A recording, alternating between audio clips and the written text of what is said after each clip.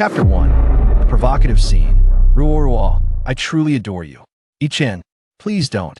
The man's voice, brimming with aggression, intermingled with the woman's coy refusals, accompanied by suggestive sounds of intimacy, easily permeated the open bedroom door. Rubbing her sore bottom from the fall, Su Mumu extended her arms and kicked her legs, clambering up onto the bed with determination. Damn it. Even a simple nap had led her into the crevice of the bed. Was she dreaming? How had her modest little bedroom transformed into a lavish suite? Had her parents suddenly struck it rich, surprising her? Before she could ponder further, a series of tantalizing sounds drifted in from outside the door.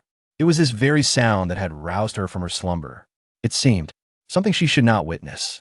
Yet, curiosity ultimately triumphed over reason. After a moment's hesitation, she tiptoed barefoot from the bed, holding her breath as she clung to the doorframe, cautiously peeking out. There on the sofa were a man and a woman, engrossed in a passionate kiss. The girl had her eyes tightly shut, her lashes fluttering slightly though her face was obscured. It was clear she was a delicate beauty. The man, slender and fair, had his hair slicked back with too much gel, presenting the archetype of a successful individual, yet the excessive product left his hair glistening as if it might drip with oil. Heavens! She swore she hadn't intended to intrude. In the past, she would only dare to watch such scenes through a screen confronted with reality. She hardly had the courage to lift her head. After all, she had never been in a relationship and was genuinely shy.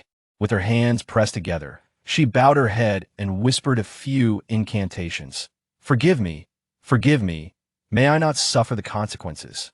Just as she was lost in her thoughts, a wave of information surged into her mind. Upon opening her eyes again, she felt utterly bewildered. She had somehow transmigrated into a novel, and not just any novel, but one set in a post-apocalyptic world. The protagonist was named Su Ruo, who possessed extraordinary luck, consistently escaping perilous situations. With her innocent beauty and formidable charm, she attracted both men and women who devoted their lives to protecting her. With a legion of devoted admirers, the female lead ultimately survived until the end, living a fairy tale existence. Su Mumu sighed, realizing that such privileges belonged solely to the heroine. The original character, sharing her name, was merely one of the admirers, ultimately meeting a tragic end. Despite sharing the same ethereal beauty as Su Mumu, as the illegitimate daughter of the Su family, was not held in high regard. Though the heroine shielded her, it was merely a guise to showcase her own kindness and intelligence, while secretly sabotaging her at every turn. There was indeed one person who genuinely cared for her, yet the original character had blindly pushed him into a horde of zombies. In essence, this was a tale of a heroine surrounded by sycophants. Su Mumu peeked out again, while the man was indeed handsome. Was it worth risking one's life to protect him? Indeed, the individuals locked in a fervent kiss on the sofa were none other than the heroine and one of her admirers, Song Yichen. Fingering the rough wooden bracelet on her wrist, she contemplated her current predicament. She was still in the dormitory of an university, likely on the brink of the apocalypse. The couple in the living room had probably assumed her room was unoccupied, allowing them to behave so brazenly. Little did they know, she had fallen into the crevice of the bed and upon waking, had switched places with another, witnessing the entire scene. Reflecting on the wooden puppet-like Su Mumu from the book, she clenched her fists. Admirers? In her dreams, she would unmask this white lotus true nature. Stealthily retrieving her phone, she discreetly snapped a photo of the two in their passionate embrace. Click! What was that sound? The engrossed couple immediately snapped back to reality, straightening up and hastily adjusting their clothing, casting anxious glances around. Fuming, Su Mumu smacked her phone, cursing its volume. Mumu, are you home? Why haven't I seen you? Your face is so red, are you unwell? The ever-composed Thuo, accustomed to navigating through the realms of desire, approached her with feigned concern, placing a hand on her forehead. Her brow furrowed, exuding an air of pitiful charm. But Su Mumu was not swayed. Disdainfully avoiding Su Ruo's outstretched hand, she regarded her with a sardonic smile. I've been here all along. My flushed face is a result of you, sister. Engaging in flirtations while being engaged. Indeed, the heroine was already betrothed, yet her fiancé had shown her no affection until the apocalypse transformed him into one of her sycophants. Upon hearing this, Su Ruo's face paled, her steps faltering as if the winds might topple her. No, Mumu, I-Chin and I have nothing going on. Nothing going on? Her face remained flushed, and the moisture around her lips suggested otherwise. Was this what nothing looked like? Before Su Mumu could respond, the first admirer interjected with indignation. Song I-Chin shot Su Mumu a fierce glare, a mix of disdain and anger in his eyes. I am enamored with Ruo. Don't forget your place, and speak with respect. Seeing someone defend her, Su Ruo feigned tears, adopting an appearance of someone wronged yet resilient. Don't be so harsh, Mumu is still young. The cliché of a scoundrel and a vixen was all too familiar, and Su Mumu found their antics thoroughly distasteful. Powers, oh Powers, were you truly blind? Or was it simply the shine of his hair that dazzled your eyes? Nevertheless, this admirer had achieved something, managing to kiss Su Ruo so early on. Were you taking photos just now? Let me see your phone. While Su Mumu was lost in her thoughts, Song I-Chin suddenly recalled the earlier incident. She glanced at Su Ruo, who clearly had no intention of defending her this time. A wise person doesn't suffer losses for the sake of pride. Su Mumu handed over her phone. A moment later, Song I-Chin returned the phone to her, his eyes filled with malice as he threatened, I've deleted the photo. Mind your words. I'm not as kind as Ruo. With a playful smile, completely unfazed by his threat, Su Mumu cheerfully replied, Am I free to leave now? Before closing the door, she couldn't resist leaving one final remark. Please continue. Don't let me interrupt your fun. Whether they retained their enthusiasm or not was irrelevant. Su Mumu was certainly intrigued. April 1st, 2041, 10:01 a.m. The time displayed prominently on the main screen sent a jolt of anxiety through Su Mumu. Only 71 hours remained until the apocalypse, as foretold in the novel. On the brink of the end, this felt like the very second before the world crumbled. She swallowed hard, lamenting the fact that she hadn't yet experienced the opulent life of a wealthy heir, nor had she squandered the over 20 million in her bank account before the impending doom. She needed to stockpile supplies urgently. In her frantic thoughts, she recalled the original character's boyfriend, Chu Mu. Chapter 2. The Space.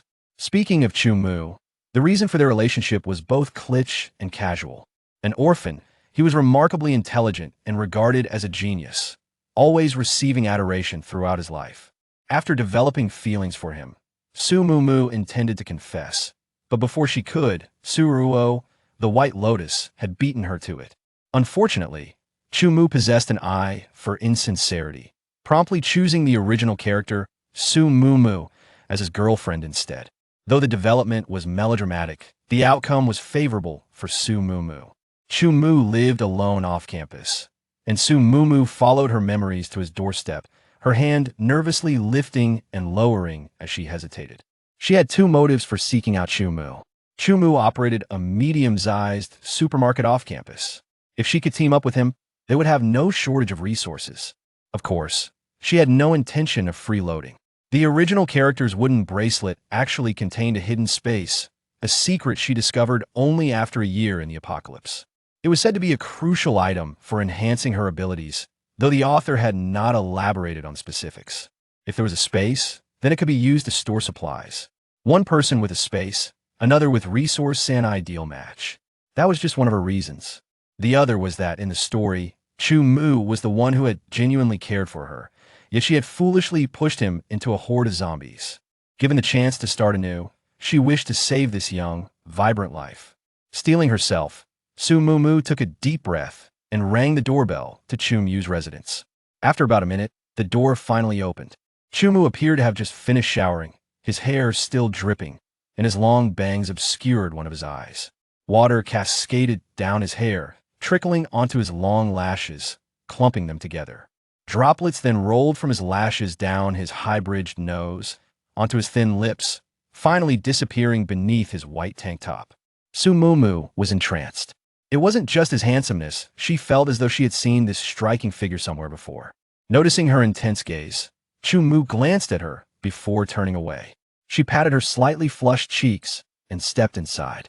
Though they had been together for a year, the original character had exchanged fewer than 10 sentences with Chu Mu, and she had only visited his place once. Su Mumu stood awkwardly in the living room, fully aware that this was indeed the Chu Mu who had always protected the original character, yet they seemed hardly acquainted. This uncomfortable atmosphere was reminiscent of visiting unfamiliar relatives during the new year. Is something the matter? Chu Mu, seated on the sofa, was the first to speak. Look at that. His tone was rather frigid. He didn't even extend an invitation for her to sit down. Su Mumu felt a surge of tears welling up, but she couldn't allow herself to retreat. Chu Mu was busy drying his hair. Observing that he had no intention of continuing the conversation, Su Mumu cautiously shuffled over to the edge of the sofa and sat down, her nerves evident as she finally spoke. Chu Mu, do you believe in the existence of zombies? Chu Mu paused for a moment, his dark eyes glancing at her, before he shook his head. Is that so? Su Mumu felt a pang of disappointment, though prior to her arrival in this world, she too had been a skeptic. However, now, she found it impossible to dismiss the notion. Clearing her throat, she began to narrate her dreamlike experience of a world on the brink of a zombie virus outbreak. Upon finishing, she fixed her gaze on Chu Mu, a blend of trepidation and anticipation in her eyes. The brilliance in her eyes was blinding, and her fox-like orbs, slightly strained, took on a more rounded appearance, evoking an involuntary association with innocensient incongruity against her radiant visage. Yet, it was perfectly apt. It seemed as if he were witnessing the bashful and anxious Su Mumu from a year ago. Suppressing the peculiar emotions stirring within him, Chu Mu turned his head away. What do you wish to achieve? Su Mumu's spirits soared instantly. Chu Mu had not rejected her. She quickly settled beside him and shared her plans for gathering supplies in her spatial realm. As for the space itself, she swallowed hard. Chu Mu, this is something I'm confiding in only you. You must not reveal to anyone that I possess this space. It shall remain our secret, all right? Our secret. Those words lingered in Chu Mu's ears like an incantation, and he found himself nodding almost involuntarily. Seeing his agreement, Su Mumu promptly requested a needle, furrowing her delicate brows as she pricked her fingertip. A bead of crimson swiftly surfaced, and she anointed the wooden bracelet with her blood. To her amazement, a faint, ethereal green glow emanated from the bracelet before it melded into her body and vanished. Su Mumu was ecstatic. She was about to acquire space. She could stockpile provisions. Even when the apocalypse struck, starvation would no longer be a concern. Her gaze fixated on the spot where the bracelet had disappeared. Yet 1 second, 2 seconds, 3 seconds, a minute passed, and still nothing changed. Furrowing her brow, she turned to Chu Mu.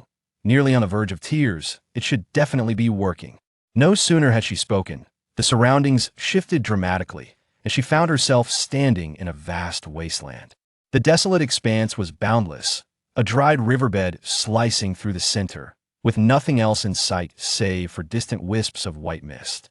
As Su Mumu lamented the barrenness of her new realm, a crystalline stream surged forth from the chaotic horizon, swiftly filling the riverbed and ultimately coalescing into a grand lake.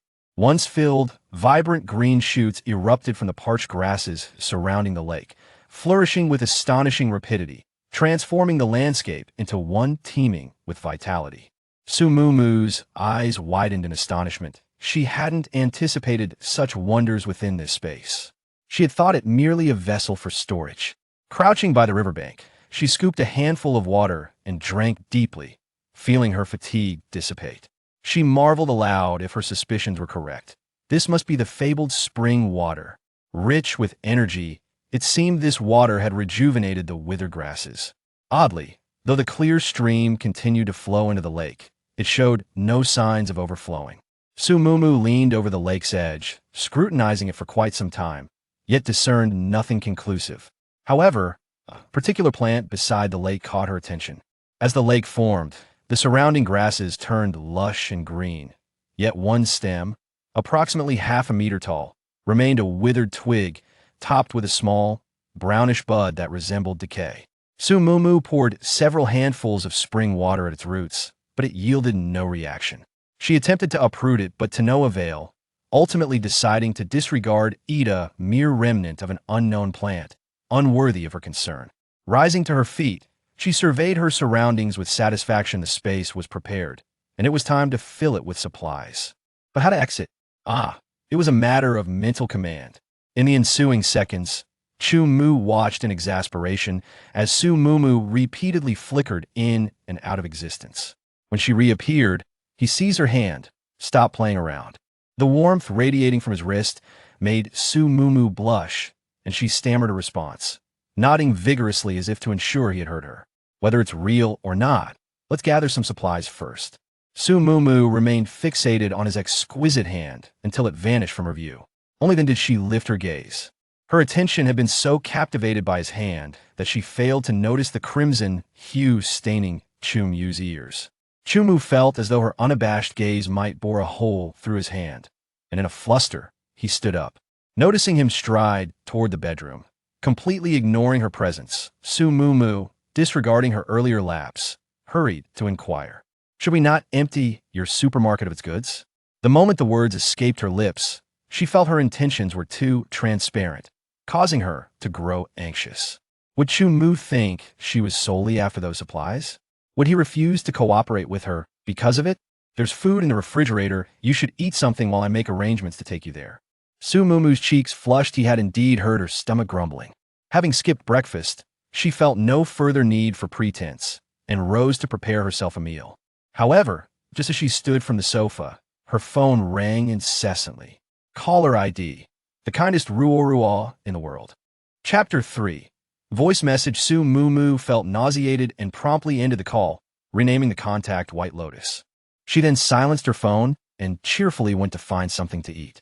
While not skilled in cooking, she could manage preparing instant food. She dropped the delicate, generously filled wontons into boiling water, added the seasoning packets, and soon, 2 fragrant bowls of wontons were ready. The aroma was incredibly enticing, and her stomach rumbled even more eagerly. Taking a small taste, she closed her eyes in bliss, savoring the deliciousness. Carrying the bowls of wontons to the table, she knocked on Chu Mu's bedroom door. "Chu Mu, come eat." Seemingly surprised that there was a portion for him, a clear look of astonishment appeared in Chu Mu's eyes. Upon seeing the 2 bowls of instant food, he understood the situation. Without being picky, he immediately began to eat heartily, quickly finishing his portion. On the other hand, Su Mumu, who thought she was very hungry and had taken a large bowl, found herself unable to eat any more after only finishing half. Thinking about the impending apocalypse and looking at the fragrant wontons in her bowl, she felt guilty. How could she waste food? In a couple of days, there wouldn't be such a peaceful environment to enjoy such delicious wontons. Can't finish it? Su Mumu was about to force herself to swallow when she heard the question from across the table. She looked up, her face scrunched up, and nodded.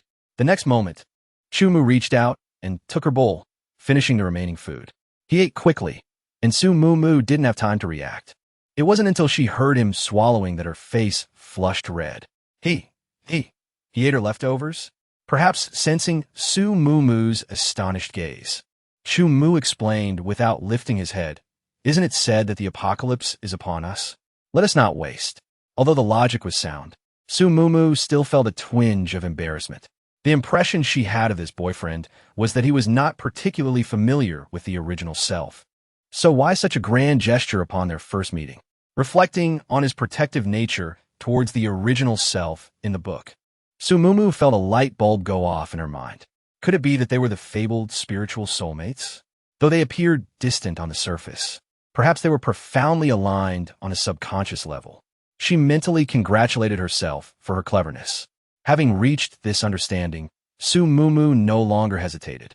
She resolved to avoid showing off her strength in the future to prevent such awkward situations. After finishing his meal, Chu Mu naturally proceeded to wash the dishes. Observing his eagerness, Su Mumu gladly took the opportunity to relax. She then focused intently on compiling a list of essential living supplies. It seemed she need not worry about food, but items such as toilet paper and sanitary napkins were likely to escape Chu Mu's notice. Deep in thought, biting her lip, she remained oblivious to the fact that Chu Mu stood a short distance away, watching her intently. Everything felt dreamlike. Chu Mu gazed at her delicate profile, momentarily lost in thought. Su Mumu had burst into his life like a timid yet charming rabbit, radiating warmth. Yet, within just 2 days, she had reverted to her former numb self. He often pondered whether she was truly the same person. He chose to wait, for her to re-emerge, until he was finally engulfed by despair when faced with the onslaught of zombies. Was it all merely an ephemeral dream? Observing Su Mumu's adorably furrowed brow, his eyes darkened. This time, you shall not escape. As Su Mumu cast a questioning gaze, Chu Mu had already reached the doorway. Su Mumu, you are truly a malicious woman. Ruo has been so kind to you.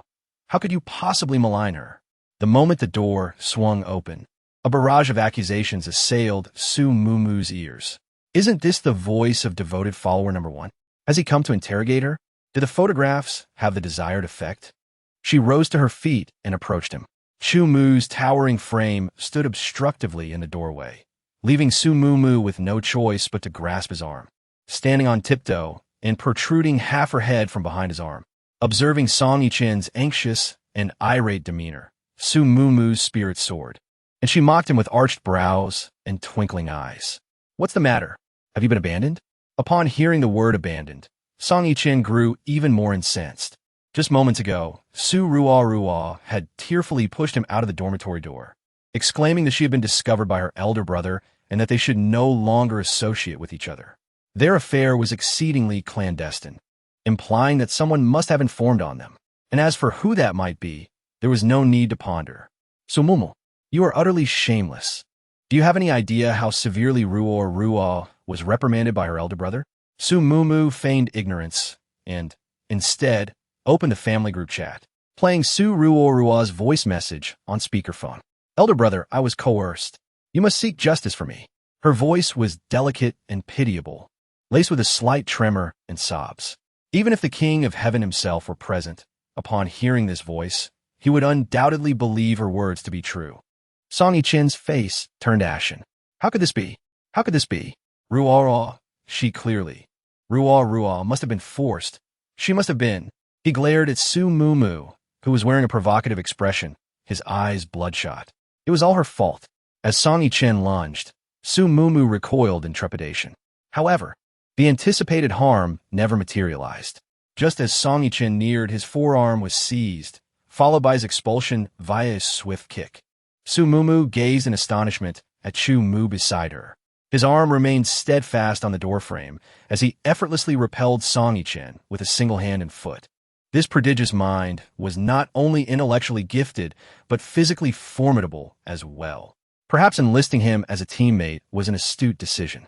Emboldened, she once again clung to Chu Mu's arm, gently kneading the bulging muscles, awarding him a perfect score.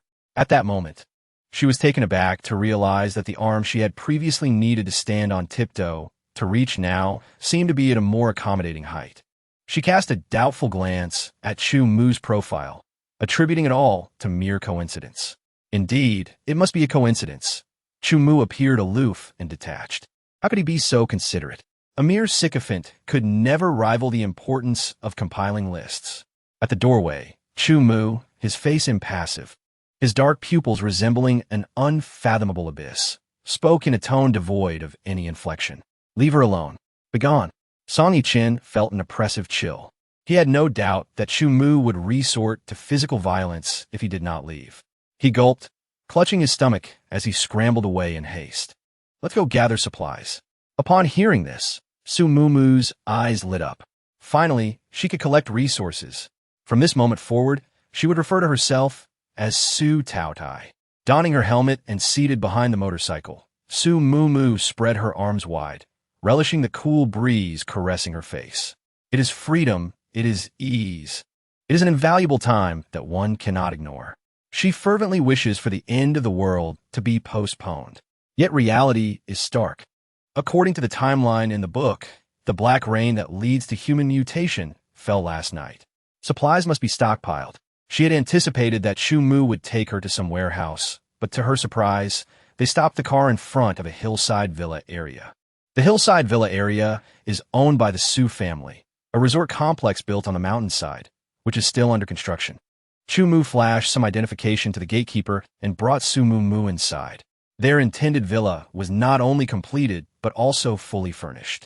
Su Mumu couldn't help but wonder if the Su family had secretly colluded with Chu Mu, granting him some privileges.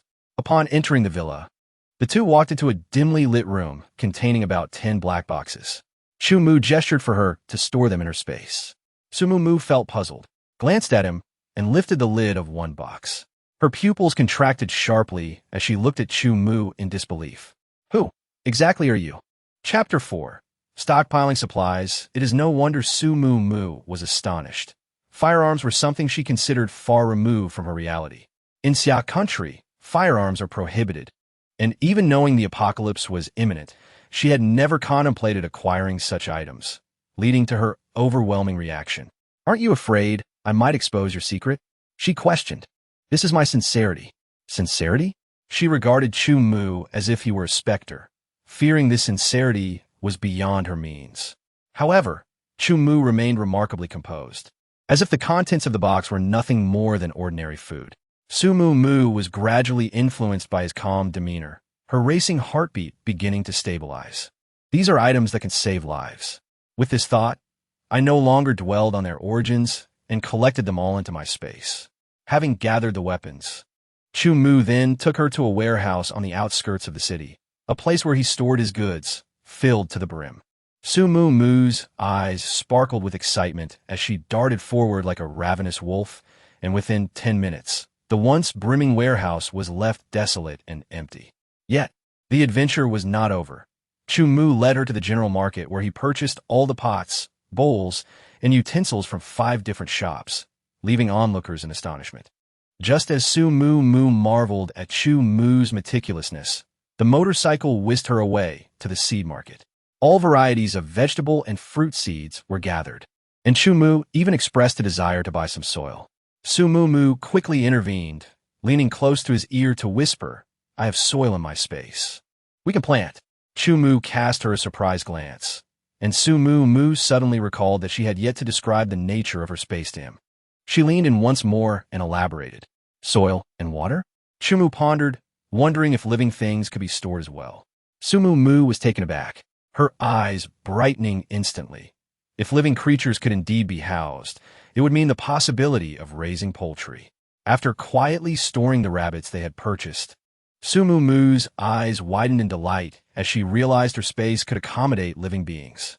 Chu Mu made a phone call, ordering 20 pigs, 100 chickens, and securing all available cattle and sheep, scheduling their pickup for the following morning. Su Mu's eyes sparkled with excitement. With these provisions, the fear of starvation was utterly vanquished. Her gaze towards Chu Mu was now laced with admiration. Perhaps her gaze was too fervent for Chu Mu to give a light cough, beckoning her onto the motorcycle. Chu Mu, where are we headed? To dine. Splendid. I crave hot pot. Though his little bunny arrived belatedly, he would certainly not permit her to suffer. Apocalypse, you say? A glint flashed in his eyes as he subtly raised his left hand, a cool breeze dispelling the oppressive heat. So be it.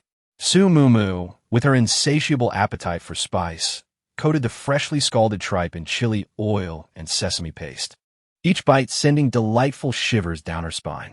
Aware that such comfort was fleeting, she ceased eating only when utterly satiated. Caressing her rounded belly, she relaxed in her seat, eyes comfortably narrowed. If only she could savor spicy hot pot, even after the world's end, how blissful would that be? Indeed, hot pot base. Chu Mu, might we procure some hot pot base? This procuring was far from ordinary. She intended to acquire a lifetime supply. However, she soon realized her suggestion was superfluous. After their meal, Chu Mu escorted her to another warehouse. A single glance revealed mountains of rice, flour, grains, and oil on one side, and stacks of instant food on the other. Hot pot bases were prominently featured, with 2-meter-high cartons filled with bagged bases, approximately 30 to 40 in number. Even with her own plans, Su Mu could not help but gape in astonishment. Overjoyed, she immediately stored these treasures in her dimension. Once the warehouse was emptied, she skipped over to commend Chu Mu, her eyes sparkling. Chu Mu, your foresight is impeccable. My list is now obsolete.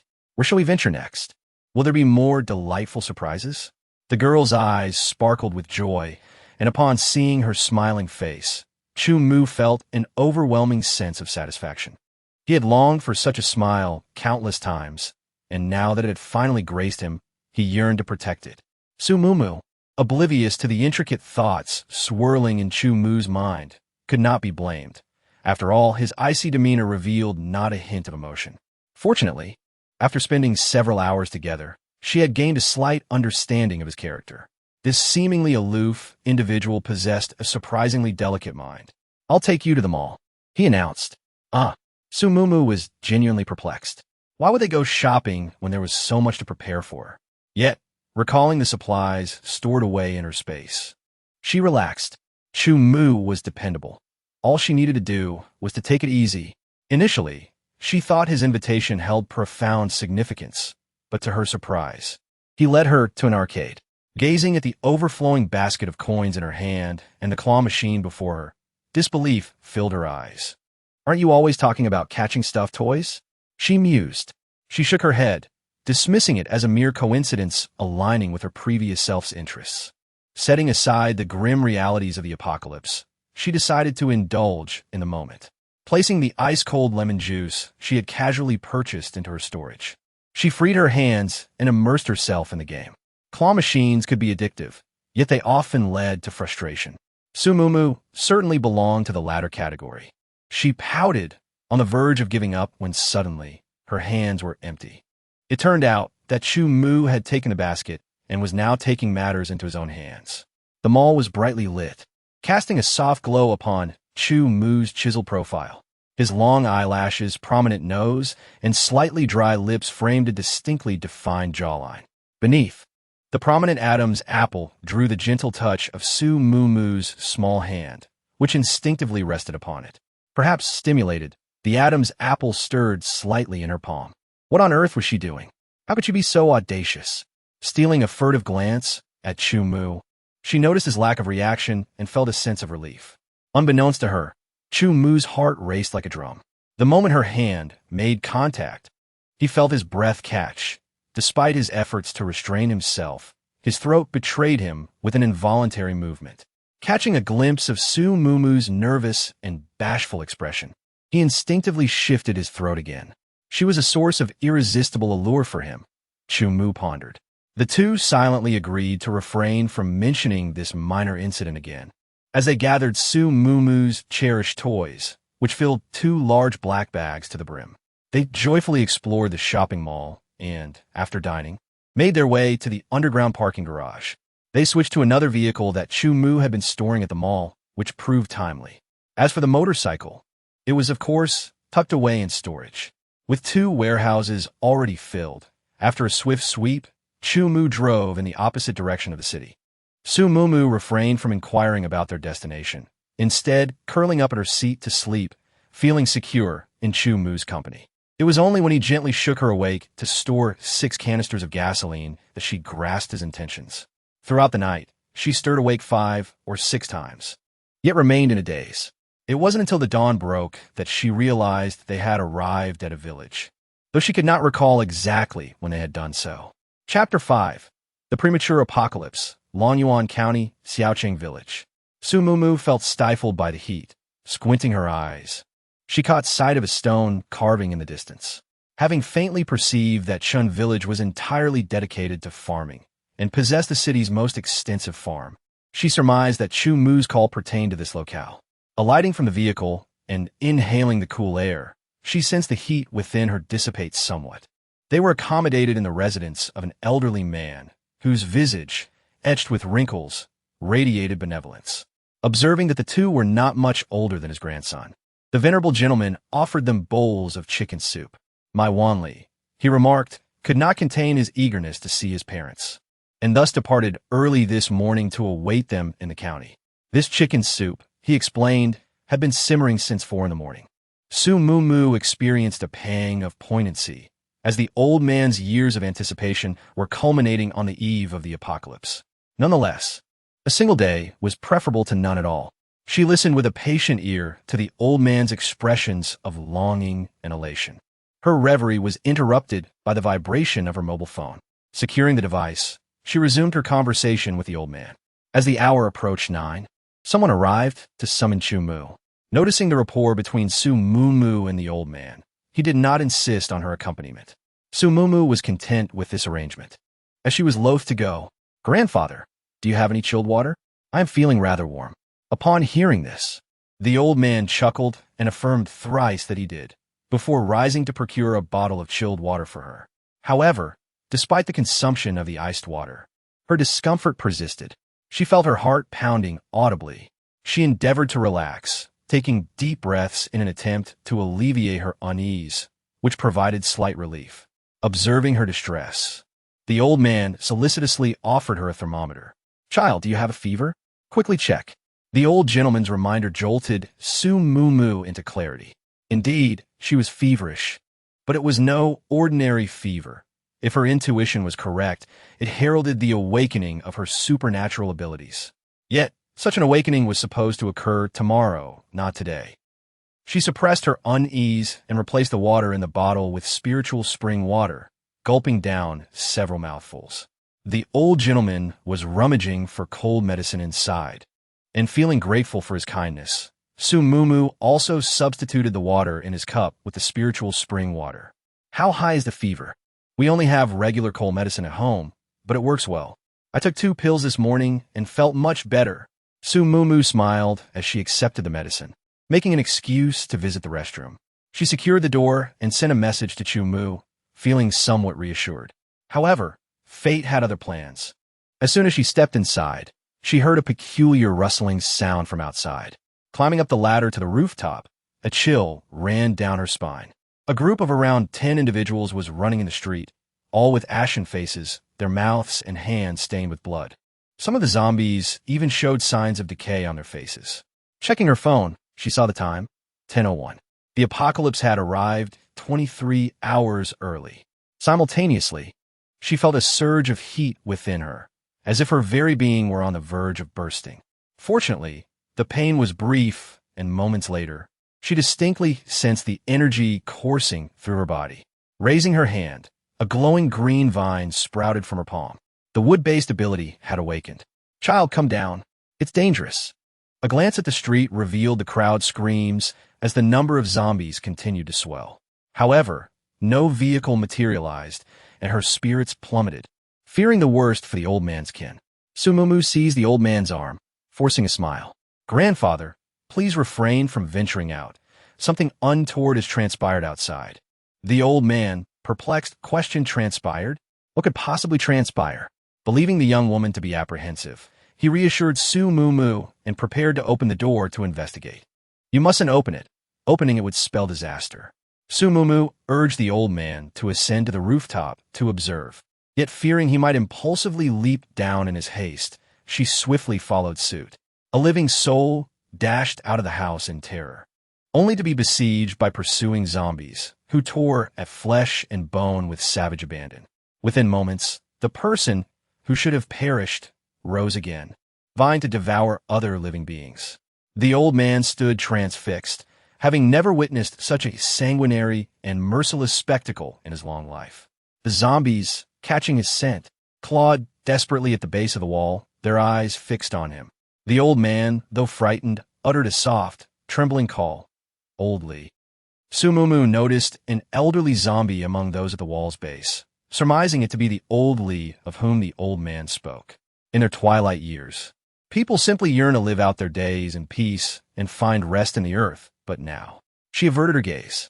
The old man's eyes were unfocused, his limbs trembling uncontrollably as 2 streams of clouded tears coursed down his cheeks. Yet, suddenly, he steeled himself. I must seek them out. I must. Perish alongside them. Su Mumu restrained him. Grandfather, look. She manipulated a vine to sprout forth, explaining some individuals may evolve supernatural abilities. What if they are still alive, only to find you bitten? How heartbroken would they be? The old man trembled, shaking his head. What if they've already turned into those things? I have to go. He was incredibly stubborn. Suppressing her tears, Su Mumu silently followed the old man off the roof, unable to allow a life to be thrown away. She had barely touched the ground before lashing out with vines, binding him securely. Ignoring his struggles, she carried him back into the house, locked the door, and ascended to the rooftop once more. The phone signal was intermittent. Her attempt to call Chu Mu met with the anticipated failure. After sending Chu Mu a message, she put away her phone. Sumumu watched the sprinting zombies below with trepidation. Despite her mental preparation and awakened abilities, her legs still trembled. After a brief wait, the only sounds were the occasional wails for help, punctuated by the guttural noises of the undead. She carefully observed the layout of the village houses, noting how the walls were connected, making it easy to traverse from one to the next. She didn't want to wait any longer and intended to go to the house at the end of the alley to assess the situation on the next street. As she took her first step, a deafening crash echoed from the end of the alley, and a fissure spread to the intersection of the two roads. An Earth-based ability? Chapter 6. In the face of death, Sumumu recoiled in fright. In the early days of the apocalypse, those with abilities were still weak. Mutants, especially those with strength mutations, held the advantage. As abilities progressed, those with powers would experience a complete sensory evolution upon reaching the 4th tier, marking the ascendance of the ability wielders. But now, less than an hour after the outbreak, someone was already exhibiting power comparable to a 1st-tier ability user. She was incredulous, tinged with a hint of fear. What if they were foes rather than friends? Would her life be forfeit here? She crouched in the corner, concealing most of her body. If worst came to worst, she could always retreat to her space. She resolutely refused to die in this place. The tremendous noise attracted even more zombies. Watching the horde rush away, Sumumu swallowed hard. She had already seen 7 or 8 of them flee, not to mention what lurked in other streets. What if? Her mind was restless. If they were allies rather than enemies, she could gain a formidable companion. Couldn't she? At the very least, she could observe for a moment, and if she sensed danger, she would swiftly retreat into her space. Steeling her nerves, Sumumu began to move toward that direction. From the old man's house to the end of the alley, only 3 houses stood. She tread lightly, soundlessly reaching the roof of the last house. Peeking cautiously over the edge, she spotted a youth of around 17 or 18, wielding a machete with fierce determination as he struck down the zombies that lunged at him. Occasionally, earthen spikes erupted from the ground, impaling the zombies through their abdomens, leaving them suspended in midair. Sumumu furrowed her brow. It appeared the youth had yet to master his abilities, yet the 4-meter-long, half-foot-wide fissure in the ground showcased his formidable strength. To assist or not to assist? Just as she wrestled with this dilemma, another dozen zombies surged forth. Confronted with the increasing onslaught, the youth showed no sign of fear. His face was splattered with grime and blood, and his clothes were so discolored they were unrecognizable. Still, he leaned against the wall, valiantly resisting these monsters. Assist, just for his indomitable will to survive. Hey, channel the energy within you, and raise the earth beneath your feet. The young man was momentarily taken aback, gazing incredulously at Sumumu, the living being before him. In that fleeting moment of distraction, a zombie seized the opportunity to lunge at his hand. Foolish! Sumumu exclaimed in urgency as vines shot forth, sending the zombie flying away. A green blur swept past, propelling several approaching zombies into the air as well. Before the next wave of zombies could attack, a pillar of earth rose beneath the young man, lifting him high into the air. Sumumu's eyes sparkled with delight. This fellow was remarkably quick to comprehend. Ascending to the roof should be a breeze. However, just as a smile graced her lips, it swiftly transformed into terror. The earthen pillar, having risen a meter or more, shattered into fragments. Perhaps he had unconsciously expended too much energy earlier, leaving him unable to solidify the pillar now. A zombie grasped his ankle, its gaping maw poised to devour its prey as it fell from above. Vines ensnared him, and Sumumu exerted all her strength to pull him upward, but her efforts were in vain against the combined force of several zombies. Just as the zombie was about to sink its teeth into the young man's foot, a large blade sliced through the air, severing the rotting hands clinging to his ankle and decapitating several zombies, exposing their bare skulls. Sumumu looked up, tears welling in her eyes. Kulmu, pull him up. She heard him shout as he brandished a massive cleaver, striking down the zombies. I can't hold on much longer. Her voice was tinged with tears. She was genuinely at her limit, her hands nearly embedded in her flesh from the constricting vines, her lower body trembling as it pressed against the wall. She was terrified that a moment's inattention would cause her to be dragged down the wall as well. Fortunately, the young man possessed an extraordinary will to survive, and with great effort, managed to conjure a narrow pillar of earth. This significantly alleviated Su Mumu's burden, and gritting her teeth, she successfully helped the young man grasp the top of the wall with the aid of the earthen pillar. After pulling him up, she eagerly attempted to signal to Chu Mu. However, there was no sign of Chu Mu below. He had evidently used himself as bait, drawing the zombies away. Tears streamed uncontrollably down Su Mumu's face. Chu Mu, please be safe. The young man, having climbed onto the roof, panicked at the sight of her tears, flailing his limbs erratically. Su Mumu was oblivious to his words, her gaze fixed anxiously on the street entrance, yearning for Chu Mu to appear immediately. Mumu. It was Chu Mu's voice. She immediately suppressed her tears, peering around incessantly. Yet there was no one in sight, just as she began to believe she had imagined it. Another distinct voice rang out. Mumu, I'm here. She swiftly changed direction and saw Chu Mu standing on the street near the old man's house, looking up at her. Overwhelmed with joy, she fully grasped the meaning of the idiom, overjoyed to tears. Seeing Chu Mu unscathed, Su Mumu embraced him, sobbing uncontrollably. It's early, why is it early? Chu Mu's body stiffened almost imperceptibly, but the trembling of the person in his arms compelled him to gently pat her back. The inevitable will transpire. Fear not. For I am here. Su Mumu wept for a considerable duration.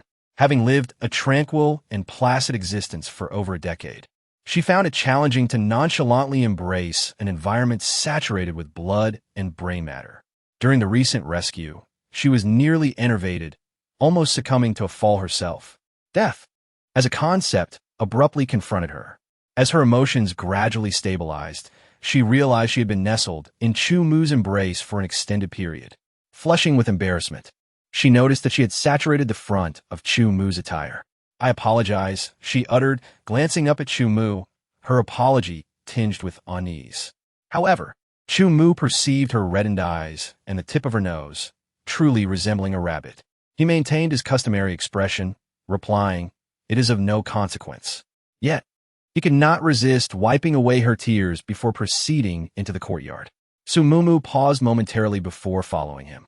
The door had been forced open, and a young man, his body stained with blood, knelt before the elder, his frame trembling slightly. Upon closer inspection, Su Mumu observed that the elder's eyes were rolled back and bulging, unmistakably transformed into a zombie. How could this be? Grandfather had not succumbed to zombification, she exclaimed in disbelief. However, a sudden realization struck her as she recalled the elder's words when he provided her with medication. He had mentioned experiencing a fever that morning and taking medicine. Fever being a harbinger of transformation, could the spiritual spring water have merely delayed his mutation? Observing the elder emitting incessant guttural sounds and the silent, kneeling youth before him, Su Mumu felt a pang of sorrow. The elder had waited for so many years, yet he would never see them again. Chapter 7. Thwarting Aptitudes. Premature apocalypse, stranded within the confines of the village, they felt no urgency to depart. The expansive scale of the local farmstead presented an opportune advantage for Su Mumu. Composing herself, she acknowledged the inevitability of confronting her fears.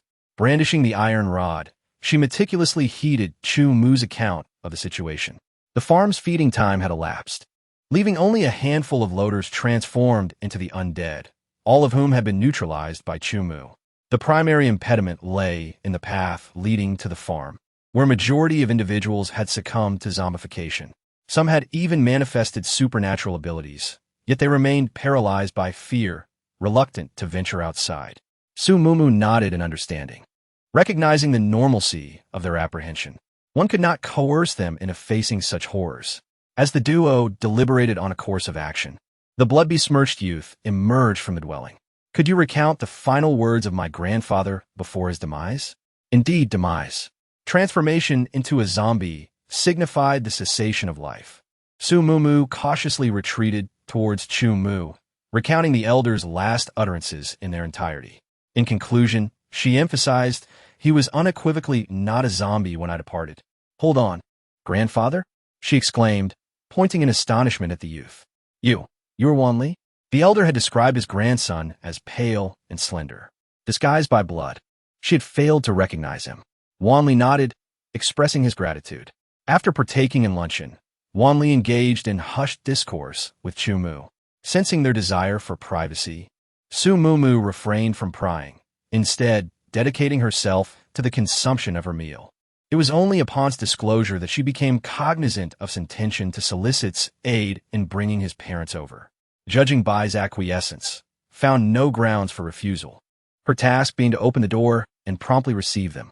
The duo, equipped with ropes, returned approximately half an hour later, heralded Bai's voice from beyond the gate.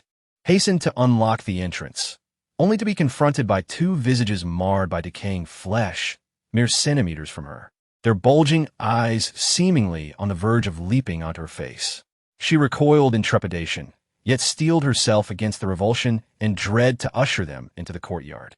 However, securing the gate proved to be a formidable challenge. The scent of the living was irresistibly alluring to the zombies, and their commotion only exacerbated the situation. Despite Ant's valiant efforts to barricade the entrance, the confined space hindered their movements. As the zombies threatened to encroach, emitted a thunderous roar, causing a crater, approximately 1 meter in diameter, to form in the ground, into which the zombies plummeted, allowing the two to retreat safely inside. Back in the courtyard, ashen-faced and drenched in perspiration, collapsed onto the ground, utterly drained. Swiftly offered him a vial of spiritual spring water, which he gulped down, gradually restoring color to his complexion. S expression was a mixture of emotions. Sub-Tier 1 ability users were generally considered inconsequential, yet had managed to unleash such destructive force. What sensation did you experience when channeling your ability? His legs trembling, rose to his feet. There was something obstructing me, akin to a pane of glass. His eyes widened in astonishment. Was it a tier barrier?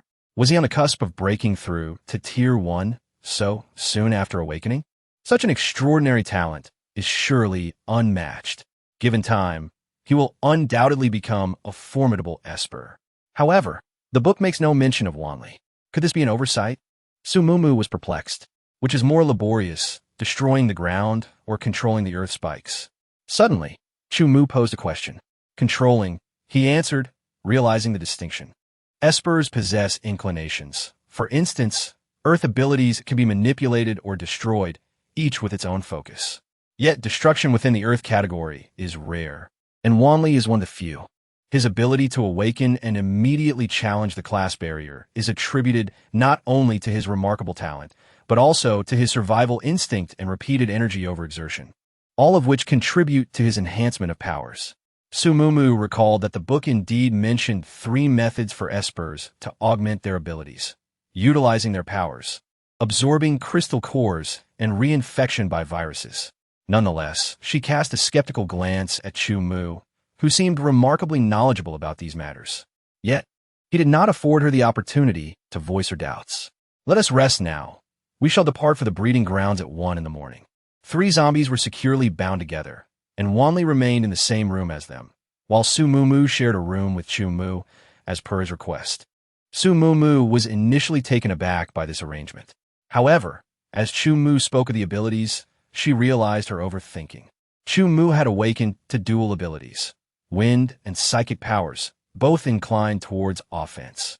Yet, to conceal his true strength, he only publicly acknowledged his wind abilities. Su Mumu, on the other hand, claimed to possess wood abilities, as her spatial powers were exceedingly potent and difficult to reveal.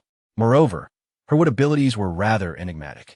Initially, there was an anticipation of possessing formidable offensive capabilities akin to the original entity. However, after considerable introspection, the verdant tendrils exhibited a frailty, akin to a mere sprig of grass, rendering them charmingly delicate, almost swaying with the breeze. A sense of despondency washed over her, and she languidly reclined upon the bed, visibly disheartened. Nevertheless, she swiftly regained composure, recognizing that, given the resources within the spatial dimension, Chu Mu would undoubtedly not abandon her. With such a steadfast ally, her tendrils could adequately serve as mere ropes, sufficient for her purposes. At 1 past midnight, Su Mumu was gently roused by Chu Mu.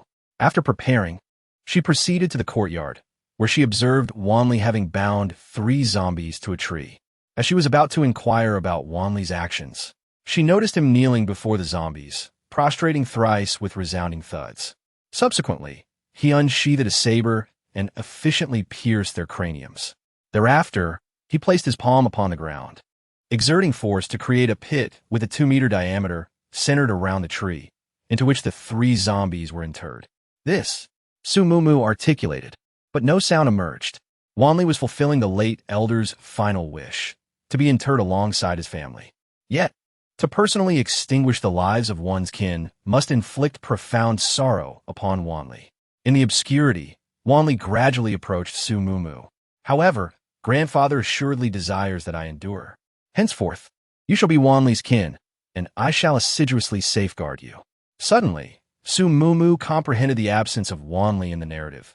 Presumably, he had entombed himself alongside his family. By the moonlight's illumination, Su Mumu discerned Wanli's countenance. Precisely as the elder had depicted, he was fair and slender, yet his gaze exuded unwavering resolve. He was indeed a commendable youth, and a remarkably capable one at that. Naturally, she harbored no objections. Nevertheless, the matter of enlisting comrades warranted consultation with Chu Mu. With a sudden turn, Chu Mu's expression remained impassive as she scrutinized the two for a prolonged moment, finally coming to a realization. You had already made arrangements. Chapter 8. The startling revelation of beast speech as night descended, the vision of the zombies diminished. Su Mumu and her companions took advantage of the cover of darkness to reach the breeding farm without incident. However, the gate that Chu Mu had previously secured stood wide open. With heightened vigilance, Chu Mu led the way, while Wanli followed closely behind, and Su Mumu, caught in a breathless anticipation, remained alert to her surroundings. The breeding farm was nestled in a sheltered valley, exposed to sunlight, where the chickens had been basking outdoors during the outbreak of the zombies. Fortunately, the farm was divided into sections. Adjacent to the chickens was the pig pen, and beside that, the cattle and sheep. They swiftly crossed the fence into the pig pen to gather the pigs. Su Mumu was engrossed in petting the little head of a plump pig when a series of strange noises suddenly broke the silence. Sheep, obey. Otherwise, bite. Her motions halted abruptly as she glanced around in confusion. Chu Mu, did you hear anything? Chu Mu shook her head, but remained ever more vigilant, scanning the vicinity. She inquired of Wanli, who also reported hearing nothing. Su Mumu concentrated her hearing and, indeed, detected no further sounds, attributing it to her own heightened tension causing auditory hallucinations. Taking a deep breath, she resumed petting the pig. After successfully gathering nearly 100 pigs, the trio proceeded to the area designated for cattle and sheep. There were only about 10 cows huddled together in a corner, trembling. Within mere seconds, they had been collected into their designated space. However, there was not a single sheep in sight. Be careful, Chu Mu shouted, leaping to Su Mumu's side and shielding her, pulling her away from their previous position. Concurrently, an earthen barrier materialized behind the duo. A resounding thud echoed as something collided with it forcefully. Ouch! Wanli! Su Mumu's breath hitched in apprehension. That voice. It was the same voice from before. Childlike and crisp. Someone was speaking. It was the same entity as before. A youthful voice, uttering a cry of pain. It even called out Wanli's name. Neither Chu Mu nor Wanli had perceived the sound. Yet they harbored no doubts regarding Su Mumu's declaration. The trio stood back to back, their vigilance heightened. However, as minutes elapsed, the entity seemed to vanish, leaving no trace. Eerie, maintaining their formation, they cautiously advanced toward the sheepfold, intending to gather the sheep and depart forthwith. Before they could draw near, a pungent odor of blood assaulted their senses. Under the moon's glow, they beheld a gruesome scene. A dozen or so sheep lay with their necks severed, some with dried blood, others still twitching faintly. The sheep hasn't fully succumbed. The entity must still be nearby. Exercise caution. Chu Mu, brandishing his broadsword, was the first to vault into the sheepfold. Just as Su Mumu prepared to follow, A flurry of white forms surged toward them. Bah! Bah! It was the flock of sheep, seemingly fleeing from some pursuer, each bleating with mournful intensity. Beside them, a lone sheep, separated from the main group, had its neck snapped in an instant. Naughty! Forbidden! It spoke again. It was condemning the sheep with the severed neck as naughty, forbidding it from leaving the ranks. Su Mumu hastily relayed what she had heard. Chu Mu, already within the sheepfold, faced the onrushing flock, wielding his cleaver to shield the two behind him. Are you forbidding the sheep to leave? He narrowed his eyes, pondering whether he intended to use the flock as a shield. If all the sheep perished, would he have any place to hide? The fierce wind enveloped the blade, and a glimmer of determination flashed in his eyes as he raised his arm, poised to strike. However, the sheep halted just 2 meters before him. The flock was restless, bleating incessantly, yet none strayed from their ranks. Just as the three were perplexed, a dark shape with hints of white suddenly burst forth. It was a small mutt. Yet, this little dog was evidently no ordinary canine. It moved with astonishing speed, having transformed into a mutated beast. Strangely, it exhibited no sign of aggression. Su Mumu placed a hand on Chu Mu's shoulder, urging him to wait. It seems to harbor no ill intentions, but rather excitement? She sensed correctly, as the little dog darted out of the enclosure, circling Wanli energetically, even creating a small whirlwind in its wake. Banli, hungry. The dog seemed to express its hunger. Did you recognize it? Wanli scratched his head. I raised a dog here, but it was much smaller than this one. Once animals become mutated beasts, their bodies can grow twice their original size, which explained why Wanli could not identify it. Su Mumu wore a face of exasperation, realizing that after all this, it was merely a puppy seeking its master's food. She retrieved 2 sausages from her space, peeled them, and cautiously crouched down to feed the little black dog. The pup wasted no time, devouring them in just a few bites.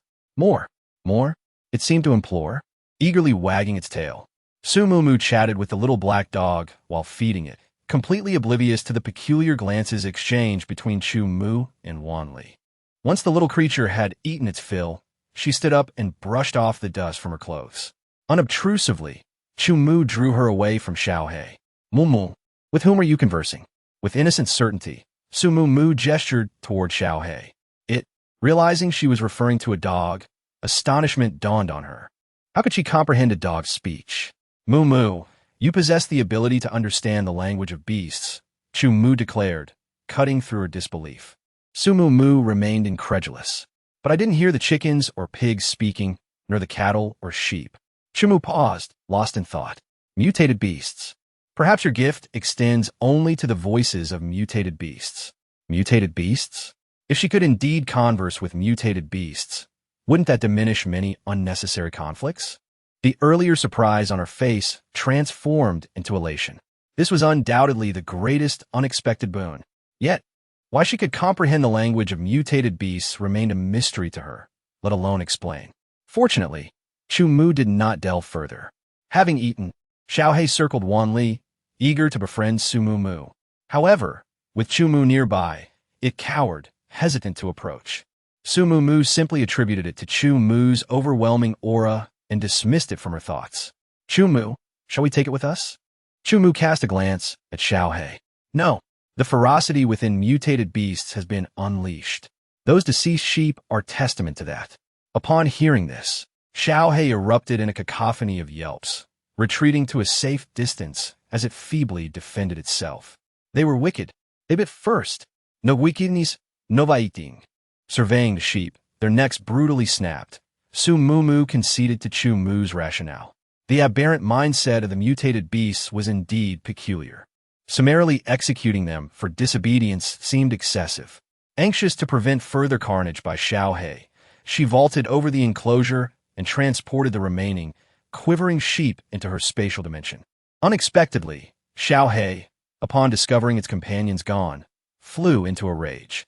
With a guttural roar, it lunged at Su Mumu. Its velocity was alarming.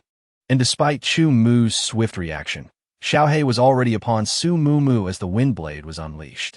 Its sanguinary maw was mere inches from her face, and she could even detect the aroma of processed meat. If only she had negotiated before absconding with the sheep. Now, doom was imminent. Chapter 9. Serendipitous spatial bloom. At this critical juncture, time seemed to suspend itself. Sumumu felt something erupt from within her. A crimson luminescence emanated from her brow, and a scarlet mist broke free, coalescing into the form of a mouth that devoured Xiaohei before vanishing once more. An eerie silence descended. The image of sharp fangs and drifting saliva lingered vividly before her eyes. With trembling legs, she collapsed to the ground. Mumu, are you unscathed? Chumu hastened to her side, embracing her and gently patting her back in an attempt to quell her terror. Clasping Chumu's warm hand, Sumumu felt her fear begin to dissipate. Xiaohei, where is it? A veiled expression clouded Chumu's gaze. His enhanced senses, far surpassing those of ordinary individuals, had clearly discerned the crimson mist emanating from Mumu's brow, engulfing Xiaohei. Yet, Mumu seemed wholly unaffected. What, indeed, was this crimson mist? He tightened his grip on Sumumu's hand a little more as Xiaohei ran off, leaving them in peace. Sumumu surveyed her surroundings, indeed finding no trace of Xiaohei, and the anxiety that had gripped her heart finally eased. It seemed that understanding the language of beasts did not guarantee harmonious coexistence with mutated creatures. She must have inadvertently tread on their sensitive spots. It was prudent to remain vigilant in the future.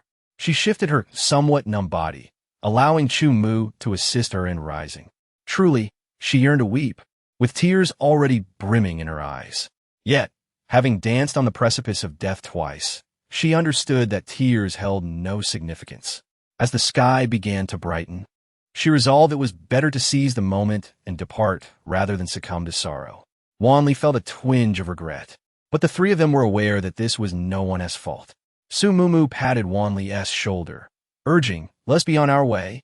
Beside the sheep pen stood a warehouse filled with various feeds, which Sumumu unceremoniously collected. Exhausted, she slipped into the vehicle and promptly fell asleep. In her dreams, she roamed boundless grasslands, lakes formed by converging rivers, and flocks of cattle and sheep, with chickens and pigs scurrying about. Was this not her own realm? A surge of irritation welled up within her. Were these creatures bathing in the river?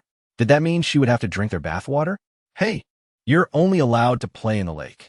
As this thought sparked, the frenzied animals obediently distanced themselves from the river, even their activity zones converging around the lake. Just as she felt satisfied, a crazed dog came bounding towards her with its gaping jaws. She jolted awake. It was Xiaohei, coming to bite her again. What on earth was happening?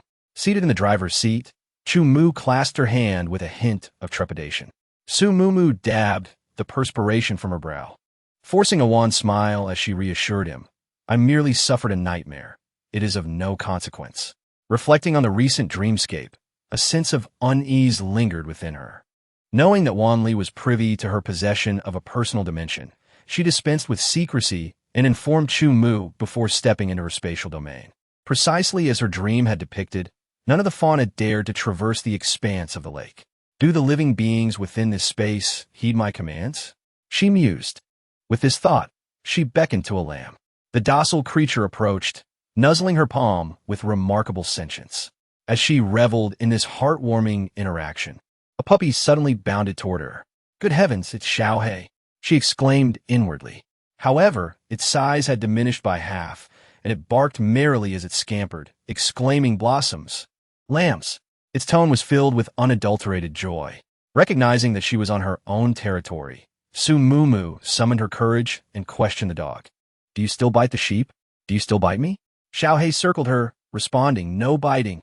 Amity, cease your testing. Its ferocity has been expunged. It poses no threat. Alas, I have suffered a misfortune, mistaking it for an earth elemental being, when in reality it possesses a strength mutation and is utterly unpalatable. Fie, whence comes this inexplicable voice once more? Could it be that I am now capable of comprehending the utterances of ordinary animals?" She wondered. "Fie, this blossom is no malodorous beast.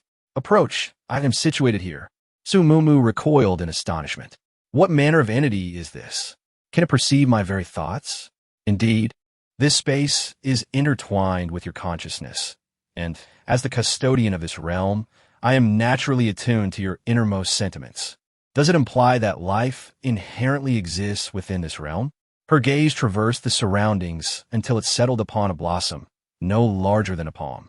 Nestled beside the riverbank, the flower possessed an unusual allure, its petals of vibrant crimson, each delicately curved at the tip.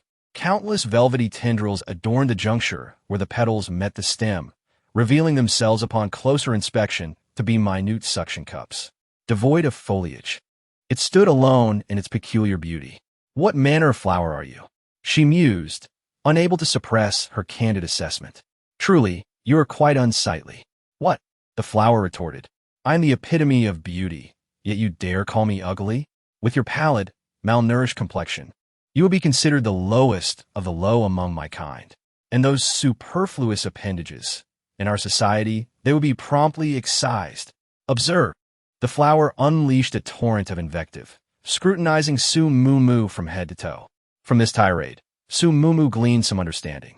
This species of flower prized vibrant, fleshy petals, was carnivorous, and emitted a fragrance capable of manipulating insects. Its suction cup tendrils could retract at will, serving as instruments for drawing blood. Its lifespan was indeterminate. Upon entering this space, it would flourish upon the recognition of a master, only to wither upon the master's demise. However, this withering was not death, but rather a form of hibernation, akin to a formatting process, erasing all memories of previous owners. Quite peculiar, su mumurimarkt, ginger litaching apetal, marveling at its velvety texture. Do not touch me. I demand sustenance. Hasten to procure something for me to devour. Sustenance? Sumumupandev. Does it crave flesh? She subtly retreated, wary of meeting her end in the maw of a flower. I require a terrestrial elemental mutated beast or a crystalline core. What? Sumumu exclaimed inwardly, taken aback by the flower's exorbitant appetite. Unsupportable. Unacceptable. She resolutely declined. A mutated little black creature had nearly cost her life. Did she still desire other mutated beasts? A mere flower, left in the soil, could thrive. She turned and walked away. Hey, wait. I have something valuable to share with you. Sensing Su Momoe's thoughts, the flower grew anxious. Don't you want to learn about your wood-based abilities? Only then did Su Mumu halt her steps, her arms crossed as she stood still. What is it? Come closer, and I'll tell you. Su Mumu rolled her eyes. Could she really be manipulated by a flower from her own space? She turned to continue walking. I'll tell you. This place is called Fusion. Look at that white mist above the lake. It represents the speed from this little dog, which has already merged with your abilities. If you collect more mutated beasts, you can fuse their powers, and you will become incredibly strong. Fusion? Su Mumu glanced up, and indeed, a cloud of white mist danced above. Her interest was piqued. How do I collect them? Chapter 10. Absorption and sharing. I will consume them. As long as you are within a meter of a mutated beast, I can assist you in the fusion. The flower's thoughts entered Su Mumu's mind, and she could sense its pride. Suddenly, she recalled the events that transpired in the sheepfold. She had felt something within her struggling to break free, and it seemed that this flower was the cause. It claimed to be carnivorous, yet the little black creature still lived, implying that it was actually siphoning the abilities of the mutated beasts to share with her. Incorporating the ability to quell the ferocity of mutated beasts renders it a worthwhile transaction. However, a meter? Nay, not even 10 meters would ensure safety. Is this not placing both beast and person in jeopardy? Su Mumu produced 3 boxes of self-heating rice, disregarding the incessant prattle of the floral entity, and promptly exited the confines of the spatial realm. The floral entity, evidently unwilling to relinquish its pursuit, assailed Su Mumu's mind with a cacophony of thoughts. Exasperated, she mentally implored for silence. The instant this thought materialized, tranquility descended upon her mind. Her eyes gleamed with newfound understanding. As the mistress of the spatial realm, she possessed absolute dominion, capable of silencing even the floral entity's loquaciousness. I have procured sustenance. Let's first satiate our hunger. Upon her reappearance, Chu Mu subtly exhaled in relief, fearing her ephemeral vanishing act. The suburban thoroughfares proved marginally more navigable, with a reduced presence of the undead. Their vehicles surged forth, unhindered by peril. However, upon entering the urban core, the streets teemed with vehicular wreckage, rendering passage nigh impossible. Furthermore, a multitude of ravenous undead assailed their position. Erect earthen ramparts, transition to motorcycles. At Chu Mu's command, 3 earthen walls materialized, shielding them against the adjacent edifice. Su Mumu promptly retracted their vehicle into the spatial realm, replacing it with a motorcycle. Fortunately, both she and Wanli were of slender build, allowing them to occupy the motorcycle without undue constriction. As the undead threatened to breach the earthen ramparts, a series of earthen spikes erupted from the ground, while gusts of wind sought out the craniums of the undead. In concerted action, the duo carved a path through the throng. Alas, the motorcycle's auditory emissions attracted a multitude of undead from all directions. After traversing 3 thoroughfares and evading one wave, another promptly pursued them. Ahead, that edifice with the metallic portal is our destination. It was once a hotel, but the original glass doors and ground floor windows have been replaced with reinforced metal, scarred with countless scratches and bloodstains, yet remarkably sturdy. It seems that an empowered individual has taken refuge within. We'll enter through the second-story window, with me covering our rear. With a deft maneuver, the vehicle came to a halt, and the trio swiftly initiated their plan.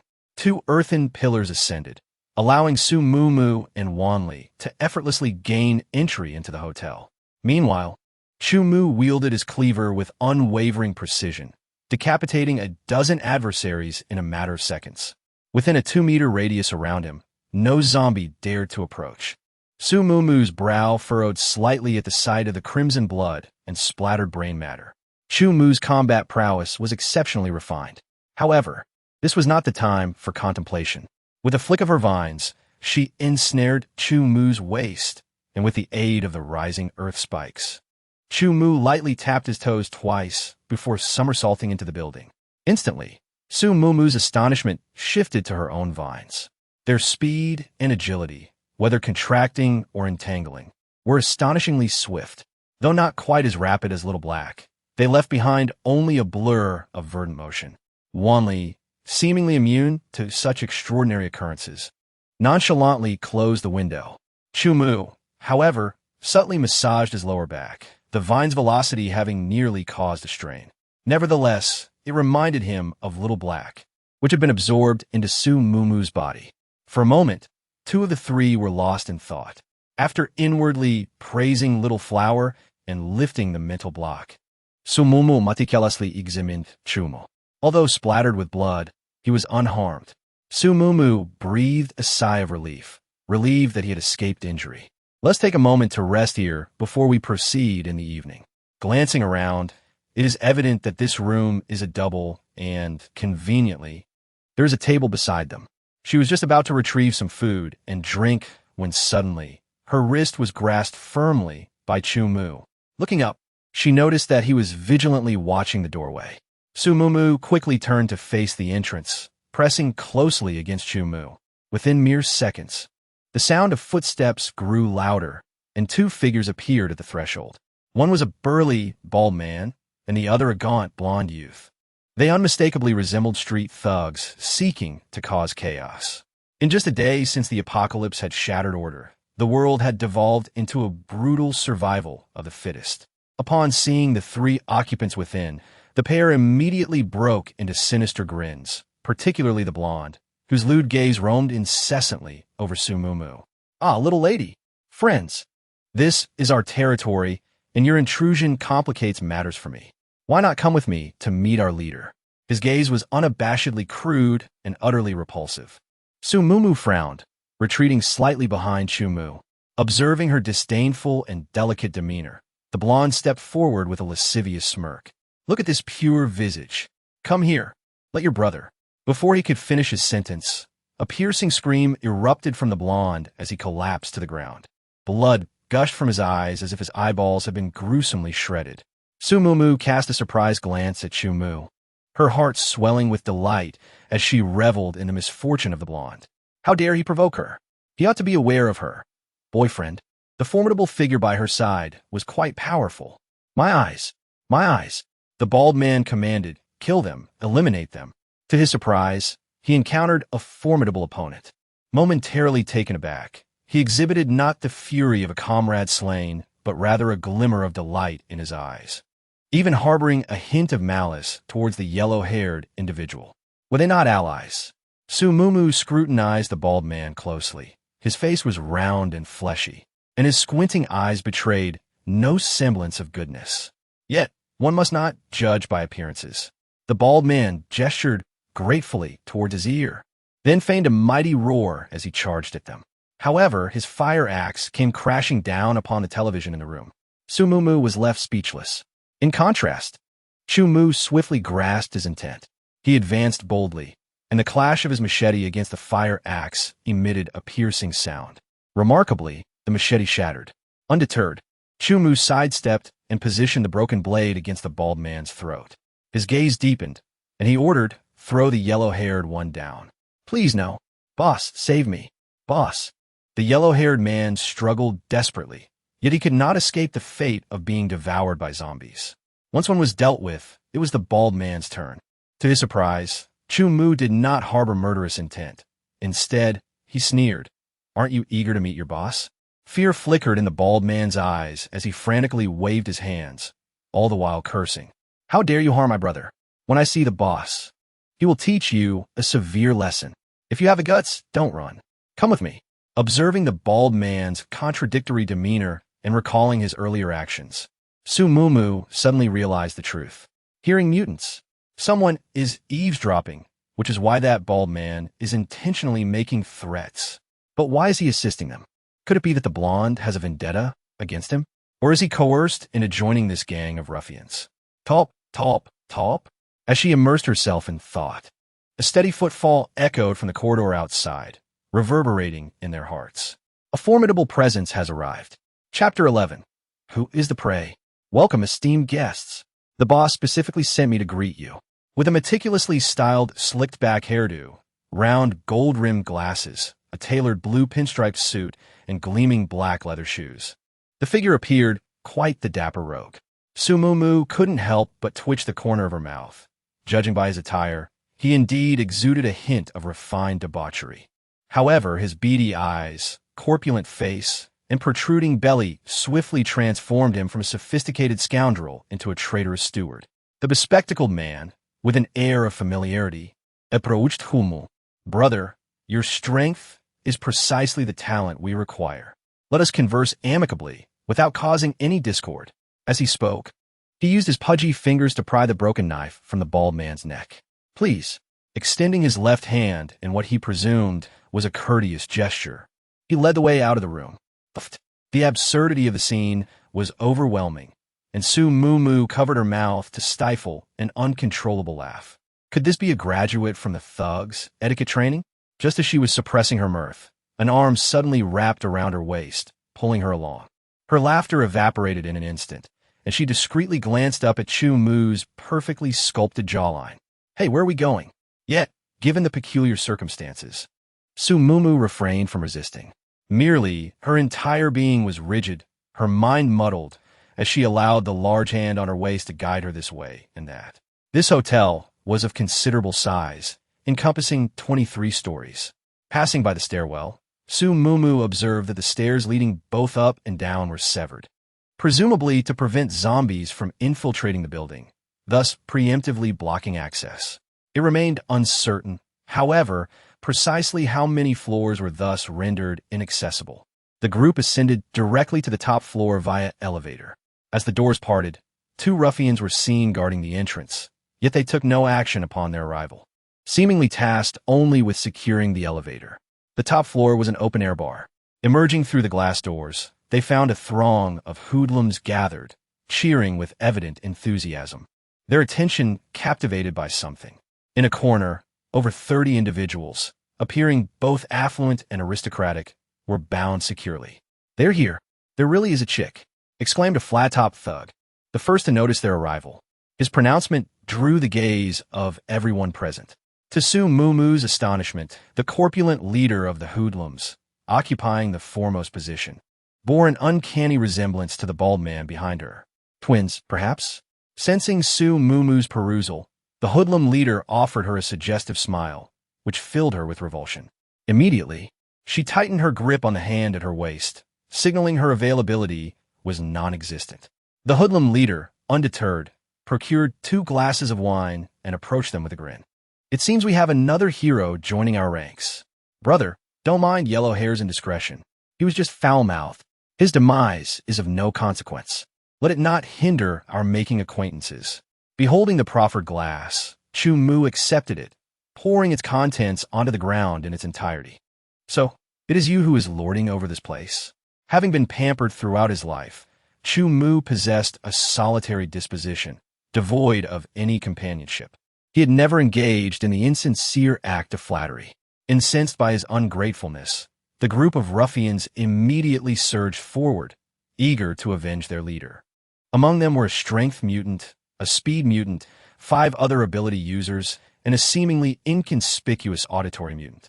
It was no wonder they were so arrogant, for they indeed possessed some advantages. However, there were a few who seemed out of place.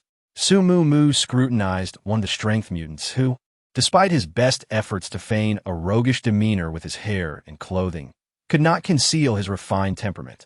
It seemed he was a wealthy young man residing in this place, who had joined the gang in order to survive. But was he the only one among them who had developed abilities? What about the others? Why didn't they band together to resist? She pondered these questions carefully, completely disregarding the tense atmosphere before her.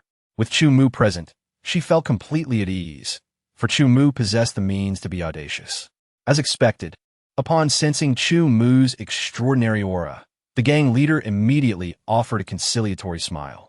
What is the meaning of this? We are all brothers. Why resort to violence? After reprimanding his own men, he continued with a fawning grin.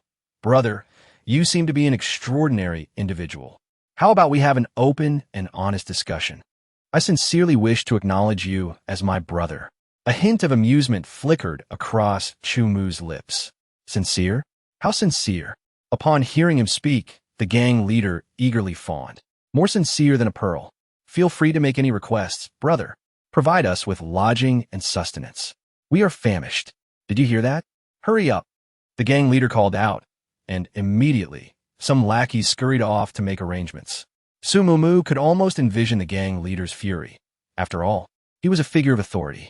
The last time he was so brazenly ordered around and disregarded must have been during his early days in the business. They were assigned to the 22nd floor. Once inside the room, Su Mu, with a playful glint in her eyes, remarked, "Do you think that gang leader will be so furious he LL spit blood?" Chu Mu did not respond, instead quietly tidying up the bedding, casually tossing one quilt onto the floor and glancing at Wan Li. Wan Li scratched his head and, as he began to prepare his makeshift bed, said, "I doubt it. Can someone really get so angry they spit blood?" Su Mu was momentarily taken aback before bursting into laughter. She and T realized that Wan Li was a master of dry humor. Meanwhile, on the top floor, a handsome young man was intently listening. After a moment, he relayed Su Mu's words to the gang leader. This young man, known as Old Seven, possessed an extraordinary sense of hearing. Upon hearing Old Seven's report, the gang leader's earlier amusement vanished. He clenched his teeth, his eyes filled with malice. "Laugh all you want, you prey of the mountains. You shall die with a smile." Casting an inadvertent glance at the bald man who bore an uncanny resemblance to himself, the gang leader resumed his revelry. In the shadows, delicate strands of spiritual energy wove through the air, slipping through the door crack and enveloping Old Seven's head in a sudden, organized manner, surging violently within. Chu Mu opened his eyes languidly. Action. The gangsters had set their sights on them, unaware that they, too, were eyeing the resources within.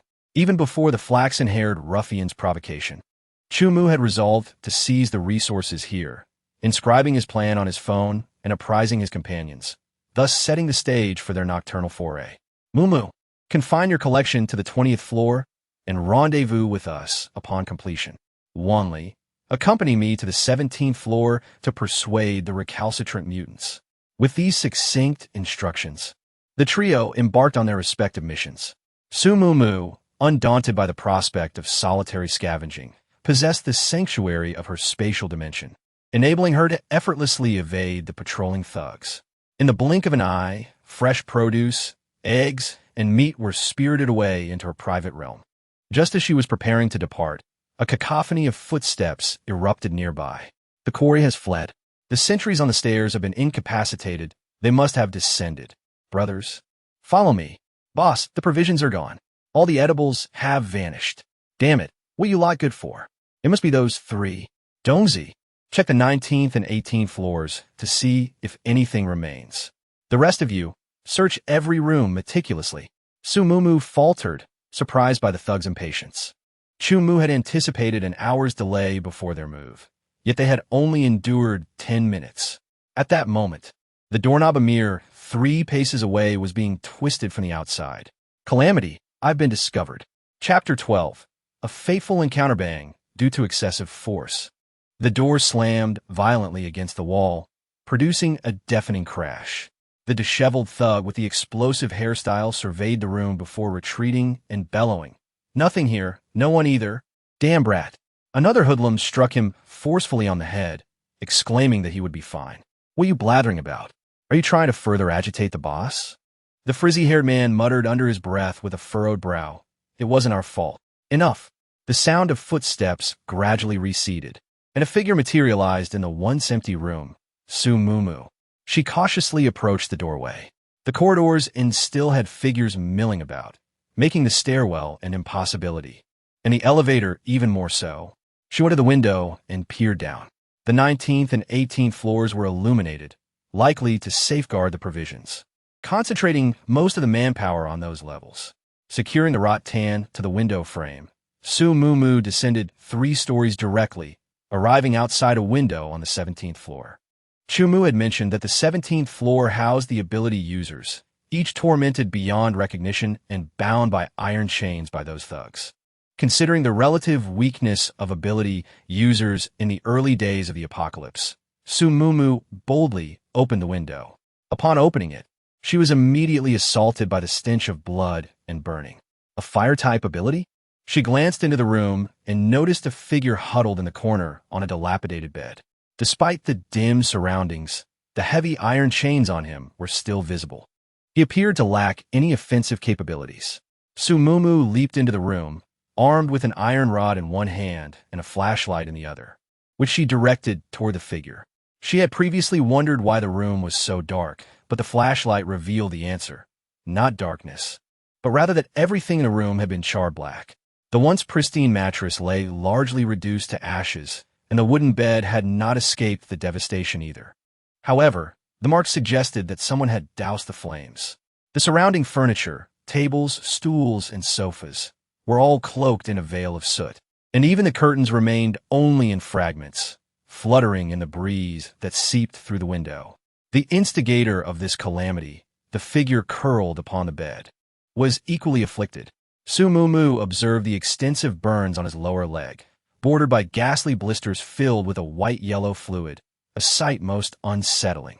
If not for mere chance, it seemed this individual sought to perish alongside the flames. Indeed, a fiery temperament. Quickly diverting her gaze from his injured limb, she gently pressed her hand against her racing heart and hastily called out, "I'm here to rescue you, not to harm you. Please do not strike." Such self-destructive aggression was beyond her endurance. To her dismay, the man offered no response, lying as still as death. Yet, what if he were merely feigning unconsciousness? Intending to lure her closer for an ambush? Su Mumu retreated 2 steps, recalling Chu Mu's words about negotiating with these individuals, though he had not specified whether or not to allow them passage. The man was curled up so tightly that his features were obscured. The remnants of hair on his leg indicated he was indeed male, a detail that further dissuaded her from approaching. Tentatively, she ventured again. "I was brought here today by those ruffians. I am not an undercover agent. Let us discuss this amicably. Your injuries seem severe. Can you still speak?" Minutes passed in silence, yet outside in the corridor, the sounds of a scuffle erupted. It appeared that the band of ruffians had descended, with their numbers. Su Mumu wondered if Chu Mu could manage the situation. Just as she resolved to aid Chu Mu, a sound emanated from the bed. "Mu! Mu!" Su Mumu instantly adopted a defensive posture, You're alive? Ugh. You're awake? I'm not an adversary. Please do not attack. Water. Water? Thirsty? After a moment of hesitation, Su Mu Mu retrieved a bottle of mineral water from her spatial storage, uncapped it, and used vines to proffer it to him. Here, elevate your head slightly. I shall pour it for you. In the lamplight, a face begrimed and soot-stained slowly stirred. Su Mu Mu finally discerned the person's identity. Chen Ji Kong. What was he doing here? Chen Ji Kong was Su Ruoruo's fiancé and the most coveted matrimonial prospect in the eyes of the capital's affluent women. Aside from the Chun family's substantial wealth, Chen Ji Kong himself was handsome, erudite, and renowned for his gentle and refined demeanor. Even toward Su Mu Mu, whose status was precarious, he had never displayed disdain. The author had crafted him as an impeccable character. Initially, his union with Su Ruoruo was merely a business arrangement, not an act of subservience. Only after the apocalypse, when Su Ruoruo arrived at the capital's base and they had weathered numerous life and death situations, was he captivated. According to the narrative, he should have been in the capital at this juncture. How could he be here, and bound, no less? Su Mu Mu suddenly recalled the photograph she had disseminated to a group. Chen Ji Kong was among those selected. Could it be that he had come to Anqing to expose infidelity? The early Chen Ji Kong was virtually an unattainable ideal, a deity of freedom, averse to arranged marriages and indifferent to Su Ruoruo. It seemed improbable that he would be involved in exposing adultery. Could it be, perhaps, to call off the engagement? Realizing that her predicament might be of her own making, she hurriedly rushed over and offered a bottle of spring water to Chen Ji Kong. Third brother, are you all right? After consuming the spring water, Chen Ji Kong regained a modicum of strength. Mu Mu, is it truly you? Let me free you from these iron chains. Just as he began to act, the door was abruptly flung open from the outside. A graceful figure stealthily entered, clearly taken aback by the presence of another person in the room, and immediately questioned, "Who is it?" The voice. It was Su Ruoruo. Hadn't she gone to the capital? How could she? The apocalypse has arrived sooner than anticipated. She must have been trapped here. Yet, this hotel is not in close proximity to the airport. Before she could ponder further, Chen Ji Kong suddenly urged, "Run, run." Is Su Ruoruo in league with the thugs?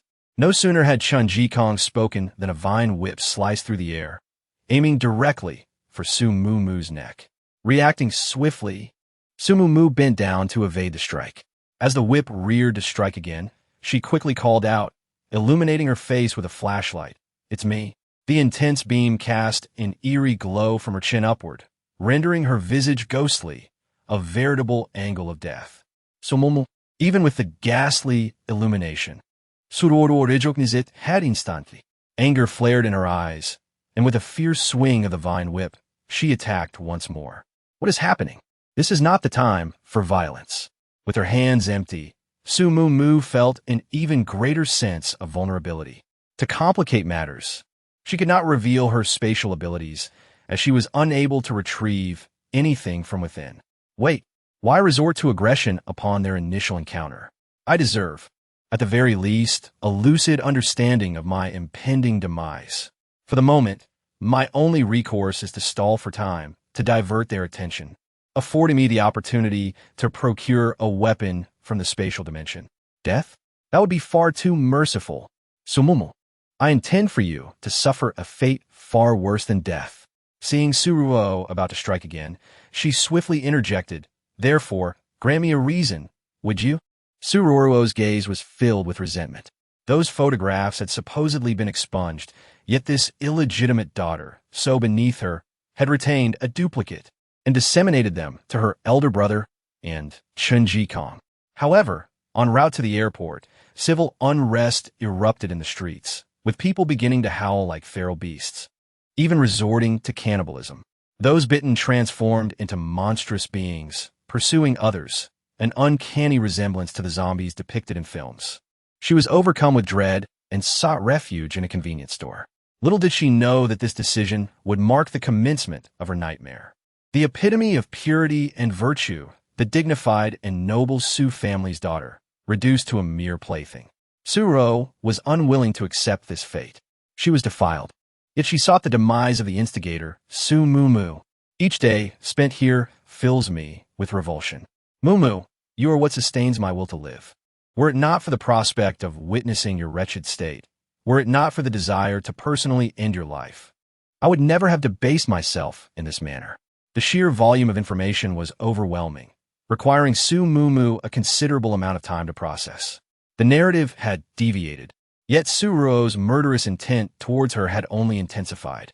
Chapter 13. Heightened Envy. Su Mumu, this is all your fault. I want you dead. As the rattan whip threatened to strike, she was poised to retaliate when she sensed a sudden surge of warmth beside her. Crimson flames enveloped the whip, and the conflagration spread rapidly, compelling Suruo to relinquish her hold. It was Chen Jikong. Su Mumu was taken aback that he would intercede on her behalf, especially considering he was confronting his betrothed. Suruo was equally astonished, but her dominant emotion was rage. Chen Jikong, how dare you harm me for her sake? Have you two been colluding all along? I knew it. Otherwise, why would you have proposed dissolving our engagement? Dissolving the engagement? This revelation provided a logical explanation. Chen Jikong must have seen the photographs she had disseminated, which solidified his resolve to reject the alliance. It was a pity, however, that the esteemed third young master of the Chun family, having journeyed to Onqing to dissolve the engagement, had encountered this cataclysm. Ruruo, he articulated, I have elucidated, with utmost clarity, that there is no affection between us. Furthermore, I am resistant to the union, and it has no bearing on anyone else. You're lying. Upon hearing Chen Jikong reiterate these heart-wrenching words, Suruo became agitated. Third brother, my affection for you is genuine. You are aware of this. Chen Jikong emitted a barely perceptible sigh. However, I no longer reciprocate your feelings. Why can't we allow things to unfold organically? I cannot. Suruo ritortith. Chen Jikong, you are repulsed by me, aren't you? But I assure you, unless you meet your demise, I will never permit myself to be discarded by a man. Su Mumu, who had been silently observing the unfolding drama, had now grasped the situation. The two of them must have already engaged in a discussion, subsequent to Suruo's successful integration into this group of ruffians. For the esteemed daughter of the Qin family, having descended into the mire, even the slightest disturbance would be enough to heighten her anxiety, let alone the dissolution of her engagement. She had just wondered why, even when exerting pressure on non-compliant supernatural beings, it was necessary to go to such extremes. Somewhat frenzied Dimir. It was evident that she played a significant role in this situation. Su Mumu, frightened, took 2 steps back and murmured softly. It was clearly you and Song Yichen who were entangled first, yet you still flirt with others while claiming to love Sange. Hypocritical. Moreover, her actions were merely a small act of retribution for the death of the original body. Who could have anticipated that the apocalypse would arrive early? If blame were to be assigned, it could only be directed toward the whims of fate. You, Suruo, enraged, struck out again with her vine whip. Undeterred, Su Mumu responded swiftly, wrapping her own vine around Suruo, extending it to bind her completely. You dare to lay a hand on me? Su Mumu coughed, bolstering her courage. Why wouldn't I? Try to stand here and let you hit me? Su Mumu.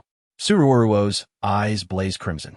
Have you forgotten how I defended you in the Su family? You betray me for a man? It was better left unsaid. But mentioning it only fueled Su Mumu's anger further. Do you think I am foolish? From my home to the capital, no one treats me as a human being. Wasn't tea that you're doing? Do you truly believe I am blind? The original body may have been blind, but she was not. Suruo paused, wanting to argue. Yet Su Mumu seized the moment, wrapping the remaining curtain around her and stuffing it into Suruo's mouth. Silence. After several attempts, she found herself unable to unfasten the chains binding Chen Jikong. Feeling somewhat disheartened, she could only turn to Chu Mu for assistance. Upon listening carefully, she realized that the sounds of battle outside had inexplicably ceased. With a gentle nudge, she pushed open the portal, the dim corridor retaining the same silence as the pre-apocalyptic nights. Stepping outside, she retrieved a cleaver from her spatial dimension, a tool procured from the Wanli residence, now serving as a makeshift weapon. A resonant voice reverberated within her mind, startling her. Why didn't you enlist the aid of Little Black? Couldn't you be a bit more subdued? She retorted. Do you not realize the effect of startling someone so profoundly? It was the flower from her spatial dimension, whose prolonged silence had nearly faded from her memory. Oh, please, you craven.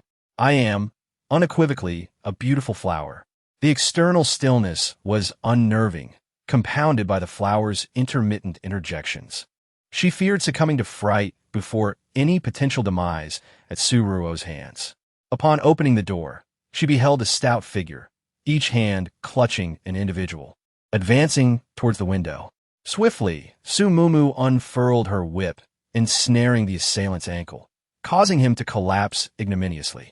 Are we now resorting to burglary? Release those individuals, and your life shall be spared.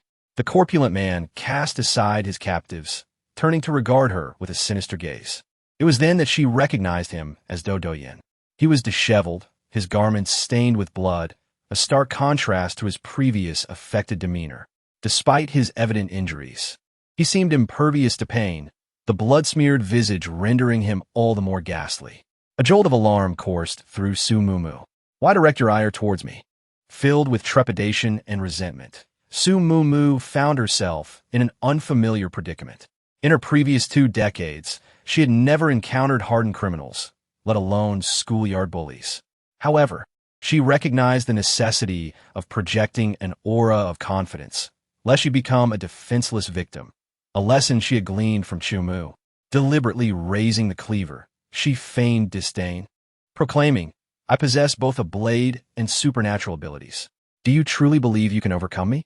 Undaunted, beady eyes, true to his ruthless nature, exhibited a faint golden radiance emanating from his arm, a cruel smile playing on his lips. You? I possess ample energy to subdue a mere woman. Could it be a gold-based ability? Anathema to blades, she inwardly exclaimed. Flee while you still have a chance. Why engage in such a futile contest? Summoning her resolve, Sumomo attempted Chumoy's characteristic sneer, mimicking his intonation.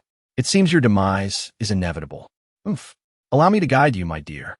With your paltry strength, you're practically offering yourself as a sacrifice.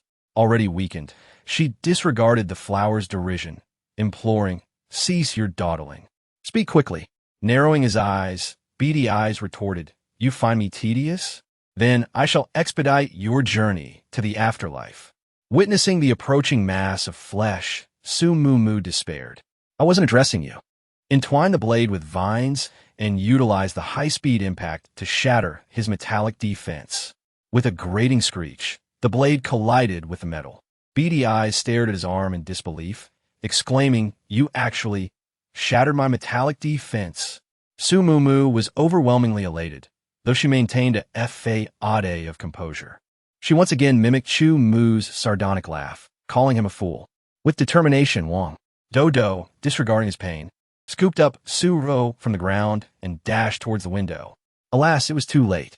The arriving Chu Mu hurled a dagger, which soared through the air and embedded itself in Dodo's back with deadly precision. In disbelief, he gazed at the chilling blade piercing his heart, summoning his final ounce of strength to hurl Su Ro out of the window. In that fleeting moment, her vengeful gaze was fixed on Su Mumu, as if she wished to devour her. Subsequently, Dodo's vitality ebbed away, and he too fell. Rushing to the window, Su Mumu beheld a swarm of zombies surging below, drawn by the scent of blood and flesh. Yet, with Su Ro among them, recalling her piercing gaze, an unsettling anxiety gripped Su Mumu. Chapter 14. Only self-preservation. Mumu, are you all right? Only after ensuring she was unharmed did Chu Mu notice another presence. Observing his scrutiny, Su Mumu hurriedly leaned closer to his ear, offering a brief explanation. Third brother? Chu Mu pondered this address, questioning why she did not refer to him as brother-in-law. Nevertheless, assistance was imperative. The chains were locked together. Procuring a pair of pliers, they dismantled the lock, granting Chun Jikong his freedom. With the task completed, Chu Mu intended to whisk Su Mumu away immediately. She too wished to sever ties with Chun Jikong, for although he had not aligned with the sycophants initially, he had later become one. What if he turned traitor? Third brother, fortuitously, my boyfriend has brought medicine. Please handle this yourself. There is still some water and food here. Take care. Unexpectedly, Qin Jikong was one who could set aside his pride. He discerned that neither of them wished to bear the burden of his presence, yet his injuries were grave. Remaining alone might lead to his demise. Mumu, could you possibly take me along? Su Mumu faltered in her steps, taken aback that Chun San would actually speak up. In the memories of his original self, the young masters of the aristocratic families in Jing City carried an air of haughtiness. Even the exceptionally well-mannered Qin Jikong had never bowed his head. However, considering the severity of his injuries, Su Mumu found it understandable. After all, in the face of life, pride is worth naught. Yet whether to assist or not depended on Chu Mu. She raised her questioning eyes, awaiting his decision. Unbeknownst to her, it was precisely this look that saved Chun Jikong's life. Chu Mu was filled with jealousy and had no intention of acknowledging this third son of the Qin family. But when confronted with Su Mumu's pleading gaze, he felt compelled to lend a hand. It was not an act of generosity. Rather, they lacked a fire-type ability user. Indeed, that was it. With a stern expression, Chu Mu slowly approached Qin Jikong. Su Mumu silently applauded in her heart, recognizing this as the most prudent course of action. Survival in a post-apocalyptic world could not rely solely on oneself. Formidable allies were indispensable. The dust-laden room alone attested to Qin Jikong's considerable talent. Furthermore, having faced life and death, his desire to grow stronger was even more intense. Including such an individual in their ranks was undoubtedly a wise strategy. Moreover, when they eventually reached the Chun family, they would also secure a favor. The final point was even more astute. Should Qin Jikong betray them, it would be justified to eliminate him. Family. The mere mention of the word stirred Su Mumu's thoughts, leaving her to wonder if her mother would discover her absence. Qin Jikong's leg was severely burned, and coupled with his frail condition, Chu Mu could only drape his arm over her shoulder, bearing most of his weight. Naturally, Su Mumu dared not take hold of him directly, opting instead to wield a metal rod to clear their path ahead. The trio ascended the elevator, arriving directly at the 10th floor, where Chu Mu had arranged for Wan Li to await their arrival. As the door swung open, the familiar barks of Xiao He greeted them, though the sound seemed distant and indistinct, only vaguely conveying that Xiao He was cursing. She exchanged a glance with Chu Mu. After opening the nearest room and confirming its safety, she carefully placed Qin Jikong inside. Concerned that he might be harmed by intruders, she deliberately concealed him in the corner of the table, grateful for his dark attire which rendered him nearly invisible. Bear with it for a moment. We have one more companion to retrieve, she reassured him before the two made their way toward the direction of Xiao He's calls. Get away, bad people. Xiao He's voice grew increasingly clear, sending a jolt of anxiety through Su Mumu. Bad people? Could they be under siege by those with supernatural abilities? As they drew nearer, the voices became more distinct, revealing that they were not supernatural beings, but far more terrifying. You saved us, so you must see it through. Those ruffians are still up there. What will we do if you leave us? Exactly. If you do not find a way to take us with you, you cannot abandon us. Furrowing her brow, Su Mumu turned a corner, only to find Wan Li and Xiao He pitifully cornered, facing a group of spitting foes. As more individuals materialized, the throng hastily encircled them, bombarding Chu Mu with inquiries. The cacophony induced a splitting headache in Su Mumu. After a protracted interval, she managed to decipher the situation.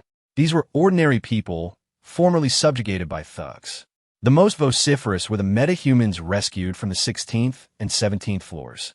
Having witnessed Chu Mu's prowess, they implored him to lead them away from this place. A post-apocalyptic iteration of Venom was christened moral kidnapping. Su Mumu, brandishing Hervines, launched an immediate assault upon the metahumans. In a fleeting instant, a polychromatic luminescence flickered, intercepting her tendrils. So, they possessed the capability, yet insisted on behaving like overgrown infants? Taken aback by the sudden offensive, the metahumans instinctively parried. Incensed by Su Mumu's disparagement, they were consumed by indignation. Aren't you merely clinging to him? Hawking your body, disgusting. What is this drivel? Where did this misogynistic troglodyte come from? She manifestly relies on her abilities. Su Mumu, incensed beyond measure, unleashed a gale force blade that impaled the troglodyte's shoulder before he could retaliate. Glancing askew, Chu Mu, with an impassive countenance, seized the man by the scruff of his neck. And with a resounding crack, the man was rendered motionless. Not only the onlookers, but even Su Mu were astounded. She had not anticipated Chu Mu severing someone's neck with such ease. It should be noted that, in the nascent stages of the apocalypse, while order had indeed disintegrated, it had not yet devolved to a state where homicide was met with impunity. Chu Mu possessed not only extraordinary martial skills, but also a mindset seemingly forged from protracted survival in the post-apocalyptic world. He was, to say the least, peculiar. Before Su Mu could delve into deeper contemplation, the throng erupted in screams, collectively denouncing Chu Mu for murder. Chu Mu, brandishing his greatsword, fixed his gaze upon the multitude, his expression devoid of emotion. Who else seeks death? Upon uttering these words, an immediate hush fell over the vicinity. No one dared to utter another sound, convinced that any further outcry would result in their swift demise at the hands of the ruthless killer before them. Rescue you? I merely require you to delay those hoodlums. In these end times, self-preservation is paramount. Let's go, Wanli. This time, no one dared to impede Wanli's progress, and the trio, along with their canine companion, successfully departed from the throng. Su Mu, unable to remain completely indifferent, couldn't resist adding a parting remark. Those thugs consist of only a handful of individuals with abilities. With so many of you, if you can endure not submitting, why can't you unite? With those words, she concluded her piece, leaving the rest to their own devices. Chapter 15. Perilous Journey. The immediate priority was to evacuate the area. While it would have been manageable with just the three of them, escorting Chun Jikong rendered ground travel too perilous. Adjacent to the hotel stood a 12-story office building, separated by approximately 2 street widths. Employing a grappling hook launcher and pulleys presented a viable option. When Su Mu unearthed these implements from a vast crate within her dimension, she was taken aback. She had always assumed the warehouse was solely stocked with provisions, never suspecting the presence of numerous tools. As a precaution, only one person would traverse at a time. Chu Mu was the first to venture across, paving the way. Only after he signaled would the others proceed successively. They descended into a conference room on the 9th floor, where only a couple of zombies lurked, presumably having sought refuge there after the viral outbreak. Beyond the conference room lay an open-plan office, teeming with approximately 20 zombies. Their senses piqued by the scent of flesh, frantically pounding against the conference room door. Mu, do you still have the axe you confiscated? Upon Chu Mu's inquiry, Su Mu promptly retrieved the axe she had seized from the bald man. WNL, take the axe and accompany me to deal with the zombies. Sit beneath the window and remain vigilant of the individuals across the way. At CHM's reminder, SMM hastily crouched down, alertly observing the opposite side. Before long, the zombies outside were dealt with. The four emerged from the room and swiftly entered another office facing a different direction, where they concluded the extermination of the zombies before settling down. Release Shioi and instructed to lure the remaining zombies into the previous office. Was this a precaution to prevent that group of ruffians from discovering their whereabouts? She had noticed during their relocation that the slain zombies were either piled against the wall or stuffed into cabinets, rendering them invisible even if the adversaries illuminated the area. She could not help but marvel at CHM's meticulous planning. Indeed, he was a genius. As she released Shioi, she stored the food from the office into her space. Just as she finished, Shioi began to call for her to open the door. Its efficiency was commendable, and she rewarded it with 5 sausages and a vacuum-sealed chicken leg. As for the water in the office, it would be reserved for treating CHNJ Kang's wounds. The scars from the burns were too horrific and lacking any medical knowledge. SMM dared not look, only able to hear CHNJ Kang's occasional muffled groans of pain. After more than half an hour, CHM had minimally tended to his wounds. Turning to glance, SMM observed that CHNJ Kang's legs, abdomen, arms, and face were all wrapped in bandages. She touched her own face, as if sensing a twinge of pain. It was merely 4 a.m.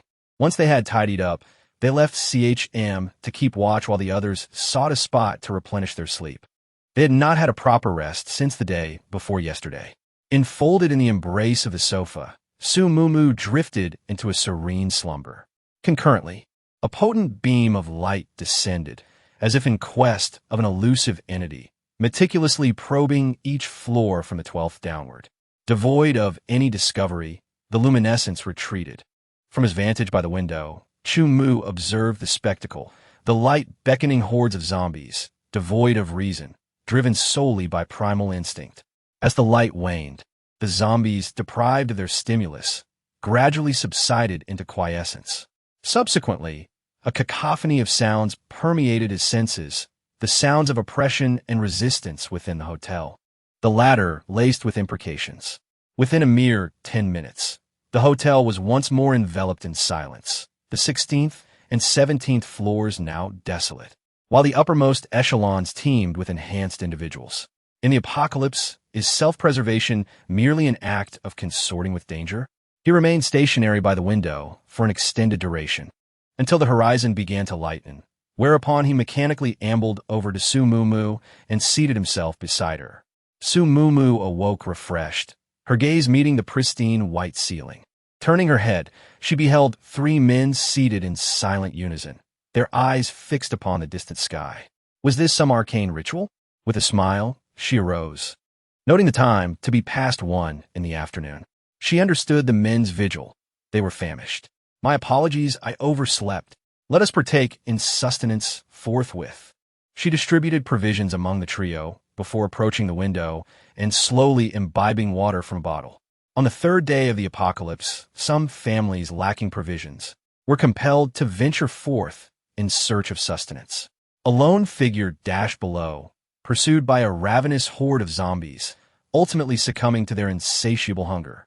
It is indeed a blessing to be alive, sighed. After fastening the cap, she discarded the remaining half bottle of water into her dimension and turned to sit beside the others, joining them for a meal. They would proceed under the cloak of night, as before. During the afternoon, making use of calls and abilities, she had scoured the building for sustenance and bottled water. To her delight, she discovered an untouched convenience store and CAF on the 1st floor, which she happily plundered, adding a few melted ice creams to their evening repast. 10 o'clock arrived. The group readied themselves, poised for action, had already charted their course, selecting routes with fewer people and buildings. Their path included 3 gas stations, which were their primary objectives. Irreplaceable resources were exceedingly precious, and while others were focused on food in these early days of the apocalypse, they had to act swiftly. Silently, the 4 of them leaped out of the window and made their way toward a vehicle they had their eyes on. The zombie inside was restrained by the seatbelt, a clear indication that it had attempted to escape in the throes of the outbreak, but had failed. Smash! The driver's side window shattered, and a gust of wind swiftly dispatched the zombie. The 4 quickly piled into the car. The sharp sound drew the attention of the surrounding zombies, who began to converge rapidly.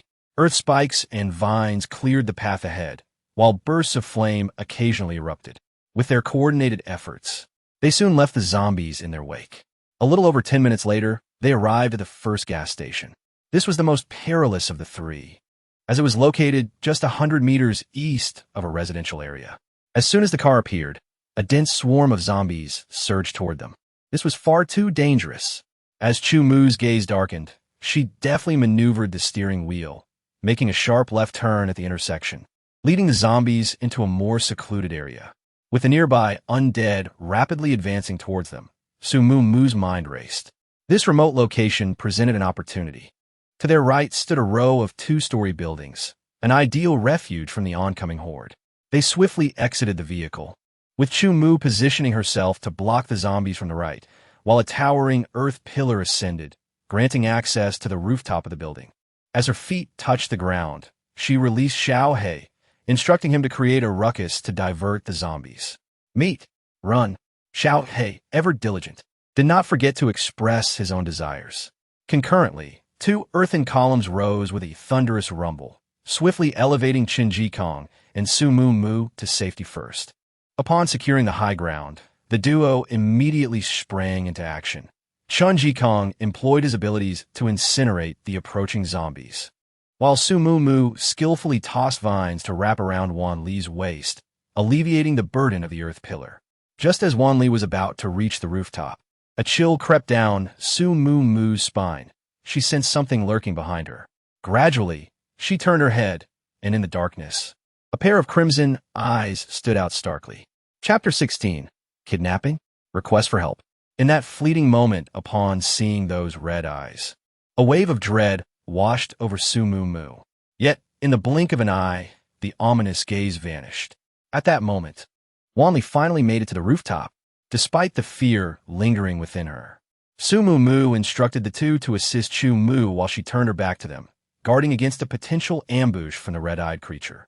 Gripping her axe tightly, her instincts urged her to confront this threat with a sharp weapon. Holding my breath, I meticulously surveyed the surroundings, yet all remained shrouded in darkness. Suddenly, I detected a faint sound, akin to stones grinding against each other. But no, those crimson eyes should belong to a living entity, incapable of producing such a sound. Yet, that chilling sensation in my chest returned. "Mu Mu, quickly give Chu Ji the vines," Wan Li exclaimed, his voice laced with urgency. Su Mu Mu whirled around to find those very eyes looming behind her, unbeknownst to Wan Li and Chen Jikong. Instinctively, she swung her axe towards those eyes with all her might. But it was too late. As her axe began its arc, something as unyielding as stone struck her arms. Simultaneously, a constricting force enveloped her, bringing with it a suffocating sensation. In the final moments before losing consciousness, Su Mu Mu thought she heard someone utter a soft, "Child." The resounding clang of the axe hitting the ground startled the trio. Wan Li and Chen Jikong turned to see only the abandoned axe. Su Mu Mu had vanished without a trace. Chu Ji Mu Mu is gone. Overwhelmed by the sheer number of zombies, Chu Mu struggled to break free. Upon hearing the strange noise and Wan Li's words, his eyes turned bloodshot, and he roared with such ferocity that the surrounding zombies recoiled. Using a small dirt pillar as leverage, he leaped and clung desperately to the edge of the roof. Once atop, he found only the solitary axe lying on the ground, and nearby, as if something had been grinding stones against the surface, leaving behind grayish-white trails. These marks covered one corner of the roof, indicating that the creature had been there before their arrival. On the rear wall of the house, countless streaks of grayish-white marred the surface, remnants of something that had traversed this very spot. With a flashlight and a map in hand, 2 firearms and a grenade were entrusted to the duo as Chu Mu leapt towards the marks. Su Mu Mu was roused from her slumber by the urgent calls of Flower. "Little master, wake up quickly. Your life is in peril." As her consciousness began to clear, Su Mu Mu felt something licking her, leaving her face sticky and damp. Upon opening her eyes, a shadow darted past her. Yet, the surrounding darkness rendered her unable to discern its nature, relying solely on instinct to sense its presence. The memory of those crimson eyes flooded her mind. This was it. Surely, she had been engulfed by that creature. "Do not worry, you are still alive. This is a rock-type mutated snake. You are fortunate." Fortunate? What nonsense! Her very life was at stake. "Flower, why has the snake taken me?" "It has not abducted you. It perceives you as its offspring. If I am not mistaken, this is a terrestrial snake. Otherwise, it would not be classified as rock-type. Quickly, feel around you. Do you sense a shell?" Su Mu Mu thought, "Is this truly the time for such a discussion?" Nevertheless, she mustered her courage and extended her hand to explore beside her. Indeed, she encountered a hard fragment, and upon further inspection, she wondered aloud, "What is this? It feels cool and firm. It is a young snake. Check if it is dead." What? Suddenly, the serpent's rigid body pressed against Su Mu Mu, freezing her in place. That voice! It was so familiar, as if she had heard it just before losing consciousness. It was indeed this mutated snake. Was it beckoning to its offspring? Could it truly perceive her as its own progeny? A profound sense of despair washed over Su Mu Mu. She bore no resemblance to a serpent, so how could such a misidentification occur? Even if this mutated serpent regarded her as its young and meant her no harm, she was resolute in her intent to escape. Aside from the serpent's crimson tongue having caressed her face and her inherent ophidiophobia, there was also Chu Mu to consider. Her disappearance would undoubtedly cause him considerable worry. Carefully discerning the serpent's position, she seized the opportunity as it shifted behind her, unleashing a vine that propelled her into the air. Vile serpent, farewell. However, her elation was short-lived, lasting barely a few seconds. Before the vine could achieve perpendicularity with the ground, her waist was ensnared by something both rigid and supple. It was the serpent's tail, approximately the girth of her 2 forearms, which effortlessly severed the vine with a gentle tug. Su Mumu gained a genuine appreciation for the nature of a rock-type mutated serpent. Its body possessed the unyielding hardness of stone, yet retained the inherent flexibility of a serpent. A truly remarkable paradox. However, despite her awe, her impending doom was undeniable. Yet, the serpent seemed unfazed by her minor ruse, its frigid body coiling around her with a peculiar intimacy. Save, offspring. Save? Flower. Is it imploring me to rescue its young? The apprehensive flower cleared its throat softly. It appears so. Low-level mutated beasts possess incomplete intellects, their speech limited to fragmented words. Creatures like Little Black, who have cohabitated with humans, are capable of more articulate expression. However, a serpent isolated from human contact would naturally be less adept. Observing the serpent's apparent lack of malice, Su Mumu mustered her courage, met its crimson gaze, and inquired, "Are you asking me to save your offspring?" Although the voice was incomplete, the calm Su Mumu discerned the urgency within it. All right, do not rush. Let me inquire about how to save it." How could this snake be so certain that she could rescue the little serpent? It was truly baffling. The flower in the space emitted a soft cough. "In truth, after I awakened, your vine has also transformed, now bearing my scent." "Your scent? Speak plainly and do not be cryptic." It was indeed this mischievous flower that had instigated the situation. She had anticipated that the flower would never agree to forego the taming of the mutated beasts. Yet she had not imagined it would act so precipitously. "It is not a significant matter. I merely infuse my fragrance into your vine. When the mutated beasts detect it, they will perceive a sense of camaraderie and wish to befriend you." "What? Did you not claim your scent was meant for insects?" The flower hesitated, its voice somewhat awkward. "That was before I entered the space. It evolved after. All right, I see your scheme. Just you wait. I shall remember this debt. But why does it believe I can save the little snake?" The flower now spoke with more assurance. "That is beyond my concern. Any being that merges with the space will experience this effect." Su Mumu felt a wave of dizziness. What she had thought to be a golden opportunity turned out to be a deceptive trap. Yet, despite her frustration, saving the little snake remained her utmost priority. With the mantra that saving a life is more meritorious than constructing a grand pagoda, she swiftly sought methods to rescue the little serpent. After hearing Huar's proposed solution, Su Mumu's face darkened further, realizing it was a blatant deception. However, with the snake's life hanging in the balance, the method had to be conveyed. Chapter 17. Peculiar Crimson Palm. The remedy to save the small serpent was, in essence, straightforward, immersing it in spiritual spring water. The peculiarity lay in the necessity of the serpent entering the spatial realm. According to Huar, this realm existed for the purpose of integrating the abilities of mutated beasts. Everything within was beneficial to them. Even the very air invigorated them. Extracting the spiritual spring water from the space, while still containing energy, would diminish its efficacy due to the altered environment, potentially rendering it incapable of saving the critically ill serpent. This also explained her ability to communicate with mutated beasts. "Serpent, are you willing to integrate into the spatial realm and be under my command?" "Save." The mutated serpent's tone was imbued with elation, clearly accepting the proposition. Seeing its agreement, Su Mumu exhaled in relief and hastily crawled to the serpent's side. Enveloping her hand in tissue paper, she gently guided its small head closer. That familiar sensation resurfaced, as if something were attempting to break free from her body. Huar. Before long, a portion of her mental energy seemed to attenuate, and a crimson mist emanated from her brow, engulfing the small serpent. Simultaneously, the diminished mental energy returned to normal. Unlike the fear experienced during the unconscious subjugation of Xiaohe, she could now distinctly perceive her own transformation. When Hua consumed the mutated beast, her mind reeled momentarily. Recalling the vertigo she experienced when facing Xiaohe, a notion surfaced in her mind. Composing herself, she beckoned the mutated serpent, "Extend your head."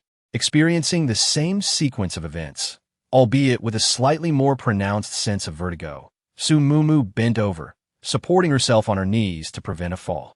As she had surmised, subduing a mutated beast exacted a toll on her mental reserves. With the cause and effect clarified, Su Mumu promptly retreated into her pocket dimension, intending to discipline the floral entity. However, she discovered the blossom in a state akin to slumber, unresponsive to her entreaties. Intriguingly, its petals were conspicuously swollen, as if replete with sustenance, suggesting the creature required a period of digestion. After approximately 15 minutes, the petals unfurled, and two serpents emerged, gliding forth. The smaller of the two made a beeline for the lake, disappearing into its depths. The larger serpent, however, slithered in her direction. Its ebony body was adorned with a row of gray scales on either side, resembling a pair of parallel lines. Its eyes, though not crimson, were noticeably smaller than the vermilion orb she recalled, implying a reduction in size concomitant with the dissipation of its malevolence, akin to what occurred with Xiaohe. Thank. Su Mumu's grin gradually faltered, and she recoiled a couple of steps. I appreciate your gratitude, but what is the meaning of climbing onto me? The black serpent coiled around her arm, its head nuzzling her chin, its scarlet tongue flicking intermittently, causing her considerable trepidation. Summoning her utmost strength, Su Mumu jerked her head away from the serpent. Wawu, get down first. We can talk this over. Su Mumu composed herself, diligently reassuring herself, and mustered the courage to converse with the creature.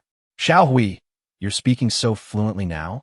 Su Mumu was overjoyed, realizing that with Xiaohui as her guide, reuniting with her companions would be a matter of moments. Flower, I am leaving. Before she could finish her words, Su Mumu was astonished to find that Flower remained unresponsive. She gazed at the mist lingering above the lake, realizing that Flower was still in the process of merging her abilities. Thus, it was understandable that she departed without a word. Upon exiting the space, dusk still enveloped the sky. Concerned about not being able to see Little Gray, Su Mumu decided to let it wrap around her arm, guiding her with its head. Naturally, she first donned a coat. The path was strewn with gravel, and after approximately half an hour, as the light gradually brightened, she finally discerned that she was at the foot of a mountain. A further 100 meters ahead lay a highway. Upon reaching the roadside, her gaze fell upon several vehicles that had collided, most of their doors securely shut.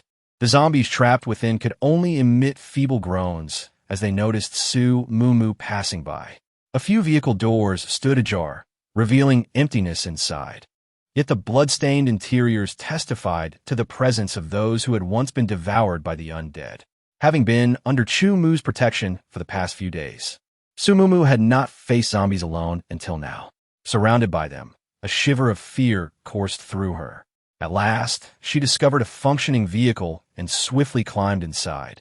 Eager to escape the ominous scene, this desolate highway saw little traffic, and, after wandering for much of the day, Su Mumu was astonished to find herself on the road leading to the hillside villa area. Upon reflection, she realized that Little Gray's home was situated on the same mountain, merely on the opposite side. How fortuitous! Driving onward, she passed a gas station and seized the opportunity to store all the fuel into her space, with the nearby convenience store also falling victim to her resourcefulness. Upon reaching the vicinity of the villa district, she abandoned her vehicle. The area was eerily tranquil. The security guard zombie at the entrance had been slain, yet his demise was peculiar. 5 incomplete, sanguineous punctures marked his neck, as if someone had pierced it with their fingers, forcibly severing his head. A sense of unease crept into her heart. What manner of individual possessed such brute strength? Commandeering the guard's electric scooter, she headed directly towards Chu Mu's villa. From afar, she observed the wide-open door, marred by a bloody palm print, a ghastly sight. Startled, Su Mumu abruptly braked, the gruesome image of the security guard zombie resurfacing in her mind, undoubtedly the handiwork of this crimson-handed perpetrator. Had this person sought them out? Could it be the gang of hoodlums? Nay, none among them possessed such formidable power. Furthermore, within such a brief span, they could not have discovered their refuge, let alone pursued them. Regardless of the assailant's identity, she was no match. Stealthily concealing herself within the towering shrubbery, she dispatched Little Gray to reconnoiter. Presently, Little Gray reappeared at the entrance. Empty. No one present?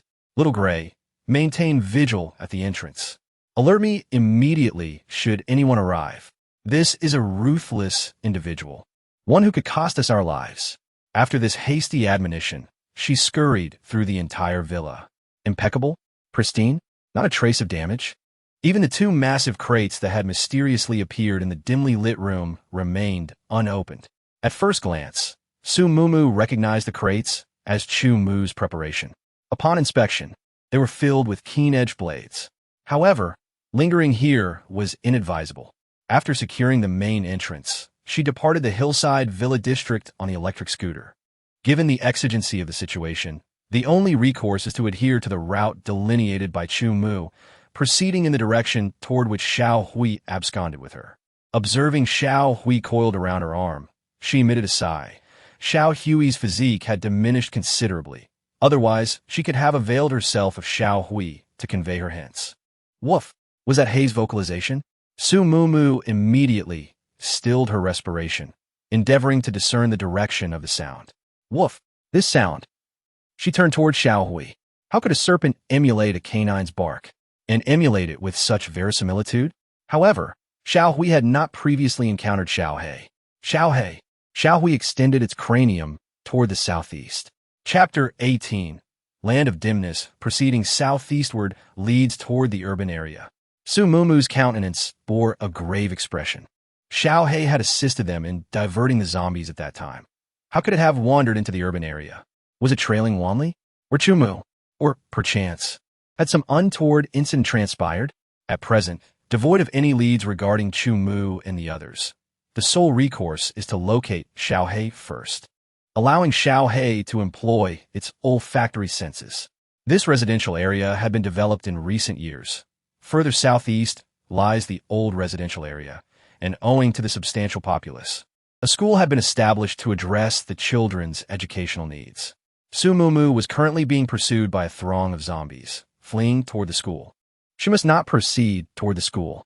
If there were any surviving children, would they not perish because of her? Vines grew wildly, ensnaring the trees along the road and contracting abruptly. Su Mumu instantaneously vanished into the verdant foliage. The encircling zombies pawed at the tree for a moment, and upon discovering the absence of the alluring scent, they dispersed. Su Mumu was presently within the spatial dimension, imbibing copious amounts of water. Availing herself of the concealment afforded by the foliage, she slipped into the spatial dimension. The chase against the zombies was indeed exhausting. It would have been manageable if they were only pursuing from behind, but the vexation lay in the unpredictable ambushes from concealed corners. Fortunately, the vines had successfully assimilated Little Gray's abilities, transforming from a luminous green to a dark, sturdy verdant, blending hardness with flexibility, rendering them exceedingly useful. If only there were an iced beverage. She partook of a few mouthfuls of spiritual spring water, which restored her physical strength. Yet only ice-cold water could truly alleviate her heat. Isn't your iced water right here? The floral spirit's voice suddenly chimed, startling Su Mumu once more. When had this entity awakened? And upon awakening, it neglected to offer a greeting, choosing instead to induce a cardiac arrest. However, when had iced water appeared within this dimension? Just as she pondered, Little Gray presented her with a bottle of chilled lemonade. Was this not the very bottle she had casually tossed into the dimension 4 days prior, and subsequently forgotten? And it seemed the ice within had not even melted. Of course, this dimension preserves and maintains freshness. Not just 4 days, but 4 years would not spoil it. Su Mumu was momentarily speechless. She had been exceedingly negligent, failing to thoroughly explore the functions of this dimension. It was also the fault of the floral spirit. Why not disclose everything at once? instead of revealing things piece by piece. She would add another grievance to its record. However, now was not the time for settling scores. Estimating that the zombies had dispersed, Su Mumu exited the dimension. The vines ceaselessly darted out from the security booth roof at the school entrance to the top of the bicycle shed, then leaping to the roof of a row of restrooms. Due to her elevated position, she did not attract the attention of the zombies. A few that caught her scent merely wandered about aimlessly. She breathed a sigh of relief and began to survey the surroundings. Upon witnessing the scene, she was nearly overcome with tears. The zombie outbreak had coincided with recess, and the school grounds were now infested with zombified children. Their bodies were covered in bite marks. Their faces were decaying, and their eyes were bulging, devoid of the vitality one would expect from a child. The vast campus seemed to be shrouded in a layer of gray, obscuring humanity's future. Xiao Hui, investigate the junior high section for any surviving children. Await me there. She, in turn, ventured to the elementary section. The entire building was desolate, save for the zombies roaming the first floor. All other levels were eerily vacant. Even a single truant child, or one feeling unwell, could mean a life spared. Suppressing her sorrow, she used her vines to swing to the junior high building. As she entered a room, she noticed a trembling child huddled in a corner. The classroom was otherwise empty. Don't be frightened. I'm not infected. Hearing a human voice, the child cautiously peeked out. Upon seeing Su Mumu's uninfected face, he burst into tears and ran towards her. Su Mumu immediately covered his mouth. Do not cry. It will attract them. Seeing the boy blink his tear-filled eyes, she removed her hand. Are you here to rescue me? Hearing these words, Su Mumu felt a pang of anguish. Rescue him? With what means? Her frail physique? Her clumsy vine-swinging skills? Yet, she could not abandon him. Stroking the boy's disheveled hair. Su Mumu forsta yinteles mai. What is your name? Sun Juanhao. My dear, would you be so kind as to await my return here? I shall venture forth to ascertain if any other students have managed to survive. Subsequently, we shall contemplate a resolution. Is that agreeable? Su Mumu, with considerable fortitude, restrained herself from shedding tears. After providing Sun Juanhao with some sustenance, she exited the classroom. The corridor was sparsely populated with only 2 or 3 zombies, all of whom were adolescents. Despite her reluctance, she was compelled to eliminate them. Second floor, 1. Sixth floor, 1. From an obscure corner, Little Gray crept to her side. With one survivor each on the 2nd and 6th floors, in addition to her own location on the 5th floor, it appeared that a mere trio of students had survived within the entire academic building. The situation was dire, yet comparatively better than that of the elementary school section. Maintaining her composure, she utilized her vines to swing outside the academic building to survey the surroundings. The junior high section was situated closer to the playground, and it was likely that students had sought refuge in the classrooms when the zombies began their attacks. Regrettably, being mere children, their excessive fear had likely diminished their chances of survival. On the 2nd floor corridor, there were approximately a dozen zombies. According to Little Gray, the surviving students were concealed at the far end of the corridor in the vicinity of the fire safety equipment.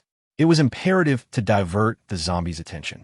Little Gray, could you take this mobile phone and proceed from the 2nd floor to the 1st, ensuring that all the zombies are lured away?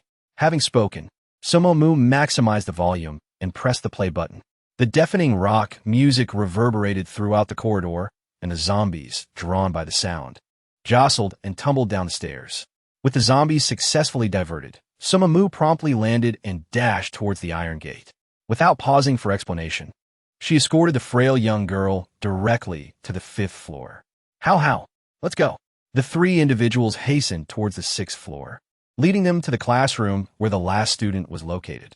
After securing the classroom door, Su Mumu finally caught her breath. Who are you? What has happened to them? After a brief pause of 2 minutes, the little girl from the 2nd floor was the first to speak, though her eyes were still filled with fear. Su Mumu endeavored to soften her voice and provided a general explanation of the current situation. However, she lacked the means to escort the 3 of them away, so she had to ask them to remain there, assuring them that she would return with her companions to rescue them. All right? Cut out. If you don't intend to save us, just say so. Who cares? This came from a male student who had originally been on the 6th floor. Judging by his stature, he appeared to be in the 9th grade. She frowned, but refrained from responding. Instead, she tore down the curtains and crafted a distress signal using red ink from the classroom, hanging it beneath the window. Upon re-entering, she bore a small package of food. Not knowing when she would be able to locate her companions, she left them a week's worth of provisions, believing that the distress signal would enhance their chances of rescue. Except for Sun Juanhao, the other two children regarded her with suspicion, especially the 9th grade boy, who harbored an inexplicable hostility towards her. Yet, she could assist only to this extent. Taking them along on her journey could lead to them being bitten by zombies within mere steps, remaining that would likely afford them a greater chance of survival. Wounded, Little Gray had somehow crawled into the classroom, and as soon as it emerged, it uttered these two words. Su Mumu's breath hitched. Was Little Black hurt? Zombies would not harm it. Could it have been captured by that group of ruffians? By the window, 3 individuals gazed in astonishment at the seemingly conjured vines. Could this sister truly be a superhero? Yet, Su Mumu's figure quickly vanished, replaced by a swarm of relentless zombies. Would anyone arrive to rescue them? Chapter 19. Bullied by a cat with the aid of the vine, Su Mumu leapt out of the school. Her aerial agility had improved somewhat, signifying her ability to halt without relying solely on her physical form. At that moment, 2 vines firmly pressed against the wall, preventing her from crashing into it. The advantage lay in her flexibility, but the drawback was the delay in engaging with the adversaries. Before she could steady her footing, the surrounding zombies lunged toward her, the nearest one merely 3 meters away. Using her momentum, she evaded this zombie's grasp by stepping forward, swiftly retaliating with the vine, ensnaring it like a hammer to strike down 2 more that approached. Just as she caught her breath, another pair lunged at her. She quickly bent to evade one, but the other was already upon her. The proximity was perilous. If she swung the vine to cast it away, its claws would surely graze her. A thought crossed her mind, and a machete materialized in her hand. With a vigorous swing, she struck the zombie's arms aside, and as it descended, she cleaved its head. The sickening sound of splattering crimson echoed as blood spattered her face, the foul stench invading her nostrils. This was her inaugural encounter with a zombie's demise. When the blade met bone, her hand jolted, leaving her palm slightly numb. However, the creature was not yet vanquished. Though its skull was partially cleaved, it continued to struggle and attempt to bite her. In a swift motion, Su Mumu kicked its abdomen, withdrew her knife, and brought it down forcefully onto the gash once more. Besides the sanguine fluid, fragmented flesh, and cerebral matter that splattered upon her visage, an even more acrid stench permeated the air. Yet, the encroaching cadaverous figures afforded her no respite for ablutions. With a decisive strike, she terminated another zombie, thus creating an opportunity to unleash her tendrils and traverse the throng of undead. Commandeering a small electric scooter, she embarked on a frenzied journey.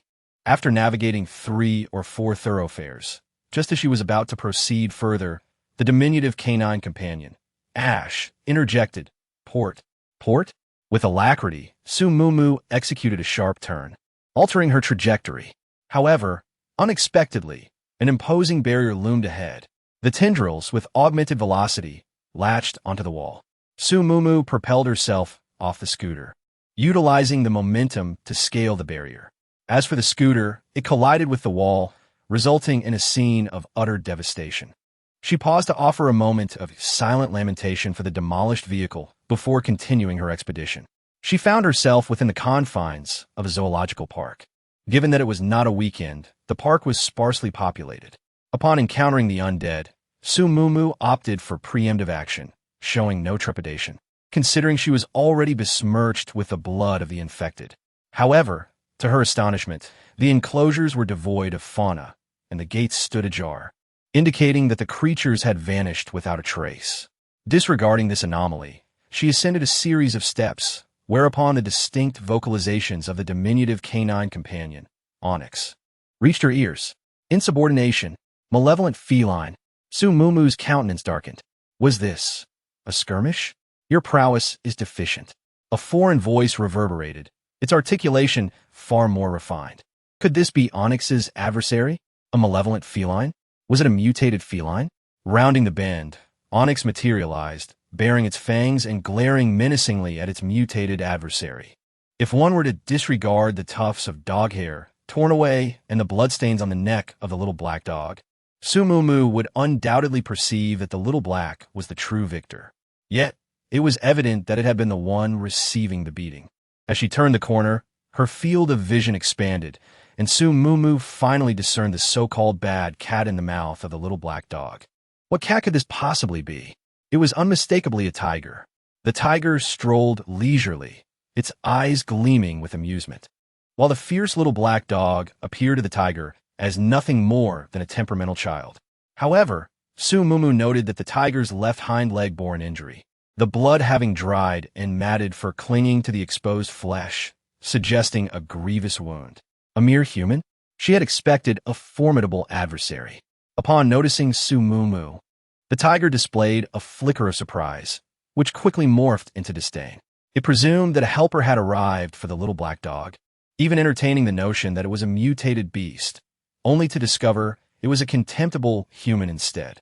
The little black dog also spotted Su Mumu and immediately rushed to shield her behind its small frame. No, bad cat. The tiger let out a derisive snort, regarding the protective gesture of the little black dog with utter contempt, even harboring a sense of hostility. Human, you shall die. A glint of cold malice flashed in its eyes as it fixed its gaze upon Su Mumu. She stood there bewildered. This brute had bullied the little black dog, and she had yet to settle the score with it. How could it turn its hostility upon her first? With a fierce roar, the tiger lunged toward Su Mumu. Yet, contrary to the anticipated gruesome scene, before it could close the distance, it found itself ensnared tightly by Su Mumu's vine. Remembering the teachings of her mentor, she understood that the abilities of a low-tier mutated beast were not formidable. Having already integrated 3 powers, she was confident that she could triumph even against the king of beasts. As for why there are 3 kinds, it undoubtedly includes the little snake. Despicable. The tiger did not expect to be defeated and, in a fit of rage, cursed again. Who is despicable? It is clearly you who lacks reason. Did I provoke you? You wanted to bite me right from the start? Giving the tiger a significant eye roll, she disregarded its astonishment and bent down to examine the injuries of the little black one. After all, it was her own offspring, regardless of right or wrong. She must show affection in front of outsiders. No, outside beasts. The wound on its neck was not deep. It seemed the tiger was merely playing with it and did not intend to take its life. She took out a basin of spiritual spring water and offered it to the little black one. Quickly, drink some water. Look, your fur is almost bitten off. The little black one whimpered twice in grievance and immediately began to drink, as this spring water could aid in healing its wounds. Let me go. Despicable human. Let you go. Wouldn't that facilitate your attack? She was no fool. I command you, release me. Su Mumu rolled her eyes dramatically. Pay attention to the current situation. I am thoroughly displeased with your attitude. You, despicable. Again with this word. Su Mumu suspected that this tiger could only use this term to describe humans. After drinking the spiritual spring water, the little black one's wounds quickly healed, though the fur that had been bitten off would take some time to regrow. She was too impatient to engage further with the tiger, as she was eager to find Chu Mu and the others. After walking just a few steps, a voice called out from behind. Wait, this water can heal wounds? Was it hoping to treat the injury on its leg? However, the healing properties of this spring water only worked on the mutated beast she had tamed. May I ask, can this water heal wounds? Perhaps fearing that Su Mumu might depart, the tiger inquired once more. Su Mumu raised an eyebrow, realizing that even this tiger possessed a modicum of politeness. Thus, she graciously decided to enlighten it. Indeed, it can. However, this is only applicable to those mutated beasts who willingly submit to my authority. In truth, she told a slight fib. Little Black had not submitted voluntarily. Nonetheless, this arrogant tiger had inflicted harm upon Little Black, and she felt entitled to seek some compensation. What does it mean to submit? The tiger's tone softened, and although it did not fully comprehend, it instinctively sensed that this was not a favorable situation.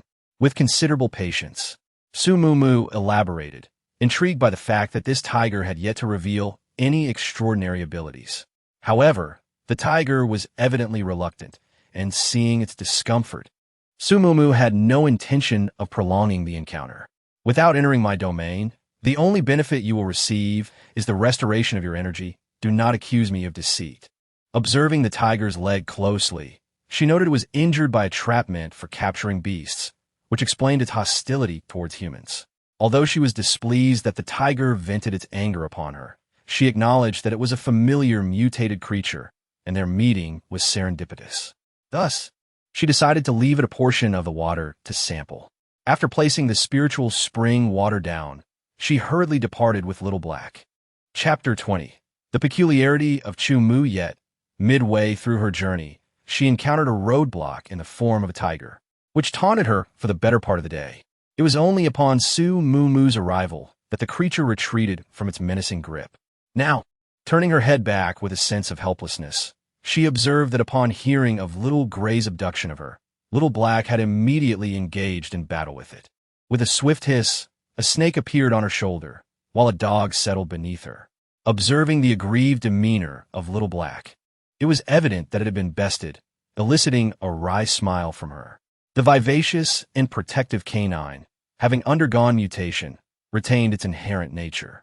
She refrained from intervening, understanding that familiarity often breeds from conflict, provided it remained dependable in crucial moments. Little Black indicated that Chu Mu's scent emanated from the opposite direction. Utilizing the roadside trees, Su Mumu had already traversed the distance of 2 city blocks. Ahead, inside, Little Black exclaimed. Gazing upward, she discerned a comprehensive commercial edifice. Without hesitation, Su Mumu descended near the base of the wall and sprinted after Little Black.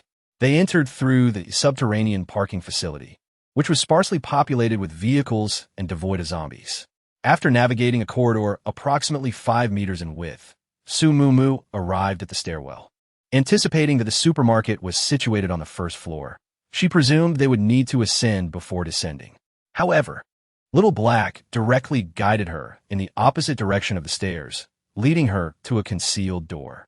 This iron door was coated in dust, and the lock was corroded with rust, indicating its prolonged disuse.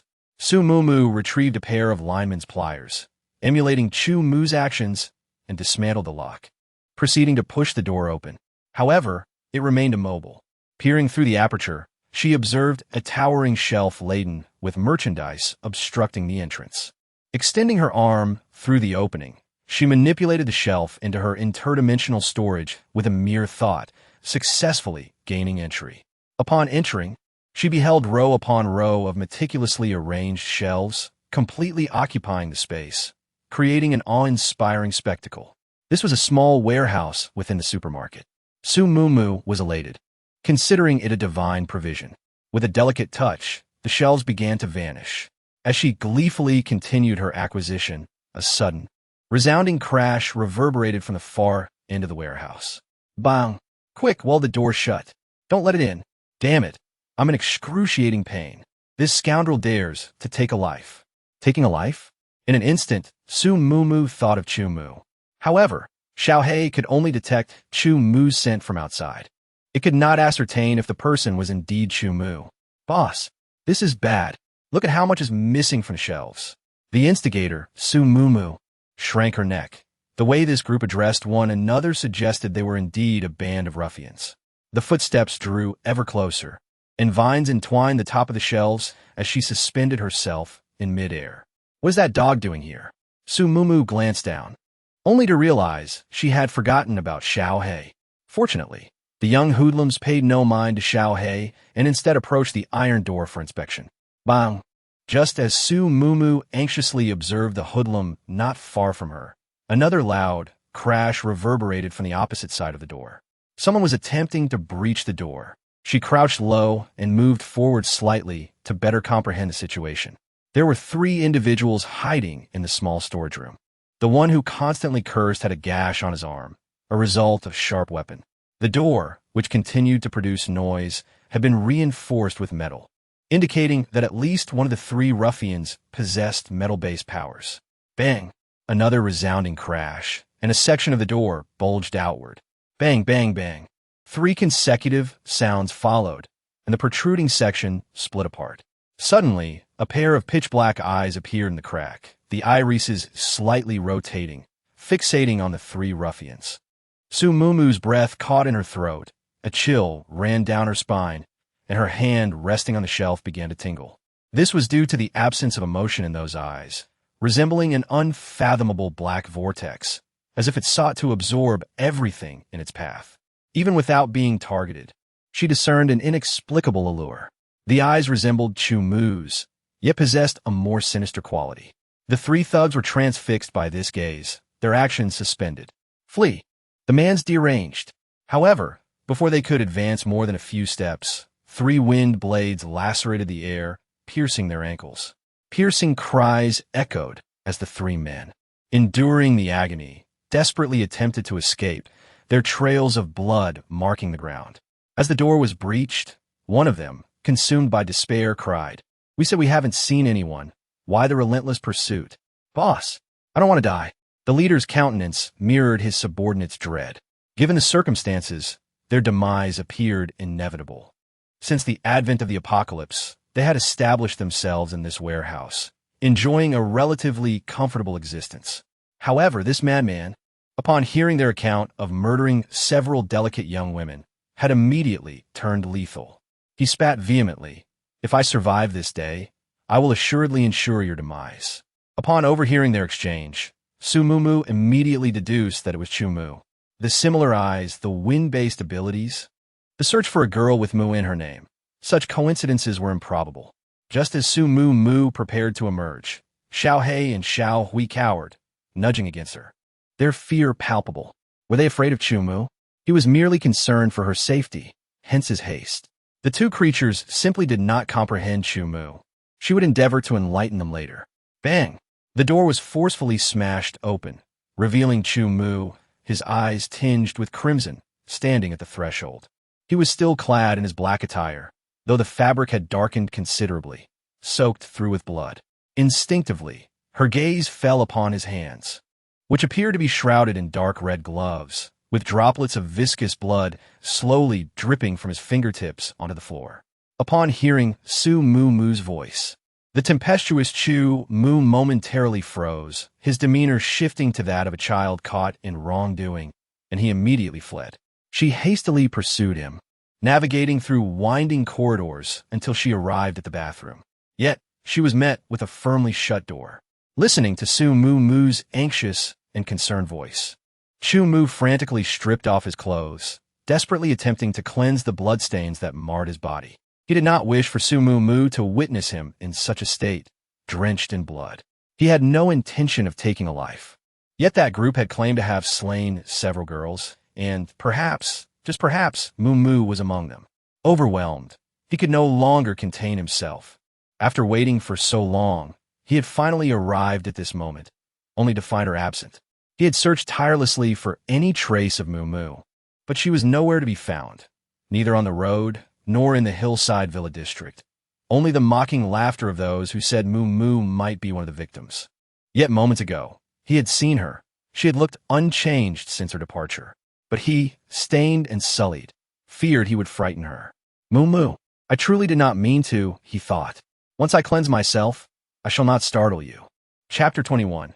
Finally home, Su Mumu waited outside for 10 minutes until the doorknob turned, and the door was opened from within, revealing a narrow gap. "Here, provide me with an ensemble." S' voice had regained its composure, as if he were not the one who had just fled in haste.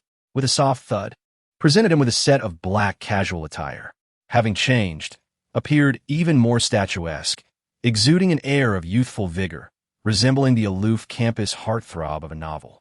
She perceives atypical behavior, but if he was unwilling to divulge, she would not inquire. Nevertheless, the accumulation of supplies could not be deferred. Found it peculiar that while the supermarket had scarcely any zombies, this place was teeming with them. Moreover, these zombies were congregated in the corner, seemingly devouring something, producing a crunching sound that made one's scalp prickle. Having expeditiously dispatched the zombies, discerned the object of their attraction. It was 5 individuals, or rather, 5 corpses, 3 female and 2 male, their bodies in a state of advanced decomposition. However, it was evident that their lower extremities had been subjected to abuse, with copious amounts of blood having been shed, which had drawn the zombies, as face flushed with indignation. Less than a week into the apocalypse, such dehumanizing acts were being perpetrated with impunity. She felt that should have eradicated those hooligans. Retrieving outerwear from her spatial dimension, she draped it over them. After gathering supplies, the two exited the supermarket. Lead Us To seemed to harbor some trepidation towards, maintaining a distance of 4 or 5 paces from them after emerging, reluctant to approach. As for being the primary instigator of the entire affair, it naturally bore the brunt of animosity, cowering on's back, not even daring to approach. Observing the tense atmosphere, Su Mumu found herself in a state of bemusement. Finding people was of utmost importance, and there was no time to dwell on past grievances. With Chu Mu present, they swiftly located Wan Li in Chenjikong. This was an electric vehicle sales outlet, and the iron shutter of the shop had been lowered. If one were to pass by, they would hardly suspect anyone was inside. Fortunately, thanks to Xiao Hei's keen sense of smell, they were not led astray. Suddenly, a horde of zombies quickly surrounded them, and several tendrils shot forth, flinging the undead away. Unable to lift the iron shutter, Su Mumu remained at the entrance, combating the zombies. As she deftly maneuvered the tendrils to knock back the attackers while wielding a machete, she felt somewhat flustered, yet managed to cope. After a morning of utilizing her abilities, she discovered that her energy reserves were more robust than anticipated. According to the texts, a zero-level ability user typically possesses both limited power and endurance. However, after swinging her tendrils for so long, she did not feel depleted. With a swift motion, she ensnared another zombie and swung through the horde like a hammer, toppling 5 or 6 of them to the ground. The affected zombies only staggered momentarily before charging back at her with unwavering determination. Indeed, she did not feel exhausted. Only the strength of her attacks was lacking. Mumu, get in the car. Chu Mu and Wan Li assisted Chun Jikong into the vehicle, while Windblade and Earthspike cleared their path. In the blink of an eye, she found herself seated in the passenger seat. The car roared to life, racing away and leaving only a trail of exhaust fumes for the zombies. With their combined powers, they swiftly reached the hillside villa area. Upon gazing at the closed gates, Chu Mu discreetly cast a glance at Su Mumu. What is this palm print doing here? It was rather unnerving. Wan Li tore off a piece of cloth and wiped away the mark. Indeed, he remarked, it appears to be zombie blood, with a rather foul odor. Su Mumu feigned ignorance and echoed his sentiment. Surely, there couldn't be zombies within the villa district? Let's head inside forthwith. After settling the ailing Chun Jikong, Su Mumu beckoned the two to halt. There are still 3 children awaiting rescue at the school. The school? Chu Mu inquired, as he closed the refrigerator door. After a moment of contemplation, Chu Mu resolved to venture forth on his motorcycle. She meticulously delineated the children's whereabouts. Her gaze filled with concern as she watched Chu Mu depart into the distance.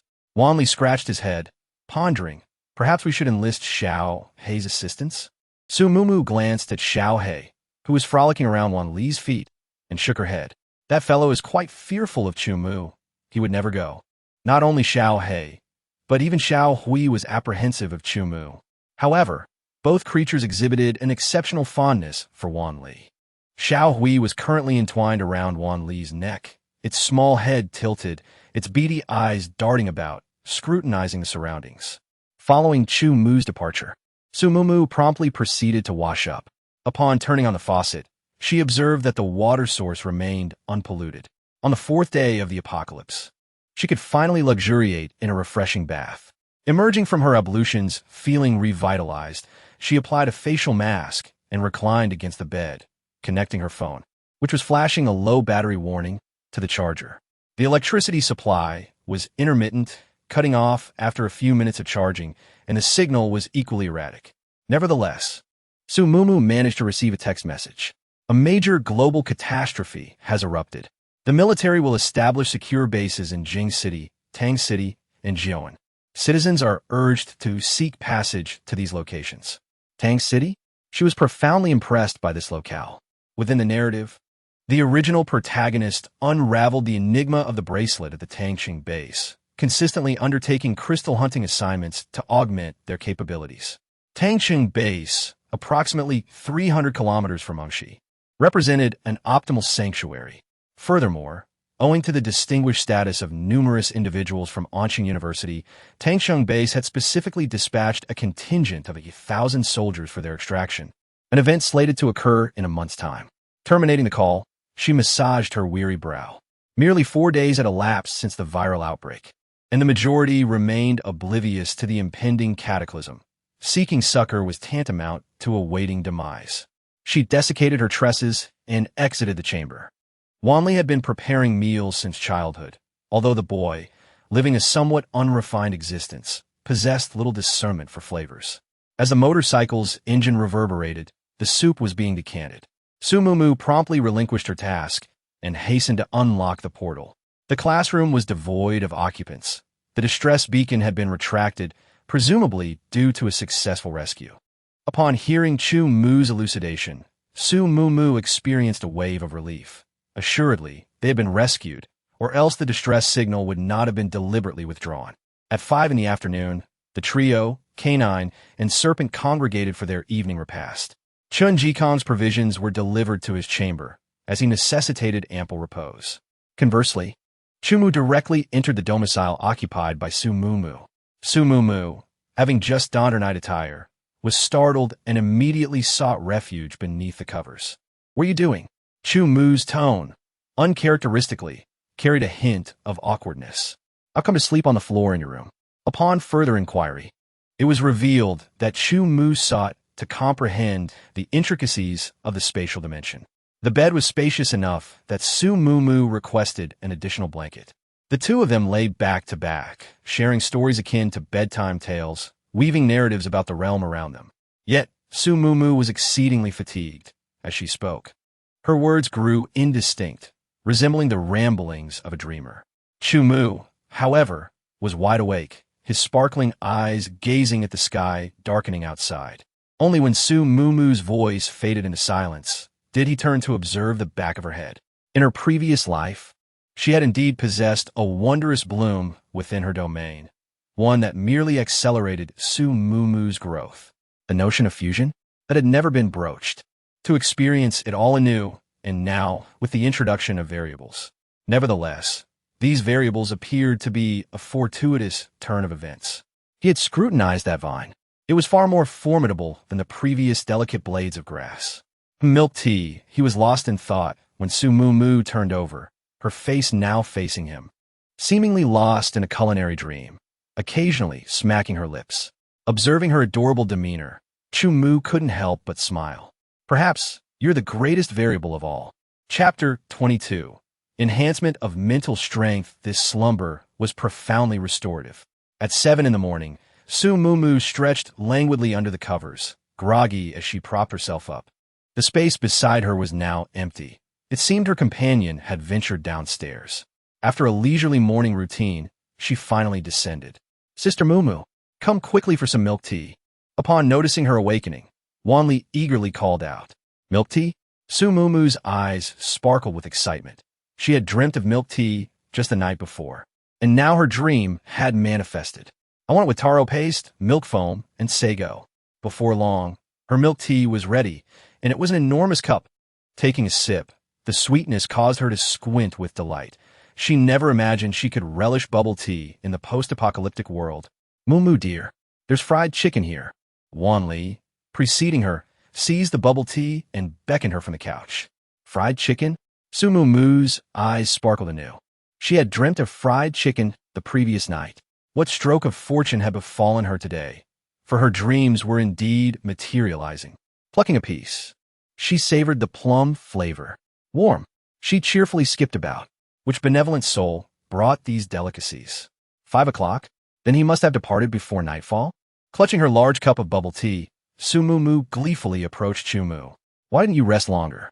What prompted you to retrieve these items?"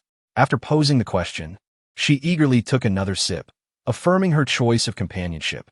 Clinging to his coattails meant access to bubble tea. Observing her blissful expression, Chu Mu's lips curved slightly. In her nocturnal ramblings, she had mentioned bubble tea 16 times and fried chicken 11 times. Witnessing her longing in her dreams, he had set out early to procure them. I'm not fatigued.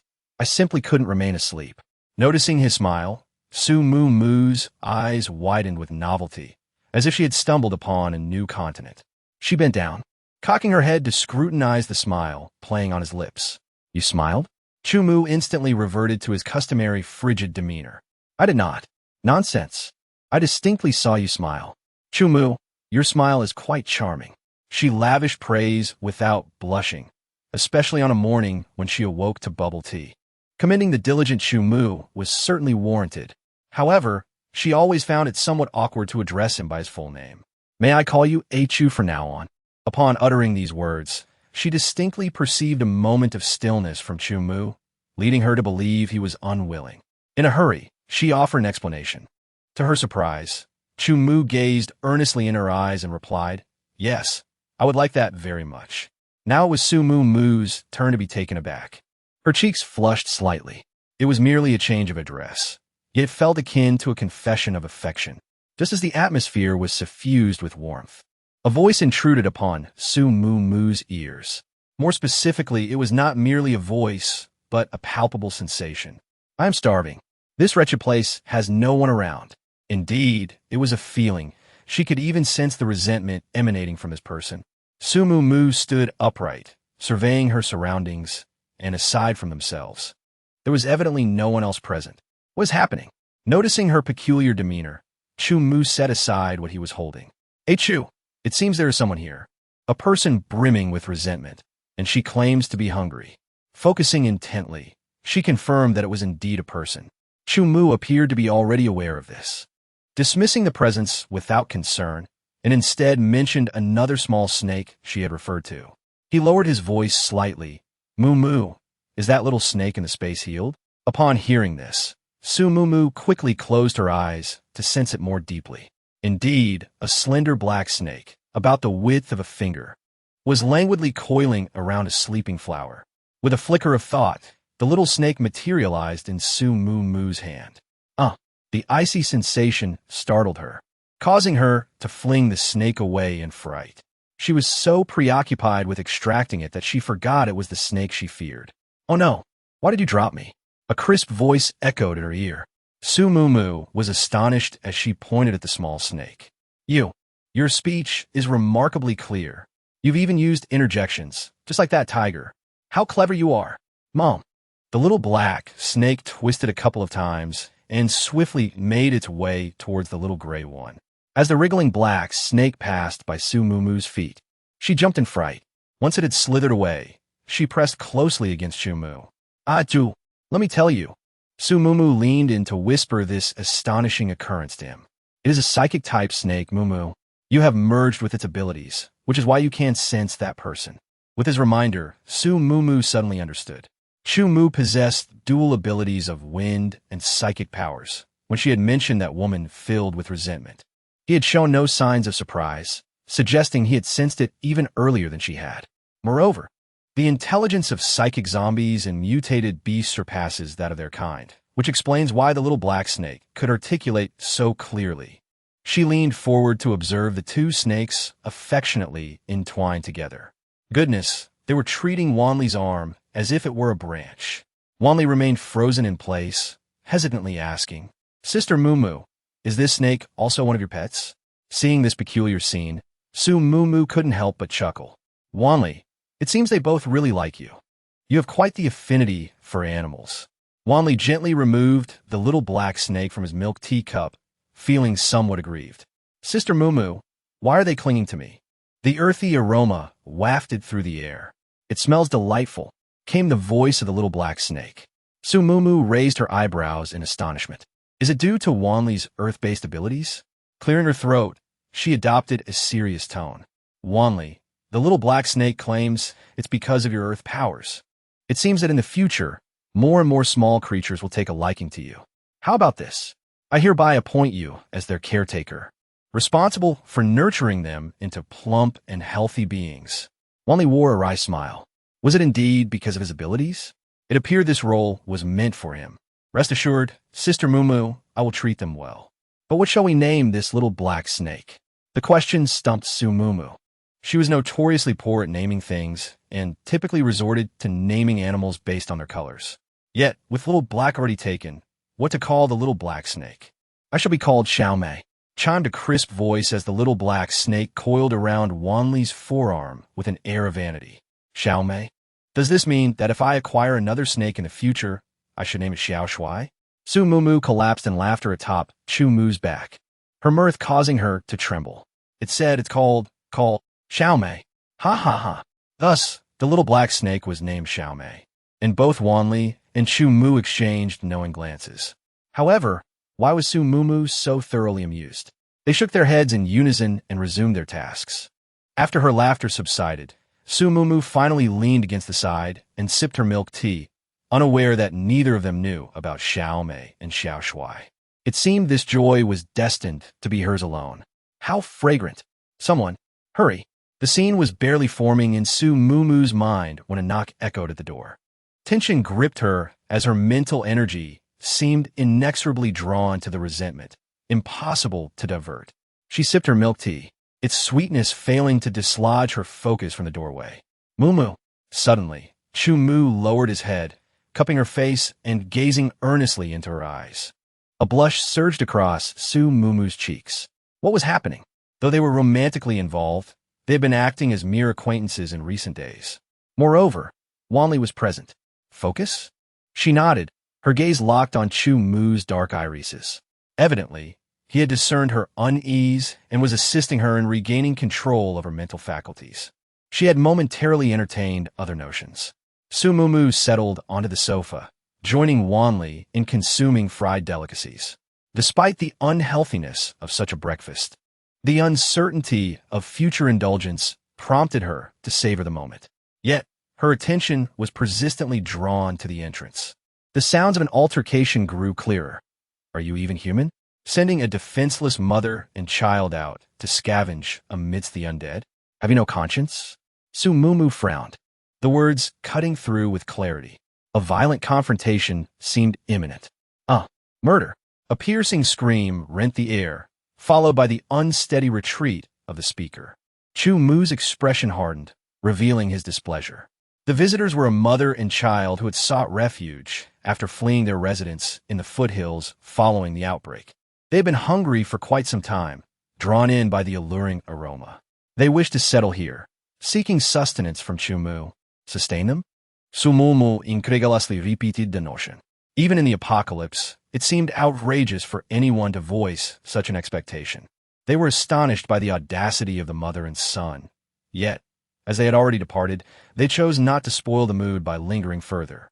Once the trio had nearly finished their meal, Chan Ji Kong finally descended the stairs, leaning on a cane. Until now, he had been bundled up tightly, but now, wearing a loose t-shirt, Su Mumu noticed his injuries. Burn scars extended from his collarbone down to just below his right cheek. Even from his face alone, the evidence of his burns was undeniable. In addition, his right arm, right leg, and left leg bore varying degrees of burn marks, with the right leg being the most severely affected. The once admired Chun San, once the object of affection for many young women in elite circles, had now fallen to such a state, eliciting a sense of melancholy in Su Mumu. Surprisingly, Chen Ji Kong seemed unfazed by his scars. Meeting her gaze, he merely smiled gently, descending the staircase with a composed demeanor before settling onto the sofa. Mumu, did my injuries frighten you? He inquired, his smile charming and reminiscent of the warm confidence he exuded during a past soir. Su Mumu awkwardly shook her head. Her reaction had not been so overtly brazen, merely a surprise that had slipped her mind to mask.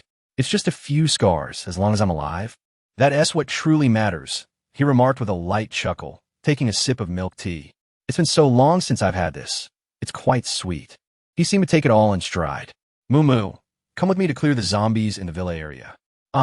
Su Mumu remained lost in her whimsical thoughts when her wrist was suddenly tightened as Chu Mu pulled her up. Zombies in the villa area? Were there truly zombies in the vicinity?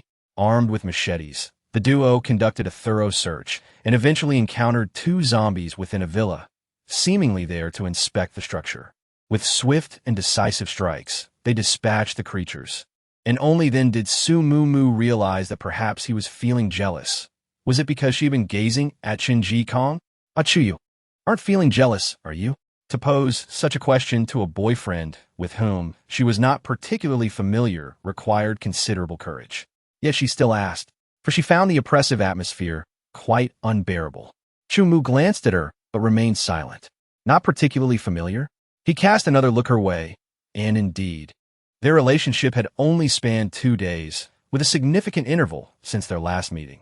They were, in fact, not well acquainted. However, by that logic, was she not even less familiar with Qin Ji Kong? Noticing Chu Mu's mood, Su Mu's tone took on a hint of playful coaxing. I'm somewhat surprised. Think about it. After such a drastic change, isn't it rather admirable that he maintains such a calm demeanor? Just a sycophant, nothing to admire. Chu Mu muttered under his breath. Su Mu didn't catch his words clearly and was about to inquire again when she suddenly sensed something amiss. It appeared there were numerous people nearby, creating a chaotic scene. How could this be? They had just patrolled the area, and there wasn't even a stray dog in sight. Turning the corner, they spotted a group of about 10 people gathered at the entrance of their villa, incessantly pounding on the door. Heartless creatures. Open the door. A familiar sensation coursed through her mind as Su Mu's gaze fixed upon the source of the voice, a woman leading a young boy. It was the same woman whom Chu Mu had dismissed earlier that morning. She had returned, accompanied by others, to cause a disturbance. Noticing the approaching duo, the crowd quieted slightly. Su Mu adjusted the knife in her hand, recognizing its potential utility. Young lady, would you allow us entry? The woman implored. We are in desperate need of sustenance. Perhaps perceiving the girl's compassionate nature, the woman directed her plea toward her. Upon her utterance, the others joined in, their voices rising in a manner that suggested coercion. Resting the blade against her arm and wiping away the blood with her sleeve, Su Mu finally raised her head. Pardon? She inquired. The group hesitated, seemingly taken aback by her action. The woman swallowed hard, feigning obsequiousness. We have been without food for an extended period, she whined. Would you be so kind as to offer us some sustenance? I detected the aroma of fried chicken emanating from your dwelling this morning. Fried chicken? Su Mu questioned, her expression reflecting bewilderment. After a moment of contemplation, realization dawned upon her. You presumed that to be fried chicken? Did I not? Su Mu adopted an air of profundity. Given your timorous disposition, I shall refrain from further alarming you. With that, she proceeded through the gate, her composure faltering. She could no longer sustain the charade, nor could she maintain her balance. The group appeared to have been deprived of nourishment for a day or two, their eyes gleaming with an almost predatory hunger. Upon hearing Qin Ji Kong's words, Su Mu was taken aback. Qin Ji Kong was renowned within their circle as an altruistic individual, invariably extending assistance to those in distress. He further abandoned the long-standing family tradition of governance, opting instead for a military path, resolutely aspiring to aid the common people. How is it that he now exhibits such understanding? Noticing Su Mu's scrutiny, Qin Ji Kong lowered his head and smiled subtly. Those with ulterior motives should not be aided. Although others have always perceived him as a naive Good Samaritan, he possesses his own steadfast principles. Moreover, his imprisonment stemmed from his desire to assist a child, only to discover that the child had been manipulated by Su Ruo to deceive him. Through this ordeal, he became acutely aware of the treachery of human nature, prompting him to exercise greater caution towards people and situations alike. Su Mu nodded, realizing that it was indeed wise for a Chu to handle such matters, as he had always been unflappable. Unlike her, who could barely endure a facade for a few moments. The commotion outside grew louder, with something crashing against the door. Suddenly, a gust of cold wind swept in, extinguishing the raucous sounds instantly. Should anyone attempt to impose moral constraints upon me, they need not expect my courtesy. I have no qualms about taking a life. Chu Mu's voice, laced with anger, echoed in her ears, startling Su Mu. It appeared that the woman was far from compliant. Bang! The front door was slammed shut with force as Chu Mu entered the room, her expression dark. Su Mu gazed at him with concern. but he waved his hand dismissively, signaling that all was well, and proceeded to snack. Meanwhile, Su Mumu sensed that the group had not departed. Instead, they had pried open the gates of the surrounding villas, taking refuge within. There was an implicit air of encirclement forming around them. Chapter 24. Beneath the black rain in the ensuing 2 days, everyone remained preoccupied with gathering supplies.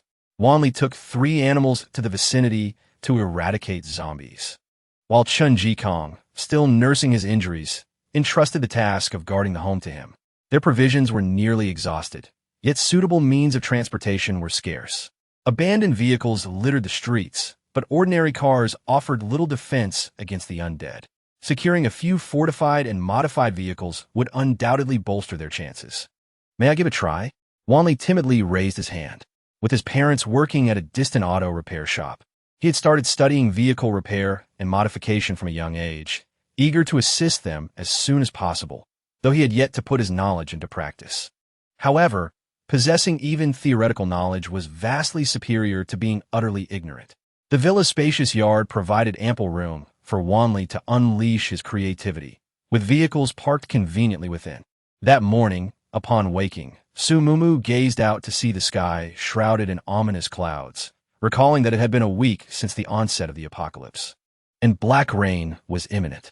The catastrophe had begun with a 10-minute deluge of black rain, laden with the zombie virus, which lay dormant within the human body before erupting and precipitating the end of days. Post-apocalypse records indicated that there would be 3 more instances of black rain. With each occurrence, humanity's survival space diminished, while the undead grew ever stronger. The virus within the black rain could enhance the physical capabilities of zombies. During the first black rain, its potency was overwhelming. Upon its arrival, all zombies, like fervent devotees, yearned for the baptism of the dark deluge. In the rain, the zombies moved sluggishly, no longer drawn to human flesh. Yet this facade deceived humanity. They ventured out in search of sustenance, oblivious to the fact that those who became tainted by the black rain would swiftly succumb to zombification. What they failed to grasp was that the evolving undead had not lost their hunger for blood. Rather, it was a more powerful black rain that held a greater allure for them. Su Mumu hurried downstairs, warning everyone to remain indoors, lest they be caught in the ominous black rain. Wanli, with a naive gesture, pointed towards the glass canopy above the courtyard. Sister Mumu, we have a roof. That is not a solution, Wanli. We shall wait until the black rain has passed before making any repairs. She understood the grave danger. Even a mere drop of the black rain could lead to infection. Should the glass canopy leak even a few drops, it would pose a perilous threat. She could not allow her companions to take such risks.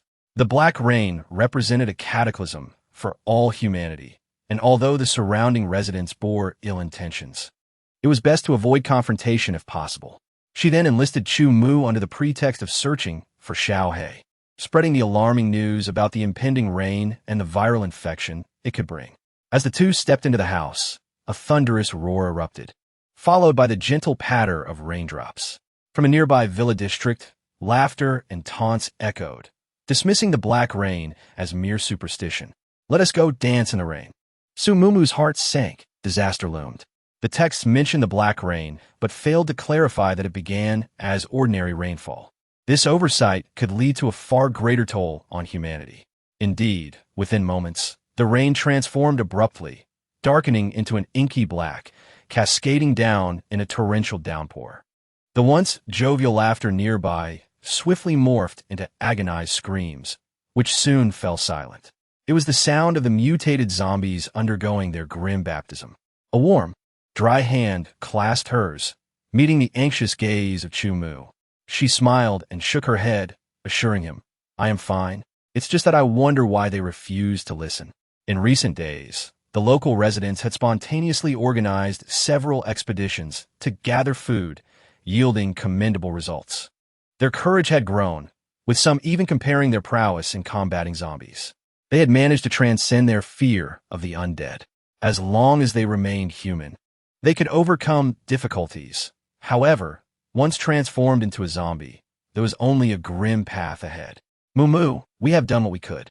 Indeed, she had done her part, but whether others heeded her counsel was beyond her control. Mumu, Chun Jikong suddenly spoke. How do you know this black rain will turn people into zombies? Immersed in sorrow, Su Mumu instantly snapped to attention, gripping Chu Mu's hand a little tighter. After steadying her thoughts, she replied, I came across a prophetic post online, and everything it foretold has come pass. A prophetic post, you say?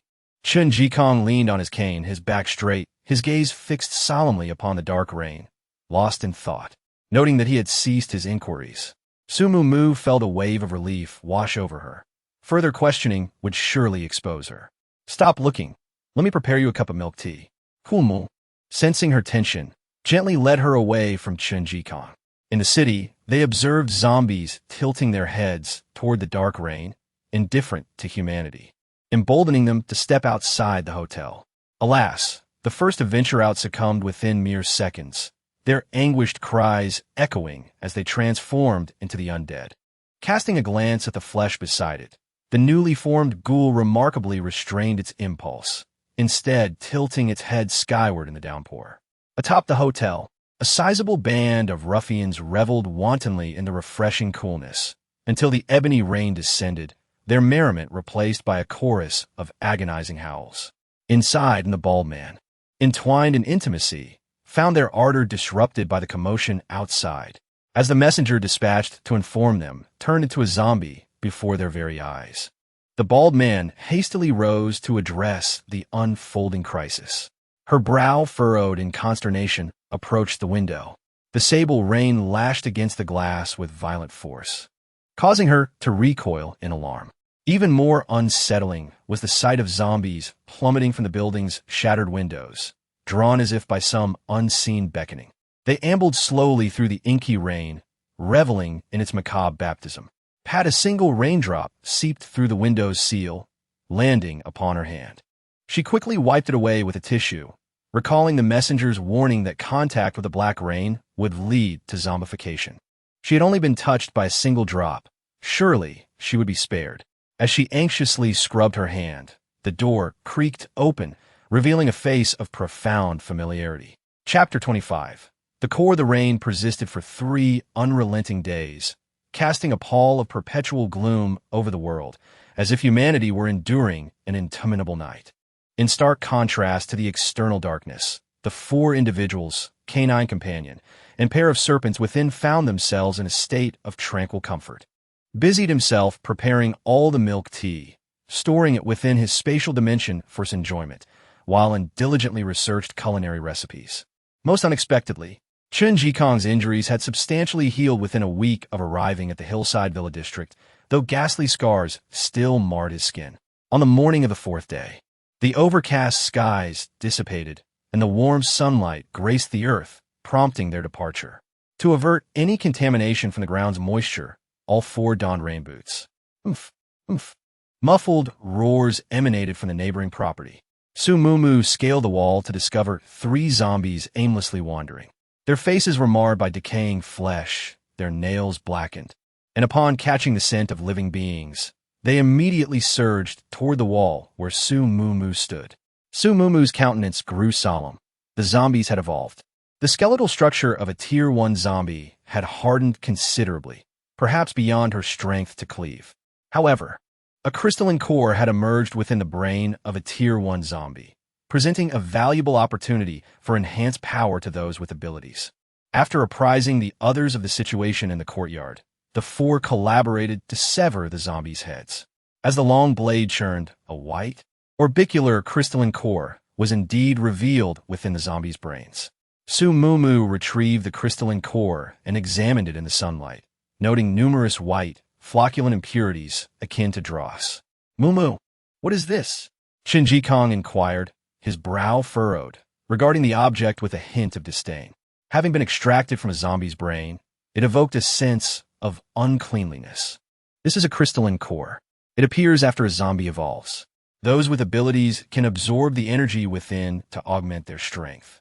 Su Mumu received the 2 additional crystalline cores that Wanli passed to her, scrutinizing them closely. The impurities within the 3 crystalline cores were of a similar nature.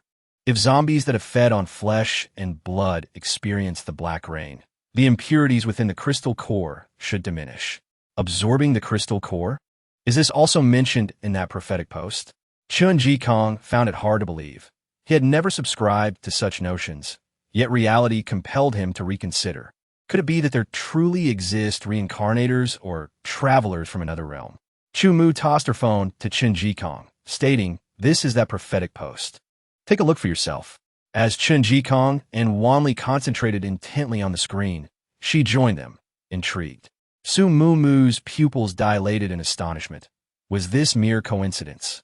Or a deliberate plot by the author? Or perhaps there truly were individuals who had been reborn? Noticing the IP address was from abroad, she felt a sense of relief, hoping it wouldn't interfere with her survival. The post elaborated on methods to absorb the crystal core. Su Muumu grasped the white crystal core, focusing intently on its energy. Moments later, the core transformed into a fine powder, and her internal energy surged. Seeing the three of them elated, Chu Mu interjected, reminding them that while absorbing the crystal core could replenish energy and enhance power, one must not become overly reliant. Such hasty advancement often leads to more harm than good. Su Muumu was well aware of this. When she first learned that the crystal core could aid in strengthening abilities, many ability users had excessively consumed them, only to find themselves weaker than their peers of the same rank, their foundations unstable, like a tall building lacking solid ground. The post contained meticulous records. But just as they continued their study, a series of terrified cries for help suddenly echoed. "Someone, save my son. Little Bao. I'm your mother." As the four ventured outside, they encountered the resentful mother and son duo. However, her son had transformed into a zombie, viciously pouncing upon her and devouring the flesh from her body. It was evident that he had been infected by the black rain, and now, with the weather cleared, she had emerged in search of salvation.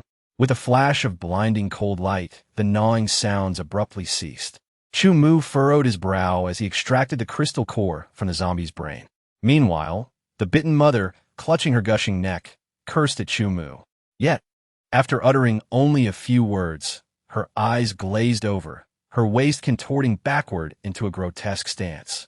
Another flash of cold light, and the recently risen zombie collapsed. It appeared as though Chu Mu awaited her transformation into a zombie, ready to dispatch her with justified intent.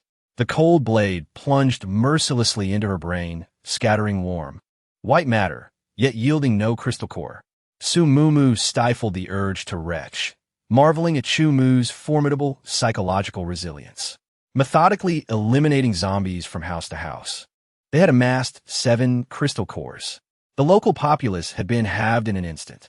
The quartet refrained from lingering, for crystal cores enhanced the powers of ability users. And before the incident became widely known, they needed to hastily gather more cores and supplies. Their destination was a commercial street. Food was ample, but clothing was equally essential. As they drove toward the city center, they encountered increasingly formidable zombies along the way. Su Muumu seized her knife, joining the fray. With a single stroke, her entire arm tingled with the impact, while the zombie's neck sustained only a third of a cut. Cognizant of her limitations, she remained behind the trio, scavenging for crystalline cores. She beheld a myriad of grotesque visages, eyeless sockets, lacerated mouths, exposed osseous structures, and countenances rife with festering maggots. From initial nausea and retching to present indifference, Su Muumu mused that she had indeed witnessed a surfeit of horrors. Even as the quartet re-embarked in their vehicle, she still clutched the cranium of a female zombie. With the head facing downward, she deftly manipulated a short blade, extracting the crystalline core amidst a putrid emlang of decaying flesh. Simultaneously, an eyeball cascaded onto Wanli beside her. Oblivious, Su Muumu nonchalantly discarded the eyeball and cranium out the window. After a cursory rinse with mineral water, she augmented the number of crystalline cores in her sack by 1. Wanli, ashen-faced, succumbed to retching. Offering him a tissue, Su Muumu somberly intoned, "Young man, do not presume that harvesting crystalline cores is an effortless endeavor. This sack contains 43. Upon hearing the tally of 43, Wanli once again turned to vomit. 43 such revolting heads? Sister Mumu is truly a formidable individual. Chun Jikong, seated in the front, also appeared unwell. His inaugural encounter with zombie slaying involved precisely such recalcitrant and repulsive creatures, engendering a sense of surfeit. Conversely, Chumu merely maintained a subtle, enigmatic smile, as if the matter were of quotidian triviality. With earthen spikes clearing a path and verdant tendrils obstructing, they arrived at their destination without incident. The vehicle was stowed within the confines of a spatial dimension, and Su Mumu, Chun Jikong, and Wanli concealed themselves, while Chumu single-handedly lured the zombies away. As the zombies' guttural roars dissipated, the trio promptly commenced gathering provisions according to their predetermined categories. Su Mumu, fixated on acquiring garments of varying thicknesses, plunged into the department store, sweeping through it with the veracity of a locust swarm. With a soft thud, a hanger fell to the floor, its originator having vanished without a trace. The department store, towering 7 stories high, boasted clothing on the first 6 floors and an array of accessories on the 7th. The dark rain, drawing the undead, left the interior desolate, granting her ample opportunity to act. Even with the replenishing essence of the spring water, it took Su Mumu nearly half an hour to scour the entire building. Breathing heavily, she exited through the main entrance, scanning her surroundings for any sign of her companions. Finding none, she ventured into another building to commence a new round of scavenging. Just after her figure disappeared, several individuals bypassed her building, heading resolutely in another direction. Chapter 26. An unchangeable conclusion? This building primarily housed spring and summer attire. Su Mumu located the storeroom and collected all the cotton jackets into her space. The winter of the first year of the apocalypse was no different from the norm. But as the second year commenced, the world would be plunged into extreme cold and heat, making cotton jackets indispensable. After her bounty, Su Mumu made her way toward Wanli. Wanli was responsible for the milk tea shop and the pastry shop on the street, a task specially assigned by Chumu. Although she did not understand his peculiar fixation on such items, Wanli dutifully complied. When Su Mumu arrived, she found Wanli busily transporting usable ingredients outside. Upon seeing her, he wiped the sweat from his brow, grinning foolishly in anticipation of her display of prowess. With a simple wave of her hand, the items were swiftly gathered into her possession. Sister Mumu, having a space is truly convenient. Indeed, I must find an opportunity to get you one as well. Cool me. Let's seek out third brother. Wanli chuckled amiably, assuming Mumu was jesting, as spatial abilities were not so easily acquired. Chun Jikong, responsible for infant apparel, provisions, and playthings, was only halfway through his task, unlike the expeditious Su Mumu and Wanli, when the sound of approaching footsteps echoed outside the doorway. Ichin, someone's here. Exercise caution. As he looked up, he beheld 4 men entering, 2 appearing as students and the other 2. He narrowed his eyes, recognizing them as fellow mutants from the 17th floor. Upon spotting Chun Jikong, the 2 immediately displayed animosity. This man is Miss Su's fiancé, so he survived. Traitor. Upon learning he was Su Ruo's fiancé, Song Yichin was consumed by murderous intent. This was the man who had kept him from being with his goddess. Recalling Ruo's lamentations, Song Yichin channeled his energy, causing arcs of violet-blue lightning to surge forth, striking towards Chun Jikong. Scoundrel! Perish! Chun Jikong furrowed his brow slightly, swiftly evading the lightning bolt. Scoundrel? He had never heard such a term directed at him. He was plainly unacquainted with this person. Why was he displaying such hostility? We are not. Before he could finish, another lightning bolt hurtled towards him. How discourteous! Chun Jikong quickly dodged, and flames erupted, directed straight at Song Yichin's abdomen. Fire! Song Yichin shrieked, scalded, and hastily removed his garments, narrowly avoiding severe burns. I have no desire to create enemies gratuitously. My friend, why do you harbor such animosity towards me? Despite the gruesome scars that marred his neck and chin, Chun Jikong remained composed, exuding an air of noble refinement that was impossible to ignore. Song Yichin, humiliated and enraged, glared at him, still feigning ignorance. Ruo endured so much hardship because of you, and what did you do? You consorted with that vile Su Mumu. Hardship? Because of him? Chen Jikong scrutinized Song Yichen, and recognition dawned upon him. Was this not the man from the photograph? He had failed to recognize the lustrous hair. It seemed Su Ruo had embellished the truth, recounting it to him with exaggeration. But could a woman addressed with such deference by a group of hoodlums truly have suffered? She seemed to revel in his torment. Chen Jikong's smile was laced with hidden barbs, a hint of disdain flickering across his face as he turned his back on the four madmen and resumed packing his belongings. Seeing this, Song Yichen became even more incensed. Attack! When Su Mumu and Wanli arrived, Chen Jikong was nowhere to be found. Only a chaotic scene remained. Wanli scratched his head. Sister Mumu, third brother, doesn't seem to be here. Shall we look over there? No, there was a struggle here. Look, scorch marks. And here as well, more scorch marks. But it doesn't quite resemble fire-based abilities. Sister Mumu, are you saying third brother was abducted? Su Mumu nodded, pulling Xiao Hei from her spatial dimension and instructing it to track Chen Jikong's scent. The two humans and canine companion raced through the streets. Just then, she detected a familiar voice. Don't you find this jade pendant rather peculiar? With a sudden screech of brakes, Su Mumu recognized the figure. Su Ruo. She was alive. Dodo Yin had cast her out of the window to save her. A selfless act of rescue, and those thugs had become her devoted followers? Considering those peculiar burn marks, they were the result of lightning. Lightning-based ability users were exceedingly rare in the books. Could it be that Song Yichen had encountered Su Ruo once more? Had Chen Jikong been taken by them? It was a jewelry store, and Su Ruo stood beside two petty criminals, their gazes fixed on a piece of jade.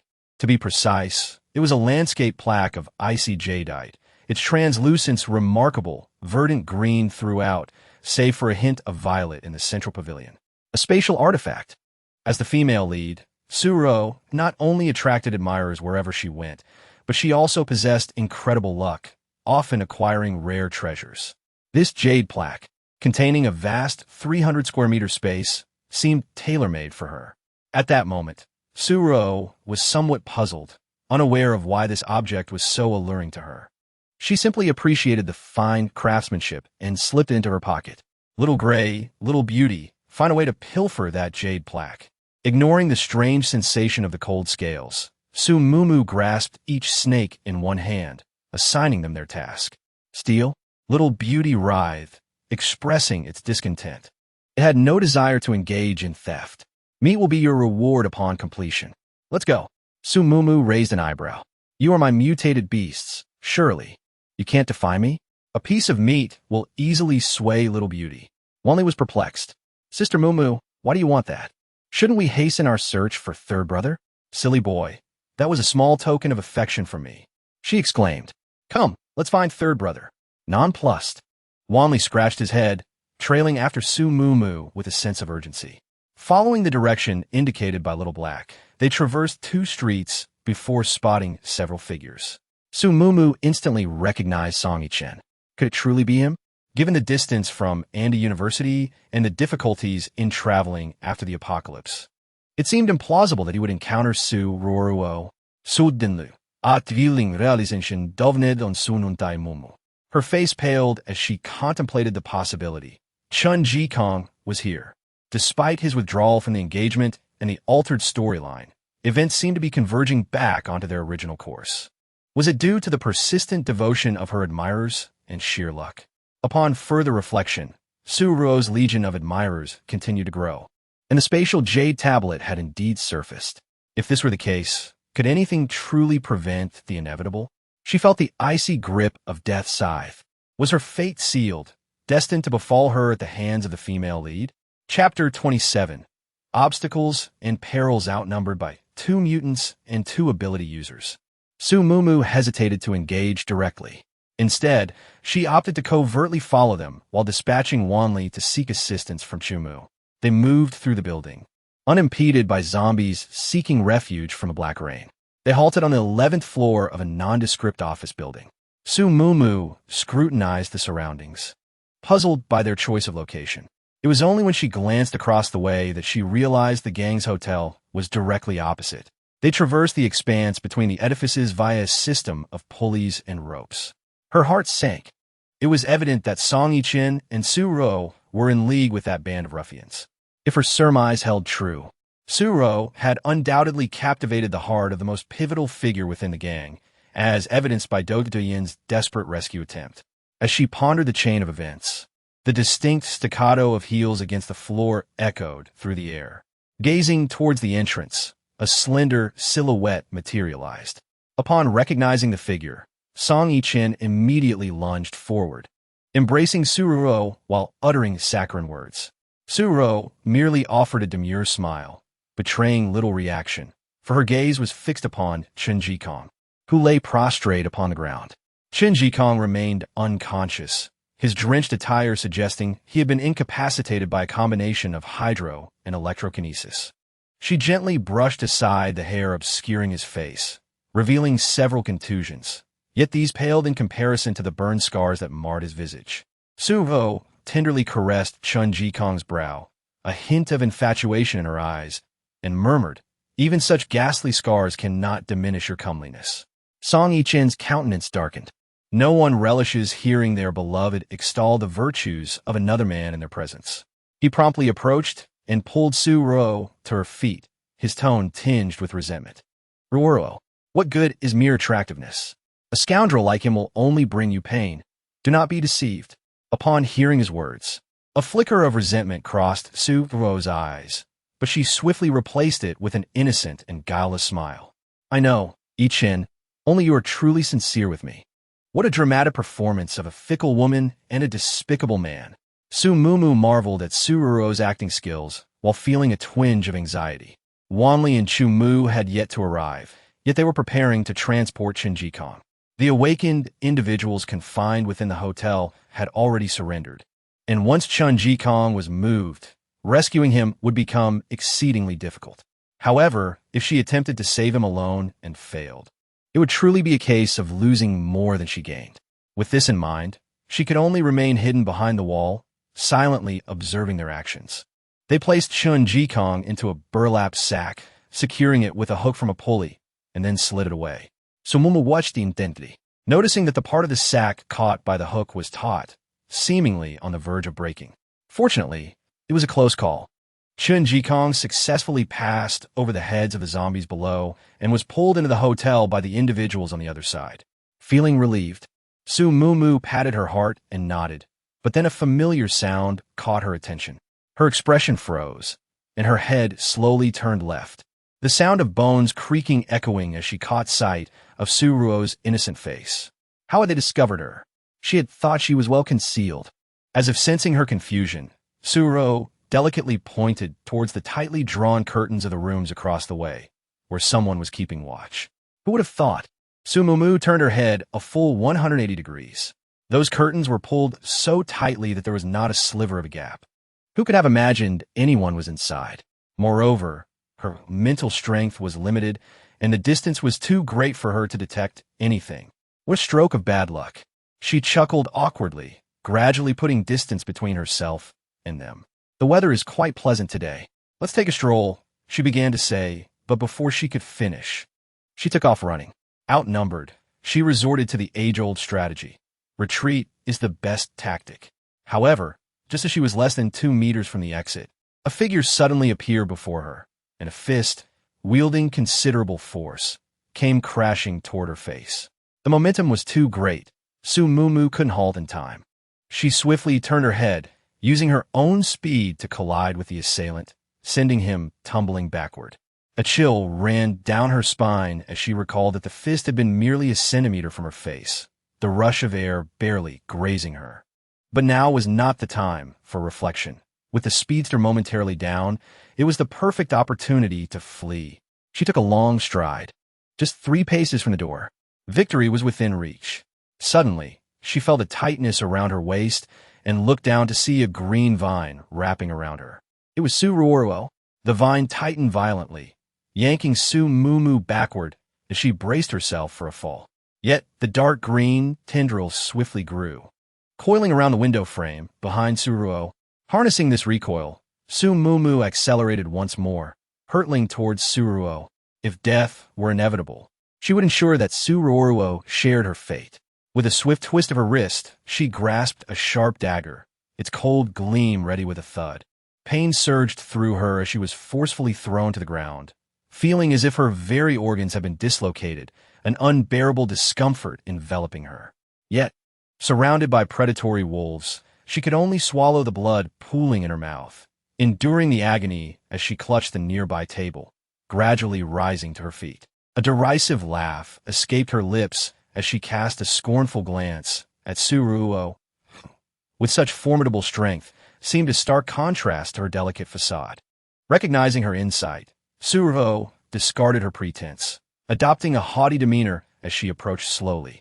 I awakened to my power mutation on the very first day of rain. A drop of black rain, an extraordinary force.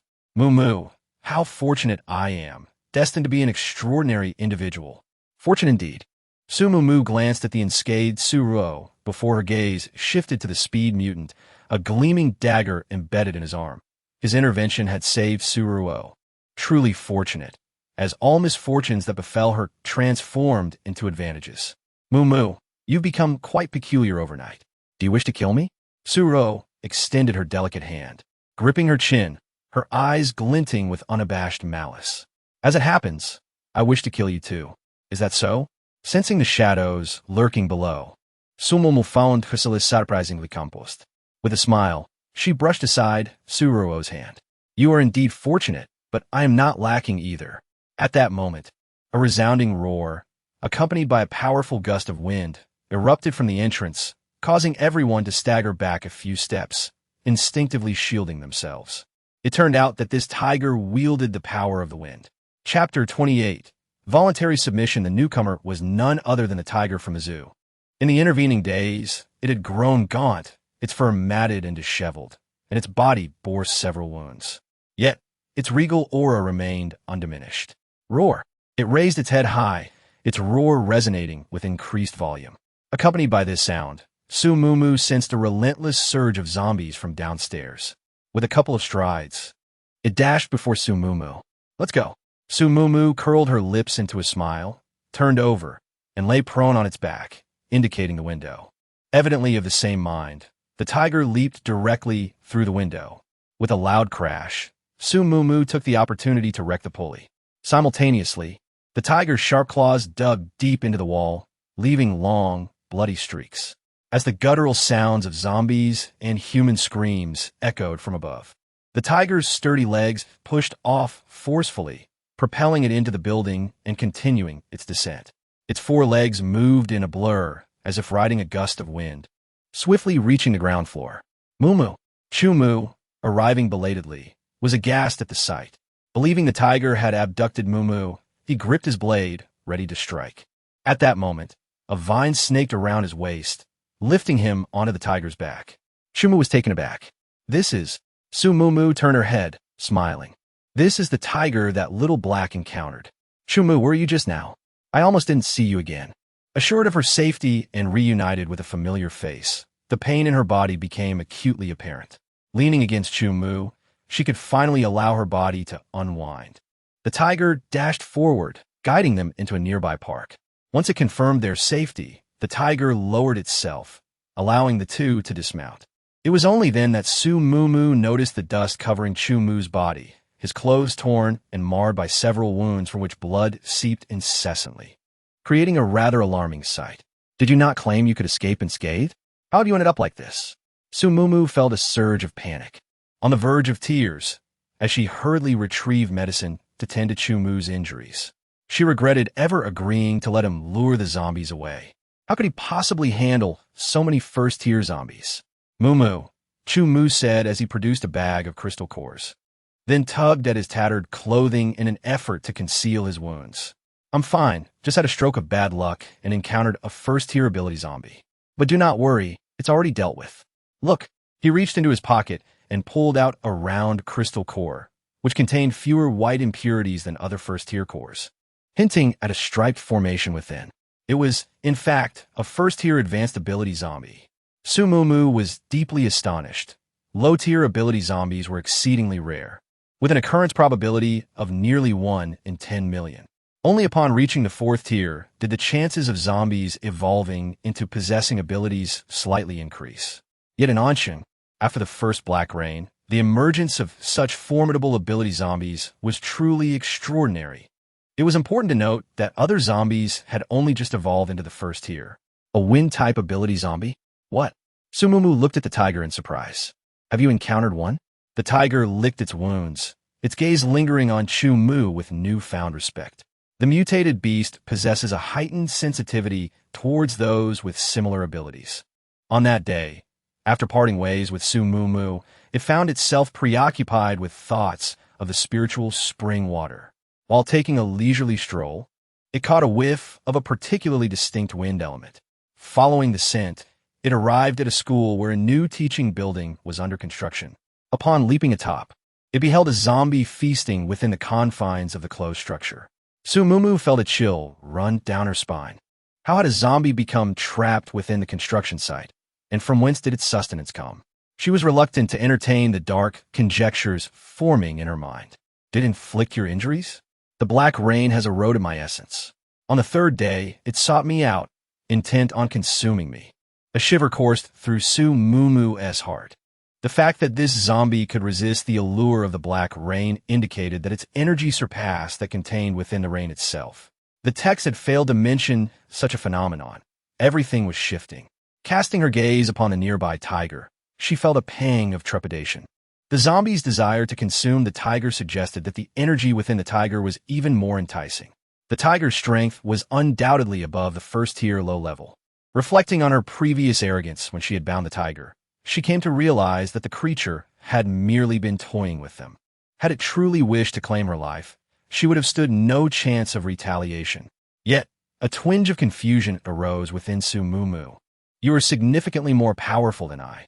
Why did you not fight back that day? The tiger stood there in silence, locking eyes with her.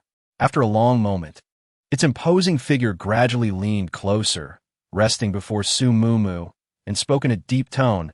Ali willingly submits to you, hoping to acquire a method of healing. Su Mumu was taken aback, gazing in astonishment at the tiger before her. Your name is Ali? To procure succor, did she deign to lower her noble crest? What, in essence, did she aspire to achieve? Withstanding the infirmity that plagued her corporeal form, she inclined her figure slightly, her brow exuding a crimson mist, and in that instant, the colossal entity before her vanished into oblivion. This time, there was no sensation of vertigo, for she had simply succumbed to unconsciousness. In the twilight of her awareness, she seemed to perceive the lamentations of a floral entity.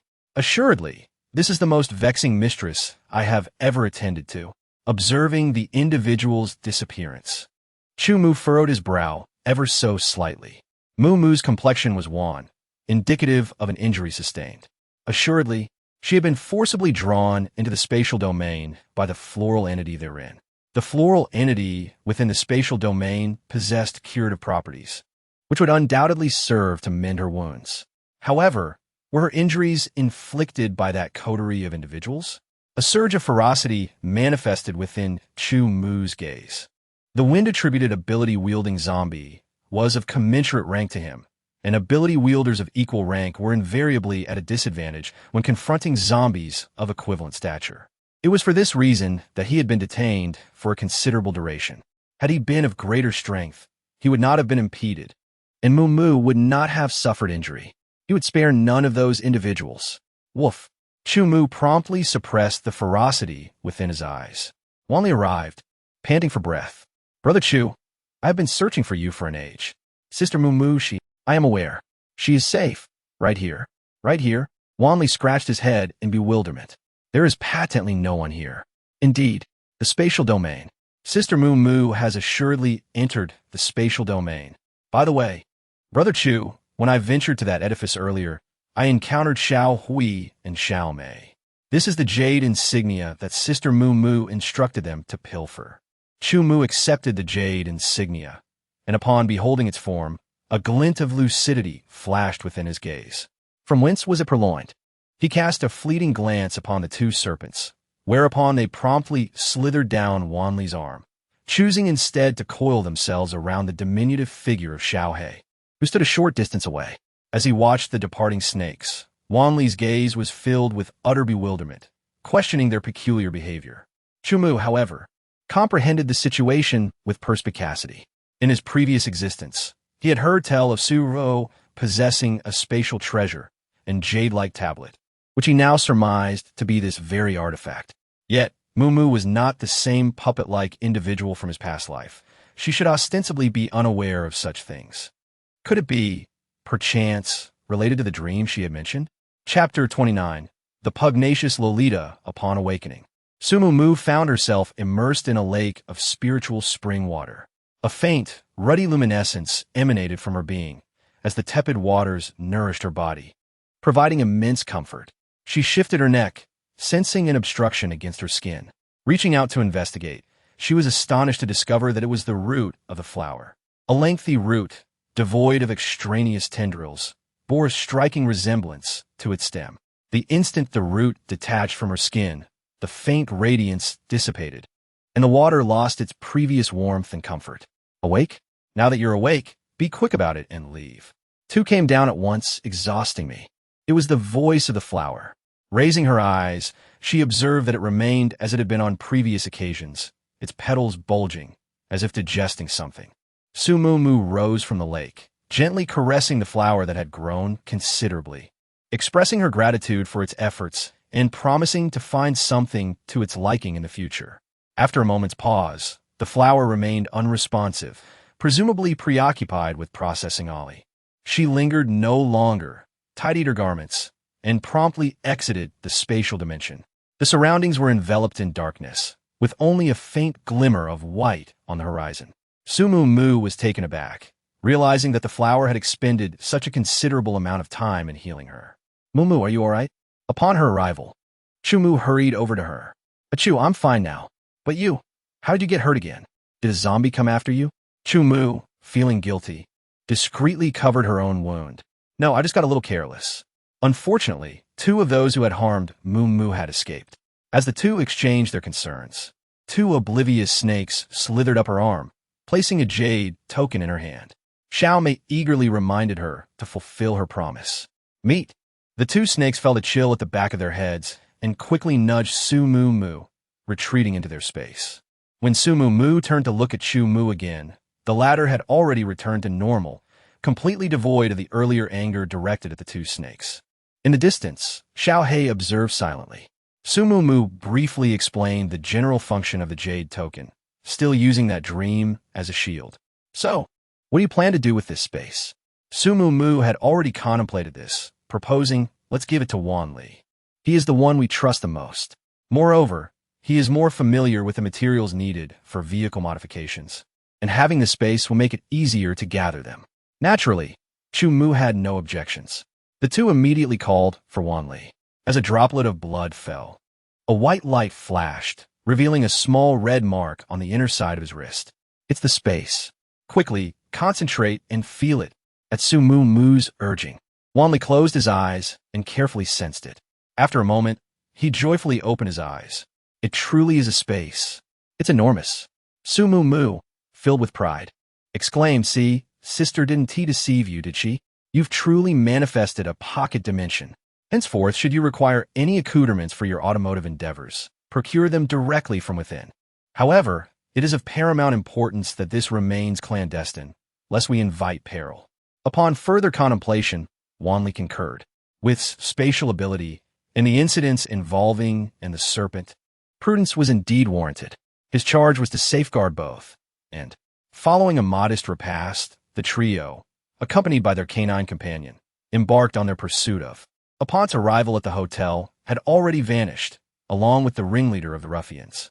Under duress, one of the henchmen divulged that had been spirited away, though his ultimate destination remained unknown. Fortunately, his olfactory senses led them eastward. The journey was fraught with peril, as they navigated through hordes of ravenous zombies, evading their clutches with a mixture of stealth and aggression. Upon reaching their destination, the trio was met with utter astonishment. Had been taken to Ankh University. Ankh University, along with an university, were both esteemed institutions within Anqing, situated adjacently. Proceeding along this path would lead directly to the gates of an university. After a 20-minute trek, they were confronted by a closed, partially constructed academic edifice. A shared glance between her and conveyed their mutual shock. Suddenly, a disquieting notion surfaced in his mind. Had mentioned that the facility housed captive zombies, and with the previous one having escaped, it was conceivable that they would acquire another. Was destined to become the next zombie, or merely sustenance for one. A palpable sense of unease washed over, quickening her pace.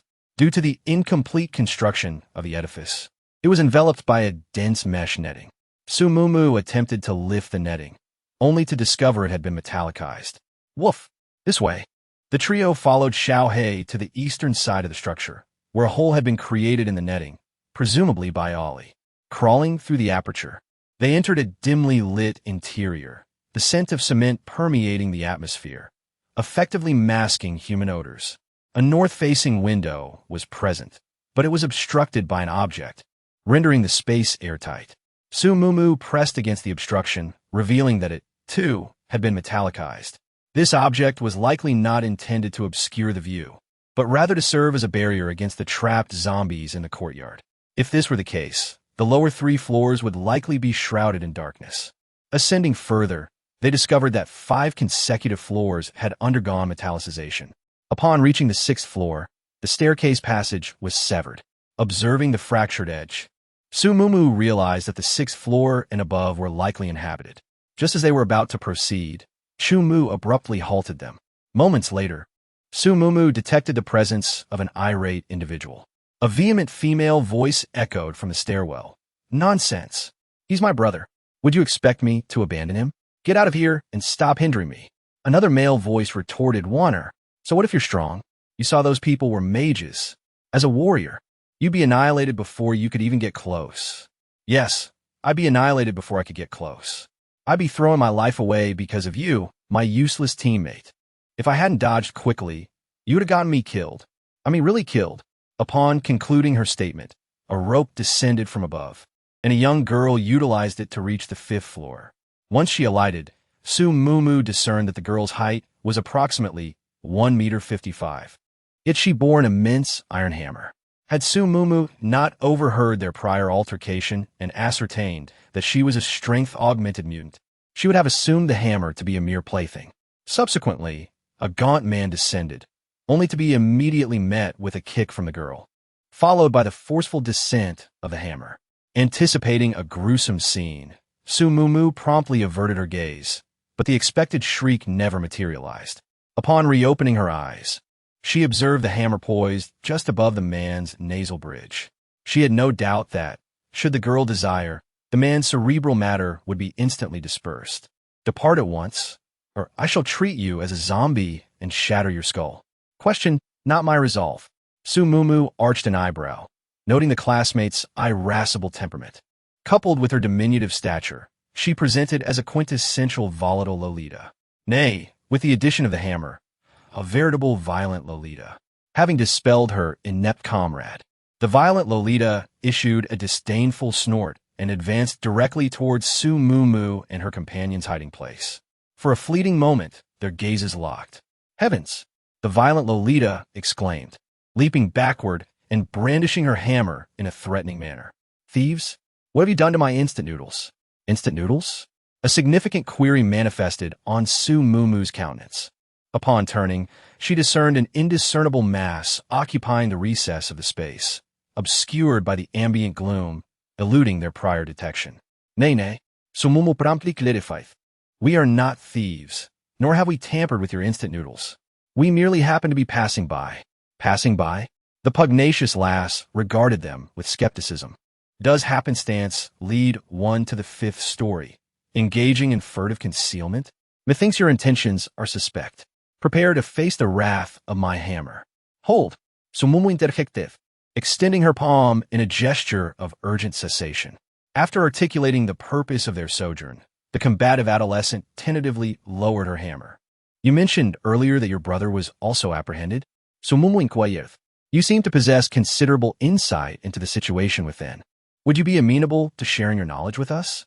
Sumumu's visage assumed an expression of guileless innocence, narrowly averting the utterance of the epithet she had mentally ascribed to the girl. The bellicose adolescent stroked her chin, contemplating the comely maiden's words. Indeed, on the preceding afternoon. She had witnessed an individual being seized, bearing extensive burn lacerations, and subsequently subjected to suspension and flagellation. Given their shared objective and the possession of extraordinary abilities, the probability of a successful rescue through collaborative efforts would be substantially augmented. She nodded in affirmation, hoisting her mallet, and proceeded to the stairwell, where beams of sunlight filtered through the apertures above. Let us converse in the light. The trio, accompanied by their canine companion, emerged gingerly from the shadows, observing the appraising gaze of the pugnacious adolescent. Su Mumu surmised that she was internally evaluating the formidable nature of the task at hand and the requisite caliber of their prospective allies. While the former deliberated, Su Mumu, too, engaged in a process of assessment. It has been approximately 12 hours since Chun Jikong was abducted to this location, and his fate remains uncertain. If they continue to squander time scouring the roads in search of the exact place where Chun Jikong is being held, it would be a futile endeavor. With each passing second, the likelihood of his survival diminishes. The large heap of instant noodle packaging in the corner indicates that the fierce girl has been observing for quite some time. Should she choose to assist them, they could save a considerable amount of unnecessary time. You provide us with information, and we will help you rescue him. It is a mutually beneficial arrangement. Su Mumu spoke with unwavering conviction, emboldened by her own confidence. The fierce girl, named Du Wan, was inspired by her determination. After a moment of contemplation, she resolved, all right, once we rescue him, we shall part ways without any betrayal. The territory occupied by Ank University is controlled by a local underground boxing faction. On the third day of the zombie outbreak, a bald man, accompanied by 20 or so muscular and menacing thugs, seized this unfinished building. Moreover, they have captured numerous students, ensuring that not a single individual with abilities escaped their clutches. That wind element zombie was nurtured using the flesh and blood of the empowered. Du Wan, who had also been a target of capture alongside her brother Duya, managed to elude their grasp with her cleverness. However, her foolish brother could not escape, which led to their fateful encounter. After hearing her account, Su Mumu wore an expression of grave concern. The third day? The bald man? What a coincidence! That very day was when we fled the hotel. Could it be that the gang leader, feeling his territory threatened, sought refuge elsewhere? Su Mumu was filled with confusion. Ah Chu, when we left that day, did the gang leader also depart? Bearing a solemn countenance, Chu Mu affirmed, indeed. Gravely wounded, his departure was untenable. It must have been the other bald individual, the one with the sinewy physique and composed demeanor, akin to a pugilist. Are you alluding to our benefactor? Su Mumu promptly recalled him, perplexed by the seeming disparity between the twins, one appearing as the leader while the other as a mere subordinate. At the very least, one would expect a slight elevation in status. It now seemed apparent that the brothers were not aligned. Precisely. We were excessively incautious. Mumu, Wan Li, henceforth, exercise extreme discretion in whom you place your trust, irrespective of their guise. The trio maintained an air of utmost gravity. Du Wan inquired, what of our ratified alliance? According to Du Wan's intelligence, those apprehended were invariably confined to the 6th and 7th stories of Building A, while the 8th and 9th stories served as the headquarters for the ringleaders, inaccessible to ordinary ability users unless of exceptional status. Building B, where they were situated, was heavily guarded on the 8th and 9th stories, where provisions were stored. Chun Jikong, suspended aloft, bore ghastly wounds and traces of blood, his condition uncertain. After profound deliberation, Su Mumu and Chu Mu engaged in overt discourse, while Wan Li and Du Wan proceeded covertly, even the serpents receiving directives. Outside the edifice, Su Mumu and Chu Mu stood shoulder to shoulder. They were directly escorted to Building A, ascending the stairwell. The 1st through 5th floors remained shrouded in darkness, illumination only commencing upon reaching the 6th floor. Upon arriving at the 8th floor, the group advanced along the corridor, enabling Su Mumu to more distinctly scrutinize the entire structure. The edifice comprised buildings A and B, separated by approximately 15 meters. The windows of the 1st through 5th floors of both buildings were entirely fortified with metal. The east and west sides were enclosed by fenced walls, with additional structures erected beyond them, obscuring their original appearance and giving them a metallic sheen. The two buildings were connected by aerial walkways at the 6th and 8th floors, though the 6th floor passage was severed, leaving only the 8th floor accessible. Looking down into the courtyard, Su Mumu observed two zombies, heads raised, croaking and reaching upward with blackened fingernails, seemingly driven mad by the pervasive scent of blood and flesh. However, upon closer inspection, Su Mumu gasped. Were the zombies not drawn to the surrounding atmosphere? What truly captivated them was Chun Jikong, suspended merely 2 meters above them. Chun Jikong had likely been hung up recently, his body riddled with whip marks. Beads of blood seeped from these wounds, coalescing and trickling over the blurred flesh and grotesque scars, gathering into a thin, crimson stream that flowed down his pallid toes, dripping onto the heads of the zombies below. He was unclothed, save for tattered remnants clinging to his form, evidence of the brutal whipping that had torn his garments away. A pair of shorts, now stained a shade of red that barely hinted at their original black hue, remained on his person. Was he alive or dead? As Su Mumu's heart pounded, a wail erupted from the 6th floor. Immediately after, a man was hurled down, the zombies lunging to devour him. On the 8th floor walkway, two men chuckled. They certainly won't be satiated with just one person. This additional offering will make a difference. Amidst their banter, another individual was cast down, and the zombies began to feast on the fresher flesh. The individual from the 8th floor plummeted to their death, showing no signs of zombification. Conversely, the man thrown from the 6th floor transformed into a zombie, crawling on all fours like an insect to join the feasting horde.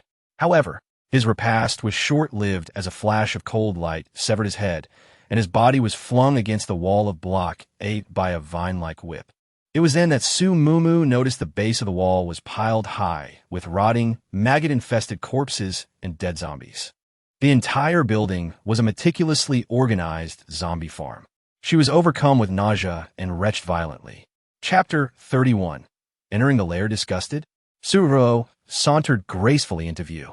She leaned against the railing, swirling the wine in her glass as she observed the feeding zombies below as if watching beloved pets. Forsaking her usual white attire, she sported a sensual red lipstick, scarlet nails, and a figure-hugging red dress that accentuated her curves, a stark contrast to the Suruo of the past. Su Mumu suppressed her nausea, dabbed her mouth with a tissue, and stood up straight. Did Chun Jikong do this? Are you feeling sorry for him? Suruo's eyes sparkled with amusement as she turned to face Chu Mu, raising a slender hand, her crimson nails poised to graze his Adam's apple. A glass shattered, a drop of red liquid staining the floor, soaking into Suruo's dress. She looked up and sneered. Chu Mu, you are as unappreciative as ever. A glint of coldness flashed in Su Mumu's eyes. Was she setting her sights on Chu Mu again, having failed to win him over before? Was she now plotting another attempt? Her dear sister seemed to possess an altruistic desire to provide every man in the world with a home. Before she could speak, a deep voice suddenly echoed from behind. She turned to see the bald man. The bald man no longer possessed the timidity he once had. Instead, he exuded a ruthless ferocity honed from a life of danger. Upon seeing him, Suruo's face immediately contorted with grievance, her eyes filled with wounded innocence. Xuanyi, it was my fault. I angered the guest. Su Mumu raised an eyebrow, marveling at the man's facile ability to switch between personas. She had assumed the bald man would defend Suruo, but instead, he cast a cold glance at her, saying nothing. He approached Chu Mu, extending a polite hand. Dechuan, we've met before. Chu Mu offered a fleeting glance, conveying everything and nothing at once. Dechuan seemed to have anticipated this reaction, and, undeterred, he broached the subject of Chun Jikong directly. He agreed to release Chun Jikong on the condition that Chu Mu join his ranks, assisting in the capture of ability users to nourish zombies, until he cultivated high-level zombies that he could command. A mere brute. Yet he shared the proclivities of those deranged scientists, and, crucially, he was on the right path. Su Mumu couldn't help but regard the bald man with newfound respect. There were 3 ways for zombies to grow stronger: consuming flesh and blood, being baptized by black rain, and devouring crystal nuclei. The flesh and blood of ability users contained energy, naturally making it the optimal choice for enhancing zombies. Moreover, first-order ability users would also develop crystal nuclei in their brains, further benefiting zombie evolution. However, even high-level zombies were far less intelligent than humans. Rather than nurturing zombies, it would be better to cultivate ability users. Dechuan couldn't be oblivious to this fact, yet he still chose to raise zombies. Was he truly doing all this solely for the zombies' combat prowess? Su Mumu scrutinized Dechuan intently. Around 30 years of age, he possessed a robust physique, his well-defined muscles indicative of regular exercise. Though his face was coarse, his demeanor was remarkably restrained, hardly befitting a common mercenary. It was highly probable that he was the proprietor of the Underground Fight Club. If so, he should be able to enlist more formidable individuals. Why then resort to zombies? This conundrum perplexed Su Mumu, her intense gaze drawing the attention of Dechuan. Of course, should Miss Su desire to remain in your company, I would extend the most cordial hospitality. Who would wish to linger here? Su Mumu mused inwardly. The Baldy is merely indulging in wishful thinking. As these thoughts crossed her mind, Chu Mu abruptly grasped her hand. It is not an insurmountable task, he declared. However, my paramour disapproves of my taking lives. Therefore, I require time. Splendid. My initial impression was indeed correct. From the moment I espied you, I knew we were kindred spirits. Summon the victuals and wine. Da Huan was ecstatic. Chu Mu had relented, and with Su Mumu's consent, the matter would be settled. Hold, Su Mumu interjected, her eyes crinkling in a smile. Brother Chuan is a man of his word. We wouldn't be presented with a mere cadaver, would we? Chuan apprehended her meaning instantly, promptly ordering Chun Jikong to be brought forth. A closer inspection revealed layers upon layers of lash marks, a truly ghastly sight. Before Su Mumu could ascertain his respiration, a large hand shielded her eyes. Do not gaze upon such horrors. You might develop a sty. What horrors? She was merely assessing the injuries. Yet, the tone of Chu Mu's voice carried a hint of jealousy. A delicate blush crept upon Su Mumu's ears. After a meticulous examination by Chu Mu, Chun Jikong's most severe ailment was identified as an infected and festering wound. The blood loss, though alarming in appearance, was not life-threatening, though scarring was inevitable. The necessary medications were dispatched for retrieval by Dechuan, and Chun Jikong was escorted to a room for recuperation. Su Mumu and Chu Mu remained outside for a meal. The table, relocated from the school's conference room, was both expansive and lengthy. Chu Mu and Su Mumu seated themselves nearest to Dechuan, with Deshan, the leader of the local delinquents, and Dechuan's twin brother, and Su Ruo opposite them. Su Mumu, disregarding the hostile gazes from across the table, wholeheartedly relished the steaming meal. She marveled at the presence of a chef whose culinary skills surpassed even Wan Li's. As for Wan Li, his circumstances were far from comfortable. Following a meticulous disguise with Du Wan, he was unfortunately apprehended by the power-seizing brute and confined to the 7th floor. This level served as a holding area for zombies' future meals, with even ability users and mutants segregated. Consequently, Wan Li found himself incarcerated with a group of unfamiliar ability users, predominantly those recently awakened and yet to master their powers. To prevent any disturbances, they were restrained with special chains and iron gauntlets. According to Du Wan, weaker ability users were confined together.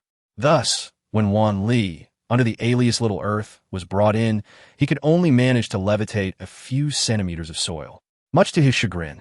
However, upon entering, he was unable to locate a single towering figure, standing at 188 centimeters with squinting eyes. Could it be that he and Du Wan's brother were held in separate locations? Or, perhaps, her brother had already been fed to the zombies? Wan Li's eyes gleamed with a newfound realization. Indeed, her brother might have gone out. The person following him was somewhat shorter and appeared to be more severely injured. His gaze filled with a burning desire to pierce through the tall figure before him. Clearly, these two had engaged in a brawl. As the guards departed, the slightly shorter ability user immediately rose and charged towards the individual suspected to be Du Wan's brother. Duya, you son of a gun, daring to report me. I'll make you pay. Chapter 32. The 9-tiered zombies Duya. Wan Li's eyes sparkled. This was indeed the name of Du Wan's brother. The commotion erupted swiftly and subsided, just as rapidly. The guards outside, alerted by the noise, promptly dealt a beating to the participants. The instigator, known as Chung Yu, received the brunt of the punishment. From his words, it was evident that he was a brother to Duya. He had attempted to flee while searching for food, only to be exposed by Duya. Everyone harbored a longing to escape and harbored intense disdain for such treacherous informers. However, they understood that causing disturbances would lead to punishment, and none wished to attract trouble upon themselves. Thus, while the two fought, the onlookers instinctively stepped aside. Consequently, the only participants who faced the guards' wrath were Chung Yu and Duya. In the eyes of the ruffians, Duya was a hero and was not punished too harshly. Yet, once the chaos subsided, he sat alone in the corner, too afraid for anyone to approach him. In their view, he was simply a traitor. As a newcomer, Wanli did not hesitate to leverage his status, disregarding the objections of others, and seated himself beside Duya. Get lost. A chilling glare swept towards him, causing Wanli to shudder, feeling a wave of goosebumps. What kind of conclusion had Du Wan drawn about this good-natured fool? Wanli stood up as if wronged by the heavens, utterly oblivious to the favor he was being offered. The onlookers dispersed, disappointed that the expected confrontation between Duya and the newcomer had not materialized. Duya, who had initially appeared indifferent, subtly scrutinized Wan Li before returning to his repose. He was intrigued by Wan Li's gesture, reminiscent of his sister's playful antics. The room assigned to Su Mumu and her companion was lavishly furnished, suggesting a long-term stay. Su Mumu noticed the stark contrast between the bustling west side of the 8th floor and the desolate east side. Her attempts to probe the east side with her limited mental abilities were unsuccessful, her attention diverted by the spectacle at the dining table. Su Ruoruo, adorned in red, was seated on Shan's lap, engaging in flirtatious behavior. Song Yichen, visibly enraged, clenched his fists in silent resentment. Your mental acuity has improved, Chu Mu remarked, startling Su Mumu, who was still flustered by the scene she had witnessed. Regaining her composure, she inquired about the basis of his observation. Como responded Nawindi? You begun to notice subtle gestures. Shifting from the general to the specific is progress.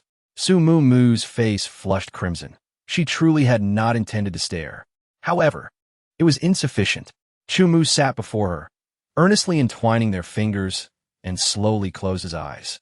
Just as she was about to speak, a series of peculiar images flashed through Su Mumu's mind. A room, iron chains, a corpse being dragged away, and a zombie clad in red.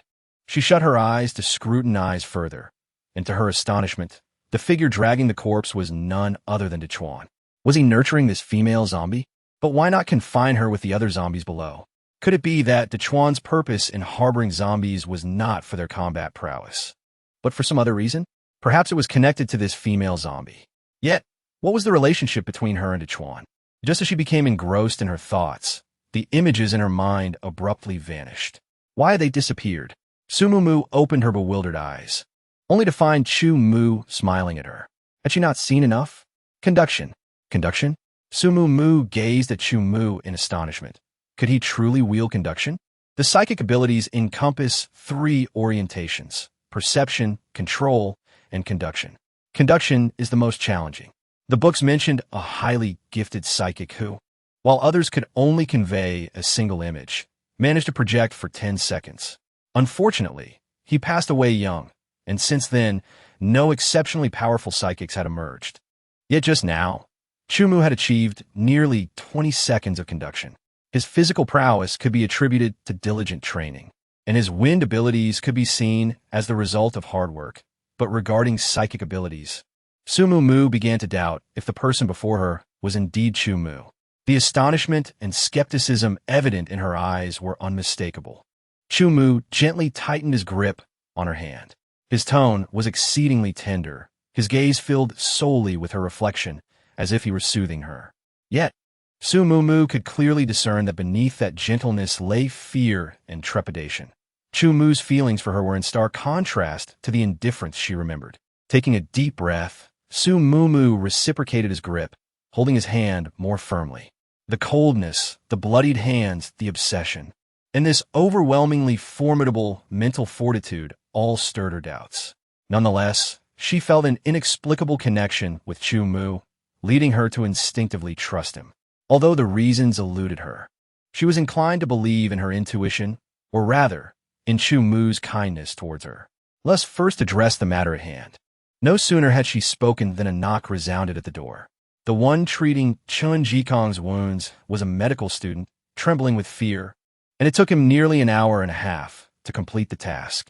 Observing that his sincerity had been acknowledged, Da Chuan chuckled. "Brother Chu, am I not generous? I wonder how you all are considering this." Chu Mu had already relented earlier. This villainous deed was to be undertaken by Su Mu. Gritting her teeth, she grasped Chu Mu's arm with both hands, furrowing her brow and pouting her lips, her voice rising in pitch.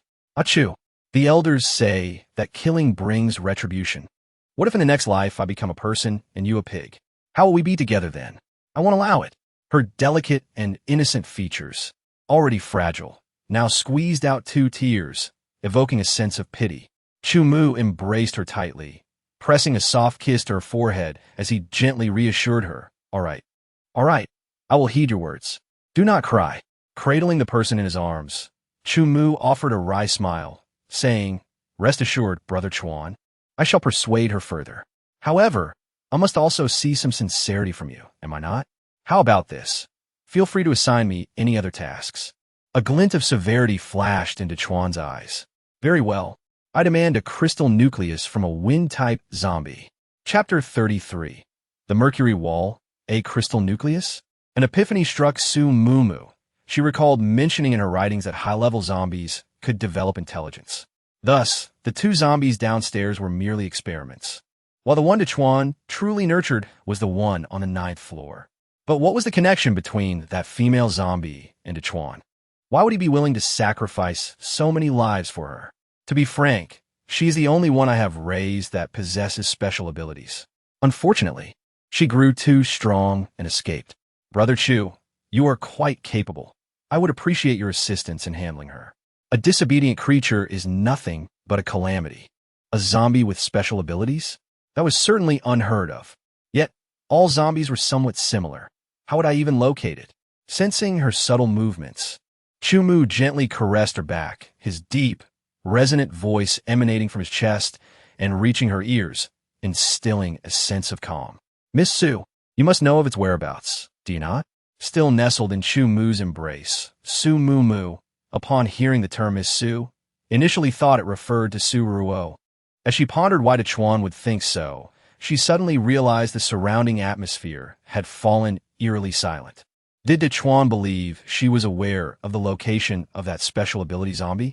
In truth, she didn't know. The zombie had transformed into a crystal nucleus and was stored within her space. But the question remained, how did he know? She intended to feign death, but alas, Dazhong did not grant her that opportunity. "Miss Su Mu, after the strong winds yesterday, you vanished without a trace. Did that zombie not pursue you?" Su Mu sluggishly emerged from Chu Mu's embrace, casting a peculiar glance at Su Ruo. It was evident that these words originated from Su Ruo. The wind had been fierce. They focused solely on shielding themselves and failed to notice Ollie, inadvertently directing the wind towards the ability-wielding zombie. However, did Su Ruo truly believe others were fools? No matter how formidable that ability-wielding zombie was, it remained a mindless, insatiable machine. How could it forsake the delectable feast before it to chase after her? Yet, this thought provided Su Mu with a modicum of solace.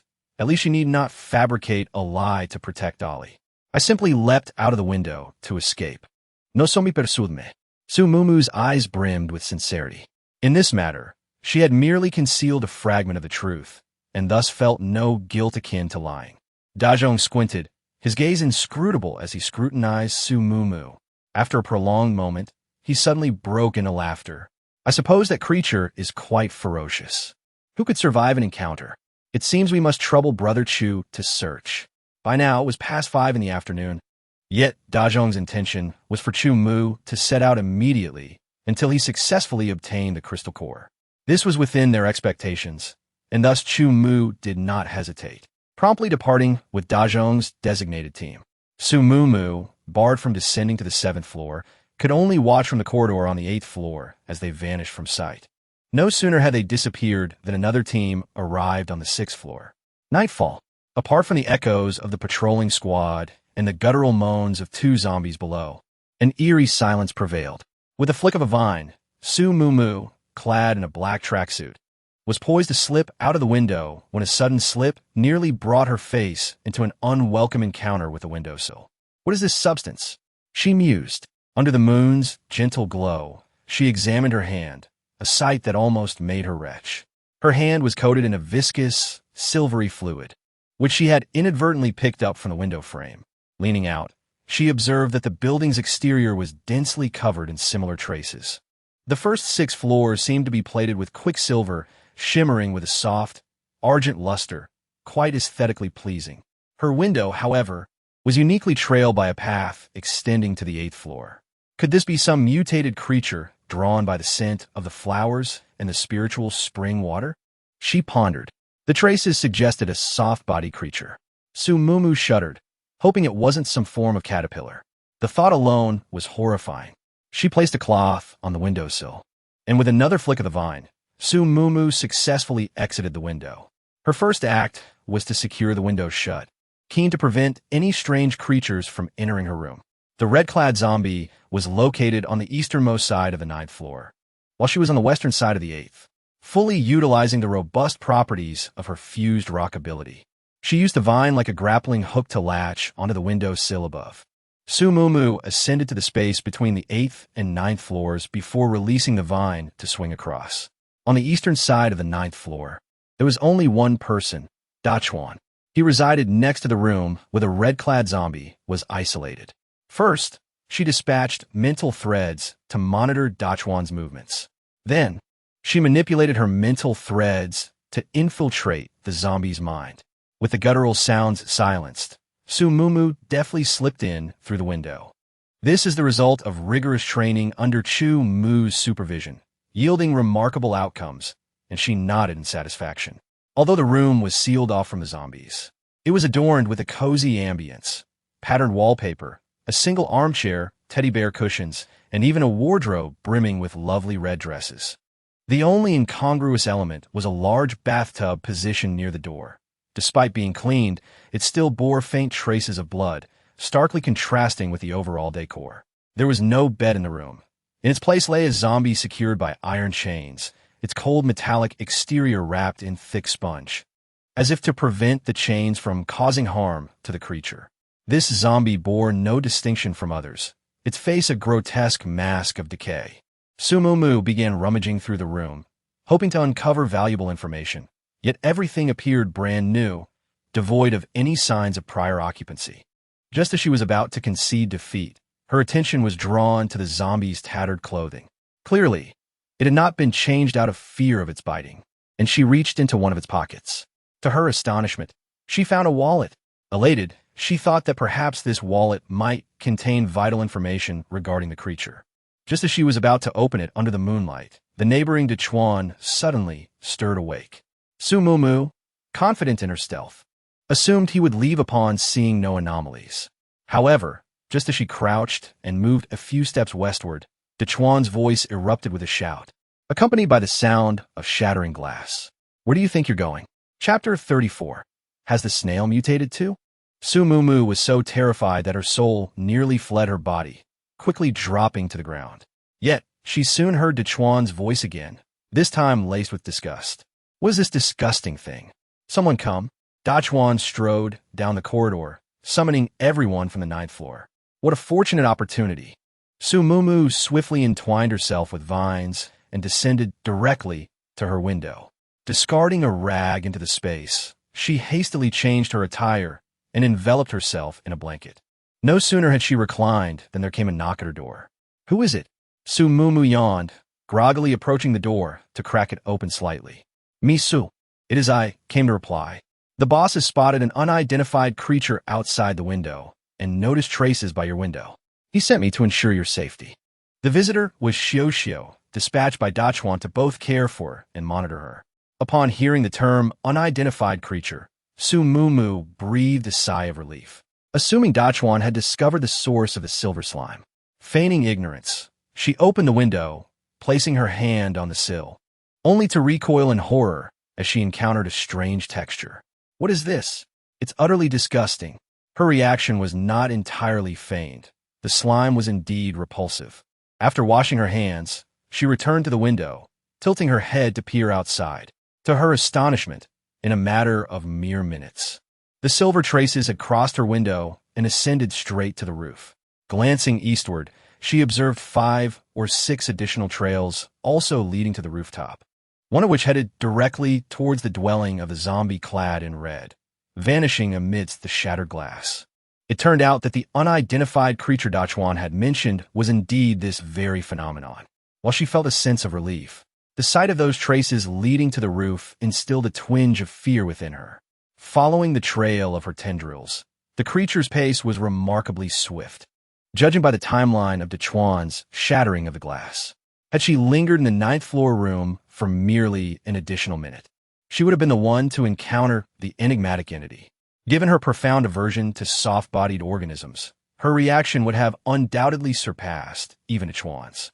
She felt a surge of relief, realizing that had Dachuan not abruptly awakened, her presence would have been exposed. Absorbed in her contemplations, Su Mumu finally became cognizant of her surroundings. The entity, approximately half a meter in length, possessed a conical shell concealing its soft flesh, adorned with 2 pairs of antennae of varying lengths. Beneath the shorter antennae, a diminutive mouth gaped open, revealing rows of densely packed teeth. Never before had Su Mumu loathed her psychic abilities as intensely as she did in that moment. The velvety texture, the languidly rotating antennae, even the subtle opening and closing of that tiny mouth were all vividly perceptible to her. The creature hovered just above her, its elongated antennae reaching out towards her. She was certain that in her entire life, she had never emitted such a heart-wrenching cry. Yet now, provoked by this enigmatic being, her shriek was not only agonizing but also accompanied by her collapsing onto the ground. Vines shot forth, shattering the glass in response, causing the unidentified creature to plummet. A mass of flesh, a shell, it was the stuff of nightmares. "Miss Su, are you all right?" Seeing the creature vanish, Xiao promptly assisted her in rising. Sensing the warmth on her arm, Su Mumu stirred her stiffened limbs, slowly turning her head to offer a strained smile. I'm fine." That evening, the patrol frequency intensified as the group gathered around the dining table, engaging in fervent discussions about the incident. "Indeed, that is a snail, quite delectable." The voice of Hua suddenly resonated in Su Mumu's mind, causing her eyes to brighten. Yes, it was a snail. Its body had grown so large that she genuinely failed to recognize it. If a snail falls from the 6th floor, will it die? Su Mumu choked pleadingly. "I truly do not know."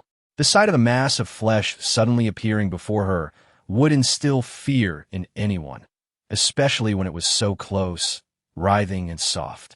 "I wouldn't. You are not human." Huara's tone dripped with schadenfreude, which only served to infuriate Su Mumu. Unable to contain her frustration, she shouted.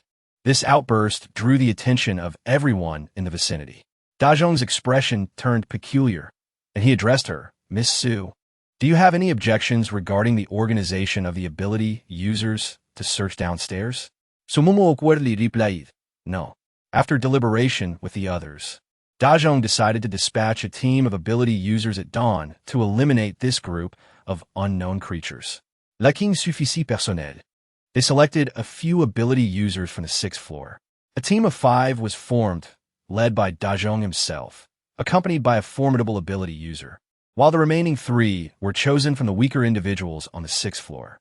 This was intended to slightly bolster their strength, to better nourish the zombies, and should any danger arise, they could serve as shields. The selected ability users from the 6th floor finally shed their chains, yet not a single one bore a smile. Whether they became stronger to submit, to feed the zombies, or to perish in this mission, none of these choices were what they desired. "Big brother, we are short a person, a strong one." As the decree from Dachuan echoed, the captain of the innermost team suddenly spoke. Formerly a pit fighter, he had remained steadfastly loyal to Dachuan, awakening his earth-based abilities after the apocalypse. "Short a man?" Dachuan frowned. Ajwan, each team has been meticulously assigned. How could you possibly be missing someone? Ajwan replied, exasperated, brother, Song Yi-Chen is in my team, but he claims to have a stomachache and hasn't arrived. He was annoyed, as he had to bear the burden of leading 4 men, including the useless Song Yi-Chen. Upon hearing Song Yi-Chen's name, Dachwan's tone soured. Those people are unreliable, he exclaimed. Is there any brother available to accompany Ajwan? Silence permeated the scene. It was their first encounter with an unknown creature, and with both buildings under alert, everyone was occupied. Dachwan was displeased with Song Yi-Chen's desertion. Just as Dachwan was in a quandary, a gentle voice rang out, perhaps I could go? Chapter 35. The snail's choice. Su Mumu was not being reckless. She had decided to sneak out and find the snail, not out of her own volition, but because Hua had fervently insisted that the snail's unique abilities would greatly benefit her vines. She also mentioned that the space would undergo a transformation upon the fusion of 5 abilities. What captivated her even more was that Ollie had recovered from its injuries. Being wind-attributed, it could assist Chu Mu in his performance. Now presented with such a fitting opportunity to venture out legitimately, she would naturally not let it pass. Misu? Dazukawa's eyes narrowed as his mind raced, contemplating her intentions. Su Mumu bolstered her courage and stepped forward. Indeed, that thing last night startled me, and I refused to swallow this insult. I must personally slay it. As for her strength, she believed that Brother Chuan was well aware of it. She stood there, her face slightly flushed. Many had heard her miserable scream last night, which made her explanation easily comprehensible. Absolutely not. You're trying to escape. Before Dazukawa could speak, Suruo voiced her disagreement. Su Mumu found it amusing and retorted, afraid I'll run? With your wood-based ability and strength mutation, surely you wouldn't be content with merely being a cheerleader, sister? Upon hearing this, Suruo's face paled slightly. Su Mumu raised an eyebrow, realizing that no one else knew she was a strength mutant. That day on the 11th floor must have been the first time she displayed it, but unfortunately, the witnesses were all deceased, with the exception of Song Yi-Chen, who was her staunch loyalist. As expected, the crowd's expressions shifted, and they turned to look at Suruo. Dazukawa, in particular, cast an icy glare in her direction. Were they sisters? Suruo was a strength mutant? She had never mentioned it. However, now is not the time to dwell on such matters. Dazukawa flashed a smile and said, Miss Su's strength is well known to me. Then we shall rely on Miss Su. At noon, I shall request the kitchen to prepare a delightful feast to celebrate your triumphant return alongside Mr. Chun. This serves as a cautionary note. Su Mumu arched her brows, declaring, no problem. It will be splendid to have some braised fish. There are 5 teams venturing out to search for the mutated snails, with Su Mumu's team led by Ajwan, while the others consist of 6-level ability users, 1 possessing water abilities and 2 wielding fire, all of whom are rather feeble. The vegetation beneath the building has grown wildly, towering to a height of a person.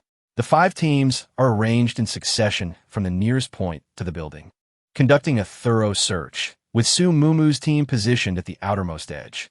Ajwan expressed his dissatisfaction, having heard of Su Mumu's abilities but remaining skeptical, dismissing her as merely boastful. Moreover, while the other teams consist of burly men, his team is composed of either pretty boys or young girls, which he deemed quite unfortunate. You 3, hurry and find something. Hey, you in the middle, should any danger arise, you can take cover, lest others accuse me of bullying a girl. Su Mumu glanced around and pointed at herself. Me? Who else could it be? Is there another girl here? Isn't the apocalypse a realm where the strong prevail? Why then engage in gender discrimination? Su Mumu pondered, stroking her chin, contemplating whether to intervene. After a moment's reflection, she decided, after all, it concerns a human life. With a swift motion, a vine shot towards Ajwan, ensnaring his neck and yanking forcefully. Su Mumu leaped forward, brandishing the standard-issued knife to sever his head. With a slight twist, she extracted the crystal core, wiping it clean with a leaf before stowing it away in her pocket. Observing the inaction of her companions, Su Mumu jested. Have you been rendered speechless, Captain? Turning his head, Ajwan noticed a zombie, decapitated, less than a meter behind him. Foul-smelling blood splattered, with droplets of brain matter trailing all the way to Su Mumu's feet. A chill ran down his spine. He had been so consumed by his anger that he had neglected to observe his surroundings. Had Su Mumu feigned ignorance, he would likely have become a zombie himself. With a hint of awkwardness, he began to express his gratitude, but was cut short by the grave expression on Su Mumu's face. "Be vigilant," she exclaimed, moving behind Ajuan. Assuming she had spotted something, Ajuan immediately blew his whistle, relaying the alert to everyone. The 5 teams promptly converged towards their respective centers, warily scanning the vicinity. However, after a prolonged period, nothing out of the ordinary was detected. The absence of any anomaly was precisely the intention, merely a minor act of retribution on Su Mumu's part. By now, Su Mumu had moved far beyond the building's line of sight. Patting Ali's head, she instructed him to assist Chu Mu, while she herself awaited the arrival of the mutated snails. Within moments, a rustling sound echoed from the surroundings as a multitude of snails, each bearing a hard shell, crawled into view. Perhaps due to observing them as a collective, Su Mumu no longer felt the fear she had experienced the previous night, regarding them simply as enlarged versions of ordinary snails. "Halt! Cease your advance. State your purpose from there." The snails were now a mere meter away, their wriggling flesh clearly visible, their elongated antennae reaching out, poised to brush against her if they advanced any further. Su Mumu's earlier bravado waned, and she commanded the snails to halt, retreating slightly. A faint, muffled fragrance permeated the air, prompting Su Mumu to prick up her ears. Indeed, she had followed the scent. However, despite her persistent questioning, the snails only uttered the word fragrance. Reluctantly, Su Mumu released Xiao Mei, tasking them with communicating in beast tongue and relaying the information to her through mutated beast language. The snails had been drawn to the scent in search of sustenance. They typically fed on the decaying flesh accumulated at the base of the walls. However, the metallicized mesh encasing the first 5 floors prevented their access, forcing them to ascend to the 6th floor and descend from there. Although the 6th floor was densely populated, it contained a storage room from which they gained entry. Decaying flesh?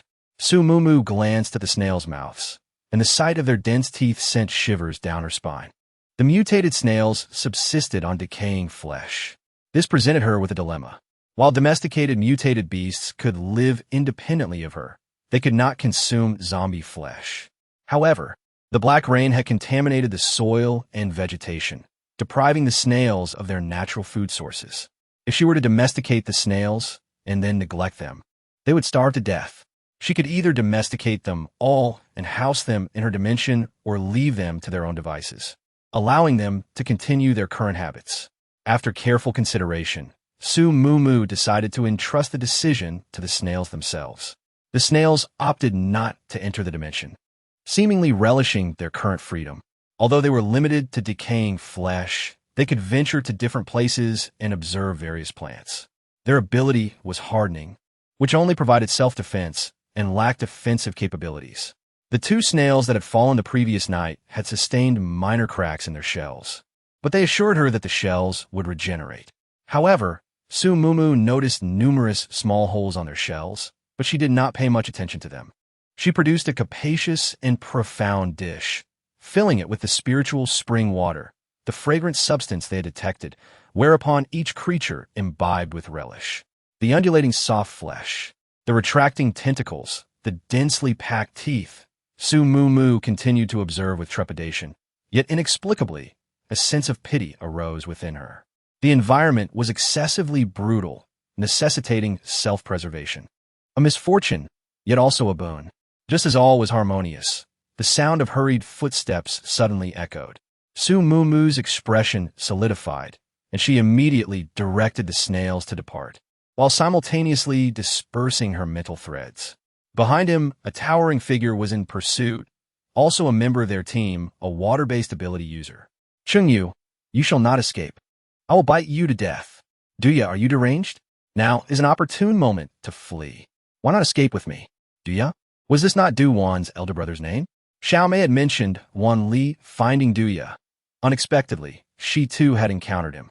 This mutually destructive method aligned with Du Wan's description of her doltish brother. In your dreams, Chengyu, you shall never escape.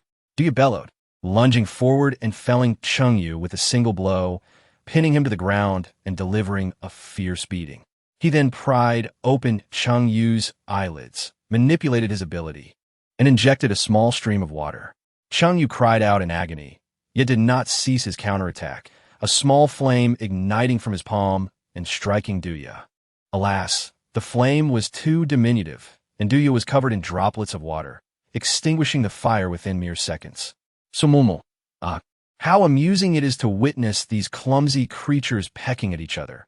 Yet alas, the zombies lack appreciation for such entertainment, disrupting this splendid scene. Upon hearing the sound, the two fled in haste, their faces pale with fear as they realized they were on the brink of being caught. Just as the darkened claws were about to grasp them, a vine shot forth, forcefully tossing the zombie aside. Sumumu dashed forward, delivering a kick that left the zombie in a pitiful state before plunging her weapon into the nape of its neck. The creature struggled briefly before falling silent. The zombie's bones appeared somewhat brittle, suggesting it had feasted on scant flesh. Its ascension to the first tier was solely due to the energy of the Black Rain. Disgusted by the foul blood and rotten flesh clinging to her hands, she flung it to the ground, narrowing her cold gaze. She pointed with her delicate finger, "Come forth and extract the crystal core." Duya, singled out by her commanding gesture, knelt before the zombie's head under Sumumu's imposing presence. He brandished his hammer and struck down upon the skull with great force, shattering it and reaching inside to retrieve the crystal core. Sumumu had intended to gauge Duya's courage, yet she was taken aback to discover that, like his sister, he exhibited a similar ferocity. Observing Duya, now covered in filth and holding the core smeared with unknown substances, she wrinkled her brow and decided to pass it directly to Zhuang. "Misu, where have you been?" Zhuang inquired, his teeth clenched in frustration. With Sumumu having vanished, along with another member with a history of mischief and one who claimed to be off capturing someone, how could he not feel a pang of anxiety? Sumumu flashed a charming smile, retrieving 4 crystal cores from her pocket. "What do you think? Captain, I also have one here." Upon beholding Sumumu's proffered crystal nucleus, Duya likewise presented his own, begrimed and malodorous. Zhuang's countenance softened marginally as he scrutinized the trio at length. "How came you to be in concert?" Sumumu, with a beaming smile, recounted her observations in full. In conclusion, she could not resist adding a disparaging remark. "Truly, it is not out of disdain that I say it, but their abilities are so paltry that even to call them callow would be an overstatement." Zhuang's lips twitched as he listened, and he cast a stern glare upon the two. "Truly, you bring shame upon us all." However, Chengyu's punishment was inescapable. One of his legs had been severed and offered as sustenance to the zombies, and he was suspended in the same location previously occupied by Chen Jikong. The agony in his body, coupled with the ravenous zombies lurking below, compelled him to cry out in terror. The onlookers from the 6th level, all possessors of abilities, paled in countenance. 2 among them, pointing at Duya, launched into a tirade. "You traitor, we were all brothers, yet you are so merciless." Duya, however, appeared to find no solace, his eyes brimming with delight and madness. "Brothers? When you betrayed me, did you not consider that we were brothers? You are well aware of my nature. May I cease to be Duya if I fail to bring you down." Upon hearing these words, the two who had been vociferous in their condemnation shrank back, fearful of becoming the next target of this rabid cur. Zhuang quietly distanced himself, remarking, "I heard there was a feud. Were it not for the fact that the lad can assist in keeping watch over them, he would have long since been fed to the zombies." "A feud?" Sumumu mused, stroking her chin. Duan described her brother as simple, dull-witted, and a kind soul. How could he have become embroiled in a feud? What is the meaning of the betrayal that Duya speaks of? With a subtle nod, De Chuan suggested, "Having toiled all morning, let us proceed to luncheon." Indeed, the midday repast featured braised fish, which Sumumu consumed with gusto. Resolved to exploit the resources of these individuals whenever feasible, harboring no sentimentality. The afternoon entailed the customary expedition to investigate the enigmatic entity. Sumumu's contingent, having experienced a depletion in numbers, was augmented by another metahuman, a swarthy youth recently apprehended. Su Mumu's lips curled into a smile, her spirits buoyed. Zhuan's discernment in selecting Wan Li was truly commendable. In actuality, the swarthy youth was none other than Wan Li in disguise. He had initially been dispatched in search of provisions, but the guards, upon learning of the need for the weakest metahuman, had singled him out. After all, even the most inept Earth-based metahuman could conjure a rudimentary earthen spike, yet this lad struggled to manipulate even a modicum of soil, thereby facilitating their reunion. As for downstairs, in accordance with the Chuan's directive, the rampant vegetation, prone to concealing objects, was most efficiently eradicated through incineration. A collaborative effort between aerokinetic and pyrokinetic metahumans ensued. With tongues of fire swiftly engulfing the verdant flora, the searing heat distorting the air into undulating waves. However, Su Mumu sensed an anomaly. While the verdant plants appeared to be contorting under the influence of the wind, upon closer inspection, their movements resembled a struggle. As the nascent conflagration threatened to spread, with a sudden rustle, the plants recoiled by 2 meters, the firebreak successfully impeding the fire's advance. Mutated flora. Su Mumu's internal alarms blared, prompting her to issue an immediate, resounding call for vigilance. As her pronouncement faded, the verdant flora underwent a rapid and unrestrained expansion. Immense leaves unfurled, generating gusts of wind that relentlessly suppressed the already faltering flames. Tendrils swiftly elongated, and the nearest individual was immediately enveloped within a dense and constricting embrace of foliage. A piercing shriek echoed through the air, followed by the swift emanation of blood seeping through the verdant enclosure. Simultaneously, a sharp, acrid odor permeated the atmosphere. As the tendrils receded, the victim's body was revealed, riddled with countless bloody perforations, as if punctured by 1,000 needles, drained of all life. Yet, the skin surrounding these wounds was a morbid purple-black, suggesting a demise by poisoning. The assembled group had only witnessed the horrors of the undead, and were unprepared for the mutations of plant life. They gazed upon the gruesome remains, their legs trembling in a paralysis of fear.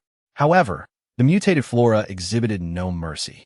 Having consumed its fill of blood, the winds it generated intensified, extinguishing the flames entirely. The verdant tendrils writhed and surged towards the remaining survivors. Earth-based defense. Initiate a fire assault immediately. Su Mumu bellowed. Her own vines shot forth, engaging the advancing tendrils in a fierce entanglement. Earth walls rose with remarkable speed, forming an impassable barrier that halted the mutated plant's advance. Yet, the tendrils secreted a viscous fluid that swiftly corroded the earthen defenses. Su Mumu and Wan Li exchanged a look of grave concern. This adversary presented a formidable challenge. Observing the other ability users, a few of the bolder ones had already fled, while the rest stood in a daze, seemingly oblivious to their own powers. Zhuan, Su Mumu cried out in desperation. Their mission was to incinerate the rampant vegetation, and they had 5 fire-based ability users at their disposal, 2 from Dechuan's retinue and 3 from the 6th floor. However, with one having already deserted, only 4 remained capable of action. The fire element unleashed an immediate conflagration, while the wind element lent its force. The 2 wind manipulators, both at the 6th level, possessed limited power. Fortunately, they did not falter, desperately channeling their abilities to direct the flames toward the mutated plant. However, the leaves of this aberrant flora were enormous, generating a formidable gust of wind that seemed to threaten a counterattack. Thus, the wind element emerged as the pivotal factor. Duya, seek assistance immédiatement. Have Dechuan bring fire, and summon the wind manipulators down. The remaining individuals grasped their blades firmly, determined to prevent this creature from closing in. No sooner had the command been issued than a piercing scream erupted from the outermost perimeter, where an individual was ensnared by the tendrils. Observing this, Su Mumu rushed forward, her icy blade severing the tendril with precision, thick blood oozing from the wound. The tendril, in agony, lunged at her with renewed ferocity. A wall of earth provided a temporary barrier, yet several more tendrils swiftly followed suit, intertwining with the original. Seizing the opportunity, Su Mumu methodically hacked away at the tendrils in front of her. However, they did not relent. Upon realizing one path was blocked, they launched an assault from another direction. Team 5, where Su Mumu was stationed, found themselves at the opposite edge, and anguished cries echoed as the last 6th-level ability user in the team was ensnared completely, reduced to mere sustenance for the tendrils. Just as the tendrils threatened to ensnare Zhuang, a flash of cold light revealed a Zhuang deftly severing the advancing tendril. Despite his agility, several tendrils still managed to coil around his calf. The excruciating pain contorted Zhuang's face, leaving him unable to fend off the subsequent onslaught. Just as the thick tendrils were poised to ensnare his body, Su Mumu arrived just in time, slicing away the tendrils surrounding him. Yet, the tendrils wrapped around Zhuang's leg remained steadfast, continuing to bleed profusely from the severed ends. As Su Mumu crouched down, she noticed a dense cluster of delicate, white cold needles had already pierced in, the pale surface revealing crimson blood flowing steadily beneath, while the surrounding skin was being eroded. Grasping the vine stem, she pulled with all her might, causing the cold needles to emerge, and a surge of fresh blood gushed out. At that moment, reinforcements finally arrived. The mutated plant had drained blood ferociously, yet the strength of the vine remained unchanged. A swift slice of a blade could sever it. Moreover, it was averse to fire. As long as it did not come into contact with the corrosive slime, attacking from a distance with flames was not particularly challenging, as long as one avoided entanglement. Seated in her room, Su Mumu carefully examined the end of the vine stem she had brought back. The leaves were palmate, and, at the leaf stalk, there was a tendril that appeared soft but possessed remarkable resilience. At the tendril's tip, there was a suction-like appendage from which the delicate cold needle sprouted. Climbing vine? Indeed. This was a mutated climbing vine. They were even capable of blood-sucking, sending a chill down Su Mumu's spine. The text had mentioned certain mutated plants, primarily from ancient trees deep in the mountains or strange vines in the forest. Such commonplace flora was likely only in a state of mutation. Reflecting on the events of the day, it seemed that their fire had indeed harmed the mutated climbing vine, provoking it to retaliate with bloodthirst. However, the speed of its mutation was undeniably swift. Wood-type crystal core, a desire to consume it. The voice of the flower echoed in her mind. Su Mumu sighed, knowing it only craved sustenance. Merely feeding this flower was a considerable challenge. Did you not mention that the space would undergo changes? Why have I not observed any? I was referring to the fusion of 5 abilities. However, if you could procure its wood-type crystal core for me to consume, that would suffice as well. Could the arboreal crystal core supplant the 5th ability? Was it intended to replenish energy?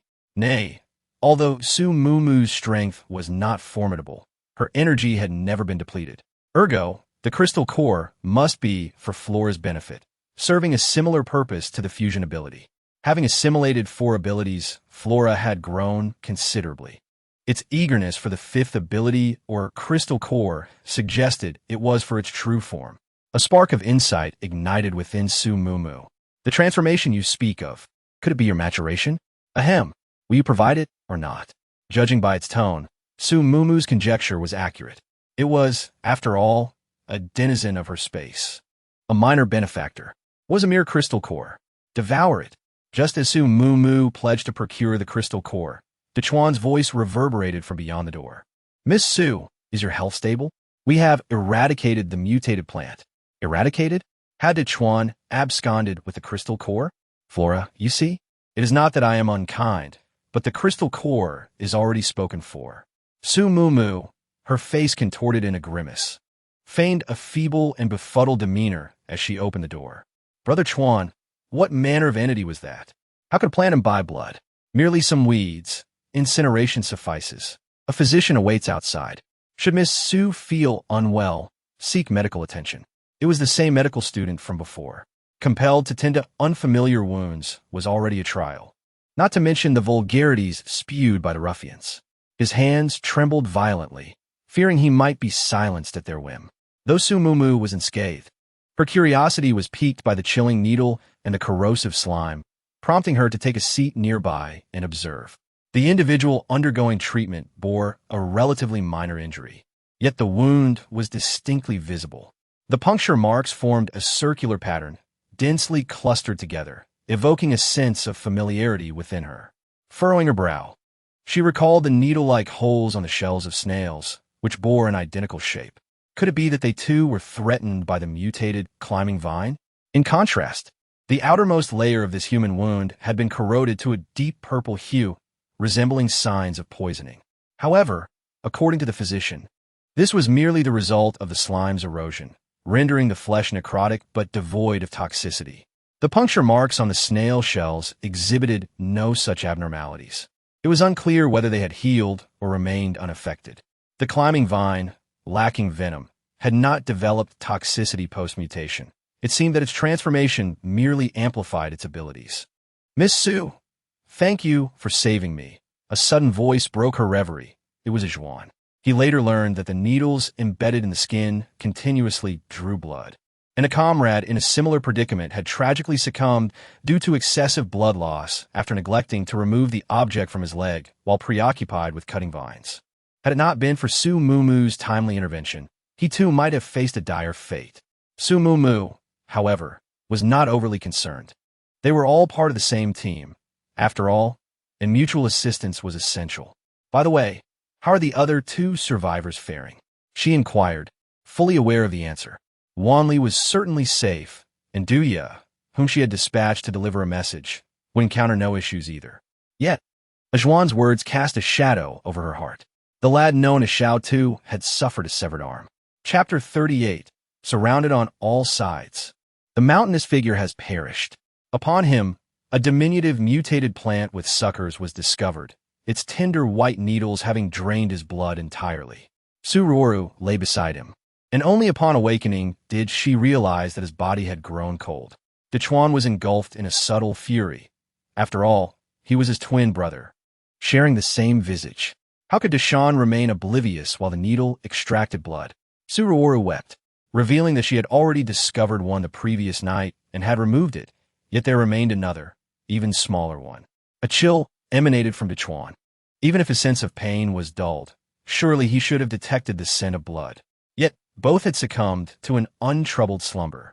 His instincts suggested that this was no mere coincidence. Su Mumu was enjoying her breakfast, relishing the wontons as she devoured them with great enthusiasm, even breaking a light sweat. Upon the arrival of Zhuang, she greeted him cheerily, for they had fought side by side before, inviting him to join her meal. However, his first words upon sitting down were, "Did you kill Brother Deshawn?" At this, Su Mumu cast a glance at his leg, letting out a cold huff without uttering a word. Zhuang's face flushed slightly. He knew he ought not to harbor malicious suspicions against his savior. Yet how could such coincidences exist? Just the day before, he had remarked on how Brother Deshawn was a hindrance, having interrupted his arm, and now, Brother Deshawn was lifeless. His instincts hinted at a connection between these two events. This was something she had done, yet not entirely her doing. In her heart, Wanli was an important ally and a beloved younger brother. She would never permit herself to lash out carelessly in anger. Thus, she had severed the sucker from the mutated climbing vine and had it affixed by Xiao Mei. Yet, it was another, even smaller sucker that proved fatal. Someone had acted after her. She could not fathom who this person was. Just as she was lost in thought, a voice echoed down the corridor. "Kumu." Su Mumu immediately cast her worries aside and joyfully dashed out. Indeed, it was him. She leapt into his embrace.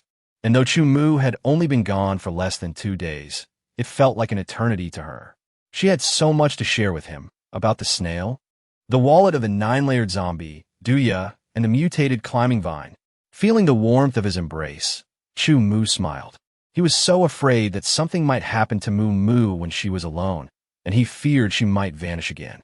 Thankfully, she was still here. The two exchanged sweet glances, surrounded by a bubble of pink affection. In stark contrast to their warmth, hatred simmered on the other side. Su Ruo's nails were nearly digging into her flesh. Why did Su Mu Mu, that illegitimate child, receive such affection from Chu Mu?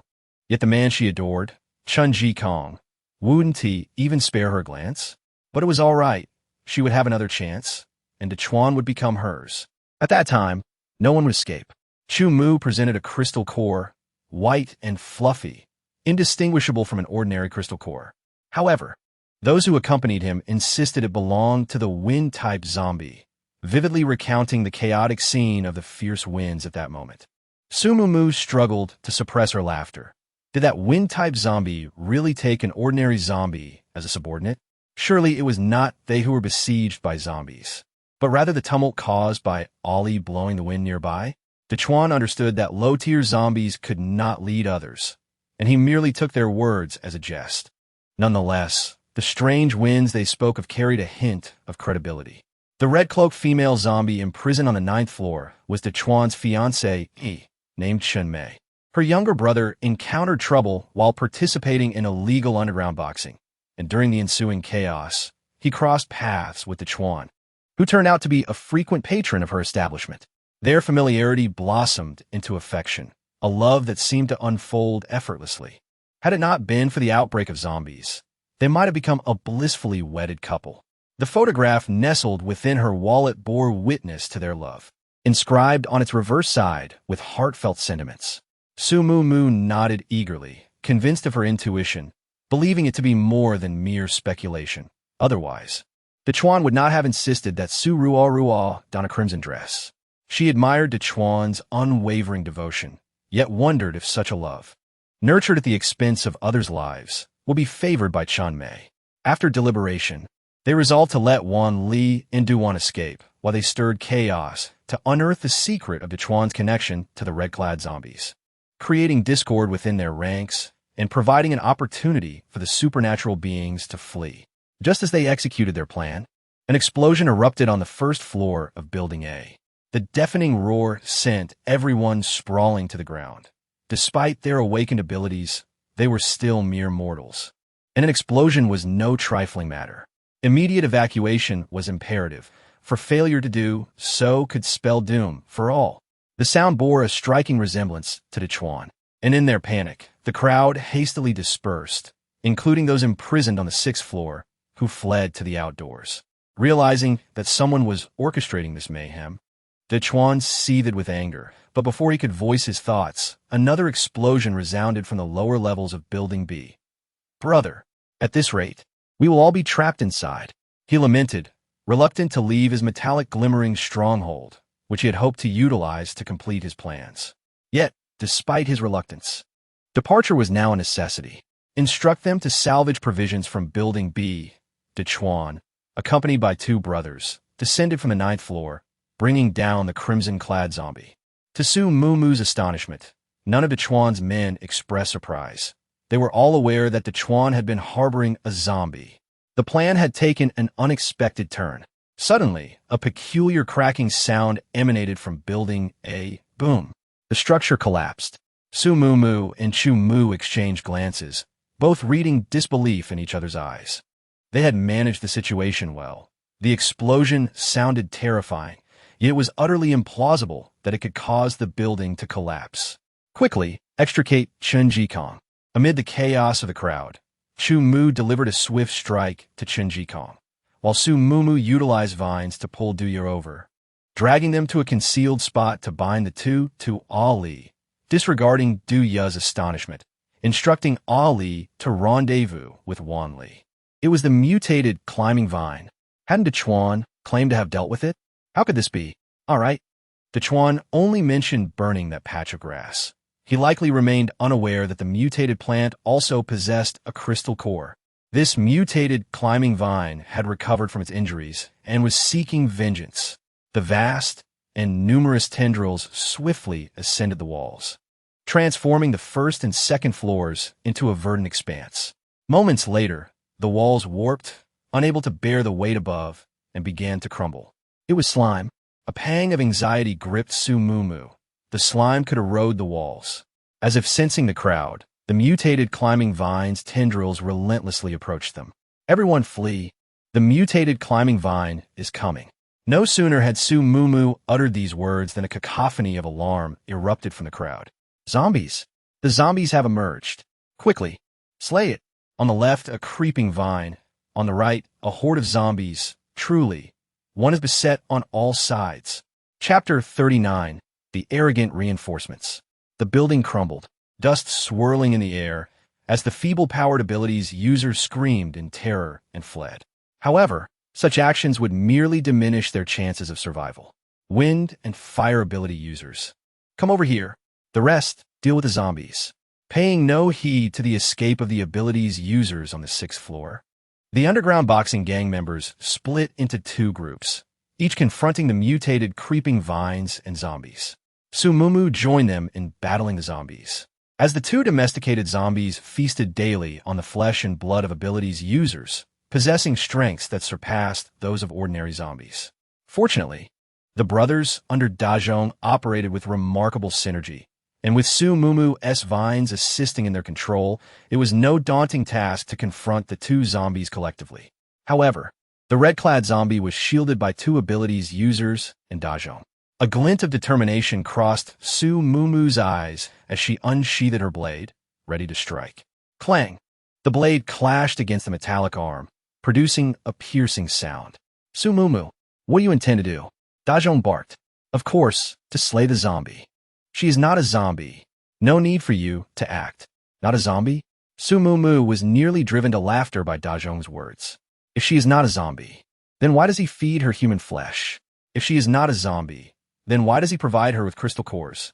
Even if she were to regain her senses, would she truly rejoice after the countless lives she has taken? Dajong's expression darkened, as if ink were dripping from his face. He had not anticipated that his secret would be uncovered. On the day when Xiaomei fell silent, could it be that she had infiltrated? Now that you are aware, you must die. Attack! With a commanding shout from Dajong, the 2 extraordinary individuals beside him charged towards Sumumu. A glinting metal blade aimed straight for her throat, swiftly followed by searing flames. With no time to maneuver using her vines, Sumumu could only conjure a thick vine shield to thwart the metallic assault. The jarring sound of metal scraping against a hard surface echoed, ultimately failing to advance even a fraction. The fortified vine shield, enhanced by the earth element, successfully absorbed the attack. However, the imminent threat of a crimson tongue of fire soon emerged. Though distinct from ordinary vines, its essence remained unchanged. The vine shield was quickly engulfed in flames. She promptly abandoned the searing shield, her vines coiling around a tree as she shifted to the left, simultaneously ensnaring the red-clad zombie with another vine. Yet, after merely a few steps, a wall of earth abruptly rose before her. Oh no! With no time to halt, she collided forcefully against it, a flurry of spinning stars dancing around her head. It was Ashun.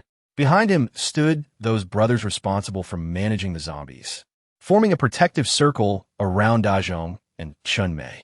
Athun, bisibli irritated, exclaimed, Misu, why do you wish harm upon our sister-in-law?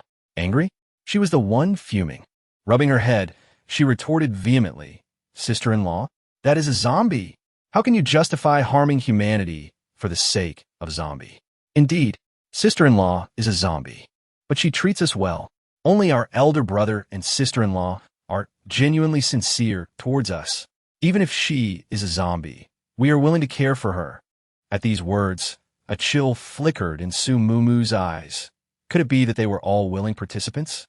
She furrowed her brow in rebuttal, asserting that emotions should not serve as a pretext for sacrificing the innocent. Zhuang, she is already dead. Why do you continue to engage in idle talk with her? Have you forgotten what we, as brothers, vowed?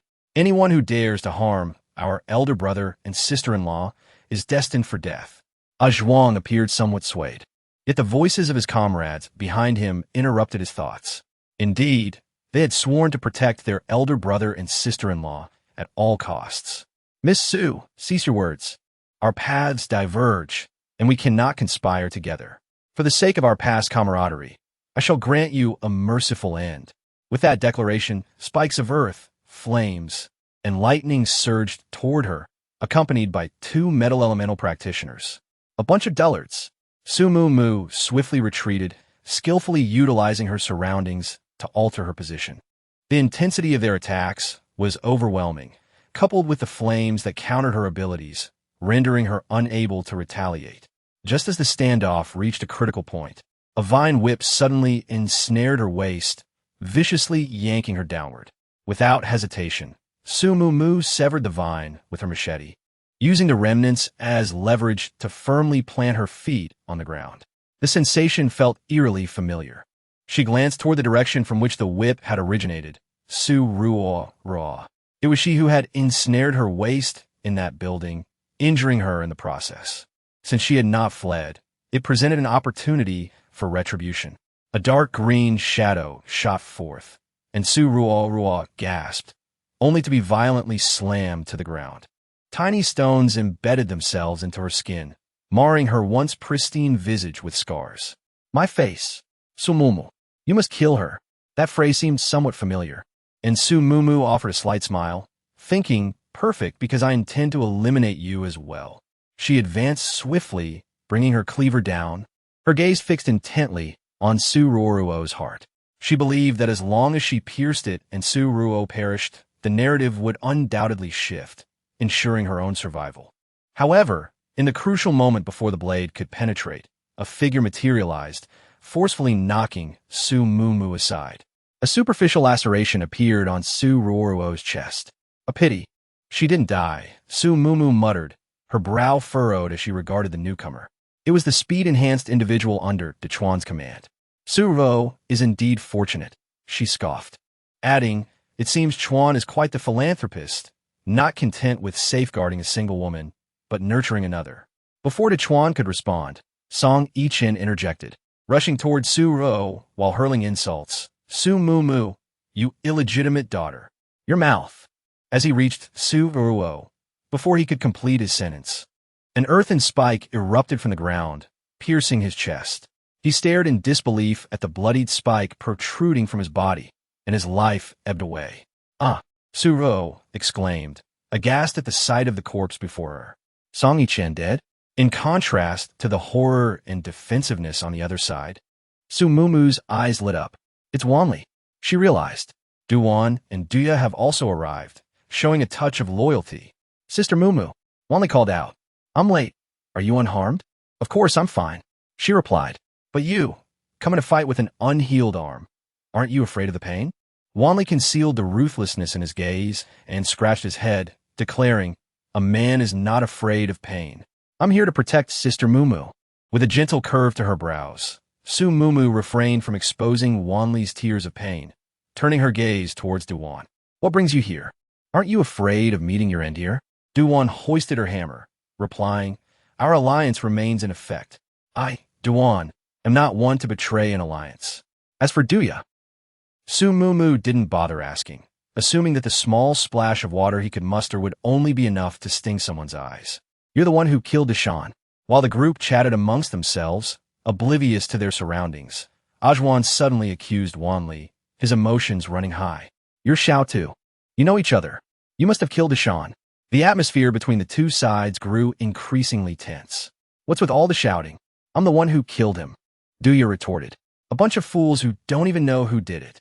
Let me tell you, the person who can bully my sister hasn't been born yet. That good-for-nothing Deshan, cursing at people whenever he felt like it. Was he allowed to curse at my sister? I retaliated with a blood-sucking needle. And as for all of you, I'll be watching right here.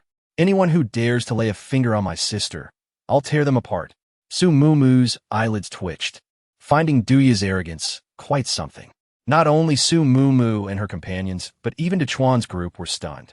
They hadn't expected such a seemingly weak ability user to kill Deshan so discreetly, nor had they imagined that the reason was simply because Deshan had cursed his sister.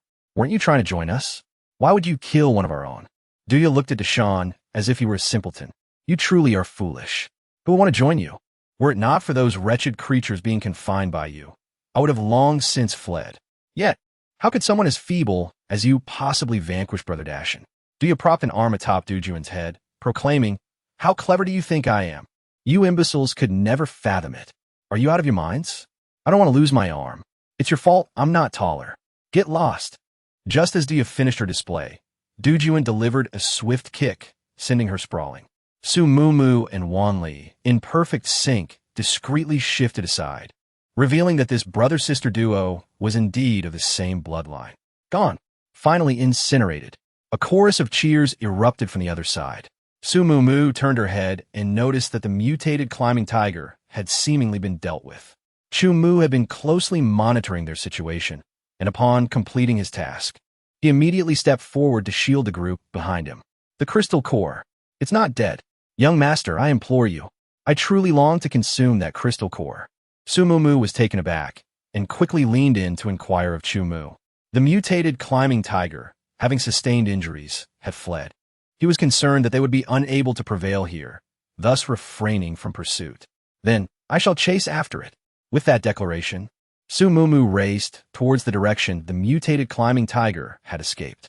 Chu Mu barely had time to voice a protest before Su Mumu vanished from sight, his gaze darkening as he focused on the hulking figure of the giant and the crimson-clad zombie. The roots of the climbing tiger lay near a wall of a nearby classroom building, charred and blackened. When Su Mumu arrived, a small clump of vines writhed frantically, with faint glimmers of unextinguished flames flickering upon the leaves. It felt pain, but this was merely the final struggle. Seizing the initiative, the rattan swiftly subdued the rampant tendrils. Su Mumu retrieved a hoe and assiduously excavated its roots. Buried deep, she exchanged the hoe for a spade, delving approximately a meter further until a bulbous root capsule, shimmering with a faint cyan luminescence, came into view. Overjoyed, Su Mumu incised it with a cleaver, revealing a spherical cyan crystal core.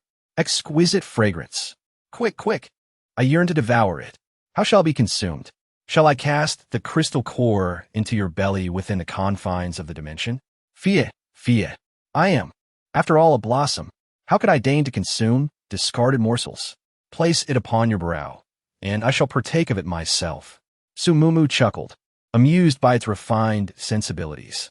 She positioned the crystal core upon her forehead, and a sensation akin to something erupting from within once more assailed her. Yet this time, there was no vertigo, merely a modicum of comfort. It was akin to a parched fish finally finding solace in water, as waves of warmth coursed through her frame, the weariness gradually dissipating and every limb and bone luxuriating in release. Sumumu luxuriented in alanguoros stretch. I am free to frolic. Little mistress, pray, release me to play. No sooner had Su Mumu extricated herself from this blissful state than the flower's jubilant voice resounded. She concentrated her senses, astonished to discover that the flower had emancipated itself from the soil, its forced-out roots acting as legs, propelling it hither and thither. It resembled an animated wheeled stool. Removing the flower from the dimension, her countenance betrayed a complex array of emotions. The petals remained unchanged, the stem unaltered. Yet these roots, how could they ambulate? Never had she heard tell of a flower capable of freely traversing the earth. Is this the transformation of which you spoke? Indeed, is it not remarkable? However, I'm still quite young and can only play outside for 2 hours to find something to eat. Take me with you. Xiaomei twisted her body and clung to War, with Xiaowei naturally following suit, and even Xiaohong excitedly barked around War. Let's go play. Let's go eat. Alas, this group of rascals has been whisked away. Su Mumu felt like a weary mother, utterly consumed by concern for her 4 mischievous little ones. Mumu, what is wrong? She was calling out to her little mischief makers when she suddenly noticed Chu Mu had approached from behind, startling her once more. Chu Mu squinted slightly. War? Isn't it in the space? Su Mumu hurriedly informed Chu Mu about War's transformation, emphasizing its roots. In the end, she shielded War from view, scrutinizing her surroundings. And in a hushed tone filled with disdain, she remarked, "It looks truly hideous, like a stool that has come to life. How could it leave the soil?" This was something Chu Mu had not anticipated, yet it was indeed a fortuitous development. If War could truly hunt for itself, Mumu would be spared from peril, and her abilities could flourish. Really? Su Mumu's eyes widened in delight, as if she had stumbled upon a treasure. To reap the benefits without labor? This is my ultimate dream. Chu Mu nodded, but added, however, you mentioned is not very large, so it should only be able to consume the crystal cores of mutated plants. Hunting mutated beasts might be a stretch. That is still splendid. Mutated plants are indeed more troublesome. With War's assistance, it would be a breeze to manage. Yet, her concerns lingered.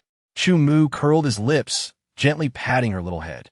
The flowers are part of your space. They should have some sense of awareness. Besides, with Little Black around, We will undoubtedly be found. That is reassuring. Sumumu replied, head is curving in delight. Ahem, did you just say the flowers are ugly? Upon his mention, the image of the flowers vividly resurfaced in Sumumu's mind, and she expressed her disdain, leaning in to vividly recount her thoughts once more. Then look at them less. Flowers, please be courteous. Dechuan had been bitten by Chun Mei. They all suffered at the hands of Chumu. Dechuan's subordinates fought back valiantly, willing to sacrifice everything. Su Ruorua had vanished, along with the speed esper. Sumumu was astonished to learn that Dechuan possessed no special abilities, and she felt a tinge of sentimentality, as Zhuan had said. There was indeed a profound bond between them. Unfortunately, the path chosen was misguided.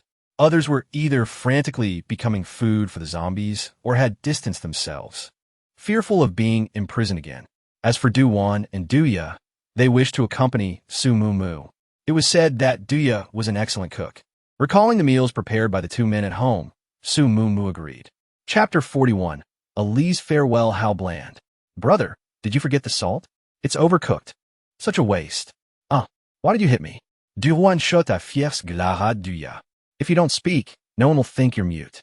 Sumumu's eyes turned crescent-like in amusement. She had not anticipated this novice to be so discerning about food, which must mean his cooking was exceptional. Future feasts awaited her. The bantering between the Du siblings was truly amusing.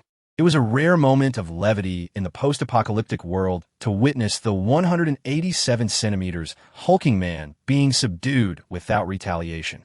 However, Chen Jikong found no joy in the merriment. No sooner had his injuries healed than he was apprehended while moving goods, and he felt responsible for the predicament Mu and the others were in. He gave a soft cough. I apologize for causing everyone further trouble. The others exchanged glances, awaiting a response from Sumumu and Chumu. Sumumu paid no heed, engrossed in devouring the spicy shredded pork, relishing the abundant chili peppers. Seeing her enjoyment, Chumu's lips curved into a smile as he turned to Chen Jikong. Then find time to complete your task. Task. Chen Jikong was perplexed. The infant-related supplies. Have you forgotten? Chen Jikong was taken aback, a myriad of emotions swirling in his eyes. Very well. Having only ever witnessed relationships based on expediency, he had resigned himself to being discarded as a liability. Yet, to his surprise, he glimpsed a glimmer of genuine care. He secretly vowed that he would dedicate his life to whomever had saved him. The brief interlude quickly dissipated, and the atmosphere around the table once again filled with gaiety, especially as Duya and Du-Wan continued their playful antics, eliciting laughter from everyone. Yuji, you're amazing. How did you manage to attach the suction cup to Deshawn without anyone noticing? Wanli exclaimed with admiration. TSK, just call me Go. Jeff, you sound so fit. Wanli scratched his head, cheerfully agreeing. Oh, speaking of the suction cup, that thing is truly bizarre. It can draw blood. I secretly collected a few. They'll definitely come in handy in the future. Yay, I have a spatial dimension. Let me store them for you. Having been utterly subjugated by Du-Ya's audacity and loquacity, Wanli inadvertently revealed the existence of his spatial dimension, forgetting Sumumu's admonition. The words had barely escaped his lips when he realized his indiscretion. Casting an anxious glance towards Sumumu and Chumu, ensure you keep those items separate from your own belongings, lest you inadvertently harm yourself. In Sumumu's estimation, Wanli carried a certain significance, akin to a patriarch entrusting her with his orphan charge. She regarded him as a younger sibling, thus harboring no resentment toward him. Furthermore, Du-Wan possessed a guileless nature. As long as Du-Wan's affections remained steadfast, Duya would not betray them. Should such a day ever arrive, she would personally intervene. Excellent. I was just fretting over where to stow them. Duya, seemingly oblivious to Wan Li's disquietude, retrieved a package from the doorway and unceremoniously deposited it on the floor. After procuring a cloth sack from Wan Li, Duya meticulously transferred the contents of the package into the bag, treating each item as if it were a precious treasure. These were none other than the adhesive barbs of the mutated climbing ivy. Has this lad truly amassed such a quantity? Sumumu Muset had curiosity piqué. Was this a peculiar manifestation of his collecting proclivities, or were they intended as clandestine instruments of assassination? Revolting. Did you affix these things to Dongzi and the others? Du Wan inquired, seemingly accustomed to such paraphernalia, yet unable to suppress her revulsion. Indeed, they deserve their fate. What a trifling matter. I did not succumb to zombification. Did I? Oomph. The conversation abruptly shifted, causing Wan Li to shudder involuntarily. How had the topic veered toward zombies so suddenly? Sumumu maintainit her composure. Surmising that Du Ya's animosity toward those individuals stemmed from their role in Du Wan's affliction. She had been fortunate enough to undergo a transformation into a strength-based mutant. Nevertheless, she found Du Ya's vengeful disposition rather appealing. Furthermore, Su Mumu cast a glance at Du Ya, aware that he knew of Ali's existence, yet he refrained from inquiring, as she favored those devoid of excessive curiosity. As the group had just concluded their meal, a series of barks echoed from the entrance, prompting Su Mumu to dash towards the door. The moment the door was ajar, a scarlet blur lunged into her embrace. The remaining three, tireless, bounded into the house. Circling incessantly, as she was about to close the door, she caught sight of a familiar figure. Ali? She exchanged a knowing glance with Chu Mu and stepped outside. Ali had been forcibly taken to the zoo. She procured 5 wine gourds, filling them with spiritual spring water, and strung them around Ali's neck. Subdued mutated beasts could heal even by merely imbibing spiritual spring water, and she hoped this would aid Ali. He could shatter the gourds directly when needed. Ali, go and pursue what you desire. However, you must survive. Only by living can we meet again. In the moonlight, the tiger, prostrate before the maiden, lowered its head as she placed her hand upon its brow, as if performing some arcane ritual. Illo! With a resounding roar, Ali rode the wind, his form swiftly vanishing into the darkness. A pang of sorrow struck Su Mumu's heart as she realized that Ali differed from Xiao He and the others. He could not innocently frolic and play, for he bore his own responsibilities. Sensing the warmth on her shoulder, she turned her head. Achoo, I think I understand. The dimension can integrate the abilities of mutated beasts, yet does not confine their living space. Perhaps the dimension is not assisting me, but rather, it has chosen me to aid them through my hands. Achoo, we shall meet Ali again, won't we? Assuredly, it shall come to pass. Gently wiped away a solitary tear that traced its path down her cheek. In the distance, having sprinted a considerable distance, paused in his tracks, casting a wistful gaze back from whence he came, and emitted a resounding bellow. Farewell, young master. May fortune favor you. Chapter 42. Echoes of his past. Visions of her dreams as the first tendrils of dawn unfurled across the horizon. An automobile and a motorcycle departed from the precinct of the university. Their course was deliberately circuitous, thus mitigating their encounters with the undead. The enclave of the hillside villas, however, presented a stark contrast to their prior departure. The once desolate entrance was now manned by a cadre of sentinels, armed and exhibiting a palpable air of discipline, far removed from the common populace. Upon discerning the approach of strangers, one of their number advanced to parley, while his comrades, though steadfast in their positions, betrayed a palpable tension. Sir, he inquired, access is restricted. I implore you to seek refuge elsewhere. Furrowed his brow in consternation, producing his credentials. I am a proprietor of this estate. Why am I denied entry? The sentinel scrutinized the document with meticulous care before posing. Are you the occupant of the 13th domicile? Each villa within the enclave was designated a discrete dwelling, its numerical designation affixed to its facade, their own bearing the mark of 13. Upon receiving confirmation, the sentinel acquiesced, granting them ingress. The district was now populated by a multitude, their countenances gaunt and pallid, indicative of the privations endured by those seeking sanctuary. Further within lay the abodes of several conclaves of those gifted with extraordinary abilities. As they drew nigh to the threshold, a somewhat ethereal voice resonated. Ah, this must be the prodigy known as. I have long anticipated this encounter. Turning around, he saw a robust man nearing 40, not exactly with sword-like eyebrows and starry eyes, but certainly with a spirited gaze. He approached and warmly clasped Chu Mu's hand, as if greeting a long-lost friend. Su Mumu raised an eyebrow, finding the man quite forward. though Chu Mu detested such behavior. Predictably, Chu Mu's face darkened immediately, and he withdrew his hand, distastefully producing a tissue to wipe it. "Who are you?" The man's smile remained unchanged, even growing more affable. "I am Jiang Hushing. Has Mr. Chu ever heard of the Jiang family?" "No," Chu Mu replied tersely. But Su Mu was inwardly surprised.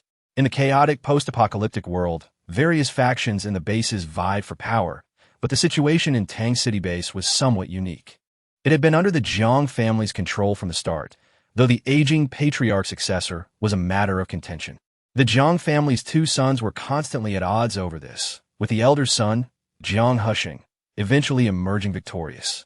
However, that was something that only came to pass 6 months into the apocalypse. At this time, Jiang Hushing should have been in the base, building his reputation by offering a helping hand. So why was he in city? "No matter," Jiang Hushing continued. "Allow me to introduce myself. I am Jiang Hongyan's son, the head of Tang City Base." Jiang Hushing's hand remained extended in midair, but Chu Mu showed no intention of taking it. "Get to the point." Jiang Hushing's smile faltered slightly. Since childhood, everyone had treated him with utmost respect. This arrogant youth truly did not know how to appreciate favors. However, as he needed something from him, he had no choice but to plaster on another smile. "It is said that Mr. Chu has awakened a formidable wind-based ability, and he is accompanied by skilled allies. I seek an individual, and I wonder if Mr. Chu might lend his assistance." Jiang Hushing has indeed sought out a person, his brother, who is also his rival for power, Jiang Heping. However, it has been explicitly stated in the book that Jiang Heping is fleeing in the southern region, which suggests that Jiang Hushing's arrival in the western city of Anqing is driven by ulterior motives. Such struggles for power are often sordid and vile, particularly among those in positions of authority whose hearts can be treacherous. It is best to maintain a distance from them. After refreshing herself, Su Mu took a brief nap and awoke to find it was already midday. The enticing aromas wafting from downstairs stirred her curiosity as her stomach grumbled. She ventured down, where Chu Mu was diligently preparing milk tea, Dia was cooking, and Chun Jikong was assisting. Wanli and Duan were in the courtyard, gathered around a vehicle undergoing modifications. 3 small creatures were clustered around Wanli, while the peculiar flower, upon her descent, immediately clamored to escape. "Is this truly a flower? How unsightly!" Duan did not hold back, delivering a rather harsh critique. Indeed, it was unattractive, yet is it not even stranger for a flower to possess the ability to move freely? Dia expressed her skepticism. However, it does not resemble a typical flower. Could it be a mutated beast that resembles one? Wanli proposed a novel idea. Upon hearing this, the group readily applauded his cleverness. Indeed, it must be a mutated beast. Su Mu cleared her throat and gently lifted the flower that was the center of attention among the crowd, stating, "As you all know, I share a deep bond with small creatures. Thus, this is a mutated beast. Rest assured, it can feed itself, so you need not concern yourselves with it." A profound affinity. No wonder even the tiger aided us. Speaking of which, where did that tiger go? Duya inquired, a hint of curiosity in her tone. "It departed after assisting us. By the way, Duya, what culinary delights are you preparing?" Just you wait, Mu. I assure you, it will be delectable." With that, Duya hummed a merry tune as she continued her preparations. As one departed, the others naturally dispersed as well. Chu Mu, sensing Su Mu's sorrow upon mentioning Ali, approached her, offering a cup of milk tea and a comforting pat on her shoulder. This marked a respite after the tension and carnage. As the evening progressed, several bottles of wine were uncorked, and everyone became tipsy. As dusk approached, a drowsy Su Mu had just reclined when a knock echoed at the door. It was Chu Mu. Perhaps influenced by the alcohol, Chu Mu's face was flushed. Mu, there are things I wish to confide in you." Can an inebriated person articulate clearly? Su Mu harbored doubts. However, Chu Mu swiftly proved that it was indeed possible. Though his voice was low and husky, his longing was conveyed with utmost clarity to Su Mu's heart. "I am aware that she is not you, but I was at a loss as to how to locate you, so I could only patiently await your return. Incidentally, I forbade her from divulging the existence of the dimension, as such knowledge would attract unwanted attention. I feared that her demise would result in your disappearance as well. Alas, it was I who perished first. I yearn to ask you, do you recall a year ago? You remarked that I resembled someone, but I disregarded you. Subsequently, you declared that I resembled your boyfriend. Moo Moo, we vowed to remain together eternally, have you forgotten? Toward the end, his words devolved into a somniloquy. Su Moo Moo, however, found herself increasingly alert as memories long buried within her mind were unearthed, as if someone were meticulously excavating them with a spade. Indeed, she realized why Chu Mu appeared familiar. He was a figure from her dreams. In that dream, she had been rebellious and frivolous, unknowingly drawing forth a sincere heart. But what of the present? Is this yet another dream? Su Moo Moo grasped Chu Mu's hand, meticulously sketching his features in her mind, fearing that this might also be a fleeting dream and that upon awakening, she would forget him once more. If this is not a dream, Chu Mu, I would earnestly seek to understand you and cherish you. Chapter 43. The Concealed Corpse Room. When Su Moo Moo awoke, she was confronted by a wall of flesh. Rubbing her drowsy eyes, she glanced up to meet Chu Mu's bright gaze. Her cheeks flushed, and she instinctively distanced herself from him. Chu Mu, too, reacted, awkwardly stating, You're awake? After a brief silence, they both instinctively began to speak. Last night, you go first. No, you go first. Stealing a glance at him, Su Moo Moo noticed that he was also covertly observing her. Was it merely the closeness that warranted such shyness? Gathering her courage, she recounted the events of the previous night, omitting any emotional embellishments. Not just that, just as she was about to share her own matters, she suddenly heard Chu Mu utter 4 words. Not just that? What do you mean? Are there issues with your mental state? Su Moo Moo contemplated the peculiar demise of the security guard zombie, along with the bloodied hands he had exhibited that day in the supermarket. Moo Moo, at times, I find myself overwhelmed by an uncontrollable urge to kill. His tone was laden with seriousness and gravity, yet beneath it lingered a hint of sorrow. Su Moo Moo grasped his hand, saying, You have survived in this apocalyptic world for so long, only to be thrust into a horde of zombies by me. You have merely grown accustomed to the excessive indifference of humanity. Achoo, this is not a fault, rather than a malfunction of the mind. It is the coldness of the human heart that has assimilated Chu Mu. This is an inevitable reality. Individuals are invariably influenced by their environment. Moo Moo. Chu Mu enveloped her in his embrace. It was not you who pushed me. It was she, not you. Su Moo Moo gently reassured him. Yes, Achoo. I would never harm you. This time we must both strive to survive. After Chu Mu spoke, Su Moo Moo too began to share her own experiences, but to her astonishment, she found herself rendered voiceless. Why can't I speak? She pondered. No, that is not right. I can produce sound. After several attempts, she finally realized that whenever she mentioned this world as merely a book, it was as if she had been muted, unable to utter a single word. Observing her distress, Chu Mu swiftly comforted her. It's all right. As long as you are here, that is enough. Su Moo Moo puffed out her cheeks, clearly displeased. If this world was a book that silenced her, surely other matters could still be expressed. She attempted to discuss Jiang Husheng, and indeed, words flowed forth. The two experienced a whirlwind of joy and sorrow, navigating through a morning filled with emotional highs and lows.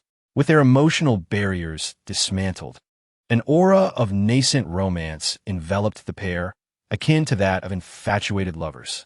They whiled away 2 idyllic days, indulging in shared meals, engaging conversations, and basking in the sun's warmth. Subsequently, the group resolved to venture out once more in quest of essential provisions. Su Moo Moo had already sown the seeds of grains, vegetables, and fruits, ensuring a stable food supply. The acquisition of clothing from 2 entire buildings had also addressed their apparel needs. As for transportation, that responsibility was entrusted to Wan Li. Consequently, the primary objective of this expedition was to procure medicinal supplies and essential tools. The group was divided into 3 contingents. Su Moo Moo and Chu Mu would proceed to the ski resort. Wan Li, Du Wan, and Xiao He would head to the hospital, while Chun Jikong, Du Ya, and the 2 serpents would remain at the villa to safeguard their sanctuary. Although Chen Jikong was eager to contribute, his injuries required ample rest to recuperate fully. Given Jiang Hushing's control over the semi-mountainous villa area, entrusting the security of their abode to the capable Chen Jikong and the astute Duya offered a sense of reassurance. The ski resort and the hospital were both situated to the east, albeit along divergent routes. After bidding farewell at the entrance, the respective groups embarked on their journeys. Su Mumu and Chu Mu traversed the highway, encountering a landscape littered with derelict vehicles and stranded zombies. Some roaming zombies, alerted by the motorcycle's sound, attempted to pursue them, but their efforts were in vain against the vehicle's superior speed. Their journey thus far had been relatively safe. The challenge lay in the highway's lack of direct access to the ski resort. Regardless of the chosen path, they would have to navigate through the city center. As the number of surrounding zombies swelled, Chu Mu executed a skillful drift, guiding the motorcycle and its passenger into a nearby farmer's market. The zombie outbreak had occurred at 10 o'clock, presumably during the market's peak hours. However, the black rain had lured most of the undead outdoors, leaving only a handful of zombies within the market's confines. After Chu Mu secured the heavy iron gate, Su Mumu swiftly dispatched the remaining zombies inside. The aroma of the market was overwhelming, particularly in the meat section, where the stench of decay effectively overshadowed the scent of the living. Outside, a zombie knocked persistently at the door, only to be distracted by something else. Su Mumu let out a sigh of relief. These zombies were indeed tenacious in their pursuit. However, since she had arrived at the market, she resolved not to waste the opportunity. She meticulously inspected each stall, which was in disarray, clearly having been rummaged through by others in search of food. Adhering to her principle of leaving no stone unturned, she continued her search, hoping to find some edible provisions that had not spoiled. As she became engrossed in her search, a muffled sound suddenly echoed around her. Su Mumu immediately became alert. It was the unmistakable sound of a zombie. Yet, the surroundings were eerily empty, devoid of any undead presence. What was happening? Noticing her sudden tension, Chu Mu hurried to her side, ready to protect her. "Ah Chu, there's the sound of zombie," she whispered. Chu Mu focused intently, listening for the sound again, but did not resurface. He released his spiritual threads to thoroughly investigate the area. There, it was a meatball shop, and within it lay a hidden room. The door was narrow, and a thin trickle of dried blood seeped through the crack, likely desiccated from the passage of time. Su Mumu extended her spiritual threads to take a look, revealing a pitch-black interior, illuminated only by a sliver of light seeping through the door's gap. This faint illumination revealed a cramped space filled with bodies, both human and zombie, tightly packed together in that confined area. In the stillness, something stirred in the corner. A tendril of psychic energy drifted over to investigate, revealing a head. Its pallid, bulging eyes abruptly lifted, fixing their gaze directly upon the psychic thread. Startled, Su Mumu grasped Chu Mu's arm. "Achu, inside. I'll go," he responded, patting her hand reassuringly. "Wait here and be wary of your surroundings." Chu Mu strode towards the narrow doorway. Su Mumu retreated a few steps, swallowed hard, and gripped her blade tightly. Fearfully, she sought to divert her attention, but her eyes were inexorably drawn to the door, unable to look away. Clatter! Whoosh! The instant the metal bolt was drawn back, the contents of the room surged forth in a ghastly torrent. Bodies, remains, putrid flesh, and blood, all piled high at the entrance. The dried-up river of blood before the door seemed to have been unstoppered, and it flowed once more with a foul, fetid substance. Despite having gutted countless zombies, Su Mumu was still overcome by the sight, retching violently. The room was clearly man-made, but who could have used this place as a charnel house? Chapter 44. The Black Cat. Guardian as the space within the room eased, the low, guttural rasping sound reverberated once more. Su Mumu retreated even further, watching as Chu Mu employed his abilities and tools to clear the doorway. A diminutive zombie stumbled out. "Huh!" Without hesitation, Chu Mu struck it down with a single blow. The already dilapidated zombie was rendered utterly still. Yet, Su Mumu found something familiar about the small zombie. The uniform. It was a school uniform. Indeed, it was a uniform from the school she had visited before. The zombie's attire was stained a reddish-brown hue, easily overlooked upon cursory inspection. Observing the zombie's build, Su Mumu's heart palpitated with a fervent intensity. Disregarding her revulsion, she overturned the cadaver. Its face was a grotesque mask of decaying flesh, obscuring any semblance of its former self. Yet, emblazoned on the plaque affixed to its chest were the unmistakable characters, Sun Juanhao. Su Mumu felt as though all strength had been sapped from her limbs. It was him. Even after being rescued, he couldn't escape his grim fate. It then occurred to her that in this apocalyptic world, even the most robust men struggled to survive, let alone defenseless children. She felt a pang of sorrow, yet also a sense of release, as he would no longer have to live in fear.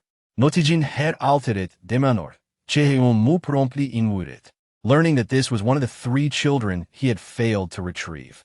His expression darkened with dismay. With the situation irreversible, they could only hope that the other 2 children were still alive.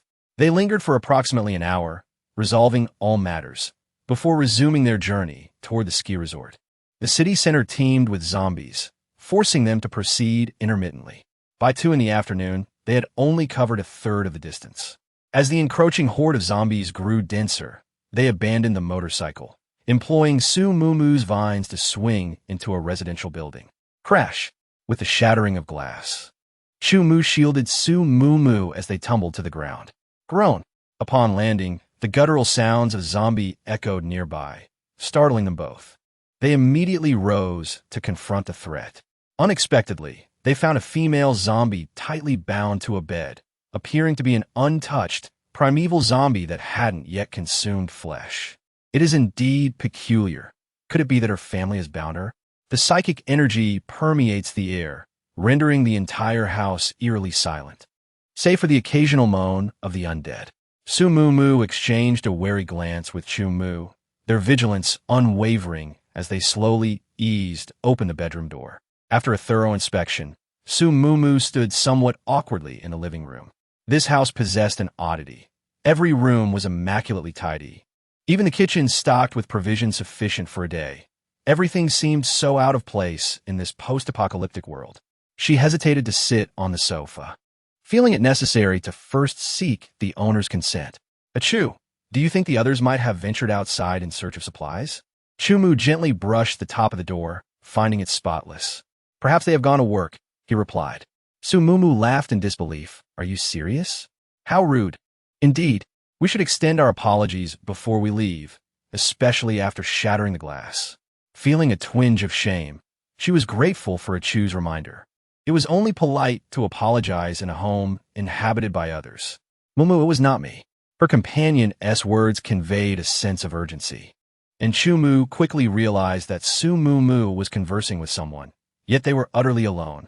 Heightened alertness surged through him as he pulled Su Mumu closer, releasing his psychic energy to scrutinize their surroundings once more. Noticing his reaction, Su Mumu too sensed something amiss. That voice, though reminiscent of Chumu's, bore more juvenile quality. There was indeed a third presence in the house. No, it was a mutated beast. Only she could hear it. There was a mutated beast. Flower, come out and help me locate the mutated beast. As the flowers had just awakened, they had not yet managed to arrange their playtime before being thrust into work by Su Mumu. The 4 legs of the chair swayed harmoniously, and in the blink of an eye, the flowers had nestled themselves into a corner. Over here, there's a rather large cat. Another cat? Su Mumu tightened her grip on the knife in her hand. The previous cat, Ollie, had shown no malice. Yet this one was different, its voice laced with evident ire. Achoo, there's a cat. Can you sense it? Threads of mental energy surged toward the corner, where a black cat sat elegantly. Chu Mu furrowed his brow. He had just searched every nook and cranny with his mental threads and had not detected the presence of this black cat. Where had it emerged from? Mumu, be cautious. This cat seems unusual. Meow. Before they could approach, a black figure suddenly leaped out. Su Mumu was startled, but upon closer inspection, she found it lazily sprawled on the cat tree, grooming its paws. Though it was a mutated beast, its size had not increased, suggesting a minimal threat. Nevertheless, she recalled its earlier display of anger. Its orange-yellow eyes, with slit pupils positioned centrally, sent shivers down her spine. Can you understand me? She suddenly grasped the peculiarity. This black cat resembled a human. Steadying her nerves, she continued, "So, you're the pet of this household? We only crashed through the glass to escape the zombies. It was not intentional, and I apologize." The residence on the third floor boasts an admirable elevation. Their intrusion was unintentional, yet undeniably resulted in destruction.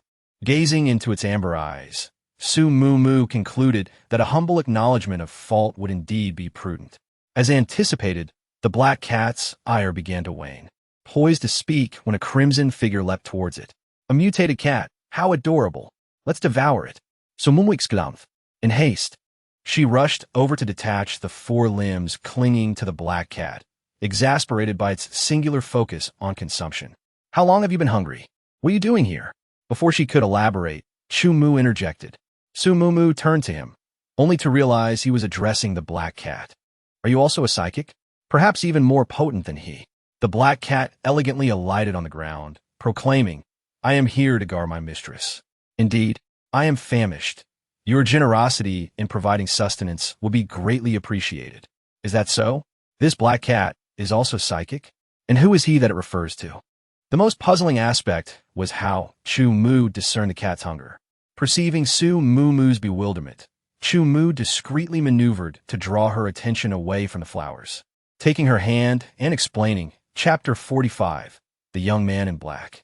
Practitioners of psychic abilities can convey fragments of information through thought, akin to the rudimentary communication you share with water. Thus, Chu Mu had sensed the black cat's hunger. As a psychic mutated creature, this clarified matters. The black cat, inherently mysterious, exhibited a striking resemblance to human expression after evolving to possess psychic abilities. Su Mumu found its peculiarity unsettling, perhaps due to the uncanny valley theory. Having discerned the situation, Su Mumu redirected her attention to the ebony feline's fur and claws, captivated anew by their plush texture and delicate pink hue. It was not merely an adorable and refined kitten, but also a guardian. Mumu pondered the black cat's words. The female master must be the female zombie residing in the bedroom, and its hunger suggested it had been deprived of sustenance. However, the tidiness of the dwelling and the provisions in the kitchen indicated the presence of another individual. Could it be that this person neglected to feed the black cat? Perhaps the cat had willingly undertaken the duty of protecting its female master. The food bowl and cat food were situated next to the cat tree. Su Mumu approached and poured some cat food into the bowl. "Little black cat," she inquired, "is there anyone else residing in your home?" The black cat sauntered languidly toward the food bowl, sniffed delicately, and declared, "This is not the correct flavor. Human, you emanate a fragrant aroma." "Indeed?" Su Mumu produced a vial of spirit spring water and swirled it gently. "Are you referring to this scent?" The black cat drew nearer, its amber eyes fixated on the vial. "Exquisite fragrance," it purred. "May I partake?" Predictably, even a mutated beast could not resist the allure of spirit spring water. Su Mumu's eyes crinkled with amusement. "Certainly. However, you must first disclose whether anyone else dwells here." "Negative." The black cat flicked its tail dismissively, casting a disdainful glance at Su Mumu before turning to consume its cat food. "Quite loyal," Su Mumu mused, her eyes narrowing slightly. If this creature were part of her team, its intelligence, prowess, and fidelity would be an invaluable asset. Alas, the black cat was already under another's care, and she harbored no intention of poaching it. She observed the black cat's repast in silence, marveling at its refined manners.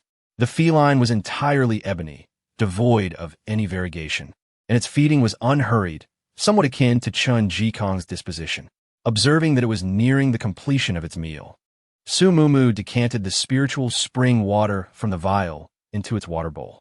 The ebony cat approached and greedily inhaled the aroma, but refrained from immediately drinking, casting instead a wary glance towards Su Mumu.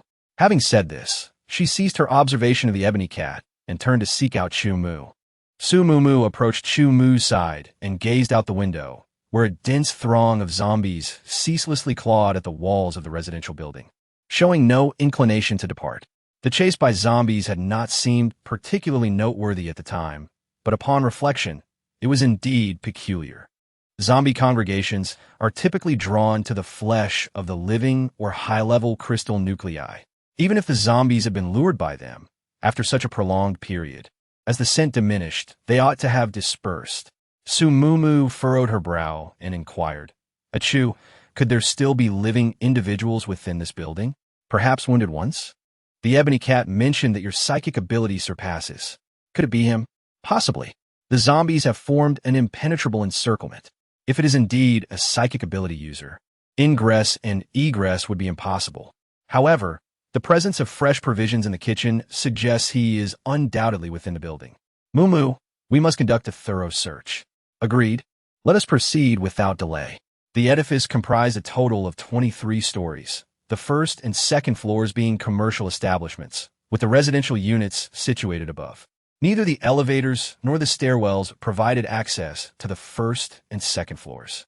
The two ascended directly, searching each residence meticulously, mindful that he, like the ebony cat, might evade detection by their psychic tendrils. The power had long been cut off, leaving only the option to ascend the stairs. With 4 households on each floor, and aided by the revitalizing energy of the spiritual spring water, it took 2 hours to reach the 23rd floor. Upon finishing the last apartment search, darkness had fallen. Sumumu collapsed onto the sofa, panting heavily. The outbreak of zombies coincided with the hours when people were at work or school. Coupled with a torrential downpour, the zombies burst through the windows, leaving the entire building devoid of life. Yet, casting a glance downward revealed an equally oppressive darkness. What could possibly draw those zombies? Achoo! There's no one here. Are we? Suddenly, Sumumu recalled the shops on the first and second floors. She straightened up, realizing that perhaps they should not overlook those levels. But what if there were alternative ways to ascend and descend? Much like when Xiaohei led her through the abandoned gates in the supermarket. Chumu pondered this as well. After a light meal and some more spiritual spring water to replenish their strength, they utilized a vine to descend to the 3rd floor. They entered through the same window once again, and this time, the black cat sat obediently at the head of the bed, unlike its previously elusive demeanor. However, something felt amiss. Before she could delve further into her unease, a young man appeared at the bedroom door. Both Sumumu and Chumu felt a tightness in their chests, realizing that their spiritual senses had failed to detect him. Could he be the individual the black cat spoke of? Clad in black clothing and shoes, had it not been for the cat sitting nearby, Sumumu might have mistaken him for the feline itself. Did you break my window? Upon hearing this, Sumumu narrowed her eyes, realizing that she could communicate telepathically with the black cat. This must be the individual the black cat had mentioned, the other person dwelling here. Indeed, my apologies. How might we make amends? Chumu gave a slight nod, evidently having surmised the young man's identity. The youth pondered for a considerable time, then inquired with a touch of bewilderment. Amends? Is any form of recompense acceptable? Affirmative. We could provide sustenance or garments, whatever you require. Is that so? The youth seemed intrigued. In that case, I desire your assistance in locating my father. Sumumu furuit herburuth. This request seemed to fall outside the purview of normal compensation. Chumu, too, frowned, finding the man's request somewhat presumptuous. Could we perhaps consider an alternative? Compared to a mere pane of glass, the task of finding your father seems an exceedingly grave responsibility. The youth tilted his head, retorting, Did you not say any recompense? A palpable silence descended upon the room. Sumumu struggled to comprehend how this seemingly adult individual could speak with such naivete and obstinacy, like a child unfamiliar with the ways of the world. She glanced at Chumu, whose brow was deeply furrowed, his eyes betraying a surge of emotion. The youth, however, appeared oblivious, innocently tilting his head as he awaited the fulfillment of their promise. Any does not equate to unreasonable. Chumu's voice cut through the air with an icy edge, resonating clearly within the room. Even in the post-apocalyptic world, one could not, for the sake of a broken window, demand such a momentous and perilous undertaking as compensation. Chapter 46. A psychic talent. The youth narrowed his eyes slightly, inquiring, Is a transaction permissible? Both Sumumu and Chumu were taken aback. A transaction? I am willing to undertake any task, provided you can assist me in locating my father, the youth declared, a disarming smile gracing his features, akin to that of an innocent child. After a moment of contemplation, Humor relented. The boy's parents had divorced long ago, and he resided with his mother. On the day of the zombie outbreak, his mother happened to be on leave at home. Thus, he restrained her to the bed. His father, however, was a professor at Lingqing University. "What is your name?" Su Mumu interjected. While interrupting someone was impolite, the questions swirling in Su Mumu's mind had grown exponentially, and if she didn't voice them, she felt she would explode. Lingqing, mental abilities. These two words together could only evoke one person in her mind. Baiyin. Indeed, it was Baiyin. Su Mumu was so astonished she was momentarily speechless. She hadn't anticipated encountering Baiyin. Baiyin, a youth with exceptionally high mental abilities, whose strength surpassed that of any other mental ability user at the time. Alas, he met his demise in Lingqing. The book dedicated scant attention to him, summarizing his existence in a few brief words. Su Mumu hadn't realized he had gone to Lingqing in search of his father. "Do you recognize me?" Baiyin inquired, a look of bewilderment on his face upon witnessing her astonishment. Su Mumu shook her head, suppressing her emotions. "We would like to discuss something. Would that be all right?" Once Baiyin and the black cat had exited the bedroom, Su Mumu quietly recounted the matter of Baiyin to Chumu. After listening to her, Chumu pondered for a moment. "Indeed, there was a formidable mental ability user, but we were not part of the same rescue team, so I do not know him. Presumably, Baiyin was marooned here, thus missing the initial wave of rescue squads. Mumu, let's proceed with this accord." Su Mumu harbored the same intention. As a formidable individual, she was loath to abandon him. She had presumed that Su Ruarua could be eliminated at Ankh University, but she was rescued by a speed-type mutant, signifying that her peril persisted. With an additional powerhouse, she would possess a greater chance of survival. The aroma of coffee permeated the living room as Baiyin sat serenely on the sofa, cradling a cup. Upon seeing the two emerge, he slightly curved his lips into a smile. "Have you reached a decision?" Chumu assented to the transaction proposed by Baiyin. The terms were straightforward. Chumu would be responsible for escorting him to Lingqing and locating his father, while Baiyin would temporarily become their ally, standing with them until his father was found, at which point the transaction would be deemed complete. Although mental ability users are deficient in close combat prowess, they are adept at tasks such as transporting supplies. Moreover, the individual before them was no ordinary mental ability user. After a thorough discussion, Su Mumu discovered that Baiyin's forte was mental shielding. Mental shielding can evade the perception and search of mental threads, which was the reason Chumu had not detected him. This differed from what was described in the book, which focused more on conduction and did not mention mental shielding. If it were the former, it would be easier to handle. If it were the latter, Su Mumu furrowed her brow, recalling Jiang Hisheng in the Villa district. Perhaps his appearance was another validation of the latter. In addition to acquiring a formidable teammate, they also learned from Baiyin the reason why the zombies were reluctant to depart. The CAF downstairs is owned by Baiyin's mother. Yesterday, while he was preparing coffee, two severely wounded men stumbled inside, their heavy scent of blood attracting a multitude of zombies. Yesterday? That accounts for at least 24 hours. Didn't they attend to their injuries? Su Mumu was incredulous, for if they had merely treated their wounds and diminished the scent of blood, the zombies would have undoubtedly been lured elsewhere. Baiyin shook his head, feigning ignorance. "Ignorance? But you were present when they arrived, weren't you?" Su Mumu inwitted, het disbelief monting. "Indeed, but I entreated them to assist in locating my father, yet they disregarded my pleas. Upon the conclusion of my shift, I departed," Baiyin responded, his eyes filled with guileless innocence. "Shift?" Su Mumu reeled, Chumu's words ringing true. This fellow was actually reporting for work amidst the apocalypse? "And what of today? Did you happen to see them during your shift?" she inquired, the words laced with exasperation. Observing Baiyin's nonchalant demeanor, Su Mumu felt a throbbing in her temples. Undeterred, she pressed on, "But because of them, the zombies are encircling the vicinity. How will you procure sustenance if you cannot venture out?" "They possess an abundance. I procured a small portion, some fresh vegetables from within," Baiyin replied, gesturing towards the kitchen. Su Mumu felt a surge of frustration, as if on the verge of an outburst. In due course, the rescue teams would arrive, and Bai Yin's failure to join the initial wave was potentially due to the zombie siege. A simple act of assistance or even expulsion could have averted this predicament.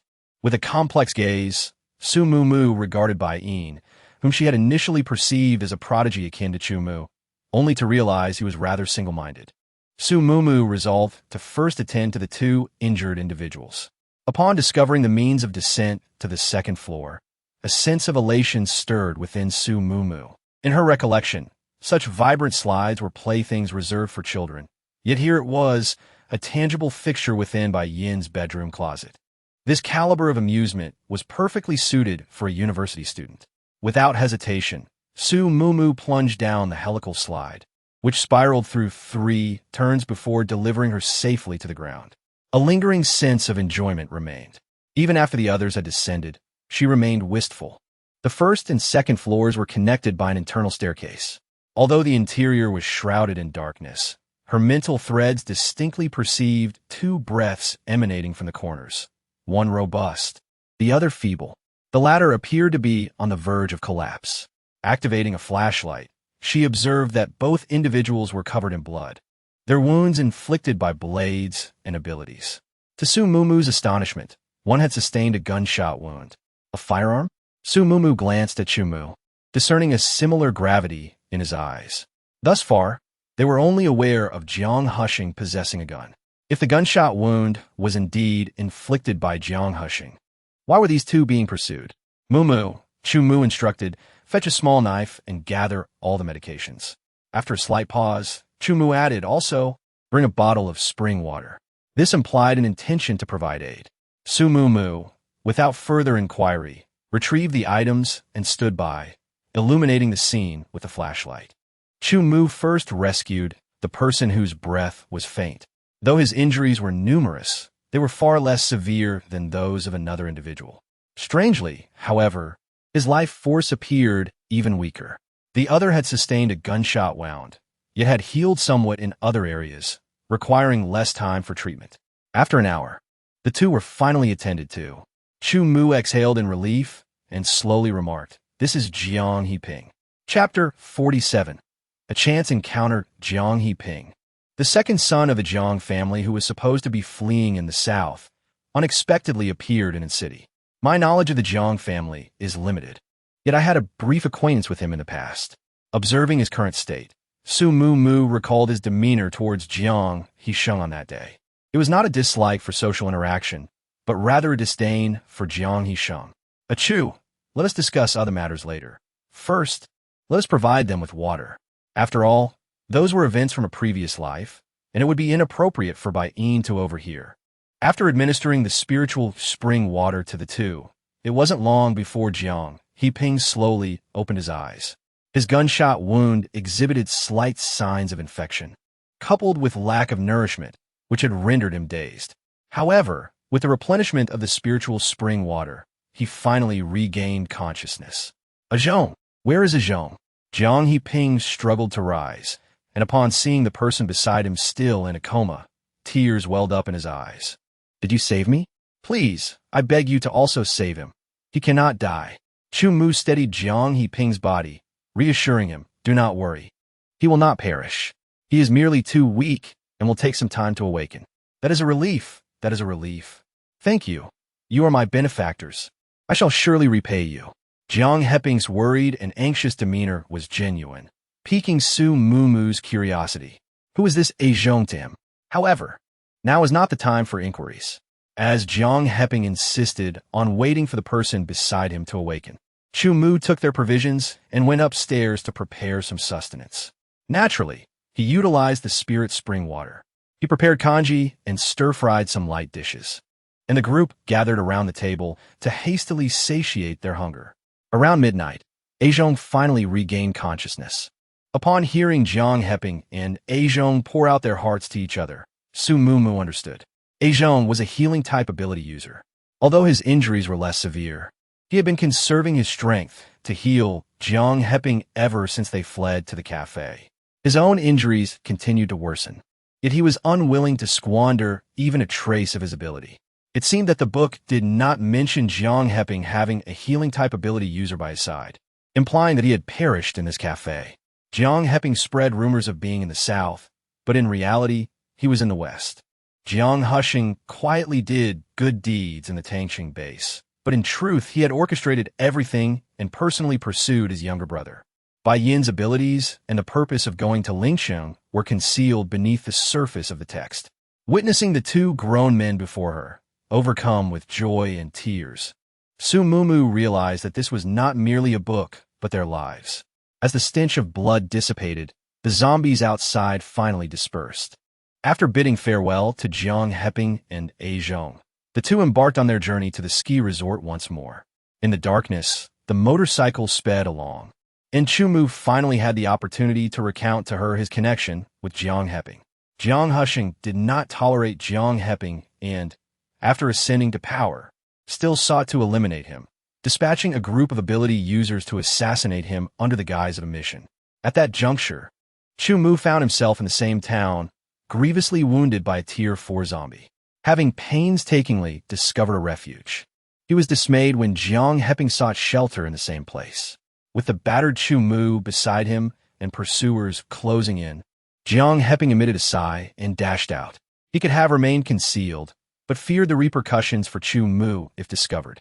And then, Su Mumu exclaimed, her voice carried by the wind. Was Jiang Heping slain by those ability users? No, he was fortuitously rescued by his comrades. Su Mumu nodded, remarking that such fortune was not perpetually guaranteed, and Jiang Heping ultimately met his demise at the hands of Jiang Husheng. Yet, she mused with a second chance. Perhaps a different outcome could be achieved. Following their departure from Bai Yin's residence, the pair successfully reached the ski resort. The zombies populating the area were largely former employees. After dispatching them, Su Mumu stowed away sleds and other equipment into her interdimensional space. With the onset of extreme weather conditions in the second year of the apocalypse, such items would prove indispensable for travel. Their journey progressed without incident, unaware that their departure had drawn several furtive individuals to the vicinity of the CF. These were the ones hunting Jiang Heping. Meow. Just as they were about to take action, a feline cry pierced the air. Glancing upward, they beheld a black cat perched on the second-story window, its gaze fixed upon them. Damn, that scared me half to death. One exclaimed, clutching his chest. What's with the cat's caterwauling? I'll feed it to the zombies later. Enough. Another interjected, his brow furrowed. Let's focus on the task at hand. As a few individuals prepared to take action, a sudden sharp pain pierced their minds, accompanied by the eerie cries of a cat. The nearby zombies were drawn towards them. Yet they found themselves paralyzed with fear, ultimately joining the ranks of the undead. Inside the dwelling, Bai Yin poured himself a cup of coffee, his expression serene. When he departed, Jiang Heping and A Zhong remained in the shop. He left behind 2 bottles of water, infused with a touch of spring water, beneficial for their injuries. However, he noticed an unfamiliar face trailing behind. After a brief introduction, they learned this was a new ally, and everyone exchanged greetings before resuming their tasks. As per usual, Chu-Mu, Chun Jikong, and Duyu were in the kitchen, while Wan Li and Duan occupied the courtyard. Su Mumu was in charge of feeding Little Black and the 2 small snakes. As for the black cat, she beckoned it over, signaling mealtime. Reluctantly, she decided to feed it. After all, it was merely a mutated beast, affordable to care for. Meanwhile, Bai Yin appeared ill at ease amidst the harmonious atmosphere. Perched on a small stool at the door, he occasionally glanced at the group repairing vehicles, then shifted his gaze to the kitchen crew, or watched the small animals eat. Su Mumu stifled a laugh. It was fine, he would surely adapt in time. Chapter 48. The Shiguang team, an increasing number of people sought refuge in the Banshan Villa area. The ordinary citizens residing here were organized by Jiang Husheng, receiving specialized training and weaponry to enhance their combat capabilities. They were tasked with scavenging for supplies, ensuring a steady provision within the region while effectively minimizing conflicts. The ability users were also busy at work. Chu-Mu and Chun Jikong convened a meeting, during which the leaders of the various supernatural factions unanimously resolved to dispatch a team each day to cleanse the roads outside the district of zombies, with the resulting crystal cores belonging to the respective teams. Jiang Hishang constituted one team, while Chu-Mu and his companions formed another. In total, There were 7 supernatural teams within the villa area, ensuring a different team for each day of the week. A schedule would be posted at the entrance, requiring individuals to register their names. Mumu, do you have any thoughts? Regarding the naming of the team, Chu Mu entrusted this task to Su Mumu. Tilting her head in contemplation, she decided to name it the Dawn Squad. Dawn symbolizes the break of day and hope. She wished for her comrades to persist in their pursuit of light amidst this bleak apocalypse.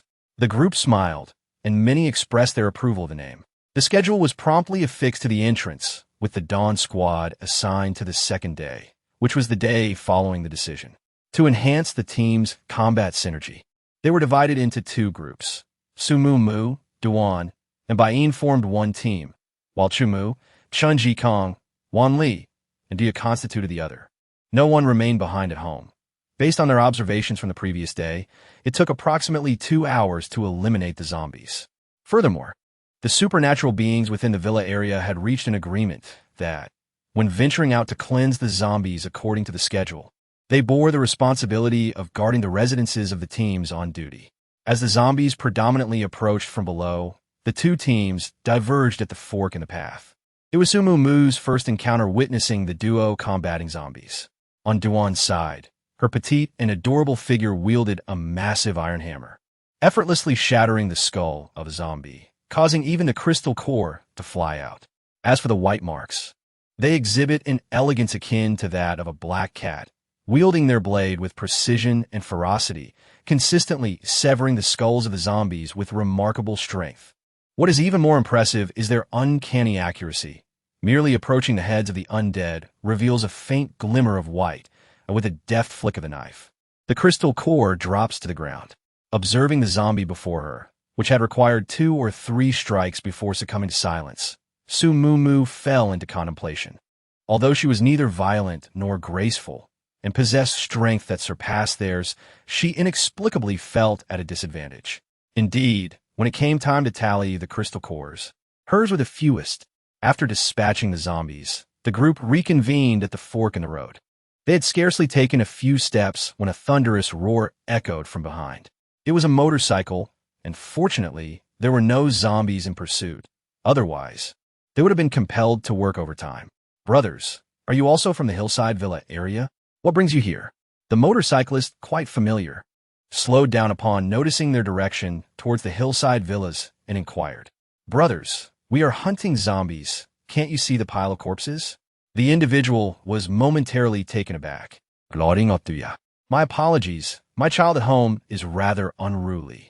Are you from the Hillside Villa area as well? How has your search for supplies been? Among this group, few exhibited proper manners. Chun Jikong was perhaps the most courteous, followed by Su Mumu and Wan Li, though the latter 2 were disinclined to converse with strangers, leaving Chun Jikong to tidy up the mess. Upon hearing Chun Jikong's words, the man's expression softened somewhat, though he averted his gaze slightly upon noticing the scars on his face, seemingly taken aback. Not bad, not bad. Brother, it seems you've been burned. Chun Jikong chuckled, radiating an air of tranquility that rendered the motorcyclist somewhat embarrassed. Ah, it's nothing significant. As long as one is alive, that's what matters. Suddenly, a black cat sprang forth from an unknown hiding place and perched itself upon his shoulder, clinging to the white-clad figure. Earlier, while the group was engaged in combat against the zombies, the cat had followed them outside, only to wander off and play. Now that the work was done, it had reappeared, impeccably clean and unsoiled. Su Mumu couldn't help but marvel internally. Such an elegant feline, truly as I suspected. Su Mumu found it curious that this individual seemed somewhat apprehensive of the black cat. Upon returning home, everything appeared normal. However, the strands of spiritual energy she released sensed that the neighboring villa had new occupants. It was Jiang Husheng, the motorcyclist who had conversed with them earlier, now residing inside. White Print, come here. Su Mumu summoned White Print to the living room and meticulously inquired about the events that transpired after their departure. Once he finished recounting, a grave sense of foreboding settled over Su Mumu, prompting her to dispatch 2 small snakes to gather intelligence. His fear of the black cat implied he had encountered it before. White Print had not sensed anyone in the CAF. indicating that this individual was hiding beyond her perceptual reach. Yet, how had he seen the black cat from afar in the darkness? Initially believing her paths would no longer cross with Jiang Heping, Su Mumu chose not to mention this matter. However, given the current circumstances, she shared her encounters along the way and her suspicions regarding the Jiang brothers with everyone. To kill one's own brother? Is that even human? Do not worry, little sister. I would never stoop to such depths. Duya thumped his chest, assuring Duan. Duan rolled her eyes at him, as if to say his simple-mindedness would prevent him from even conceiving of such things. Most of them were children from ordinary families, and fratricide was uncommon.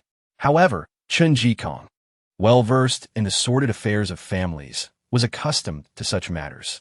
After a moment of contemplation, Chun Jikong inquired, Mumu, when you departed, were Jiang Heping and his Zhong capable of retaliation? Jiang Heping should have been able to utilize his abilities, but Zhong was still unable to rise. Third brother, why do you ask? The Jiang Heping I know possesses a method for evading others. As long as he has the capacity to move, he can conceal himself. He should be fine, rest assured. Now, it was Su Mumu's turn to be astonished. You know Jiang Heping? Chun Jikong nodded. The Chun family and the Jiang family share some connections, so it was due to family relations. The original body's identity was sensitive, and she never inquired about matters between families, so Su Mumu was unaware of the relationship between the Chun and Jiang families. Not only was Su Mumu surprised, but the others were as well. Su Mumu had just mentioned that the Jiang family was in charge of the Tangchong base, and third brother actually knew them. For a moment, they became curious about Chun Jikong's background. However, Chun Jikong, having seen through much after this great change, only brushed it off by saying that status was a mere formality in the apocalypse. Su Mumu mused inwardly that Chun Jikong had truly changed. He used to be a gentle, aloof, unattainable figure, but now he was resilient in the mud. Perhaps, on the way to the safe haven, Chun Jikong would become their important support. Chapter 49. Pinyang Lake. Precisely as they surmised, only this individual survived. The messenger, possessing a unique ability, was not involved in the operation. He was a vision-based ability user. Su Mumu's complexion was rather poor. This vision-based ability user could perceive objects with pristine clarity in the darkness. When she and Chu Mu departed, the motorcycle they rode was retrieved from her dimension. She wondered if this action had been observed. If it had, her dimension would be exposed. Chu Mu also considered this, his brow furrowed as he stated, the matter of the dimension must not be revealed. This person cannot be spared. This was the most foolproof method. They could not ascertain the truth. The vision-based ability user might not have seen it, or perhaps he had simply forgotten to mention it for the time being. Regardless, he was a significant potential threat. Bain was entrusted with this matter. Mental threads strangling the brain was the most silent and imperceptible method of execution. The following morning, there was a commotion next door. Jiang Hushing was filled with fury. His subordinate had just reported the situation. He had died mysteriously during the night. This matter was inextricably linked to the cat next door. Accompanying this black cat was the black-clad youth. He narrowed his eyes, wondering if the black-clad youth had concealed Jiang Heping. Then what about Chu Mu? Was he involved? If Jiang Heping were to awaken and inform Chu Mu of his pursuit, his image would be utterly ruined. No, he absolutely had to probe Chu Mu's intentions. If necessary, he would eliminate the entire Shiguang squad. In stark contrast to their side, everyone in the Shiguang squad was radiant with vigor. Well, except for one person, Duya, who was downcast. With the mission to clear the zombies surrounding the mid-levels Villa district accomplished, they proceeded to plan a supply run. It seemed a veritable waste not to cultivate fish within Su Mumu's spatial river. Thus, the expedition's destination was set for Lake Pinyang. As per usual, the group was divided into two factions. Chu Mu, Su Mumu, Chun Jikong, and Duan participated in the operation, while the remainder safeguarded their domicile. Duya, his face contorted, his already diminutive eyes narrowing further into a mere slit, pleaded, Brother Chu, I earnestly desire to accompany you. I implore you to permit me to join. Behold my diminutive hammer, most suitable for cleaving open the craniums of fish. Chu Mu cast a sidelong glance at him, retorting presumably, Aquatic mutated beasts would fancy the crystalline cores of hydrokinetic ability wielders. Upon hearing this, Duya promptly recoiled, having perused the prophetic posts. However, Chu Mu had indicated that this was the second iteration, the initial version explicitly stating the existence of crystalline cores within the brains of ability wielders. He gingerly touched his head, realizing that the creatures favored Wanli due to his abilities. Should there truly be a crystalline core within his brain? Would he not be devoured whole by an aquatic mutated beast? Never mind, you all proceed, Duya waved dismissively. As for Wanli, he was currently striving to surmount the hierarchical barrier. Although he ought to engage in more combat, the household necessitated someone with robust practical combat capabilities. Thus he was compelled to remain. Bai Yin harbored no objections, as the lad was practically averse to venturing outdoors. They drove the vehicle meticulously modified by Wanli. The vehicle was fortified with substantial armor, capable of directly colliding with zombies. A mesh of iron surrounded the top, providing a platform for individuals to stand upon. More importantly, the iron mesh facilitated the entanglement of vines, a decision predicated on Su Mumu's abilities.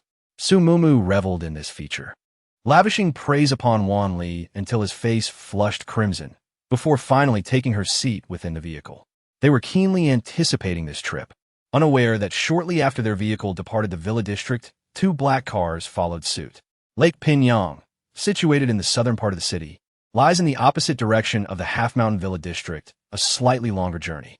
Thus, they specifically chose a gap in their schedules to embark on this 6-day expedition, which should be ample time. Despite taking a roundabout route, the enhanced defensive capabilities of their modified vehicle allowed them to directly ram into any zombies they encountered, enabling them to reach Lake Pinyang in just 3 hours. Lake Pinyang is expansive, renowned not only for fishing but also for the abundance and variety of its fish. Regrettably, the black rain had contaminated the lake water, causing the fish to develop thicker, longer teeth, each one radiating ferocity. Upon spotting anyone approaching, they would immediately swarm forward, their teeth gnashing menacingly. They had come with only a sliver of hope, so the sight of these zombie fish did not surprise them. The Pinyang Aquatic Products wholesale market, a sprawling complex complete with aquaculture farms, was their true destination. Located approximately 2 kilometers from Lake Pinyang, they stowed their vehicle in the interdimensional space and proceeded on foot. Individual buyers typically made their purchases in the morning, and those who could fish would not bother buying fish at the market. Consequently, the market was mostly populated by zombified employees trapped within their stalls. After dispatching the zombies, the quartet entered the aquaculture farm through the back entrance. The first thing they saw was a long row of corrugated iron sheds, adjacent to rectangular grid fish ponds. Like those in Lake Pinyang, the fish thrashed about, attempting to bite, with several even leaping onto the bank, wriggling and gnashing their teeth incessantly. However, the indoor fish ponds remained unaffected. After confirming that there were no zombies inside, Chu Mu and Chun Ji Kong stood guard outside, while Su Mu and Duwan went inside to harvest the fish. There were approximately 7 or 8 species of fish indoors. Su Mu collected half of each variety, and the 2 of them exited the house to rendezvous with Chu Mu and the others. Just as they were about to depart, Chu Mu abruptly halted the group. Someone's approaching. The quartet sought refuge inside the house. Moments later, the sound of footsteps echoed nearby. "Fifth brother, we cannot simply abandon the search for our leader." It was a female voice, laced with indignation. "Do you think I desire to? However, today marks the 4th day, and second brother and little Six are awaiting our return." A resonant male voice retorted, equally tinged with anger. "What's transpiring?" Su Mu mused inwardly. "What's with the leader and fifth brother? They sound like gangsters. Are we destined to encounter them everywhere we go?" Footsteps ascended the stairs with haste. However, a mere 5 minutes elapsed before the pair descended with equal urgency. Simultaneously, a series of intentionally measured footsteps drew nearer. The 2 factions collided head-on, resulting in a moment of profound silence. Su Mumu's heart rate escalated as her mental tendrils probed, conjuring the visages of the 5 individuals in her mind. They were unmistakably the empowered individuals under Jiang Hushing's command. They had trailed her to this very location. Realizing this, Sumumu couldn't help but feel a pang of concern for the man and woman. Judging by their conversation, they were urgently searching for someone, and her oversight had inadvertently implicated them. Yet, in a subsequent instant, Sumumu was taken aback. One of the pursuers spoke, "Fifth brother, it has been an age since our last encounter." Chapter 50. The Turtle's Tusks. Luli, what brings you here? The man addressed as fifth brother exclaimed, his voice brimming with animosity. As for me, certainly, I have come here with your capable assistance. Old Five, considering our acquaintance, revealed to me the whereabouts of the person, and I shall spare your life. A flicker of astonishment crossed Sumumu's eyes. Were this man and woman affiliated with Jiang Heping? Thus, Jiang Heping was indeed the elder brother they spoke of. Moreover, they had yet to locate him. She cast a glance at Chumu. The individuals were drawn here by them, and she could not implicate others. Chumu harbored the same thought, and after a silent exchange, the four stepped out of the room. Oh, I must be fortunate indeed to encounter the genius Chu upon my departure. Perhaps I should buy a lottery ticket. Ha ha. Lu Li, with his sparse hair and emaciated frame, his prominent nose adorned with glasses, spoke in a tone dripping with sarcasm. Following me? Anger surged within Chu Mu's gaze. Even if a stranger suffered due to his misfortune, he felt a pang of guilt. How much more for these two, who were connected to Jiang Heping? Oh, it was merely a chance encounter. What nonsense about following? Lu Li grinned, his eyes filled with disdain. A genius? In this apocalyptic era, who cares whether one is a genius or not? This is a time when strength speaks. Chumu narrowed his eyes. Do you think I know Jiang Heping's whereabouts? Lu Li exchanged glances with his companion. They had never mentioned Jiang Heping's name, yet it seemed that Chumu must know his location. Ganiu Ju, you must have rescued him, right? You are aware that he is the second son of the Jiang family, and this matter is of great significance. Can you see your way to returning him to us? I did indeed rescue Jiang Heping, but I truly do not know where he has fled. Chumu replied in Akamtone. Inconceivable. Lu Li chuckled with a touch of slyness. That's the second young master of the Jiang family, a figure of considerable renown in the Tangqing base. Can you truly relinquish such a substantial benefactor? Chu genius? A large fish consumes smaller ones. Chu Mu's lips curled into a subtle smile as 5 wind blades sliced across their ankles. Simultaneously, Chun Jikong swiftly advanced, joining him in propelling the 5 individuals into the fish pond. Accompanied by piercing screams, the swarm of fish devoured them, rapidly reducing them to crimson skeletons. Sumumu averted her gaze, finding the live transformation of humans into bone somewhat repulsive. The remaining man and woman, utterly bewildered by this abrupt turn of events, instinctively recoiled a few steps. You, Sumumu responded with a radiant smile, divulging all she knew about Jiang Heping. You saved our elder brother. Thank you. If you ever encounter any difficulties, seek me out. I, the fifth, will undoubtedly assist. The fifth's voice resonated with vigor, his booming tone likely audible from a considerable distance. Shao Qi, equally forthright, expressed her gratitude with a crisp, forceful voice. However, the immediate priority was to depart from this location. Jiang Hushing's dispatched individuals likely numbered more than 5. The fifth and Shao Qi exited through a separate portal, while Sumumu and her companions scaled the wall, opting against exiting through the main entrance of the aquatic market. Unexpectedly, upon rounding a bend, they discovered a prone figure, Jiang Hushing's subordinate, a water-based ability user. He collapsed in a pool of blood, his head pulverized beyond recognition. The crystal core had vanished and 5 or 6 large, dark holes marred his neck. The flesh of his chest had been torn away, revealing gnawed ribs, and the heart, once nestled within, was gone. Duwan vomited, overwhelmed by the gruesome spectacle. She had never witnessed such a brutal demise. Sumumu and the 2 men stood ashen-faced. The carnage was not the work of zombies, but rather of some savage beast, one that had clearly targeted the water-based crystal core. A mutated water beast. Sumumu glanced at Chumu. His words had proven prophetic. Wait, a mutated beast. She had used her ability just moments ago. The vines emitted a scent that attracted mutated beasts. Quick, we must leave immediately. Sumumu's face was drained of color. This creature devoured the crystal cores and hearts of the living with unparalleled cruelty. To be hunted by was far more dire than simply begging for a sip of spiritual spring water.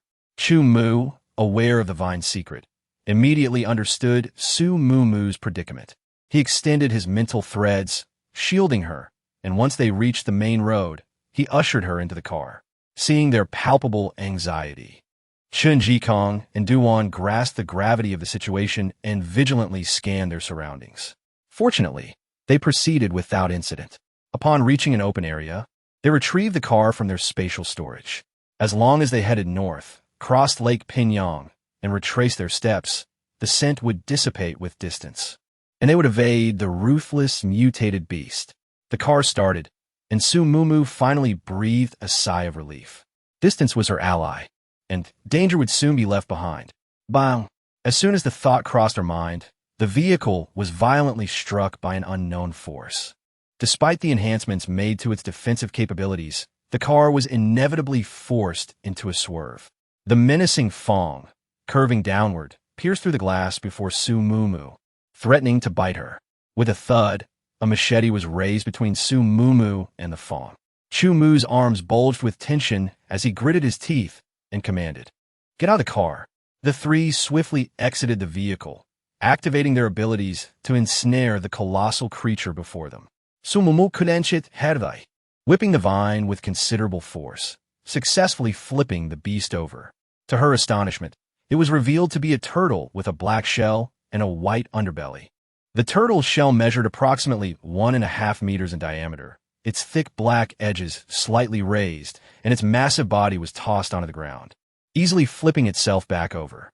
Its eyes glowed with an eerie green light as it fixed its gaze on Su Muumuuu, its mouth slightly ajar, revealing a full set of fangs that measured a full centimeter in length.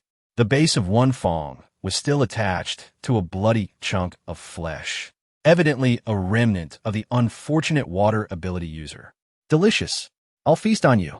Su Muumuu's pupils contracted in alarm. What is this madness? The delectable essence belonged to the spirit's spring water, not to her. Why would it want to consume her? This mutated creature was far too ferocious. She needed to scatter and avoid close contact. With a fierce shout, Su Muumuuu repositioned the vine. The mutated turtle had clearly set its sights on her, its four legs moving rapidly as it pursued her with astonishing speed. Desperately, Su Muumuuu retrieved a bottle of spirit spring water and hurled it toward the creature. "Hey, the delicious one is this spirit spring water, not me. Just drink that and leave me be." The mutated turtle, upon hearing her words, leaned towards the water bottle, sniffed it, and pierced through its body with its fangs, tilting its head back to drink the spring water. Delicious. Hearing its praise for the spring water ignited a flicker of hope in Su Muumuu's heart. "Yes, yes. If I provide you with water, will you refrain from pursuing me?" The mutated turtle discarded the water bottle, eyeing Su Muumuuu while licking its fangs. "I shall consume you." Chapter 51. The blazing top let us communicate amicably. Su Muumuuu hurled another bottle of spring water, hoping to divert the mutated turtle's attention, but it ignored the offering and charged forward. "If gentle persuasion fails, then I shall resort to force." Vines surged forth, intending to ensnare the turtle's front limbs, but to her dismay, it swiftly retreated into its shell, causing the vines to miss their target and instead attempt to wrap around its head. The mutated turtle employed the same tactic once more. With no other option, she resorted to binding the entire shell. Meanwhile, a fierce blade of wind sliced through the air, aimed at the opening of the turtle's shell. Sensing the impending danger, the mutated turtle deftly maneuvered its hind limbs, rotating its shell to intercept the wind blade. The shell was remarkably thick, even with Chu Mu's extraordinary strength. He could only leave shallow marks upon it. For the moment, it was impervious to their efforts. "Keep your distance," Chen Jikong shouted, unleashing a fire dragon that engulfed the turtle's shell. The mutated turtle emitted a furious sound, contracting its limbs tighter, evidently displeased with the heat. The fire attack proved effective. The wind blade reactivated, piercing into the turtle's hind limbs, eliciting a harrowing cry as blood flowed forth from the shell. Realizing the peril, the mutated turtle surmounted its innate fear of flames extending its head from its carapace. Seizing the opportune moment, Chen Jikong unleashed another fiery dragon, engulfing its head. However, this time, the mutated turtle did not retreat. It stoically endured the searing pain, ejecting a jet of water to thwart Chen Jikong's assault, and with a swift turn of its head, extinguished the flames upon its shell. Indeed, a water-type mutated beast, Su Mumu murmured, her brow furrowing slightly. Water and fire are intrinsically opposed. The turtle fears fire, yet correspondingly, it can extinguish it. The immediate course of action was to employ fire as a diversion, drawing the mutated turtle's attention, while wind blades served to diminish its combat prowess. As for herself, she needed to devise a method to approach it closely. Once she could confine the turtle within her spatial dimension, it would be rendered incapable of inflicting harm with its tusks. Esteemed mistress, this turtle has consumed far too many souls. It is exceedingly ferocious. I am incapable of digesting it. Do not rely upon me. Scarcely had the thought formed when Huader's dissenting voice resounded within her mind. Su Mumu nearly stumbled in astonishment. What? Have you not been incessantly imploring me to seek out more mutated beasts? Why are you now deserting me in my hour of need? I implore you, do not fault me. This turtle has devoured no fewer than 20 individuals. I am, as yet, but a fledgling, and such overwhelming ferocity is beyond my capabilities. 20 souls. Recalling the wretched state of the water-type ability user, a glint of icy resolve flickered within Su Mumu's eyes. 20 individuals had their hearts devoured and their skulls shattered. Then she would strip the carapace from this turtle, preventing it from further preying upon humanity. Observing that the mutated turtle, incited by the flames, was now charging toward Chen Jikong, she unleashed her vines once more, ensnaring the wounded hind limbs of the beast. The tendrils bit deeply into the mutated turtle's flesh, provoking it to even greater fury. "To destroy it." The signal from Su Mumu arrived, and Chu Mu immediately understood. The mutated beast would not be spared. The flames, bolstered by the wind, surged with greater ferocity, swirling with a multitude of blades towards the mutated turtle. "I'll consume you." The mutated turtle roared, its robust limbs suddenly thrashing as it retracted into its shell, spinning forward at high speed. It showed no signs of retreat, barreling through the flames and gusts like a blazing top, directly aimed at Chen Jikong. The vines were still entangled around its hind legs, and with a sudden surge of force, Su Mumu was unexpectedly flung aside. When she looked up again, the mutated turtle had already charged in front of Chen Jikong. Not to mention being consumed. Should it collide, the impact could very well obliterate Chen Jikong. "Get away from me." At that critical moment, a massive hammer surged forward, forcibly deflecting the mutated turtle. It was Du Heng. As a power transformer, her strength was immense, and combined with her colossal iron hammer, it was no exaggeration to say it possessed the might of 1,000 pounds. Just as the mutated turtle was about to crash into her companion, disregarding Su Mumu's warnings, she summoned all her strength, swinging the hammer relentlessly at the edge of the turtle shell. A mutually destructive outcome ensued. The two casualties were Du Heng and Chen Jikong. The high-speed spinning force was inherently lethal, especially against the weighty turtle shell. As the hammer struck the shell, Du Heng was violently rebounded to the ground, spitting out a mouthful of blood. She attempted to rise, but her arms lacked the strength. After struggling momentarily, she succumbed to unconsciousness. The aberrant turtle, deflected from its course by the impact, spared Chen Jikong from certain demise, though he was inevitably grazed by the rim of its shell.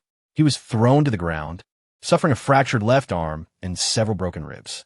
His garments were ignited by the flames, but fortunately, he retained consciousness and swiftly extinguished them. As for the mutated turtle, its carapace sustained a fissure along the edge, but otherwise remained unscathed. The turtle, regaining its footing, halted its momentum through friction, extinguished the flames on its shell with a jet of water, and once more glared menacingly, charging towards Chen Jikong. Simultaneously, Chu Mu leaped onto the turtle's shell, blade poised to pierce its head, but it immediately retracted into its shell. Before Chu Mu could thrust his blade into the shell, the mutated turtle frantically thrashed, severing the vines and flinging Chu Mu off its back. Achoo, the carapace! Su Mumu bellowed as the vines lashed out again. Chu Mu immediately understood, leaping beside the turtle and plunging his blade into the crevice between its dorsal and ventral shells, causing blood to gush forth. The wounded mutant turtle, now even more enraged, roared and flung Chu Mu away, but the blade remained lodged in its side, impervious to its violent contortions. Now's our chance.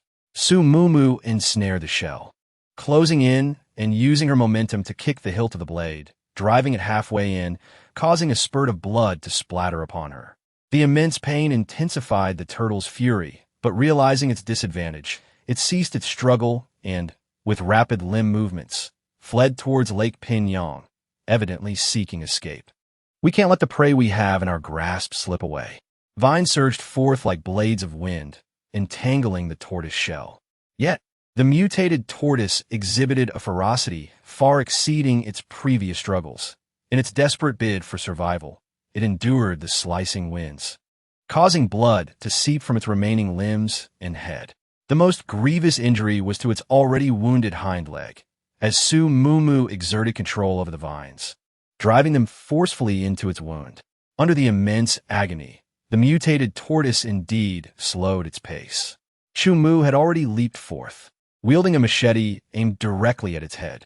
However, they had underestimated the creature's instinct to survive in a moment of life and death. It severed its own hind leg with the very vines that ensnared it and fled into the depths of Pingyong Lake. The prey had escaped, leaving both Su Mumu and Chu Mu seething with indignation. How could the one who had harmed them elude justice unscathed? Clenching her fists, Su Mumu rushed to Dujuan, administering the spiritual spring water prepared by the flowers until her complexion regained some color, allowing Su Mumu to breathe a sigh of relief. With a stern expression, she gazed towards a particular direction. Wasn't he the sight enough? Chapter 52. The pretext for murder concealed in the shadows was Zhang Chong, an ability user under Jiang Hushing, wielding powers of the metal element. As the mutated tortoise discarded its water bottle and charged at Su Mumu, he happened to approach. Chu Mu's mental prowess was formidable. She could have subdued the mutated tortoise with her psychic abilities, but with Zhang Chong present, she chose to forego revealing her powers to maintain her anonymity. As the mutated tortoise lunged at Chen Jikong, her mental threads had already ensnared the creature, yet the spinning shell was beyond its control, thwarting her attempt to prevent the attack. Fortunately, in a critical moment, Du Juan intervened, saving Chen Jikong's life. Realizing he had been spotted, Zhang Chong stepped into the light. His expression was somewhat complicated. He had witnessed the preceding scene with clarity. The four members of the Shiguang team surpassed them in both strength and synergy. The leader declared that they could not be allowed to remain. Yet could they truly eliminate the Shiguang team? Was that not a mutated turtle? The real culprit, you are quite formidable. Zhang Chong chuckled awkwardly. He offered Du Juan some spring water, and it was then that Su Mumu raised her head and asked, "If it were you, could you survive its jaws?" What? Zhang Chong was taken aback. Dying at the hands of a mutated beast did not seem particularly strange. Su Mumu's tone was flat, as if she were merely stating that it was a sunny day. Yet, Zhang Chong broke into a cold sweat. She harbored murderous intent. Unconsciously, he took 2 steps back, stammering, I won't speak of this. You all. Xiangzi. Su Mumu noticed as well. Her brow furrowed ever so slightly as she first assisted Du Juan into the vehicle. The car had been severely impacted by the mutated turtle. The left wing was dented. The glass shattered, yet remained operational. Third brother, take good care of him. Chen Jikong was first helped into the car by Chu Mu. He had consumed an entire bottle of spring water, alleviating some of his pain, but he understood that the danger had not yet passed. He forced himself to stay conscious to avoid succumbing to unconsciousness. Chu Mu drove them to a location far from Pingyong Lake, with Xiao He following closely behind. The mutated turtle was still alive and could retaliate at any moment. They needed to ensure they were far away. Just as the vehicle set off, the men under Jiang Hushing approached.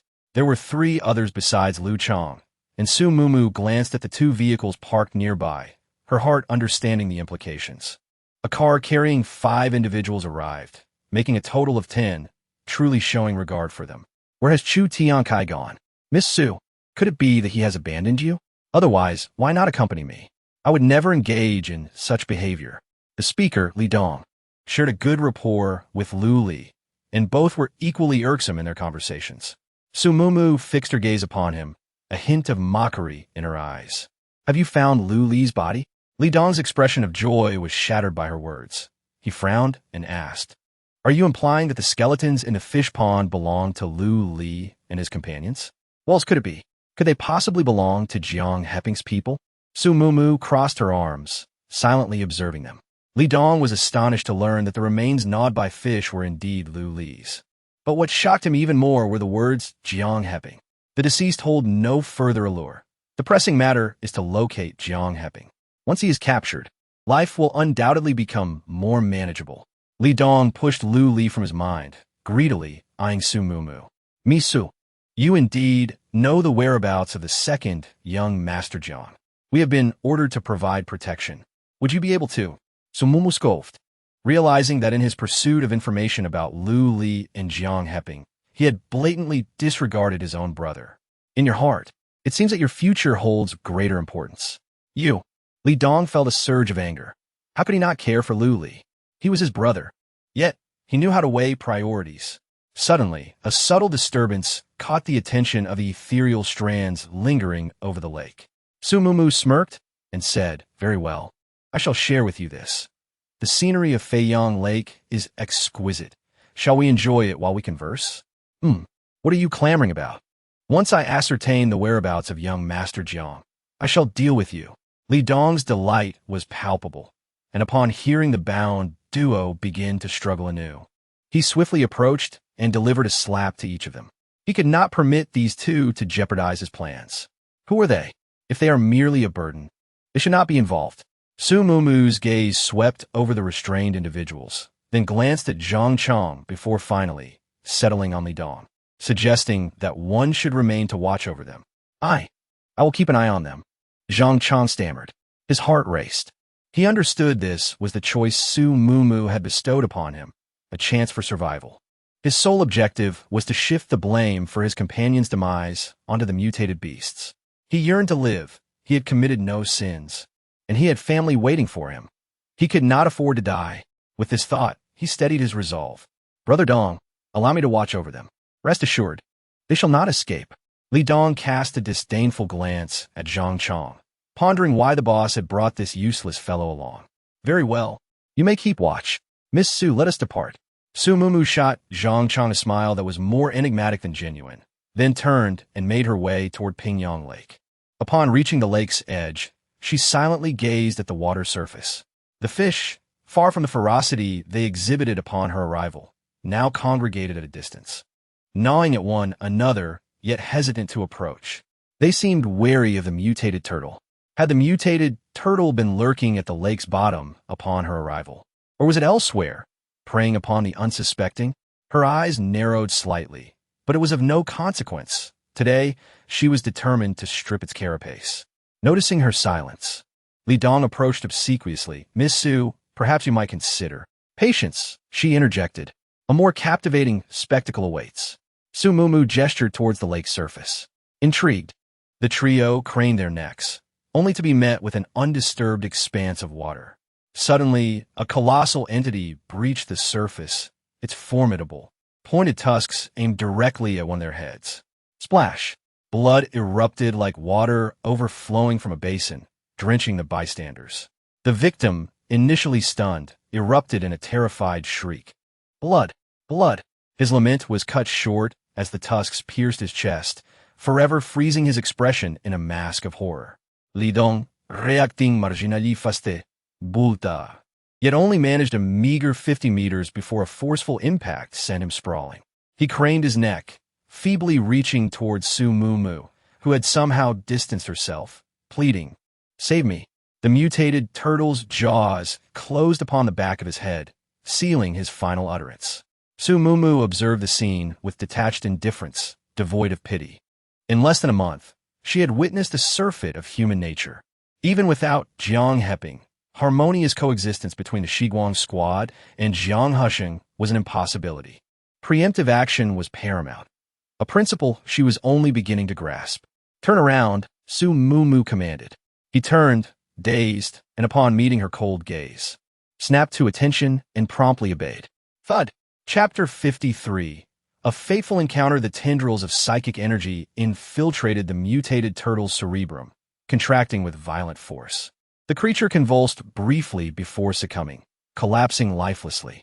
His brow furrowed in consternation, nudged the turtle's carapace with his foot to ensure its demise before beckoning to. With a gentle touch, she transferred the beast into her interdimensional storage. "This carapace is of considerable value," she mused. "Its resilience is remarkable. We'll undoubtedly appreciate it." Having dispatched the mutated beast and approached. "You are free to depart," she declared. Incredulous, stammered, I am permitted to leave?" Offered a saccharine smile, assuredly. However, her gaze narrowed, imbuing her words with profound significance. Comprehending her unspoken caveat, raised 3 fingers in solemn oath. "I understand. I am aware." With that, he scrambled into his vehicle and sped away. Turning their attention to the bound figures, removed their blindfolds and severed their restraints. "Such carelessness," she chided. "Fortunate it was that we happened upon you. Otherwise, your lives would have been forfeit." The 2 captives, identified as and, had been desperately attempting to prevent from divulging's whereabouts. Now liberated, they launched into a torrent of impassioned pleas and vitriolic denunciations. Feigning exasperation, tapped her ear and gestured behind her, and, upon beholding the headless corpses of their captors, fell silent. The bodies, stripped bare, presented a gruesome spectacle, though not as stark as the skeletal remains discovered at the fish pond. Xiaoqi felt a wave of nausea wash over her, her trembling hand rising to point at Su Mumu. "Is it you? Wait." She struggled to suppress her discomfort and called out to the departing duo. "Do you truly have no idea where my elder brother is?" "Xiaoqi." Lao Wu shot her a glare and pulled her behind him, smiling at Su Mumu. "We shall take our leave now. Wishing you a safe journey." Su Mumu merely nodded, casting an inscrutable glance at Xiaoqi as she departed. Once the pair had vanished from sight, Xiaoqi shrugged off Lao Wu's grip. "Why did you hold me back?" "Be quiet." Lao Wu, unusually irate, retorted.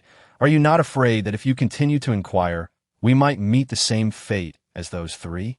Xiaoqi looked warily at the 3 corpses, mustering her courage to say, "Did they not claim to have saved my brother?" Lao Wu shook his head. "Whether they saved him or not, none witnessed it. Even if they did, they might not show us any mercy. Xiaoqi, do not stir up trouble." On their way back, Su Mumu offered the 2 some spirit spring water. This water had been processed by Huar, enhancing its efficacy. After drinking it, the severely injured Dujuan felt significantly revitalized. The vehicle bore evident damage, making it clear that something had gone awry. Upon seeing Dujuan's injuries, Duya's eyes turned red with worry. "Little sister, what happened? How'd you get hurt like this?" Su Mumu helplessly pulled Duya aside, urging them to bring the injured into the room first. Just as Chu Mu was about to step outside to inquire if there were any doctors in Jiang Husheng's team, Bai spoke up. Upon uttering these words, he seized some medications and tools and entered Azalea's chamber, disregarding the onlookers' astonishment and bewilderment. "Hold it! What do you think you're doing, barging into a young lady's room like that?" Duya bellowed, poised to drag Bai out. "Meow!" The ebony feline gracefully leaped, positioning itself before the doorway, its gaze fixed upon Duya, as if to impede his advance. "Let Bai have a shot at it," Chu Mu interjected.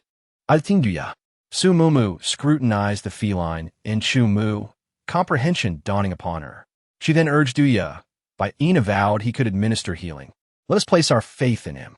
Achu, perhaps you should also inquire of Jiang Husheng whether a physician is available. Should Bai prove inadequate, we will have a backup plan." The Dawnlight squad members anxiously awaited outside, as did Zhang Chong. "What? A mutant tortoise? 9 souls perished, and you alone survived. You incompetent wretch." Jiang Husheng's palm struck Zhang Chong's countenance, causing blood to well up at the corner of his mouth. Yet, he could only endure in silence, praying his secret would remain concealed. After Jiang Husheng's outburst subsided, Zhang Chong was finally dismissed, only to encounter Chu Mu, who had come seeking medical assistance as he exited. Unlike Zhang Chang's agitation, Chu Mu's gaze remained unwavering, as though he had never laid eyes on the man. Upon entering, he stated his purpose directly. Jiang Husheng furrowed his brow. A physician? Has someone sustained an injury? Chu Mu recounted the encounter with the mutant tortoise and their narrow escape from its jaws. Mr. Jiang, if you possess a physician here, I implore you to request their assistance. Indeed, I do.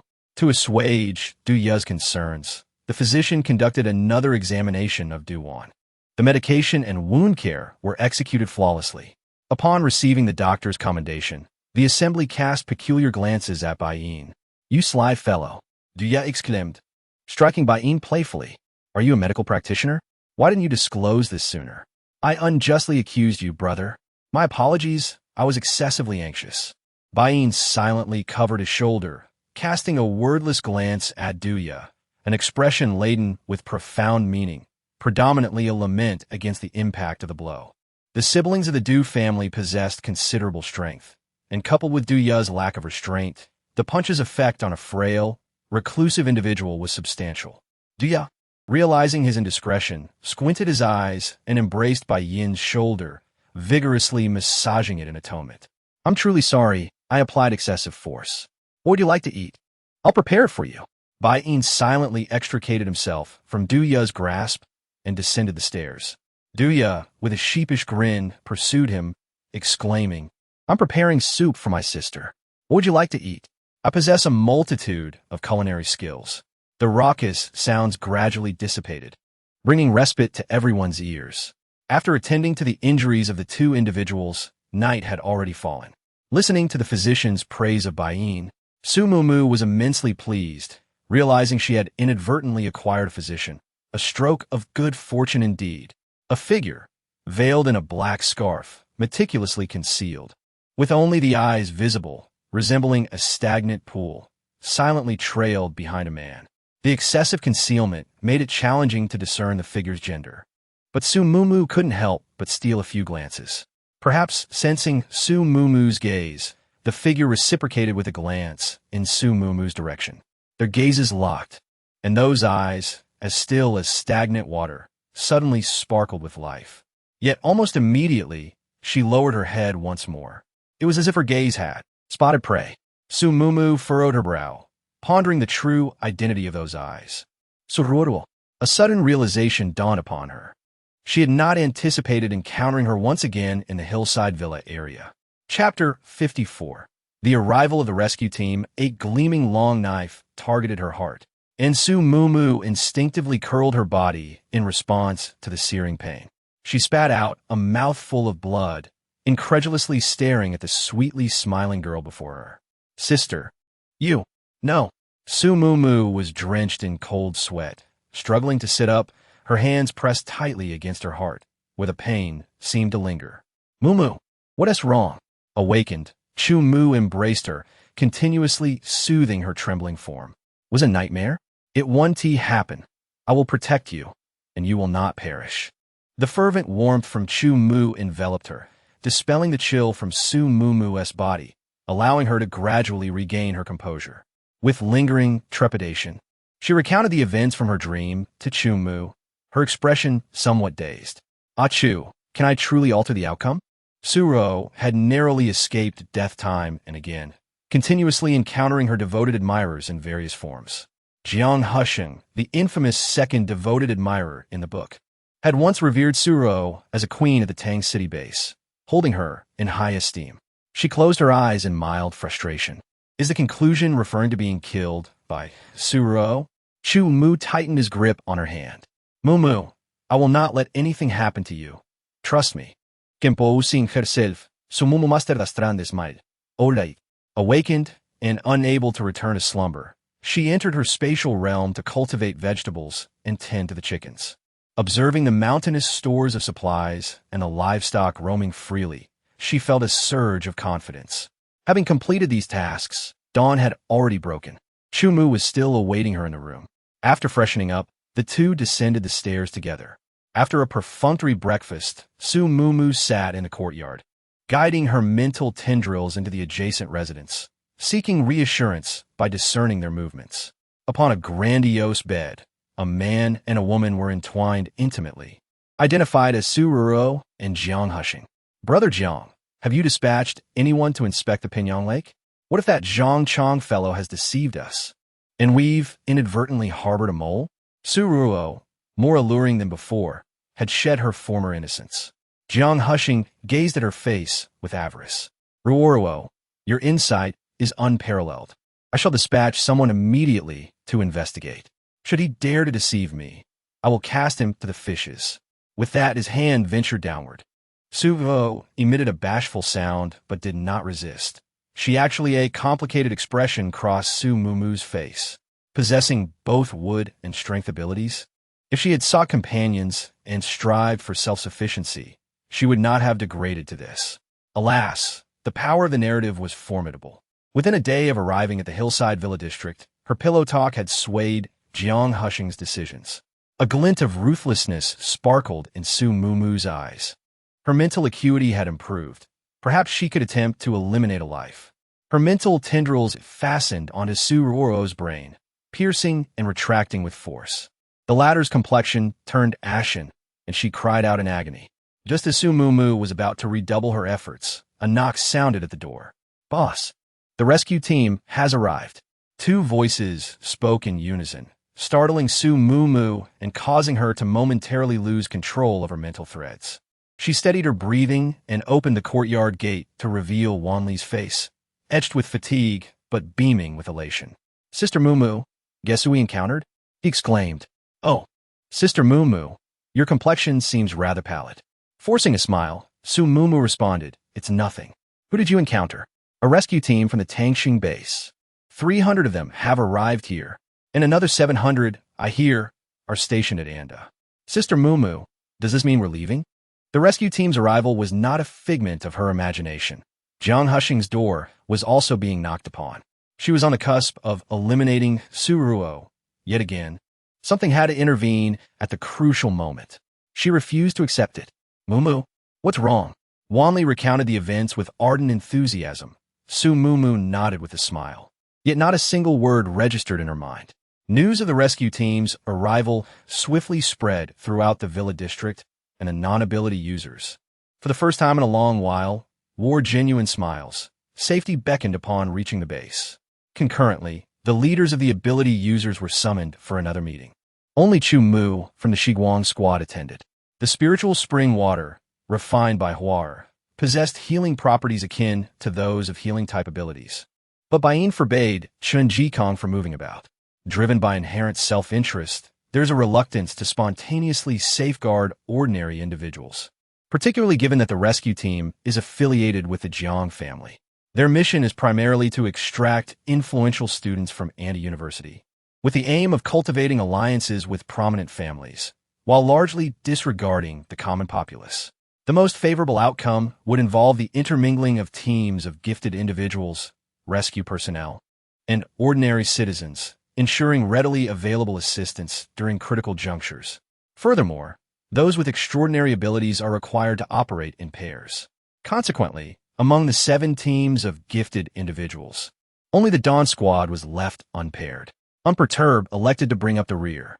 The others were overjoyed, as assuming the rearguard position was hardly a prudent choice. The rearmost individuals would be the first to be attacked by the pursuing zombies. Given that had voluntarily undertaken this task, they were naturally delighted.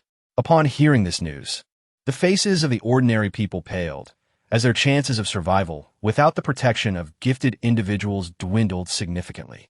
The smiles that had adorned their faces moments before were replaced by a veil of despondency. However, with the zombies growing increasingly formidable, remaining behind would undoubtedly lead to their demise. They had no choice but to follow the rescue team, and her companions, however, harbored no such anxieties.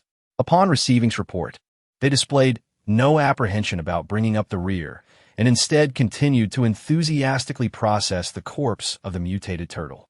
The shell had already been opened, and was extracting the crystalline core from the mutated turtle's brain. With deft precision, she made a delicate incision using a slender blade, effortlessly retrieving a pale blue crystalline core. This crystalline core was naturally intended for upon beholding the crystalline core, was reminded of the water-based, gifted individual whose skull had been crushed, as had described. He was immensely grateful that he had not hindered their progress. However, without contributing to their efforts, how could he rightfully accept the crystalline core? He kept it close, intending to replenish his energy during critical moments. However, your ability is quite peculiar. Despite consistent practice, it shows no signs of improvement. Sensing his hesitation, Su Mumu interjected with a word of persuasion, emphasizing that the cook of the Dawnlight Squad deserved preferential treatment. She acknowledged the palpable diligence with which Duya practiced his abilities, yet he could only manage to conjure a minuscule splash of water. Regarding this, Su Mumu could only attribute it to an inadequacy of innate talent, a predicament beyond her comprehension and unmentioned in any text. Having just placated Duya, a series of retching sounds echoed from nearby. Undike Duyas inuistivenes, Su Mumu discretely avertet her gaze. The mutated turtle had ingested 3 heads just before its demise, undoubtedly undigested. As for whether there were other, more repulsive contents, she neither knew nor held any curiosity. Predictably, Dia had barely approached before he, too, joined Wanli in vomiting. Bain, however, remained unfazed, his countenance unchanged as he deposited a heap of soft flesh into a black bag and placed it in the corner. Subsequently, he fetched a basin of water and meticulously cleansed the turtle's shell before handing it over to Wanli. This had been prearranged, with Wanli tasked to devise a method of affixing the sturdy turtle shell to the vehicle. However, due to the present time constraints, it could only be stored within the interdimensional space. The ensuing journey promised to be lengthy. At midday, Su Mumu produced a chicken, a fish, and an abundance of fresh vegetables, entrusting Duya to prepare a sumptuous lunch. Duya remained diligently occupied throughout the afternoon, steaming an abundance of buns and crafting various palatable yet unassuming side dishes, provisions necessary for the journey to Tang City, where opportunities for cooking would be scarce. Chapter 55. The original male protagonist appears the following morning at 6 o'clock. Everyone was fully equipped, arrayed in a protracted formation. Spearheading the rescue mission was the Vanguard unit, with Jiang Husheng and a retinue of metahumans in close pursuit. In contrast to the rescue team's fortified vehicles, the civilians had procured transportation haphazardly. The Shiguang squadron navigated in 2 vehicles, both meticulously modified by Wanli and equipped with 2-way radios. Thanks to the restorative properties of the spiritual spring water, the 2 convalescents had made a full recovery. Duan, Chun Jikong, and Wanli took the lead, having placed a large cache of provisions in the vehicle to maintain a low profile. Naturally, Chu Mu, Su Mumu, Bain, and Duya follow behind. The ebony feline nestled comfortably in the rear, while Su Mumu's trio of familiars had been dispatched for reconnaissance. Xiao He scouted ahead from the lead vehicle, while Xiao Hui and Xiao Mei discreetly infiltrated Jiang Husheng's ranks to gather intelligence. The convoy advanced deliberately, soon attracting the attention of the undead. Fortunately, the group had been trained, and although they faced challenges, there was no significant disturbance. Their initial destination was Anda University, where they would rendezvous with the main body of the rescue team. The entire rescue contingent comprised 1,000 individuals, including 150 metahumans and a complement of armed personnel, approximately 300 surviving students, along with around 500 survivors from the vicinity and nearly 1,000 from the Half Mountain Villa district, swelled their ranks. The total number of metahumans among them was approximately 200. Furthermore, the ordinary populace included individuals with offensive capabilities. By all accounts, this expedition had a promising chance of success. However, shortly after the convoy's departure, an unforeseen predicament arose. The civilians' vehicles, mostly commandeered from the streets, were rendered immobile once their fuel reserves were depleted. As the vehicles abruptly ground to a halt, Su Mumu, who was diligently fending off the encroaching zombies, paused, perplexed. Dia, why we stopped? The vehicle came to a halt, seemingly out of fuel, yet fortuitously, a gas station was nearby, promising a swift resolution. They could afford to wait, but the zombies could not. Their proximity demanded immediate action. Get out! Chu Mu was the first to exit the vehicle. unleashing a gust of wind that dispatched the encroaching undead. The others followed suit, and soon, severed zombie heads littered the ground. However, forward movement remained stagnant. Sumumu, feeling anxious, distributed some spring water to rejuvenate their strength. Suddenly, a loud explosion erupted from the center of the group, drawing their attention to a rapidly spreading inferno. Panic-stricken, the crowd scrambled for safety, inadvertently aiding the surrounding zombies. Fortunately, the ability users reacted promptly, unleashing a torrent of water to extinguish the flames.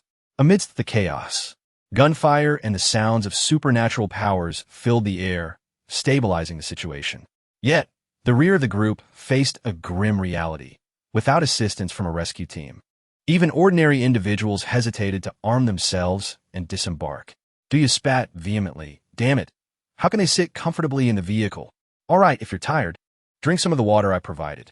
Wanli pondered, can we still fortify the barricades? Sumumu's expression turned serious. While her energy was inexhaustible, her companions would eventually tire. Wanli shook his head. Sister Mumu, what if no? Sumumu interjected firmly. The collapse is our trump card. We cannot employ it in this moment. Meow.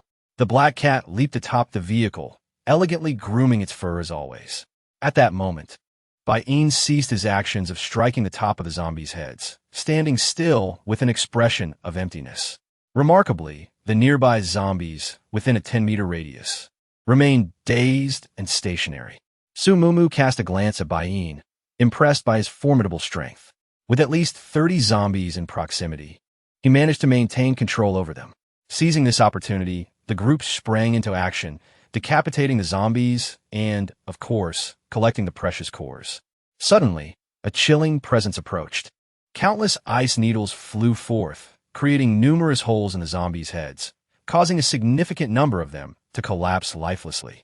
Such a powerful ice ability.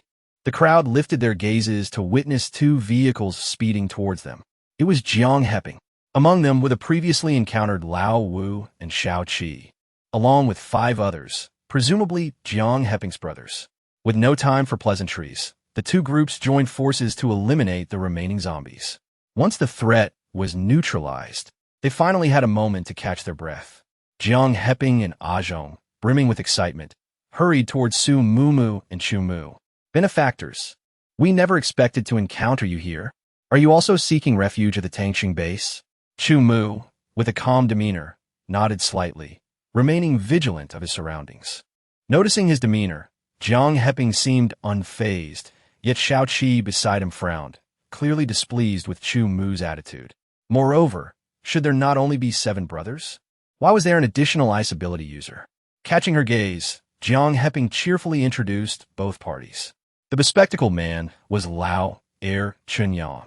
Injured yet robust was Lao San Ajin, Lao Si was Ajong, and Lao Lu Xiao was a quiet girl. Evidently, Lao Wu and Shao Qi had previously discussed the matter of the Pinyang Lake, thus Jiang Heping omitted any introduction. Consequently, Su Mumu was unaware of their designations. Eventually, Jiang Heping drew the ice elemental adept to his side, proclaiming, "This is my younger brother, Jiang Hian." Jiang Hian, Su Mumu's pupils dilated abruptly. Was this not the original male protagonist? Jiang Hian was the 3rd son of the Jiang family, possessing formidable strength, composure, and intelligence.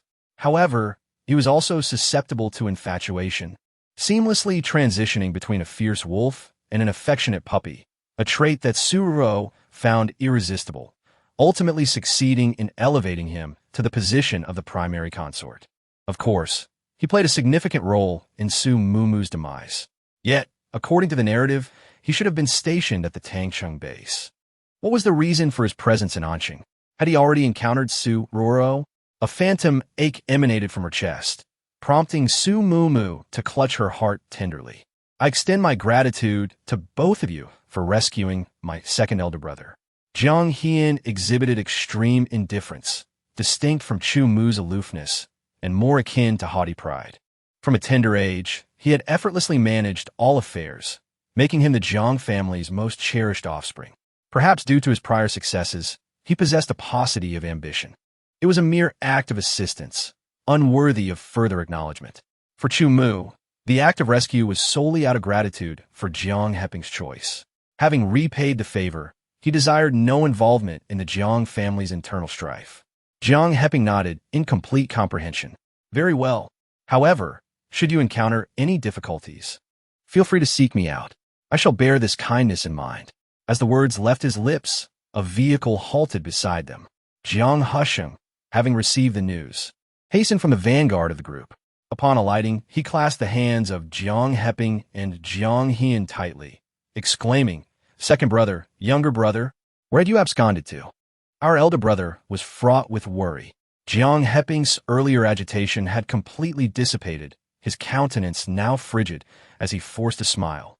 Remarking that he had caused their elder brother undue concern, Su Mumu facepalmed, observing the feigned fraternal affection. The cryokinetic abilities were indeed formidable. She lamented her inability to wield such power, her own hydrokinetic abilities merely producing a paltry splash. Dia expressed her envy. Ordinarily, Su Mumu would have initiated a conversation, but at this juncture, she silently regarded the people in the rearview mirror, lost in contemplation. "Mumu, what ails you?" She appeared preoccupied with Jiang Heping, or rather, with someone within Jiang Heping's entourage. Chapter 56. The Peril of the Black Forest. Su Mumu hesitated, before finally uttering, "That Jiang Hian. He emanates a peculiar aura that I find unsettling.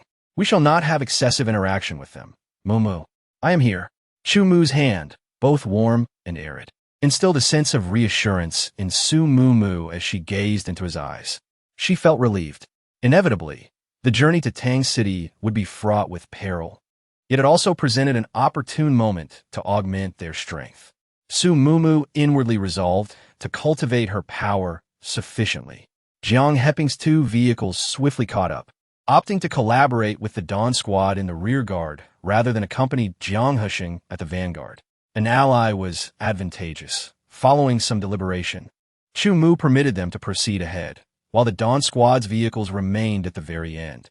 At the gas station earlier, an incautious display of pyrokinesis by a pyrokineticist had ignited a fire, causing humans to neglect their defenses against zombies while preoccupied with extinguishing the flames, resulting in numerous individuals being bitten.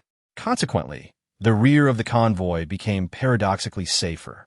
Thus, some individuals, motivated by self-interest, concocted specious justifications to relocate their vehicles to the tail end. Su Mumu observed these maneuvers but remained aloof. When peril befalls the rear, they would likely sheepishly retreat. The journey ahead is arduous, and reliance on others or mere chance is untenable. Unexpectedly, misfortune befell the convoy's rear with haste. Adjacent to the national highway lay a small copse, scarcely 20 meters in length. The once verdant trees were now tainted with an unnatural blackness, the trunks and foliage exuding an eerie aura. From afar, Su Mumu discerned the ebony forest and, apprehensive of mutated flora, dispatched Huar to reconnoiter. Alas, Huar vanished without a trace. Observing that the convoy's vanguard had safely traversed the area, Su Mumu felt a modicum of relief. Abundant trees. Consume, consume, consume. Huar's voice resounded suddenly in her mind, startling Su Mumu. No, as long as they harbor no animosity, do not provoke them. Having learned from the previous encounter with the Virginia creeper, Su Mumu surmised that certain mutated plants might not initiate attacks. Hence, she restrained Huar. But there are numerous bones here. Bones? Human remains, perhaps? Su Mumu's eyelids twitched involuntarily. However, upon closer inspection, she noted that half of the convoy had already passed, and the Black Forest remained dormant. She resolved to take a calculated risk, wagering that the forest would not proactively attack. Huaya, remain vigilant. Should they initiate hostilities, devour their crystal nuclei immediately. If they remain passive, refrain from provoking them. Very well, then. The floral entity conveyed its regret, yet it discerned the gravity of the situation. Its gourmand inclinations notwithstanding, and would not succumb to vice for mere gustatory pleasure. Despite this, Su Mumu cautioned everyone to remain vigilant. Cognizant of the floral entity's aptitude for detecting mutated flora, and recalling the ferocity of the prior mutated creeper, the members of the Shiguang squad grew wary.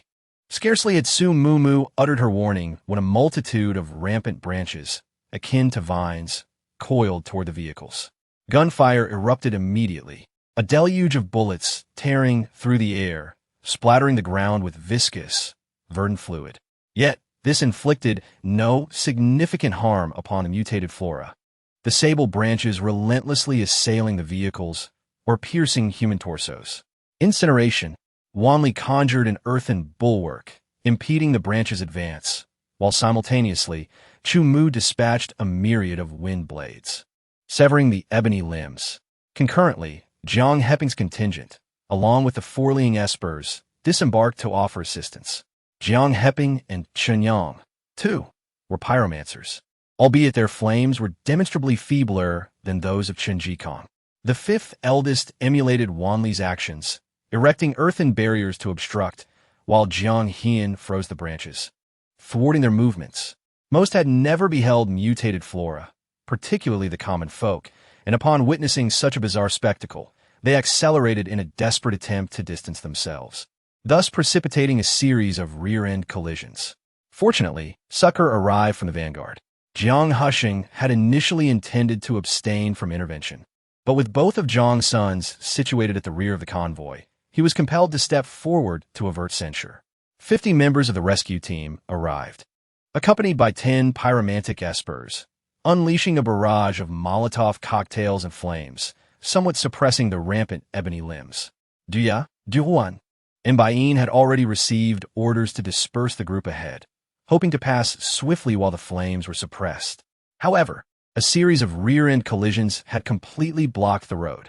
Enraged, Duan ordered the people to retrieve their luggage and, with sheer force, began to clear the obstructing vehicles. At last, the procession began to move again.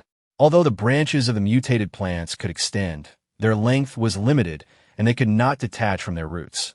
Thus, as the group distanced itself, the plants gradually returned to their normal state. Jiang Husheng's expression was grim. The rescue team had sustained injuries to over a dozen members, equivalent to a loss of nearly 10 combatants, a significant setback. He urged his 2 younger brothers to head towards the front of the group, implying a willingness to abandon those behind, which indeed aligned with his character. Su Mumu, having overheard, chose to ignore it, frowning as she gazed at the dark forest behind. Before she could make a decision, a group of 20 to 30 individuals clamored towards the rear of the procession, those whose vehicles had been discarded by Duwan. Chapter 57. Those who are powerful do not save. Such as you, these newcomers were not friendly, and the dark forest posed even greater dangers. After a moment of deliberation, Chu Mu quietly issued a few instructions and casually sought a vehicle to head towards the dark forest. Although the situation was troublesome, it was not life-threatening. Thus, he chose to venture alone into the dark forest in search of flowers. The group of 20 to 30 approached with an intimidating demeanor, surveying their surroundings before fixing their gazes upon Duwan. They encircled her tightly. "It's you. You damaged our vehicle. You must compensate us. Replace our vehicle. Yes. If you can't afford it, then protect us closely. After all, you are a mutant." No matter how valiant Duwan might typically be, facing such a multitude instilled a hint of trepidation within her. These individuals were not mere zombies, and issues could not be resolved through sheer strength. Surrounding her were mouths that opened and closed in a cacophony, leaving no room for rebuttal. "Get the hell away from me." Duya was unconcerned with the tumult, directly seizing a man's collar and flinging him aside. Tall and with a mischievous glint in his narrowed eyes, Duya positioned himself protectively in front of Duwan, effectively isolating the rowdy crowd. All were residents of the Hillside Villa District, familiar with the Shiguang team, and they recognized that this boisterous giant was merely a blustering fool, lacking true strength, which only fueled their derision. "Deal with us? Your little splashes of water-wound tea even be enough to make us flinch. What are you pretending for? With all of us here, do you dare strike? I could take you down single-handedly. Useless ability user. I'd rather join the Shiguang team." Their shouts grew increasingly fervent, clearly fixated on the formidable power of the Shiguang team, seeking refuge in their ranks. Suddenly, several earthen spikes erupted from the ground, prompting the crowd to recoil in shock. Those spikes had nearly struck someone. Su Mumu frowned, crossing her arms as she stood protectively before the two siblings. Her tone decidedly unfriendly. Looking to extort us? The crowd exchanged knowing glances. They recognized Su Mumu, not as the captain, but undeniably a pivotal figure within the team. They had observed how their leader, Chu Mu, and vice-captain, Chun Jikong, would consistently consult her regarding any matters. And it was rumored that she had even named the Shiguang team. Yet, their numbers and perceived righteousness, bolstered by Jiang Hushing's presence, rendered them undeterred. The man who had been flung aside immediately began to clamor. "Who's extorting you?" That diminutive fellow hurled our vehicle away. "It's a blatant fact. Everyone witnessed it. Compensation is mandatory. How else are we to proceed?" The man's wife, it seemed, chimed in, dusting him off as she spoke. Sumu's molars ground together audibly. Her concern for Hua was already heightened, and now, confronted with a group attempting moral coercion, her disposition soured further. "Are you implying that, in similar circumstances, we should forsake you and allow you to escape using your own resources?" Her gaze swept over the mangled vehicles and blood-stained ground behind them, the aftermath of impulsive actions. Had the vehicle not been moved, these very individuals might have been impaled by the dark branches. The crowd hesitated momentarily before erupting in vehement opposition. "Cease dwelling on past events. We are now without transportation, and you are accountable. Observe your vehicle with its superior defenses. It should be ceded to us." "Ceded to them?" A glint of iciness flickered in Sumu's eyes. "Pillaging? Do you find that having survived, your lives have become tiresome?" Upon hearing this, the crowd grew even more indignant. "Pillaging? Lives tiresome? Such abrasive language. We are merely seeking justice. How can you, a young woman, be so malevolent as to wish death upon us all?" An elderly woman in the crowd, particularly sensitive to talk of life and death, flared up in outrage. "Indeed, are you implying that you rescued us? Without Mr. Jiang, you would be inconsequential." The woman beside her added her vehement reprimand. Observing the escalating emotions and intensifying conflict, the mediator promptly intervened, exclaiming, "Please, everyone, remain composed. We are all residents of the Banyan Villas. Why engage in such discord? Allow me to arrange for several operational vehicles for you all." Jiang Hushing, who had been in the midst of persuading his two younger brothers, immediately perked up his ears upon noticing the trouble directed at the Shiguang squad and promptly interjected. This maneuver would simultaneously amplify the animosity towards the Shiguang squad and establish his benevolent persona, a win-win situation. Su Mumu responded with a subtle curve of her lips. "I am not as magnanimous as Mr. Jiang. Since Mr. Jiang is willing to assume responsibility, then you should seek him for resolution." "What?" Jiang Hushing's smile faltered. Well, had he offered to be responsible? Before he could utter a word, however, he found himself surrounded by 20 or 30 individuals. Their primary objective was to seek protection, and securing Jiang Hushing's patronage was akin to a windfall. Surely, 1,000 individuals were more formidable than a mere 7, were they not? Jiang Hushing experienced the agony of a cuckoo, nearly overwhelmed by the barrage of 20 or 30 mouths, rendering him speechless. Such pretense. Having just dispatched a throng of troublesome individuals, Su Mumu had not yet attempted to contact Hua when a disdainful voice echoed in her ears. It was Xiaoqi. Meeting her gaze, Xiaoqi remained unfazed. It was this very person who had caused her to be reprimanded by her fifth brother last time. As if that weren't enough, this pathetic Shiguang squad showed absolutely no respect to their leader. She scoffed. "Do you really think you're all that impressive?" "Xiaoqi," Jiang Heping promptly admonished with a stern voice, then immediately turned to Su Mumu to apologize, expressing regret for the child's lack of understanding and imploring her not to take offense. Su Mumu fixed her gaze intently on Xiaoqi, pondering whether a space ability user would leave behind materials upon death. This remark drew frowns from Jiang Heping's companions. She was openly creating enemies. How dared she? Unexpectedly, Su Mumu shifted her tone, revealing a sweet smile, as if the earlier glint of malice in her eyes had never existed. "Do not be alarmed. It is merely a query.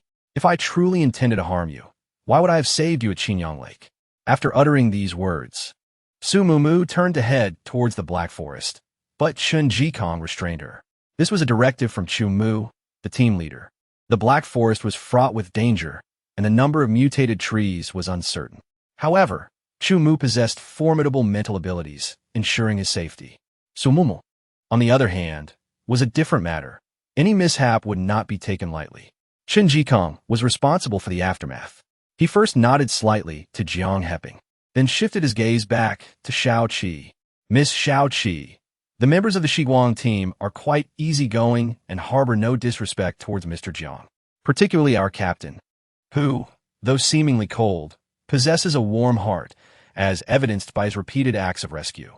His scars appeared fearsome, yet his demeanor remained courteous.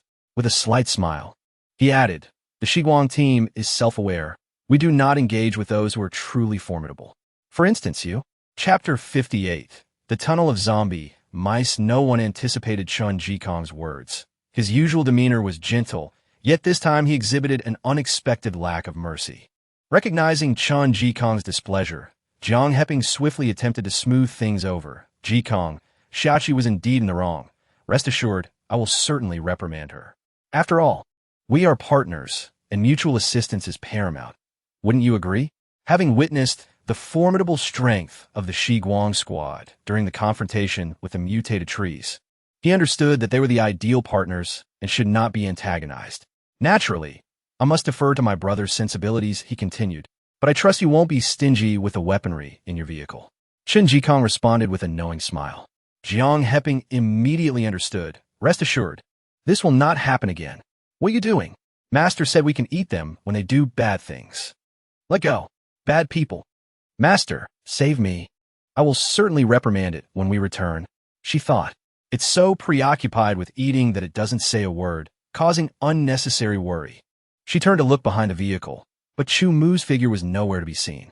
Instead, the branches of the Black Forest were growing wildly, extending inward as if attacking something. Has Chu Mu been attacked? The thought had barely formed when the Black Forest seemed to freeze, ceasing its movements. After several minutes, Chu Mu finally emerged, carrying over a dozen wood-type crystal cores wrapped in his clothing. Among them was Hua-Er, its petals enveloping a crystal core. "I'm sorry. I was just too hungry," Hua-Er said in a plaintive tone. "You," she sighed, realizing that her little flower could not simply subsist on soil. Resigned, she picked up a crystal core and placed it in Hua-Er's petals. "Eat. I shall certainly procure food for you, but you must not disappear as you did this time." The little creature immediately perked up, though it was merely feigning hunger. It was not actually starving. However, it understood that its young master had a soft heart, and without such antics, the young master would not be motivated to seek out more crystal cores for it. It felt quite clever indeed. "Moo Moo, how does this creature consume its food? I observe it has no teeth." Dia propped her chin on her hand, scrutinizing Hua-Er as it ate. Ever since Hua-Er had emerged from the soil, she had shared the details of their spatial capabilities with her comrades. All of them had faced life and death together and were unafraid of betrayal. However, Hua-Er's true identity remained concealed. To this day, everyone still mistakenly believed Hua-Er to be a special mutant beast. Su Mu cleared her throat softly. Perhaps it mistook the crystal cores for candy? Dia suddenly grasped the implication. Indeed, that must be the case. With no teeth, it was no wonder it could only slurp on the crystal cores. How pitiable. "Hua-Er? By the way, third brother, what did you mean by that? What has happened to Jiang Heping and the others?" With a clatter, due to an ambush on the national highway, the leader of the ability user team was summoned to discuss alternative routes. Su Mu frowned slightly. The narrative unfolded similarly. However, the team had encountered zombie mice in the tunnel ahead and suffered significant losses among the armed rescue team members before they opted to take the mountain road. She had specifically instructed Chen Jikong to choose the mountain route, but her voice was too faint to effect change. Sensing the atmosphere had grown somewhat heavy, Dia could not restrain her curiosity any longer. "Third brother, you have yet to speak of Jiang Heping. What is he hiding?" Su Mu and Chu Mu exchanged a glance, both filled with a hint of bewilderment. The former was preoccupied with contacting flowers and had not overheard the conversation outside, while the latter had been absent regarding the matter of firearms. Chen Jikong's expression remained indifferent. "What? Guns?" Duya exclaimed in astonishment. immediately covering her mouth in disbelief, asking, "Third brother, do they have guns?" "Yes," Chen Jikong replied, having noticed it by chance. After all, they were members of the Jiang family. How could they possibly lack weaponry? However, they had not deployed it against the mutated Black Forest. Taking advantage of Shao Qi's commotion, he had just clarified the situation, ensuring that the Shiguang team would not fall victim to an ambush later on. Upon hearing the mention of guns, Su Mumu discreetly glanced at Chu Mu. She possessed her own space, yet Chu Mu had never permitted them to utilize it. Having lived a second life, he likely had other plans in mind. "Goodness, I have yet to even touch a gun," Duya exclaimed. "Third brother, they must exist. Mumu, Xiaobai, you two have definitely never touched one, right?" It was no surprise that Duya was overly animated. The allure of such things was simply too great for him. Su Mumu shook her head, admitting she had only encountered the gun cases. Bai Yin continued to mind his own business, engrossed in petting the cat, disregarding Duya's enthusiasm. Having grown accustomed to Bai Yin's demeanor, Duya eagerly shared his yearning for such items with Su Mumu. It was only when the team began to move slowly that he fell silent. After approximately an hour of travel, the team finally arrived at the tunnel. Once they traversed the tunnel, they would be free of Anqing's territory, signifying a step closer to the Tangqing base. This was a short tunnel, roughly 1,000 meters long. The rescue team depicted in the books was predominantly concentrated at the front, having been gnawed upon by the omnipresent zombie rats, leaving the entire group significantly weakened. Although they persisted in traversing the tunnel, they were fortunate that previous survivors had compelled the rescue team to offer some measure of protection, resulting in a slight dispersal of the rescuers. Nevertheless, casualties were inevitable. Su Mumu furrowed her brow. She had voiced her concerns, yet they remained unheeded, leaving her powerless. Shortly after the lead vehicle entered the tunnel, a sudden commotion erupted. With a sigh, she turned the vehicle around. Chapter 59. The peculiar village of Lele. The zombie mice within the tunnel were once ordinary rodents from the mountains, now frantically scurrying about, irresistibly drawn to the rich scent of the living. The leading vehicle illuminated the dark tunnel with its headlights, and everything seemed normal until they had traversed more than halfway when a series of red dots suddenly appeared ahead. What could that be? It seemed to be moving. The driver blinked in disbelief. Bang! The windshield collided with a palm-sized rodent, though this creature had already begun to decay, its eyes glowing red and sharp teeth emitting a chilling crunch. Zombie mice. As the alarm was raised, countless zombie mice immediately lunged toward the crowd. Panic shouts and counterattacks ensued. Zombie mice. Turn back immediately. Evacuate at once. The screams within the tunnel had yet to echo, but the loudspeakers ahead had already blared to life. Having experienced the chaos of the Black Forest, the group began to regain their composure in the face of yet another crisis. After all, the more chaotic the situation, the slimmer the chances of survival. Amidst the relentless gunfire and the flickering glow of supernatural abilities within the tunnel, the vehicles from the rear began to turn around in an orderly and swift manner. Yet, the zombie mice swarmed relentlessly, oblivious to pain, charging ferociously toward the crowd, even as flames engulfed their bodies. With eyes reddened, Jiang Hushing vociferated, "Earth-based ability wielders, seal the tunnel immediately." "What? Leader, what about our brothers?" A rescue team member, taken aback by his decision, questioned in disbelief, only to be met with Jiang Hushing's unwavering resolve. "Earth-based ability wielders, act now." A series of earthen walls ascended with a thunderous roar, barricading the zombie rats within the tunnel, along with numerous rescue team members, ability users, and family science. Realizing they had been forsaken, they cried out for help, but Jiang Hushing remained indifferent. Only after a dozen earthen walls were erected and transmuted into metal by metal-based ability wielders did he breathe a sigh of relief. The Dawnlight Squad's vehicle was the first to be relocated to safety. Leaving 2 members to guard the vehicles, the rest hastened to provide support. They were greeted by the sight of the tunnel being sealed. Su Mumu sighed softly. Jiang Hushing, having successfully vied for power, had promptly made the most judicious decision. Zombie rats were exceedingly troublesome. Without ruthlessly abandoning those within the tunnel, it was unlikely anyone would survive. Su Mumu had accompanied them. not anticipating that Jiang Hushing's first words would be an interrogation. Chen Jikong, why did you suggest taking the mountain road?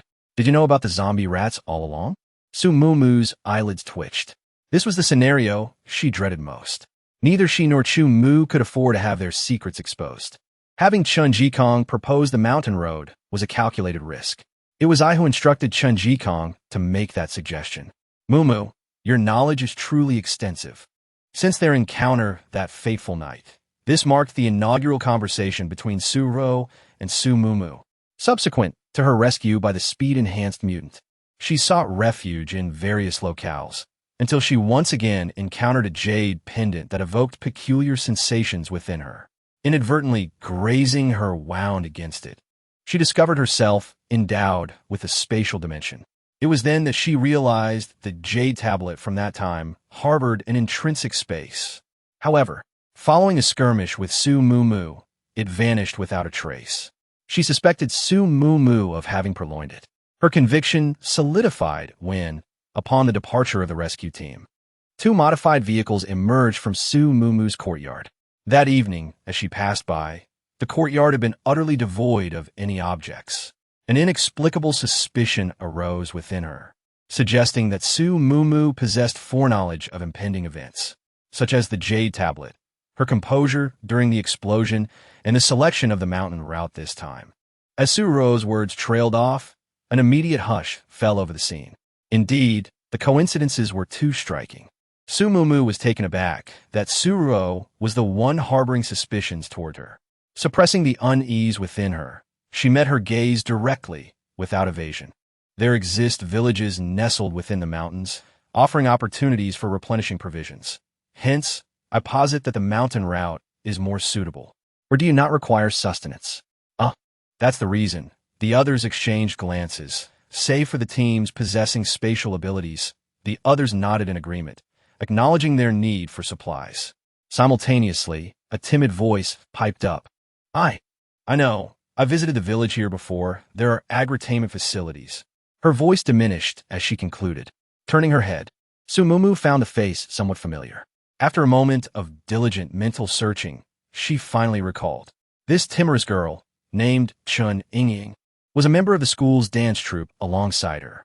Certainly, her participation was solely due to Su Ruro's presence. The Chun family holds a prominent position in Tang City, and she is naturally one of their protectees. I am aware. I have been here before. Listening to the incessant sounds, Su Mumu was utterly unfazed.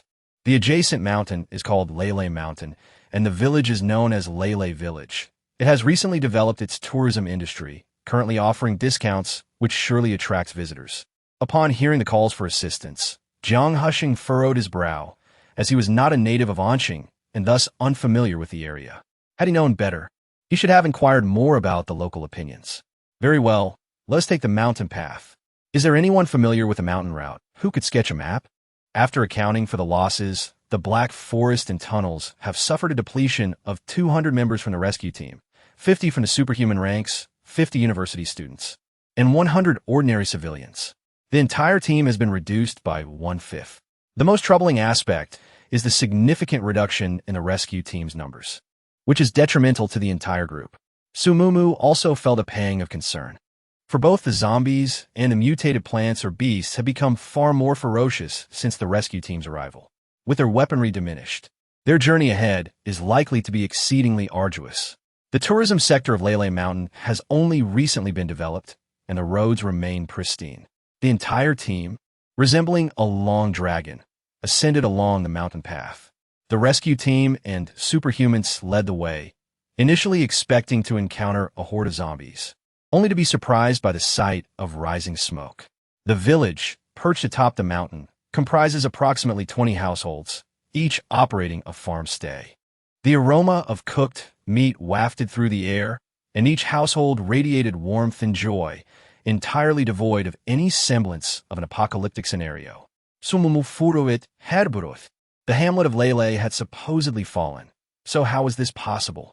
Hearing the commotion, several villagers emerged, led by an amiable elder who seemed to be the village chief.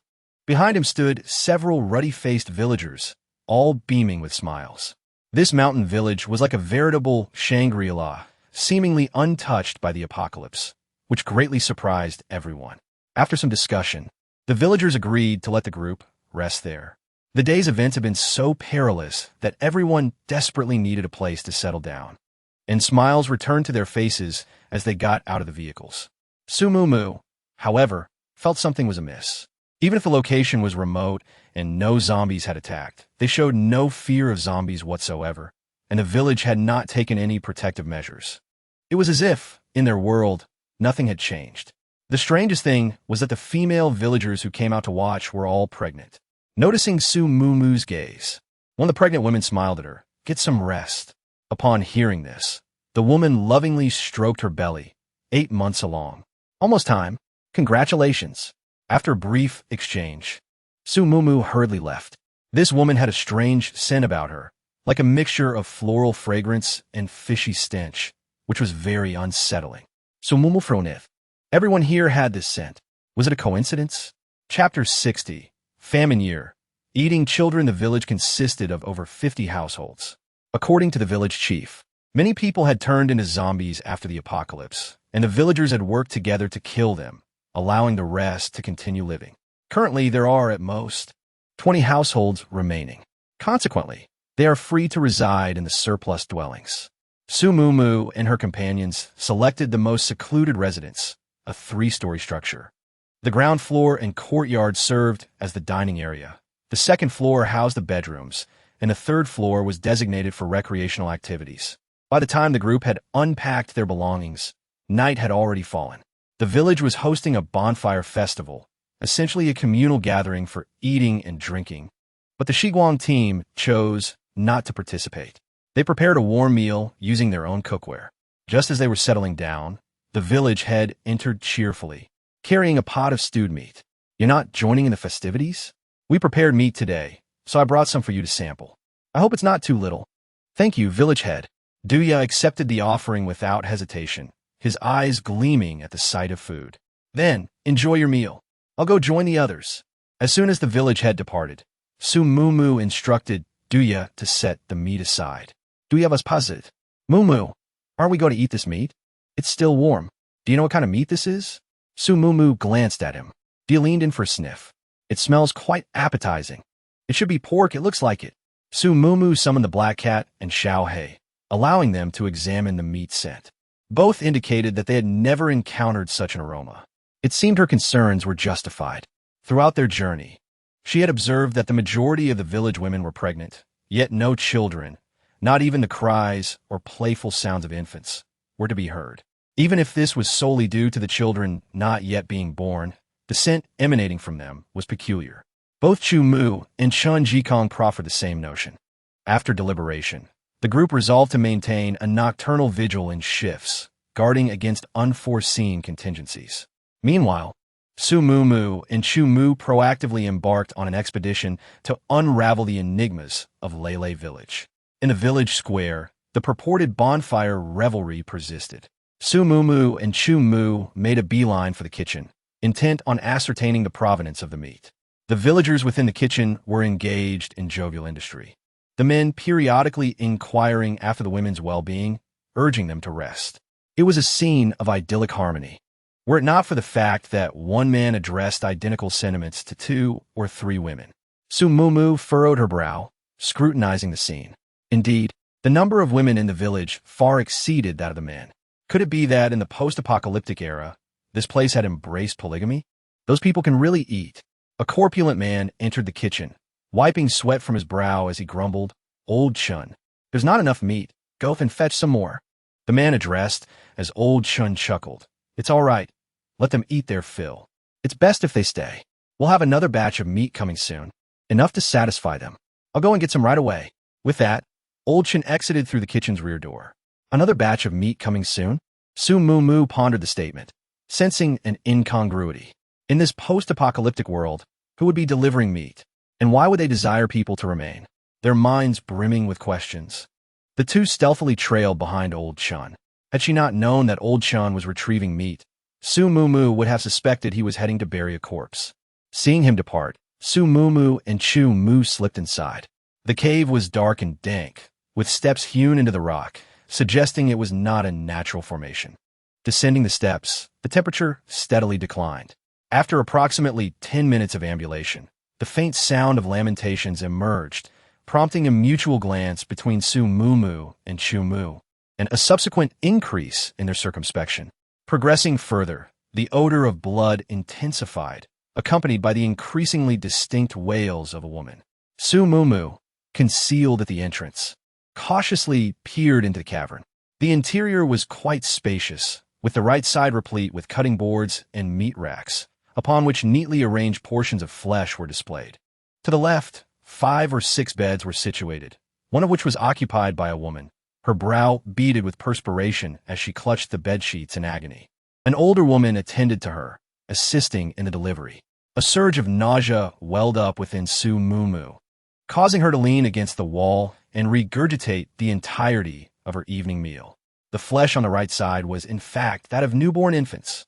It was now clear why the women here were all with child, yet no infants were to be seen. They were, in fact, engaging in cannibalism, and, judging by their demeanor, they seemed to rejoice in this act. Chu Mu's complexion also paled. Despite having considered myriad possibilities, he had not anticipated that. A little over a month into the apocalypse, such an act of cannibalism would be taking place. Wah, wah. Within moments, the resounding cry of an infant echoed through the cavern, signaling the woman's delivery. The midwife, visibly elated, exclaimed, "Excellent! There's more to eat." Upon hearing these words, Su Mumu experienced a wave of dizziness and fled the cavern in disarray, recalling that the meat broth had been presented to her just hours prior. She collapsed to the ground, retching violently until only bitter fluids remained, yet her stomach continued to convulse, offering no respite. She found herself utterly unable to reconcile with such an atrocity. "Achoo, how could that?" Chu Mu gently patted her back, wishing to convey to Su Mumu that such occurrences were commonplace in years of calamity, especially in apocalyptic times. Yet he found himself unable to articulate this sentiment. Despite having witnessed similar scenes multiple times, he still could not bear to look directly at them. Supported by Chu Mu, Su Mumu unsteadily rose to her feet, retrieving a vial of spiritual spring water from her spatial storage and drinking a small amount, which offered her a modicum of comfort. Just as they were about to depart, a sudden flurry of footsteps echoed from within the cave. Hidden in the shadows, they discerned that it was the midwife, her face ashen and hurried, entirely devoid of the earlier joy. "This is dire." A jolt of realization struck Su Mumu. Could it be that she had seen her vomit and was aware that someone had discovered this place? Chu Mu restrained her in place and swiftly entered the cave to address the situation. In less than 2 minutes, he re-emerged, lifting Su Mumu into his arms and dashing towards their dwelling. Upon returning to the courtyard, he hastily relayed a few instructions to the others before a knock resounded at the door. It was the village chief. "Am I disturbing your rest? I find myself short on supplies and have come to retrieve the basin." Chen Jikong answered the door, returning the basin he had left on the courtyard table to the village chief, remarking, "The meat is deliciously stewed, tender and smooth, akin to tofu. The chef truly possesses remarkable skills." "Oh, not at all. The village's mixed flavors pale in comparison to those of a master chef. Since you all are sleeping, I shall not intrude any further. Please do rest well." With that, the village chief cast a couple of inquisitive glances into the house, noting the profound silence enveloping the courtyard, which indeed suggested that they were asleep. However, who could truly ascertain whether that was the case? The village chief chuckled softly and turned to leave. Chapter 61. The Unnaturally Quiet Village. Inside the house, the members of the Shiguang team wore serious expressions, for the brief words of Su Mumu had completely dispelled their drowsiness. Now, as she elaborated on the specific circumstances, both Duya and Wanli began to retch aside. Particularly, Duya leaned closer to the basin of meat, inhaling its scent, and even lamented the fact that it was inedible. Had it not been for Su Mumu's intervention, he might have succumbed to the temptation. At this thought, he bent over and gagged once more. While the others did not react as intensely, their faces were equally pallid. Chen Jikong, especially, who had grown up in a political family and believed he had witnessed his fair share of sordid affairs, found this particular incident utterly unprecedented. Were it not for Su Mumu's insistence that she had witnessed it with her own eyes, he would never have believed such a thing could transpire. After the apocalypse, his worldview had been entirely shattered. Dujuan's complexion was equally ashen, struggling to come to terms with the horror. The most composed among them was Bain, who remained unchanged. His gaze lowered as he stroked the black cat nestled contentedly in his arms. How could one possibly give birth in such a cold, damp cave? The atmosphere was thick with silence until Bain suddenly interjected with this thought. Su Mumu was taken aback, indeed. She had been so preoccupied with the grotesque notion of cannibalism that she had overlooked the peculiar circumstances surrounding the pregnant woman's labor. Her brows knitted tightly, for this was undeniably an extraordinary matter. Upon reflection, it was not merely the incident from the previous night. It was likely that the women of the entire village were giving birth within that cave. Childbirth is an arduous ordeal for women, and postpartum care is of utmost importance.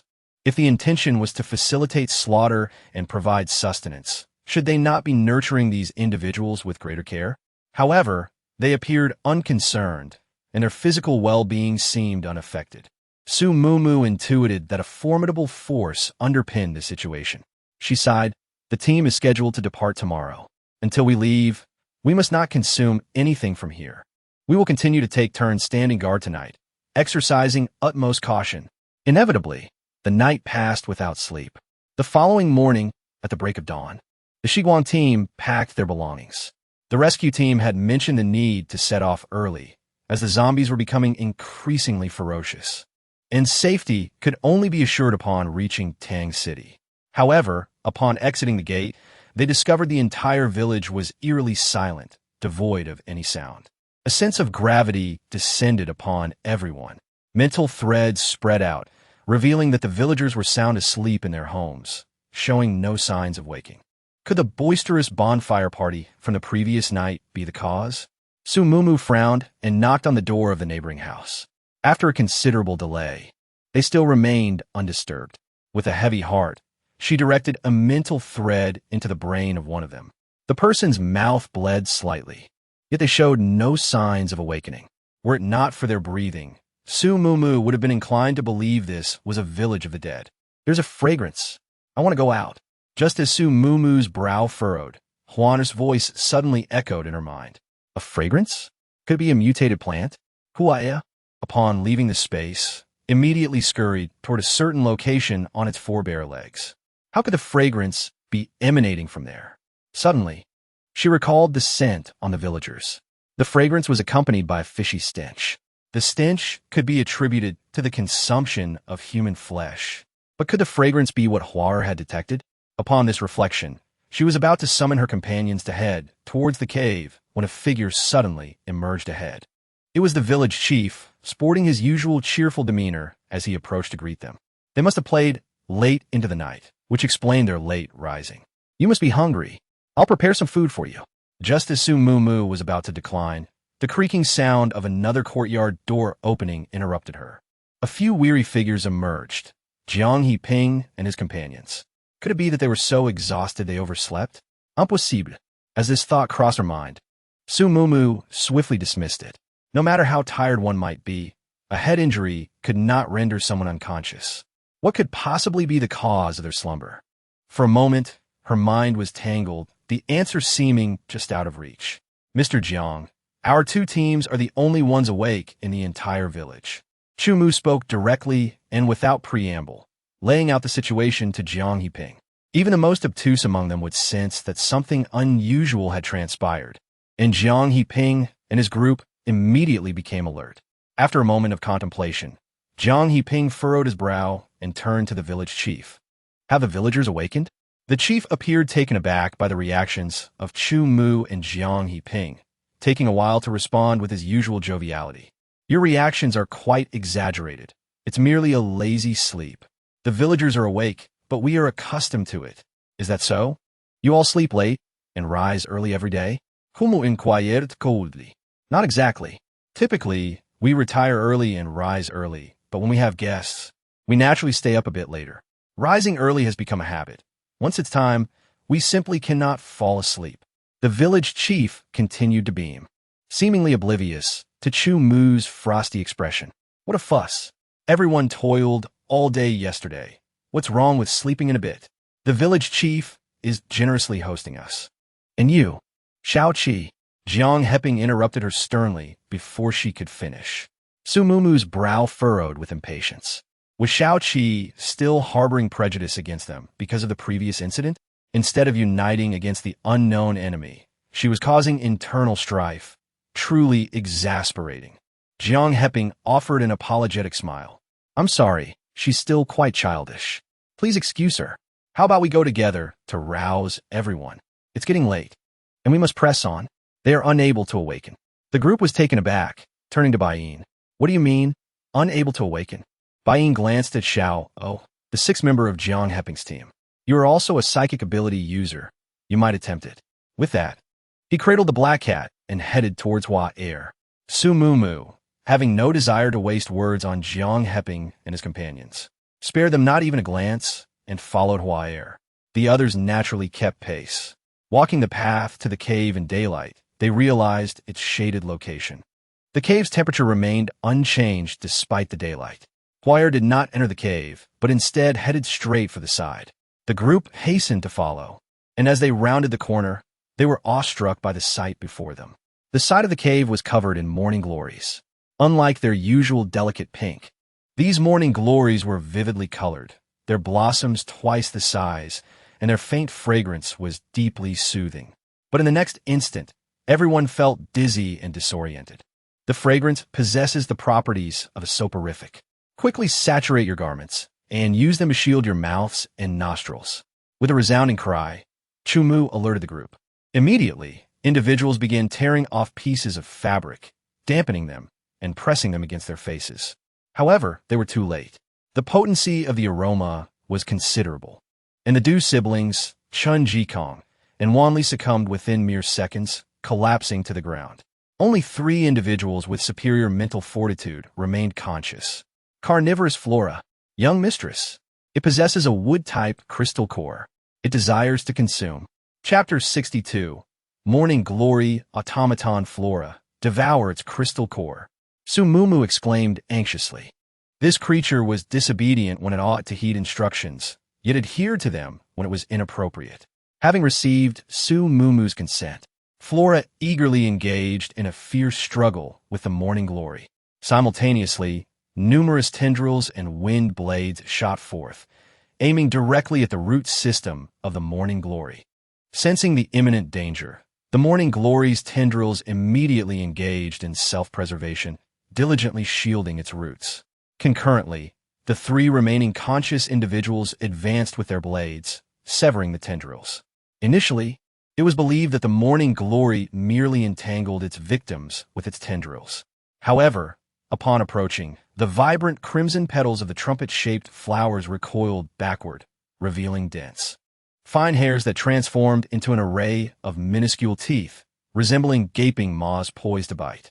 Su Mumu's pupils constricted abruptly, and she instantly brandished her blade, positioning it defensively in front of her, and then executed a sweeping diagonal slash. The petals were cleaved in twain, with one half falling to the ground, while the other, still connected to the rootstock, lunged towards her, attempting to bite. This Morning Glory will not relent as long as it remains attached to its main body. Chu Mu and Baiyin had evidently discerned this as well. In short order, scores of trumpet-shaped flowers were strewn upon the ground. The mutated Morning Glory, severely weakened, cowered and shrank inward. Help! The flowers are consuming him. Young master, look behind. Su Mumu turned around to see that a tendril of the Morning Glory had, unbeknownst to her, coiled around the unconscious Chun Jikong.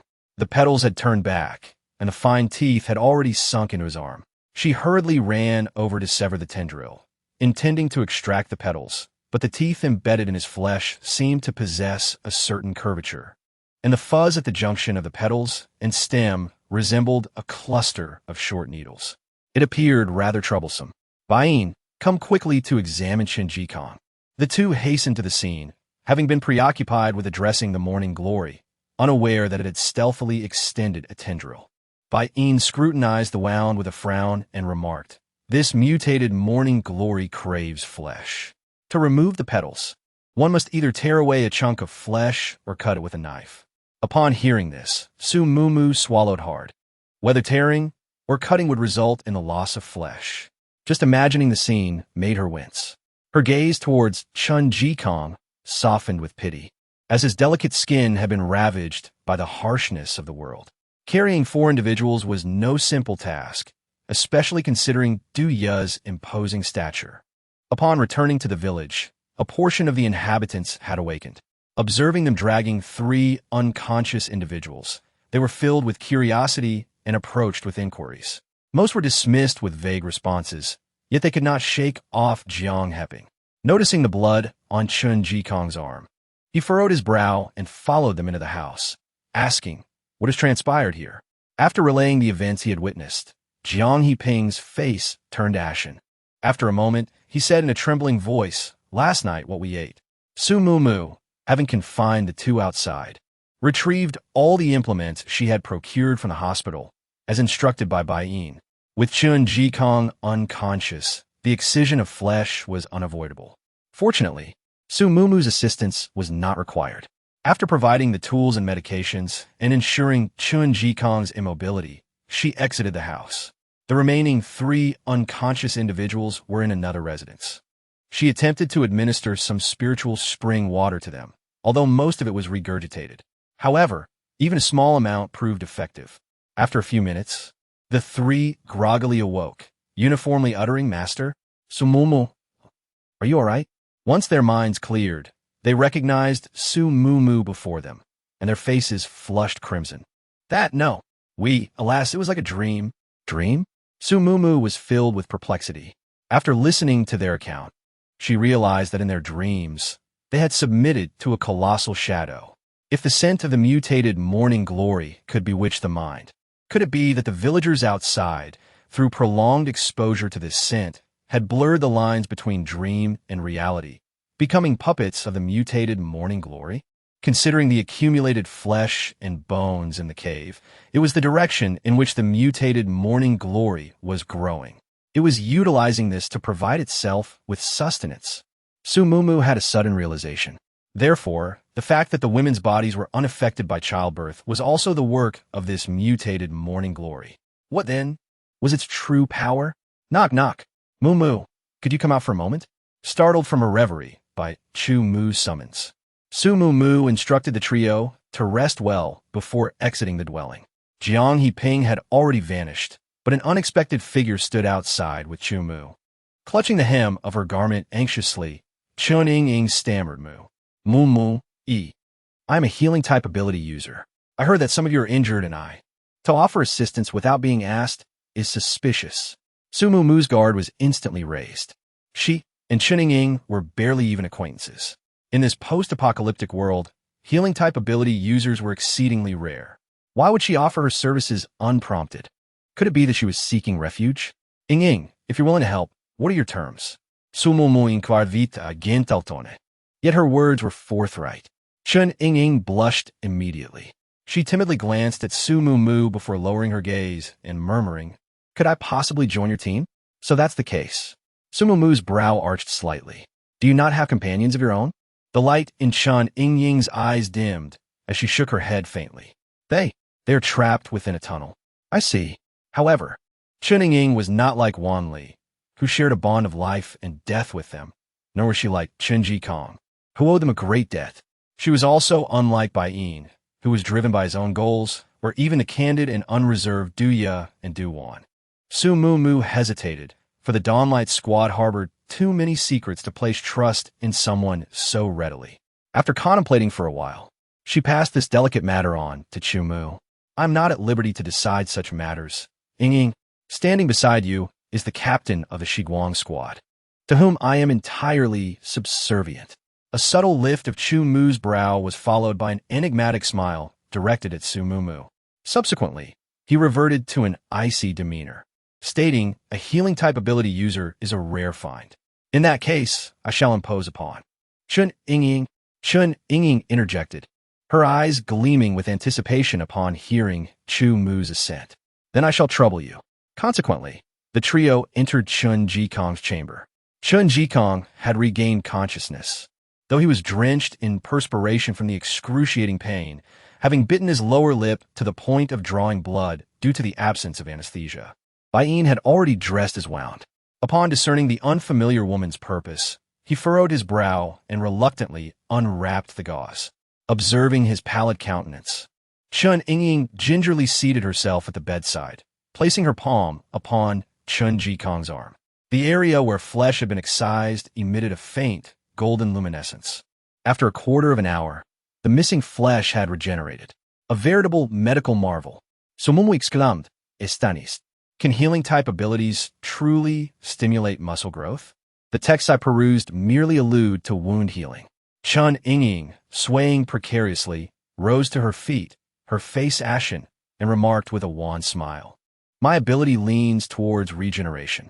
Chapter 63. Secrets within the cave. Healing-type abilities exhibit diverse inclinations: restoration, regeneration, and augmentation. Restoration primarily focuses on wound closure. Regeneration manifests as exemplified by Chun Yingying, while augmentation, akin to the manner in which wood-type abilities expedite seed maturation, can foster cellular development. Upon hearing this, Su Mumu's heart sank. Suddenly, visions of the women from the village in various stages of pregnancy flooded her mind. Although the apocalypse had only begun a month prior, it seemed as if they had all synchronously entered their 5th, 6th, or even 7th month of gestation. Had they truly been pregnant for such an extended period? Or was it a consequence of accelerated growth? Reflecting on her earlier conjectures, Su Mumu suddenly surmised that the ability of the morning glory might indeed be linked to promoting growth. A thought struck her. Where was the flower? In her distraction, she had forgotten about it. Connecting with the flower through her thoughts, she discovered it was still busy digging in the soil. "No crystal core. You won't feed me." "Really?" Su Mumu couldn't help but chuckle at its appearance. It was covered in dirt. Even the vibrant, soft petals were dusted gray. The matter of Chun Yingying joining their team had been settled, yet everyone tacitly avoided discussing anything related to spatial anomalies or mutant beasts. With the assistance of a healer, Chun Jikong swiftly regained his spirits. Just as they gathered in the courtyard to deliberate on the mutated plants, Jiang Heping arrived with his companions. "Kumu, we've uncovered the reason behind everyone's profound slumber," Jiang Heping declared, his expression grave as he shared his findings. His team, which consumed less meat, had awakened early, while those who feasted heartily remained in a deep sleep, unable to be roused. Su Mumu then interjected, "Mr. Jiang, did you dream last night?"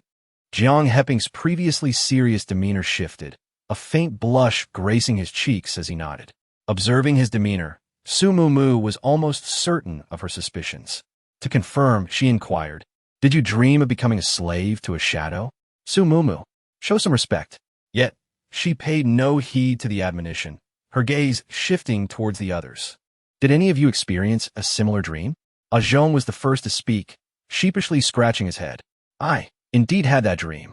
It's quite embarrassing to admit, especially for a grown man." Upon hearing this, Jiang Heping nodded in agreement. "To be honest, I also dreamed of it.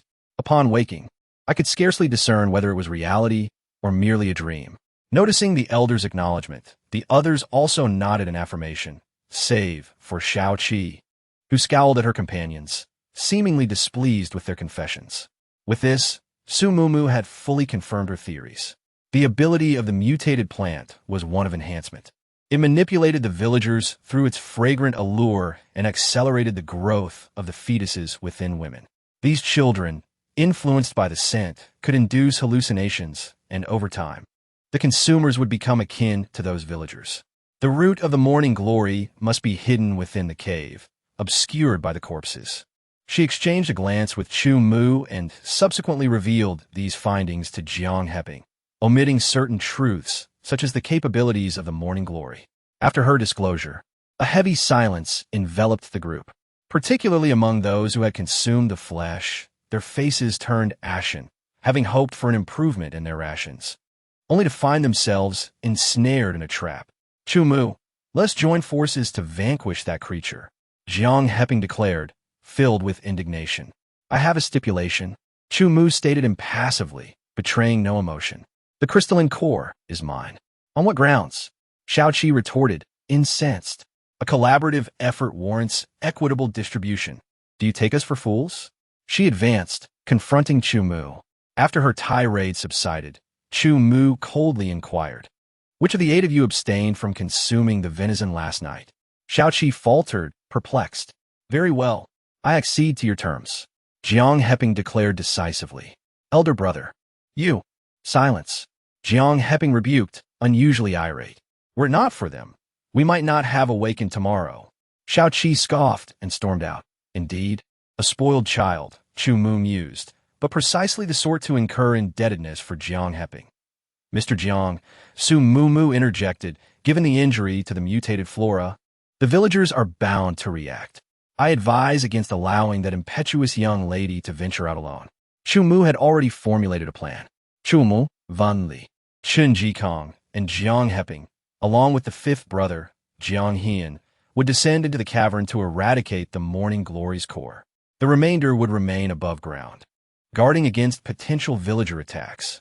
Su Mumu was exceedingly pleased, having no desire to revisit the cavern's interior. Predictably, the group's sojourn would extend by another day, with some even contemplating permanent residency. The village chief, naturally delighted, extended a warm welcome to those inclined to stay. That evening, the village chief hosted a welcoming ceremony for the prospective residents, indistinguishable from the previous bonfire gathering, replete with feasting and revelry. As the village chief delivered the stewed meat, Dia lavished him with effusive praise once more. After seeing him off, the stewed meat was once again discarded. Aside from the Shiguang squad, none of Jiang Heping's men participated. However, as her mental threads swept around, Su Mumu was astonished to discover that Su Ruo was also absent. They had just discovered that there was something amiss with the meat, and Su Ruo had vanished without a trace. Was this merely a coincidence? Nevertheless, Su Mumu did not dwell on it. She distributed the crystal cores to everyone, exhorted them to be careful, and then quietly awaited the opportune moment. Night fell, and the village once again returned to tranquility. With the exception of Chun Yingying, the remaining members of the Shiguang squad were all poised and ready. Meow. This was their secret signal, if one disregarded the black cat's disdainful grumbling. Those responsible for exterminating the Morning Glories were the first to dash off, with Su Mumu and the others following closely behind. Just as she was about to leave, Su Mumu suddenly noticed Bai Yin's gaze. He was looking at something in the sky. She also looked up, but saw only pitch blackness. Bai Yin, what's wrong? Nothing, he replied. With that, Bai Yin was the first to leave the courtyard. Su Mumu glanced up again, but it was still pitch black. Could he possibly be an astrologer? Oh well, the main task was the priority. Shaking her head, she followed behind the others, closed the gate, and also rushed towards the cave. Unbeknownst to anyone, shortly after they left, an enormous shadow descended upon the rooftop.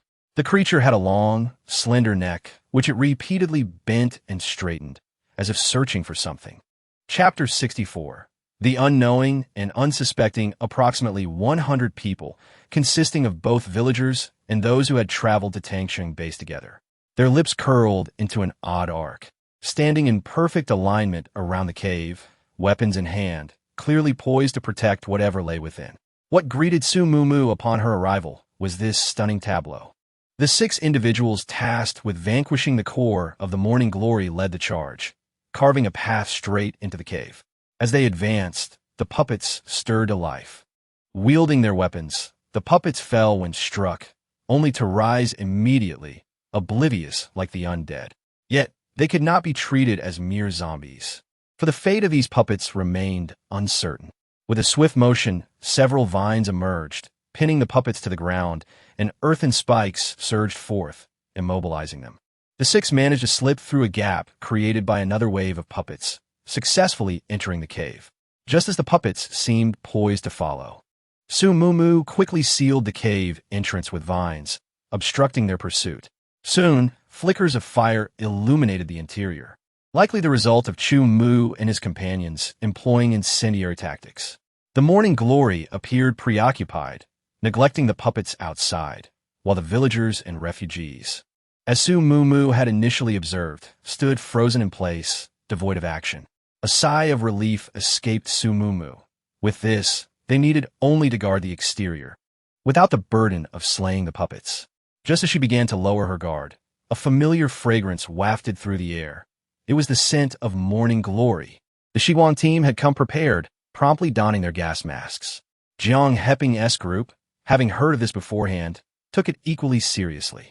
As anxiety gripped the crowd, a sudden, jarring female voice pierced the tension. Xiaoqi, wake up!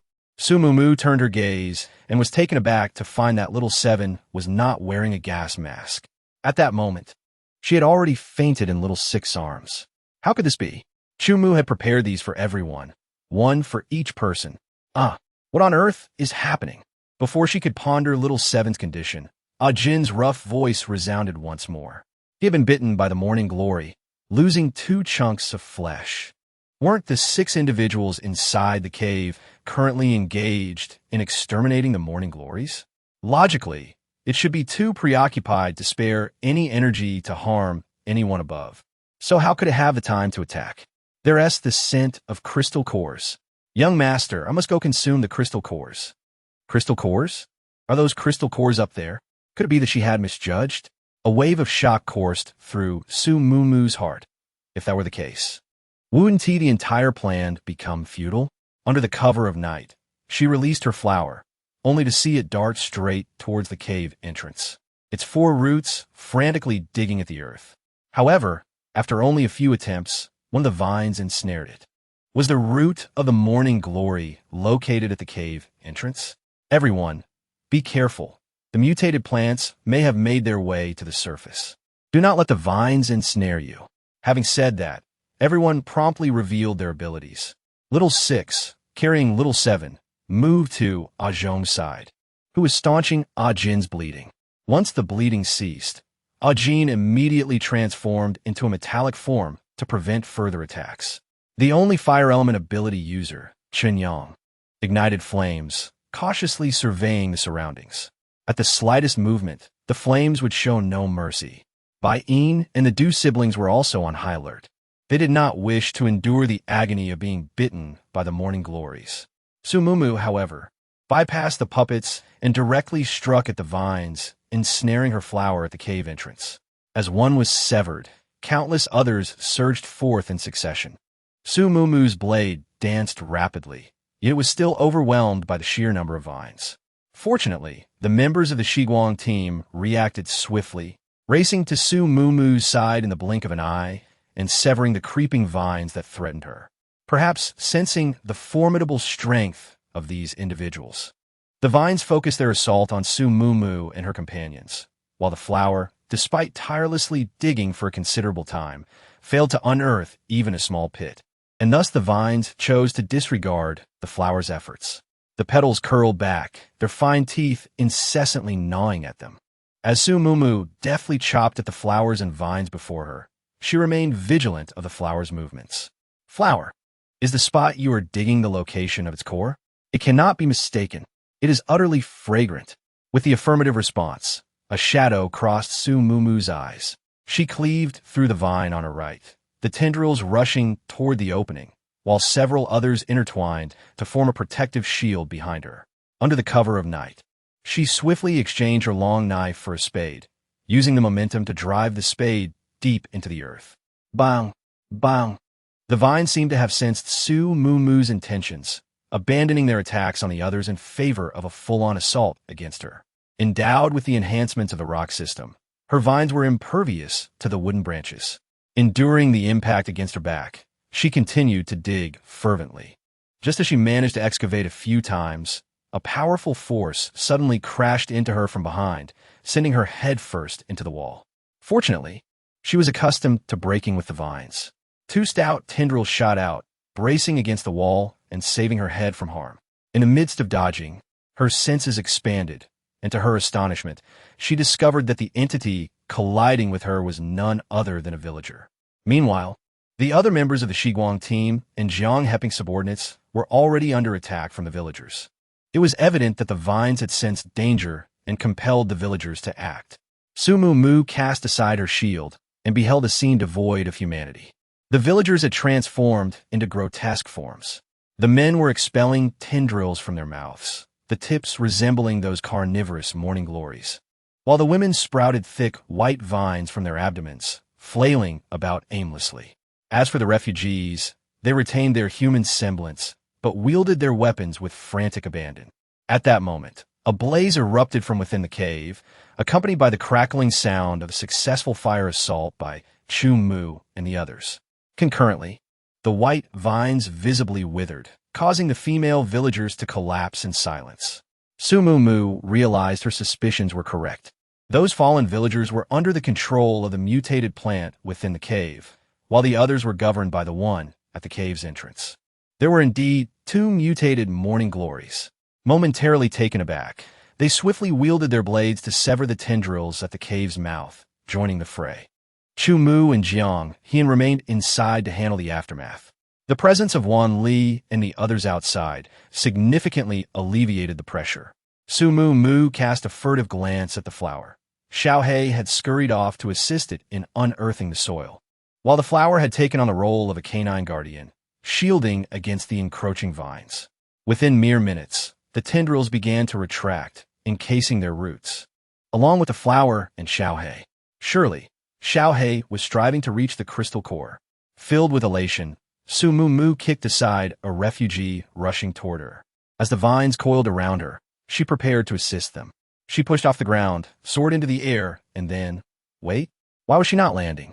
Su Mu Mu watched in disbelief as she ascended further from the ground, hearing the frantic cries of Wan Li and the others below. Suddenly, a few warm drops of fresh blood splattered onto Su Mu Mu's face. She looked up in astonishment. What kind of monster is this? Chapter 65. The Charred Eagle. The few drops of blood jolted Su Mu Mu into realizing that she was being lifted into the air. Upon closer inspection, she discerned that this was indeed a bird, its wings unfurling majestically. Its talons were firmly gripping the nape of her neck. Wait, why is it swaying so much? Oh no, is my clothing going to give way?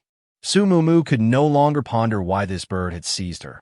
Her only thought was to avoid a catastrophic fall, just as she attempted to grasp the bird's talons. Her body plummeted swiftly, only to be gently placed back on the ground. What is happening? Has the crisis been averted? Who are you? Why have you captured me? The cold beak suddenly brushed against her cheek, sending a shiver through Su Mu Mu. What does this mean? Is it going to feast on her flesh? She quickly recoiled, shielding her face with her hands, and shouted towards the shadow, Don't think I don't know you're a mutant beast. Speak. Don't pretend to be mute.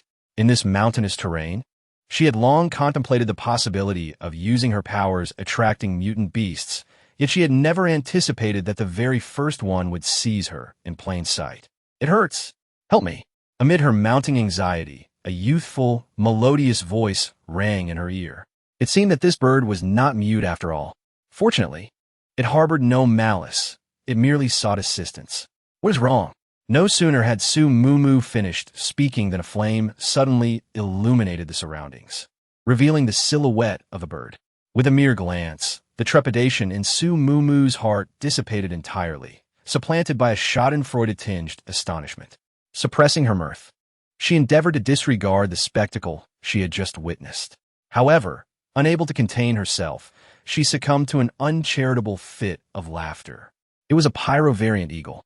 By the residual glow of the fire, Su Mu Mu discerned its formidable, hooked beak and keen, curved talons, features that, under normal circumstances, would have been quite menacing. Yet, the humor lay in the fact that its plumage was reduced to charred barbs, and its head was rendered bald, as if pecked bare, resembling a vanquished rooster. Realizing her impropriety, or perhaps having exhausted her amusement, Su Mu Mu inhaled deeply, compelling herself to regain composure and adopting a solemn demeanor.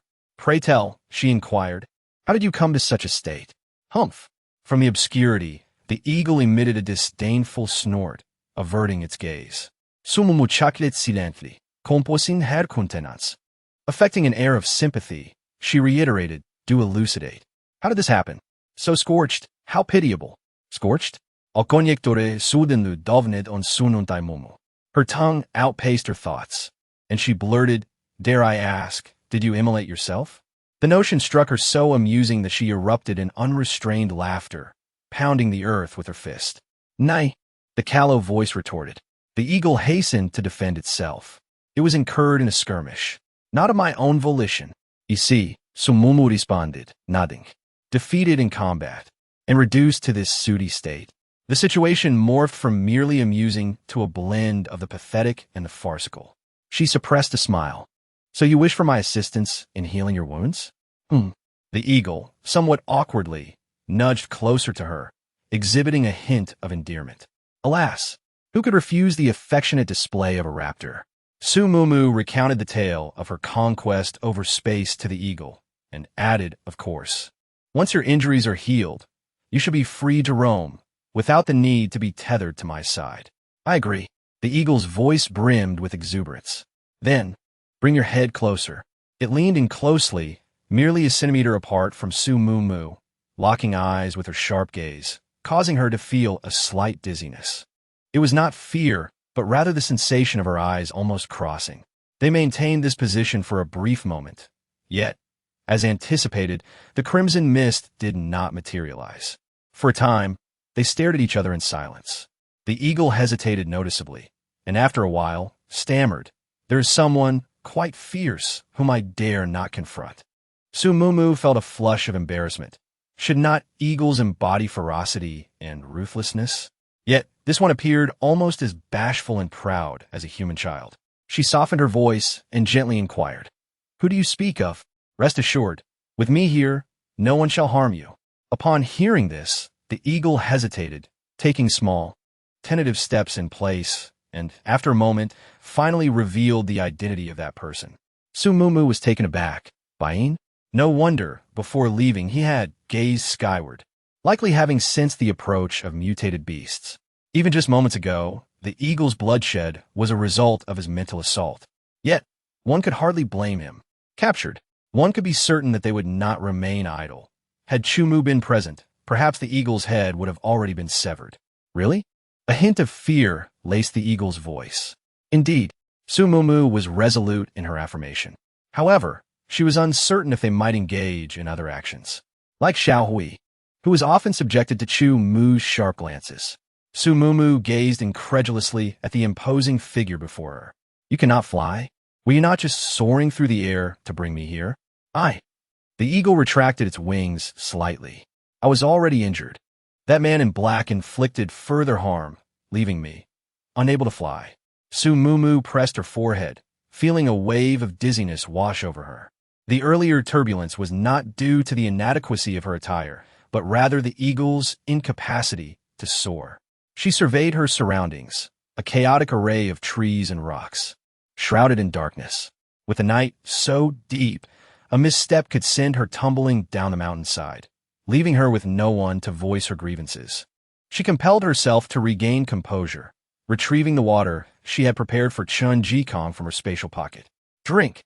Let's see if it grants you the strength to fly." The eagle, drawn in by the long-desired fragrance, wasted no time in indulging, drinking deeply. After quenching its thirst, it stretched its wings in a display of comfort. "There's hope." Sumumu's face radiated optimism. "How do you feel? Are you better?" "Yes, I feel warm. Truly. There is potential. Can you fly? Can you?" "Alas, I cannot." Sumumu's enthusiasm plummeted in an instant. Why speak with such exuberance if one cannot fly? This left her with a sense of futile anticipation. The mental assault from the white mark was relentless, aimed at fatality, rendering this level of treatment merely a drop in the bucket. Ascending the path, discerning the route ahead, she leveraged the momentum of the vines to leap upward. Achieving a swift ascent, after half an hour, she finally caught sight of flickering flames. Chapter 66. The flower withered? Woof. Little Black was the first to detect her scent, wagging its tail and rushing towards her from afar. Seeing Little Black, Sumumu breathed a sigh of relief. It was unharmed, and surely the flower enveloped by the vines was also safe. She couldn't reach the flower, likely because it was too engrossed in devouring the crystal core to pay her any attention. Closely following was Chumu. The corners of Chumu's eyes were slightly reddened as he abruptly embraced Sumumu, squeezing her until she could barely breathe. "Achoo, you, loosen up a bit." Sensing the discomfort of the person in his arms, Chu Mu lessened his grip somewhat, yet still held her tightly, unwilling to let go. What took you away? Chu Mu frowned. Su Mumu glanced behind him, noting not only the members of the Shiguang team, but also several of Jiang Heping's subordinates. She whispered in Chu Mu's ear, recounting the matter of the eagle. Help? Chu Mu nonchalantly glanced behind Su Mumu, where a massive figure could be vaguely discerned in the pitch-black forest. Seeing that Chu Mu was not angered, Su Mumu sighed in relief. Achoo! Where's the flower? It wasn't seen, was it? Upon hearing her mention of the flower, Chu Mu furrowed his brow. It has withered. Disregarding the eagle behind her and the concern of her companions, Su Mumu took off, running towards the courtyard. How could it be withering? Was it harmed by the mutated morning glory? Or could it be because it has been away from the dimension for too long? Yes, that's very likely the reason. Flower had mentioned that it was still young and couldn't remain outside the dimension for an extended period. But what was the time limit again? A maelstrom of thoughts swirling within her mind, Su Mumu burst out of the room, only to find Flower buried in the flower pot. The little one's roots were subtly yellowing, and its petals had lost their luster, indeed appearing to be withering. She nestled the little one in the pit where it usually resided and poured some spiritual spring water on it. But beyond that, she was helpless, able only to silently pray that it would be all right. Exhausted, Su Mumu sat down and drifted off to sleep. Simultaneously, Chun Yingying, who was already in the courtyard, saw her fly past like the wind. After a moment of surprise, she immediately followed Su Mumu into the house. But the room was empty. Jiang Yiping's men had already been dismissed by Chun Jikong, and to avoid arousing Chun Yingying's suspicion, only Wan Li was waiting inside. The true secret of the dimension was known only to Chu Mu and Wan Li. Chu Mu entered and, together with Wan Li, sat on the sofa, waiting quietly. Su Mumu was awakened by a tickling sensation. With considerable annoyance, she swatted at the air in front of her, muttering, "Let me sleep a little longer." Suddenly, she remembered that she was in the dimension. Opening her eyes, she saw Flower gently brushing her cheek with its petals. Its petals had regained their luster, incredibly tender. "You're all right? That's wonderful." She excitedly embraced Flower, completely disregarding whether its delicate petals could withstand such rough treatment. "Ouch, ouch, ouch. You're going to tear me apart." With a disgruntled admonishment from Blossom, Su Mumu sheepishly released it. "Hey, why are you so listless?" "Alas, it's merely that I've been separated from the soil for too long. Alas, my constitution is simply too delicate," Blossom lamented, its tone a blend of regret and self-pity. Su Mumu chuckled, but recalling Blossom's previous withered state, she felt a pang of unease. "How long can you stay away from the soil?" "Only 2 hours at present." 2 hours? Su Mumu frowned. Blossom had ventured out twice today, and the cumulative time undoubtedly exceeded 2 hours. No wonder it had withered. To prevent this from happening again, I must curtail your time outdoors. Huh? No, I shall grow. Once I'm bigger, I can frolic for ages. Su Mumu regarded it with skepticism. "You're not deceiving me, are you?" "No, little mistress. It's all your fault. If only you would subdue more mutated beasts, I wouldn't be so feeble." Blossom's tone grew indignant, shifting the blame to Su Mumu. Ahem. Su Mumu scratched her head in embarrassment. "Isn't there one coming right up?" She recounted her encounter with the fire-type, mutated eagle to Blossom. Upon hearing this, Blossom became uncontrollably excited. "Quick, go and devour it. Devour it. And I can consume those 2 crystal cores." "Huh?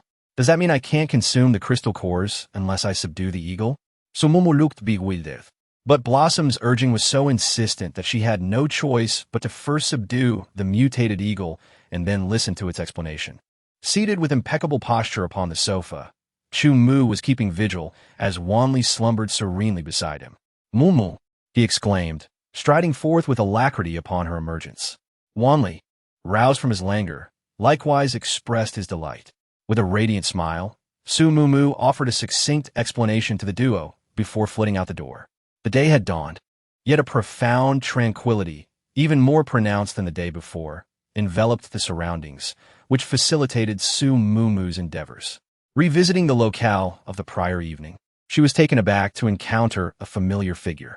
Baiyin was perched upon a sizable boulder, absently stroking a feline companion, while in close proximity. The mutated hawk cowered tremulously against a tree.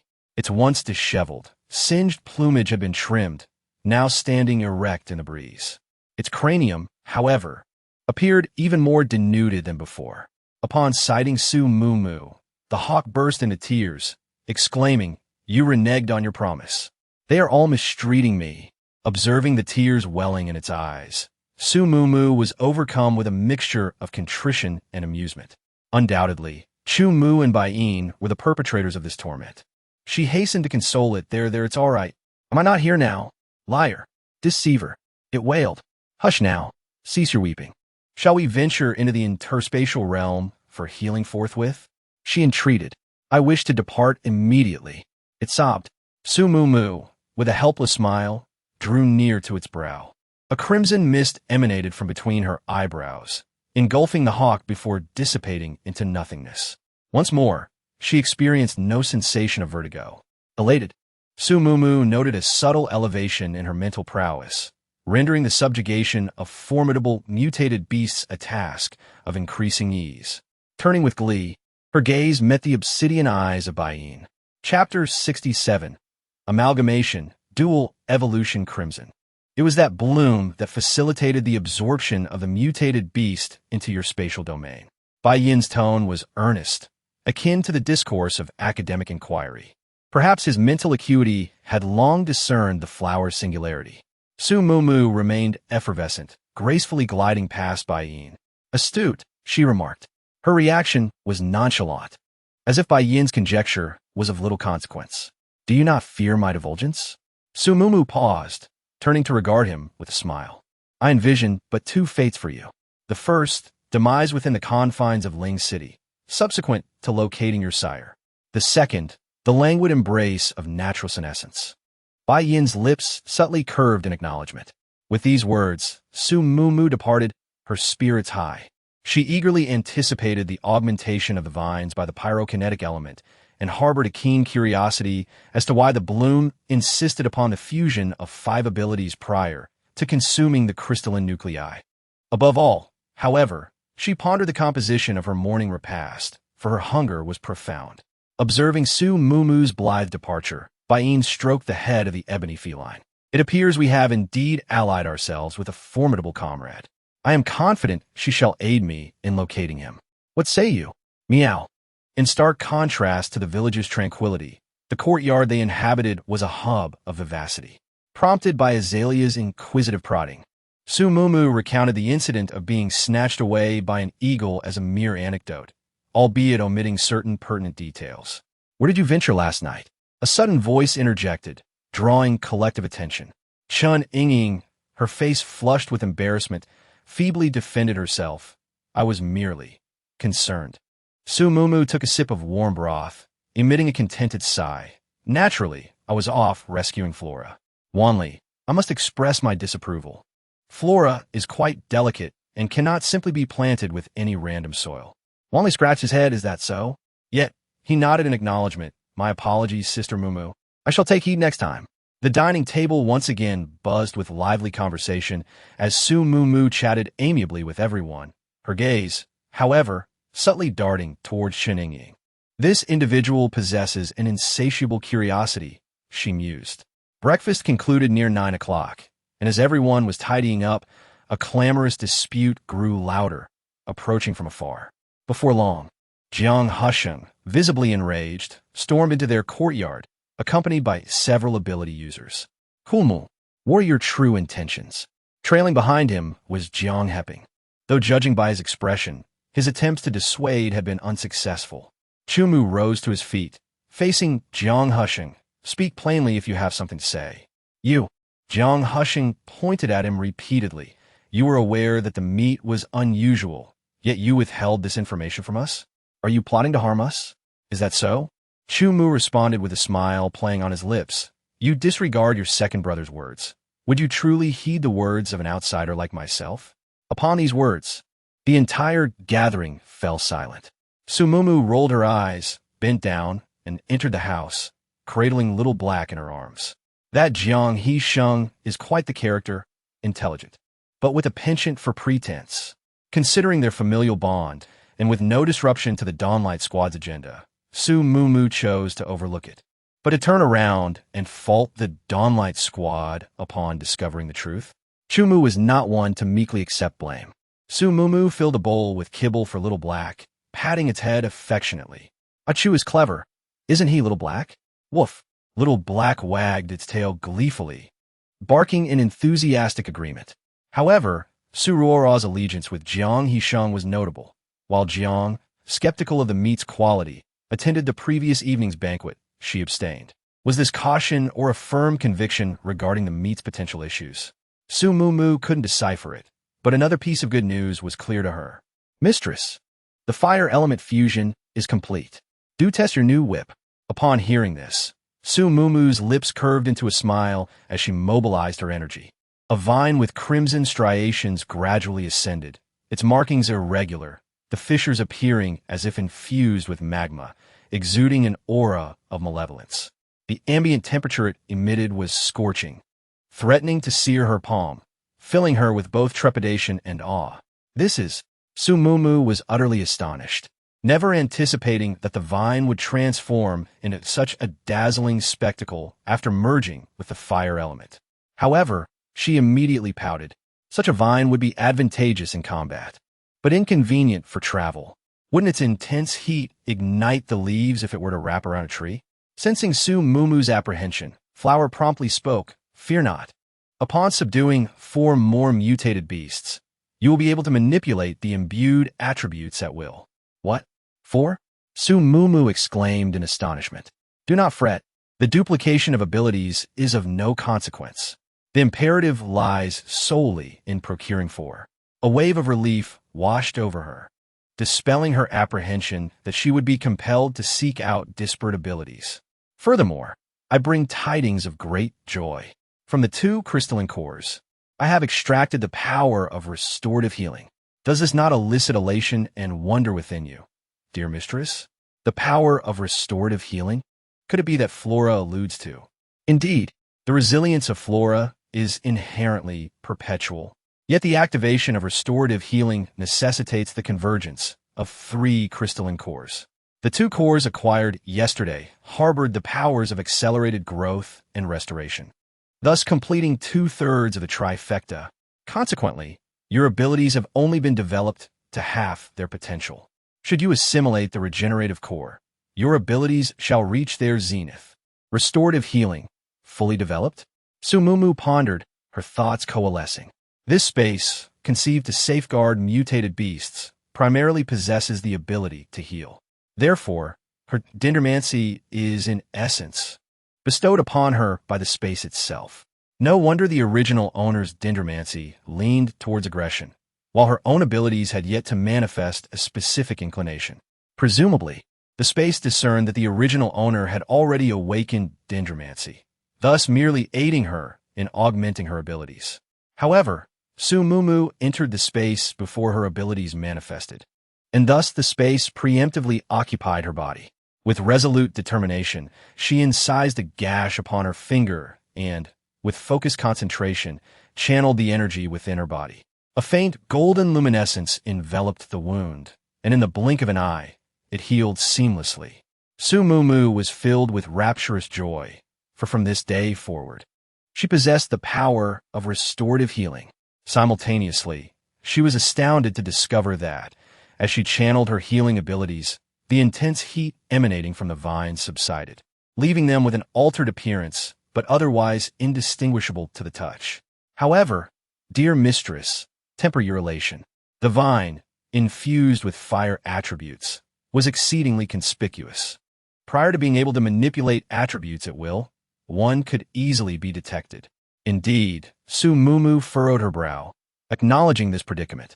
However, given the multitude of beasts inhabiting the mountains, capturing a few mutated creatures should pose no significant challenge. Until then, remaining inconspicuous was paramount. With a clearer vision of her path ahead, Su Mumu regained her confidence.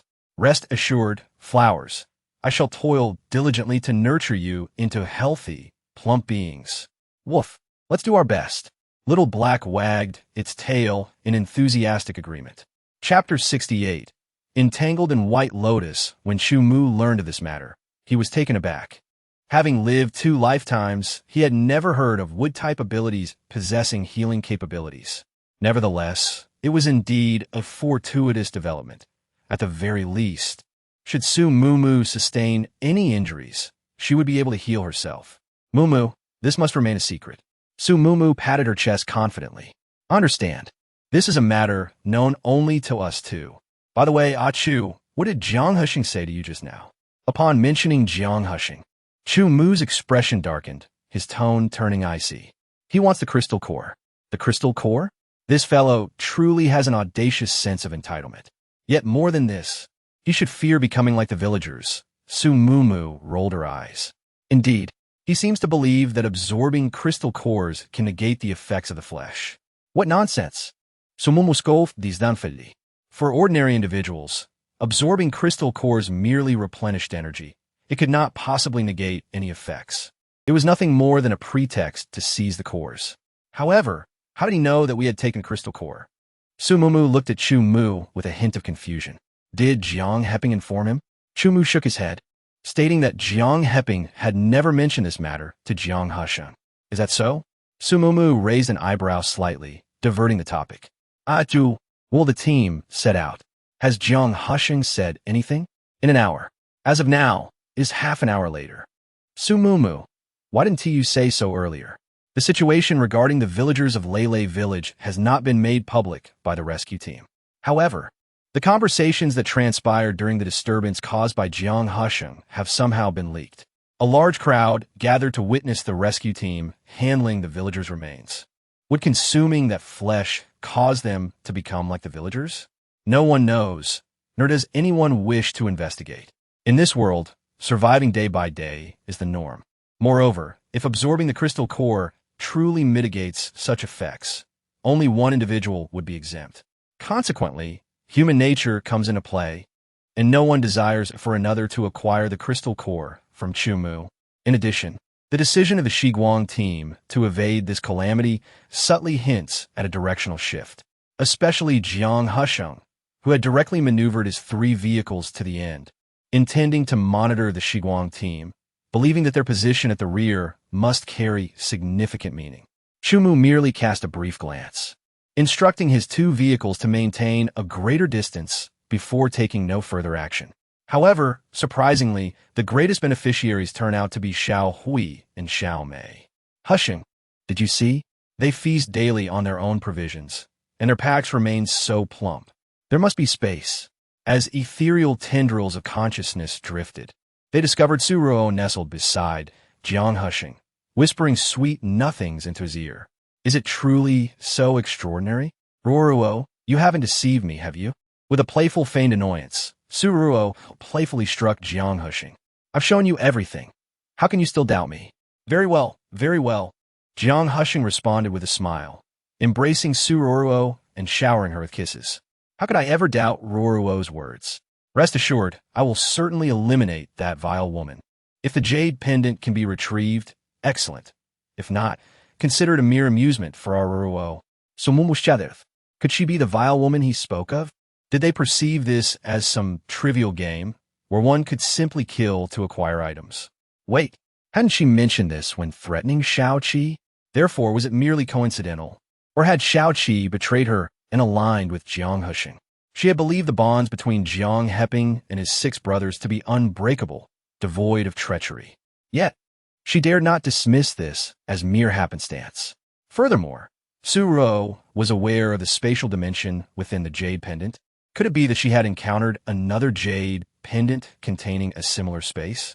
Su Mumu's thoughts became increasingly muddled. Caution was paramount. Knock, knock. Knock. Su Mumu raised her gaze. The group appeared to have encountered some obstacle, causing them to halt for a respite, and the one knocking was Wan Li. Su Mumu was elated, as this provided an opportune moment to confide certain matters to Wan Li. As for who would be displaced, naturally it would be Chu Mu. She deemed it absolutely necessary to caution her other companions. Consequently, Chu Mu alighted from the vehicle with a look of melancholy. As one had just boarded the vehicle, 2 serpents immediately coiled around him, displaying their affection for Wan, whom they clearly missed as they hadn't been crawling on his arms recently. After the reunion between the serpents and Wan, Su Mumu proceeded to inform everyone about the matter concerning Su Ruo.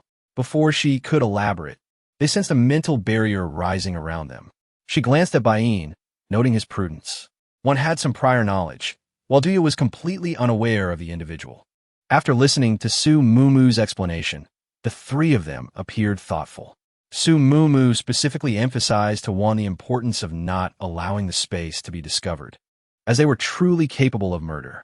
Wan repeatedly nodded, assuring her that they wouldn't be able to harm him. Su Mumu frowned, questioning if that was the main point. Seeing her displeasure, Wan quickly corrected himself, promising not to expose the space. Su Mumu sighed, acknowledging Wan's strength, but cautioning that strength alone doesn't always determine the outcome. She pointed out their deep-seated cunning and Wan's relative simplicity, warning that he would likely suffer if they were to clash. Therefore, she stressed the importance of not letting his guard down. Wan nodded repeatedly, pledging to heed her advice. Duya reassured her, affirming that he would protect Wan, asserting that his own shrewdness, combined with Wan's formidable strength, would make them an invincible alliance. Just as Su Mumu was about to playfully tease him, the glass was tapped once more. Looking up, she saw Bai Lian, who exclaimed about their serendipitous encounter in joining the same rescue team. With earnest countenance, Su Ruo appeared as though beholding a cherished family member, albeit her tone dripped with derision. Su Mumu, arms crossed, sneered indeed. One wonders who it was that introduced you to Jiang Heshin. That is beyond your concern. Suffice it to say, I possess myriad means to relieve you of your wretched existence along this journey. Su Ruo maintained her saccharine smile, yet her words were utterly merciless. Is that so? She had long since come to terms with the situation. Even if the outcome remained immutable, she would ensure Su Ruo served as a retribution. This life of mine shall not be claimed with ease. Su Mumu's smile mirrored Su Ruo's in sweetness as she gradually approached her adversary. Sister, I eagerly anticipate your methods. And I equally anticipate the day you meet your demise by my blade. The two women's actions were intimate, giving the impression of sisters with profound affection to onlookers. You two know each other? A voice interjected, prompting Su Mumu to turn and face Jiang Hian. Judging by his tone, he and Su Ruo were indeed acquainted. Hian? Su Ruo immediately adopted a bashful smile, her eyes sparkling with what seemed like a myriad of shattered stars, akin to a young girl's first encounter with a long-desired love. I never expected to run into you. Where have you been these past few days? I have been inside the vehicle. Were it not for seeking my sister's assistance in procuring food, we might never have crossed paths. Su Ruo stated with a saccharine smile, yet her words subtly accused Su Mumu of being difficult. Jiang Hian noticed the convenience bag in her hand. However, she referred to Su Mumu as her sister. He cast a glance at Su Mumu, noting the similarity in their names, realizing they were indeed biological sisters. Yet if they were siblings, what need was there for supplication or substitution? It seemed rather petty. Ruo, you require. Young Master Jiang, that's quite impolite of you. Su Mumu interjected before he could finish. She wagged a finger, a smile playing on her lips, and said, How can you call her? You should address her as elder sister-in-law. Chapter 69. Is this brother-in-law the same one from before? Jiang Hian stared at Su Ruo in astonishment, his expression incredulous. You. Su Ruo's face flushed crimson, her voice trembling with sobs. It's not like that, She couldn't bring herself to finish the sentence, but her demeanor conveyed a sense of distress and forced helplessness. Su Mumu's lips curled into a smile. She enjoys acting, does she? Then let her continue. She was curious to see if the original male lead was as unswervingly loyal as those simpering sycophants. Sister, what's wrong? You were just advising me to join your husband's team with you. Is he mistreating you? I'll go find him right now. Sumumu furuit herberais. Her expression a mix of concern and indignation, all in defense of her beloved sister's well-being. Mumu, suroro seisit heririst. Her eyes flashing with a fierce glint as she glared at her. A sharp pain shot through her wrist, as Su Ruo's nails dug into her flesh. Tears welled up in Su Mumu's eyes as she said, Aggrieved, sister, you're hurting me. I know you love brother-in-law very much, but I just don't want you to suffer. Su Ruo forced a smile, akin to a caregiver attempting to soothe a wayward child. Mumu, That is not your brother-in-law. You mustn't call him that. Isn't it? But you were the one who told me to call him that. Su Mumu replied innocently, her gaze filled with confusion. Sister, was the brother-in-law the one from before? Su Ruo's eyes widened in distress as she tightened her grip, her enhanced strength causing Su Mumu to feel as though her bones might shatter. Enough! Jiang Hian interjected, furrowing his brow as he separated the two, his gaze falling upon the red marks and blood on Su Mumu's wrist, causing a barely perceptible frown to form. Ruoruo. Su Mumu observed Jiang Hushing approaching with a cheerful demeanor, a fleeting smile gracing her lips. Her words lacked conviction. Surely the dual identity of a biological brother and the person involved should carry some weight. Would Jiang Hian still love Su Ruo wholeheartedly after learning the truth? As the narrative suggested, she was eager to find out. Ruoruo, what's wrong? Is everything all right? Jiang Hushing casually draped an arm around her waist. Su Ruo's dark eyes flicked towards Su Mumu, a tempest of resentment concealed beneath her calm exterior, and she gently shook her head, focusing solely on reminiscing. I haven't mentioned it yet. Oh, really?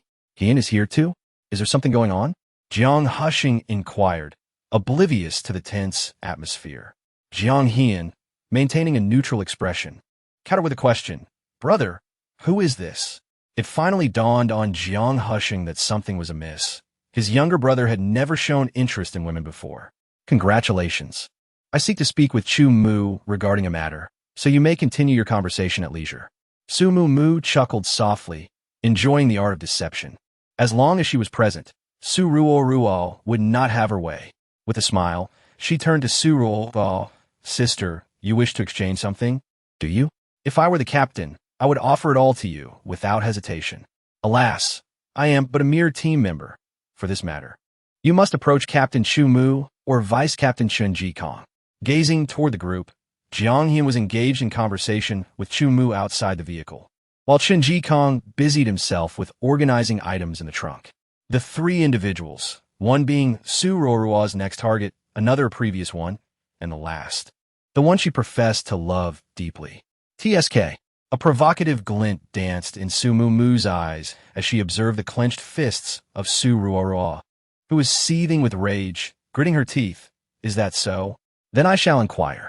Disregarding these two with ulterior motives, she strode directly toward the vehicle laden with supplies, where Chen Jikong was situated. Chen Ying was assigned there as well. Ying, could you assist me in treating my injuries?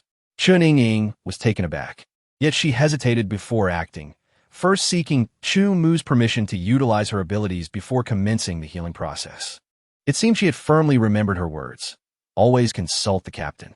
Indeed, Su Mumu nodded approvingly, though her gaze flickered toward the rear of the vehicle. Su Ruoruo and Jiang Hisheng approached. To her surprise, Su Ruoruo faced Chen Jikong without an ounce of shame, as if greeting an old acquaintance. Jikong, might you exchange some sweets with us? Upon hearing the composed tone, Su Mumu couldn't help but admire the original female lead, the one who managed the harem with such finesse, for her remarkable composure. To her surprise, Chen Jikong also acted as if nothing had transpired. He meticulously rummaged through the package, shaking his head. We are devoid of sweets. However, we procured a couple of sacks of sweet potatoes from the villagers. Should you desire, I could exchange a couple for you. Villagers? Sweet potatoes? Su Ruo and Jiang Hushing exchanged glances, inquiring with a hint of incredulity. You appropriated items from the villagers? Indeed, is that not the purpose of venturing there, to replenish supplies? Chen Jikong responded matter-of-factly, but Jiang Hushing suppressed the rising vexation in his chest. Was it not stated that the villagers were problematic? What does the grain have to do with it? Chen Jikong retorted, casting a glance akin to one reserved for an imbecile. Grain is inanimate, and a mutated flora does not consume it. But is there any grain left in the entire village? This tidbit of information circulated among the ordinary, non-ability-wielding individuals who pilfered surreptitiously, lest the ability users discover and commandeer their sustenance. Observing Jiang Hushing's nonchalant departure, his courtyard had long been divvied up. Witnessing the pallor of Jiang Hushing and Su Ruoruo, Su Mumu rotated her wrist, her spirits considerably buoyed. In my gratitude, In contrast to her elated mood, Jiang Hian couldn't help but cast a lingering, wistful glance as Su Ruoruo departed. Su Mumu absorbed this scene entirely, and it suddenly occurred to her that assassinating Su Ro after she had wedded Jiang Husheng would be a rather exquisite choice. Upon re-entering the vehicle, she noticed Wanli, Duya, and Bai Yin regarding her with intricate expressions. She touched her face, perplexed, and inquired, "What's wrong? Is there something on my face?" Mumuyu. Duya hesitated, then shook his head. "Your attempt at playing the innocent is unconvincing. At best, you come across as a petulant child." Wanli countered, however. She did manage to feign a pitiable demeanor. "Have a success, I'd say." Bai Yin simply stated 6. Su Mumu retorted, "How kind of you." Chapter 70. The metallic porcupine, the mountain paths were treacherous, especially the untended routes they took downhill. Progress was intermittent, and by evening, they had only reached the mountainside. To leave the Lelishan Range and reach the highway, they would need to traverse another peak. Gazing at the vibrant verdure, Su Mumu sighed softly, anticipating numerous mutated plants ahead, far more troublesome than mutated beasts. "Kumu, who from your team is on watch?" "Jiang Heping," he replied. The darkness of night provided an ideal cloak for lurking dangers. Not only rescue teams and ability users, but even ordinary individuals kept watch outside their vehicles. "Wanli and I will take the first half of the night. Chen Jikong and Bai Yin the latter half." Chu Mu swallowed his food, glancing at him. "For us, it's me and Lao San for the first half. Lao Air and Lao Wu for the second. Chu Mu, it would behoove us to watch over each other." Jiang Heping, aware of the Dawn Squad's capabilities, knew the value of mutual support in the hazardous depths of the mountains. Kumu nodded. An additional ally was certainly welcome. "Which one is Bai Yin?" The irksome voice of Jiang Husheng resounded from the other side. Could it be that frail, eccentric fellow? "Chu Mu, how could you allow someone devoid of combat prowess to keep watch? Is this a jest? A change is imperative." The members of the Shiguang team wore grim expressions, especially Chu Mu, whose gaze, laced with frost, swept across the group. The decision made within the team was of no concern to outsiders. "You, do as you wish. If anything goes awry, do not expect our assistance." Jiang Husheng, infuriated, waved his hand dismissively and sat down, tearing into a vacuum-sealed chicken leg with gusto. "Mumu, I must say, the duty of keeping watch is of utmost importance. Shouldn't you deliberate further? We wouldn't want to hinder the team, would we?"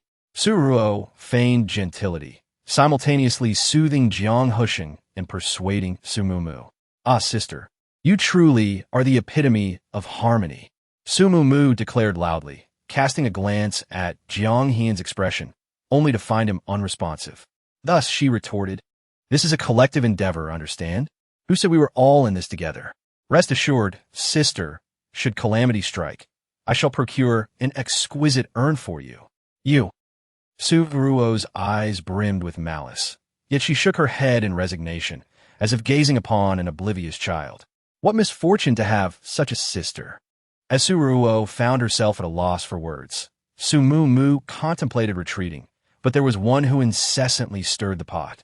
Su Mumu turned her gaze toward the source of the interruption, Shao Qi, raising her chin defiantly, a smirk playing on her lips. Her left hand leisurely ascending to present a silent yet unmistakable gesture.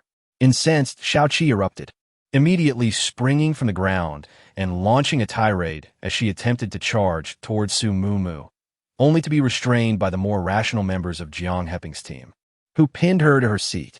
Jiang Heping's somber countenance silenced her. Su Mumu reveled in her discomfiture. She struggled to comprehend how, amidst the reasonableness of Jiang Heping's team, Shao Qi had emerged as such a spiteful instigator. Having satiated her hunger, Su Mumu promptly retreated into the vehicle to rest. Chu Mu had promised to take her to subdue a mutated beast that evening, enabling her to freely manipulate the attribute enhancement of the vine sooner. She had fretted over whether Chu Mu could endure the sleepless night, but his assertion of robust health had left Su Mumu blushing. The shift change arrived swiftly. Bai Yin roused Su Mumu. Under the cloak of night, Su Mumu executed a roll, landing amidst the nearby undergrowth.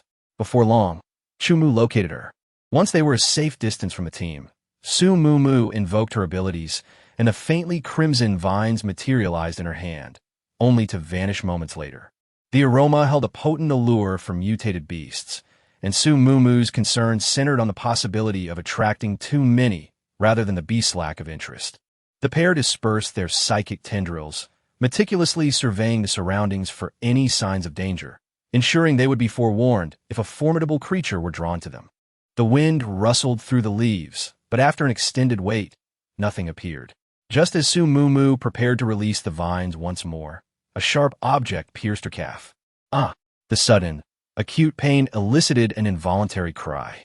Illuminating the flashlight, she discovered 5 or 6 bleeding punctures on her leg. Enduring the pain, she mobilized her powers, and her calf quickly returned to its original state. However, the entity did not reveal itself, and she dared not act rashly, clinging tightly to Chu Mu. "Hey, who are you? Come out and let's parley," she attempted to call out. "Fragrant. I possess fragrant items for you. Emerge, and I shall offer you a drink. But you must pledge not to harm me." Fragrant. The voice was filled with elation, yet accompanied by another agonizing scream from Su Mu. She glanced down to find several deep lacerations on her calf, as if thick, coarse needles had forcefully scraped across it. The irregular wounds were gaping, revealing flesh. And if deeper, the bone would almost be visible. Su Mu cursed inwardly. What on earth is this thing? Not only is it invisible, but it speaks so merrily, yet acts so cruelly. Before she could utter a word, Chu Mu acted first. A biting wind, centered around the two of them, violently swept outwards, while mental threads shot out, different from before when they roamed in the air, this time adhering to the ground and spreading in all directions. There!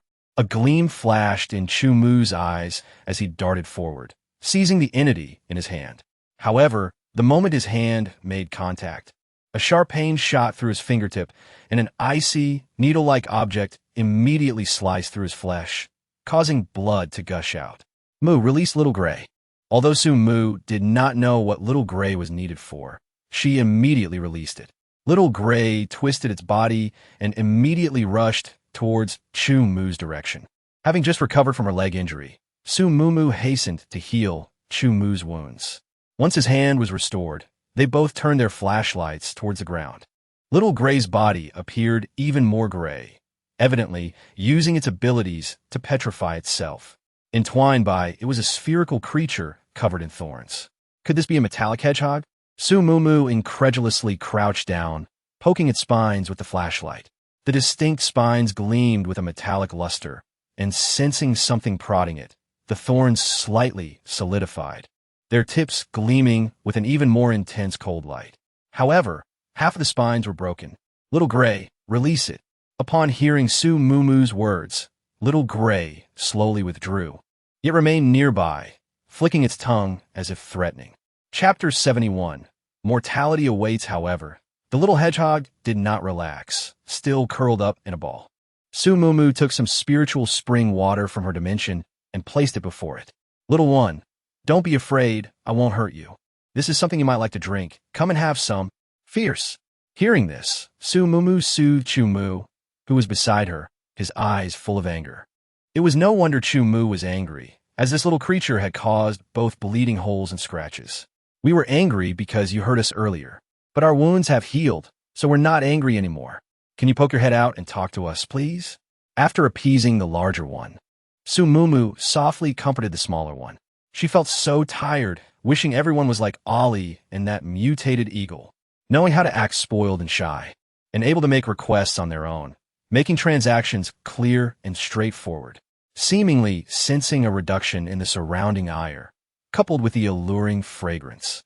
The diminutive hedgehog finally relaxed its posture and extended its head.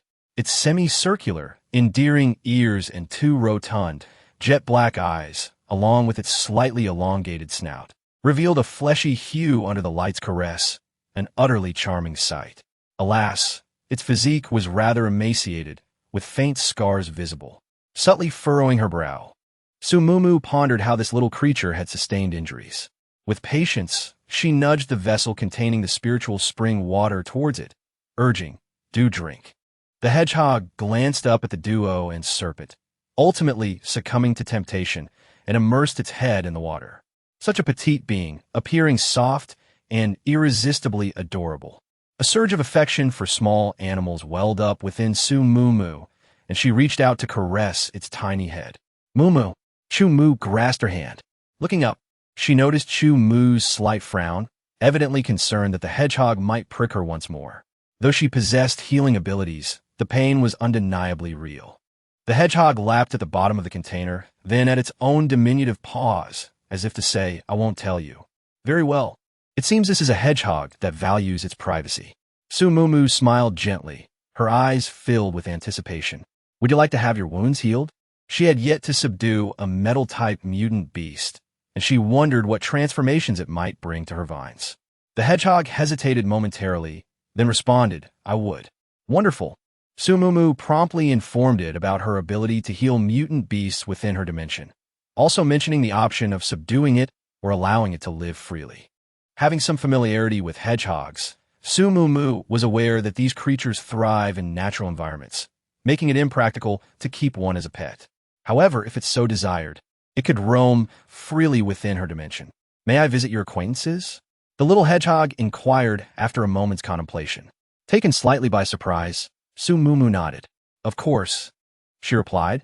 As I mentioned, you are still free to live as you please. I wish to accompany you, along with my friend. Considering the wounds on the little hedgehog's body, Su Mumu began to understand. In the natural world, this is not considered bullying, but rather the survival of the fittest. Very well.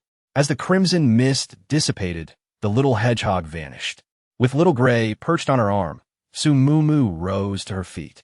According to the little hedgehog, its friend had sustained a leg injury and had been confined to its burrow, relying on the little hedgehog for sustenance. Unfortunately, the little hedgehog only mentioned that this situation had persisted for quite some time, but not for how many days. From its description, Su Mumu intuitively sensed that its friend was not a mutated beast. The flower's efficiency was increasing. After 10 minutes, it had fused the little hedgehog's gold element. However, it was preoccupied with finding its friend and did not ask the flower for assistance in healing its wounds. Withdrawing her abilities, the little hedgehog lay on Su Mumu's hand, guiding them in the right direction. It was then that Su Mumu noticed the numerous marks on the little hedgehog's tender belly. Some were still red, while others had already scabbed over, appearing to have been caused by needle-like objects. She glanced at the hedgehog's quills, realizing that it was definitely not the only gold-type hedgehog in these mountains. After approximately half an hour of traversing, they arrived at the outskirts of a thicket where a small hedgehog scurried onto the ground, its diminutive form weaving left and right until it vanished from sight. It appeared that the little creature's home was nestled within this very thicket. Su Mumu and Chu Mu illuminated the surroundings with their flashlights. The area was backed by a mountain, with a complex terrain that, despite its shadowy ambience, was not cold and seldom visited by others, thus proving to be an ideal habitat for hedgehogs. Suddenly, a sense of unease enveloped the space as the small creature, Xiaomei, grew restless. While the little gray one meandered incessantly around Su Mumu's arm, both Su Mumu and Chu Mu heightened their vigilance. Yet the only sounds that accompanied them were the rustling leaves and the calls of birds, with nothing else amiss. With a sudden leap, the little gray one sprang from Su Mumu's arm and plunged into the thicket. Let me out. Upon hearing Xiaomei's plea, Su Mumu, albeit perplexed, promptly released her. However, Xiaomei did not enter the thicket. Instead, she coiled on Su Mumu's arm, her vertical pupils narrowing to mere slits, glowing with an eerie light as she fixated on the thicket. Simultaneously, the spiritual threads of Su Mumu and Chu Mu ventured towards that direction. Before them, the little gray one was now enveloped in a grayish hue, its body swollen to twice its normal size, and its eyes had turned once again to the crimson color Su Mumu had first encountered. Its mouth agape, it relentlessly tore at something in front of it. The object of its assault was a massive golden-hued hedgehog, measuring over 1/2 meter in length, its quills shimmering with a cold light, and its teeth and claws sharp enough to serve as formidable weapons. Though the little gray one had gained some resilience, it remained no match for the golden hedgehog, particularly as it sustained injuries from the hedgehog's quills, causing blood to flow profusely from its mouth, irrespective of interspecies predatory dynamics. It was manifestly evident that its psionic capabilities were no match for those of the hedgehog. Fortunately, with Xiaomei's assistance, the hedgehog's movements would invariably falter just before critical junctures, allowing Xiao Wei to seize the opportunity to evade and retaliate. However, the hedgehog tenaciously contracted its body, rendering Xiao Wei unable to find a point of attack against its bristling quills. "This is bullying my own cub." Su Mumu's countenance betrayed a hint of discomposure as her mental tendrils directly assailed the hedgehog's cranium. "Desist. What? Young mistress. Such a valuable opportunity for practical experience is rare. Allow them to augment their strength. They are becoming indolent under your care." Su Mumu's cheeks flushed slightly, recalling that Xiao Wei was once a formidable serpent, but since becoming her companion, it had devolved into mere consumption, imbibing, and affectionate displays. Chu Mu glanced at her, questioning her inaction. "Ahem, they are grown now. Let them engage in their own battles." Despite her words, Su Mumu's mental tendrils enveloped the hedgehog's head, prepared to intervene should it inflict any fatal harm upon Xiao Wei. Fortunately, the seamless coordination between Xiao Wei and Xiaomei allowed them to persevere. After a strenuous half-hour, the metallic hedgehog finally succumbed, unable to withstand the onslaught. As Xiao Wei prepared to sink its teeth into the hedgehog's head, Su Mumu hastily inquired of Huar whether Xiao Wei should show mercy and whether they should take in the metallic hedgehog. Unexpectedly, Huar responded with nonchalance, "There is no need. Even if Xiao Wei were to perish, you must not intervene." "What? Isu Mumu fool hepleo, questioning wes intent." The literal interpretation. They are merely in your company for a time, and the day will inevitably arrive when they depart, when they cease to exist. Although the integrated space can aid in healing mutated beasts, it does not grant them immortality, little mistress. Chapter 72. Contentment in Satiety. Su Mumu was taken aback, as this notion had never occurred to her. The various aspects of mutated beasts are enhanced, thereby extending their lifespans. Furthermore, in addition to their inherent augmentations, the space's spiritual spring water can fortify their well-being. Indeed, even in the face of grievous, life-threatening injuries, Huar is capable of healing them, provided they retain a modicum of life. Nevertheless, mortality is inescapable, even for herself. The sole distinction lies in Xiao Hui's proximity to her. Even if death is inevitable, Su Mumu hopes they reach the natural terminus of their lives, rather than succumbing to a mutated beast in combat. Reflecting on this, a glimmer of resolve flickered in her eyes. Huar is correct. She cannot allow them to persist in their previous state of carefree abandon. They must engage in battle. The greater their strength, the higher their crystal core level, the greater their chances of survival, and most importantly, the longer their lifespans. Su Mumu knelt down, using mineral water to cleanse Xiao Hui's body and mouth. Xiao Mei also swam down, inquisitively sniffing the crystal core. The two small snakes affectionately nudged Su Mumu's palm before vanishing into thin air, along with the crystal core. "What has transpired?" Cheheumu discernet Hersombermud, assisting her to her feet and inquiring with concern. "He has only just reached the cave entrance. His friend's mobility is severely impaired. Enlist Juan's assistance in retrieving him." Little Black did not accompany them. Although the mutated eagle had healed, it was not suitable. The two small snakes had just expended a great deal of energy and stamina, and thus, only Huar could undertake this task. Su Mumu nodded, instructing Huar to bring the two creatures. In less than 2 minutes, Huar, with its petals puffed up, arrived before Su Mumu, its petals touching the ground as it released a small hedgehog onto the ground.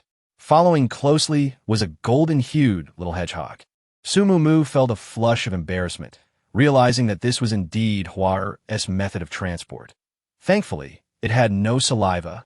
Huar, sensing Su Mumu's thoughts, huffed with indignation. "Didn't you ask me to do this?" The little hedgehog appeared even frilier, one of its hind legs seemingly bitten off by some creature. The wound had long since healed, leaving behind a ghastly scar. Observing its appearance, it was evident that it was not a mutated beast. It timidly gazed at the two humans before it, instinctively inching closer to the golden hedgehog, clearly frightened.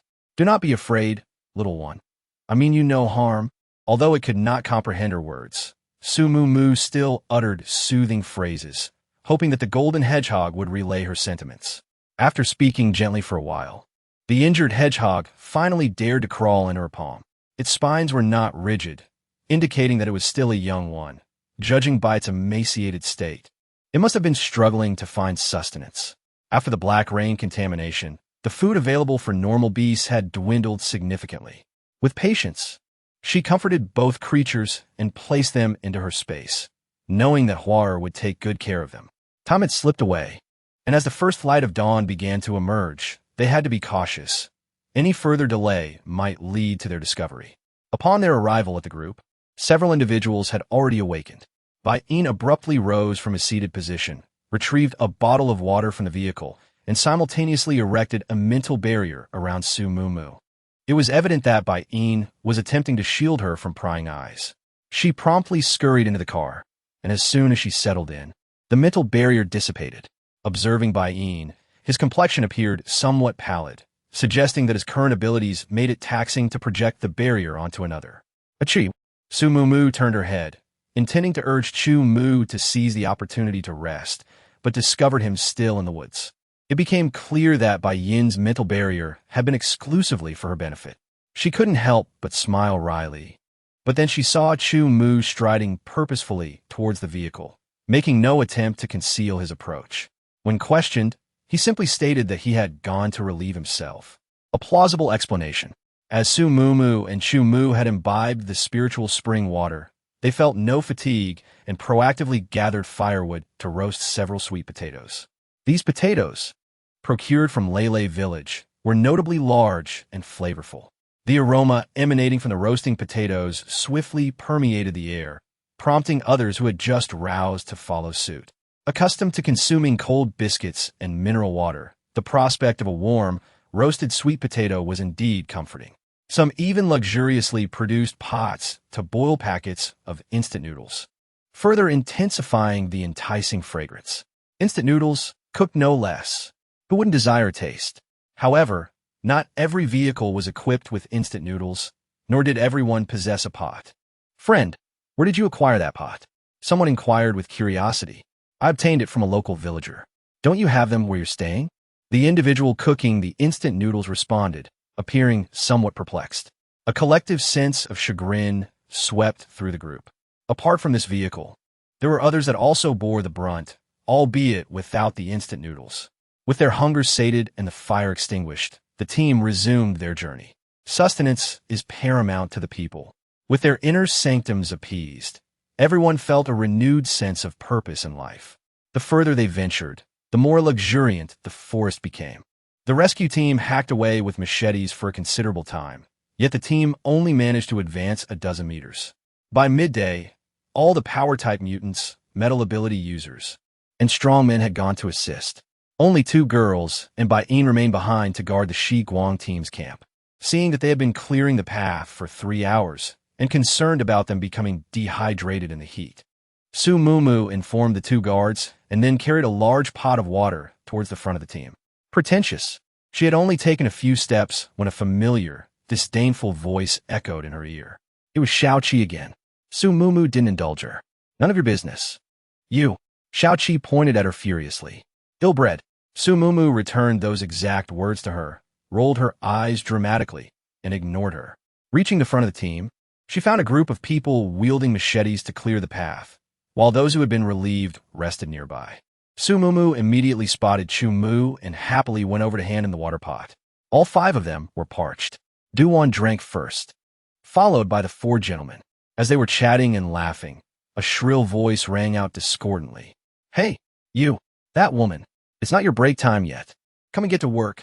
Chapter 73. The Qing dynasty has fallen. The Q-wearers should also die. Su Mu frowned and looked over. The person was called Jin Gang, a lightning ability user. A person with pronounced eyebrows and full lips, possessing an honest appearance, serves as the supreme commander of the rescue team's ability users, essentially leading the 150 ability users within the rescue team. Throughout this journey, he has been fervently engaging with various ability user teams, subtly positioning himself to lead all ability users. However, if her memory serves her correctly, everyone volunteered to contribute, so taking a respite should not be an issue, right? His imperious demeanor resembles that of a slave driver. Are you addressing me? Du roi n'inquiète, gesturing toi herself. Obviously, growled the commander. Typical female, so delicate. Even cutting a tree branch becomes such a drawn-out affair. Jean Gang rolled his eyes, a sentiment that Su Mumu found objectionable. What's wrong with being female? Many women have come to assist, and none have complained of fatigue. Just as she was about to retort, Du-won stepped forward, hefting a large hammer. The massive iron hammer nearly grazed Jean Gang's nose, the resulting gust of wind causing the hairs on his skin to bristle. Fortunately, the hammer merely brushed past him, finally resting securely on du roi shoulder. Brother, who are you referring to? Du-won asked, a sardonic smile playing on her lips. Who here isn't giving their all? If anyone's being sluggish, it's probably just you. Exactly. A nearby female metal ability user chimed in, equally displeased. You do nothing yourself. Yet you accuse us of holding you back. Just do as you're told and quit the chatter. Jean Gang snapped. If you don't like it, get out of the rescue team. I don't want to protect you mongrels anyway. This remark was exceedingly offensive, instantly provoking dissatisfaction among the surrounding ability users. Although the rescue team's ability users were strong, they primarily safeguarded the noble offspring. How could he claim to be protecting them? What are you saying? One unquestioned. Are you the one in charge of the rescue team? Even in our absence, will you not pave the way for those young gentlemen? Indeed, we all strive towards a common goal. Why belittle and insult one another? That girl possesses far greater resilience than you. Under siege, the formidable figure immediately flushed red and black with rage, furiously pointing at the group of superhumans. How bold of you! Let me inform you, I've already reached the intermediate level of the second tier. Even old Master Jiang would show me some respect. What do you insignificant beings amount to? Blue and purple lightning coalesced in his hands, interspersed with flickers of white electricity, and those who approached him were inevitably rendered numb from the shock of his power. Su Mumu narrowed her eyes slightly. Truly, the might of the strongest lightning system was formidable at the intermediate level of the second tier. Regrettably, the blue and purple hues appeared somewhat dim, evidently a consequence of forcibly enhancing through the absorption of crystal cores. Had he ascended to the intermediate level through genuine combat, his destructive capacity would have been far greater. However, this brutish individual dared to target Du Jiao, to single out female superhumans, which she could not tolerate. Respect?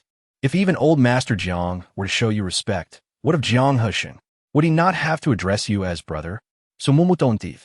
And upon recognizing her as Jiang Husheng's fiancée's sister, the brute felt a twinge of relief at their discord, unafraid of her reporting him. Naturally, individuals such as yourselves, self-righteous and contemptible, I have dispatched countless like you. Therefore, you would do well to keep your tails between your legs. He spat. A pitiful bunch fit only to be tools. Especially you, little shorty. You don't look too bad. Come to my vehicle tonight. Refuse, and I shall make you regret it. His finger was pointed squarely at Du Jiao. In Su Mumu's eyes, a murderous intent emerged. Who is this brazen fellow? The Qing dynasty has fallen. His head should have rolled long ago. Just as she was about to strike, a figure gracefully stepped forward, approaching the formidable Jean Gang. Brother? The voice dripped with sarcasm. From a silhouette, it was Jiang Husheng. He had heard everything. A mere second-tier lightning user expects my father to respect you? For me to call you brother? Jean Gang, have you lost all sense of propriety? Jiang Husheng despised anyone who dared to stand above him. Even Jiang Heping was intolerable, let alone a lowly ability user. Jean Gang was equally taken aback by Jiang Husheng's presence. Cold sweat poured down his brow, his lips turned pale, and his voice trembled. Mr. Jiang, I was just... Crack! Before he could finish, a bolt of blue-purple lightning struck his left shoulder, accompanied by Jean Gang's anguished scream as a charred arm fell to the ground. Su Mumu was astonished. It turned out Jiang Husheng was also a lightning user. She had never witnessed Jiang Husheng in action, but this power was comparable to Jean Gang's. Before her thoughts could settle, Jiang Hushing's voice resonated once more. From this moment on, I relieve Jin Gang of his position as commander of the ability users. Vice Commander Su Zhan will take over. My sincere apologies to all. Jiang Hushing have misjudged my acquaintances. To all the beautiful ladies, thank you for your efforts. After this, each of you may collect a bag of milk from the rescue team. Ladies should drink milk to nurture their skin. He smiled warmly, exuding an air of nobility. Su Mumu stared in astonishment. No wonder Jiang Hushing garnered such support from many. After all, his persona remained impeccably steadfast at all times. Yet she finally realized that Jiang Hushing was exceptionally astute. For instance, during the last encounter in the tunnel, though appearing ruthless, he made the optimal choice, earning the heartfelt gratitude of all who survived. Similarly, the disabled ability user, despite losing an arm, continues to be functional, primarily due to his words and actions that have successfully forged a positive image in the hearts of the people. As for the intermittently foolish, they behave like an overly energetic dog when faced with matters that do not threaten their position, barking occasionally for attention, particularly when confronting the Shiguang team. It is no wonder that Jiang Hushing has been able to succeed in taking over the Tangqing base and garnering the support of the masses. He is genuinely willing to invest. In contrast, Jiang Heping, despite his heartfelt dedication to his companions, has failed to secure the backing of the majority, thus finding himself at a disadvantage. Su Mumu sighed and shook her head. If things continued in this manner, without sufficient power, Jiang Heping would inevitably face defeat. Nevertheless, her eyes remained fierce with intent. Jiang Hushing had incapacitated his arm, likely sensing the murderous intent of the Shiguang team, and his actions were merely a means to protect the formidable Jin Gang, a second-tier ability user whose loss would indeed be regrettable. Yet, it was evident that this Jin Gang was not new to such deeds. Having caused the demise of countless female ability users, Su Mumu narrowed her eyes. She would ensure that Jin Gang met his end at the hands of female ability users. As Jiang Hushing departed, Su Zhan loudly proclaimed his presence. Su Mumu nonchalantly glanced at the vehicle occupied by Jin Gang, continuing forward without a hint of alarm. Unbeknownst to her, there was another who cast a keen eye upon that vehicle. Duya's gaze was dark and ruthless, laced with excitement, as though he had discovered a long-awaited prey. His body trembled with anticipation. Jin Gang? Here I come. Chapter 74. The perverse is actually beside me on the way back. No one mentioned the incident again. Matters such as these are best dealt with discreetly, without the need to bring them up and disturb others. However, while they remained silent, others did not. The oppressive atmosphere of the apocalypse had lingered for far too long, and when an opportunity for conversation finally arose, no one would let it slip away. Throughout the journey, everyone eagerly recounted the earlier events, mostly with admiration for Jiang Hushing. Brother Chun, I heard that Mr. Jiang punished a supernatural being. Could you tell me what happened? It's so dull here, but before she could finish her sentence, she cast a timid glance at Su Mumu. It seems she has a grievance against Chun Yingying. Su Mumu understood. Surely they had discovered something while sharing the same vehicle. She smiled brightly as she regarded Chun Yingying. This individual had become notably less reserved since the apocalypse, bravely pursuing love. Quite admirable. Ugh. Just as Su Mumu entered the vehicle, she overheard Du Wan's muttering. Following her gaze outside, she noticed Chu Mu and others seated aside, with only Qin Jikong still engaged in light-hearted banter with Chen Yingying. She let out a long "oh," her eyes sparkling with mischief as she looked at Du Wan. You're not feeling jealous, are you? I never noticed that before. Goo. Mumu, don't wrongfully accuse me. I might be jealous of Xiao He, but I would never be jealous of Qin Jikong. Du Wan retorted dramatiquement, her gesture exagérait. Oh. Su Mumu elongated her response, her eyes glinting with amusement. It seemed she hadn't explicitly named who that person was. Was this not a classic case of inadvertently revealing one's own secrets? However, what is the nature of the relationship between those two? Is it a one-sided affection, a mutual pursuit, or an established connection? She was completely oblivious. Mumu. Du Wan feigned displeasure, glaring at her with puffed-up cheeks. All right, I won't say any more. Have some water to replenish your strength. Su Mu chuckled inwardly, surmising that it was a one-sided infatuation. However, Chun Jikang's intentions were harder to ascertain, as he was a fellow who always kept his heart in an unfathomable abyss. Duan, what is your impression of Chun Ying these past few days? This was the question that piqued her curiosity, whether the sudden goodwill of Chun Ying was worthy of trust. Alas, Duan sighed, actually she's quite good. With a pleasing appearance, gentle disposition, and always offering assistance with carrying things. Moreover, in order to assimilate into the group, she frequently inquires about matters concerning the team. Moo, I'm beginning to think that I'm being too narrow-minded. Carrying things? Are you referring to supplies? Indeed, she is now the elder brother's assistant. The elder brother says that she is much more nimble than I am. Duan took a sip of water, feeling rather melancholy. And what questions did she ask? Such as everyone's abilities, strengths, the number of crystal nuclei in hand, and oh, isn't Xiaohei in the front car? She seems to be quite fond of the puppy as well. Duan drank water with the air of one imbibing wine, sighing incessantly. Xiaohei, Su Mu mused. It seemed that Chun Ying was indeed quite attentive. It seemed that the distribution of personnel within the vehicles should be adjusted, as sitting together would allow everyone to better understand each other. Observing the pallid-faced Dujuan, she approached with a smile and playfully pinched the flesh of her cheeks, exclaiming, "But you are the strongest and most adorable. We cannot afford to lose you." Dujuan feigned a sniffle and leaped to embrace Su Mu, declaring, "You are the best." As twilight descended, the group finally reached the foot of the mountain. During dinner, Chu Mu announced the rotation of personnel within the vehicle. Chun Jikang and Chun Ying were reassigned to the rear, while Chu Mu and Bai Yin moved to the front. The rationale provided was to facilitate Chun Ying's better integration with the group. Naturally, Chun Ying was delighted and, albeit nervously, engaged in conversation with everyone, gradually shedding her shyness. Upon hearing her utter the word rest, Su Mu nearly burst into tears.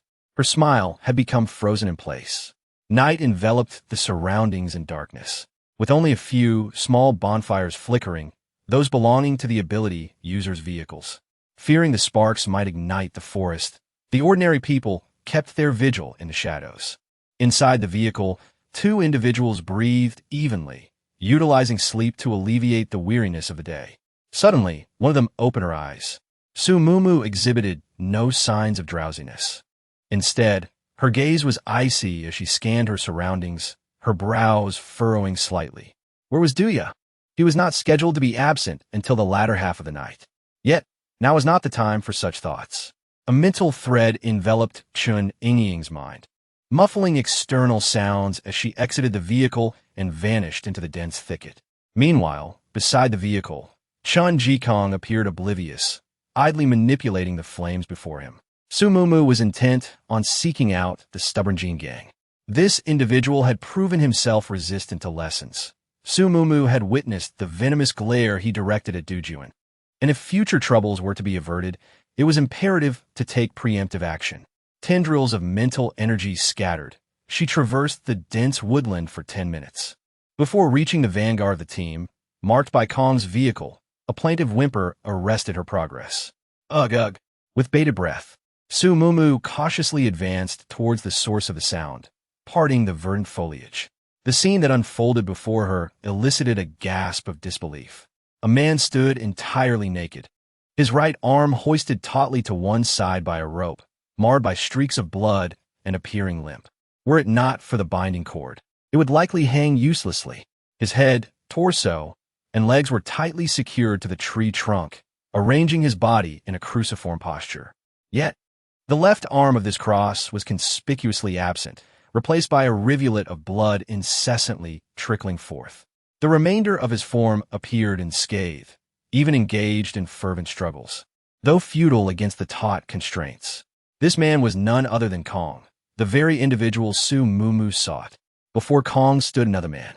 This figure seemed engrossed in his actions, his hands moving ceaselessly, punctuated by the occasional hum tune. Su Mu rubbed her eyes, lamenting the parade of unsettling sights. "Could you perhaps cover yourself a bit?" she implored, her voice hushed. The man paused, his head inclining slightly as he cast a baleful gaze in her direction. Su Mumu recoiled, startled by the intensity of his stare. His face was spattered with droplets of blood, large and small. Blood accumulated on his eyelids, coalescing into thin rivulets that trickled into his eyes, tinting the whites crimson, while his dark pupils shone with fervent excitement and cruelty. It resembled the deranged doctor depicted in the anime I had previously watched. Little did I expect that such madness would manifest in my immediate vicinity.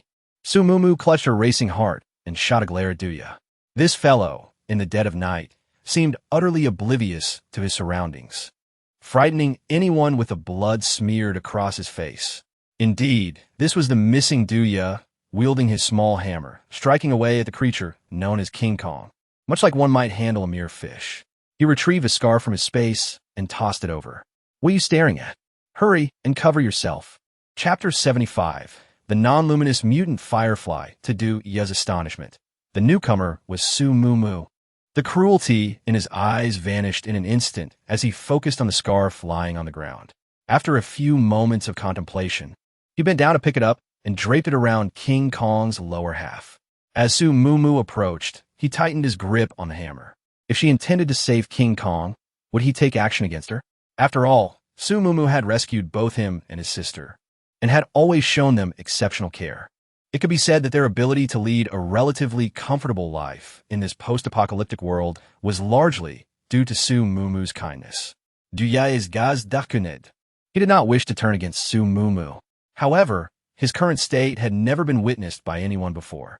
Even if someone were to see him, as long as Du Jiao remained unaware, he would be indifferent. Yet, he would never let King Kong escape. If necessary, he could simply leave Shiguang. Just as he was about to speak, Su Mumu's words rendered him momentarily speechless, frowning at the overwhelming stench of blood lingering in the air. She looked at him with disdain, remarking on the foul odor. With that said, her attention shifted to King Kong. Upon noticing her presence, King Kong, with bloodshot eyes, struggled even more fervently, as if pleading for help. Su Mumu turned a blind eye and directly strode to the left shoulder of King Kong. No wonder blood flowed incessantly from that spot. It was evidently affixed with a cold needle suction cup. It seemed that Duya had kept those instruments solely for the purpose of tormenting others. Reflecting on the previous mountain incident and recalling those who had been bitten by Duya, Su Mumu smacked her lips and cast a sympathetic glance at King Kong. Why must you provoke Du-1 of all people? She may appear carefree and indifferent, yet her brother. TSK, you must endure the consequences. As Su Mumu observed King Kong's form, it appeared that Duya was systematically shattering his bones, having just reached his chest. She furrowed her brow and touched her own chest, where a phantom pain lingered. Noticing her demeanor, King Kong blinked vigorously, struggling to communicate. He could not fathom that Su Mumu would remain unmoved by the cruel fate of her companion. She's just a woman, soft-hearted. If only a few tears could be squeezed from him, surely she would rescue him. Why is she not crying? Female ability users do not always weep. How shameful! With a sigh of regret, Su Mumu shook her head. After speaking, she flashed a sweet smile and turned away, no longer glancing back at him. King Kong was momentarily taken aback by her words, then began to struggle violently. Space ability. This wretched woman is a dual ability user. I must inform Jiang Hushing. I must. However, a face marred with blood droplets obstructed his view. Duya appeared somewhat dazed, as the entire situation unfolded in a manner he had not anticipated. Watching Su Mumu's retreating figure, he smiled, revealing 8 gleaming teeth. It seemed her intentions aligned perfectly with his own. However, when it comes to dealing with bloodshed, it is undoubtedly better suited for a rugged man like him, as she seems rather averse to such ascent. Grasping his little hammer once more, he stood before the mighty adversary and softly uttered, "Let us continue." Meanwhile, Su Mumu crouched on the ground, laboriously excavating a thicket. After a considerable time, she wiped the sweat from her brow. 2 little hedgehogs, disinclined to socialize, were solely focused on the thicket, especially the little one named Xiao Ci, for indeed, she had bestowed names upon the newly acquired mutated beasts. The golden-hued hedgehog was called Xiao Ci, while the other was named Xiao Wei. As for the mutated eagle, it claimed its name was a fei. Xiao Ci adapted well to life in the spatial realm, designed specifically for mutated creatures. However, Xiao Wei struggled somewhat. Thus, Xiao Xi took it upon herself to request a thicket for Xiao Wei. Alas, the burden fell heavily upon Su Mumu. After digging up 5 or 6 clumps and depositing them in the spatial realm, she sighed in relief. Was that sufficient? Indeed. Now, you shall help us plant them.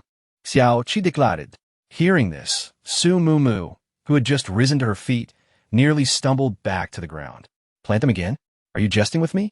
Though she grumbled, she knew she must fulfill her little one's request, so she obediently entered the spatial realm to assist the 2 small creatures with the thicket. Upon exiting the space, Duya finally completed her task and made her way over.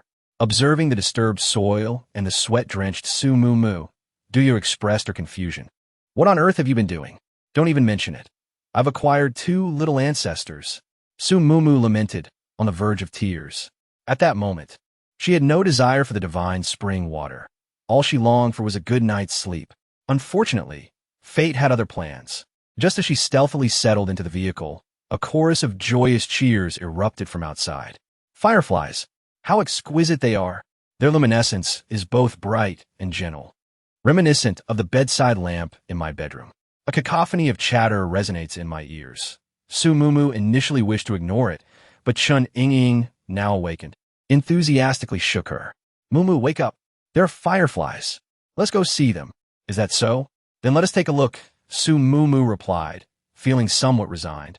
Yet the vigorous shaking of her arm made it impossible to feign slumber. Upon alighting from the vehicle, clusters of sparkling light gradually drifted towards the back of the group.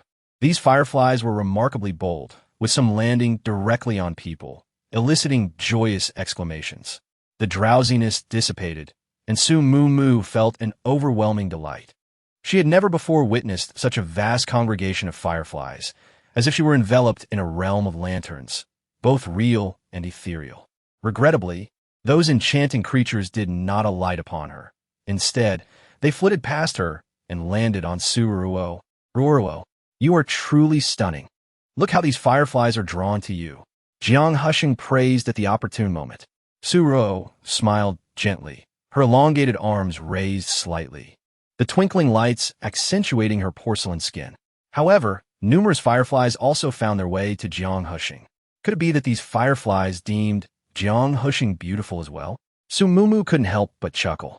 This enchanting scene arrived swiftly and departed just as quickly, within a mere 10 minutes. The swarm had passed them and vanished into the inky darkness of the mountains. How peculiar it is that these fireflies did not choose to alight upon us. Chun Ying expressed a tinge of wistfulness, yearning to experience the sensation of glowing all over. Having advanced only a few paces, she froze. Fireflies? Insects? And none had alighted upon her. The flower had intimated that its scent would quell any aggressive impulses in insects. Could it be that the fireflies were, in fact, launching an assault? Regaining her composure, she casually drew Chu Mu aside. Upon hearing Su Mumu's suspicions, Chu Mu furrowed his brow as well. If it were an attack, the fireflies had done little more than briefly linger on a few individuals. Could this be their method of assault? Mumu, retire for the night. I shall maintain vigilance and respond immediately should anything transpire. Back in the vehicle, Chun Ying was already asleep. Su Mumu massaged her temples, hoping that her fears were unfounded. Alas, no sooner had she reclined than that sensation of something breaking free returned. Upon opening her eyes, the crimson mist had dissipated. Little mistress, light attribute fireflies. A windfall.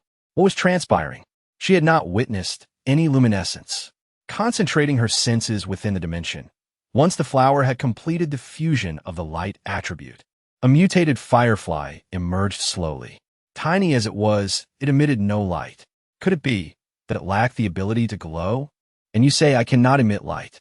No sooner had Su Mumu uttered those words than a crisp voice echoed. It was the mutated firefly. Its tone was indignant, clearly displeased with Su Mumu's assessment, and it promptly displayed its abilities. The dimension, ever as bright as day, was suddenly graced by a point of chartreuse light above the flower.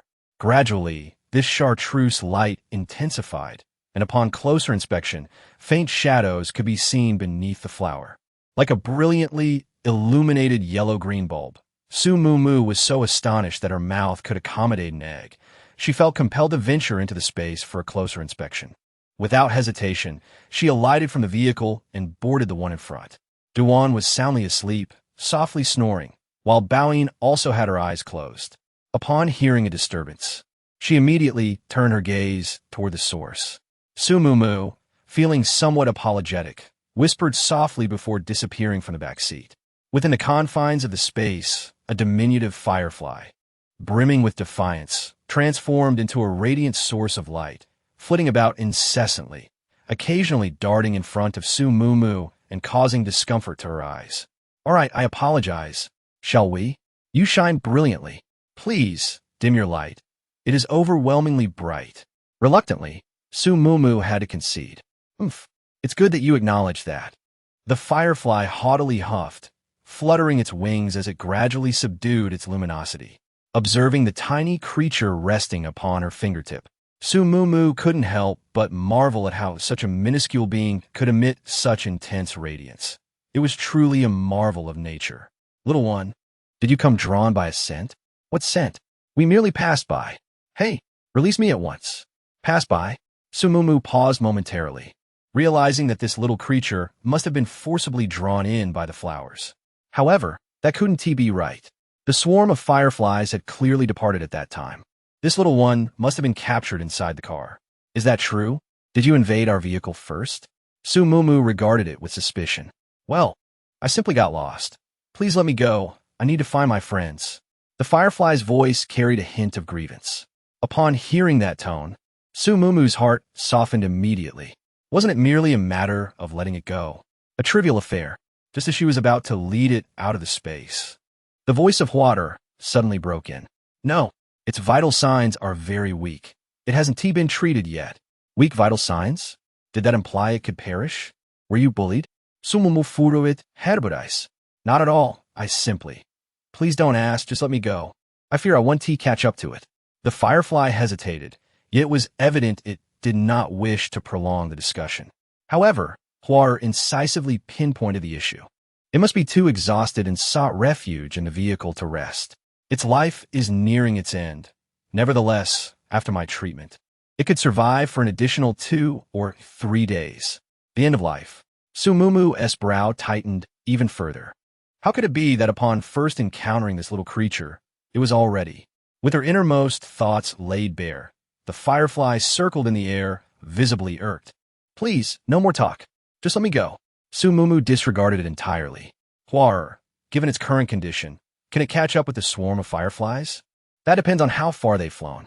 However, little one, how is your friend holding up? After this exchange, Su Mumu realized the truth. The little creature's friend was undoubtedly in a similar plight, nearing the end of its life. Death loomed ahead, and she felt profoundly the weight of Huar's words. No matter how enhanced the mutated beast, it remained merely a life. If escape from death was impossible, then let it be that its life be slightly prolonged, or that it experience a touch more joy before its inevitable demise. Little one, should your friend depart as well, will you be able to locate it? Su Mumu gently caressed its form. "Indeed, I can sense its presence," the firefly asserted with conviction. "Very well, I shall guide you in your search. The flower has mentioned that, through its healing, your lifespans may be slightly extended. Once you find your friend, if you so desire, allow the flower to assist you. Would you agree?" Perhaps it was a silent affirmation. Without a trace of hesitation, she swiftly led the firefly through the fabric of space. There was no time for elaborate explanations. Su Mumu merely stated her intention to help a firefly find its companion. "I will accompany you." Su Mumu gently patted his hand. "No, Ah Fei has recovered. I will let it guide me. It will be swift and safe." Ultimately, Chu Mu could not persuade Su Mumu and was left behind. She nimbly navigated into the woods, allowing Ah Fei to seize her collar and lead her towards the gathering of fireflies. She had taken the precaution of donning a sturdy outer garment, her arms bent to secure her shoulders. Yet even so, a faint sense of suffocation lingered around her neck. One last time, she vowed never to resort to such clumsy means again. were it not for her urgent desire to assist the firefly in finding its friend. She would never have allowed herself to dangle foolishly in mid-air. Here, suddenly, the firefly emitted a sound. Su Mumu quickly instructed Ah Fei to lower her. The surroundings were enveloped in darkness, with only the scattered beams of moonlight filtering through the leaves, rendering any trace of the firefly's glow utterly invisible. The minute firefly detached itself from Su Mumu, its tail gradually emitting a chartreuse glow, fluttering its wings as it flew toward a leaf. Su Mumu followed closely behind, illuminating the area with a flashlight, only to discover another tiny firefly on the leaf. Overjoyed at the reunion, the two minuscule insects nestled close to each other. Are you weary? You inadvertently flew into the vehicle. Are you still capable of moving? I too am fond of it. Rest if you are fatigued. You will eventually arrive. A lump formed in her throat, and Su Mumu tilted her head back to prevent tears from falling. She could only discern one voice, which signified that the little one's companion was not a mutated beast. Consequently, the little one would undoubtedly decline Hua's assistance. After dispensing a drop of spiritual spring water near the two, Su Mumu drew closer, smiling. Little one, allow your friend to partake of some spiritual spring water. It can replenish its strength. Indeed, consume some water. It will benefit you. The initial two words were directed at Su Mumu, while the latter was for its companion. The two diminutive creatures edged closer to the droplet, poised to imbibe it. Suddenly, the little one recalled something. If I drink this water, will the effect be the same as if it drinks it? No, it is not the same. You are a mutated beast subdued by the dimension. The spiritual spring water possesses healing properties for you, but for it can only replenish its stamina. After a moment of silence, Su Mumu answered truthfully. Upon hearing this, the little one recoiled, apprehensive that the spiritual spring water might touch it. Witnessing this, Su Mumu could no longer suppress the soreness in her nose and lowered her head, biting her lip as tears streamed down her face uncontrollably. This little one was resolute in its determination to depart this world together with its companion. How wonderful it would be if its friend were also a mutated beast. Chapter 77.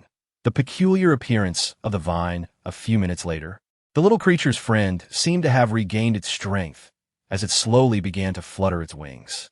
Thank you, we must depart. The little one's tone was now imbued with a cheerful lilt. Hastily wiping away her tears, Su Mumu lifted her gaze and managed a smile. Yes. I wish you both a safe journey. The little creature fluttered its wings and added, they just laid their young on humans. Be cautious of those with elevated body temperatures. What do you mean? Engrossed in sorrow, Su Mumu felt as if she had been struck by a sudden blow. The tears that trickled down were colder than ice, sending a chilling jolt through her. Some wicked insects are different from us. They favor birthing their young on warm flesh, though some flesh cannot sustain the little ones. However, you are safe. Your scent will deter them from harming you. The little creature delivered its words with utmost seriousness before vanishing into the inky blackness with a flutter of its wings. If her memory served her correctly, fireflies typically laid their eggs in damp, watery environments. So how could they be laying eggs on humans? And what was meant by some flesh being unable to sustain the wicked insect's eggs? Halfway up, struggling to suppress a feeling of asphyxiation, Su Mumu thought, how swiftly retribution arrives. Su Mumu cautiously peeked around, observing that everyone in the vehicle was still ensconced in deep slumber, while the night watchman hung his head in a state of lethargy. Only 3 individuals, Chu Mu, Wan Li, and Duya, were seated beside a modest fire, their eyes keenly scanning the surroundings. Wan Li and Duya were on the latter half of the night shift, while Chu Mu remained vigilant due to his concern for Su Mumu.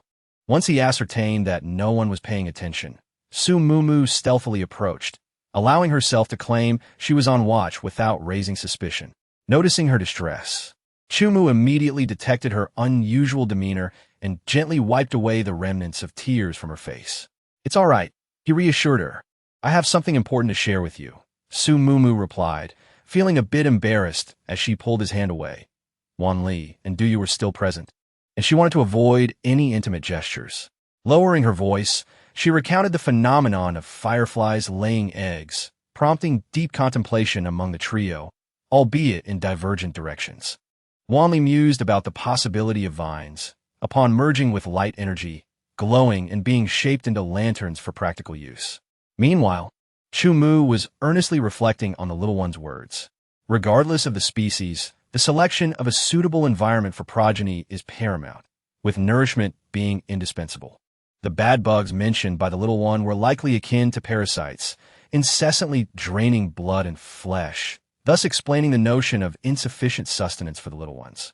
As for the warning to Su Mumu regarding those with elevated body temperatures, it perhaps held a meaning beyond the surface.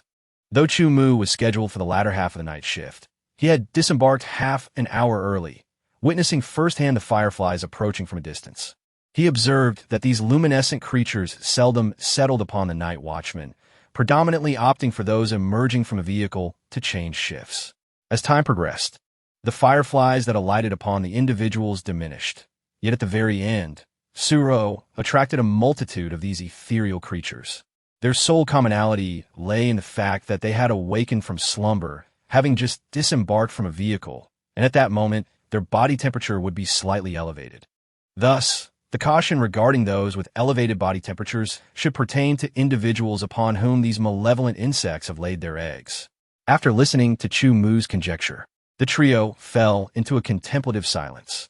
While the mountain path was devoid of zombies, the presence of mutated plants and beasts was sufficiently daunting, necessitating greater vigilance in the future. What of Du Wan and Bai Yin? Su Mu suddenly recalled the two of them. The remaining gentlemen of the Shiguang team had lingered outside for quite some time, their body temperatures not elevated. Chun Yingying, shielded by her own scent, had not attracted any fireflies. However, Du Wan and Bai Yin had been resting within the vehicle, aligning more closely with the conditions that attracted fireflies. Bai Yin had not exited the vehicle, seemingly disinterested in such matters. My sister is in a deep slumber and cannot be awakened. I did not rouse her. Do you feel a sense of relief? Su Mu exhaled. Regardless of whether Chu Mu's assertions held merit, the situation was far from favorable. Currently, avoiding contact with fireflies appeared to be the most prudent course of action. Henceforth, we must strive to minimize interactions with other teams while remaining vigilant. If, as Chu suggested, there exists a remedy, we must also be psychologically prepared for scenarios akin to that of Lila Village. Su Mu sighed. Her excessive concern was not without justification. The nature of these mutations rendered understanding elusive. May I pose an unrelated question? After a prolonged silence, Wanli timidly raised her hand. Faced with the bewildered gazes of the three, he cleared his throat gently. Sister Mumu, what does your vine look like now? Ever since he had tamed that mutated eagle, he had not witnessed Su Mumu's vine. Chu Mu was equally intrigued, as he had yet to see a vine that had fused with both the metal and light elements. Duya's interest was piqued as well. He was neither curious about the mysterious abilities of Mumu's space nor the origins of such a space. She would reveal those in due course. He fully understood and supported the notion that everyone harbors their own little secrets. However, he was still eager to know what the vine resembled. Su Mu felt a surge of excitement. Not only were they curious, but she herself had yet to see it. Once the four of them formed a circle, Su Mu furtively glanced around, only to discover that Bai Yin, the young lad, was still awake. Nevertheless, this was not the time to dwell on such matters. She promptly summoned her energy, and a small vine emerged from her palm. Its peculiar appearance could hardly be described as a mere vine. The vine, reinforced with earth elements, shimmered with a golden hue amidst its dark body, featuring long fissures that ran from its base to its tip, revealing a blackish-red interior that radiated with the fervent heat of flowing flames. Even more astonishing was the small tender leaf that sprouted at the tip of the vine, emanating a yellow-green glow, reminiscent of that little creature's brilliance. Fortunately, the dawn light had begun to break, preventing it from being overly conspicuous. Chapter 78. Is it resembling a toad? This is truly astonishing. The fusion of fire and light elements is remarkably cool. Su Mu was also quite astounded. She distinctly perceived that the tenacity of the rattan had ascended to a higher echelon, a result of the metal element's augmentation, while the radiant foliage at the apex was due to the integration of a light element. Its endearing yet pragmatic nature bore a resemblance to the bioluminescence of a firefly's abdomen. And there's the metal element, too. I adopted a hedgehog the day before yesterday, but it's rather timid. I'll bring it out for you to play with in the future. She gently amended Wanli. A new pet. Wanli was nearly ecstatic. He lamented the impracticality of interacting with a mutated eagle, but now, a hedgehog had joined their ranks. He was determined to nourish the little creature until it was plump and robust. "What are you all doing?" An abrupt voice interrupted their enthusiasm. Upon turning, they beheld Chen Jikong ambling towards them, yawning. A further glance revealed that members of numerous other teams were also disembarking. "We're deliberating over what to have for breakfast." Su Mumu responded with a radiant smile. "Are there any sweet potatoes left? I'll roast them. Those who were up late should rest for a bit. It's likely we'll be traversing mountainous roads today." Chen Jikong discerned that something was amiss with the group, but refrained from inquiring. Instead, he rolled up his sleeves and commenced preparing breakfast, an act of unwavering faith in his teammates. The peculiar rattan had long since dispelled any drowsiness from Su Mumu and the others. Moreover, invigorated by the spiritual spring water, they were all brimming with energy and merrily assisted with the preparations. As they were partaking in their morning meal, a commotion erupted from the front. Glancing sideways, it seemed to originate from the vanguard of the convoy.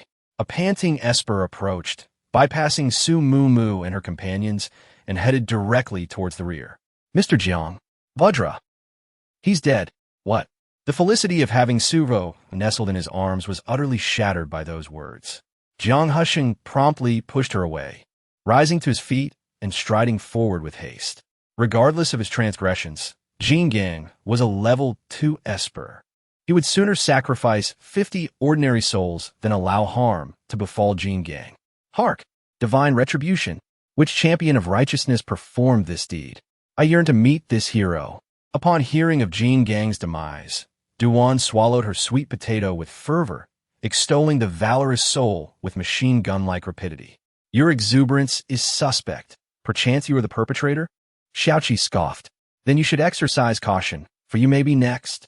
Duan retorted, refusing to be outdone. "You." Xiaoqi sputtered, her finger trembling as she gesticulated, ultimately falling silent. Should the Shi Guang squad indeed be responsible, she might very well meet her end at their hands. She glanced at Jiang Heping's departing figure, realizing she could not afford to perish. Su Mumu observed everything, discerning that Xiaoqi harbored romantic affections for Jiang Heping, hence her unwavering defense. However, Xiaoqi's animosity towards the Shi Guang squad was excessive. Su Mumu did not believe they had wronged Jiang Heping in any manner. Presently, a contingent of rescue team members approached, each brandishing firearms, inquiring as they advanced. It was soon revealed that they were investigating the death of Jin Gang. Su Mumu felt no guilt, for she was not the one who committed the act. In addition to investigating the matter, they also disseminated information urging able-bodied men to clear the path. Su Mumu was pulled along by Duan as they continued forward. She was unaware of the torment that had befallen King Kong at the hands of Duya, but she decided to witness his handiwork, partly out of curiosity. Except for Wan Li and Baiyin, who remained at home, the others trailed behind her. King Kong's lifeless body lay at the scene, and she approached it with familiarity, only to find a throng of people gathered tightly around. Duan tugged at her, squeezing through the crowd to secure a front-row position for viewing. However, upon seeing the spectacle, Su Mumu was instantly overcome with revulsion, struggling to suppress the urge to vomit. The entirety of the corpse's bones had been shattered, as if to render it more palatable, with deep gashes etched into both the front and back. Yet, it was not merely these horrors that provoked such a strong reaction from Su Mumu. It was a multitude of grotesque swellings beneath the skin that rendered the sight unbearable. Resembling a pallid, reddish toad, particularly unsettling was the fact that this creature appeared emaciated, as if its flesh had been gnawed from within. Behind her, Chen Yingying peered out, having rarely encountered such grotesque sights, be it human or zombie. Upon catching a glimpse, her complexion turned ashen, and she promptly expelled the contents of her stomach onto King Kong's corpse. In contrast, Duan appeared unfazed, though the foulness of the body dampened her enthusiasm. "Enough. Disperse at once." Su Jun, Ascertain who killed King Kong immediately. A second-tier ability user. Do you realize the magnitude of this loss for our team? If you cannot uncover the truth, I shall hold you accountable. Others, clear the way. Upon witnessing the filth on King Kong's body, Jiang Hushing's expression darkened further, and he furiously dismissed the crowd, casting a fierce glare at Chen Yingying. Seeing Jiang Hushing's displeasure, Su Mumu felt a slight sense of relief. She gazed at Duya, her eyes brimming with confusion. What could possibly be concealed within that bulge? To her surprise, Duya gently shook his head, indicating that this was not of his doing. This was indeed peculiar. Could it be that someone else had tampered with the indestructible after them?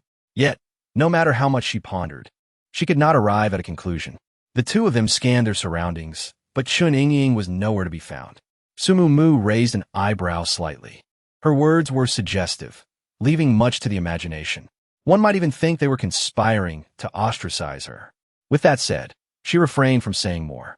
At noon, Su Mumu busied herself with some biscuits, which constituted their lunch, though appearances were essential. However, Su Ruoruo seemed rather uncomfortable, scratching her arm while frowning and voicing her complaints. Hisheng, am I allergic? I have developed so many little bumps. I will not accompany you to the front anymore. It's all so grimy. Jiang Hisheng felt a pang of sympathy and naturally pulled Su Ruoruo to sit among Jiang Hiping's group, requesting Ah Zhong to use his abilities to assist her, entirely forgetting the matter of his earlier actions.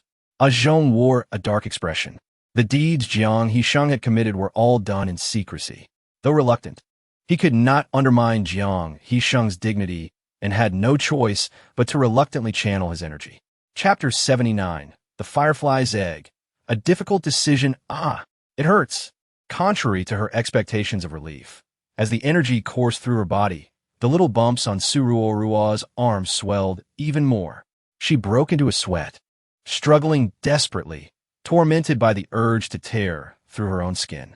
Su Mumu, drawn to the commotion, recognized the truth. It was the eggs of fireflies. Indeed, those fireflies from last night had settled upon Su Ruoruo's arm.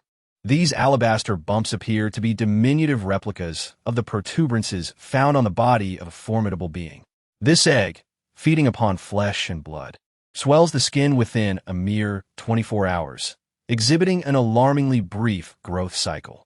The torment endured by Su Ruo is exacerbated by the infusion of healing abilities into the egg, which hastens its development and accelerates its consumption of human flesh.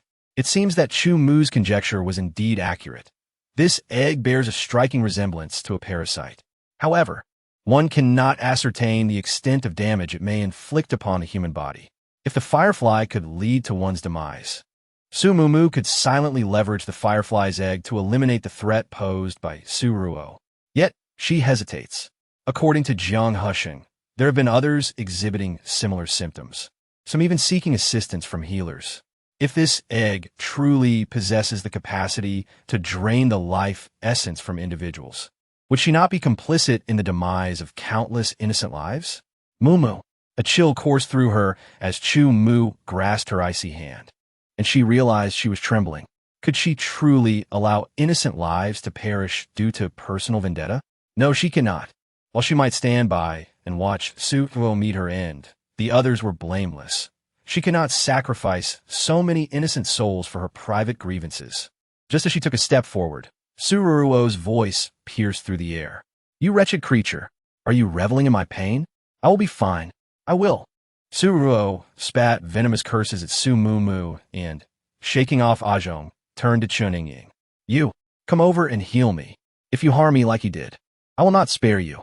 Su Mumu's eyes glimmered with coldness. In a mere moment, the swelling on Su Ruo's arm had protruded half an inch, and her complexion was visibly pale. Yet, despite the excruciating pain, her animosity remained undeterred. It seemed this was indeed a divine opportunity bestowed upon her. Hearing Su Ruo's piercing cries, Chen Yingying rushed over, channeling her extraordinary energy to provide continuous support. The situation appeared to improve as the swelling on Su Ruo's arm gradually diminished. However, she writhed in agony. Something is gnawing at me. Hisheng, save me. Ruoruo, what has happened to you? Wasn't it an allergy? Why is it so severe? Jiang Husheng, in a state of panic, pressed on the swollen area, inadvertently aggravating the creature within, intensifying its ravenous assault on her flesh. Su Mumu's gaze remained fixed on the swelling on her arm, where movement had begun to manifest. The eggs had transformed into larvae. With the larvae and the assistance of healing abilities, their thirst for blood and flesh would only grow fiercer. Observing the surroundings, Jiang Husheng was frantically comforting Su Ruo, while Zhong, perspiring from the exertion of his abilities, sipped hot soup to replenish his strength. Jiang he remained aloof, and Xiao Qi and others seemed indifferent. It appeared that no one grasped the gravity of the situation stemming from that swelling. At this rate, in no more than 10 minutes, these larvae could drain Su Ruo before the eyes of the onlookers. This is an excellent opportunity, a chance to eliminate Su Ruo. Boss, many people ahead have developed swellings, and there's a girl whose swelling has worsened. We should send Zhong to investigate. Zhong hurriedly set down his hot soup and prepared to depart. Susie's breath hitched, and she lifted her head abruptly. Opportunity? She had forgotten that Seraphina was the one favored by fortune, while she herself never garnered favor. Or perhaps it was her own inability to seize it, as now, though she could abandon Seraphina to her demise, she ultimately lacked the heart to let others perish alongside her. We mustn't go. Susie's nails dug into her flesh. Her voice filled with severity. W.I. The fifth elder, unaccustomed to seeing Susie in such a state, was momentarily stunned. Didn't you see Seraphina's condition? Using abilities to heal will likely only hasten its deterioration. Fifth elder, immediately instruct the healing ability users ahead to cease treatment. Ignoring the strange looks from those around her, Susie calmly offered a brief explanation. This.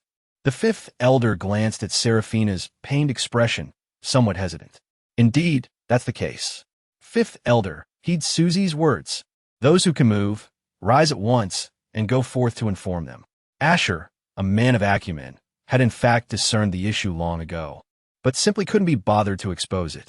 After all, his brother was anxious and losing his mind, and the death of a single Seraphina meant little to him. He had intended to reveal it at the most critical moment, so as to elicit gratitude from the people, but he had not anticipated Susie exposing it beforehand. Nevertheless, it was inconsequential. His brother's disarray was a prime opportunity for him to curry favor. Get away. Upon hearing Susie's words, Seraphina, too, understood the situation. She immediately used her remaining strength to push away Chun Yingying, clutching at Asher and crying out for help. Just a moment longer, if only a moment, and the larvae would run rampant, inevitably leading to her death. Taking a deep breath, Su Mumu could only hope that the method of treatment would remain undiscovered, now that she lacked the boost from her healing ability. Fortunately, even with Su Ruo's faint breath, no one had yet discerned the means of healing. Su Mumu was secretly pleased, as this greatest threat was about to be eliminated. Make way. At the critical moment, Jiang Hian broke through the crowd, shook off Jiang Husheng, and brandished a small knife, directly cutting open the bulge on Su Ruo's arm. With a flick of an ice needle, a frozen black worm was flung to the ground. Indeed, a shadow crossed Jiang Hian's eyes as he immediately swept Su Ruo into his arms and into the car. Jiang Husheng, who had been knocked aside, stood dumbfounded for a moment. Seeing Jiang Hian carry his woman into the car, he rushed forward, yelling and cursing. However, the car door was sealed shut with ice abilities, and no matter how much he kicked and beat, it would not budge. The sudden turn of events rooted Su Mumu to the spot. She had not anticipated that the solution would be discovered at this moment, when just a few more minutes. And the one who saved Su Ruo was none other than Jiang Hian. She clutched her chest, feeling as if the knife had penetrated even further. Mumu, are you all right? Noticing her abnormality, Chu Mu frowned and led her to the side of the Dawn Squad's vehicle. Achoo! Su Ruo has escaped yet another calamity. Her luck is truly remarkable. Su Mumu seemed to be speaking to him, yet also muttering to herself, her unfocused eyes filled with endless bitterness. Mumu, look at me. Chu Mu turned her body to face him directly. I will absolutely not allow your dream to come to pass. Su Ruo, I will kill her. Achoo! Su Mumu gently closed her eyes, realizing she should have known better. How could the original female lead simply vanish? She must personally eliminate her. Achoo, I am fine. Upon reopening her eyes, clarity returned to her gaze, as if the previous days had not been hers. After approximately an hour, a voice finally emerged from that direction. You scoundrel! How dare you lay hands on your sister-in-law? Jiang Husheng delivered a punch squarely to Jiang Hian's face.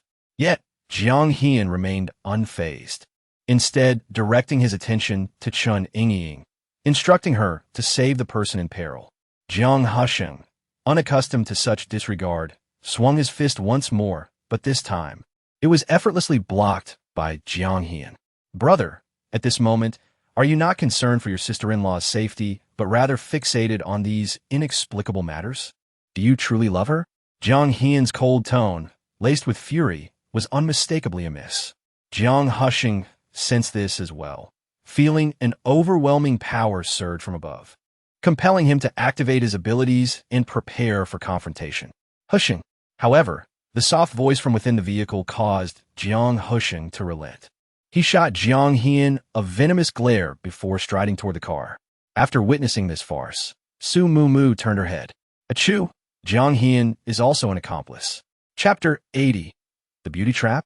Voluntary inquiry. Regardless of gender, when questions arise in matters of affection, their relationship can no longer be deemed innocent. This implies that Jiang Hian's feelings for Su Ruo have not dissipated, suggesting that the original male and female leads may still have a chance of reuniting. Achoo! We must remain vigilant against Jiang Hian. Rest assured, my dear Mu, I am all ears. Be at ease. Our association with Jiang Heping and his cohort is but a temporary alliance, dissolving upon our arrival in Tang City. As for Jiang Hian, should he harbor even the slightest treachery, I shall ensure he and Su Ruo meet their demise together. In his past life, Chu Mu had witnessed firsthand the unwavering devotion of Su Ruo's sycophants.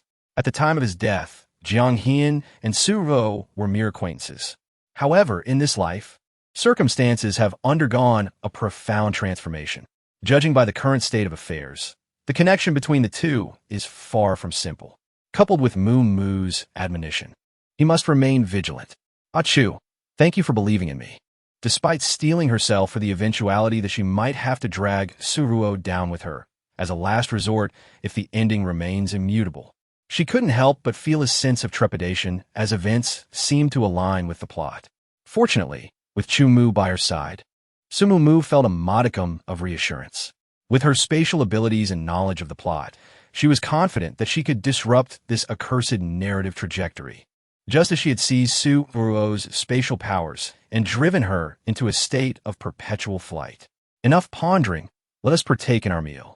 Disregarding the other members who were still reveling in the spectacle, Chu Mu and Su Mu commenced their repast.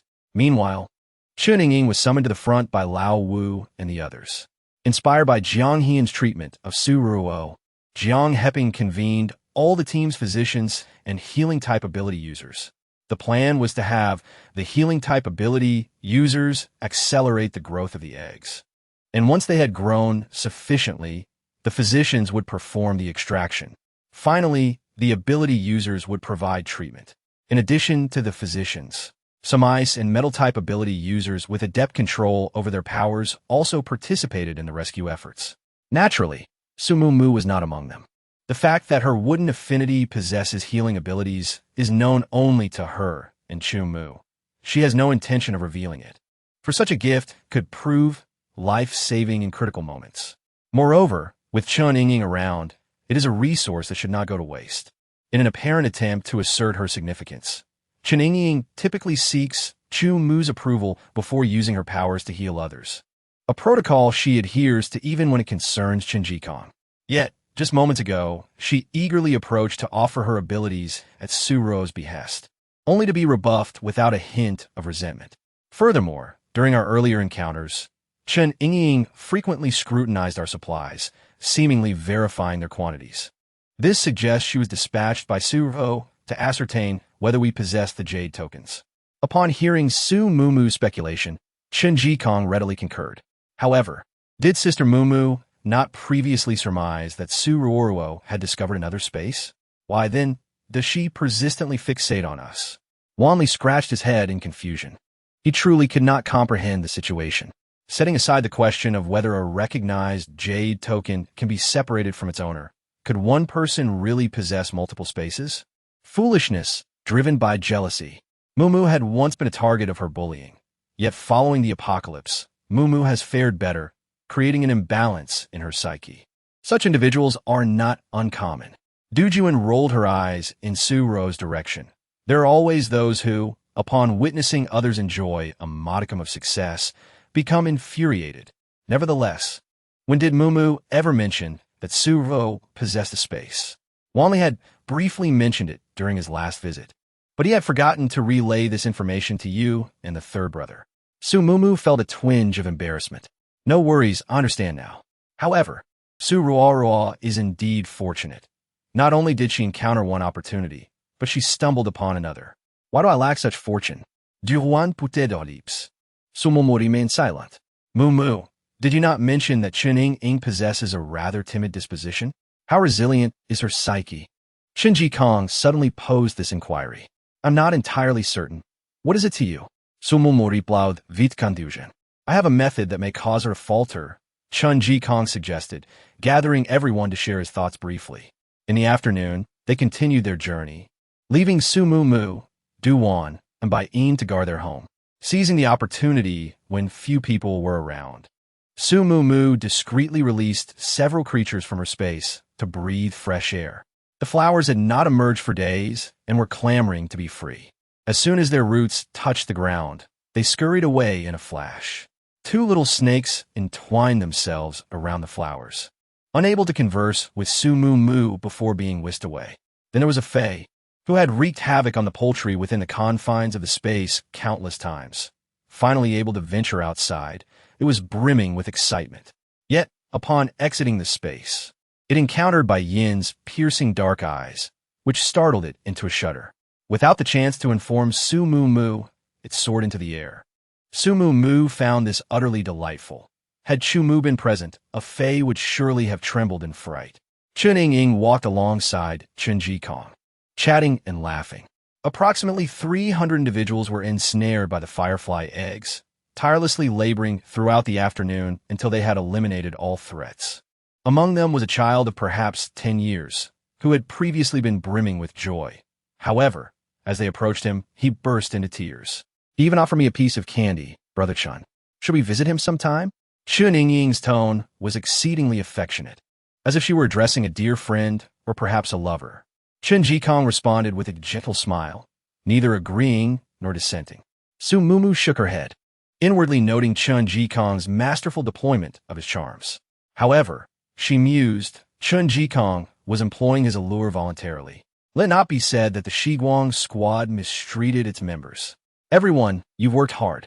Come and dine. I prepared a warm soup. Brother, please taste it and tell me what you think. This time, Duan displayed no jealousy, simply disregarding their interaction and calling everyone to the meal. Very well, I shall sample it. Duya accepted the bowl from Duan, took a sip, and nodded in approval. It possesses perhaps a tenth of my skill. Bah, it's clearly better than what you make. Duan retorted, rolling her eyes, and then busied herself serving the others. Brother Chun, it seems my bowl has a bit more. Would you mind swapping with me? Chen Ying asked, furrowing her brow after a sip. I am rather fastidious. Chen Jikong replied with a smile and a nod. His words were met with a sudden hush. No one had anticipated that such a cutting remark could be delivered with such casualness, as if commenting on the weather, all while maintaining his impeccably courteous smile. Ying. Chen Ying responded expectantly, Brother Chun, I'm here. You wouldn't happen to be enamored with me, would you? Chen Ying paused, then bashfully lowered her head. But the next moment, her face underwent an abrupt transformation, as if she had been doused with a bucket of icy water. In the future, if I were to sustain an injury, would you assist in my recovery with the same unwavering resolve you showed towards Su-Ruo today? Chapter 81. Ping Pan Mu Ting, as a steaming bowl of soup slid down her throat, Su-Mumu let out a contented sigh. It had been ages since she had savored something so warm. The combination of melon seeds and hot soup was utterly delightful. After taking another sip, she finally lifted her gaze to Chen Ying, who forced a strained smile. Chun, Brother Chun, what are you saying? What do you mean by unwavering resolve? Previously, didn't you always consult the captain before using your abilities? Why the exception today? Chun Jikong maintained his courteous demeanor, resembling an inquisitive student. I simply couldn't bear to see her in such agony, so I instinctively rushed to her aid. It was out of kindness. Chun Ying hastily justified herself, regaining her composure. Saving a life is worth more than building a pagoda of 7 levels. In such an urgent situation, there was no time to report. I see. However, you do realize that she is my former fiancée, and since the apocalypse, we have experienced numerous conflicts. I had assumed that you shared a close relationship with her. Not at all, Chun Ying retorted sharply. Her reaction was so intense that it startled Su Mu, nearly causing her to spill her soup. Curiously, she inquired, Ying, why are you so anxious? I am not anxious, Chun Ying replied awkwardly, turning to Chun Jikong. I have heard about Brother Chen's history with her. Rest assured, given how much harm she has caused you, I would never come to her aid. You've heard about it? Apart from the members of the Shiguang team, only Su Ruoruo and the elusive speed ability user are aware of this matter. How did she come to know? Chun Ying's psychological endurance is rather weak. She merely mentioned a fingernail, yet described the entire person. Isn't that indicative of her fragility? Chun Ying recognized her own indiscretion and swiftly rectified it, stating that she had heard it from her companions while they were still alive. Upon mentioning Chun Ying's companion, who was trapped in the tunnel, a spark of insight illuminated Su Mu's mind. The Chun family is a prominent clan in Tang City, despite possessing abilities. They ought to be categorized as noble offspring requiring special protection. To her knowledge, there were a whole team of noble youths sealed inside, totaling 50 individuals. How could only Chun Ying have escaped? If she were part of an ability user team, her escape would suggest that their group was not far from the tunnel's entrance, making it even less plausible for only her, a healer, to have emerged unscathed. In her haste to have Chun Ying assist Chun Jikong with his injuries, she had completely overlooked this detail. How careless! Su Mu felt a twinge of regret. Fortunately, she had not fully trusted Chun Ying during these days, or she might have lost everything. All right, I believe you, Chun Jikong said gently, smiling at her. In the ensuing moments, each person was lost in their own thoughts, and no further conversation ensued. The first half of the night was kept watch by Chu Mu and Chun Jikong, while the latter half was overseen by Wan Li and Duya. Duya seldom took on the watch, as he genuinely lacked combat prowess. However, to alleviate Chun Ying's wariness, they had no choice but to take the risk of letting him stand guard. Epane wakening, Su Mu stretched languidly, her gaze falling upon the ebony feline nestled in by Yin's embrace, a silent testament to an uneventful night. It appeared Chun Ying was not one to be ensnared with haste. As was their custom, the company resumed their arduous task of forging a path, their progress suggesting that egress from Mount Lele was imminent within a mere 3 days. Time being of the essence, Chu Mu, under the pretext of procuring sustenance, led Su Mu into the mountain's depths in search of mutated beasts. This rationale, however, ignited a spark of aspiration within certain factions, particularly those devoid of spatial manipulation abilities. Having expended considerable energy in the road's construction, their provisions dwindled precariously. While 3 days seemed a tenable duration, the prospect of protracted confinement within Mount Lele loomed ominously. Chu Mu, however, found himself in a quandary. Companionship? Would that not merely augment the chaos? Chu Mu, we shall accompany you, declared a voice. 5 additional teams of ability wielders will join us, providing mutual support in the face of any adversity. Since his act of salvation the previous day, Jiang Heping's prestige had ascended meteorically, rendering him incapable of dismissing the collective plea. Who assumes responsibility should calamity strike? Chu Mu's frigid retort momentarily silenced the assembly. Everyone desires to accompany you. Who else could it be? Retorted a square-faced ability wielder, his tone tinged with resentment. So you possess formidable strength. Is that any justification for such an attitude? What peril could possibly lurk within the mountains? With our numbers, should we encounter a mutated beast? We could capture and roast it, perhaps even consume it. Another ability wielder echoed the sentiment, his demeanor nonchalant. Chu Mu, could it be that you harbor reservations about our accompaniment? A daring ability wielder ventured, pinpointing the crux of the matter. In the wake of these words, all eyes converged upon Chu Mu. The strength of the Shiguang team is formidable. In their view, the powerful ought to protect the weak. Before their arrival, no one anticipated that Chu Mu would adopt such an attitude, and even fewer imagined he would refuse. Not bringing you along, Chu Mu pronounced clearly, leaving everyone in stunned silence. How can you be so heartless? We are not incapable. What's wrong with forming a group together? You take your foul companions, but leave us behind? We truly misjudged you. The group of supernatural beings immediately erupted in dissatisfaction. At this point, Su Mumu could no longer endure it. Foul? She is quite fragrant, she retorted. Let me ask you, who among you has ever confronted a mutated beast? Who assisted during the last incident with the mutated plants? Why do you have to pose as heroes without experience? Moreover, if you believe yourselves capable, why not organize your own ascent?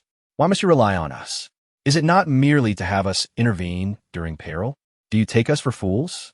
Su Mumu laid bare the thoughts of the crowd, causing their faces to flush with embarrassment.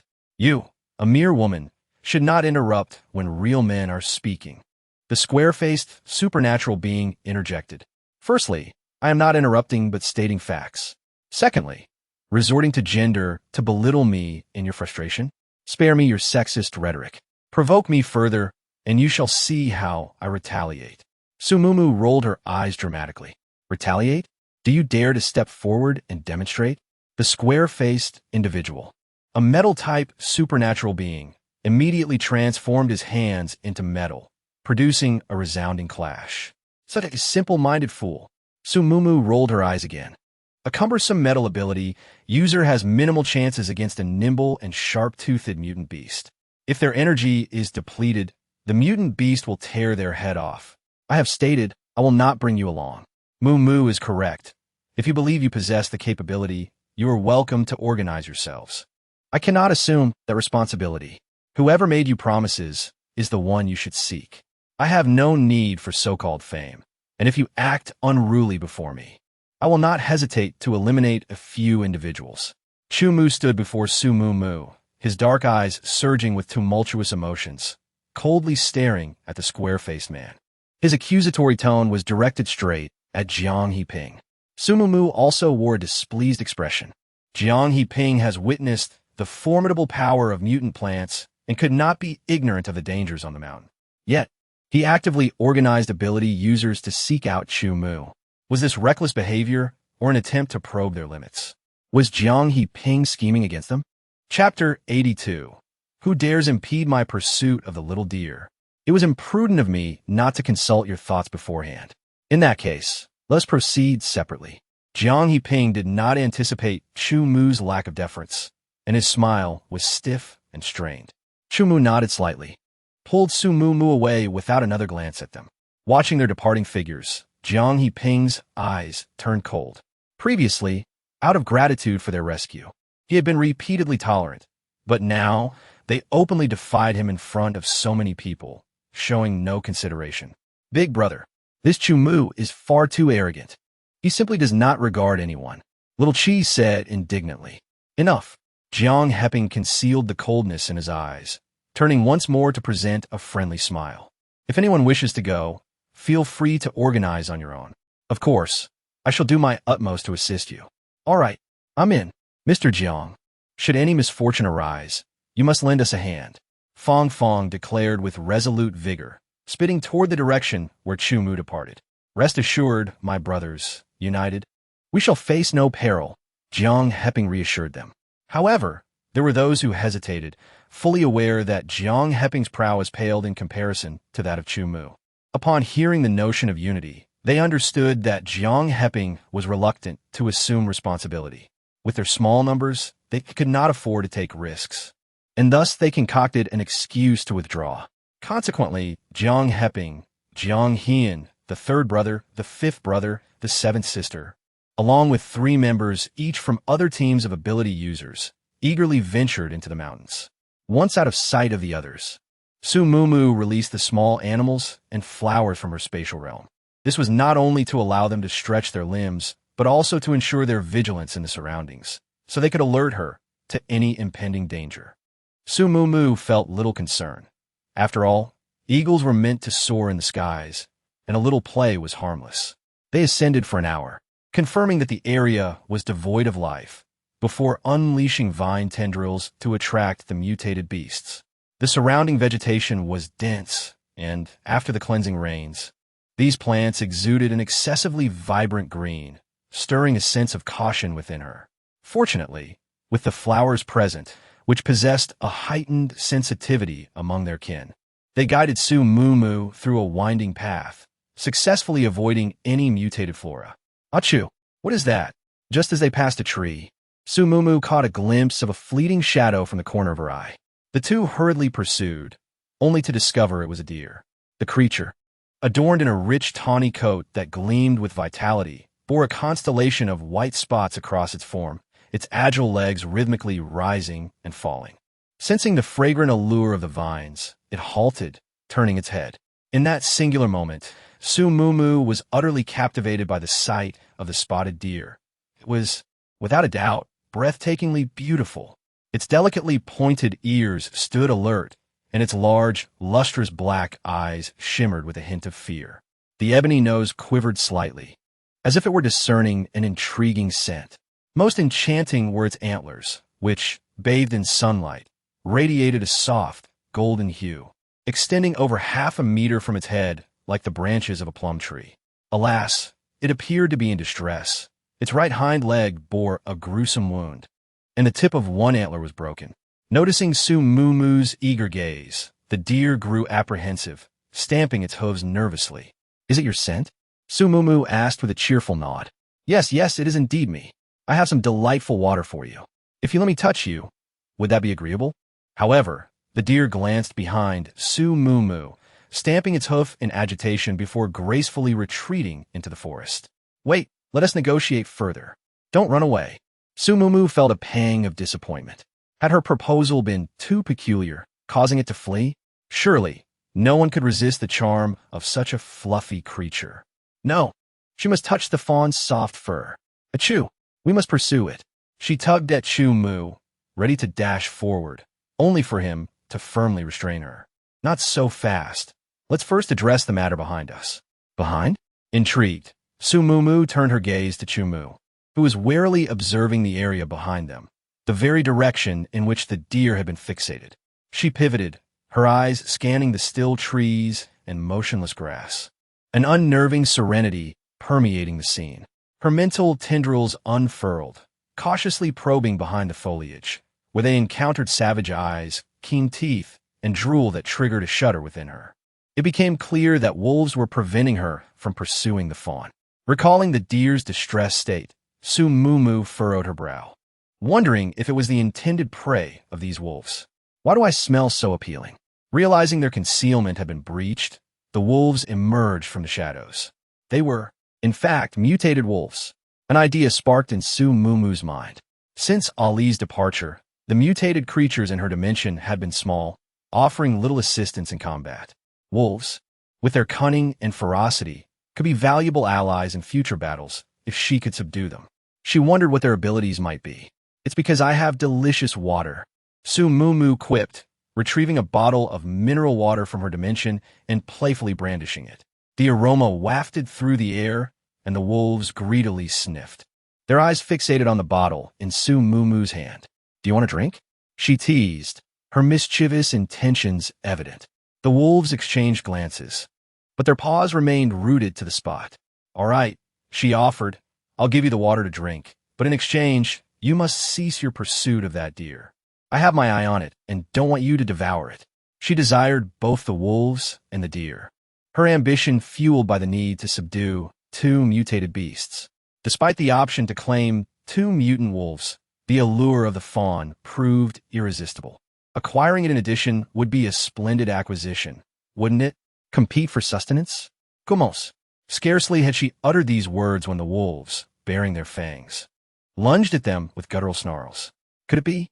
When had the enticement of the spiritual spring water diminished to such an extent? At the very least, parley before resorting to aggression. Refrain from physical confrontation. With razor-sharp claws accompanied by a biting wind aimed directly at her face, Su Mumu promptly unleashed her vine entanglement, utilizing the trees for leverage to evade the attack. Barely having touched down and regained her footing, a lengthy tongue of fire, amplified by the wind, surged towards her. These wolves possessed both wind and fire abilities, and their coordination was remarkably high, likely honed through prior cooperation before their mutation. With no time to evade, Su Mumu, with a thought, vanished from her location. Witnessing the human disappear into thin air, the wolves exhibited a moment of astonishment, yet they swiftly recovered, immediately turning their attention to Chu Mu. A synergy of wind and fire, is it? Chu Mu's gaze held a hint of amusement. Previously, during encounters with mutant morning glories and the Black Forest Crisis, he had collaborated with fire-based ability users, yet those individuals' powers were too feeble. Some were even extinguished by his wind. However, upon witnessing this, it became apparent that, given comparable strength, the combination of wind and fire could be quite formidable. As for fire-based ability users, it appeared the time had come to subject Chun Jikong to a devilish training regimen. With a subtle shift of his form, a potent gale, intertwined with wind blades, retaliated, causing the wolves to be consumed by their own fire and lacerated by the wind blades. Achoo, you're so impressive. Emerging from a spatial dimension, Su Mumu assumed the role of a cheerleader from the sidelines. The wolf pack's coordination was intimate, yet in the face of absolute power, they remained vulnerable. Achoo, have you perhaps already reached the 4th tier? Sauntering over with the spiritual spring water in her hand, Su Mumu inquired with a radiant smile.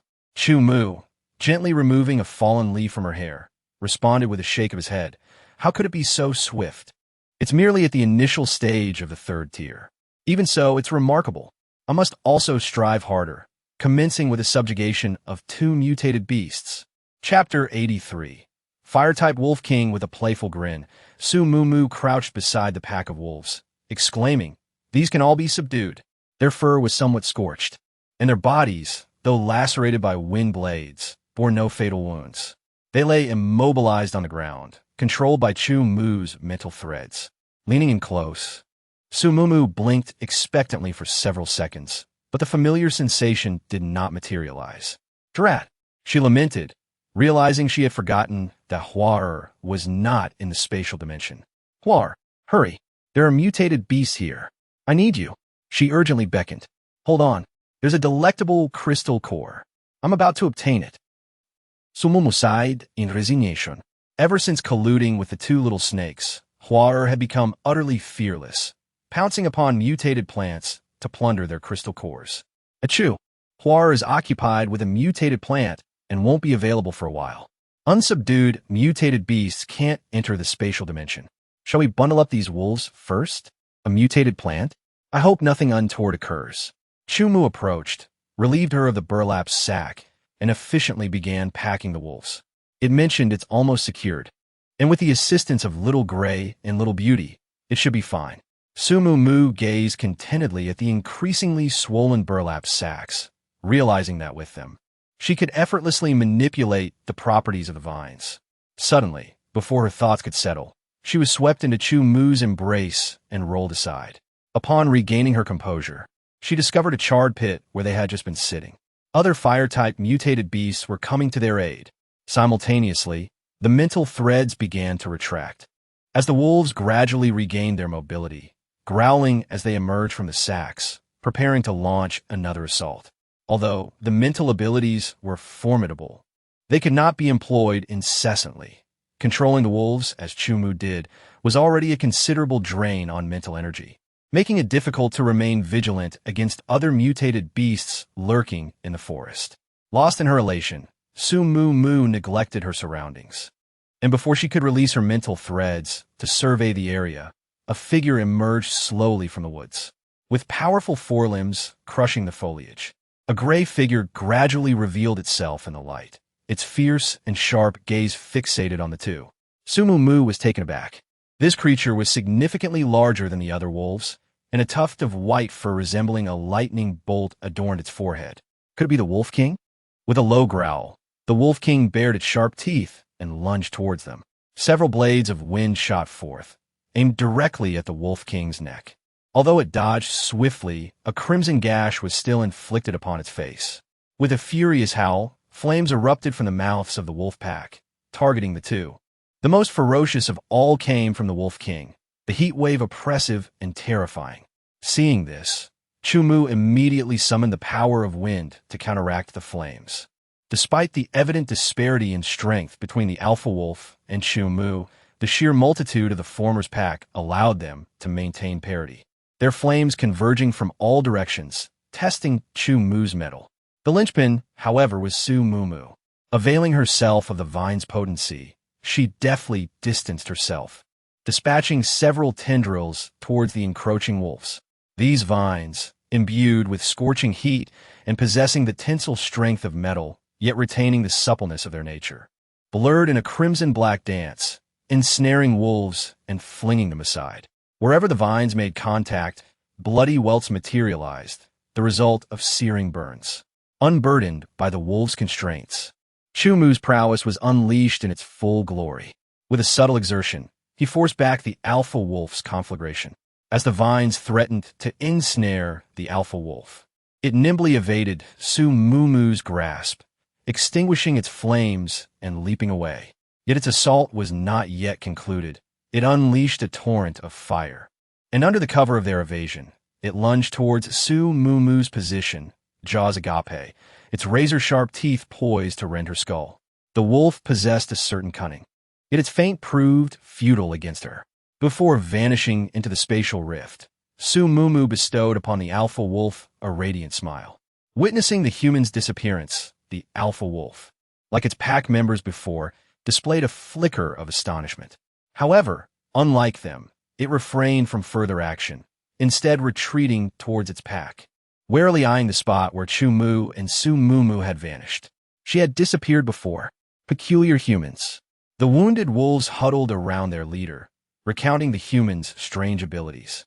After what seemed like an eternity, Su Mumu materialized once more. Gleaning the hushed susurrations of the mutant wolf pack, she preemptively declared, "Hold on. Why the immediate aggression?" The alpha wolf disregarded her query, instead inquiring of its pack in a low voice, "Where is the sustenance? Has it been lost again?" It was intercepted by these two humans. "They pilfered our provisions," the other wolves resentfully asserted, their gazes fixed upon the pair. "Let's not engage in calumny, shall we? I intended to barter with you, offering the waters of a mystic spring in exchange, not to purloin without recompense." Su interjected with haste, endeavoring to vindicate herself. She had articulated her intentions with utmost clarity. Any misunderstanding could only be attributed to the wolves' inattentiveness. Though she would have compelled their acquiescence regardless, the nuance was significant. At this juncture, the alpha wolf deigned to bestow upon her a more focused gaze, its eyes now tinged with perplexity. "You comprehend my speech?" it queried. "Indeed," Su affirmed with a genial nod. "Because that deer was aesthetically pleasing to me. I harbor affection for it." Upon hearing this rationale, the alpha wolf emitted a disdainful snort. After a brief interlude, it further inquired, "What precisely are these waters of a mystic spring?" The tableau evoked a powerful sense of déjà vu. She recalled that her rapport with at the zoological garden had commenced with a similar exchange. This familiar sensation effectively quelled her resentment at the alpha wolf's dismissive snort, and she patiently elucidated the matter to it. "It can remedy any ailment short of mortality, and it can sustain life, even in my absence." Upon assimilating the details of the mystic spring and her spatial dimension, the alpha wolf remained transfixed, seemingly struggling to grasp the veracity of it all. "Precisely. However, I desire a battle companion capable of standing shoulder to shoulder with me. Should you consent to accompany me, I assure you, you shall never suffer from hunger. The strength of the Wolf King is formidable. Should it choose to assist, it would undoubtedly be advantageous." Su Mumu felt a surge of anticipation. A battle pet? To become a battle pet for you despicable humans? Would I not become the laughingstock of the Wolf clan? Such a notion is utterly preposterous. The Wolf King seemed to detest the very idea, its previously gentle gaze sharpening once more. Then let it be. You may come in my realm to play. It offers healing and, afterward, no constraints. What does that sound? The essence of a battle pet lies in the mutual understanding and absolute trust between human and beast. Such arrangements must be consensual. Since the Wolf King is unwilling, she would not impose. Su Mumu took a step back. If she could not become a battle pet, perhaps she could at least try the spirit spring water. This would surely bring nothing but benefits. Indeed, the Wolf King appeared to be somewhat intrigued by the notion of healing, hesitating as it paced restlessly in place. Very well, Oh, well. Before the Wolf King could finish its thought, a piercing howl echoed from a distance, filled with sorrow that evoked an involuntary sense of desolation. Before Su Mumu could fully comprehend the sound, the Wolf King turned and vanished into the forest. Simultaneously, the voice of Huar resonated within her mind. Little master, hurry, come help me. Chapter 84. Huar is my Huar. You shall not act recklessly. Su Mumu was taken aback and urgently inquired of Huar what had transpired. Someone has slain Wolf Mama, and the wolf cubs cannot survive. Wolves? Could this be related to the howl from earlier? Without a moment to explain, Su Mumu swiftly pulled Chu Mu and sprinted towards the direction of the Wolf King. The vegetation was dense and the terrain rugged. The wolves, accustomed to the mountainous region, had long vanished from sight, leaving only traces for Su Mumu to follow. Despite her utmost efforts, it was half an hour later when she finally arrived at a somewhat open area. It was evident that a fierce battle had taken place here. The surrounding foliage was charred, and tree trunks were snapped cleanly in half. A few leaves, frozen in place, hung precariously from the branches, weighed down by their own burden. It had to be Jiang Hian. There could be no mistake. He was the sole ice element user in the entire team. Su Mumu rushed towards the fallen wolves, most of which she had just encountered. They bore wounds inflicted by vines, yet now they lay lifeless. The only one without vine marks was the wolf that had sought help. The wolf mother killed by humans is mentioned by Huar. Its injuries were more severe, as if it had been deliberately tormented. As for the wolf cubs and the Wolf King, they were nowhere to be found. A chilling thought crossed her mind. Could Jiang Hian and his companions have captured the wolf cubs? Huar, where are you? What is the situation? For now, her only course of action was to pursue their trail further. Wait, something caught her attention. Before she could react, Chu Mu suddenly approached the thick underbrush, bending slightly to retrieve a small object from within. It was a tiny wolf cub. Its fur was a pale gray, with small, pointed ears standing erect. Its underdeveloped teeth clamped fiercely onto Chu Mu's finger, emitting a series of furious whimpers. Once deposited onto the ground by Chu Mu, it ambled unsteadily towards the mother wolf, positioning itself protectively behind her, continuing its indignant whimpers. Bat eat di. The fractured sounds emerged from its mouth. Yet Su Mumu comprehended their meaning. It was accusing them of being malevolent, of desiring to consume the mutated beasts, and threatening to bite them to death. However, it appeared that their intentions extended beyond merely consuming the flesh of the mutated beasts. They were specifically targeting the young. Su Mumu's eyes reddened with emotion. Just then, a rustling sound arose, signaling the arrival of Xiao Hui and Xiao Mei. Upon beholding them, Su Mumu felt a heightened sense of unease, as they were typically in the company of Huar, who was now conspicuously absent. The urgency of the situation precluded extensive inquiry, and guided by the two small serpents, she took a shortcut to locate the group of individuals. It was indeed Jiang Hiping, Jiang Hian, and their cohort, including the square-faced man. Lying prostrate near the square-faced man's feet were two wolf cubs, their necks contorted at unnatural angles, indicative of having been snapped. Su Mumu's eyes flared with rage, and upon noticing the object in the square-faced man's hand, her fury intensified to the point of near madness. For in the square-faced man's grasp was Huar. He was tearing apart the petals, extracting a crystal nucleus from within.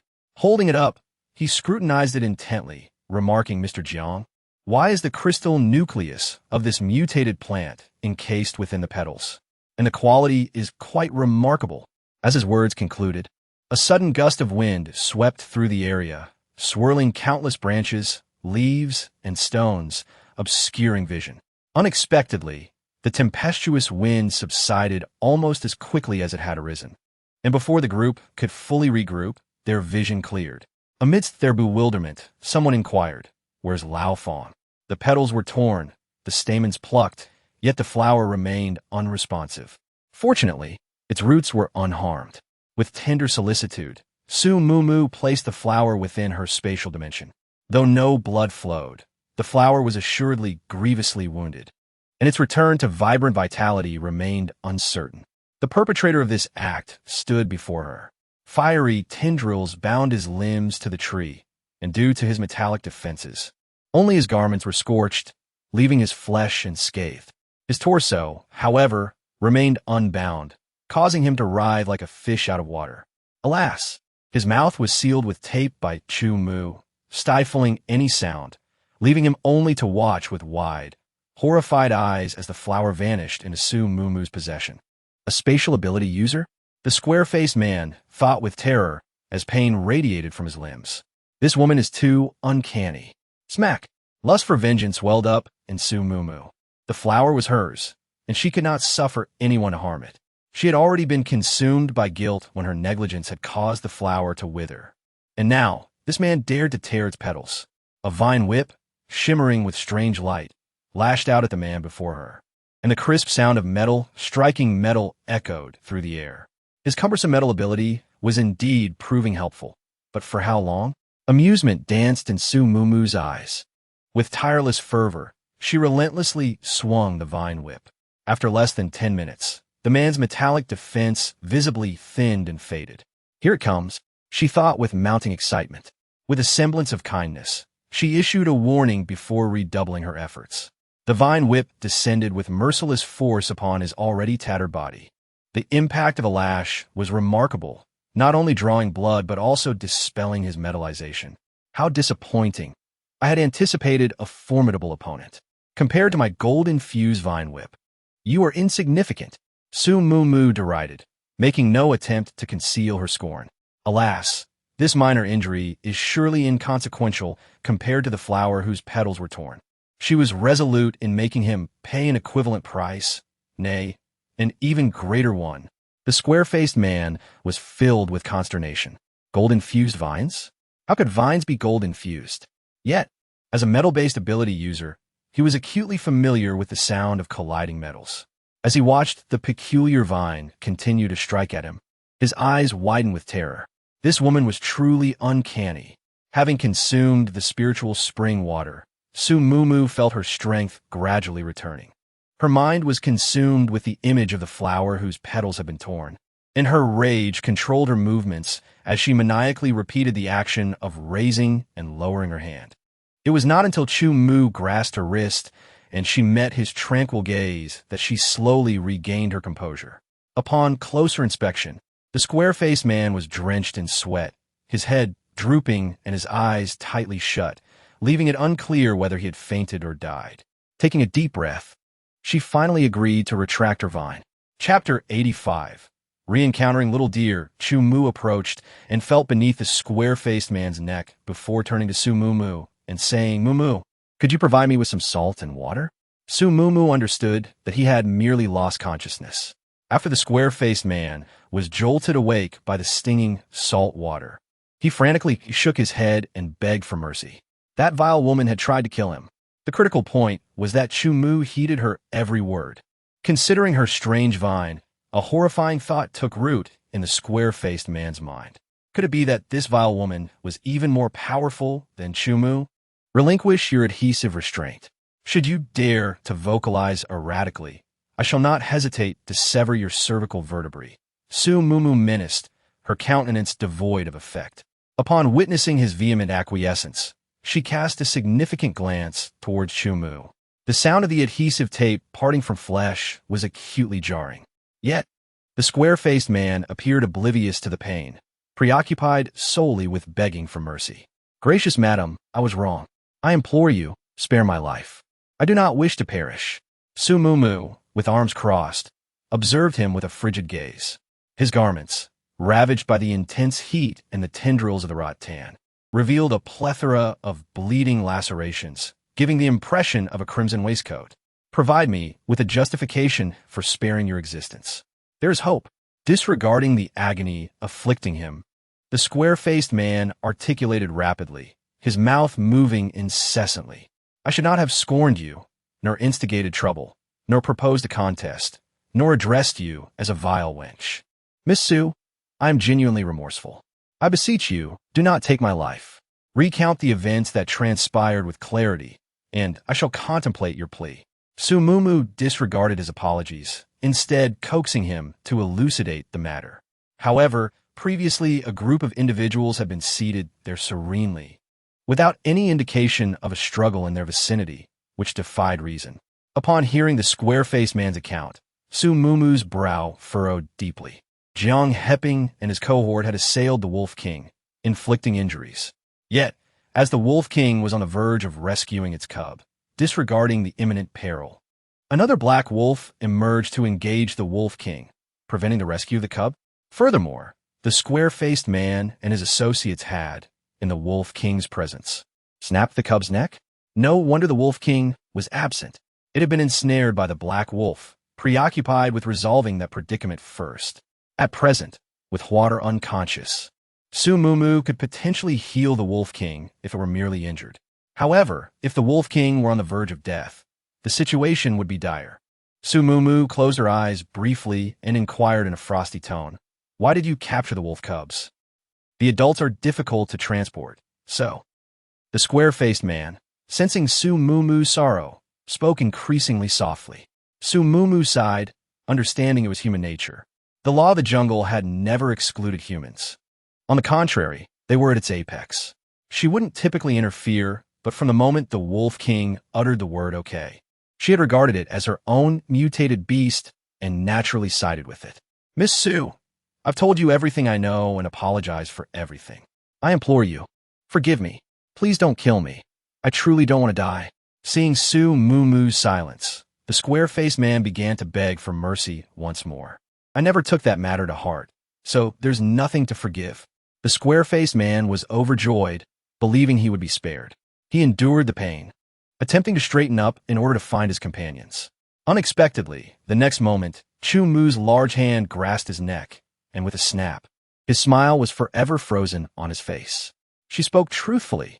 She never dwelled on their morning quarrel. Her animosity stemmed from his having harmed Huader. With Huader's life hanging in the balance, how could he be allowed to live? The wolf cub was too young and wary of him. No matter how Sumumu tried to persuade it to lead her to the Wolf King, it merely grunted in fury. Reluctantly, she had to send 2 small snakes to attempt to locate the Wolf King.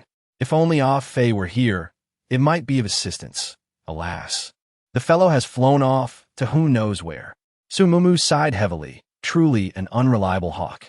After interring the pack of wolves and the 2 cubs, it was already afternoon. And despite repeated sweeps with her mental threads, she discovered nothing. Her spirits sank lower and lower. 2 or 3 hours had already elapsed.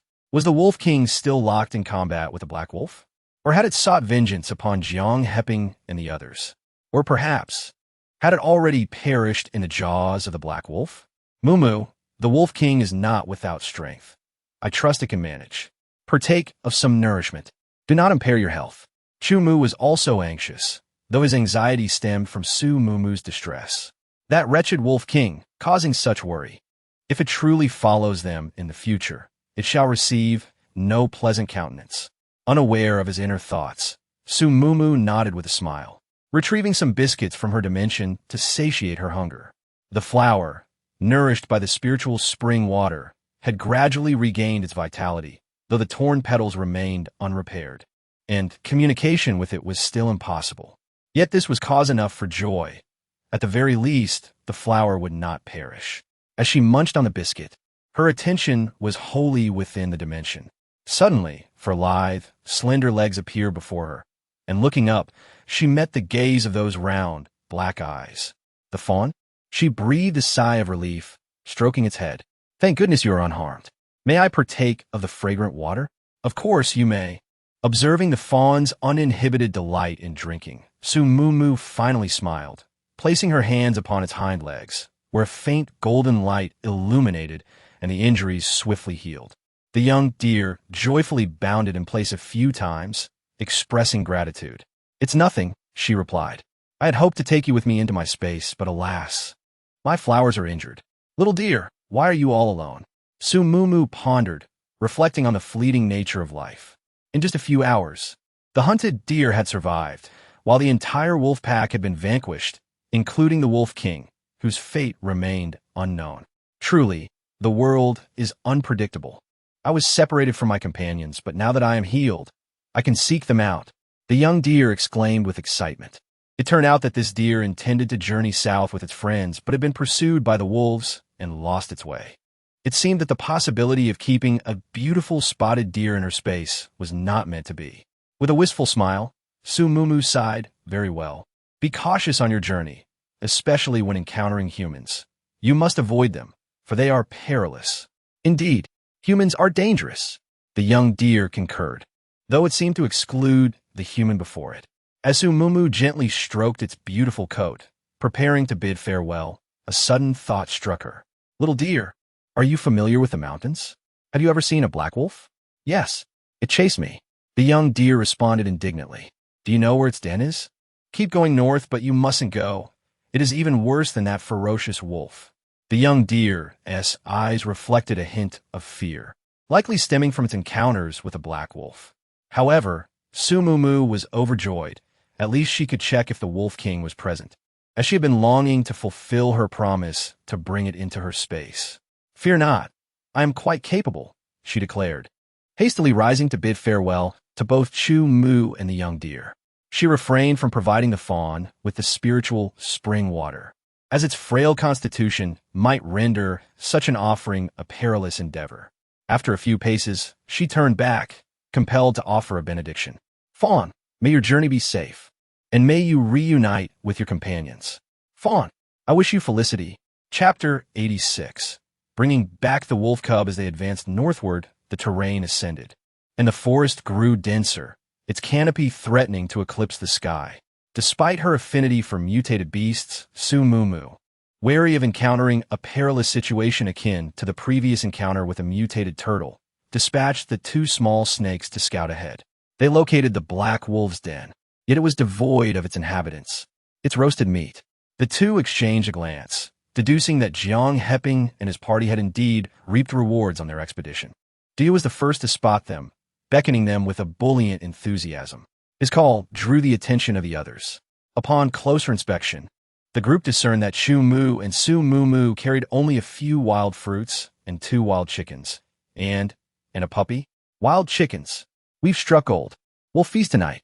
One adorable puppy. Is it to keep Xiao He company?"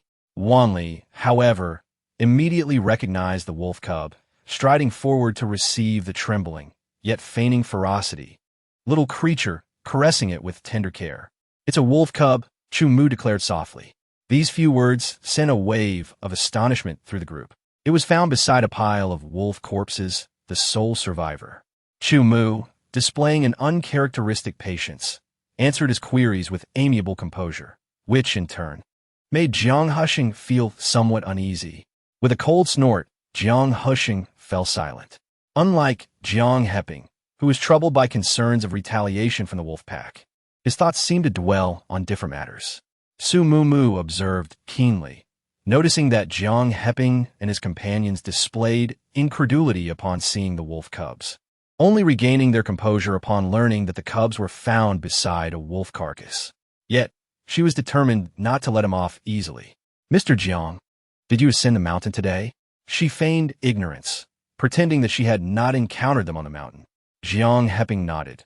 The matter was well known, and deception was unnecessary. "Did you truly slay the wolf pack?"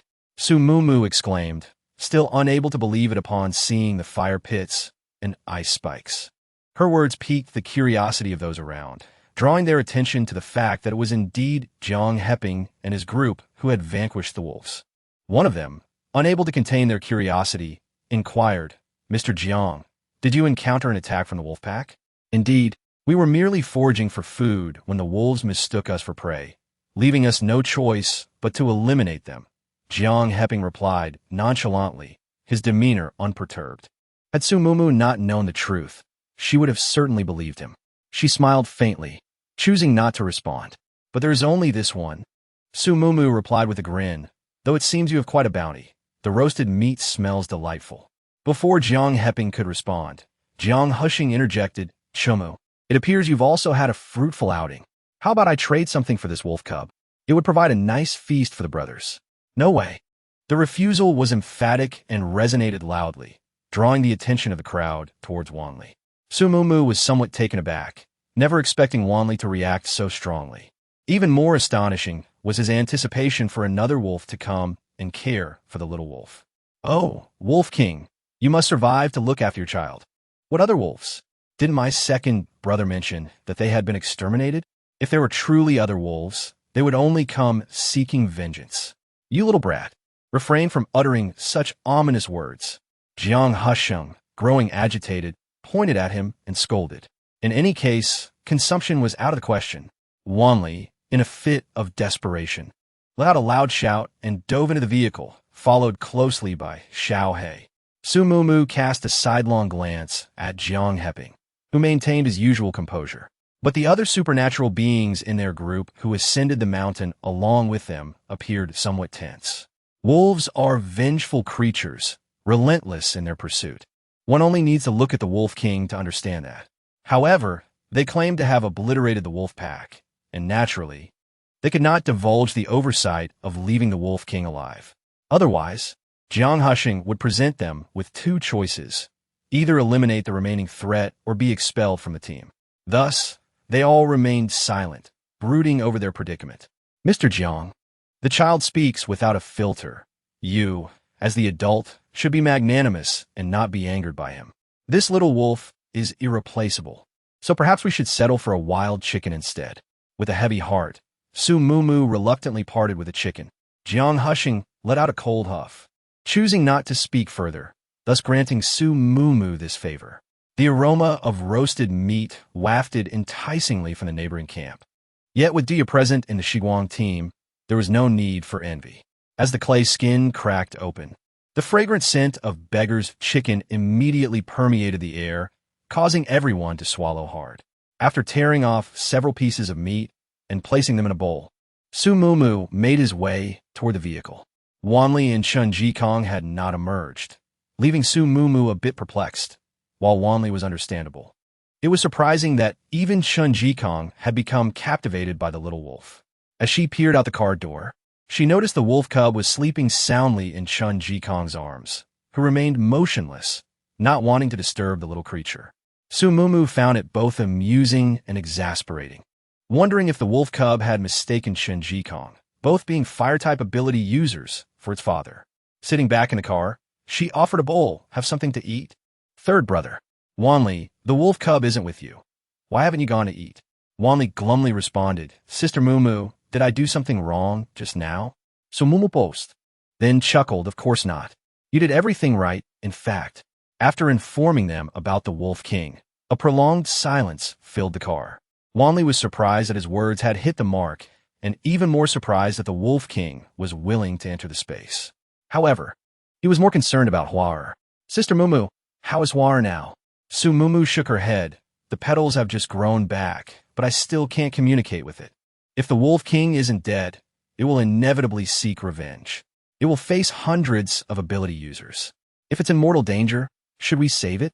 How do we save it? Chen Jikong pondered the broader implications. Perhaps it's not that dire. I emphasized to Jiang Husheng that the culprits who killed the wolf pack were Jiang Heping and the others. If the Wolf King seeks revenge, Jiang Husheng can use the opportunity to abandon Jiang Heping, even eliminate him in secret. More importantly, it would prevent a situation where hundreds of ability users besieged the Wolf King. She was paving the way for the Wolf King. Chapter 87. Superficial Comfort. But actually heart-stabbing, since Jiang Heping isn't sincere with us. We don't need to be overly benevolent. Indeed, Jiang Heping's party suffered a loss of 4 individuals. 4? They encountered a mutated plant, a ferocious entity that drained the life force from 3, while Jin's arm was violently severed. As for the other, the one you apprehended, they claim he was seized by wolves, his fate unknown. These are Jiang Heping's assertions. The deceased belonged to two distinct teams of ability users. As the leader orchestrating this expedition, Jiang Heping apportioned his own provisions as recompense. Regarding Jin's arm, to be precise, Shao Qi bears a degree of culpability. In the face of the mutated plant, Shao Qi, in an act of self-preservation, thrust Jin forward, causing him to be ensnared by the plant. Though capable of metallization, his abilities were severely depleted at the time. To preserve his life, he was compelled to sacrifice his arm. Mu, Shao Qi, despite being an ability user, possesses limited self-defense capabilities. The mountains are treacherous, a fact Jiang Heping would not be oblivious to. Given these circumstances, his decision to bring Shao Qi along raises questions. Could there be an underlying motive? Chen Jikong is meticulous, maintaining close observation of both adversaries and allies. His raising this point suggests an anomaly. Are you suggesting that Shao Qi's spatial dimension holds something of significance? I cannot ascertain that with certainty. Perhaps it is due to the person herself, or perhaps it is due to something within her spatial dimension. In any case, we must exercise caution and vigilance. Chen Jikong shook his head, for he held no definitive answer, merely the conviction that caution is paramount. Suddenly, Sumo Moesto stared, as they had not yet reached Tang City. Perhaps this narrative arc remained incomplete. It was conceivable that the secrets might be unveiled during the subsequent journey. Sister Mu, Jiang Heping has arrived. They were in the midst of conjecture when Wanli gestured outwards, alerting them to his presence. As the car door swung open, Jiang Heping's entreaty reached their ears. Chumu, I've heard that Miss Chun and your squad possesses the ability of regeneration. A Jin's arm is gone. Would it be possible to request her assistance? Rest assured, we shall compensate you with sustenance. Su Mu cast a faint glance in his direction, noting the belated acknowledgement of the need for consent. Why, she wondered, had he acted with such presumption earlier that morning, assuming they would escort them up the mountain? Her gaze then shifted to a Jin, who appeared to have received treatment from a Zhong. The bleeding had ceased, yet a Zhong's power extended only to mending, not to the restoration of lost limbs. It is feasible, Chu Mu stated, brooking no delay for 10 first-order crystal cores. Should her energy prove insufficient during the process, you shall furnish the necessary crystal cores to sustain her. Upon hearing this stipulation, Jiang Heping's brow furrowed almost imperceptibly. He had not anticipated that Chu Mu would propose an exchange involving crystal cores. The team's journey through the mountain paths had been devoid of encounters with zombies in recent days, resulting in a dearth of crystal core replenishment. However, a Jin's injury was a consequence of Shao Qi's actions, and a rift had already formed between them. He could not afford to make a grave mistake. Agreed. It took Ying a significant portion of her supernatural power to grow a small piece of flesh for third brother. An entire arm would necessitate a considerable number of crystal cores. Before accepting the 10 crystal cores, Su Mu offered a well-intentioned warning, lest they later accuse the Dawnlight Squad of exploitation. Crystal cores are easily acquired in due course. A Jin's injury, however, cannot wait. Please, Miss Chun, commence without delay. Despite harboring numerous reservations, Su Mu cheerfully accepted the 10 crystalline nuclei, regarding them with the affection of a treasured possession. It had been quite some time since she had pierced the craniums of zombies, and she genuinely missed the act. Beyond Mount Lele, she would likely confront second or even third-tier zombies, which would undoubtedly lead to further acquisition of crystalline nuclei. After Su Mu pocketed the nuclei, Chun Ying commenced her task, her powers having been entirely depleted.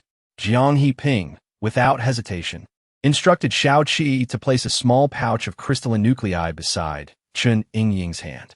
How generous, Su Mu remarked, clicking her tongue. The small pouch contained nearly 50 nuclei, and it was evident that Jiang Heping was truly magnanimous toward his comrades. It was an hour later when a Jin's arm had fully regenerated. Gazing at his tender, new limb, a Jin was overcome with emotion. He embraced Jiang Heping tightly, exclaiming, "Brother, my arm is truly grown back. I harbor no resentment towards anyone. Rest assured, brother, I will continue to protect you and Shao Qi." A Jin vowed with unwavering determination. In contrast to the touching scene unfolding on one side, The Shiguang team remained remarkably composed. They sat around the campfire, engaging in casual conversation, occasionally petting Xiao He or observing Xiao Lang, completely disregarding the tableau of profound brotherhood. The act of absorbing and outputting energy simultaneously exacted a heavy toll on her physical well-being, and by the end, she had lapsed into a state of drowsiness. After settling Chan Ying, Su Mu peered inquisitively into the small pouch, discovering that only a single crystalline nucleus remained. A total of 49 had been consumed, including the 10 nuclei given as compensation. The entire process had required 59 nuclei. However, Jiang Heping remained unblinking, a testament to the profound wealth of his family. Congratulations! A rebirth from severed limbs. Su Mu approached Ajin, whose one arm was rough and dark while the other was tender and pale, offering her heartfelt congratulations. After expressing her joy, she added with a tone of earnest concern, "You must be cautious from now on. This has cost quite a number of crystal nuclei. But how did you lose your arm? It must have been quite painful." She furrowed her brow and gently rubbed her own arm, as if empathizing with his suffering. Upon hearing this, Ajin's smile faded slightly as he recalled the encounter with the mutated plant. Su Mu, ever considerate, comforted Ajin and handed him the remaining crystal nucleus. Observing the innocent expression on Su Mu's face and the gradually stiffening smile of Jiang Heping, the members of the Shiguang team were secretly amused. This was hardly consolation. It was a reminder that it was not the mutated plant that caused Ajin to lose his arm, but rather Xiao Qi. Chu Mu also smirked as he looked at the pretentious Su Mu, mischievous yet endearing. Chapter 88. Who is peering Su Mu was awakened by Chu Mu. The interruption of her beautiful dream left her quite irked, prompting her to brush off his hand and turn in the opposite direction to return to her slumber. Mumu, the Wolf King has arrived. After a brief moment of processing, she immediately sat up, her eyes clear. The Wolf King lay in the distance amongst the trees, its breathing heavy. Once it emerged from the shadows, Su Mu could see it clearly. Its body was covered in wounds, bearing the marks of attacks from ability users, and even more from being torn by beasts. Yet, upon seeing the little wolf cub, it seemed to forget its pain and affectionately nuzzled the cub's head. "Let me tend to your injuries first." Frowning, Su Mu was loath to see the Wolf King in such a battered state. The Wolf King, however, retreated a step, confessing, "I deceived you. My agreement to enter the dimension was merely to ascertain the veracity of your words. Now that it is deceased, there is no further need for my probing." Su Mu felt a pang of betrayed sincerity, having believed in the Wolf King's genuine trust. Yet she advanced, placing her hands upon the Wolf King. A subtle golden luminescence flowed, and within moments, the Wolf King's wounds were entirely healed, save for the wolf fur, matted with dried blood. She chuckled. "Unexpected, isn't it? I possess other means." The Wolf King tested its limbs, offering a subdued expression of gratitude. The cub, seemingly aware of the Wolf King's transformation, nuzzled against it, emitting joyful whimpers. However, the tender scene was disrupted by the Wolf King's words. "Human, I implore you to assist in caring for my offspring." Su Mu paused, understanding dawning upon her. It still harbored thoughts of vengeance, with a resolution bordering on suicidal. "I cannot consent," she declared, her countenance hardening. To face 10, even dozens, is self-slaughter. Although she had emphasized to Jiang Hushing that the annihilation of the wolf pack was the work of Jiang Heping and his cohorts, and trusted that he would seize the opportunity to act against Jiang Heping, even if those ability users were expelled from the team, the Wolf King would still be confronted with 4 teams of ability users. Furthermore, even if the Wolf King were to slay all those ability users, it would undoubtedly be utterly exhausted, and given Jiang Hushing's nature, he would surely exploit the opportunity. "I have my own methods." The Wolf King spoke with a tone that was faintly reminiscent of Chu Mu's, yet imbued with a calm acceptance of impending death. "You wish to lure them out?" Su Mu furrowed her brow, recognizing this as the sole method. If only Jiang Heping and the others were made aware of the Wolf King's survival. Even without Jiang Hushing's coercive insistence, they would inevitably seek to eliminate the potential threat. However, their pursuit of the Wolf King would undoubtedly be accompanied by meticulous preparations. rendering him a true lone wolf. You need not concern yourself with that. I have my own means, the Wolf King declared. No sooner had he spoken than the voice of Huar echoed in her mind. I'm starving. If you don't feed me, I'll cause a ruckus. Huar had recovered. Suro was filled with joy, yet as she regarded the obstinate Wolf King before her, a mischievous thought crept in. In her mind, she mused, Huar, do you see that wolf ahead? Have a taste. Then, addressing the Wolf King, she continued, in that case, allow me to inspect your body once more. One must always be prepared for battle. After all, the Wolf King was taken aback. This human had just vehemently opposed him, yet now sought to examine him? However, Chumu grasped the situation immediately. He glanced at Su Mumu, remaining silent. The Wolf King's wariness lingered as he scrutinized the two for what felt like an eternity. Finding no apparent oddities, he allowed Su Mumu to approach. It was only when she stood face to face with him that a triumphant smile broke forth. And the Wolf King sensed that something was amiss, yet it was too late. As the crimson mist dissipated, Su Mumu rubbed her brow. Her spirits lifted significantly. She did not necessarily wish to thwart the Wolf King's quest for vengeance. Rather, she simply did not want to see it perish. After taking it into her space, she could carry some spiritual spring water with her, which would undoubtedly prove useful in critical moments. Achoo, the flower is ready. As soon as it was just right, she set it to work, feeling rather like a heartless capitalist. Despite her words reflecting reluctance, her tone was tinged with excitement. Chumu slightly curled his lips. How could that be? It was something I longed for. Mumu, let us sit here and wait for the flower to finish. The two engaged in conversation, arranging everything, but they had forgotten about the little wolf. The cub, noticing its father was absent, whimpered as it paced in circles before leaping up and biting Su Mumu with its newly grown teeth. Su Mumu cradled it in her hands, assuring, Your father is quite safe. He'll be back shortly. Now, be a good little one, will you? The wolf cub remained undeterred, playfully nipping at her hand. This is entirely your doing. Su Mumu chuckled, leaning forward as the red mist enveloped her, and in an instant, the little wolf vanished from her grasp. She was rather reluctant to continuously entertain the rambunctious cub, since she was just one mutated beast away from freely manipulating the vines. She decided to let the little wolf serve as a substitute. After all, she would have to care for it in the future. This could be considered an advance on its reward. Summoning her abilities, the vine materialized in her hand, retaining its extraordinary form, which she reluctantly stowed away. Achoo! It seems I still need a little time before my vines can adopt a more subdued appearance, she said, smiling at Chumu. Just as she was about to continue her thought, Chumu's gaze suddenly turned sharp, with a swift motion of his hand. A blade of wind flew toward the distant tree. A cry of surprise echoed as Su Mumu realized someone had been concealed there. How much had this person witnessed? They absolutely could not be allowed to remain alive.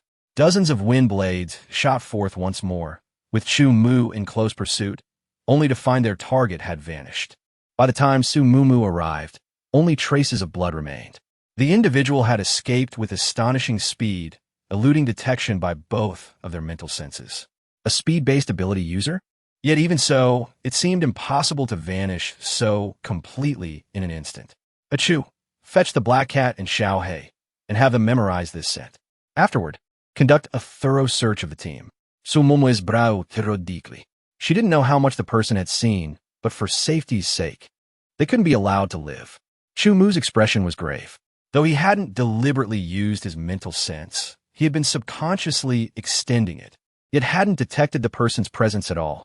Had the sounds not drawn his attention, their actions might have been completely exposed. Very well, take care here.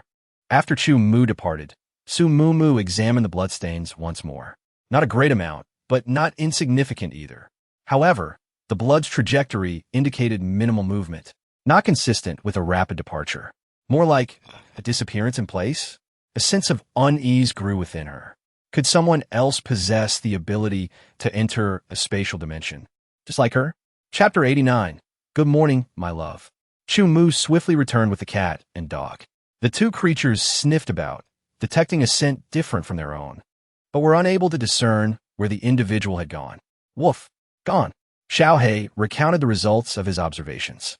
Glancing at the black cat, It exhibited a similar reaction. Upon hearing this answer, Su Mumu's eyes darkened further than ink itself. Truly, it was as if one could vanish into thin air. Grasping the two small snakes in her hands, she whispered, "You both coil around the tree and watch for anyone who may appear out of nowhere. Should anyone manifest, Xiao Hui will advance to distract them, while Xiao Mei will promptly inform me. Do you understand?" This was the first time the two small snakes had witnessed Su Mumu's solemn demeanor, and they immediately ascended the branches, skillfully blending themselves with the leaves. "Xiao He and the black cat, you must commit this scent to memory. From now on, scour the area for any similar aromas. Remember, document every single resemblance." Su Mumu crouched down, earnestly instructing the two little ones. Xiao He was eager to undertake the task, while the black cat, though a tad aloof, was astute enough to recognize the gravity of the situation. With a soft call, it joined Xiao He in the search. Once her instructions were complete, Su Mumu felt a measure of relief. "Mumu, do not fret excessively. You have already tamed 2 mutated beasts and can freely control the attributes of the vines. As for the flowers, they will certainly not falter. Cheheu mugenti imbranjither. I am fine. I have done what must be done. I refuse to believe that I cannot capture this person." Su Mumu looked up at him, her gaze devoid of any fear. In a world rife with darkness, rumors were abundant, and Chu Mu was correct. As long as she steadfastly denied any allegations, even if they spread, they would only incite suspicion. As long as this individual was not Su Ruo, she could hardly fathom that if Su Ruo were to acquire a space that could be entered and exited after losing the Jade token, would not other lost possessions also be doubly compensated to her? If that were indeed the case, she would undoubtedly possess even more hidden trump cards. As long as it wasn't her, as long as it wasn't Su Ruo, she feared no one else. "Little master, enough." While she pondered the world as compensation for the female protagonist, a flower suddenly spoke up. "Enough?" She focused her senses and indeed beheld the Wolf King standing by the lake, surveying the surroundings. With a shift of her thoughts, the Wolf King stood before her. Before the Wolf King could voice its grievances, Su Mumu took the initiative. "I do not hinder your quest for vengeance, but take this spiritual spring water. I have not deceived you. For the mutated beasts confined within the space, the healing properties of the spiritual spring water are extraordinarily potent should you suffer grave injuries. It may very well save your life." As customary, she hung 2 gourds of spiritual spring water around the Wolf King's neck. The Wolf King fell silent. It understood that the human's words bore truth. Just moments ago, she had healed its wounds using her healing abilities, but after this ordeal, its first shone as before, and the exhaustion that had clung to it vanished entirely. It recognized the good intentions of this human. With a howl that echoed through the woods, the Wolf King turned and vanished into the forest. That howl was both an expression of gratitude towards this human and a promise to her. However, this howl aroused the vigilance of others.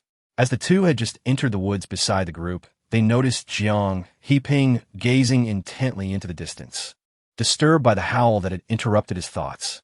It was then that he spotted Chu Mu emerging from the forest. "Brother Chu, keeping watch, are you?" Jiang Heping greeted with a smile, as if all previous grievances had been laid to rest. Chu Mu nodded in response, offering no further words. Suddenly, the sound of a door creaking open drew their attention. Jiang Heping chuckled at the scene before him, recognizing the slender figure as a mental type, likely exhausted from sleepless nights. Chu Mu, however, discreetly cast a glance at the vehicle, where Su Mumu sat with her eyes closed, her delicate eyelashes faintly trembling. Su Mumu's heart raced uncontrollably. She had anticipated that Jiang Heping would be lured out by the wolf howl. Thankfully, the mental barrier provided by Bai Yin kept her from being detected. Still, slipping in under the watchful eyes of others made her somewhat anxious. Yet, in moments of relaxation, her mind remained partially occupied with thoughts of the vanished individual, prompting her to direct her mental threads towards Jiang Hushing's vehicle. The spacious back seat, akin to a bed, revealed Su Ruo nestled in the arms of Jiang Hushing, peacefully asleep. This sight finally eased Su Mumu's worries a little. As dawn broke, the capable members of the team paired up to forge ahead, and at this pace, they would emerge from Lele Mountain by evening. Although Su Mumu was not required to join, her mind was preoccupied with various matters, causing her to awaken early. Stepping out of the vehicle and stretching lazily, she made her way directly to Chu Mu and Bai Yin. The black cat was cradled in by Yin's embrace, while the small black creature lay beside Chu Mu. Both having been busy throughout the night, their efforts unknown. She feigned a playful demeanor as she naturally wrapped her arms around Chu Mu. The softness of her presence made Chu Mu's ears flush crimson in an instant. He suppressed his inner joy and calmly informed her of the findings from the two little ones' search. This scent is present in many individuals, most prominently within Jiang Heping's team. Beyond them, there are a few individuals with extraordinary abilities, all of whom share a common trait. They ascended the mountain alongside Jiang Heping. Thus, the individuals from last night must undoubtedly belong to his team. Upon hearing this, Su Mumu extricated herself from Chu Mu's embrace, her gaze heavy as it fell upon Jiang Heping's group ahead. Aside from Qianyang, who remained to guard the vehicles. The car was devoid of any occupants. She glanced at the other teams, observing that those tasked with clearing the path had yet to depart. Jiang Heping likely feared that someone would discover the absence of a member from his team, prompting him to hastily call everyone to set out, thus providing a plausible excuse by virtue of their numbers, should anyone from his team wish to shield the truth. Even an investigation would yield no results. Lost in her thoughts, she remained oblivious to Chu Mu's intense gaze. Suddenly, the one in her arms withdrew, and Chu Mu, feeling somewhat displeased, noted her serious expression and sighed softly. Was this merely a pretense? Yet, he desired that the meaning of their embrace transcended mere communication. He gently pulled Su Mumu back into his embrace, saying, "Mumu, good morning." Suddenly encountering a warm embrace, Su Mumu was momentarily taken aback. However, she quickly realized that this was Chu Mu's response to her somewhat utilitarian hug. Given their previous declarations of affection and their relationship as romantic partners, Su Mumu felt no hesitation and wrapped her arms around his waist. "Good morning, boyfriend." Chapter 90, Extracting the Nail O. Upon witnessing the embrace between the two, Duan shot them a knowing glance, her tone twisting in a myriad of directions. Su Mumu quickly released Chu Mu, somewhat awkwardly stating, "Let's eat." However, scarcely had the words left her lips when she noticed a small black snake swiftly slithering behind Duan. It had appeared, Su Mumu's gaze sharpened, and feigning a stomach ache, she hurriedly sprinted away. Within moments, she spotted a figure. It was Shao Qi. The vine imbued with both gold and fire attributes shot forth, piercing through her heart, and in an instant, Shao Qi collapsed to the ground. She struggled to turn her head, gazing at Su Mumu as though confronting death itself. Her lips parted for what felt like an eternity, yet no sound emerged. And just like that, she perished. Was this Shao Qi's secret? Her spatial ability allowed others to enter freely, and Jiang Heping protected her so fiercely, perhaps because her space could accommodate not only herself but others as well. Such an ability was indeed extraordinary. As long as Shao Qi remained, Jiang Heping would undoubtedly survive the ensuing power struggles. Alas, Shao Qi had uncovered her secret, bringing about her own demise. Upon returning to the group, Su Mumu found that the others had already forged ahead, leaving only Chaning and Bai Yin to guard the rear, while Chu Mu awaited her. Su Mumu smiled and nodded. At that moment, Su Ruo and Jiang Hesheng's group also moved forward. Today marked the last day of their journey, and with a sense of urgency, they aimed to exit Lele Mountain by afternoon. Given Jiang Hesheng's temperament, he would undoubtedly not slacken his pace. Su Mumu sekal bisao chumo. Accepting the peeled egg he offered, Shao Qi was not merely an ordinary spatial ability user. Chu Mu nodded slightly. Although he did not accompany Su Mumu earlier, he had entwined a thread of spiritual energy around her wrist. Should Su Mumu find herself in a predicament, he would intervene. Seizing this opportunity, he aimed to eliminate all hidden dangers. If she would meet Su Ruo, he would deal with her directly. Having said this, he smiled at Su Mumu and walked ahead. Su Mumu silently consumed her egg, pondering whether it was the same day to pull out nails. Well, so be it.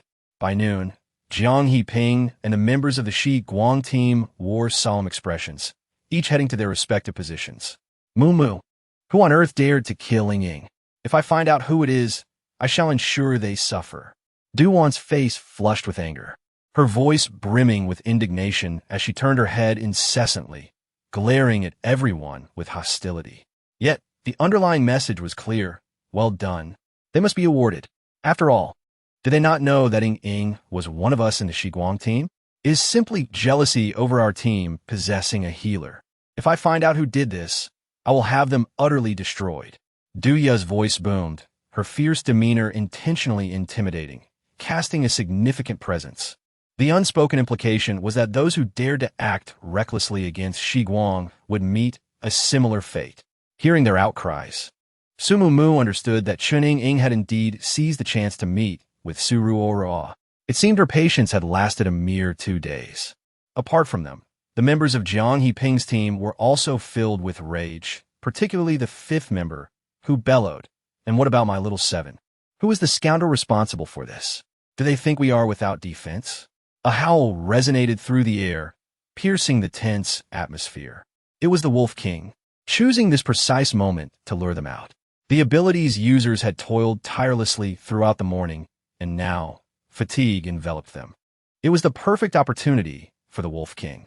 As expected, the chilling howl transformed the anger of Jiang Yiping and the others into a heavy silence, prompting them to huddle together in earnest deliberation. Meanwhile, Jiang Yixing was consumed with fury. In the blink of an eye, Su Ruo had been struck on her left shoulder. Yet, the assailant had left no trace behind. Were it not for his swift feet, Ruo might have lost her life. Gazing at unconsciously, Su Mumu smirked. Had Chu Mu also faltered? However, Jiang Yixing was in a rage. Adding fuel to the fire would yield the best results. She muttered to herself, "How could there be a wolf's call in broad daylight?" At her words, Jiang Yixing paused for a moment, his expression growing increasingly grave. He and Jiang Yiping were brothers. Despite their differences, they understood one another well. Observing Jiang Yiping's demeanor, he instantly grasped the situation. Jiang Yiping shot him a glance, indicating he need not worry, for he would handle it himself. Handle it? If you provoke the wolf pack to encircle us, can you bear the responsibility? Jiang Yixing took several strides forward and seized Jiang Yiping by the collar. Get lost. It was rare for Jiang Yiping to utter a curse. He forcefully pushed Jiang Yixing's hand away. Having always been belittled for being the second-born, he had had enough. I said, I will resolve this myself. Qinyang, go summon help. Zhong remained to watch over Shao Qi's lifeless body. A tense standoff ensued for a brief moment, before Qinyang arrived in haste with 3 teams of ability users. Subsequently, the entire group of several dozen ascended the mountain. Jiang Yixing scoffed disdainfully, turned to issue a few instructions to his subordinates, and escorted Su Ruo into the vehicle. Only then did Su Mumu finally have a moment to cast a glance at the deceased Chuning Ying. The Shiguang squad would sincerely welcome every genuine individual. Infiltrators were destined to meet their end. After the group laid Chun Ying to rest, they commenced their meal. The progress of clearing the path was swifter than she had anticipated. A mere 10 meters further would lead them into an open area. This implied that they would exit Lele Mountain by afternoon. Upon entering the city, the terrain would broaden, and they would confront a multitude of zombies, thereby acquiring a substantial quantity of crystal cores. Consequently, the Wolf King possessed but this solitary opportunity.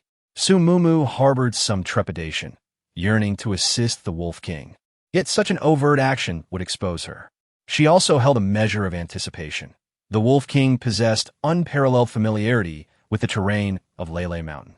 While it was undoubtedly a formidable battle against overwhelming odds, the battlefield was one the Wolf King knew intimately. She hoped for the Wolf King's complete triumph. Furthermore, with the protection of the spiritual spring water, the Wolf King was not necessarily destined for failure, provided it could discern all of humanity's stratagems. Upon their return, everyone commenced preparing the meal. Su Mumu also distributed the spiritual spring water among them, as they needed to be in optimal condition to confront the enhanced zombies upon exiting Lele Mountain in the afternoon. It had been too long since they had last slain zombies, and they must not be negligent. After the distribution, Sumumu gazed at the remaining bottle of spiritual spring water in her hand, perplexed. How had an extra bottle appeared? Where was third brother? She cast a glance around before inquiring. Chapter 91. The Wolf King's Revenge. Du-Wan had long harbored doubts, yet out of respect for Bai-Yin, who also guarded the home, she refrained from asking. Upon hearing the words, Bai-Yin lifted his head. Jiang Husheng has summoned him. What? Sumumu's brow furrowed instantly. What does Jiang Husheng want him for? Bai-Yin glanced at her calmly. To hunt wolves. To hunt wolves?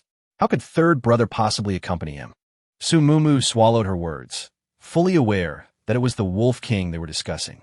However, Bai-Yin's subsequent statement shifted her from one question to another. Third brother claims he has a foolproof plan to save that wolf, which is why he followed. Bai-Yin's tone remained indifferent. A foolproof plan? Sumumu frowned. Could it be that he intends to use Jiang Husheng's help to rescue the Wolf King? What does he plan to do? No, I cannot rest easy. I must go and see. We shall go together.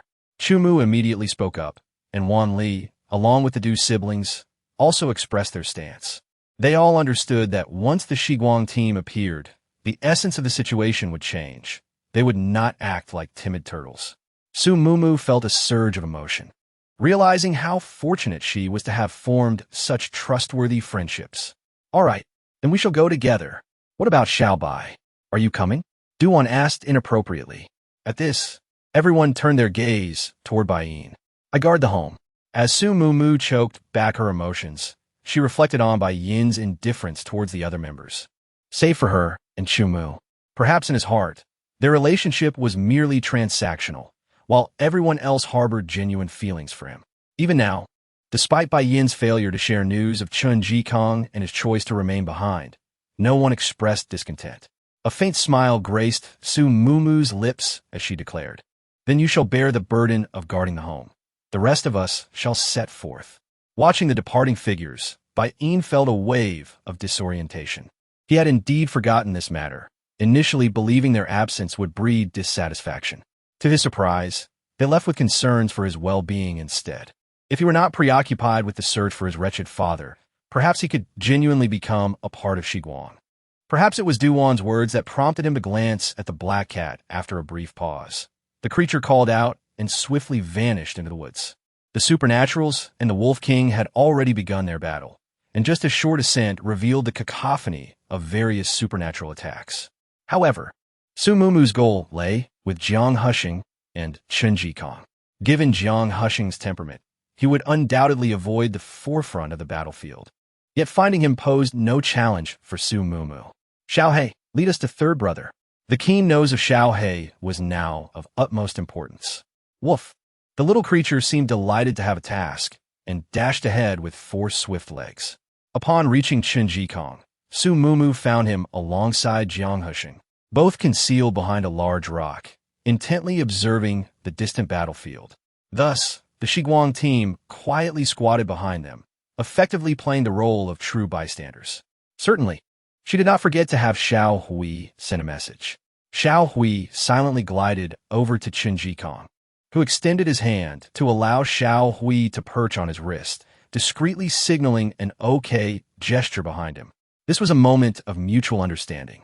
Seeing that Chun Jikong had acknowledged the signal, Sumumu turned her gaze towards the battlefield. The Wolf King was gravely injured, and the 5th member of Jiang Heping's team was on the brink of death. It seemed imminent that his life would soon extinguish. Among the remaining supernatural teams, aside from Jiang Heping, all those who had participated in the mountain expedition lay lifeless on the ground. Realizing that the Wolf King bore them no malice, the others, unwilling to serve as mere shields, hastily shed their armor and fled. Thus, only the Wolf King, Jiang Heping, Chen Yang, Jin, Xiaolu, and Jiang Huan remained on the scene. The Wolf King, seemingly tireless, unleashed flames from its mouth once more. Chun Yang, as a fire-type supernatural being, boldly confronted it. It was swiftly overpowered by the Wolf King's flames, which surged toward his chest, extinguishing his vitality in an instant. Suddenly, the Wolf King appeared frozen, motionless in place. Seizing this opportunity, flames and dozens of ice blades hurtled towards it, aiming directly for its heart. It was Xiao Lu's psychic abilities at work. Just as the ice blades were about to pierce the Wolf King's heart, Xiao Lu suddenly coughed up blood and collapsed, losing consciousness on the spot.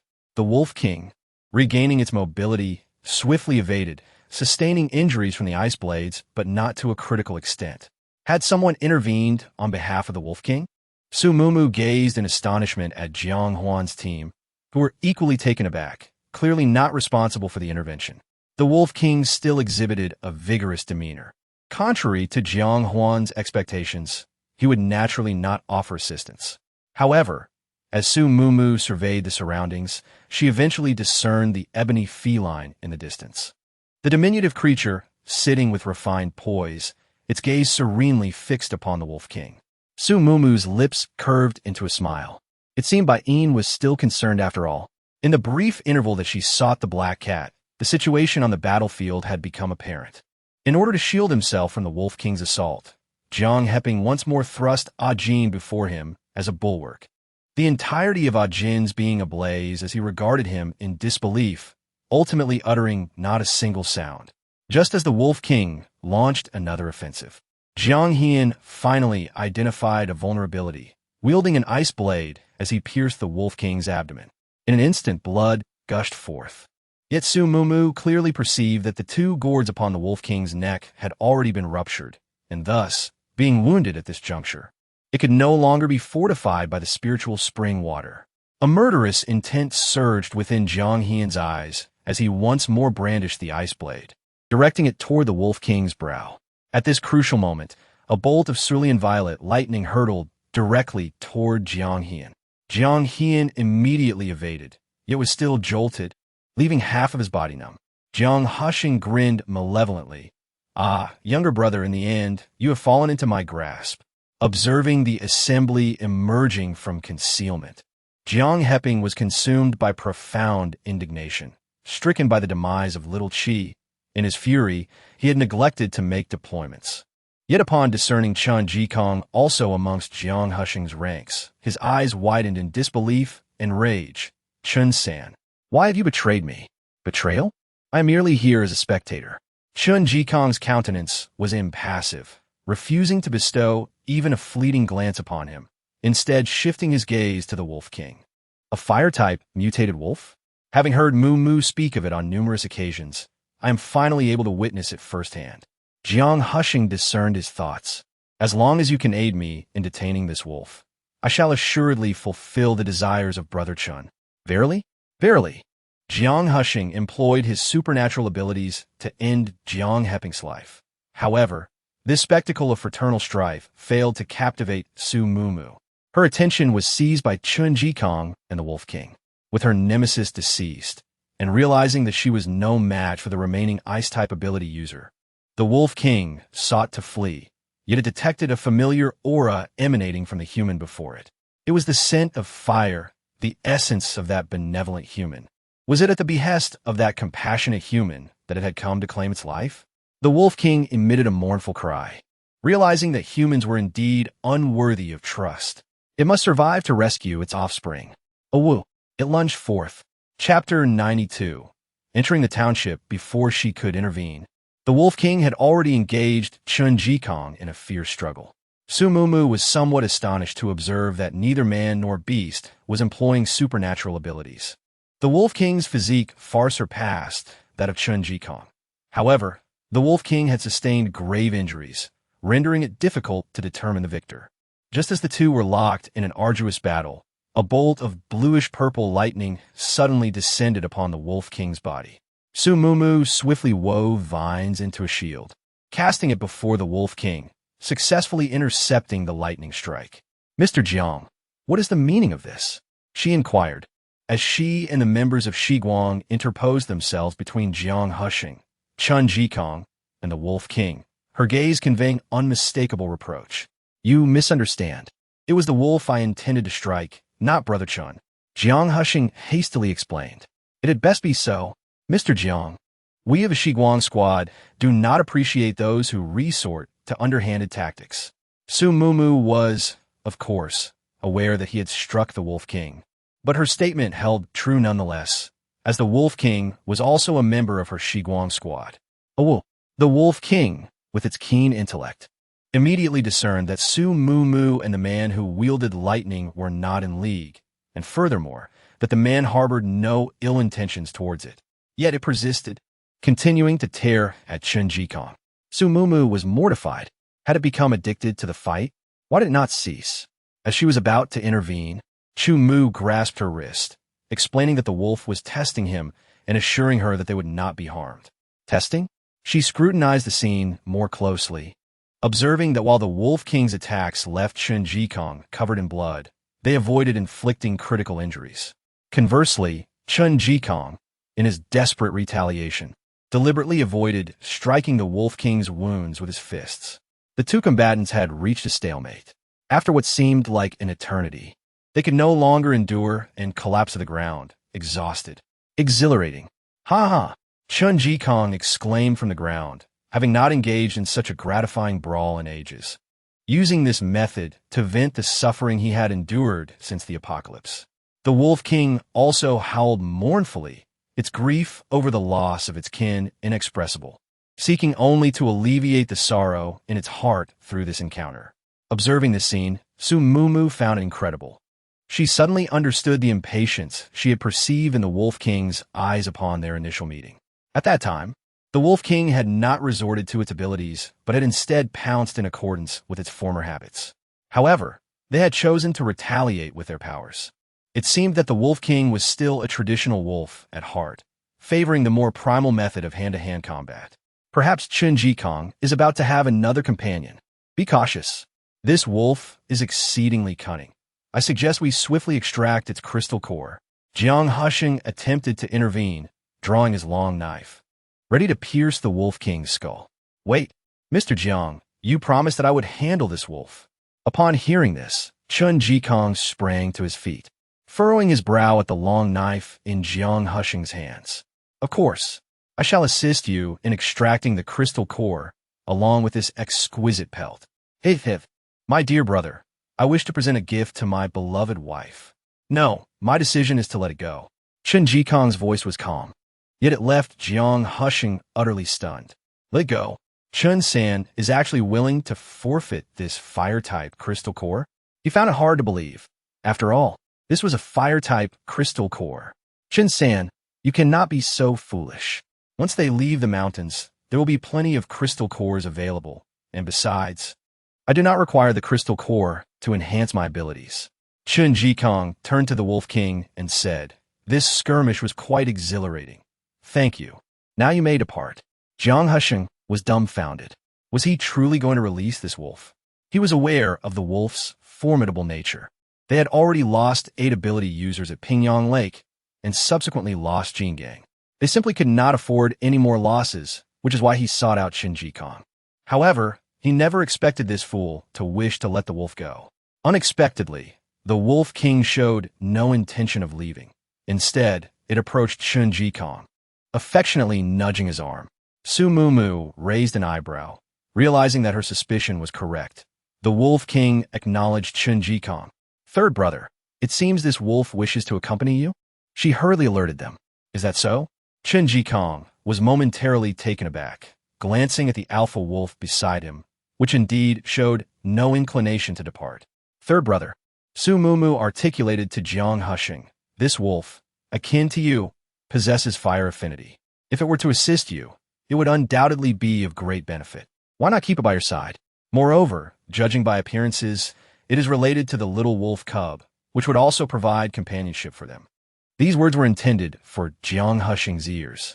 Now that the alpha wolf had avenged its great grudge, if it willingly aided Chen Jikong, Jiang Husheng would no longer harbor any designs on the wolf. Her conjecture proved accurate, as this was precisely the alpha wolf's intention. A woo, accompanied by this drawn-out howl. The alpha wolf prostrated itself at Chen Jikong's feet. The path having been cleared, they were soon to leave the mountains. Upon beholding the corpses of Jiang Husheng and the others, he wept bitterly, raising his saber to strike at the alpha wolf. However, Jiang Hian restrained him. Jiang Hian and Xiao Lu had survived, rescued from the alpha wolf's jaws and from Jiang Husheng's clutches. He spoke words unknown to Zhong, which somewhat assuaged Zhong's fury towards the alpha wolf, and he turned to Xiao Lu. channeling his abilities into her. Jiang Husheng, having achieved his objective, did not linger at the rear of the group. Though lamenting the death of his second brother, he could not suppress the grin that played upon his lips, and he cheerfully made his way to the front of the convoy. Su Mumu paid little heed to these events, busying herself with preparations alongside the others. An hour later, the vehicles finally advanced slowly, emerging from Mount Lele. The convoy traversed the national highway for 2 hours, the vanguard having cleared the path of zombies. Those at the rear of the group only occasionally encountered zombies that had strayed from some remote corner, but they were quickly left behind. Moreover, there was no sight of the vast horde of zombies that Su Mumu had envisioned. As darkness enveloped the surroundings, the group finally arrived at a quaint town named Zhouling. Separated from Lingxiang by a long and deep moat, one could gaze eastward from Zhouling and behold the distant city. Due to its proximity to Lingxiang, many travelers opted to stay in Zhouling, where accommodations were more affordable, complemented by a considerable number of original residents. Mumu, be cautious. Du Huan chuted. As a colossal iron hammer narrowly missed Su Mumu's hair, obliterating the heads of the oncoming zombies instead. With a skip in her step, Su Mumu hurriedly collected several crystal cores, illuminating them with her flashlight to reveal neatly arranged impurities. All were second-tier cores, indicating that the majority of the zombies had successfully evolved to the second tier. As they battled zombies while advancing, the group endured a prolonged struggle before finally entering the town. Being at the rear of the line, the Shiguang team found that the nearby houses were already occupied upon their arrival, compelling them to traverse half the town in search of an available residence. Chapter 93. The octopus strikes. They discovered a 3-story building nestled within an alley. The group entered through the front door, with Wanli following closely behind to secure their vehicle in a spatial pocket. Thick earthen walls were then erected to barricade the zombies outside. The yard was relatively free of zombies and was swiftly cleared. It was at this moment that everyone had the opportunity to observe their surroundings more closely. This small building served as a guest house, featuring a large tree in the courtyard, beneath which sat a stone table and benches. Facing the street, the 3-story structure was complemented by several single-story houses opposite and beside the side entrance. The first floor of the small building serves as a street-facing shop, offering a variety of trinkets, with direct access to the second and third floors, which are residential. However, the upper levels cannot be accessed from a courtyard. Thus, the single-story dwelling in the courtyard is the proprietor's residence. To reach the guest accommodations, one must enter through a small door at the back of the shop. To ensure their privacy, they lowered the iron roll-up door and secured the glass door, effectively sealing off the entire courtyard. At last, the Shiguang team could indulge in their culinary delights. Within the single-story dwelling lies a kitchen, which quickly became Du Ya's favorite, urging Su Mumu to retrieve delectable dishes from her storage space, allowing her to truly showcase her culinary skills. Even more astonishingly, Du Ya insisted that Wanli venture out to procure a new barbecue grill from an unknown shop, demanding Su Mumu to bring forth a whole sheep. Declaring her intention to prepare a roasted whole lamb, Du Juan expressed her disdain for her brother's behavior, likening it to a glutton reincarnated, questioning how they could possibly consume such an abundance. Don't be ridiculous. What do you understand? Mumu's storage can preserve the food. We can savor it gradually. Du Ya retorted. Su Mumu was both amused and exasperated. The sheep in her storage had given birth to lambs, increasing in number, and they had refrained from taking any out during their journey. Now was the perfect time to reward everyone. All right, tonight, we shall feast on roasted whole lamb and roasted chicken. I have everything you could wish for. Just tell me what you desire. Do not hold back. With a flourish of her hand, a pure white sheep immediately began bleeding in the courtyard. With another wave, chickens and fish appeared in Chu Mu's grasp. With a third gesture, the milk tea that Chu Mu had previously prepared was brought out and distributed among the group. As for the rice, it was sourced directly from the surroundings. The kitchen still housed a substantial half-bag of rice. Wanli constructed a simple stove in the courtyard and steamed a large pot of rice. This was the first time in nearly half a month that everyone enjoyed a warm and sumptuous meal, and each person savored it heartily. Even the little black dog joyfully scampered about, while the black cat sat elegantly beside them, continuously indulging in the feast. However, this posed a dilemma for the two small snakes and the Wolf King, as they were not particularly fond of cooked meat. Nevertheless, the enticing aroma proved irresistible, leading them to join in the hearty meal as well. Thus, under the collective enjoyment of both humans and beasts, the food that was brought forth was devoured entirely. Dia was quite displeased, declaring, "No, I must save some supplies. Moo Moo, bring out another sheep." Su Moo Moo, both amused and exasperated, found the aroma too tempting to resist. Realizing opportunities to savor such delicacies would be rare, she generously brought out another sheep, not to mention an ample supply of chickens and fish. Delicious. Wanli restrained the eager wolf cub in his arms, using a bottle filled with milk to silence its eager cries. The path ahead may be fraught with peril, but a moment of joy is more than enough. The following morning, as Su Moo Moo stepped out of the courtyard, she found Chu Mu conversing with Chun Jikong at the stone table, discussing the search for supplies. There remained half of the running water she had collected in her space, but in a fortnight, a second torrential rain would descend, which would completely contaminate the underground water, rendering the human living conditions even more dire. Although there was spirit spring water available in the space, using it for daily washing would be rather extravagant. Hence, the urgency to gather water became paramount. At 8 in the morning, the Shiguang team, fully armed, set out to search for supplies. Du Wan and Chun Jikong formed one group, scavenging for resources in the town, while Su Moo Moo, Duya, and Bai Yin constituted another, venturing to the outskirts near Lingsheng, where a reservoir might yield some clean water. Meanwhile, Chu Mu and Wanli headed towards Lingsheng in search of a generator. As for the Wolf King, he remained at home, albeit begrudgingly, feeling that this task should belong to Xiao He. However, Chun Jikong and the others will be making multiple trips to deliver supplies to the courtyard, necessitating a formidable presence to guard the area. Thus, the group dispersed to carry out their respective missions. Su Moo Moo and her companions first scoured the town for dozens of water buckets before setting off in their vehicle. In just 20 minutes, they arrived at the reservoir. The external water had been contaminated, but beside the reservoir stood a large underground water storage facility, where the water remained usable. The interior was dimly lit, prompting Su Moo Moo to conjure vines that emitted a vibrant green luminescence, illuminating the space.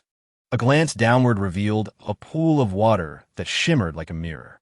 The trio descended the narrow staircase and utilized a small pump to fill their empty buckets, leaving them thoroughly satisfied. Although they managed to extract a substantial amount of water, the reservoir was vast and deep. The water level had only receded by a couple of inches. After filling their buckets, the three departed, ensuring to lock the door behind them. With the onset of the next torrential rain, this water would undoubtedly become a coveted resource. The moat's waters shimmered with a faint black hue, intermittently disturbed by mutated fish leaping from the depths, their teeth clicking ominously at Su Moo Moo and her companions. Du shrank his head, recalling the incident when they visited Pingyang Lake, where a mutated turtle crushed the head of a water elemental. With a sigh, he contemplated his own meager abilities, which are almost negligible. Heaven must be playing a jest on me. This so-called power is utterly pathetic. I even doubt that if I stretch my head out, those mutated fish would have any interest in me. Su Moo Moo stifled a laugh and teased him. I've heard that they prefer crystal cores that are either equal to or stronger than themselves. With your abilities barely at the first level, perhaps you truly wouldn't attract them? Is that so? Does that mean I am even inferior to a mutated fish? Do you felt a wave of despair wash over him? Oh, come on. This is not how one should play. Just kidding. While they will undoubtedly prioritize stronger crystal cores, like those from me and Bai Yin, they won't overlook you entirely. After all, every little bit counts. Su Moo Moo added with a playful grin. Enough. Is there any way to swap my abilities? Alas, Su Moo Moo regretted her words, wishing to slap herself for this instance of bad luck. Chapter 94. The Secret Chamber, however. The creature bore various injuries on its head and tentacles, the most severe being one tentacle that appeared to be bound and worn, with several conspicuous red marks against its orange hue. Nevertheless, this did not hinder its movements. Its gaze was fixed intently on Duya as it swiftly ascended halfway. Using the vines to buy time, the group successfully climbed into the vehicle and sped away in the opposite direction.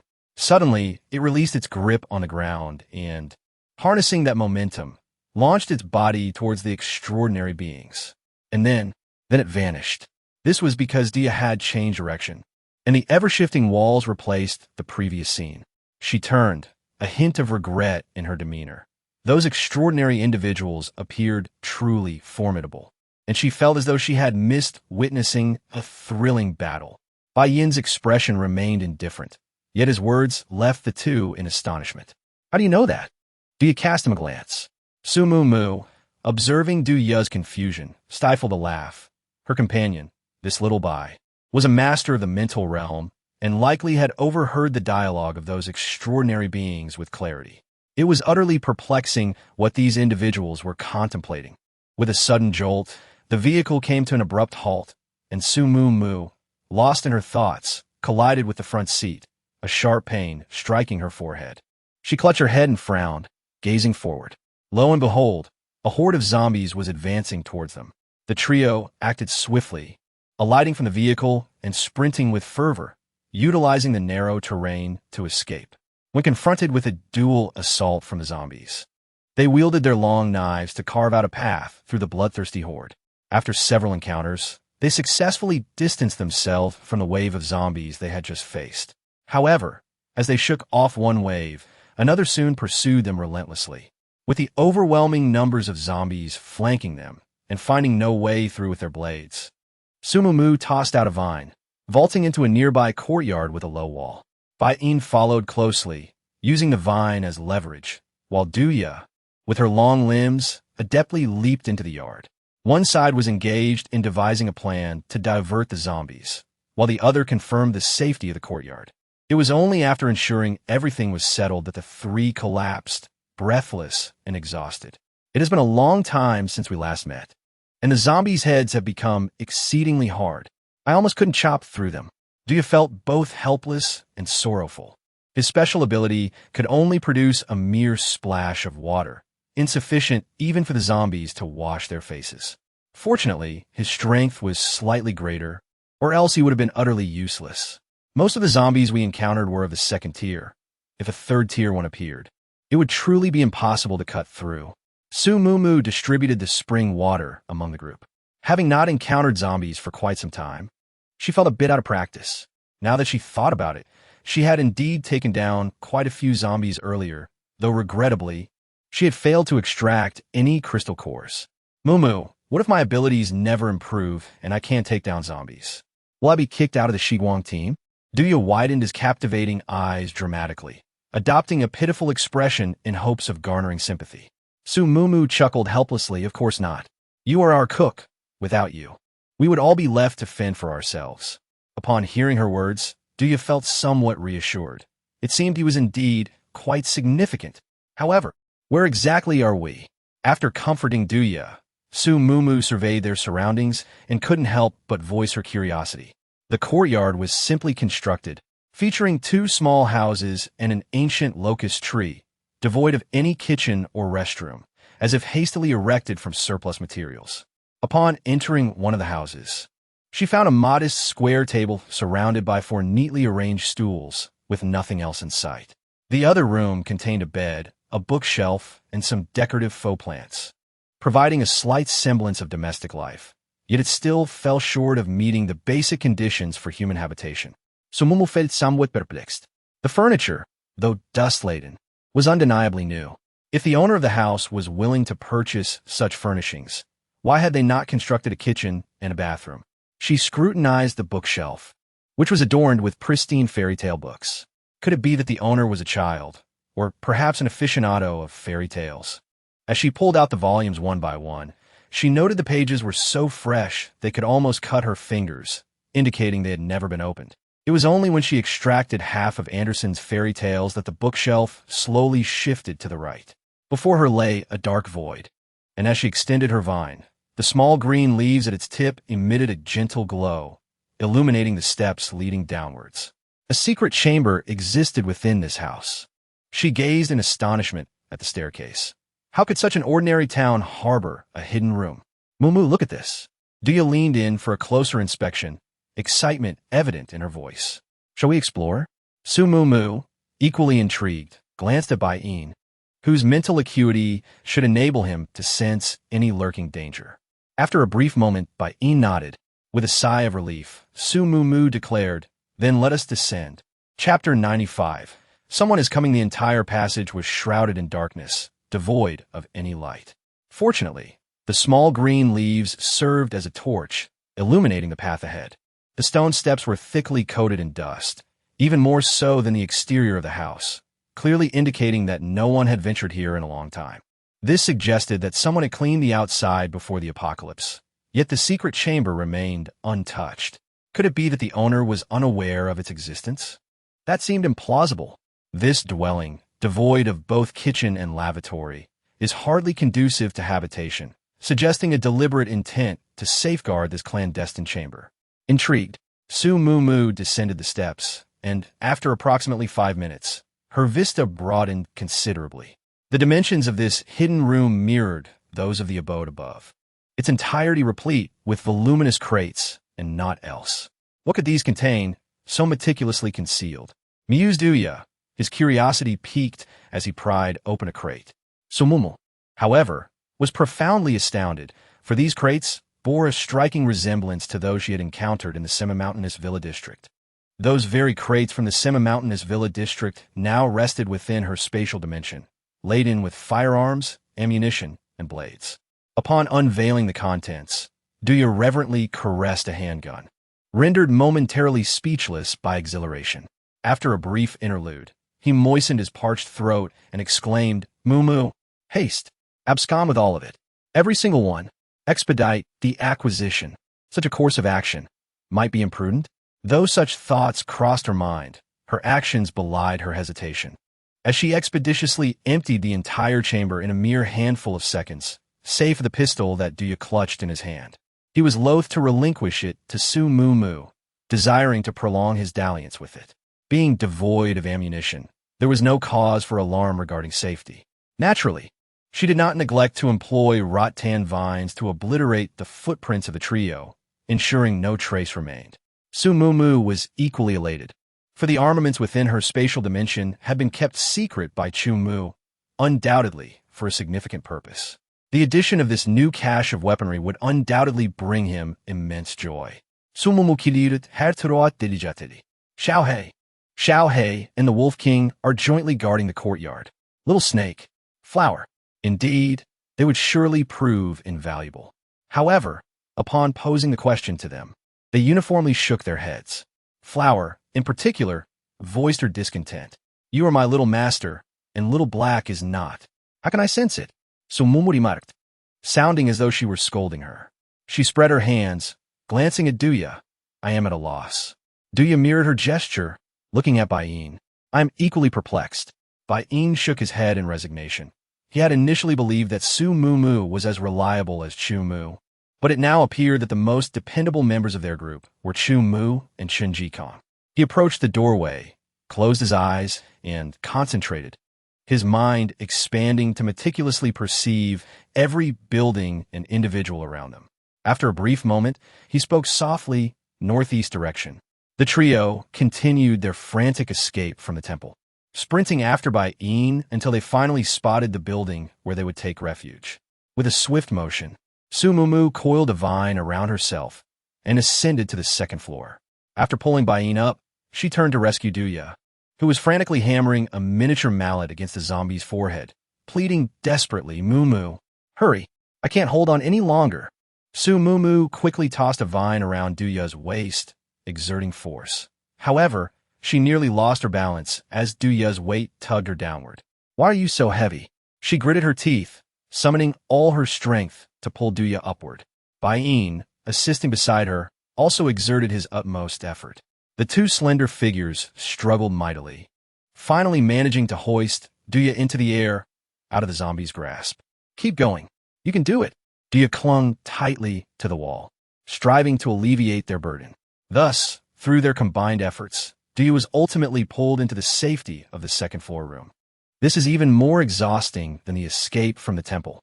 The three of them slumped onto the ground, panting heavily, devoid of the strength to utter another word. At that moment, the door swung open, and Dujin appeared at the threshold, holding a fragrant bowl, her cheeks puffed out, her eyes filled with curiosity. She swallowed the morsel in her mouth before inquiring, "What are you all doing sitting there?" Su Mumu exchanged glances with the others, and they collectively burst into laughter. The journey back had been chaotic yet exhilarating, but fortunately, the mission was not only accomplished but exceeded expectations. As they admired the scenery, Su Mumu smiled at her and asked, "What as for lunch?" Dujian, somewhat perplexed, nodded in response. "There's zombies outside. What is there to admire? But I'm thrilled. It's chicken rice. Sengu steamed the rice. It's quite good. You should all try it." Before Qin Jikong could respond, Duying gleefully hopped in front of him, exclaiming, "Sengu, look, what is this?" Qin Jikong was taken aback. "A gun? Where did that come from?" Su Mumu recounted their experiences in detail, and upon finishing, both Qin Jikong and Dujian were astonished. "A secret chamber? Is it similar to those in martial arts dramas?" Dujian asked excitedly. Su Mumu sighed. "That doesn't seem to be the main point. Could it be that there is a secret laboratory at Lingxing University? Perhaps they are hiding something there?" Qin Jikong pondered aloud. Lingxing University?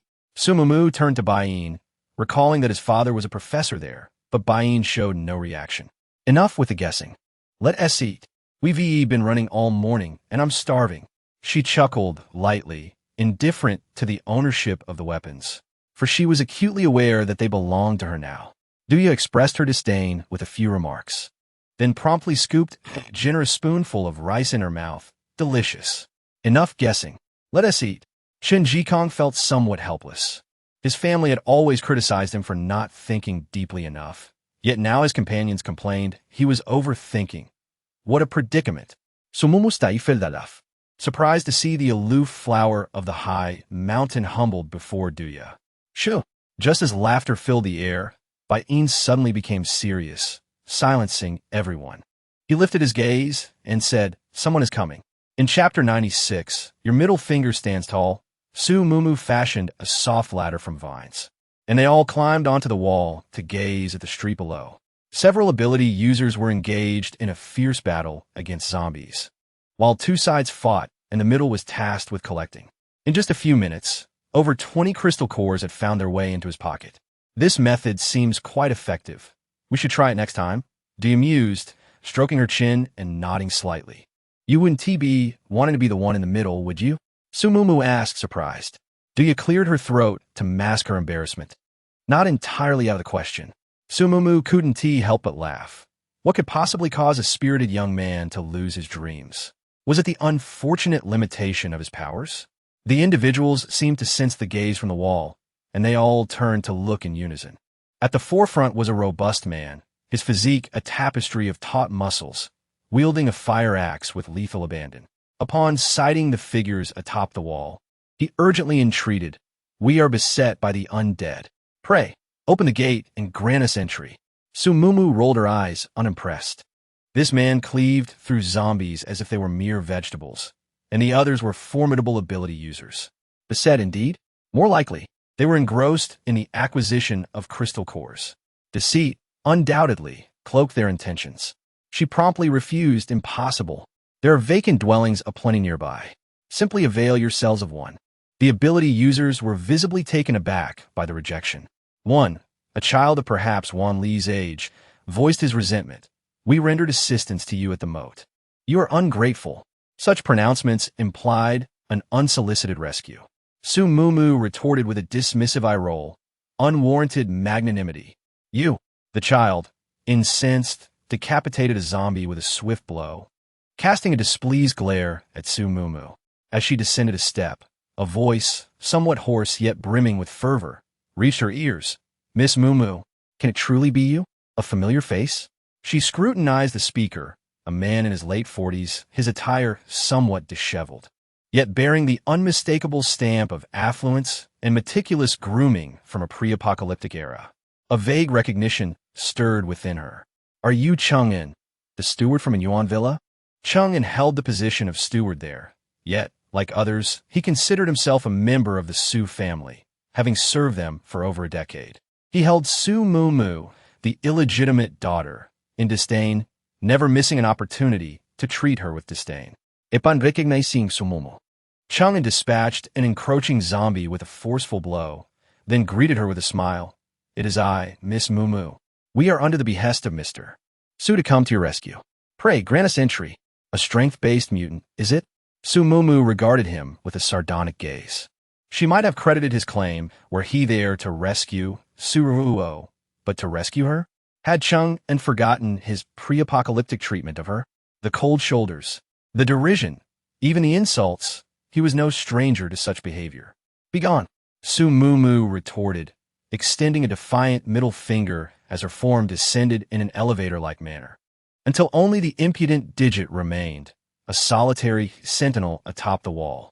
Outrageous, a young lad exclaimed, and his vines lashed out at Su Mumu's hand, intent on snapping the offending appendage. Let's see her flaunt now. Whoosh, he turned toward the source of the conflagration, a man of both striking beauty and grotesque disfigurement. Chen Jikong surveyed the group with a sardonic smile. We are merely seeking refuge and cannot accommodate such esteemed guests. Chang'an, Suruo is just ahead. You may seek her out there. With that, he led the Du siblings away from the wall, and likewise, Su Mumu's middle finger vanished from its perch. Chang'an paused, momentarily taken aback. That man, Chen Jikong? Indeed, it was Chen Jikong. But how had he come to bear such ghastly scars? He had once been a paragon of grace and refinement. But what did he say? Miss Su is ahead? Chang'an turned to the leader, a hint of excitement in his voice. Let us proceed to find Miss Su. The leader cast a dismissive glance his way. Remember for whom you toil. This was the last sentence Su Mumu heard before the sounds of their departure gradually faded away. Chang'an has changed masters? How peculiar. The Su family still wields considerable power in the capital after the apocalypse. A loyal dog should remain ever faithful. Yet it is surprising that a new master has been adopted. Third brother, why do you think they must come here? And what about Chang'an? He has always held himself in high regard. For whom would he offer his allegiance? Su Mumu mused, shoveling a mouthful of rice in her mouth, filled with confusion. They all bore a serpent tattoo on the back of their necks, reminiscent of some organization's emblem, though beyond that, I am unaware. Chen Jikong frowned. He had little interest in the affairs of the Su family, let alone the matters concerning a mere steward. However, Su Mumu grew increasingly serious, pressing a snake. What kind of snake? It resembles an ordinary snake standing upright, but its eyes are yellow. Why? Chen Jikong found himself becoming more earnest as he noticed Su Mumu's gravity. It is them. Su Mumu could scarcely believe her fortune in encountering them here. The book mentioned a yellow snake organization lurking in Tang City, identifiable by the yellow-eyed serpent tattooed on the napes of its members. This organization comprises both superhumans and ordinary individuals. Yet they share a singular trait, a complete abandonment of humanity. Ultimately, their actions incited public outrage, earning them a notorious reputation that even reached the capital base. After Jiang Husheng seized power, he vigorously suppressed the Yellow Snake organization, yet they seemed to possess an uncanny foresight, evading capture time and again, thus yielding no substantial results. It was not until 2 years into the apocalypse that this organization mysteriously vanished without a trace, never to reappear. At present, the Yellow Snake organization has yet to emerge into the limelight, and no one is aware that they will become merciless executioners. Moreover, no one knows when they may meet their demise at their hands. However, how did Chang'an come to join the Yellow Snake organization? Noticing Su Mumu's serious expression, Chen Jikong could not help but inquire, Mumu, is there an issue? Su Mumu's mind raced, contemplating how to convince them. After a moment of careful consideration, she addressed the group. The post mentioned that the yellow snake symbolizes misfortune and disaster in the apocalypse. It would be wise for us to remain vigilant. Misfortune and disaster? Chen Jikong furrowed his brow. He had indeed perused that post, yet he could not recall whether it specifically mentioned the yellow snake. It seemed there was a line suggesting that caution would never be misplaced. Su Mumu chuckled lightly. All right, everyone heed Mumu's words. In the future, let's keep our distance from anyone bearing a yellow-eyed snake tattoo on their neck. Better safe than sorry, the group agreed without dissent. Chapter 97. The experimental potion, Chen Jikong and Du Juan gathered a considerable amount of supplies, including 2 bags of compressed biscuits, several boxes of instant noodles, containers for water, and some seasonings. Additionally, they collected a few saplings. This was a specific request from Su Mumu. Her storage held an abundance of seeds, vegetables, fruits, and grains, but lacked a few trees. With the right tools, they could cultivate their own food, which is why the Shiguang team refrained from hoarding excessive provisions. There were always others in greater need. Thus, for the entirety of the afternoon, Su Mumu busied herself planting trees in her space. The blossom frolicked around her, its vitality restored, clamoring for outdoor adventures. However, the bustling throngs of Zhouling town deterred Su Mumu from releasing it, fearing its recapture. Having planted the saplings, Su Mumu surveyed her expansive plot with contentment. The spatial realm boasted exceptional soil quality, and the vegetables and fruits she had previously cultivated had reached maturity. Seizing the opportune moment, she commenced the harvest. Lacking a storage structure within the space, she meticulously arranged the produce in an orderly fashion before retrieving a trowel to bury the animal excrement. After a refreshing ablution, she emerged from the spatial dimension. Upon her return, dusk had already descended. They were recounting their encounter with the band of ability users dispatched by the Jiang family, numbering approximately 20 individuals, to Qinjikong. Numerous professors from Lingcheng University were trapped within the subterranean laboratory, and the Tangxing base sought their expertise in developing a zombism antidote, thus sending emissaries to liberate them.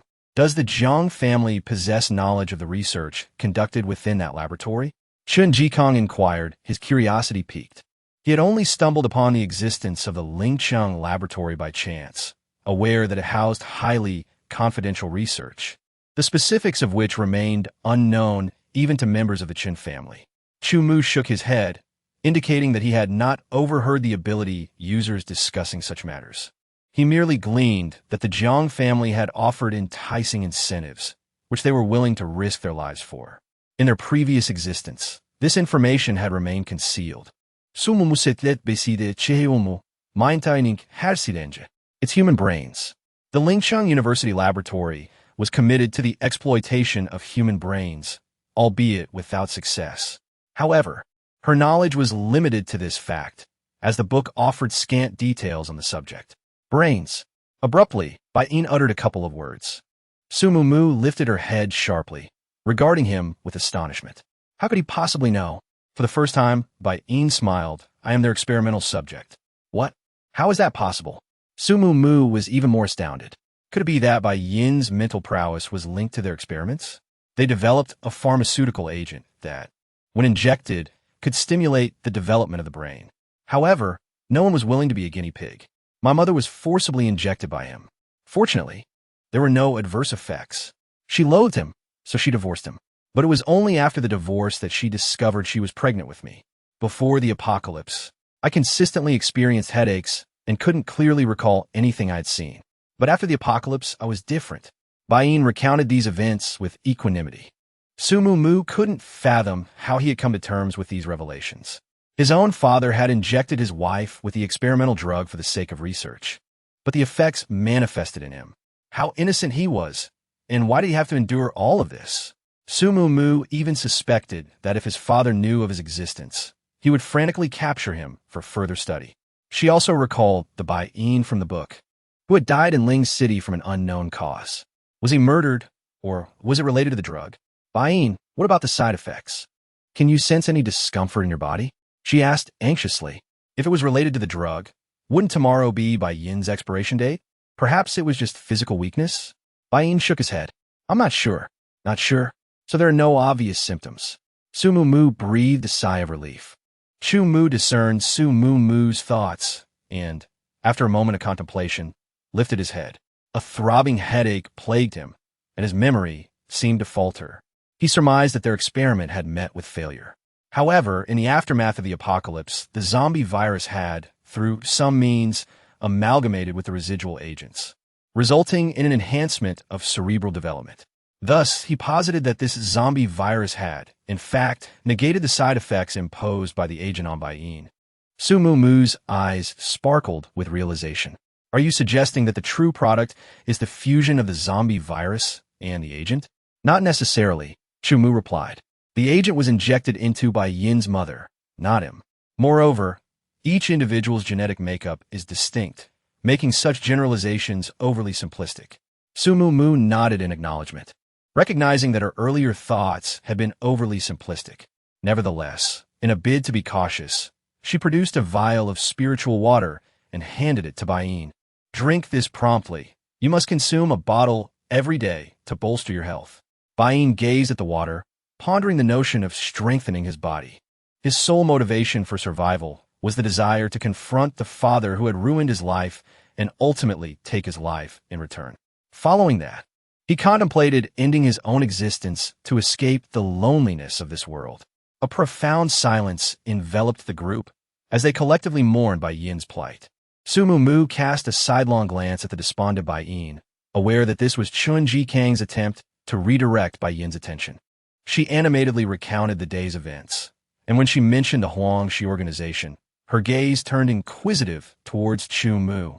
Chu Mu nodded, indicating that he was familiar with the notorious reputation of the Huangshi organization.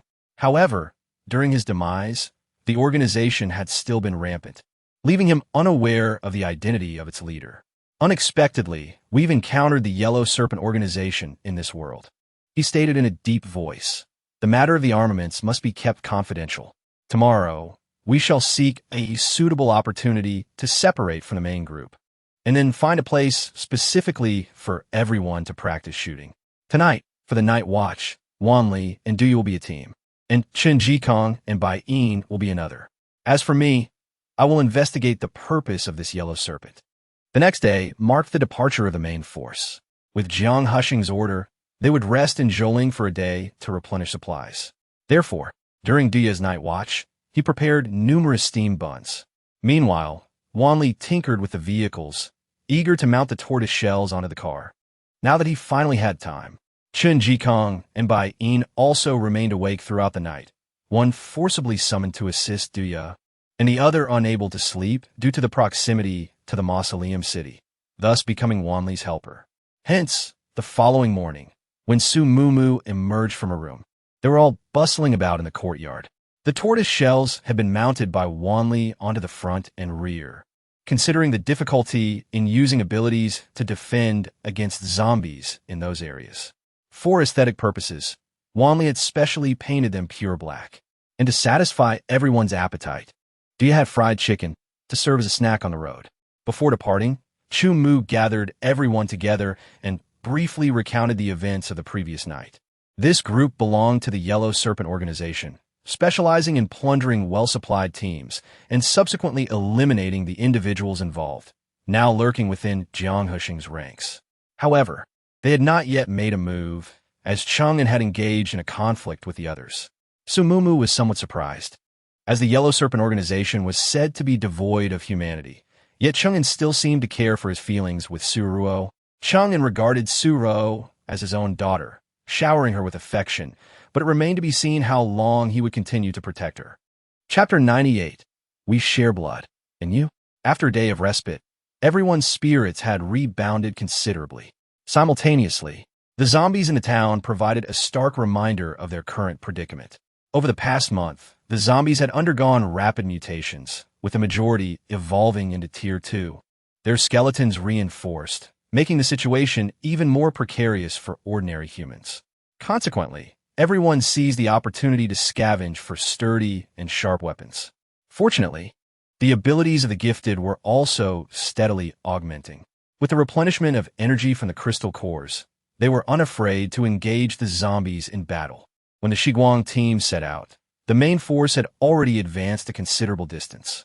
Jiang Hian and his companions seemed to have joined Jiang Hushing at the vanguard, while another team of gifted individuals guarded the rear. Su Mu, Chu Mu, and Duan occupied the front vehicle, while the remaining 4 members rode in the rear, vigilantly scanning for zombies. To reach Lingcheng, it was imperative to cross the moat and then detour around the city, passing through the southern outskirts. This was the most prudent approach. Lingcheng was a major metropolis with a large population and, consequently, a high concentration of zombies. A group of 1,500 people would be a conspicuous target, inevitably attracting countless undead. However, the periphery of Lingcheng was dotted with numerous factories, particularly in the south. While factories also tend to attract zombies, their location away from the city center meant fewer wandering undead, and a smaller human presence would result in slower zombie evolution due to less available flesh. Moreover, Tian Tianhao, a renowned food brand in Linqiang, had a factory located there, which could conveniently provide supplies. However, Linqiang University was situated in the north, so they would need to find an opportunity to break away after crossing the moat. The vine lashed out, pulling the approaching zombies into the river, and Su Mumu furrowed her brow slightly. Waves of zombies surged forth, their assault relentless, yet on the other side of the moat. Their numbers were only half of those here. How could such a peculiar disparity arise? Was it possible that the zombies of Ling City had yet to catch the scent? But the specifics, she glanced at Chu Mu. "Ah Chu, how did you manage to traverse Ling City before?" She whispered, taking advantage of the fact that Duan was engrossed in dealing with the zombies. However, this time was different. "Ah Chu, why do you think Jiang Hushing chose to lead the large troops southward?"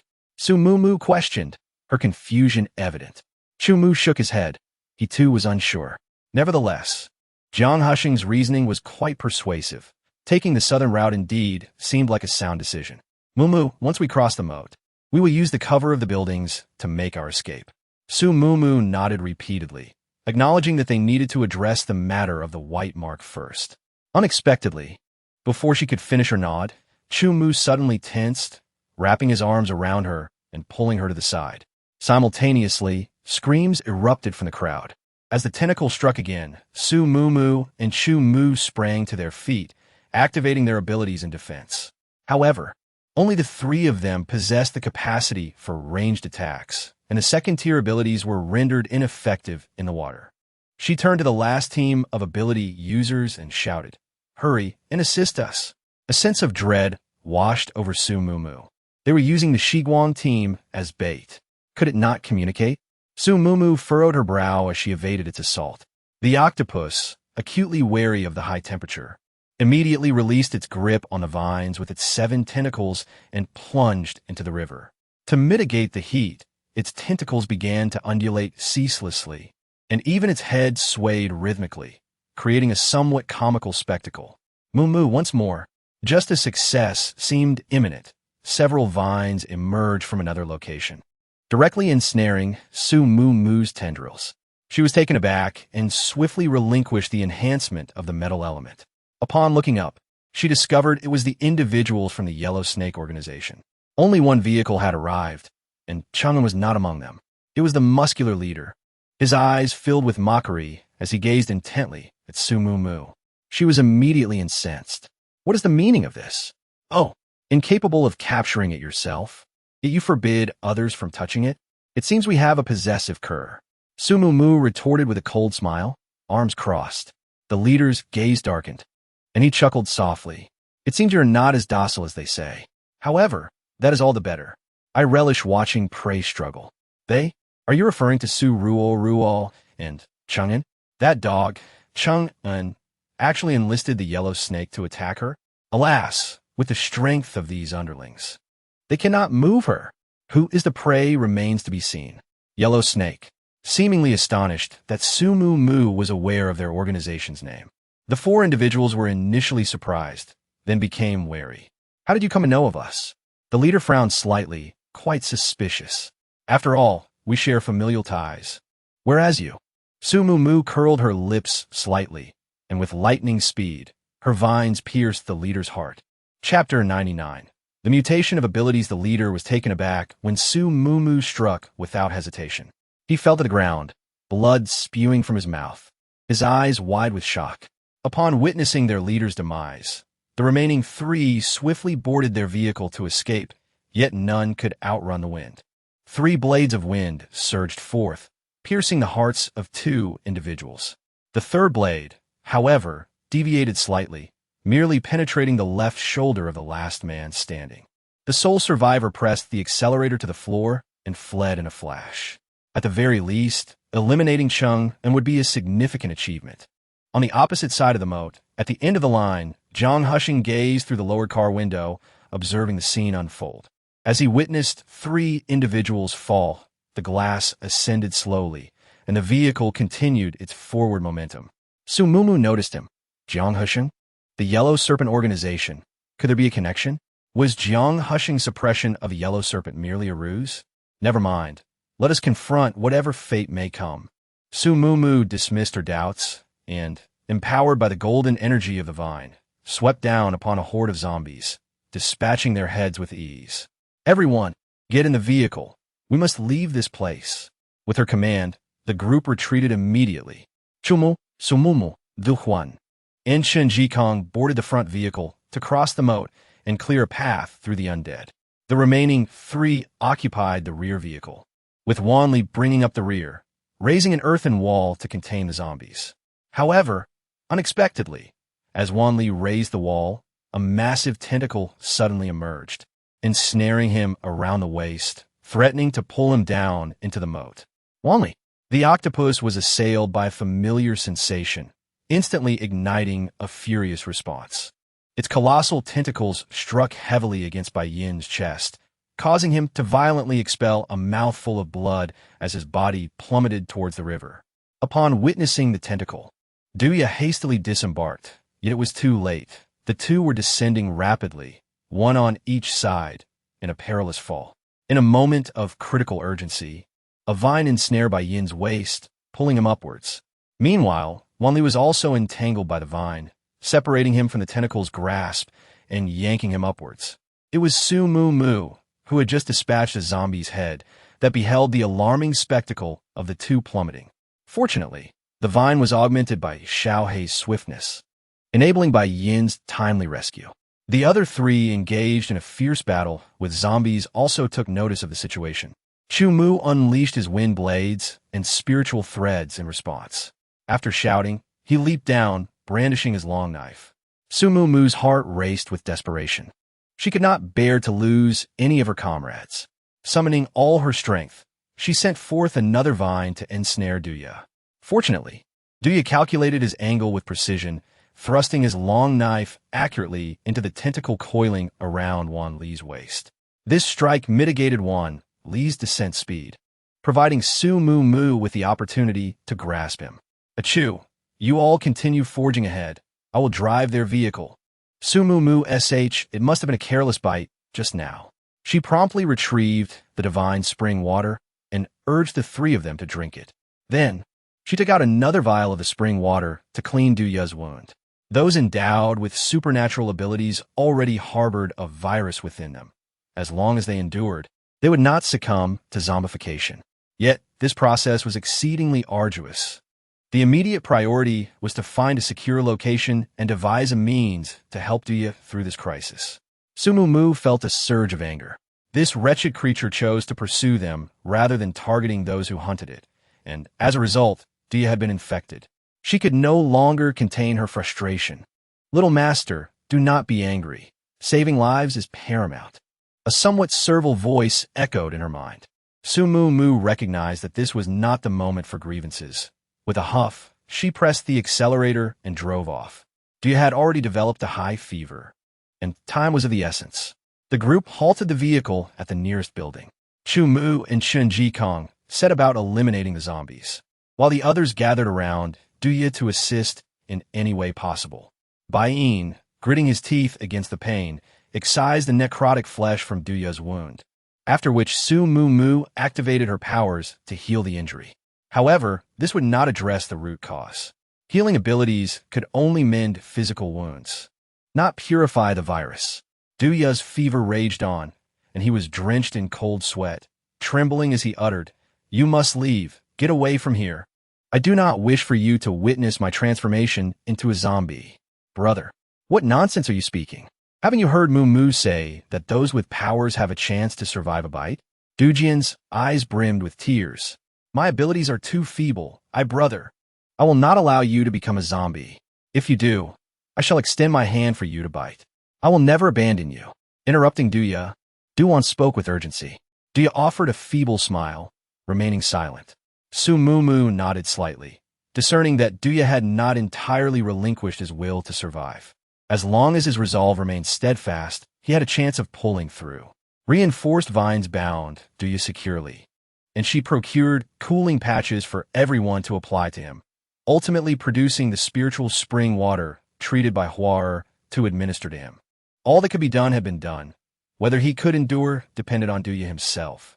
Throughout the entire night, the members of the Shiguang squad remained by Duya's side, watching him struggle incessantly, with his eyes faintly paling at the worst moments. Perhaps favored by fortune, or perhaps due to his unwavering will, or perhaps empowered by the Shiguang squad, Duya's high fever subsided by daybreak, and his gaze gradually cleared. He had not transformed into a zombie. He had persevered. The group wept with elation. Duya stretched his stiffened body, remarking, "I feel somewhat peculiar." It would be strange if you didn't feel peculiar in your weakened state. Du Wan, with reddened eyes, handed him more spiritual spring water, saying, "Brother, you nearly scared me to death." The instant Duya received it, the water crystallized into ice. This is Su Mumu's eyes widened in astonishment as she looked at Duya in disbelief. "Your ability hasn't mutated, has it? Ability mutation? Duya was somewhat bewildert." He attempted to mobilize his ability and indeed conjured tiny ice crystals. It really has. Abilities can mutate under certain circumstances, such as the water element, which can mutate into the ice element. Mutated ice ability users are more formidable than those who originally awakened with ice abilities. Su Mumu found herself in a state of bemusement, realizing that this situation could indeed be a blessing in disguise. Chapter 100. I am here to train the octopus. The Shiguang team decided to set off for Lingcheng University afternoon. Duya had just recovered and needed time to regain his strength. More importantly, his abilities were still unrefined, and any inadvertent harm to his comrades would be troublesome. Throughout the morning, Duya was lively and energetic, astonished to discover that his powers had undergone a mutation. It was of the ice element. He couldn't help but fantasize about Jiang Hian's striking figure, posing in front of the mirror with great enthusiasm. Aside from occasionally freezing his hair into an unyielding state, everything else was perfect. Just before their departure, Duya suddenly approached Su Mumu with a perplexed expression. "Mumu, it was you who treated my wound yesterday, wasn't it? Aren't you of the wood element? How do you possess healing abilities?" Upon hearing this, everyone turned their gaze towards Su Mumu. Except for Chu Mu, no one else was aware of this matter, and their curiosity was palpable, though none dared to voice their inquiries. Su Mumu, who had just taken a bite of a biscuit, momentarily choked but soon regained her composure and explained, "Aren't abilities typically inclined towards certain aspects? My wood element leans toward healing." Wood element inclined toward healing? That's unheard of. Mumu, you surely haven't tamed any mutated beasts of the healing type, have you? Duya was incredulous. It is indeed true. Just as spring breezes cannot completely eradicate, wildfires can give rise to new life. The vitality of plants is remarkably resilient, and it has manifested in healing capabilities, thanks in large part to the crystal cores of those two mutated plants from Lele village, which catalyzed my healing powers, Su Mumu elaborated. Truly impressive. In the future, I shall rely on you all the more when I am injured. Duya clasped his hands in greeting, leaving Su Mumu both amused and exasperated. The octopus had shrunk considerably, its head now resembling the size of a human skull, with 8 tentacles that had returned to their full glory, waving incessantly in the air. It was this little creature that had nearly led them to their demise. Duya squatted before it and delivered a swift slap to its head. Thus, there was no moral dilemma in eliminating it. A sudden surge of murderous intent flickered in Su Mumu's eyes. Just because it had become a mutated beast within her domain did not absolve it of past transgressions. Every single incident etched vividly in her memory. The others held no strong objections, but Duya lingered there for quite some time, eventually voicing his thoughts. "Mumu, why not keep it? Should we encounter aquatic mutated beasts in the future, it might be of assistance." Assistance? Su Mumu frowned, pondering the possibility of this little rascal turning against them. Xiao He had also been forcibly brought into their space, yet his loyalty stemmed from his affection for Wan Li, combined with his inherently faithful nature, which allowed him to easily integrate into their group. Noticing Su Mumu's reluctance, Duya pressed on, "Mumu, just ask it if it is willing to stay, and if it agrees, I shall personally train it. Are you not concerned it might take the opportunity to crush your skull while while you sleep? Sumumuri mandong convincer. Just ask it, the burly man implored with an unexpected softness, sending a shiver down Su Mumu's spine, prompting her to relent. All right, fine. It seemed she had acquiesced. But why was it silent? Was it mute? It agreed. Hooray. Rest assured, I will ensure it does not harm us again. Duya beamed with delight. Stunned momentarily, he soon broke into a smile. I have a plan. Little creature, if you wish to accompany me, sway one tentacle. If not, sway two. As soon as he finished speaking, one tentacle began to sway joyfully. It's settled. You have agreed. Could it be that this little being comprehends human speech? If it heard her threaten to eliminate it just moments ago, would it not seek revenge in due course? After all, it is merely 4 months old and has lived in water. It is not surprising that it cannot speak. 4 months, and it has grown so much. Su Mumu exclaimed, her eyes wide with astonishment. This growth seems rather hasty, does it not? Nevertheless, she decided to keep it for now. However, her spiritual threads would undoubtedly monitor it around the clock, leaving it no opportunity to commit malice. Around 11 o'clock, the group set off towards Lingxing University. An hour later, they finally beheld the architecture of the university. Perhaps the abilities of those who had already ventured here had cleared the area of zombies. For the closer they approached Lingxing University, the fewer zombies they encountered. The Shiguang team gathered outside a supermarket, poring over a rudimentary map drawn by Baiyin. Since it was morning, classes would be in session. If there were any, they would be in the classrooms, and if not, the laboratories would be their likely location. However, it was highly probable that they could be found in the laboratories, Baiyin remarked nonchalantly. After deliberation, they decided to split into 2 groups. Su Mumu and the Du siblings would head to the teaching building to search the offices and classrooms for any clues, while the others accompanied Baiyin to the underground laboratories. After a moment of contemplation, Su Mumu allowed 2 small snakes to coil around Wan Li's arm, hoping they would lend their assistance. Xiao He joined Su Mumu and the others, and even the little hedgehog was forcibly dispatched by Su Mumu to carry out the mission. Only the Wolf King was taken into the space by Su Mumu, as its size rendered it unsuitable for the laboratory, making its presence above ground far more conspicuous. Once everything was settled, the 2 teams prepared to embark on their journey. Suddenly, Su Mumu recalled something and called out to Baiyin, inquiring about the appearance of his father. Baiyin silently produced a yellowed photograph from his pocket and handed it to her. The man in the photograph had graying hair and small yet piercing eyes, with a serious expression, embodying a persona of unwavering diligence and seriousness in all endeavors. Upon flipping the photograph, Su Mumu noticed a note inscribed on the back. Autumn of 2023, Bailan, age 35. 18 years prior, the very year Baiyin was born, Su Mumu returned the photograph to him, feeling a pang of discomfort within. This photograph had been preserved for 18 years, during which Baiyin had harbored resentment towards him. What if Bailan were to perish? The thought sent shivers down Su Mumu's spine.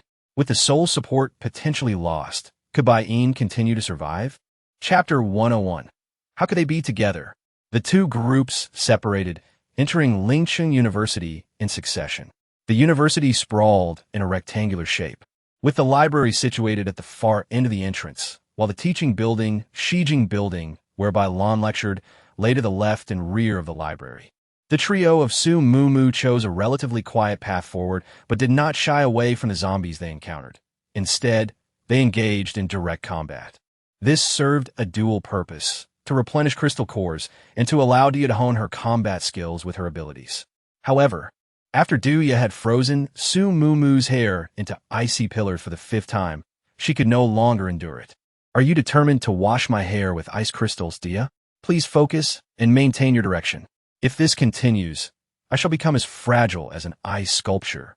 Su Mumu's large eyes were filled with helplessness and complaints.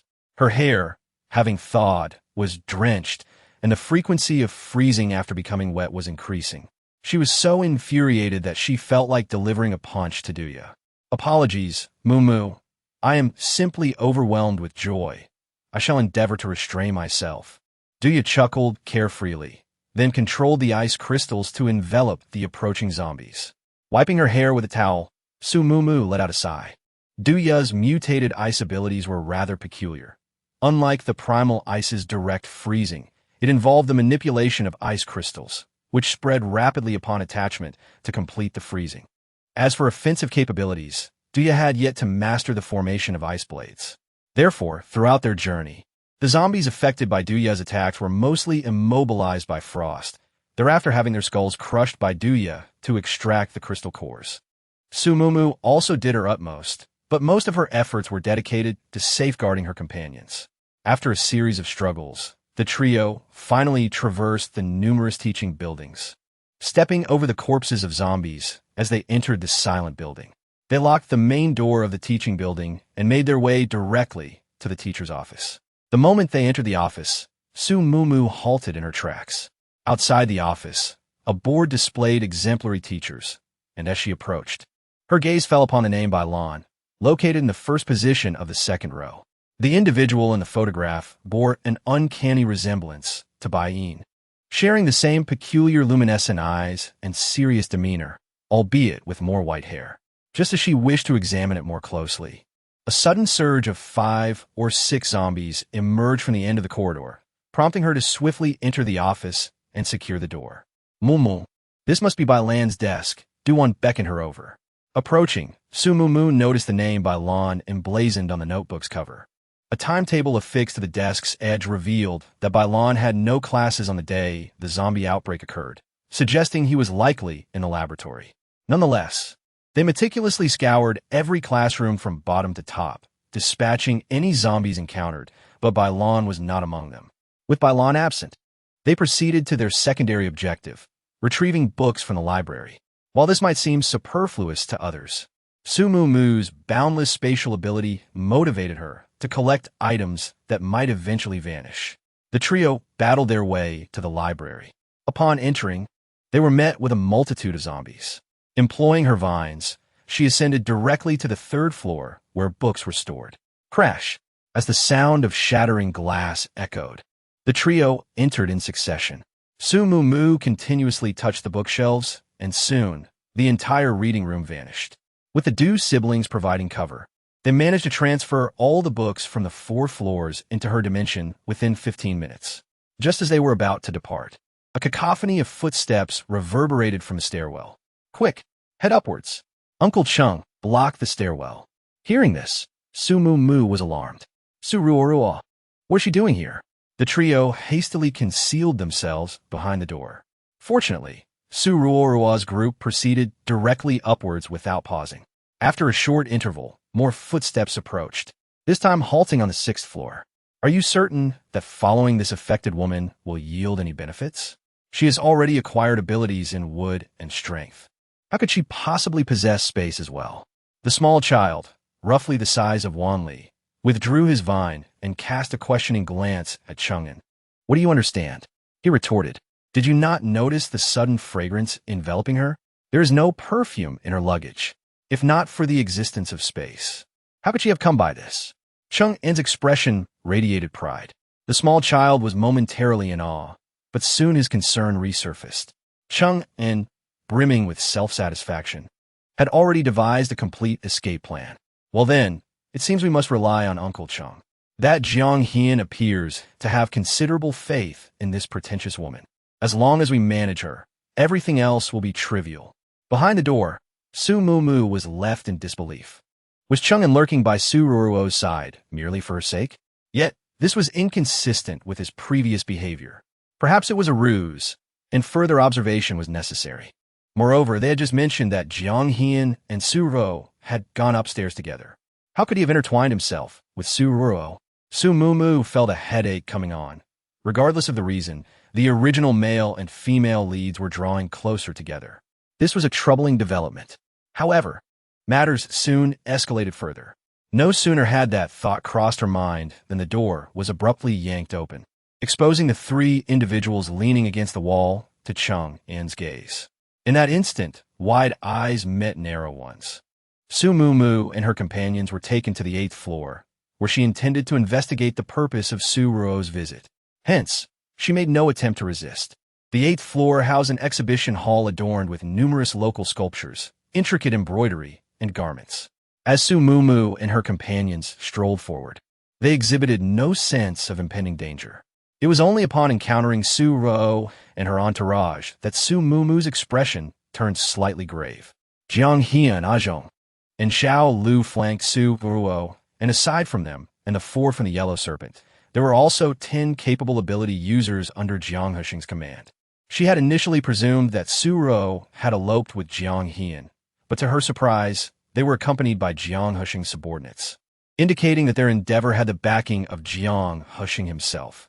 How generous! Su Mumu scoffed, unfazed by the prospect of her beloved being taken away by her brother. Seizing the initiative, she queried, "What brings you here? Have you also been forsaken by the rescue team?" Su Ruo regarded her with inscrutable eyes before breaking into laughter. "Mumu, what are you talking about? Forsaken? I have been worried about you. The moment I turned around, you vanished. I thought you had fled." Flee? Su Mumu found the notion utterly laughable. She was no criminal, so where was the question of escape?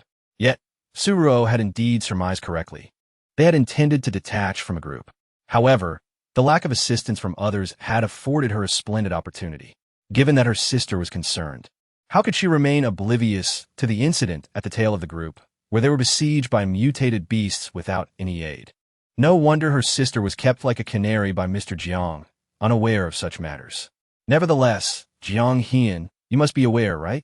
Su Mumu turned her gaze towards Jiang Heian, offering him a sweet smile, as if to remind him not to forget Su Ruo's identity, nor the circumstances surrounding Jiang Heiping's demise. Chapter 102. How about a companion? Jiang Heian cast a hostile glance at Su Mumu.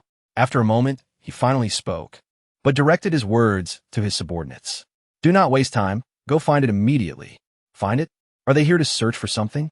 Su Mumu unabashedly scrutinized the dispersing crowd, her gaze unrestrained. "Mumu, you have truly changed," Su Ruo remarked as she stepped in front of her, obstructing her view. "Your curiosity was never this intense before. Sister, you have changed too. You were once the pure goddess of the campus." Su Mumu replied with a smile, her eyes brimming with mockery. "How absurd. It is clearly you who are straddling multiple boats, yet you lay the blame on me." Su Mumu scoffed. "Ha, Su Mumu. One day I shall reduce you to ashes." Unfazed by the venomous glare in Su Ruo's eyes, Su Mumu merely shrugged. "I await that day. Cheng Shu, take this wretched woman aside. If her eyes wander, gouge them out." Though Su Ruo was incensed, the imperative task of searching for the item took precedence. After instructing Cheng and to keep an eye on the three, she joined the hunt. Su Mumu, resigned, stood against the wall, reflecting on her predicament. Was it truly useful to confine her? Hardly. Her mental threads still allowed her to perceive every occurrence clearly. Yet, appearances must be maintained. Bored, she stared at the stark white wall, when suddenly, a glimmer of light flashed in her eyes. "Found it!" Simultaneously, Su Ruo exclaimed, "I found it. Heian, come look. Is this not the map of the underground laboratory?"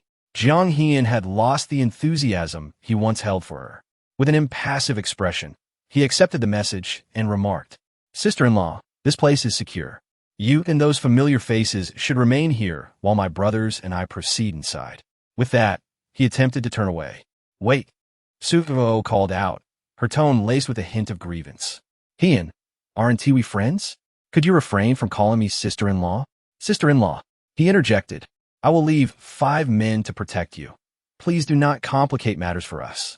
Observing Su Ruo's expression, akin to one who had just tasted something bitter, Su Mumu felt a surge of delight. She had not anticipated that, following the incident involving Jiang Heiping, Jiang Heian would grow so distant from Su Ruo. It was hardly surprising. Who could forgive witnessing their elder brother committing fratricide? It appeared that Su Ruo's seductive plans had been thwarted by Jiang Hexing.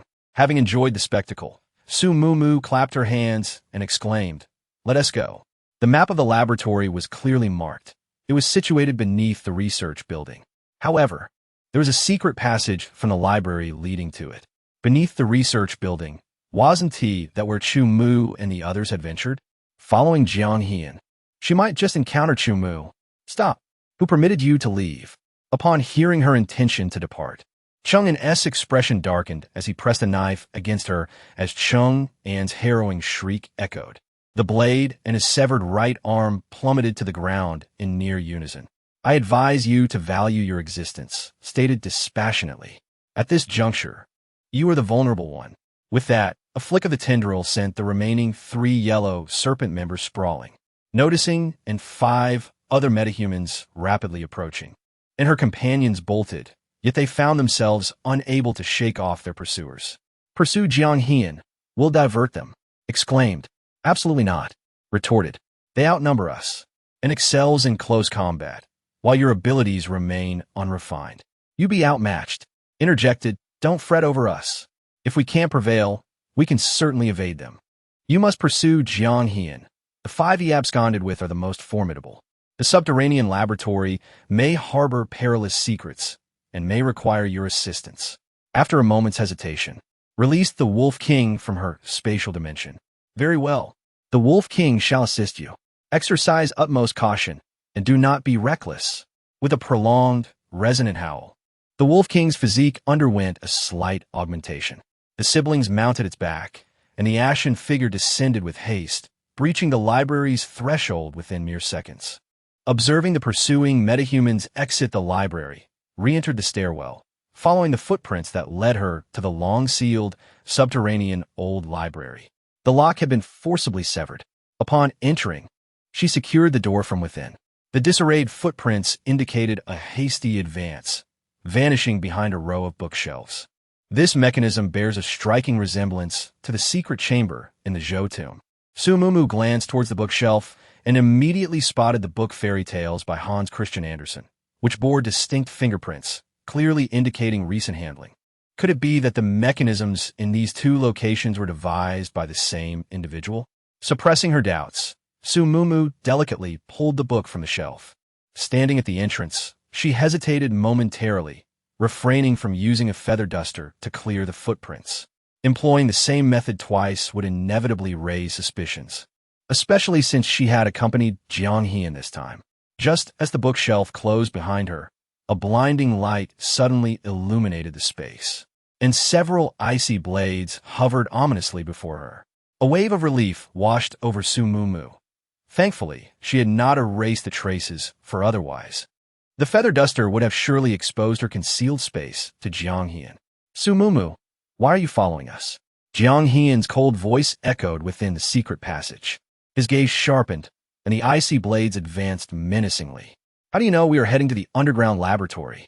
Su Ruoruo's voice was raised, making it difficult not to overhear.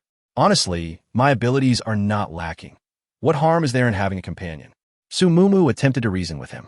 She initially had no compelling need to visit the underground laboratory, but observing Jiang Hian's anxious and cautious demeanor led her to suspect that the place involved matters beyond mere cerebral research. Why do you wish to go there? Has Chu Mu already departed? Jiang Hian's brow furrowed tightly. If Chu Mu was also pursuing that particular objective, would they not be left empty-handed? He held no doubts regarding Chu Mu's capabilities. Indeed, we're seeking someone. Initially, we had hoped for Jiang Hisheng's assistance, but alas, we were abandoned before we could even mention it. Resurfacing past grievances, Su Mumu's tone was tinged with indignation. As the icy blade dissipated, a colder glint settled in Jiang Hian's eyes. Perhaps bringing her along wouldn't be such a disadvantage after all. Should Chu Mu obtain those items, he would possess a bargaining chip for exchange, as Su Mumu undoubtedly held more significance in Chu Mu's heart than mere objects. I shall permit your inclusion in our company, he stated, but should I detect even the slightest hint of treachery, I shall not hesitate to pierce your heart. Upon hearing this, Su Mumu arched an eyebrow, recognizing the familiar approach. She responded with a smile, very well. However, I must also make my position clear. Should anyone attempt to harm me, I shall not refrain from retaliating in kind. Chapter 103. The Obsidian Abomination. Su Mumu's declaration was not intended as a display of power, but rather as a means of self-preservation. After all, the others were affiliated with Jiang He's faction, and even Jiang He himself was not guaranteed to be an honorable individual. Then there were Zhong and Xiao Lu, whose comrade had perished at the hands of the Wolf King, now subdued by a Chen Jikong. Su Mumu doubted they could easily relinquish their animosity towards the creature. The sole advantage she possessed was that Zhong had witnessed Chen Jikong, invited by Jiang He's faction, guarding Xiao Qi's body near the vehicle. He had also observed the Dawn Squad's astonishment upon learning of Chen Jikong's participation. While she hoped Zhong could discern right from wrong, she wouldn't rely on it, as self-reliance was always preferable. Retaliation, is it? Jiang Hian scoffed, proceeding forward without pause. Su Mumu raised her eyebrows slightly, questioning whether her words lacked conviction. Hey, wait for me, she called out, hurrying to catch up with Jiang Hian. What is it? Jiang Hian inquired with a displeased expression. What do you mean, what is it? She retorted. I must stay by your side, she asserted, casting a glance at the individuals behind her, whose expressions radiated a menacing intent. Indeed, it seemed safer to remain near him. Su Mumu stole a quick look at those individuals. They were undoubtedly followers of Jiang Hushing, likely incited by Su Ruo, their murderous intent unmistakable. Yet, she had no intention of departing, for she sought to extract information from Jiang Hian, particularly regarding the purpose of their journey. After navigating through the dark corridor for several minutes, they finally reached their destination, a robust wall. Jiang Hian began to probe along its edge, eventually locating a slightly loose brick. With a gentle press, the wall immediately ascended, revealing a blinding light from the other side. Su Mumu shielded her eyes and, after a moment, acclimated to the brightness. Before her lay a storage room filled with an array of jars and containers, predominantly containing organs or corpses suspended in peculiar liquids, sending a chill down her spine. With a sidelong glance at her, Jiang Hian approached the door, gripping the handle with readiness. As soon as he spoke, he swung the door open, and the corridor was soon inundated with white-coated zombies rushing towards them.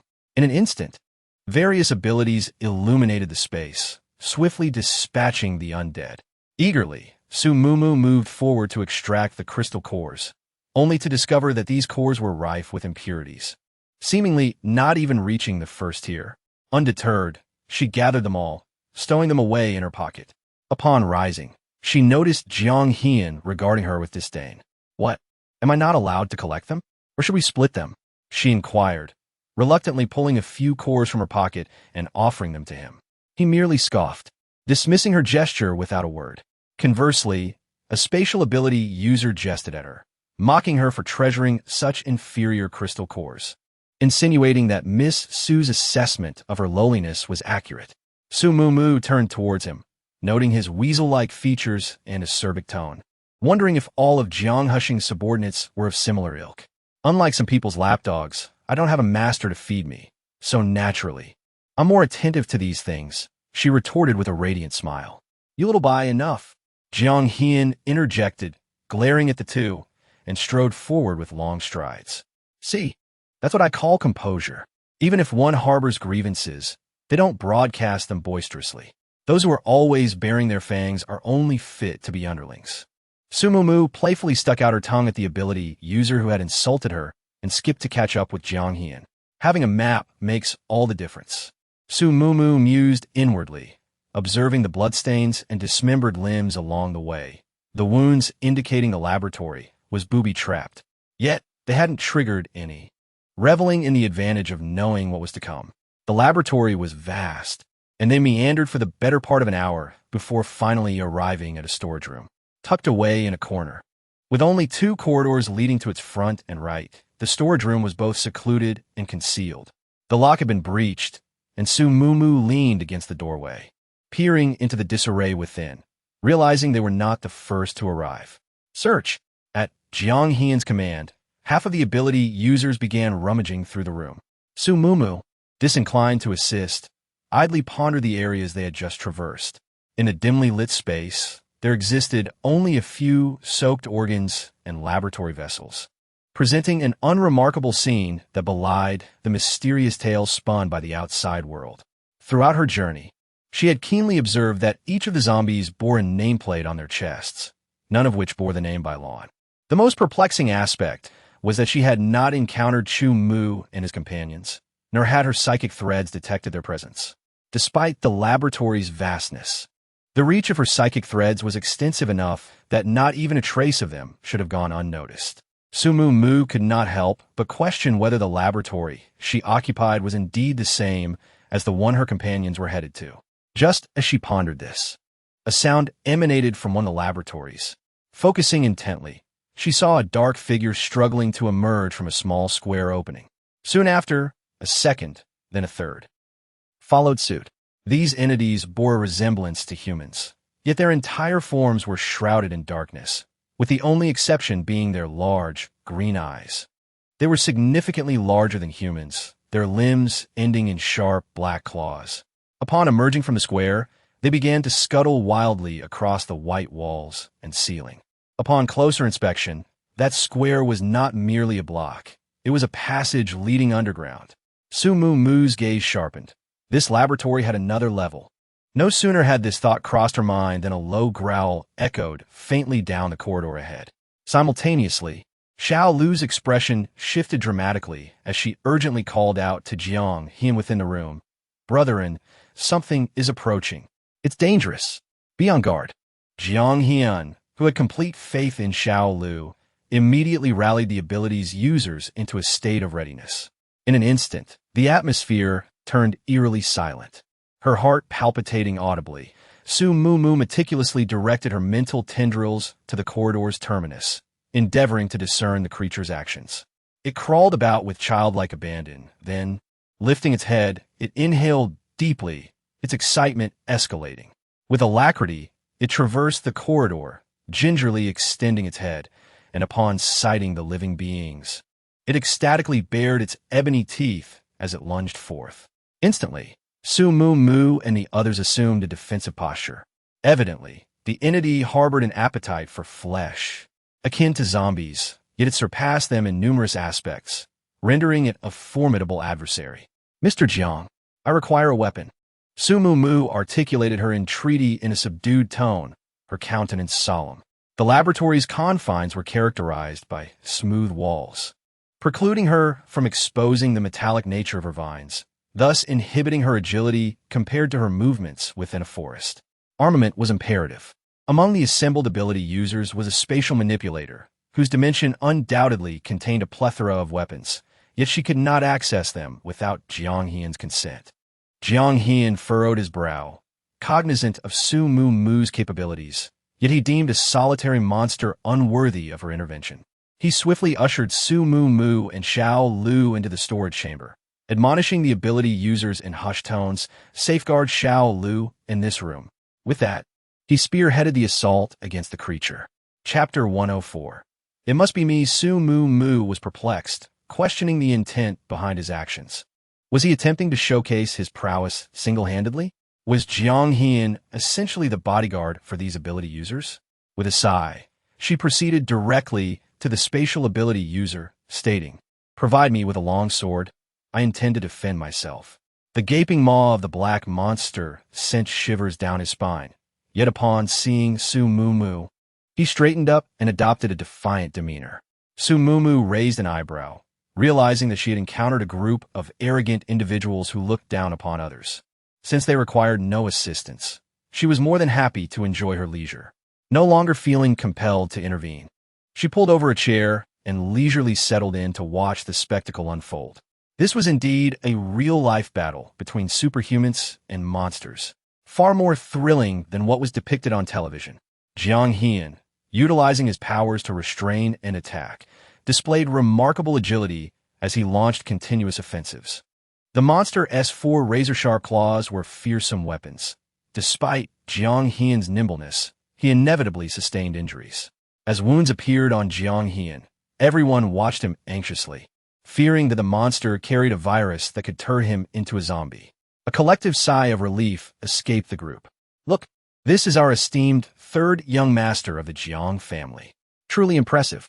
Observing Jiang Hian's dominance, the spatial ability wielder, Xiao Peng, cast a dismissive glance at Sumu Mu, seemingly displeased with her unnecessary actions.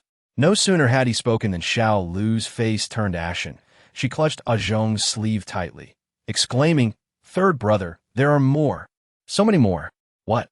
Ah Zhong's previously relaxed stance tensed once more as he stepped forward to confront the spatial ability wielder. "Xiao Peng, There are countless more monsters. Distribute the weapons to us. Quickly. It turned out this fellow was named Xiao Peng. Su Mumu regarded him with cold eyes. The significance and rarity of spatial ability wielders led to a sense of superiority, and it was evident that he would not extend any courtesy towards Ah Zhong either. Predictably, Xiaoping impatiently shoved Ah Zhong, exclaiming, "I bet you're in cahoots with that hussy. Who knows if you're wielding those blades to slay monsters or your own comrades? Keep your distance. What nonsense are you spouting?" Ah Zhong retorted, his voice laced with urgency. "Xiao Lu is a psychic ability user. Her words are infallible. Distribute the weaponry to us without delay." "Distribute what?" Xiaoping sneered, glaring daggers at Ah Zhong and Xiao Lu.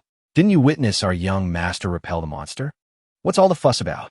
Su Mumu observed the skirmish between Jiang Hian and the monster with serene composure. That was indeed the case momentarily, but the situation was about to undergo a dramatic shift. Darkness coalesced with darkness, and the corridor teemed with monsters drawn by the scent of blood. No fewer than 7 or 8 of them, and they were advancing toward Jiang Hian. Although Jiang Hian had forced the monster into a retreat, he had yet to reach the corner. Consequently, he was oblivious to the swarming monsters in the adjacent corridor. Upon rounding the corner, he would be confronted with a simultaneous assault from multiple creatures. As the monsters drew nearer, Xiao Lu's perception sharpened. She clutched at Xiaoping in desperation, pleading, "There are truly many more. I implore you, grant us the weapons. I must assist, brethren." "Stay put," Xiaoping retorted, flinging Xiao Lu to the ground. "Ah!" As his words faded, a blood-curdling scream echoed from Jiang Hian.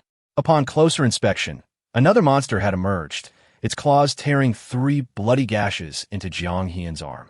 Su Mumu, resting her chin in her hand, sighed with resignation. In the face of imminent peril, internal strife persists. These 5 ability users may appear to heed Jiang Hian's commands, but their compliance is merely a veiled form of resistance. Exceedingly troublesome. More ludicrously, they were petrified, rendered immobile upon witnessing the successive emergence of the monsters. Unable to bear it any longer, she rose and delivered a forceful kick to Xiaoping's posterior, sending him sprawling face first onto the ground. "What are you gawking at? Go assist," she exclaimed. Startled by her cry, the other ability users snapped to attention, mobilizing their powers to attack. Meanwhile, Ah Zhong stepped forward to tend to Jiang Hian's wounds. However, the corridor, with its multiple branches, soon saw the arrival of 2 more monsters from the right-hand passage of the storage room. Su Mumu, with a touch of kindness, alerted Jiang Hian, "Hey, there are 2 more over here." Wasn't Jiang Hian trying to prevent her from acting? Well, she would simply provide updates on the battle situation. Upon hearing Su Mumu's voice, Jiang Hian immediately directed an ability user to confront the 2 monsters in the right-hand corridor. This individual, known as the Chue, was a towering figure and a metal-based ability user. After fully metallizing his body, he brandished a large cleaver and charged straight ahead. "Aren't you a psychic ability user? What are you standing there for?" After assigning tasks to the others, Su Mumu turned her attention to Xiao Lu. Xiao Lu, timid by nature, was visibly shaken by the monsters. However, prompted by Su Mumu, she immediately focused her mind and released psychic threads to aid the Chue in attacking the monsters. Their collaboration proved effective, and with the formidable presence of Jiang Hian overseeing the situation, no major issues arose. Just as the group began to catch their breath, a low growl echoed once more, heralding the arrival of an even larger wave of monsters, numbering around 10. Su Mumu remained leisurely leaning against the wall. Approximately 20 had emerged from the cube, and this latest wave likely represented the remaining monsters. However, with the exception of Jiang Hian, the others had exhausted most of their abilities, and this time they would have to engage in genuine, unadulterated combat. The first to succumb was the Chue.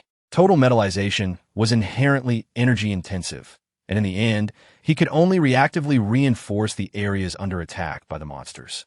However, his movements were somewhat cumbersome, and as sharp black claws swept past, despite his timely detection, a large chunk of flesh was torn from his side.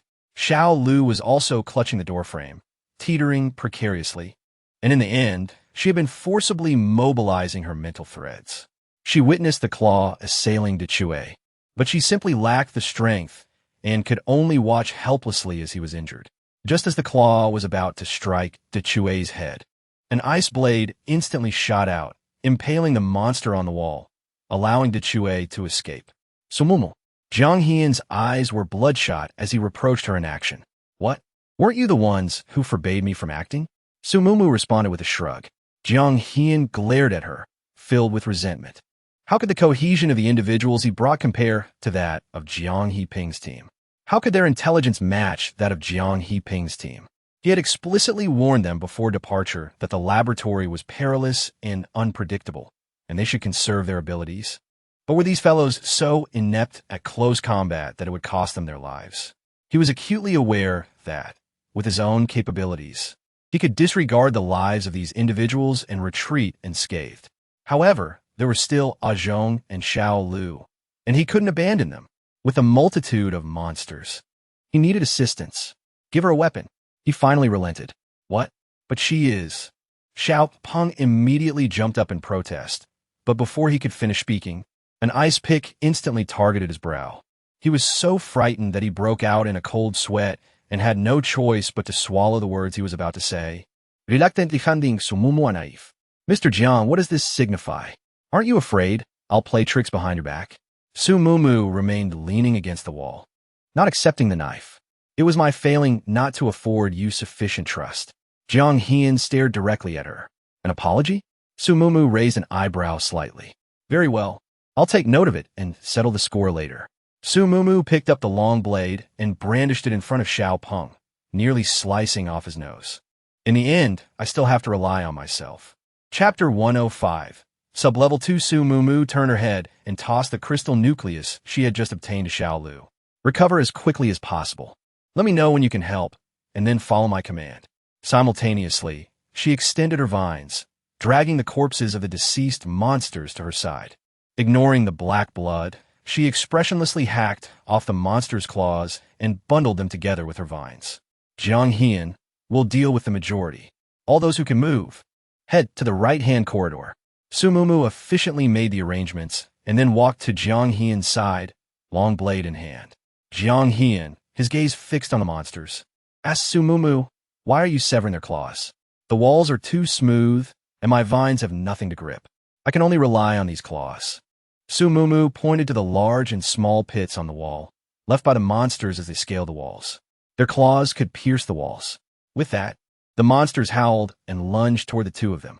Sumumu did not rush to attack. Instead, she entwined the vines around them, weaving through the corridor while fiercely driving the severed claws into the wall. She intended to pierce a few into the ground as well, but to her surprise, they would not penetrate. Thus, she secured all the sharp claws to the walls and ceiling. Infuriated by the elusive prey, the monsters clawed and lunged at Sumumu. Accomplishing her task, Sumumu landed gracefully, satisfied as she clapped her hands. Facing the approaching monstrosity, she smiled slightly. Here we go. With that, the vines ensnared the claws fixed to the wall, and with a powerful push, she swung directly at the oncoming beast. With a shriek, she severed an arm, inciting the monster's fury as it charged at her, heedless of the black blood gushing from its shoulder. However, Sumumu had already shifted her focus. The vines wrapped around another claw and struck towards the head of another monster, momentarily slowed by ice. Just as she prepared to strike again, she noticed Jiang Hian leaping through the air to attack a creature, but behind him, a beast, severed at the waist, extended its claw to grasp his foot. ISNT, that unbelievable. It can still move with half its body. Sumumu gasped in astonishment, yet she swiftly redirected her efforts, sending out another vine that soared past Jiang Hian, flinging the monster's remaining half aside. Zhong, aim for the head. She promptly urged him, while deftly evading another claw from the monster, using the momentum to sever the head that had reached towards her. With Jiang Hian distracting the foes, Sumumu utilized her agility to behead them. In the span of merely a few minutes, nearly a dozen monsters lay still upon the ground, devoid of life. Even Xiao Lu's mental assaults proved ineffectual. Sumumu stood before Zhong with an air of expectation, extending her wand for his assistance in treatment. It was only fitting for a benefactor if not a grand hero, to receive such care from a nurse. Do not squander your powers on her, Xiao Peng exclaimed, his eyes reddening as he forcefully pulled Su Mumu aside. Her expression darkened at this affront. What do you mean by that? You wretched person. If you had been there to help sooner, my brother would still be alive. Xiao Peng clenched his fists, his demeanor suggesting he wished to rend Su Mumu to pieces. Turning her head, Su Mumu noticed an ability user lying lifeless on the ground, his heart crushed, devoid of breath. Yet, why should she concern herself with that? Was it not you who forbade me from acting? Had you not impeded my efforts, he might indeed have survived. Therefore, it is entirely your fault. You should take your own life. With a roll of her eyes, she wielded her vine, tossing him aside, and once more approached Ah Zhong, insisting he tend her injury.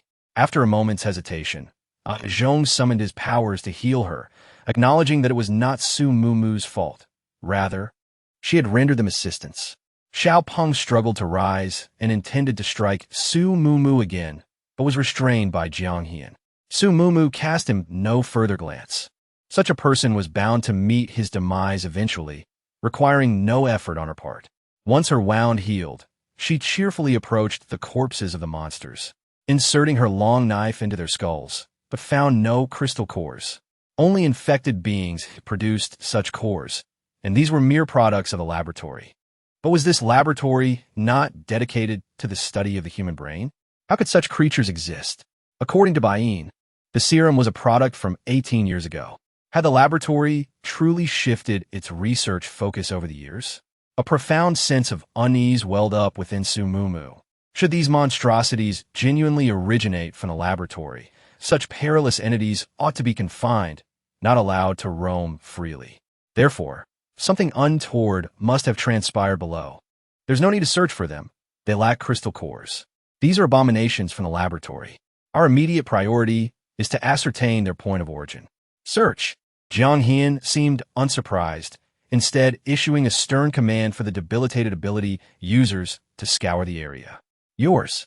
With those curt words and a few crystal cores, Jiang Hian bypassed Su Mumu and initiated a systematic search. Crystal cores. Su Mumu was somewhat taken aback, observing that those behind her were invariably clutching crystal cores to replenish their energy. Was there truly a share for her as well? She gleefully pocketed them, patting them affectionately.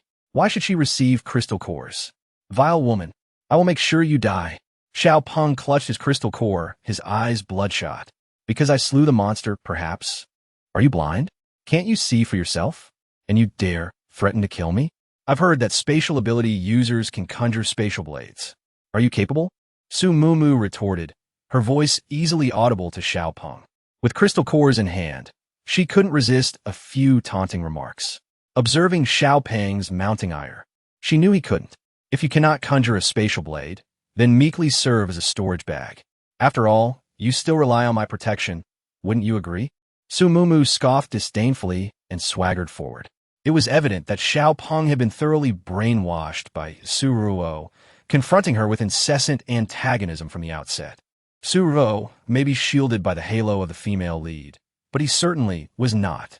After rummaging through the items in his space, she was certain she would have decapitated him. Feigning curiosity, Su Mumu exclaimed, Jiang Hian, there's a passageway here. Where? Upon hearing her voice, Jiang Hian hurriedly approached. Upon seeing the small square, several dark lines crossed his mind.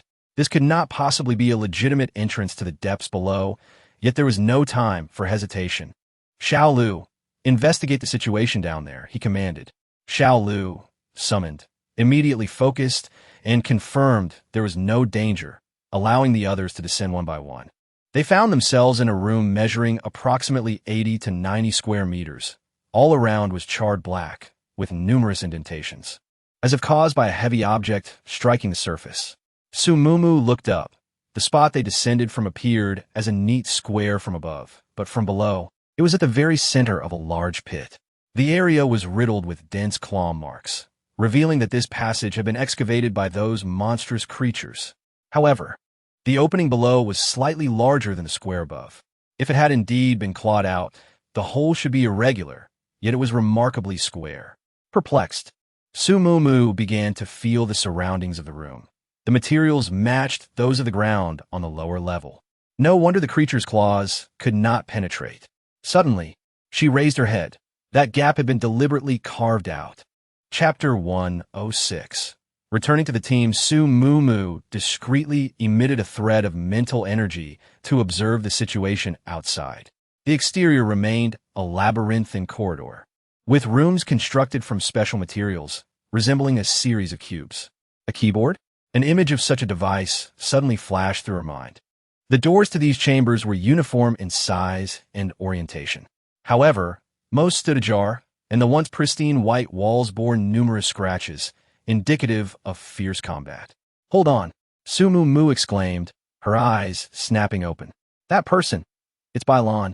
Indeed, it was he, though far more aged than in the photographs. His eyes still gleamed with vitality. He was fleeing, clutching a box. Could he be pursued? Was it Chu Mu and his companions? Or some other monstrosity? As her mental tendrils continued their pursuit, they encountered an invisible barrier, an obstruction her powers could not penetrate. A mental disruptor, she realized. Such devices, designed to counter mental ability users, were mentioned in books. Yet, they were not to be developed until 6 months into the apocalypse, and it had only been 3. How could this be? That's it. Brain research, she deduced. The monsters that continued to move despite being bisected owed their animation to their intact brains. Therefore, these mental disruptors were likely intended to control the creatures, only to be discovered effective against mental ability users later on. A sudden wave of anxiety washed over Su Mumu. Should they realize their research paralleled mental abilities, Bai Yin's existence would undoubtedly mark him as a test subject. However, Bailan's demeanor suggested he had not captured Bai Yin. Moreover, with Chu Mu and the others present, they would surely safeguard him. Lost in thought, she failed to notice Jiang, Heian's scrutinizing gaze. The latter frowned, observing Su Mumu. The woman had been silently touching the walls since the beginning, undoubtedly detecting some anomaly in the flooring. However, the priority is the artifact. After departing from the laboratory, he bears no responsibility for whoever deliberately created the hole in the floor. Let anyone investigate if they wish. Let's go, he murmured. Although Xiaoyu's mental power is not as potent as Su Mumu's, by continuously shifting positions, the range of her sensory perception will expand. Before long, she relayed information. Ahead, there are people and a monster engaged in combat. That monster, she was too terrified to articulate it. The monster possessed an enormous head, with a slender arm extending from one side. It moved by using its hand for locomotion, its speed remarkable, its claws striking the ground, emitting incessant clicking sounds. More horrifying was its method of attack. Despite the size of its head, its mouth was only the size of a normal human's, from which it intermittently ejected a viscous, blackish-purple fluid, corroding its surroundings. And the individuals confronting this monster were Chu Mu and his companions. Su Mumu instantly became animated. Feigning concern, she seized Xiaolu. Monsters? Which direction? No sooner had Xiaolu raised her arm than Su Mumu sprinted in that direction. Chu Mu, I'm coming. Jiang Heian, however, presumed she was attempting to flee and, with alacrity, pursued her directly. Chu Mu's group had trailed a few furtive ability users into the laboratory, and it was by following them that they discovered the second basement level. Those ability users were well versed in the layout. Trailing them, it was easy to find the scientist's hiding place. Regrettably, some sort of peculiar instrument here detected Chu Mu and Bai Yin. Upon seeing strangers, the two groups of ability users engaged in combat without further ado, while the scientist seized the opportunity to scatter and flee. Although Chu Mu and his companions managed to repel the extraordinary beings, they soon found themselves ensnared by monstrous creatures. After fending off several waves of attacks, exhaustion enveloped them, though the spiritual spring water provided by Su Mumu offered some respite. However, no amount of restoration could counter the relentless onslaught. Particularly daunting was the large-headed monster, which emitted a vile substance that, upon contact, devoured chunks of flesh.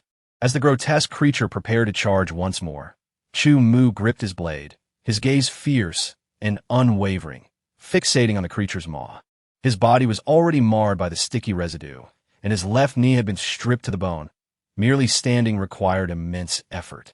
In that critical moment, as the large-headed beast approached, a vine suddenly ensnared its form. Fire. Almost instinctively, Chun Jikong summoned his remaining powers, unleashing a small jet of flame that engulfed the monstrous entity. The creature writhed in agony, yet the vine clung tenaciously, undeterred by the flames, until it was reduced to a heap of black ash. Achoo! Su Mu Mu exclaimed joyfully, rushing to embrace him. However, she inadvertently brushed against his corroded wound. Chu Mu winced sharply, drawing in a breath of pain, yet he gently patted Su Mu Mu, urging Mu Mu, please get down. Only then did she notice the severity of his injury. Behind her, Jiang Hian was hastily approaching. With Chu Mu in her left hand and Wan Li in her right, she swiftly channeled her healing energy. While other wounds gradually mended, the gaping holes left by the corrosion remained stubbornly unhealed. The carrion must be disposed of, but now is not the opportune moment, as Jiang Hian has already caught up. So Mumu. Chumu furrowed his brows, not expecting to encounter Jiang Hian here. Mumu, did you come with them? Su Mumu hastily explained how she had met them.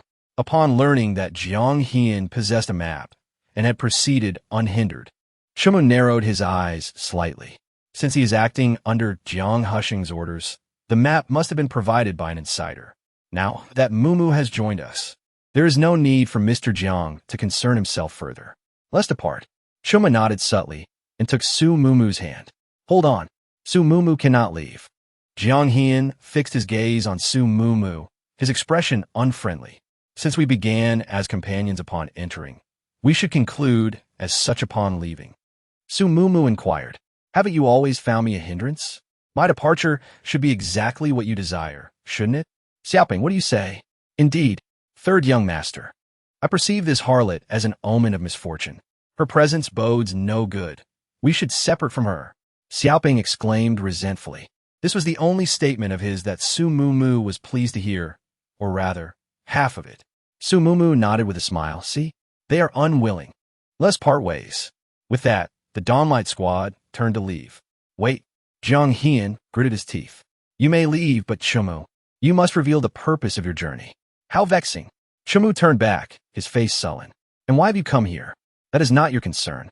Jiang Hian met Chu Mu's gaze without a hint of fear. Then there is no need for you to know, he replied. Chu Mu's expression grew increasingly frigid. Chapter 107. The Undying Monster. Just as the atmosphere grew more tense, a piercing scream suddenly echoed from the far end of the corridor, followed by a heart-wrenching wail. There are others here. Su Mumu glanced at Chu Mu, whose face had turned grave. Run. The others, mirroring Chu Mu's alarm, were taken aback by the sound. No sooner had Chu Mu's command left his lips than they took off at once. Wan Li retrieved a knife commonly used by Bai Yin from the spatial realm. Quick, help me cut away the rotten flesh. Chun Jikong stood eagerly beside Wan Li, awaiting Bai Yin's assistance. What on earth is happening? Su Mumu inquired, looking towards Chu Mu. This laboratory has bred numerous monsters, the most formidable of which preys exclusively on human brains, particularly those of individuals with psychic abilities, Chu Mu explained solemnly. Yet, judging by your expressions, this brain-eating creature must be far from ordinary, Su Mumu remarked, having never witnessed such gravity on Chu Mu's face before. With a sigh of relief, Chu Mu recounted the tale of the brain-eating monster. The scientists had believed they were being hunted, and amidst the chaos, it was unclear who had unleashed the brain-eater. This creature harbored a peculiar obsession with human brains, and upon its emergence, it began to recklessly attack, devouring any human brain in its path. Moreover, it possessed formidable psychic strength and would consume psychic threads as well. The damage inflicted on Chu Mu and Bai Yin's psychic threads was a direct consequence of its rampage. Before they could even unleash their psychic threads, the monster had already seized and crushed them, swallowing them whole. More terrifyingly, its regenerative abilities are extraordinarily potent. Even if its brain were cleaved open, it could instantaneously heal, rendering it virtually immortal. In contrast to Chu Mu's solemnity, Su Mumu's eyes lit up with intrigue. Is the brain-eating monster a handsome youth? Is he particularly pale? Are his fingers exceptionally long, more than twice the length of an ordinary person's? Upon hearing Su Mumu's inquiries, Chu Mu responded earnestly, "Indeed, its fingers are as you describe, and its complexion is fair, but its countenance is rather unsightly." Ahem, could it be otherwise? A certain tome mentions a creature, dubbed the Undying by humanity. This being possessed a comely visage, devoid of hair, its entire form radiating an ethereal pallor. Most peculiar were its digits, slender as a woman's, yet extending 1/2 meter in length. Eventually, humans managed to capture it, and upon dissecting its fingers, they discovered that its phalanges were as slender as matchsticks. However, the Undying in the book did not possess a predilection for consuming human brains. According to Chu Mu's description, this is merely a monster akin to the Undying. However, since they both exhibit instantaneous regeneration, could their vulnerabilities be analogous? After tending to their wounds, a half-hour had elapsed. Su Mumu gathered everyone and meticulously elucidated the Undying's weakness. Upon her conclusion, silence pervaded the air. Wanli, somewhat perplexed, inquired, "Sister Mumu, how did you come to know this?" "Merely a conjecture," she replied. "Ah, how did you surmise this?" Wanli exclaimed in astonishment, his mouth agape. "Through sagacity, of course." "Indeed, you are exceptionally astute," Wanli affirmed with a nod. Su Mumu found herself both amused and exasperated. "All right, I shall not tease you any further. We will discuss this outside. Finding Bai Yin's father is of utmost importance. If that creature is still lurking about, employ the methods I have taught you. They refrain from using their mental threads for navigation, as having them chewed up and consumed would inflict unbearable pain and inevitably weaken their combat abilities." Bai Yin and Chu Mu were still suffering from this ordeal. Cautiously, she opened the door and peered out, discovering an empty corridor. Chu Mu gestured with his hand, prompting the 4 of them to follow him quietly, one after the other. They had familiarized themselves with the layout of the second basement level, and based on Su Mumu's earlier observations and their gathered information, Bailan was likely heading towards the main control room. Thus, the 5 of them made their way there directly, though it seemed their progress was not entirely smooth. After navigating several turns, they encountered 2 figures before them, Zhong and Xiao Lu. Upon seeing Xiao Lu, who was nearly lifeless on Zhong's back, Su Mumu's heart sank. Xiao Lu was a psychic ability user and would naturally be inclined to release her mental threads to assess the situation.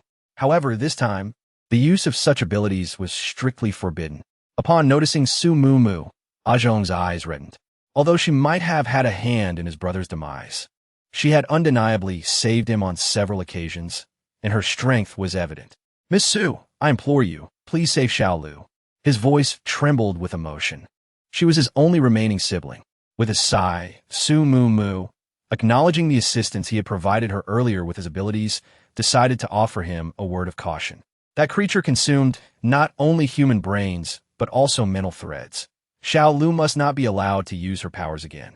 Overcome with anguish, she swooned and expectorated blood, most likely due to the impairment of her mental tendrils, which she alone could gradually mend.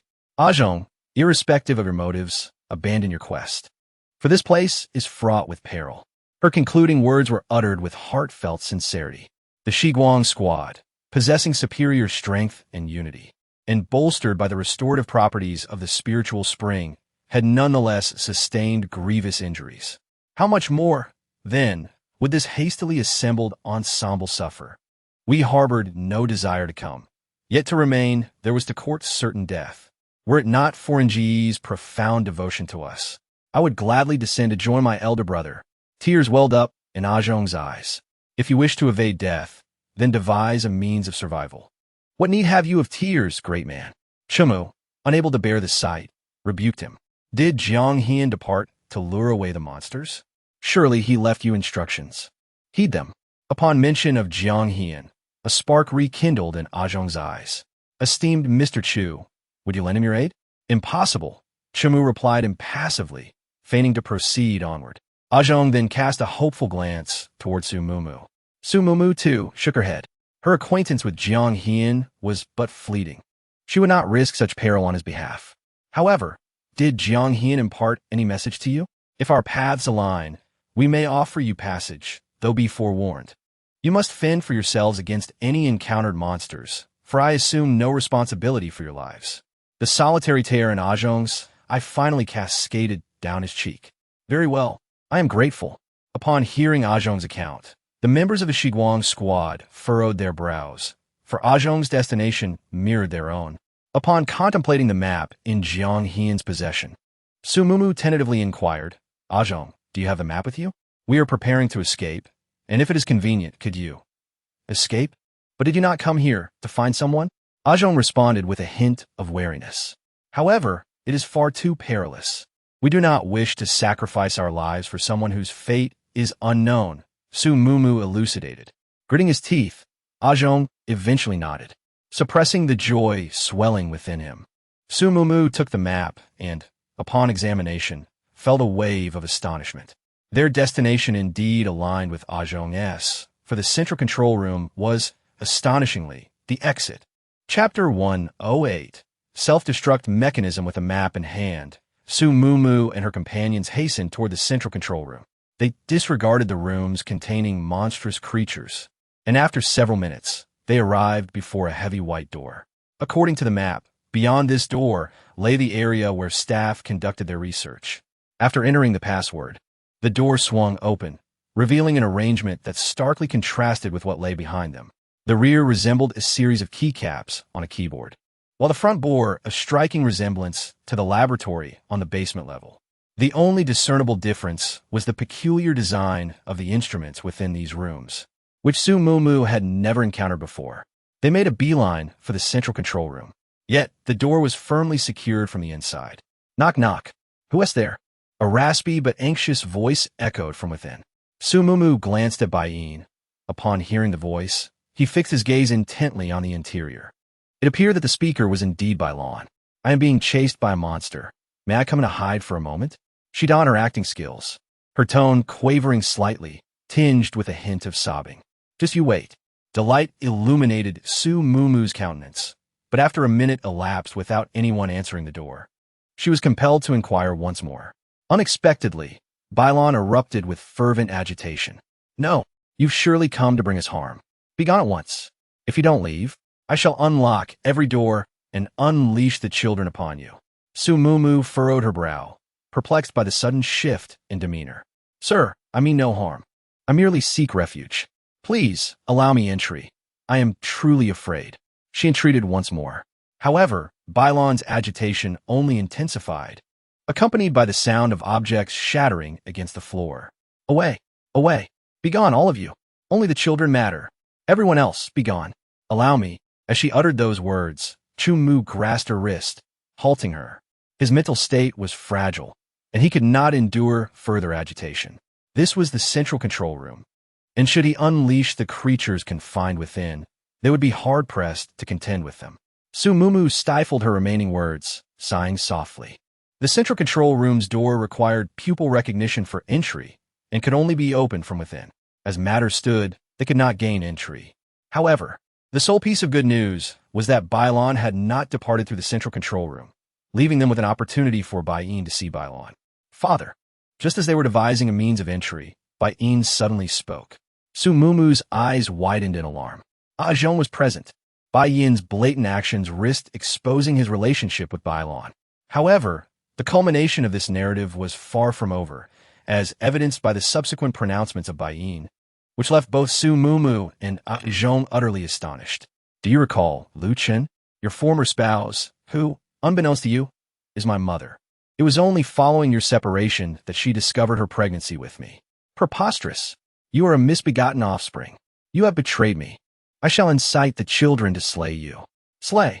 Upon hearing the name Lu Chen, Bai Lan descended into a state bordering on frenzy. You administered the serum to her, yet it proved ineffective, for it exerted its influence upon me. From my earliest recollections, my memories have remained indistinct, as if I am incapable of recalling any event with clarity. Nevertheless, I possess a keen intellect, capable of resolving intricate quandaries with immediate alacrity, an aptitude that manifests almost as an unconscious reflex. Professor Bai, I posit that you possess the capacity to rectify this anomaly.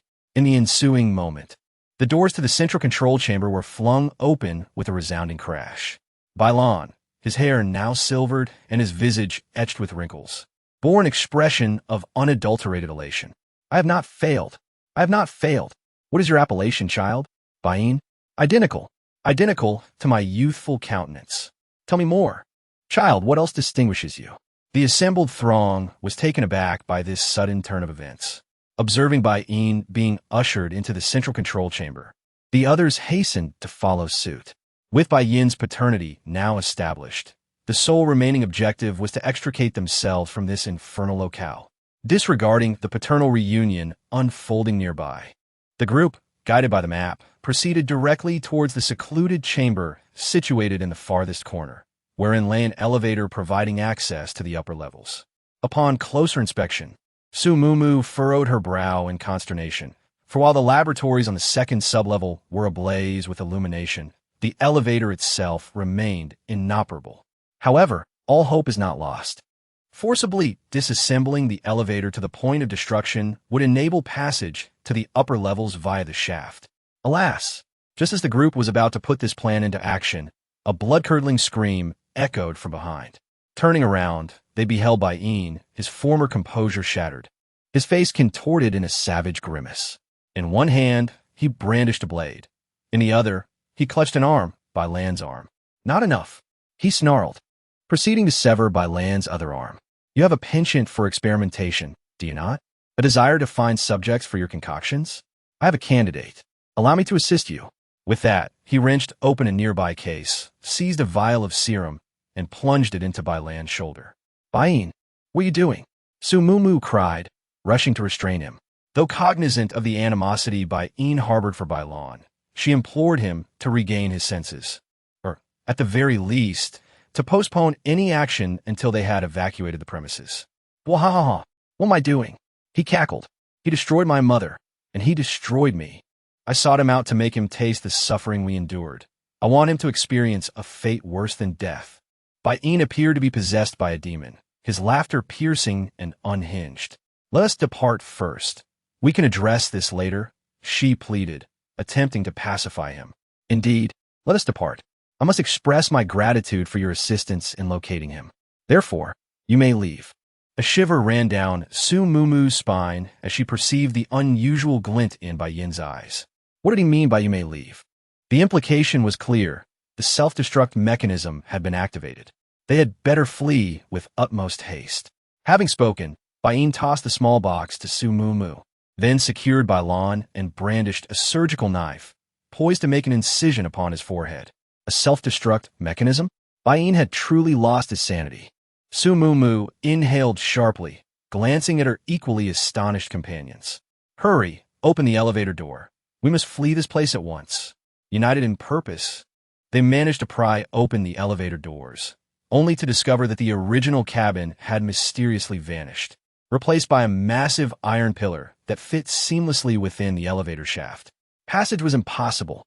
Chu Mu approached the control panel, and her expression grew grave. This too is part of the self-destruct mechanism. We must devise an alternative escape route. How could this be? I entered alongside Bain. How could this iron pillar have silently supplanted the original elevator cabin? Su Mumu could hardly fathom it. No, activating this device requires a certain preparation time. The button must have been pressed before we arrived by Bailan. Chu Mu cast a glance at the anguished Bailan, who was writhing in torment and screaming incessantly. Chapter 109. The Obsessive Monster, There is Another Way. Su Mumu recalled the tiny space through which they had entered and quickly marked it on the map.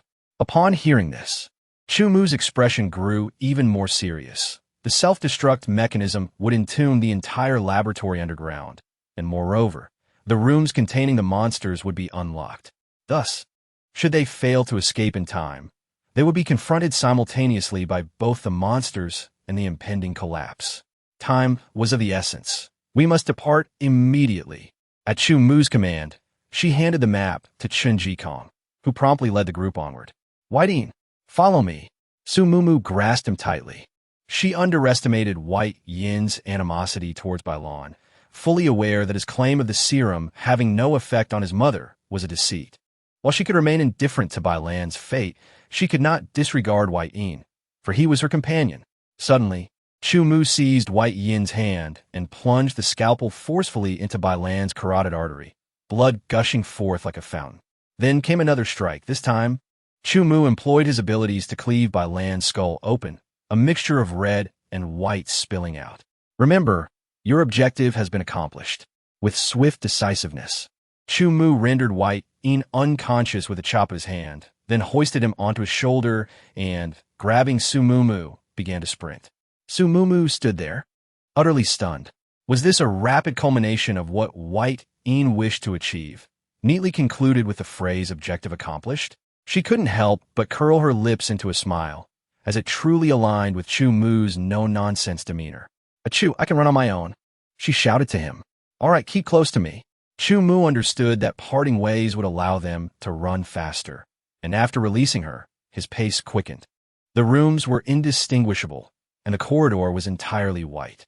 Upon re-entering, Su Mumu could not discern north from south. Fortunately, Chu Mu had memorized the route, and she merely needed to follow his lead. Just then, a familiar voice echoed, a voice belonging to the brain-eating monster. Su Mumu tightly controlled her mental threads while secretly preparing what was necessary, remaining vigilant as she ran, alert to her surroundings. As they rounded a corner, the two immediately came to a halt. Before them stood the Brain Eater. At that moment, it was poised on its toes against the white wall, fervently waving its fingers, attempting to make contact with the brain of the person beneath it. The unfortunate individual trapped below was Wan Li, Sumumoes Ausnerot, and she swiftly unleashed her vine whip towards the Brain Eater. The creature, being quite agile, released its captive and dodged the attack, locking its gaze on Su Mumu. This allowed her to get a clear glimpse of the Brain Eater's appearance. It possessed eyes, a nose, and a mouth. However, the upper half of its face was obscured by a layer of scales that shimmered with an unusual metallic sheen. Its entire body resembled a white jumpsuit, devoid of any hair. Indeed, it was rather unappealing, yet it bore a striking resemblance to the descriptions of the undead found in literature. A smile danced in her eyes. Wasn't this just perfect? As the undead lunged towards her, Su Mumu produced the mud eggs she had meticulously prepared and began hurling them one after another. "Here, have some mud."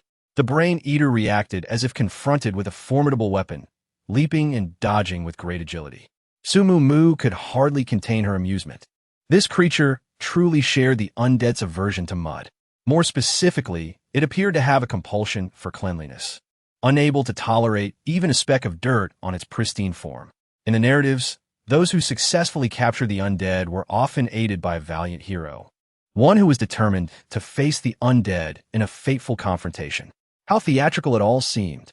Su Mumu skillfully directed her vine whip to restrict the Brain Eater's movements, while seizing the opportune moment to launch more mud. Squeak, squeak, squeak. Despite its desperate evasion, the Mind Flayer was inevitably grazed, resulting in a dark streak marring its pristine white form. Noticing this, it emitted frantic cries and began vigorously rubbing the affected area. Taking advantage of the creature's preoccupation, Wan Li hurled several more clumps of mud at it.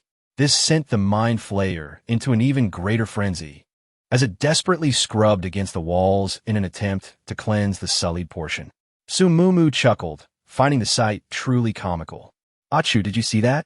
It really resembles a meticulous little feline." Her words were abruptly cut short as a piercing alarm reverberated throughout the laboratory. "Drat, only 10 seconds. Flee." The alarm's wail morphed into a series of beeps, and although the reason for the change remained unclear, Su Mumu sensed that it was an ominous sign. After a few more beeps, the alarm fell silent. Is it over? The thought had barely formed in Su Mumu's mind when a cacophony of bizarre cries erupted behind her, and the ground began to tremble. Heavens, it's not the end. It's the beginning of the end. Fortunately, the room with the exit was within close proximity. Su Mumu lunged forward, leaping into the room, on the cusp of freedom. Yet, as she crossed the threshold, her smile froze on her face. Chen Jikong was affixed to the wall with heavy-duty adhesive tape, his mouth smeared with blood. Atop his shoulders, an ability wielder was using him as a stepping stone to ascend a narrow passage. Above him, other ability wielders were waiting to assist him. "It's the Chue, the metal ability wielder that Jiang Hian brought." Regaining her composure, Su Mumu swiftly hurled the blade, lodging it directly into Depeng's leg. Ack! With a wretched cry, the unfortunate fellow plummeted to the earth. Enraged, he bellowed, "Foul wench! How dare you lay hands on me?" His countenance contorted with malice. He seized his blade and hurled it with deadly intent toward the woman. The woman, however, did not deign to waste her precious moments on him. Swiftly, two tendrils shot forth. One ensnared the man, binding him securely, while the other entwined the figure obstructing their escape above. A companion, comprehending the urgency of the situation, relinquished his task and ascended the tendril to neutralize the threat above. The laboratory trembled with increasing ferocity, a testament to the destructive force of the self-annihilation mechanism. Walls, once seemingly impregnable, began to buckle and cave inward. Only mere moments remained. The tendril extended, conveying their companion to the precipice of the exit.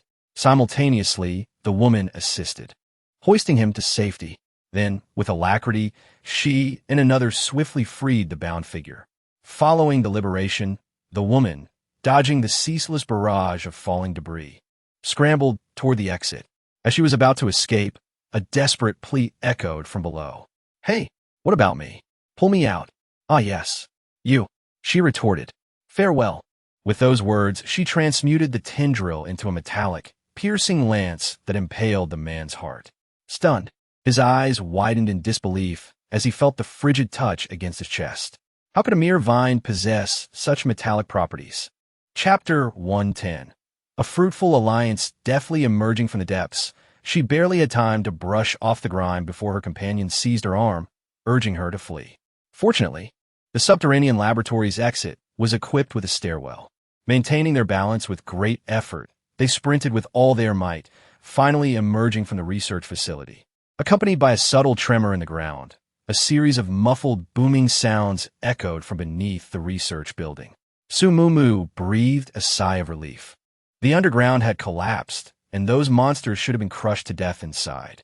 As for the brain-eating monster, it would be buried forever below. "What do you mean by killing my companions?" No sooner had Su Mumu relaxed than she felt a burst of annoying noise beside her. Looking up, wasn't this Xiao Peng? He wasn't dead yet? Besides Xiao Peng, Zhong was channeling his abilities into the pale-faced Jiang Hian. Next to them, there was only one rotund ability user. Of the 5 formidable ability users Jiang Hian had brought down, only Xiao Peng and this rotund one remained. Su Mumu scoffed, "Mr. Jiang, didn't you say our collaboration wouldn't end until we came out? Zhong and Xiao Lu were escorted by us all the way. How could you repay kindness with hatred? Severely injure my third brother and use him as a stepping stone?" Before the pale-faced Jiang Hian could speak, Xiao Peng added, "Repay kindness with hatred, my ass. If you hadn't stood idly by, my brother wouldn't have died down there." With that, he pulled a knife from his space and rushed toward Su Mumu. Su Mumu facepalmed. This was truly courting death. As soon as the thought crossed her mind, Chu Mu dashed over swiftly. Bang! Chu Mu's large hand directly gripped his neck, using the force of the impact to slam him heavily onto the ground. And beside them was Jiang Hian. "I'll give you a chance." Chu Mu looked at Jiang Hian. Jiang Hian frowned. These words were truly arrogant, but he knew Chu Mu was serious. Supporting himself on Zhong's arm, he staggered to his feet and walked to Xiao Peng's side. "Take out everything and trade it for our lives." "No, that's not permissible," he coughed. "That is what the elder brother desires." Xiao Peng struggled against the iron grip encircling his neck, yet the formidable hand remained unwavering. As long as the Green Mountains stand, one need not fear the absence of firewood. Jiang Hian spoke earnestly. "Xiao Peng, if we perish here, the elder brother will never find what he seeks." Xiao Peng was deeply moved. Indeed, Jiang Sengongzi was right. Should he act rashly now, he would only lose his life and possibly endanger others. His earlier impulsiveness was regrettable. After a moment's deliberation, he reluctantly uttered a single word, "All right." Upon hearing this, Chu Mu slightly loosened his grip, yet insisted, "All the supplies." "Do not push your luck," Xiao Peng exclaimed, his agitation rising. After all, they had toiled long to procure those items. "Xiao Peng, hand them over." Jiang Hian chided softly, evidently still believing this was a fair transaction. With pressure mounting from all sides, Xiao Peng, despite his reluctance, could do naught but redden with embarrassment and present everything. First came a substantial stack of documents, followed by an overwhelming collection of food and supplies, and finally, 3 small bags of crystal cores. Chu Mu smiled. It's a deal. With that, he swiftly snapped Xiao Peng's neck. Your purpose has been fulfilled. Now, you must return the documents to me. Jiang Hian's gaze was solemn. From a moment Chu Mu had mentioned granting him an opportunity, he understood that this chance was meant for him to acquire the documents. As for Xiao Peng, from the outset, Chu Mu had never intended for him to survive. Naturally, Chu Mu patiently gathered the scattered documents, organizing them before holding them tightly in his grip. Once all matters were settled, they would undoubtedly be returned to you. What is the significance of this? A flush of indignation suffused Jiang Hian's pallid complexion. Do not be impetuous. We are not individuals who renege on our commitments, Su Mumu retorted with a sardonic smile. Jiang Hian, was it you who inflicted harm upon my third brother? Upon hearing this, Jiang Hian's posture faltered momentarily. Indeed, that matter remains unresolved. At the time, my faculties were impaired, and I was unable to promptly restrain Chu. I extend my apologies. Is that so? Su Mumu inquired, arching an eyebrow slightly. Impaired faculties and a failure to promptly restrain. A most convenient pretext. She then directed her gaze toward Zhong. Throughout this journey, we have safeguarded you. When confronted with the cerebrivore, we protracted our engagement to afford you an opportunity to escape. Zhong, elucidate why you permitted Chen Jikong to be assaulted. Zhong's lips parted and closed repeatedly, his countenance suffused with shame. The members of the Shiguang squad had already expended a considerable amount of energy. During the encounter with the cerebrivore, Chen Jikong and Wanli exerted their utmost to protect him and Xiao Lu, resulting in Chen Jikong sustaining severe injuries. Unexpectedly, upon entering that chamber, they encountered the debilitated Jiang Hian and the 3 ability users. Without provocation, the 3 ability users subjected Chen Jikong to a brutal beating. Zhong attempted to intervene, but his efforts were futile, and he was compelled to escort Xiao Lu out of the exit first. Upon hearing this account, Su Mumu erupted in laughter, her mirth abruptly ceasing as she unleashed a vine, the dagger affixed to its terminus instantly piercing Yuan Gun's throat. Zhong, I shall provisionally extend my trust to you on this occasion. However, my third brother sustained grievous injuries on your account. Should we meet again, I shall not exercise leniency. As she concluded her statement, Chu Mu opportunely presented the materials, stating, a pleasure doing business with you. Jiang Hian clenched his jaw, acknowledging that he was indeed in the wrong, and decided to let it go. Upon receiving the documents, he wore a solemn expression as he turned to leave. There was an ample supply of materials, and after traveling a great distance to a nameless location, they procured a small truck.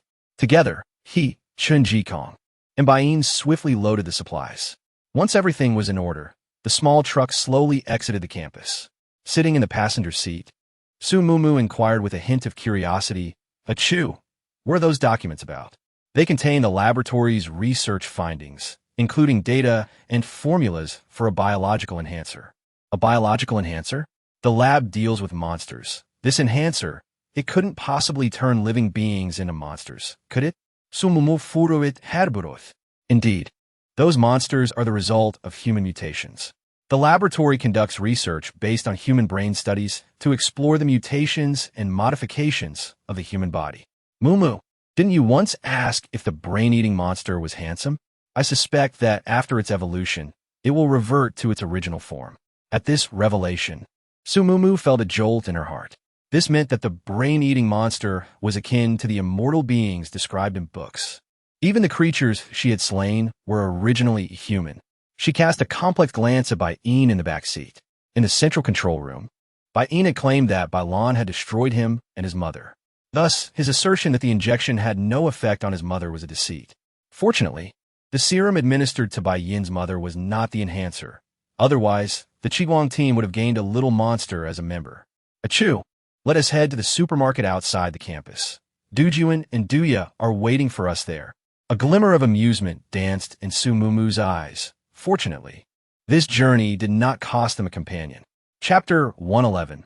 The Shiguang team, indispensable. Upon arriving at the supermarket, Chu Mu and Wan Li held off the encircling zombies, while Su Mumu approached the door to knock. How had Chen Jikong sustained another injury? And what of Bai Yin? Where was his father? Surely they hadn't failed to locate him. Du Wan felt a pang of sympathy. Bai Yin had been searching for so long, and they must assist him in his quest. The Wolf King growled in the background, demanding to know who had harmed his beloved master. Meanwhile, the Black Cat paced anxiously, having been forcibly left behind in the supermarket while the others ventured to the laboratory.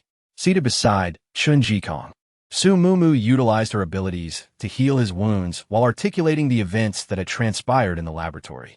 Upon hearing her account, the Du siblings were taken aback, astonished to discover the multitude of monsters lurking below. Their surprise soon morphed into a sense of compassion for Bai Yin. Though he had lost his parents, he still had them. They were companions and would not allow him to remain alone in his solitude. Observing the furrowed brows of the Du siblings, Su Mumu offered them comfort. Although their transaction would conclude once they found Bai Yin's father, she had always regarded him as a true ally in her heart. If the hatred that sustained his will to live were to dissipate, Su Mumu hoped that friendship could serve as another pillar of support for Bai Yin. They were companions, and they would not allow him to be alone in his desolation. As Bai Yin's consciousness gradually returned, the words of Su Mumu echoed in his ears. His eyelashes fluttered ever so slightly. The events that transpired in the laboratory were vivid in his mind. Had their objective truly been achieved? Indeed, his objective had been achieved. Bai Lan, that fiend, had finally perished by his hand.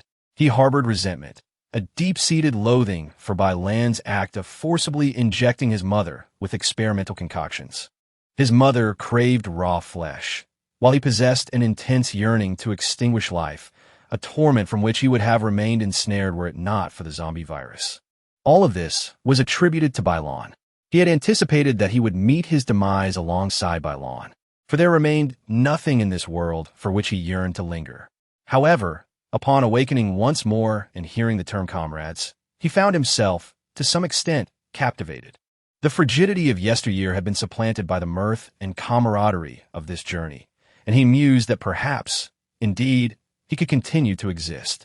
After consoling the Wolf King and the Black Cat, Su Mumu remarked, "Third brother's injuries have mended, and he should awaken momentarily.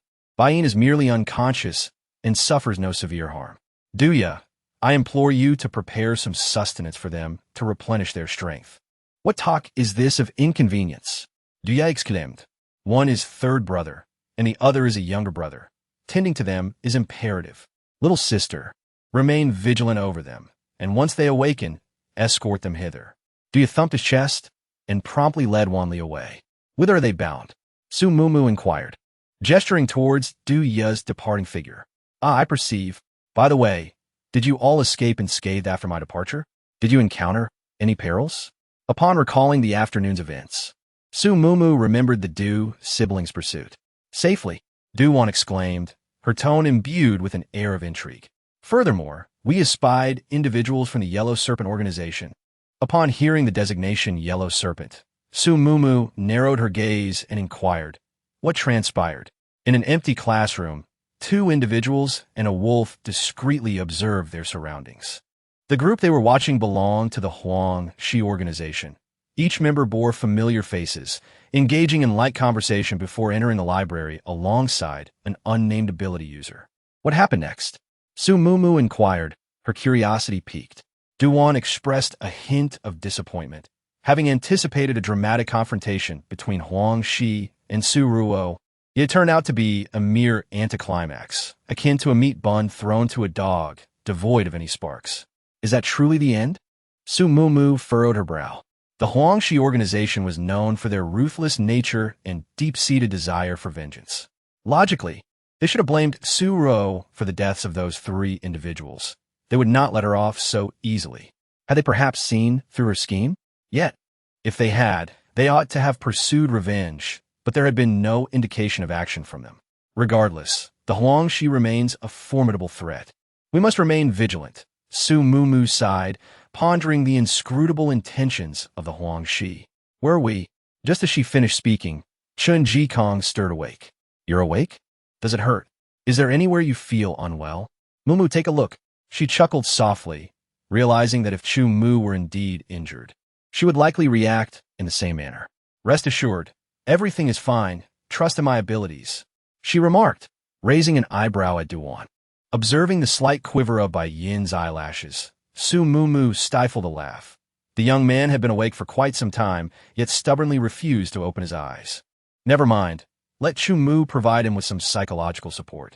All right, you all hurry along now. With a beaming smile, she winked at Chu Mu before departing with Duan and Qin Jikong. The abode sought by Duya was nestled within a residential area behind the supermarket. The Alpha King conveyed Qin Jikong into the stairwell with astonishing celerity, leaving only a fleeting impression, enough to make any onlooker believe they had encountered something dreadful. Their abode was on the second floor, and by the time Su Mumu and Duan arrived, the air was already permeated with enticing aromas. You've arrived? Coming quickly, Duan inquired, peering outside. Where's Little White? Su Mumu responded with a smile. He's still slumbering. Ah Chu is attending to him. Duan, what delectable dish have you prepared? It smells divine. Duan chuckled. You're in for a treat today. I've prepared hot pot and a nourishing tonic for everyone. Oh, and I've made a generous amount of the tonic, so I'll portion some for you to store in your dimension. No problem. Su Mumu followed her into the kitchen, where the ingredients, all plundered from Xiao Peng, were plentiful. After arranging all the victuals on the table, another knock echoed at the door. Su Mumu skipped over to open it, and indeed, it was Chu Mu and Bai Yin. It seems the psychological counseling was efficacious. Upon Bai Yin's arrival, everyone lavished him with concern, which only heightened his unease, causing him to tremble on the stool while clutching the black cat. Su Mumu was torn between laughter and tears. It was their way of showing affection, but it was perhaps too overwhelming and had frightened the child. The Dawnlight Squad is fully assembled. Shall we raise a glass to this moment? Duan proposed, lifting his cup. Everyone was aware that Bai Yin's inclusion in the team was due to a transaction. However, when Wanli stated it so bluntly, they felt apprehensive, fearing that Bai Yin might take offense. Due to the potion, I may occasionally lose my senses. If I make any peculiar expressions or do anything strange, please bear with me. Rest assured, after encountering you, there has only been one incident. At that moment, Bai Yin suddenly raised his cup, even revealing a rare and delightful smile. Indeed, a joyful smile. Yay! Bai Yin! Bai Yin! Bai Yin! Duya exclaimed with excitement. The others joined in, chanting Bai Yin's name. Su Mumu rubbed her ears, wondering how she had not realized before just how noisy this group could be. Yet, seeing Bai Yin's genuine smile brought her joy. The Shiguang team was indispensable. Chapter 112, Black Bear. Who speaks of misfortune? Su Mumu and her companions did not linger here. After all, they had slain Zhang Hushing's subordinates and seized their supplies, and he would undoubtedly come to retaliate upon learning of this. Furthermore, Chu Mu intended to allow everyone to practice their marksmanship and enhance their abilities. Thus, at the break of dawn the following day, they set forth. Their destination was a great mountain located to the northwest of Tang City, known as Chaofeng Mountain. This mountain remained undeveloped, teeming with wildlife, making it an ideal location for Su Mumu to tame mutated beasts. Consequently, practicing marksmanship within the mountain would not attract undue attention. At the foot of the mountain, the small town of Chaofeng connected to Tonghu to the north and Tang City to the south, bustling with activity, providing ample opportunities for everyone to hone their skills in combating zombies.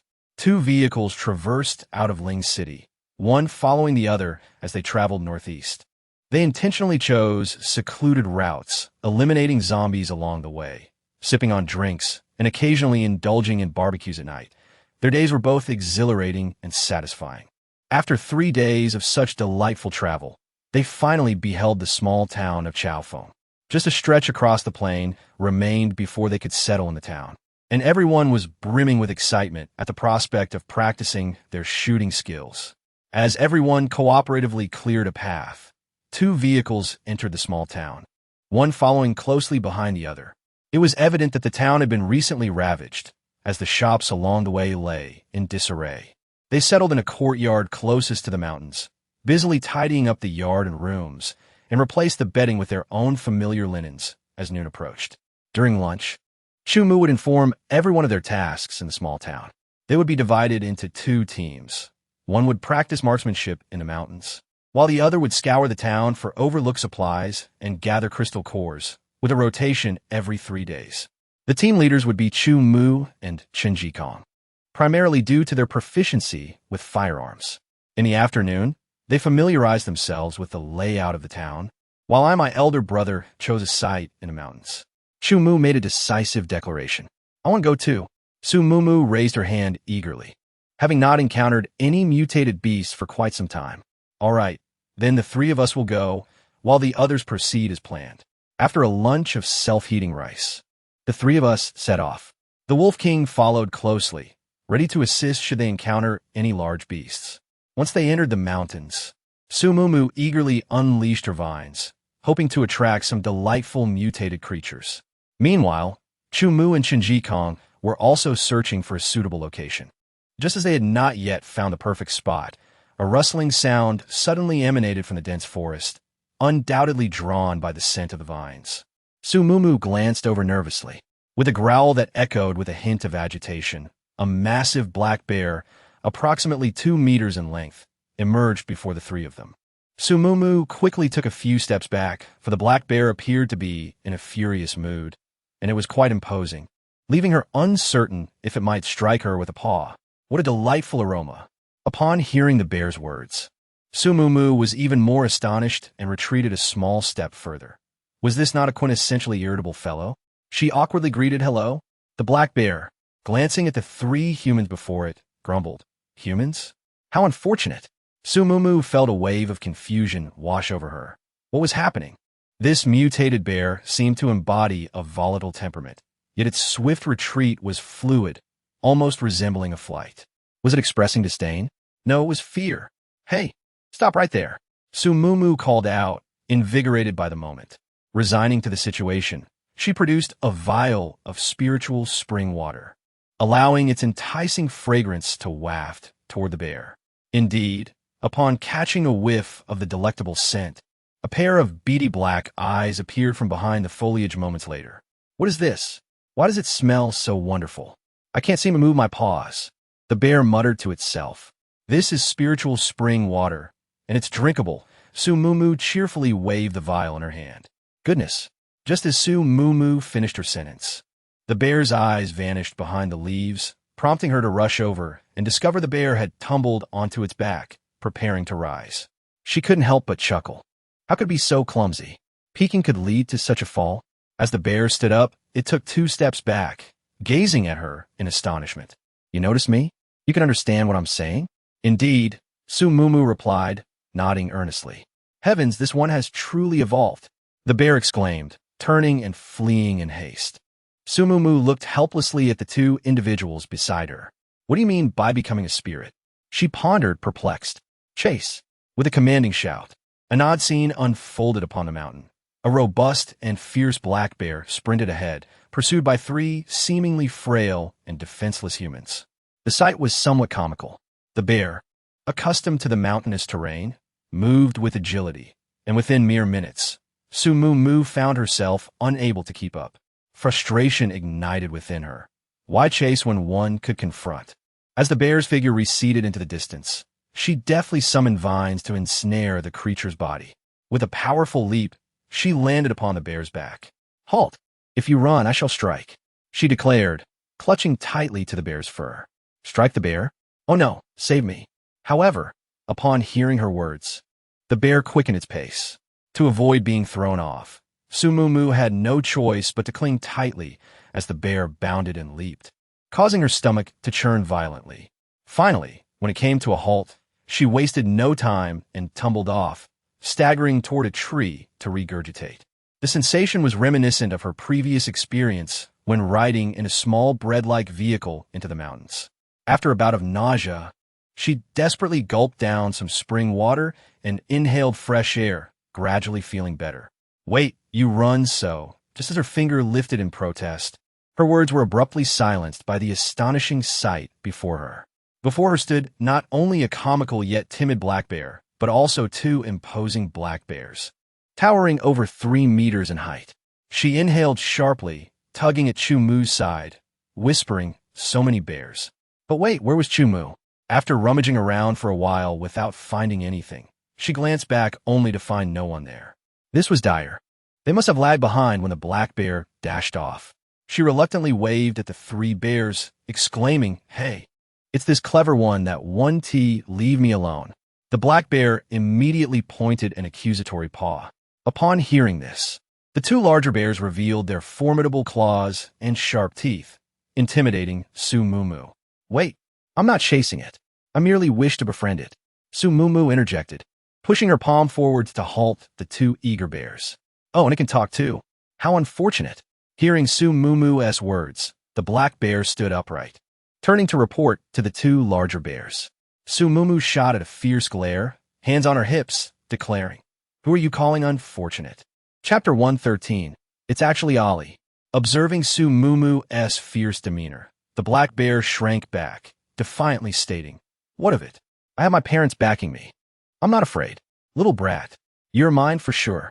Su Mumu glared at it before turning to the two larger bears. "Greetings. I bear no ill will. I merely wish to promote my spiritual spring water." With that, she produced a bottle of the spring water, extending her arm. The three bears instinctively swallowed hard. "It smells delightful," remarked one of the slightly smaller bears. Listening to its slightly crisp voice, Su Mumu deduced that this was Mama Bear, and the other must be Papa Bear. "It's truly delightful, just like its scent. How could this human spirit possess such a thing?" Papa Bear was equally perplexed. Human spirit? What an unpleasant term. Su Mumu cleared her throat and proclaimed, "I am a human, not merely a spirit. I can comprehend the language of mutated beasts, so don't be too astonished." The three bears exchanged glances, astonished by the revelation that a human could indeed understand the language of mutated beasts. If Su Mumu were aware of their thoughts, she would undoubtedly sputter in disbelief. Yet, oblivious to their musings, she maintained a cheerful demeanor and recounted the tale of the spiritual spring water, eagerly gazing at the three bears. "Would you like to enter my space? That sounds utterly fabricated." The little black bear retorted indignantly, recognizing the familiarity of the statement and staunchly refusing to believe it. Su Mumu, feeding exasperative, contemplated her next move and ultimately summoned two little snakes to persuade the three bears. "Could it be that human?" Mama Bear queried, casting a questioning glance at Papa Bear. The latter remained silent, merely scrutinizing Su Mumu with keen eyes. "Umph, just a little thing. You must be a fraud. Mom and Dad, let us leave," the little black bear declared, turning to depart. Enraged, Su Mumu thought, "So this is what they mean by a mischievous child? Just wait until I have you. We'll see how you behave then." Reluctantly, she unleashed the Wolf King. "Wolf King, could you clarify whether this is true?" "It is indeed true." The Wolf King's eyes reflected a hint of disdain. These three bears appeared rather dim-witted, and he had no desire to associate with them. "Just look at them. The physique speaks for itself, does it not? I assure you, I am not deceiving you." Su Mumu pointed at the Wolf King, her face radiating pride. This serves as a compelling testament. Bear father and bear mother exchanged glances, cautiously inquiring, "Is it true that once one enters your realm, any injury sustained or even the consumption of spirit spring water can be remedied?" "Indeed, you are astute." Su Mumu beamed with admiration, though she had just reiterated this point. "Oh dear. Very well. To defeat that fiend, let us proceed." Bear father and bear mother promptly acquiesced, summoning Little Bear to join them. Su Mumu felt a tinge of confusion. Who was that fiend? Nevertheless, she was immensely pleased that their plan had come to fruition. "Now, bow your heads and lean toward my forehead." As the three bears positioned themselves, a sudden gust of wind blades sliced through the air, inflicting wounds upon their bodies. "This is disastrous." Su Mumu swiftly turned to shout at Chu Mu, "Do not engage. Stay safe."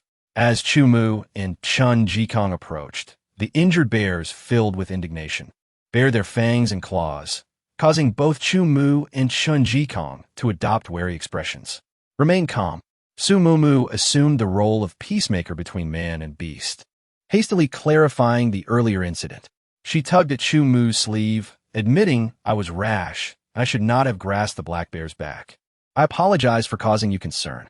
Observing her pitiful and feigned demeanor, though fully aware of her act, Chu Mu relaxed his furrowed brow, insisting, no more of this. If they harbor ill intentions, it could spell danger. I promise. Su Mumu's demeanor shifted from gloomy to bright in an instant. Hey, human, this matter cannot simply be overlooked. Father Bear was seething with anger, believing it to be a fortunate circumstance, only to find himself unjustly wounded. What a vexing situation. Su Mumu offered a bitter smile, recognizing the difficulty in appeasing the three bears. It was a misunderstanding. They believed you meant to harm me, which prompted their actions. I apologize on their behalf. No way. He should apologize himself. Father Bear huffed indignantly. Su Mumu placed her hand on her forehead, contemplating whether it was truly necessary for Chu Mu to offer an apology. Perhaps this bear was not entirely indispensable? No way, dear master. Absolutely indispensable. I long to grow up so very much. Sensing her hesitation, Flower sprang forth to deter her. Very well. One cannot let a cooked duck fly away, can they? Reluctantly, she broached the subject of an apology to Chu Mu. An apology? I would rather strip the bear of its hide. Chu Mu's gaze sharpened, fixated intently on the three bears. Su Mumu gasped, realizing the gravity of the situation. She hurriedly attempted to clarify to the three bears, but Father Bear's words made her reconsider her approach. What did he say? I cannot comprehend. Are these two not intelligent beings? Father Bear questioned, bemused. They cannot understand the language of mutated beasts, nor can you comprehend their speech. However, he did express a heartfelt apology. Su Mumu smiled innocently, assuring herself that she was not taking advantage of their ignorance, but rather seeking to avoid unnecessary conflict. She cherished peace. Indeed, well, perhaps his gaze was a tad fierce. It appears that humans are not inherently benevolent, not comparable to intelligent beings. He ought to improve next time. Father Bear shot a glance at Chu Mu. Upon hearing this, Su Mumu was struck by confusion. What did it mean that humans were indeed inferior to intelligent beings? Have you encountered others? Quite a number. How fierce. And they're bullying us. They're over there. Those cunning ones. Do you want to help us get revenge? The little black bear grumbled indignantly. Su Mumu's expression turned somewhat serious as she informed the two bears about the presence of other people on the mountain. First, subdue the mutated beast. Once that's done, have it lead us over there together to take a look, Chu Mu suggested after a moment's thought. All right. Su Mumu nodded. They wanted to practice shooting here, which was a highly confidential matter that couldn't be discovered by others. If these people were residents who had fled from Chaofeng Town to escape the zombies, they would have to find another place. After communicating with the three bears, they each approached Su Mumu's forehead. First, it was Mama Bear, then the little bear, and finally Papa Bear. But just as Papa Bear lowered his head, a tiger's roar suddenly echoed from not far away. Roar! In the blink of an eye, a yellow figure darted past like the wind, instantly knocking Papa Bear several meters away. Before Su Mumu could react, a black and a yellow figure were already snarling and tearing at each other. How did another obstacle pop up? Su Mumu anxiously flung out a vine, attempting to bind the yellow figure. The metal-enhanced vine was incredibly sturdy and immediately secured the yellow figure to the side. She exhaled with a hint of impatience. This black bear was already her mutated beast, and she wouldn't allow it to be bullied. Anyone who dared to hinder her from subduing the mutated beast would face her wrath. Wait, don't kill it yet, because she was astonished to discover that this figure was actually Ollie. Chapter 114. Helping Ollie rescue his companion's Ollie. Su Mumu exclaimed with delight, throwing herself onto his soft fur and vigorously rubbing it. Once again, the familiar large cat appeared. Could you please loosen the vines? Ollie expressed a hint of helplessness. It was then that Su Mumu realized the golden-imbued vines were still binding Ollie. She hurriedly removed the vines and gently patted Ollie's fluffy head in a comforting manner. Ollie, do you live on this mountain? Did you come to find me because you caught a whiff of the spirit spring water? It's been a while, Ollie. How have you been lately? How are your endeavors progressing? Would you like to join me on an adventure? Upon seeing Ollie, her joy surged, and questions tumbled out like bullets from a machine gun. Yes, quite well. Although it seems not possible, Ollie calmly pushed her two paws away, distancing itself slightly. It certainly did not comprehend that humans are creatures who experience overwhelming joy upon reuniting after a farewell. Su Mumu disregarded its indifference and continued to enthusiastically inquire about various matters. It was only when a discontented snort resonated from nearby that she recalled the unclaimed Bear Dad. At that moment, she also realized that Ali's rush to engage Bear Dad in a scuffle might stem from its belief that Bear Dad intended to harm her. A warmth enveloped her heart as she embraced the fluffy Ali once more before turning her gaze towards Bear Dad. Not having glanced previously, she was taken aback upon looking, as she noticed blood seeping from various areas on Bear Dad's forelimbs and back. Upon prying open Ali's cute little mouth, she confirmed that it was indeed the result of its bite. However, she couldn't bring herself to blame Ali. It was merely a misunderstanding. Shall we continue? She chuckled, attempting to distract Bear Dad from the situation. Nonsense. You treacherous cat. You ambushed me. If you have the courage, face me in a fair fight. Ignoring Su Mumu, Bear Dad bellowed at Ali. Dead cat. Su Mumu's gaze flitted between the tiger and the bear, sensing an acquaintance between the two. Let them fight. Anyone who dares to harm my kin is courting death. Ali growled, his robust limbs poised to pounce.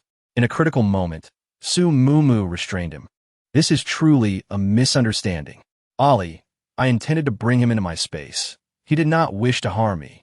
Moreover, Bear Mom and Bear Cub have already entered. She hastily clarified. Really? Ali regarded Bear Dad with skepticism. It was earlier, but not now. I refused to enter. The dead cat is here to brawl. Bear Dad stood tall, his presence fierce as he roared. Su Mumu felt a twinge of exasperation. Why was this bear so eager to fight? There were others on this mountain. What if they attracted attention and exposed the Shiguang team? Observing Bear Dad's relentless demeanor, Su Mumu steeled herself. Once they had dealt with the surrounding threats, they could fight to their heart's content. With a swift motion, she ensnared Bear Dad with vines, wrapping him into a fluffy bundle, particularly securing his mouth to deny him any chance to bite. Then, she approached Bear Dad with a bright smile and said, Once I ascertain the details of the others, I shall release you for a brawl. For now, go and reunite with your family. With that, she pressed against Bear Dad's forehead, and the red mist enveloped his form. After a series of twists and turns, having finally secured Bear Dad into her space, she felt free to draw closer to Ali. It was then she learned that Chaofeng Mountain was, in fact, Ali's homeland. The mountain's teem with mutated beasts. Aside from tigers, there are bears and leopards aplenty, not to mention a myriad of other small and medium-sized creatures. Alas, a fortnight ago, a host of ruthless ability users descended upon Chaofeng Mountain. They preyed on the mutated beasts, devouring those of lesser strength. One of Ali's companions, while foraging for sustenance, was unfortunately captured by this band of ability users. Despite several attempts, Ali and its comrades were unable to rescue their friend. Among the ability users were a formidable wind-based adept and a potent mentalist, leading to Ali's repeated defeats. Upon hearing this, Su Mumu noticed several wounds on Ali's body. Though not severe, they hindered its movements. Ali paced about, visibly agitated. After Su Mumu briefly introduced the Wolf King, they embarked on their quest to rescue the tiger. After traversing into the mountains for approximately half an hour, they discerned a concealed path. The soil was firmly trodden. These ability users had arrived a fortnight prior and were hunting mutated beasts. It was unexpected that such a solid path leading out of the mountains had been formed. It appears that this group of extraordinary individuals maintains a close connection with the outside world, or perhaps they frequently receive visitors and in considerable numbers. This is rather unfortunate. I had hoped to find a secluded spot to practice shooting, only to discover that I was preceded by others.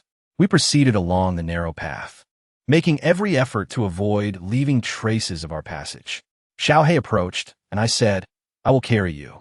After a brief moment of contemplation, Chumu bent down and cradled Xiaohei in her arms. To remain undetected, the trio arranged themselves in a neat line, traversing the well-trodden path. After approximately an hour of walking, they arrived deep within the mountains, where the path beneath them widened. Soon, they spotted two individuals seated on a rock, engaged in conversation. The three of them, a tiger and a wolf, quickly concealed themselves nearby. Damn it, how humiliating. When have we ever been subject to a woman's command? One of them grumbled while smoking. Indeed, if it were up to me, I would have those 4 chopped up. But Mingu insists on using them to barter for something in Tang City. How utterly tiresome. Another chimed in. Despite the brevity of their exchange, Su Mumu gleaned a significant amount of information. The emphasis was on the individual named Huzi. She recalled that while in the library, she had overheard Cheng and mention that this Huzi was a leader within the Huang Shi organization. Although she was uncertain of the extent of his authority, it was evident from the dialogue that Mingu also held a leadership position, likely of comparable stature to Huzi. As for the 4 individuals intended for bartering in Tang City, they were likely Jiang Hian, Su Ruora, Zhong, and Xiao Lu. Su Mumu released 2 small snakes to ascertain the situation. Upon releasing the small serpent, the trio ascended further, evading the gaze of the 2 individuals, to observe the layout of their base. It was a cavern, with a pair of sentries guarding the entrance, suggesting that the quartet they spoke of were confined within. In addition to these, there were approximately 7 or 8 members of the Yellow Serpent organization present, along with a white tiger cub, also held captive. However, there was no sign of Cheng and his companions. What shall we do? We've inadvertently stumbled upon one of the Yellow Serpent strongholds, lamented Su Mumu, somewhat distressed. Fear not, we shall simply dislodge them, responded with a subtle smile. Chapter 115. Shifting blame to Jiang Hian to discreetly dismantle this stronghold without raising suspicion. The optimal approach would be to instigate pandemonium. However, the presence of the Wolf King was inadvisable, as Jiang Hian and the others were cognizant of its existence. Should it be discovered, they would undoubtedly deduce Su Mumu's involvement. Consequently, it was dispatched on an alternate assignment. Following instructions, the group commenced their operation. Foremost among them was Ali, who, having imbibed the spiritual spring water, had recuperated from its injuries. With a resounding roar, it ferociously hurled the 2 smokers aside. Damn it! How has this wretched tiger returned? This time, we must capture it and devour it, along with the smaller one, exclaimed one of the men, who had been thrown to the ground, still cursing. However, as he attempted to speak further, he found himself unable to utter a sound, for his throat had been lacerated by a gust of wind. Upon witnessing his comrade's neck gushing blood, the other man promptly rose to his feet, not to flee, but to engage in combat, a hint of exhilaration gracing his countenance. Indeed, he was a true member of the Yellow Serpent, relishing the prospect of a battle where life was at stake. Alas, he overestimated his capabilities. As Su Mumu's thought crystallized, the individual who had just risen collapsed into the pool of blood. Seizing the opportune moment, Ali surged forward, swiftly and decisively overturning the 2 sentinels guarding the cavern's entrance.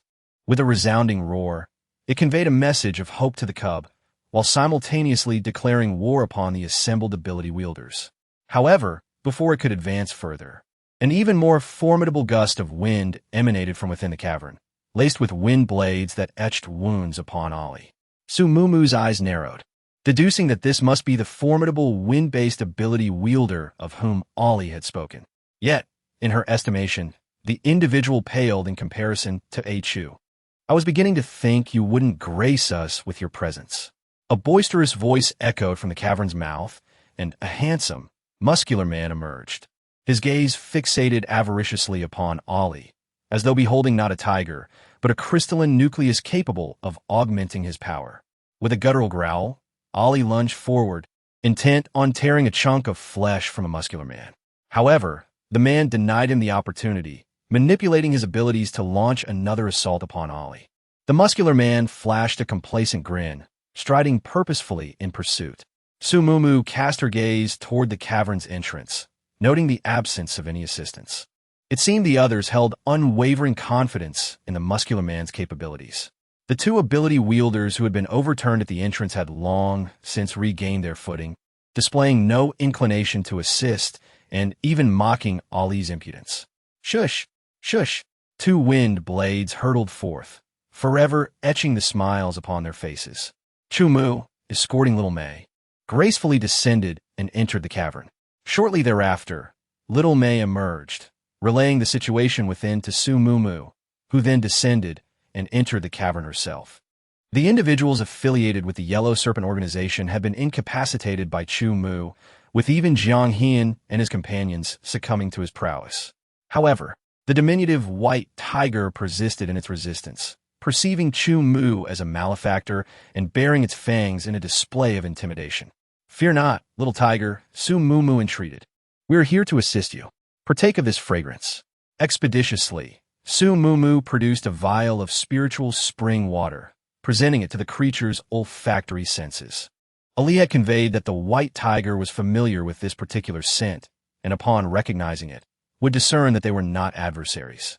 Indeed, the white tiger, albeit with lingering skepticism, permitted Chu Mu to release it from its bonds. With the white tiger liberated, Su Mumu turned her attention to tending to Jiang Hian's injuries. Gazing upon Jiang Hian's slumbering countenance, Su Mumu entertained the notion of delivering a fatal blow. However, mindful of Chu Mu's stratagem, she channeled her extraordinary abilities into him, albeit only partially restoring his vitality. As for Su Ruo, Su Mumu's lips curled into a subtle smile, deeming her of lesser consequence. Retrieving a dagger from her extra-dimensional space, she poised it above Su Ruo's heart, intent on plunging it into her chest. At that precise moment, a tempestuous gust of wind swept in from the cavern's entrance, accompanied by the muscular man's bellow of indignation. "Who has slain my brethren?" Su Mumu's hand faltered, as the crucial moment to eliminate Su Ruo was once again thwarted. Was success to elude her yet again? Nay, this was an unparalleled opportunity. Suspicion would not fall upon her. With resolute determination, she braved the risk of exposure and plunged the dagger into Su Ruo's chest. Yet, in the ensuing instant, a puissant hand seized her and drew her aside. Chu Mu enfolded her in his embrace, while a dense array of mental tendrils erected before them, forming an impenetrable barrier. The muscular man, bearing several claw marks upon his torso, entered with fury, only to discover his comrades prostrate upon ground. Immediately, his vigilance heightened. Upon closer inspection, however, nothing seemed particularly out of the ordinary. The white tiger remained in place, and the four captives were still securely bound. "Hold on." The muscular man rushed towards Su Ruo, exclaiming, "So, it turns out you're the one they're after? You wretched woman. You've implicated my brothers, damn you."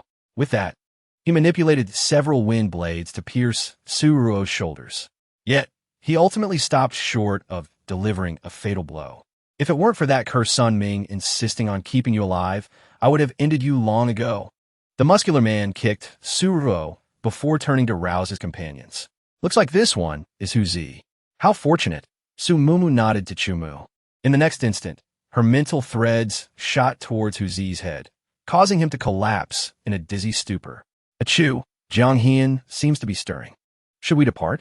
Su Mumu glanced at Chu Mu, whose complexion was rather pale due to the exertion of maintaining the mental barrier. "Mumu, take the white tiger and leave first. I need to ensure that Jiang Hian and the others awaken simultaneously." Despite his pallor, Chu Mu was determined to ensure the plan's flawless execution. Knowing that his mental barrier would be less strained if it only protected one person, Su Mumu refrained from arguing. She promptly exited the barrier's range and carried the white tiger out of the cave, using vines to hoist it to a higher elevation where Ali was waiting. "Are you all right? Are you hurt?" Upon seeing the white tiger, Ali anxiously examined it from every angle. "Just a little bit on the neck, uncle. Don't worry." The white tiger chirped, soothing Ali's agitation. "Uncle? Is this little white tiger a relative of Ali?" As Su Mumu took out the spiritual spring water for Ali to drink, she remained vigilant about the situation in the cave.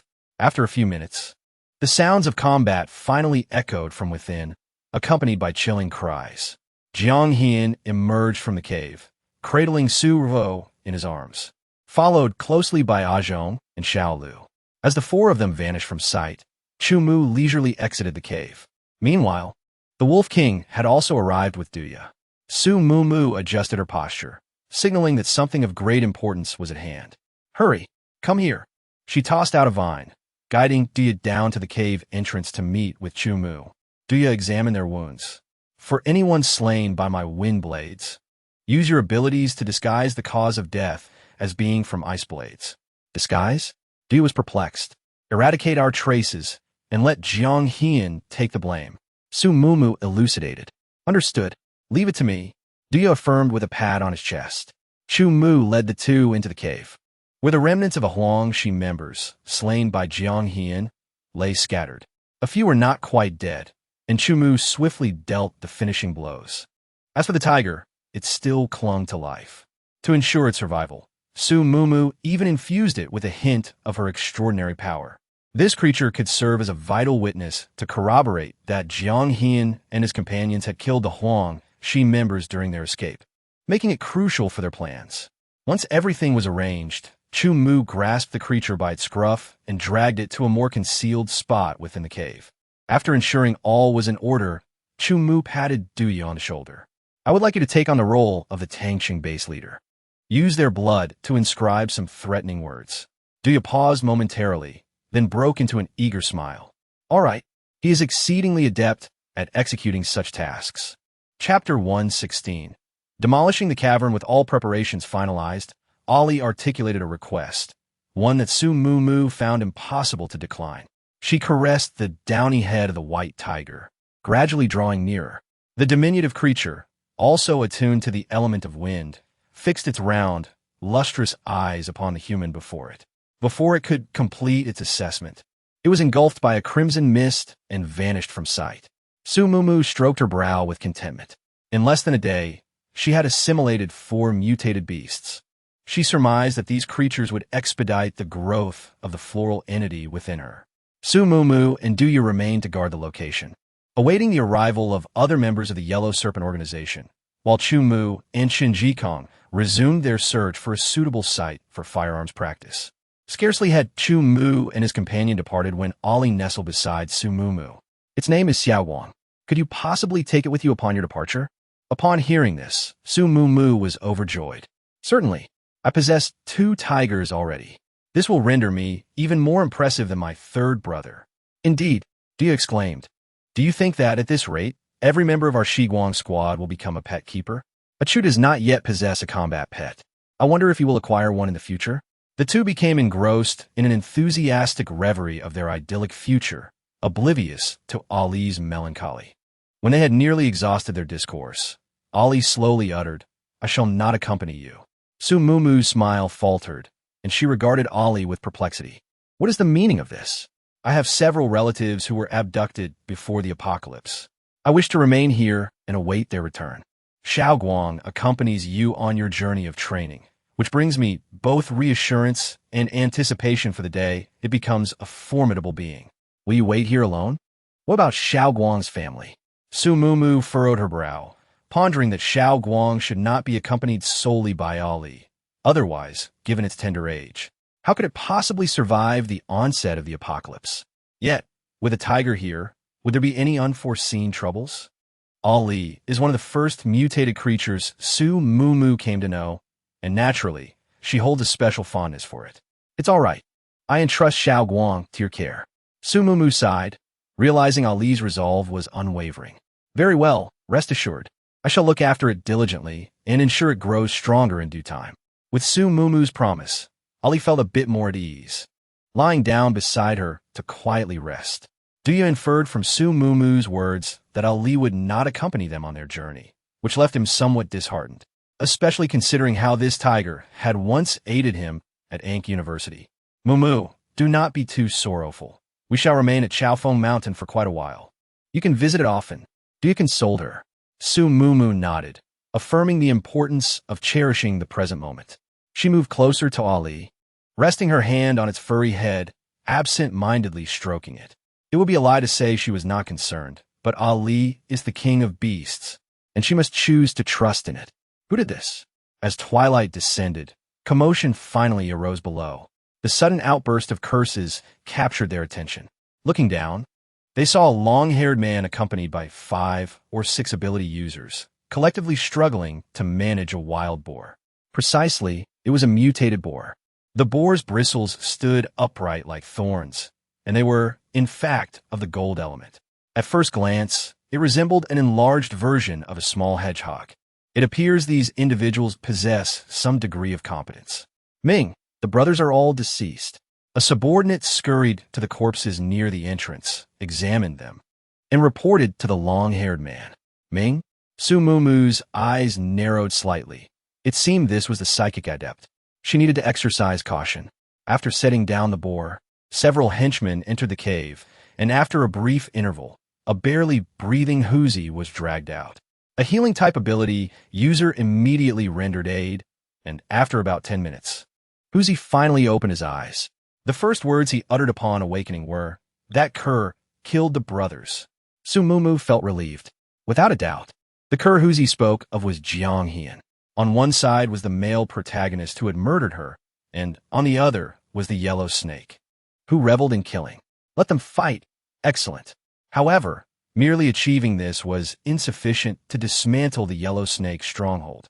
This stronghold had been meticulously chosen. A few deaths would not compel them to abandon it. Therefore, this cave must not remain. Su Mumu nodded to Duya, who immediately understood and excitedly produced a small remote control, pressing the red button. Bang! A muffled explosion resonated, and the cave was instantly filled with rubble, causing yellow snake members outside to stagger. It was measured by Chu Mu, ensuring only the cave collapsed, without causing any damage to the mountain. Explosion. Damn it. For the sake of the little beauty, I've been more than fair to him. How dare he destroy our stronghold? I, Sun Ming, will not rest until he is dead. The long-haired man spat vehemently, forsaking the wild boar, and summoned his companions to pursue the fleeing figure. As they departed, Su Mumu hurried down, addressing the whimpering mutated boar. "Do not fear. I am here to rescue you." With that, she forcefully brought it into her space. This was a fortuitous acquisition of a mutated beast, one not to be squandered. "Yes, I have already made my choice." Mumu, quickly decide what you want. Du Wan, applying a facial mask, restrained her expression. Her words slightly mumbled. "All right, but first, allow me to introduce a friend." Su Mumu pointed to the wall, and as Duya clumsily descended the vine ladder, a tiger suddenly leaped into the enclosure. "Ah, what is that?" Du Wan exclaimed, hastily retreating. In stark contrast to her fear, Wan Li joyfully approached Ali. "Your home is in Chaofeng Mountain? What a coincidence. We have come to your house." Su Mumu chuckled, patting Du Wan. "Have you forgotten? That is the tiger, Ali." "Ali, this is Du Wan, and this is Bai Yin." After introducing everyone, she went on to present the other mutated beasts that would be joining the Shiguang team. Although Bai Yin and the others could not comprehend the language of the mutated beasts, Ali retracted his imposing aura, standing gently in place, thus conveying his goodwill. Chapter 117, Third Stage Ability Zombie. The spacious courtyard felt somewhat cramped with Ali and the Wolf King present. However, this was not all. As Su Mumu concentrated, she perceived the alterations within the dimensional space. Above the lake, 5 clusters of energy darted about. Besides the mutated boar, 3 bears and a white tiger had emerged from the flower petals. The white tiger frolicked with the little wolf, while the 3 bears luxuriated in the lake, as if soaking in a thermal spring.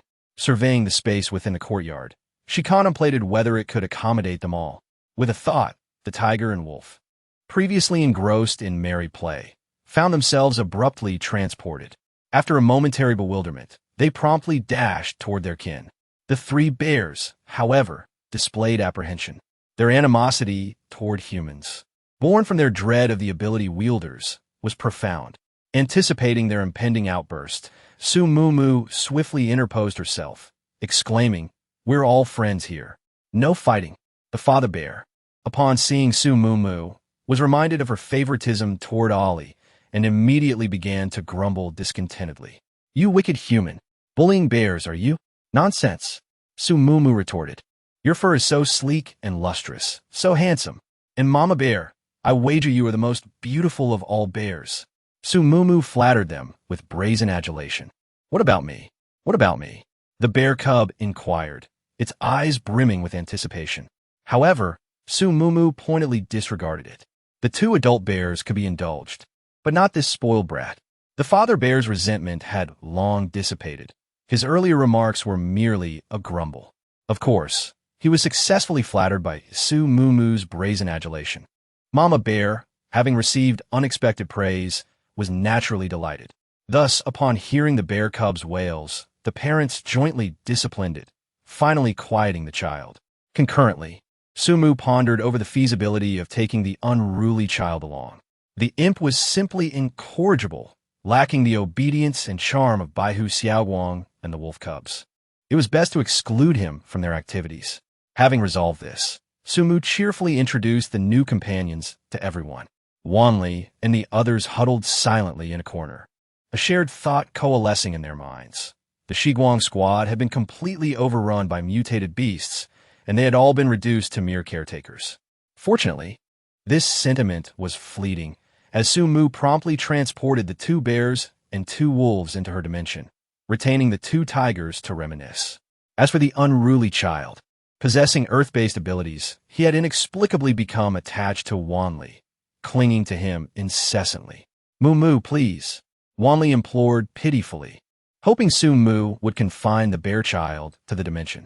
Sumu disregarded his plea. Although the 2 to 3 meter tall bear child dwarfed Wanli, it held a fondness for him, akin to Xiao Hui and the others. If the bear child willingly accompanied Wanli as his battle pet, it would greatly benefit him. Xiaoguang, on the other hand, quickly familiarized himself with them, engaging in playful antics with the black cat. After a joyous dinner, the group retired for the night. Ali and the Wolf King, displaying an unusual camaraderie, insisted on resting in the mountains.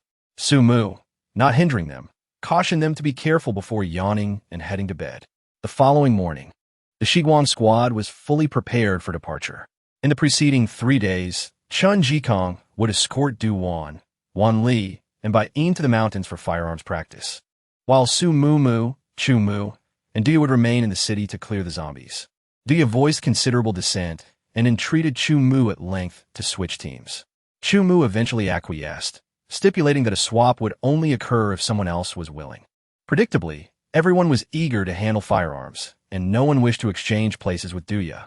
Crestfallen, Duya reluctantly stood beside Su Mumu. "Mumu, why am I invariably assigned to your team? If you were in the firearms group, you would certainly agree to switch with me after my earnest entreaties, wouldn't you?" Su Mumu flashed a radiant smile, and to Duya's hopeful gaze, uttered a curt no. The pain. Duya clutched his chest dramatically, feigning injury. "Weren't you clamoring for formidable abilities before?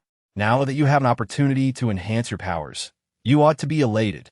Su Mumu consoled him, patting his shoulder. "Indeed, since my turn will come eventually, I might as well hone my abilities in the meantime." Upon Su Mumu's mention of his ice-based powers, Duya's spirits rebounded. Su Mumu could not help but smile wryly. Duya consistently exuded the aura of a sunny, affable youth, a stark contrast to the depraved Duya she had witnessed in the forest that day. She wondered if a more powerful Duya would become even more unhinged. Chu Mu and Chun Jikong conferred on some matter, and upon their return to the group, they departed the courtyard in quick succession. Chu Mu and his team were the first to leave the courtyard. As they were tasked with clearing zombies, the moment they squeezed through the doorway, the scent-tracking undead swarmed toward them. Initiating the offensive, Duya encases the zombies in ice, while precise strikes of wind blades and vines shatter the frozen figures, forging a path and diverting the horde from the entrance, thus enabling Chun Jikong and his cohort to venture forth. Driven by necessity and initiative, Su Mumu and her companions find themselves on the main thoroughfare of Chaofeng Township. Given their inherent synergy, Su Mumu and Chu Mu's primary objective lies in honing Duya's collaborative skills and augmenting his abilities. With dual priorities, Duya finds himself depleted of his energies within a mere hour. Ascending to the second story of a commercial establishment with the aid of vines, he recuperates against the wall, imbibing spiritual spring water to replenish his vitality. From his perch, he proclaims to his comrades below, "Give me 5 minutes to recover, and I'll rejoin the fray." Decapitating a zombie with her golden vines, Su Mumu responds with a smile, "Very well. Hasten your recovery." Scarcely had her words faded when a gust of wind swept through the vicinity, mistaking it for Chu Mu's doing. She paid little heed and persisted in wielding vines of various attributes against the undead. Presently, another gust arose, prompting her to address Chu Mu, who stood a dozen meters distant. Chu remained focused. Chu Mu, bewildered, retorted, "Unfocused? But I am not. Just as he was about to inquire into the basis of her assertion, he caught sight of a fleeting shadow darting past Su Mumu. Simultaneously, her tresses were lifted by the wind. Chu Mu's pupils contracted in realization. A speed mutation. No wonder Mumu attributed the wind to his abilities. Releasing mental tendrils to meticulously perceive, he discerned merely the fleeting refuge of the shadowy figure, which vanished again in an instant. With studied composure, he approached Su Mumu, murmuring, "There's a speed-mutated zombie, likely a third tier. Exercise caution." A sudden, piercing shriek erupted from the second floor of the shop. Ah, it was Duya. Beside him, Duya's visage was ashen, crimson blood incessantly flowing from his left shoulder, where an arm had been severed. In a corner of the room, a gray-faced zombie ravenously gnawed on a limb. Chapter 118. Zombies lack pain receptors. What exactly is it? Mumu, Duya, I shall contend with this zombie. Before his words had fully dissipated, Chu Mu swiftly engaged the third-tier zombie. Recovering slightly, Duya pallidly gasped at Sumumu. Mumu, am I destined to be like a gene, with one arm dark and the other pale? Su Mumu's countenance was grave. Though she possessed healing abilities, she had only assimilated 2 of the 3 types of crystal cores, lacking the regenerative core necessary to restore Duya's arm. Moreover, his original limb had been devoured beyond recognition by the zombie, rendering it unusable. Duya, I apologize. I haven't absorbed a regenerative crystal core. Your arm. Her voice trailed off. Use this. Duya strained to extract a crystal core from his pocket. This core differed from the circular cores of zombies, being rhomboid in shape. Su Mumu was astounded. An ability user's crystal core? Could it be Chininging's? Duya nodded, quickly inquiring whether the crystal core from the flower people was viable, for without his left hand, he could not stir the pot. Su Mumu's expression was a tapestry of emotions. She distinctly remembered that when they buried Chun Ying, her body was intact. Yet, the urgency of treating Duya's arm eclipsed her thoughts. She tossed the diamond-shaped crystal core into her spatial realm, and the flowers immediately enveloped it with their petals. This is truly a regeneration crystal core. Splendid. Little master, have that crow hold on for a moment. I shall be swift. Moments later, Su Mumu felt an invigorating surge of energy within her being.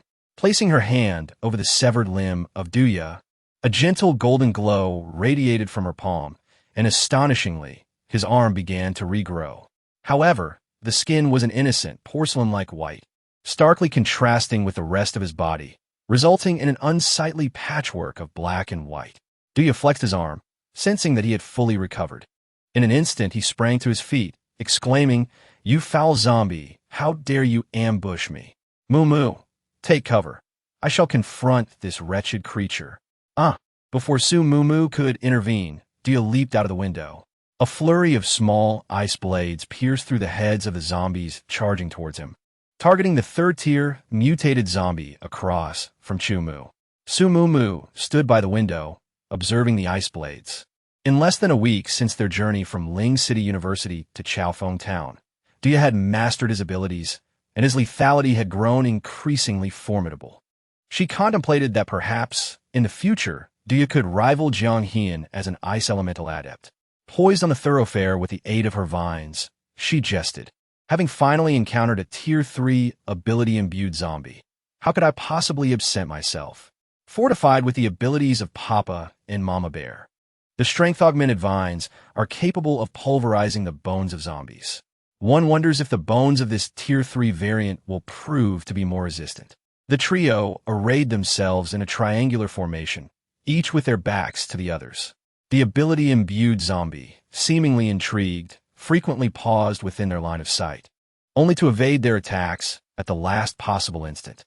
Its velocity was such that neither vines, wind blades, nor ice blades could strike it, and even Chu Mu's mental tendrils could not penetrate its cranium. For a fleeting moment, Su Mumu and her companions found themselves outmaneuvered by the zombie. Achoo, something is amiss.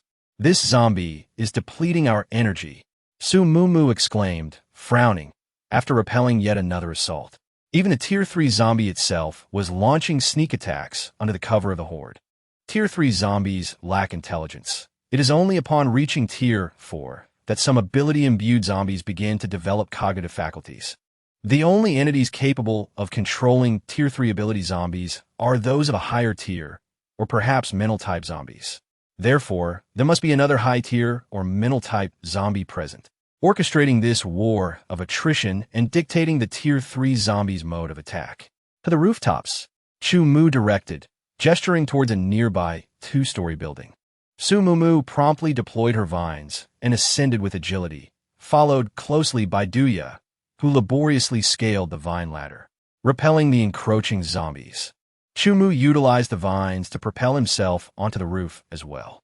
The common zombies couldn't ascend to such heights, remaining below with their heads craned upward, claws extended, emitting incessant guttural groans. Devoid of the Horde's protection, the Tier 3 ability zombie ceased its harassment. Yet it remained elusive. Chu Mu had already concentrated, dispatching mental tendrils in search. With Su Mumu assisting, meticulously combing through the area, they could perceive a perpetually flickering silhouette, but were unable to strike it. Moreover, she detected no other high-tier zombies lurking nearby. As Chu Mu continued his search, she and Duya stood guard vigilantly beside him, preventing the ability zombie from launching a surprise assault. Suddenly, Chu Mu's eyes snapped open, fixating on a particular spot. At the main street entrance of Chao Feng Town stood a paifeng, lacquered in red, its surroundings eerily deserted due to the zombies being lured away by Su Mumu and the others. However, a swatch of daffodil yellow fabric conspicuously peeked out from behind a red pillar. Su Mumu narrowed her eyes slightly. Was this the entity controlling the zombies? A sharp gust of wind blade tore through the air, piercing the daffodil yellow blur with unprecedented velocity. The figure, swathed head to toe, was struck by the wind blade, collapsing to the ground, only to scramble back up with astonishing speed and flee into the distance. Only then did Su Mumu discern that the daffodil yellow hue was not clothing, but a curtain. It had enveloped itself entirely in this curtain, concealing even its feet. It fled swiftly, rubbing its wound as it ran. Experiencing pain, zombies were devoid of pain receptors. What then was this entity? Chu Mu's face was etched with seriousness as he once again summoned a blade of wind with all his might, yet it effortlessly evaded his attack. The distance was too great. Even if he rushed forward immediately, he would be unable to capture this elusive creature. However, after sustaining injury, the zombies became uncontrollable, reverting to their previous chaotic state. Even a third-tier zombie, devoid of intelligence, launched an enthusiastic assault. Duya scattered the crystals across the ground, while Chu Mu's spiritual threads enveloped the surroundings, and Su Mumu's vines turned metallic, shielding the vital areas of the trio. Before long, they managed to sever the head of the empowered zombie. Su Mumu was elated. This was their first third-tier crystal core. Just as she was about to extract the core, a bullet whizzed through the air, piercing the back of her hand. Damn, that hurts. She winced in pain. Chapter 119. The Yellow-Tailed Serpent, a third-tier crystal core. Ha ha ha. We struck gold. Su Mumu turned her gaze to see 7 or 8 empowered individuals driving towards them from the street corner.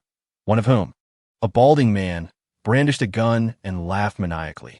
What is wrong with them? They approach and immediately start shooting. Gritting her teeth against the pain, she hastily used her powers to mend her wound while deftly extracting the crystal core and tucking it into her pocket. Only then did she rise, glaring fiercely at the intruders. She had never seen these individuals before. They opened fire upon their first encounter and sought to seize their crystal core. Dream on, boss. A healing-type ability. This woman possesses healing powers. It seems we truly have struck it rich. Ha ha ha. The lean, monkey-like figure beside the balding man grinned lecherously, unabashedly scrutinizing Su Mumu. In the ensuing instant, the emaciated man's eyes were transformed into sanguineous cavities, prompting a moment of stunned silence before he erupted into a pained outcry. You have a death wish, Chu Mu exclaimed, his countenance darkening as the hand gripping his blade bulged with taut veins. You've harmed yet another of my comrades. By my count, that makes 4 lives.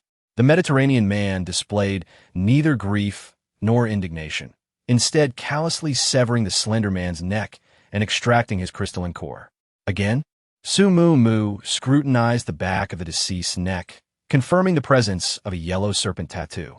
These are operatives of the Yellow Serpent Syndicate. It seems they have not forgotten Su Mu Mu. Indeed, as Su Mu Mu was ostensibly responsible for the demise of their 3 compatriots, it was logical that she would be their initial target for retribution.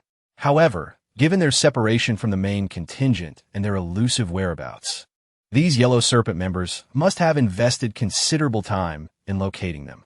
One might almost commend their dedication in traveling so far, only to meet their end. Not just us, I dare say, but you as well, Su Mu Mu declared, her face beaming as she gestured towards them. Aware of her restorative abilities and their affiliation with the Yellow Serpent Syndicate, their fate was sealed. How dare you? One exclaimed. Do you not know who we are? We are the Yellow Serpent, the organization destined to rule the entirety of the post-apocalyptic world. The Mediterranean man sneered, slowly raising the firearm in his grasp, aiming it squarely at Su Mu Mu. Su Mu Mu's gaze narrowed perceptibly.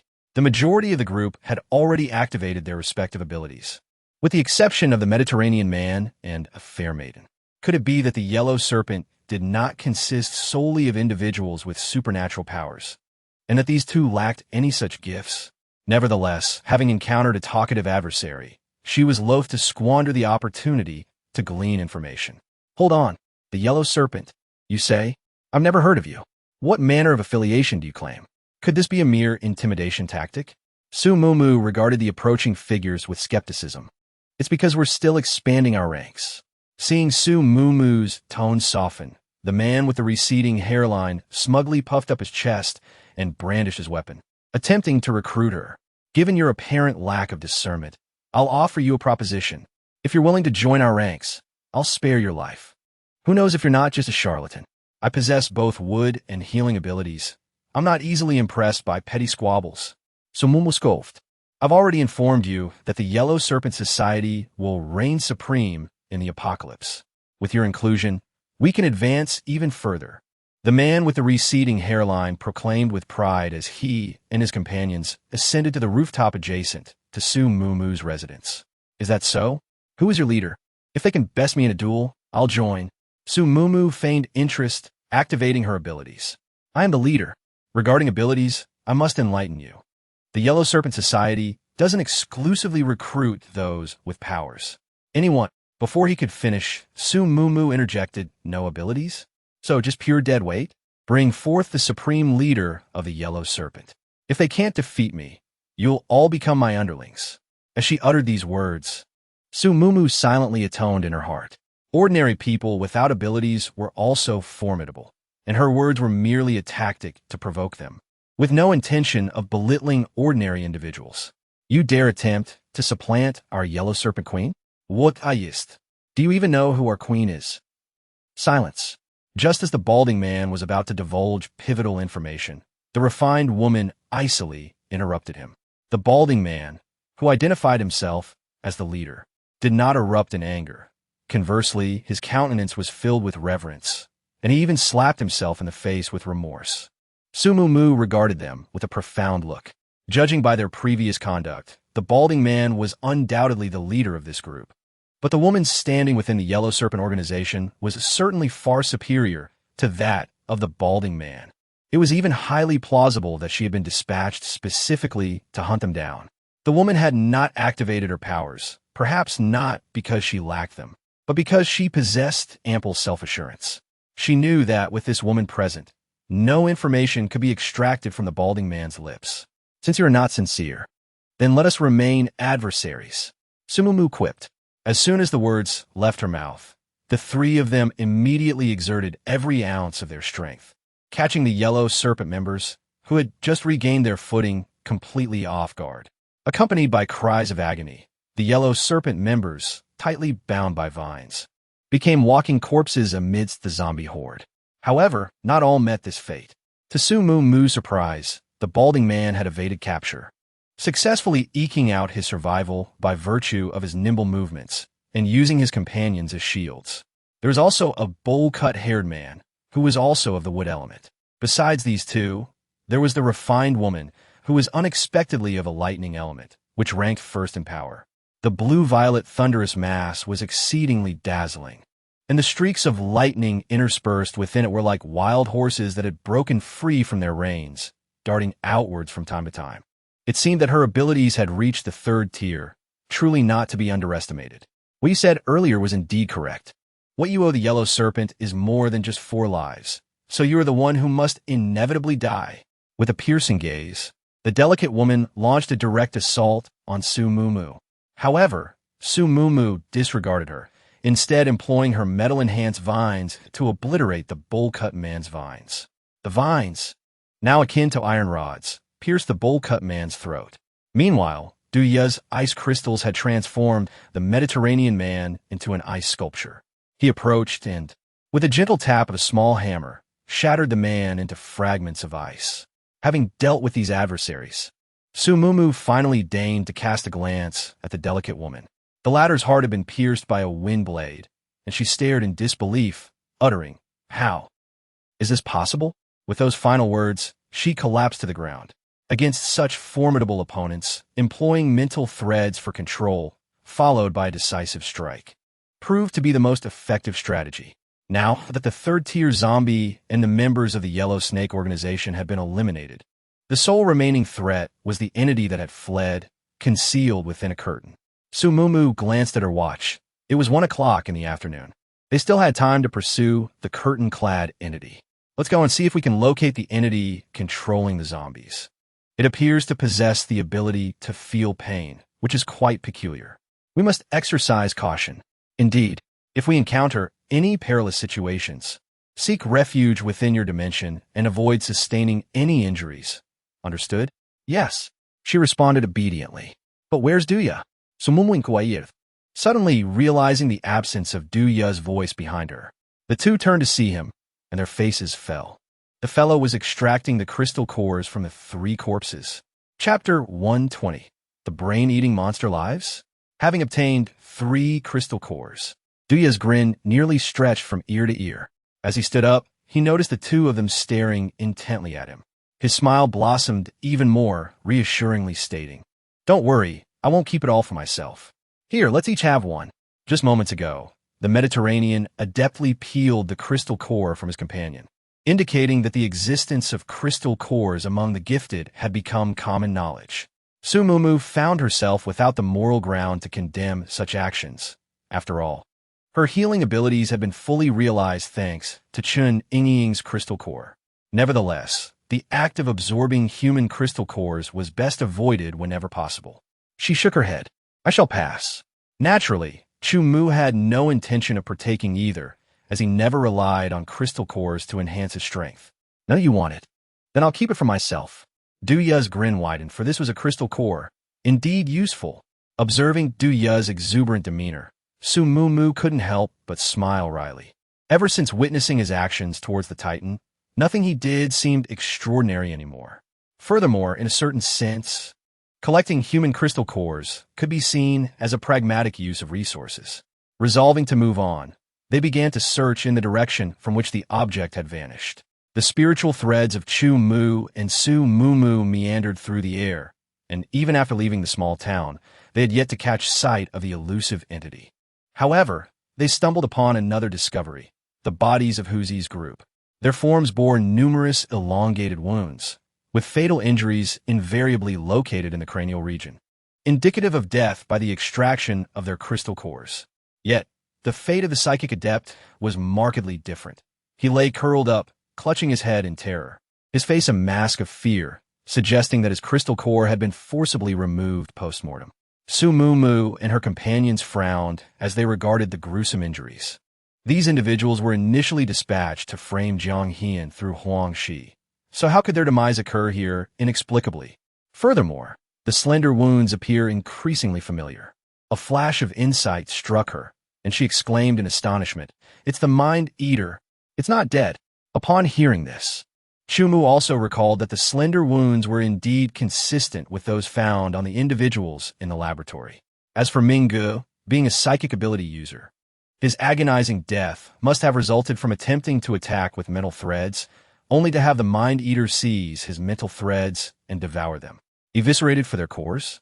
Nay, Their brains were extracted. The other ability users perished as the Mind Eater excavated their brains.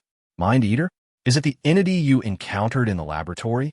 Do you examine the corpses, which had already stiffened beyond recognition, indicating they had died here yesterday? Indeed, I presumed the Mind Eater would remain entombed below. Su Mu Mu stated, her brow furrowed in concern. Could it be a different entity? Duya inquired. Su Mu Mu grew even more somber, replying, that was a product of the laboratory. Considering the circumstances at the time, there was only one Mind Eater. If it's not the same one, it can only imply that similar experiments are being conducted elsewhere. If the latter were true, the situation would only deteriorate further. But is there nothing capable of annihilating the Mind Eater? Perhaps fire? If the rate of destruction exceeds the rate of regeneration, could it be eradicated? This was merely Su Mu Mu's conjecture. The books made no mention of the immortal body's demise. It was simply captured by scientists and subjected to further experimentation. However, every corporeal form fears fire. Should these mind flayers target them, she would ensure they experience the torment of immolation. Mind flayers again, and an unidentified entity capable of controlling zombies. It was astonishing that such perils existed within the modest confines of Chaofeng. Su Mu Mu lamented the situation.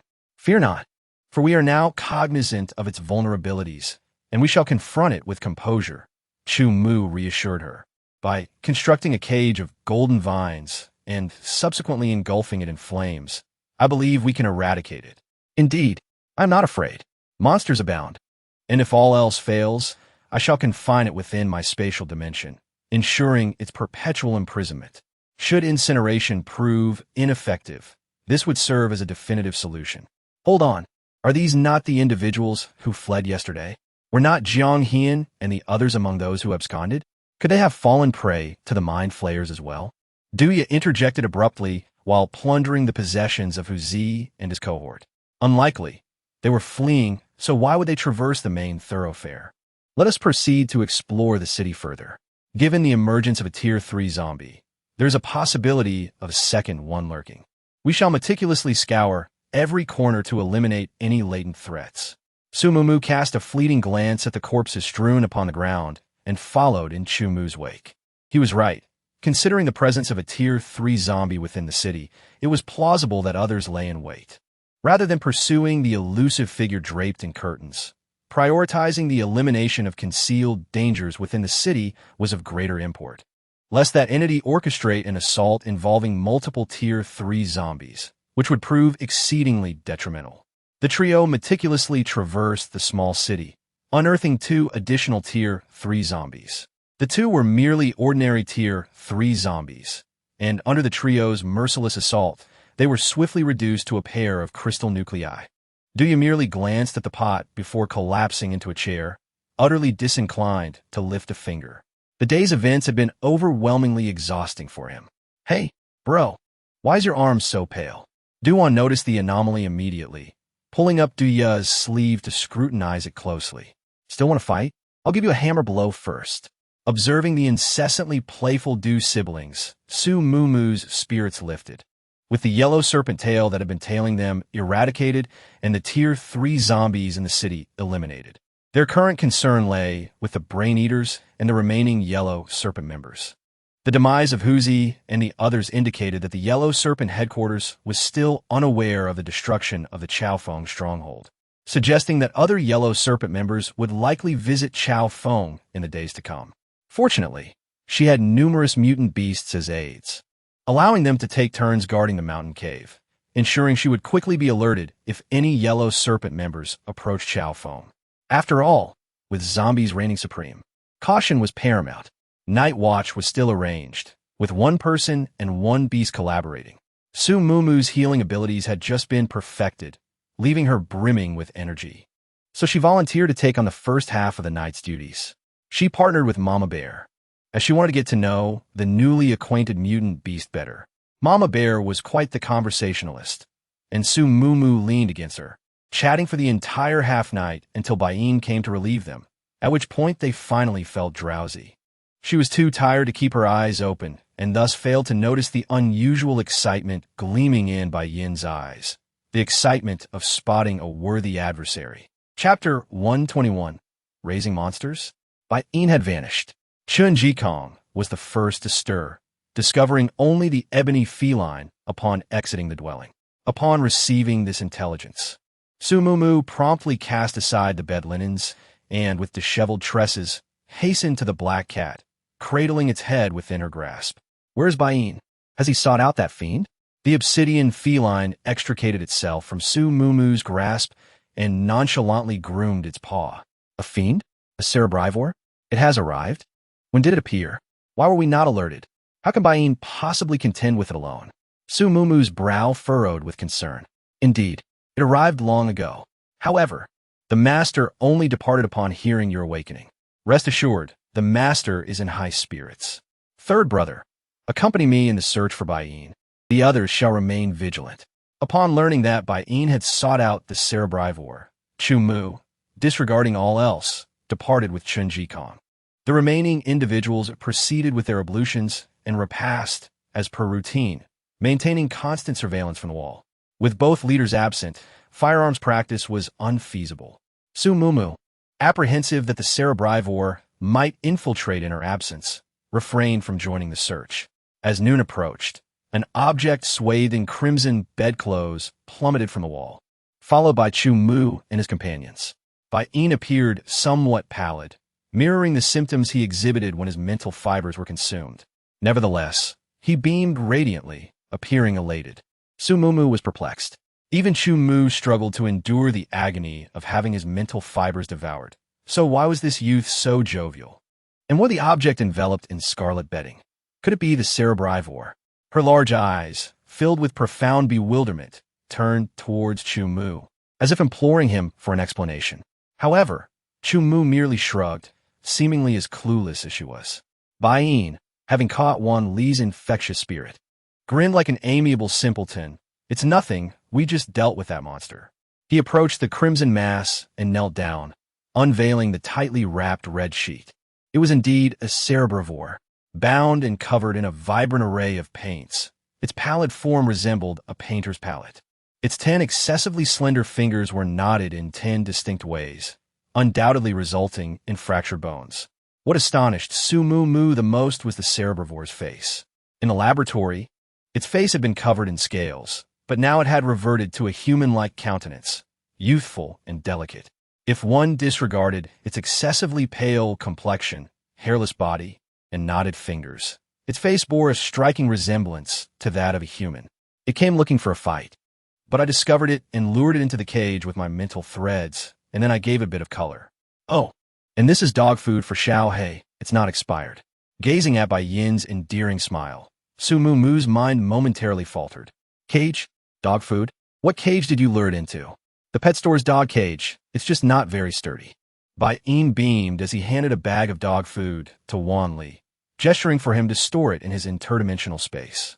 A dog cage? Really? Bai Yin's thought process was beyond her comprehension. Accepting this reality, Su Mumu steadied her mind. So, what are we going to do with this cerebrivore? Weren't we supposed to incinerate it?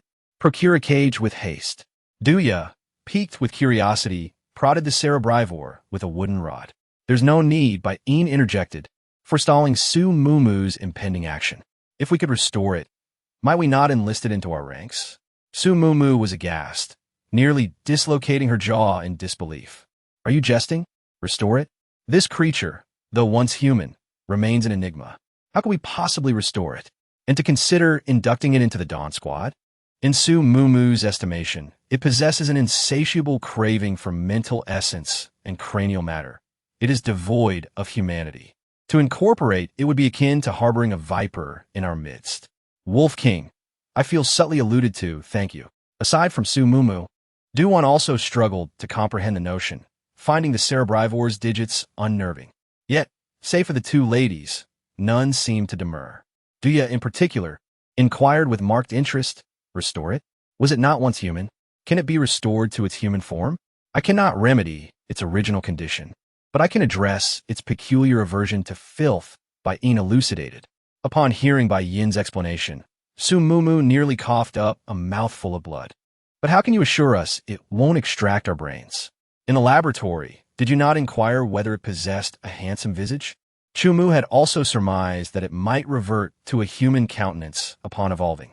I merely extrapolated from your line of reasoning, surmising that upon regaining its human face, it would forsake its predilection for consuming brains. Bain gently tilted the cerebrivore's face, wiping away the vermilion pigments. A diminutive scale materialized before the assembly. After Bai Yin's reminder, Su Mumu recalled that the book did not mention any peculiar penchant for devouring human brains when discussing the concept of immortality. She gazed at the brain-eating monster with a complex expression, realizing how prophetic her earlier thoughts had been. Initially, she had felt relieved that Bai Yin had not transformed into a monster due to the influence of the enhancer. Otherwise, Shi Guang would have an additional monstrous companion. However, it turned out that this very monster had tracked them all the way to Chaofeng. At this juncture, there was no choice but to allow Bai Yin to take a chance. Speaking of the laboratory, Mu Mu Jie, you still Haven T shared how you discovered the monster's weakness. The long-buried memory suddenly resurfaced, and Wanli looked at Su Mu Mu with curiosity. Well, Su Mu Mu cleared her throat, offering a somewhat superficial explanation. Its excessive cleanliness might indicate a compulsive need for order. She hastily concocted an excuse. So that is how it is. Mu Mu Jie, you truly are meticulous. Wanli took her words earnestly, praising her with sincerity. Feeling a bit sheepish from the compliment, Su Mu Mu cast a glance at Chu Mu, who was watching her with a broad smile. Bai Yin, how do you intend to address its obsession with cleanliness? It remains dangerous until it refrains from consuming human brains, and we must find a way to control it. Furthermore, its lack of humanity suggests it may never become our ally. Su Mu Mu deftly shifted the topic. That is simple. Paint. Bai Yin pointed at Chu Mu and Chun Jikong, who were standing beside two large bundles. So, we shall dirty its body to help it adapt, thereby altering its habits? Indeed, quite a straightforward and crude approach. As for its need for human brains, Bai Yin smiled gently at the brain-eating monster, pondering whether the yellow serpent would send someone to the Chaofeng stronghold. That would conveniently provide it with sustenance. If it remains recalcitrant, incinerating it would not be too late. A truly comprehensive consideration. Su Mumu nodded with a wry smile, noting that Bai Yin, usually taciturn, was also beginning to behave erratically. Chapter 122. Departure for Tangxing Base henceforth. The cerebrivore was formally inducted into the Dawn Squad. Awaiting them was merely a collapsed cavern in the cerebrivore. Having consumed the brains of these individuals, the cerebrivore shed its final scale, finally abstaining from human brains and mental threads. Instead, it developed an appetite for peaches. This predilection was discovered by Bai Yin during a mission in a small town, where the creature was utterly captivated by a pile of overripe peaches. Consequently, the cerebrivore acquired a new moniker, Bai Tao, White Peach. Mumu, do you happen to have any peaches in your spatial dimension? Bai Yin inquired, while simultaneously nodding Bai Tao's fingers, as the creature, though capable of restraining its oral compulsions, struggled to control its manual impulses, exhibiting a tendency to scratch anyone within reach. Su Mumu's mind reeled. Despite having cohabitated with the cerebrivore for half a month, the sudden endearment of its name still caused Su Mumu consternation. A cerebrivore consuming peaches? What is the world coming to? How did the cerebrivore develop such a penchant for peaches and acquire such an adorable appellation? Yes, but are you certain it consumes only peaches? Upon the mere presentation of two peaches, the cerebrivore, or rather, Bai Tao, visibly radiated excitement, chirping eagerly in anticipation of devouring the fruit. However, Bai Yin maintained strict control over it, casting a severe glance at Bai Tao upon the slightest movement, deterring it from any action. Only when its digits were thoroughly cleansed did Bai Yin bestow the peach upon Bai Tao. Observing Bai Tao's delighted and cautious consumption, Su Mumu began to entertain the notion that if it subsisted solely on peaches, she would contemplate cultivating several peach trees within her spatial realm. Nectarines? Peaches? Soft? Crisp? Which variety would it favor? Realizing the direction of her thoughts, Su Mumu was startled, hastily dismissing the preposterous idea. Imperceptibly, she was beginning to consider the predilections of the mind-devouring entity. Despite initial reservations, with the passage of time, everyone came to accept Bai Tao, Both the shooting practice squad and the city squad were actively seeking peach saplings, solely to furnish Bai Tao with an ample supply of sustenance. Concurrently, their marksmanship had also achieved considerable advancement. While not infallibly accurate, they could reliably hit the target 9 times out of 10. Bai Yin and Du Ye, in particular, had nearly reached Chun Jikong's level of proficiency. Du Ye's most remarkable feat was not his marksmanship, but his ability. The crucible of life-or-death situations invariably unlocks one's latent potential. Su Mumu and Chu Mu capitalized on this, frequently pushing him to the brink of energy depletion, compelling him to employ his ability to save his life. In a mere fortnight, he had attained the intermediate stage of the second tier. His most formidable attribute remained his ice crystals, which he could manipulate to remain dormant for 30 seconds before initiating freezing. While brief, this duration could prove fatal. For Su Mumu, the most significant acquisition in Xiaofeng was the accidental incorporation of mutant wild boars into her spatial realm. Having grown accustomed to the superior soil and water of the space, the creatures had become reluctant to leave. The herd comprised 13 individuals, predominantly of the gold element, with only 2 or 3 of the earth element. Following the acquisition of the wild boar pack, the flora remained dormant for a full 3 days. After this period, its colors became even more vibrant, resembling a highly poisonous yet exquisite blossom from the depths of the mountains. More significantly, it had entered its maturity phase, now capable of existing outside the spatial dimension for 8 hours each day. The flora had developed numerous abilities, one of which was the capacity to locate mutated beasts and flora. With the assistance of the flora, Ali and the Wolf King, Su Mumu, through a combination of persuasion and coercion, managed to gather almost half of the mutated beasts in Xiaofeng Mountain. Most possessed ordinary abilities, but one stood out as somewhat unique, a fox whose auditory senses had mutated, resulting in ears 3 times their original size. The creature was cunning and timid, vanishing at the slightest sound. Su Mumu pursued it for 2 days, eventually capturing it with the aid of her mental threads. While its auditory mutation did not bring about any changes in the vines, the little creature was fond of the spatial environment, agreeing to accompany Su Mumu. Thus, although the vines did not sprout ears, the Dawnlight Squad genuinely gained an extra pair of ears. The bear parents did not accompany them, instead entrusting their cubs to Su Mumu, much like Ali. As for Ali, Su Mumu requested that the bear parents take good care of him, which put her mind at ease. "Farewell," Su Mumu exclaimed. Their next destination was the Tangchong base, home to the Yellow Snake, or so she heard. According to those individuals, the Yellow Snake Queen resided within the Tangchong base. Su Mumu did not consider herself a saint, and in this post-apocalyptic world, she simply wanted to survive. However, if she did not eliminate the Yellow Snake, they would relentlessly pursue her, as the Yellow Snake members had threatened. Therefore, she had to take the initiative. 2 days later, the Dawnlight Squad finally entered the vicinity of Tangchong. Tang City truly deserves its reputation as one of the 3 major bases. Throughout the city, one can readily encounter individuals with extraordinary abilities, while the number of zombies appears to be comparatively low, suggesting that a thorough cleansing has taken place. The city walls are adorned with crenellations, and from a distance, it is impossible to discern whether there are sentinels or heavy weaponry stationed atop them. Nonetheless, they command a formidable presence, reminiscent of ancient military fortifications. Su Mumu marveled at the fact that Tang City has earned its status as one of the foremost strongholds in this apocalyptic era. "Indeed, are we to make our home here from now on?"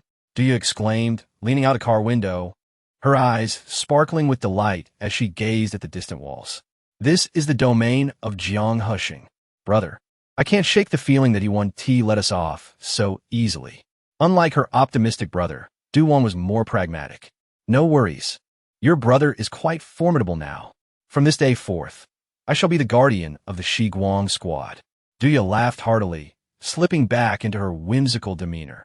Du Wan, however, found her brother's exuberance tiresome and chose not to engage further, aware that he could easily revel in his own bravado for an entire day.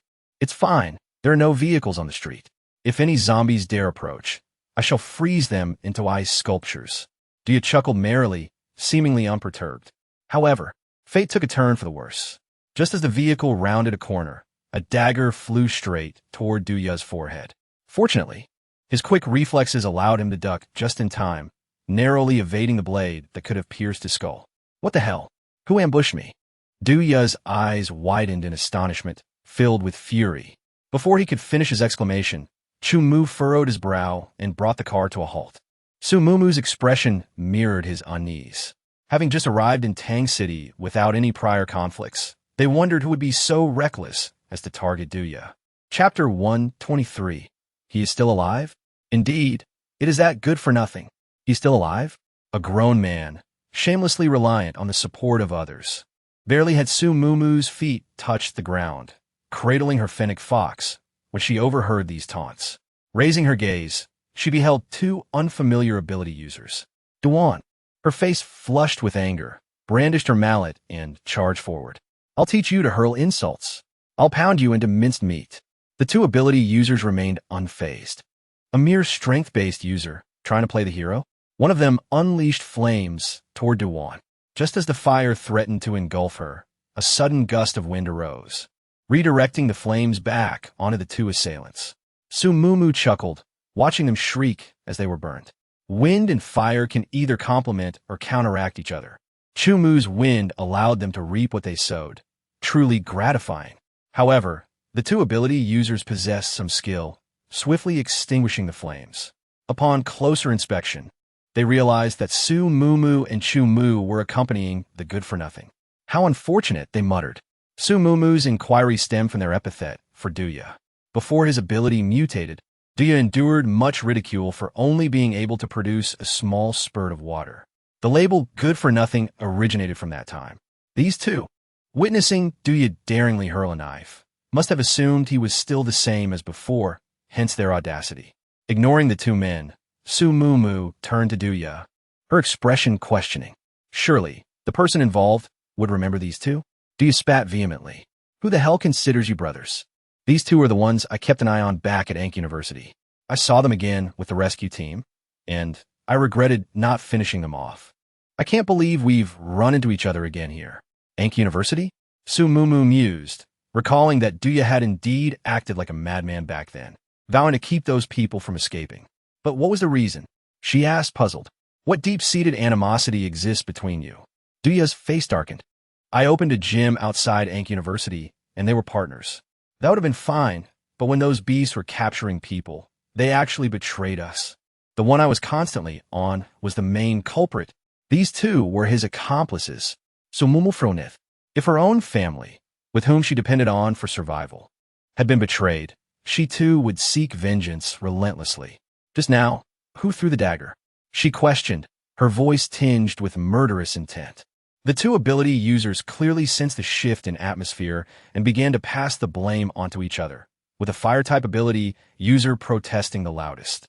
I'm not wind-type. It had nothing to do with me. Wind-type? Su Mumu narrowed her eyes. Duya, we didn't come here to be wronged. Deal with the one who tried to kill you just now, and take care of anyone else who bullied you before. The fire-type ability user, who had just thought there was a glimmer of hope, was stunned. He immediately mobilized his abilities to retaliate. Unfortunately, Duya was no longer the useless individual who could only sputter water. He effortlessly evaded their attacks and gleefully affixed ice crystals to their arms. With a slice of an ice blade, their arms were severed and shattered on the ground, leaving them numb. Ice type. How was this possible? How could this waste of a person possess ice abilities? The two individuals felt no pain. They merely witnessed their arms suddenly vanish, unable to comprehend the situation. Yet, what they found even more incomprehensible was that the former useless one had developed formidable ice powers. Duya offered them no reprieve, unleashing two wind blades aimed at their throats. The wind ability user fell to the ground, while the fire ability user survived, shielded by a metallic figure that stood before him. Su Mumu paused momentarily, then a smile crept on her face. That silhouette was strikingly familiar. It was Chang'an. It had to be Chang'an. She remembered that figure vividly. To her astonishment, he was still alive. However, as the figure slowly turned around, Su Mumu was taken aback to find that it was not Chang'an at all. Why'd you kill my brother? The individual inquired, having shed his metallic form, revealing a face entirely dissimilar to Cheng An's, thick brows, a broad nose, and full lips. Moreover, his voice differed from Cheng An's. Su Mumu narrowed her eyes, questioning how this could be. The figure bore an uncanny resemblance to Cheng An. Nevertheless, while Cheng An was a power-type mutant, this person was a metal ability user. Perhaps she had indeed misremembered? Trailing behind this figure were 5 or 6 other ability users, their expressions darkening as they witnessed their comrade's demise, restlessness brewing among them. Chun Jikong, Wan Li, Bai Yin, and Bai Tao were situated in another vehicle nearby, and upon observing the opposing numbers, they too exited their vehicle to bolster their ranks.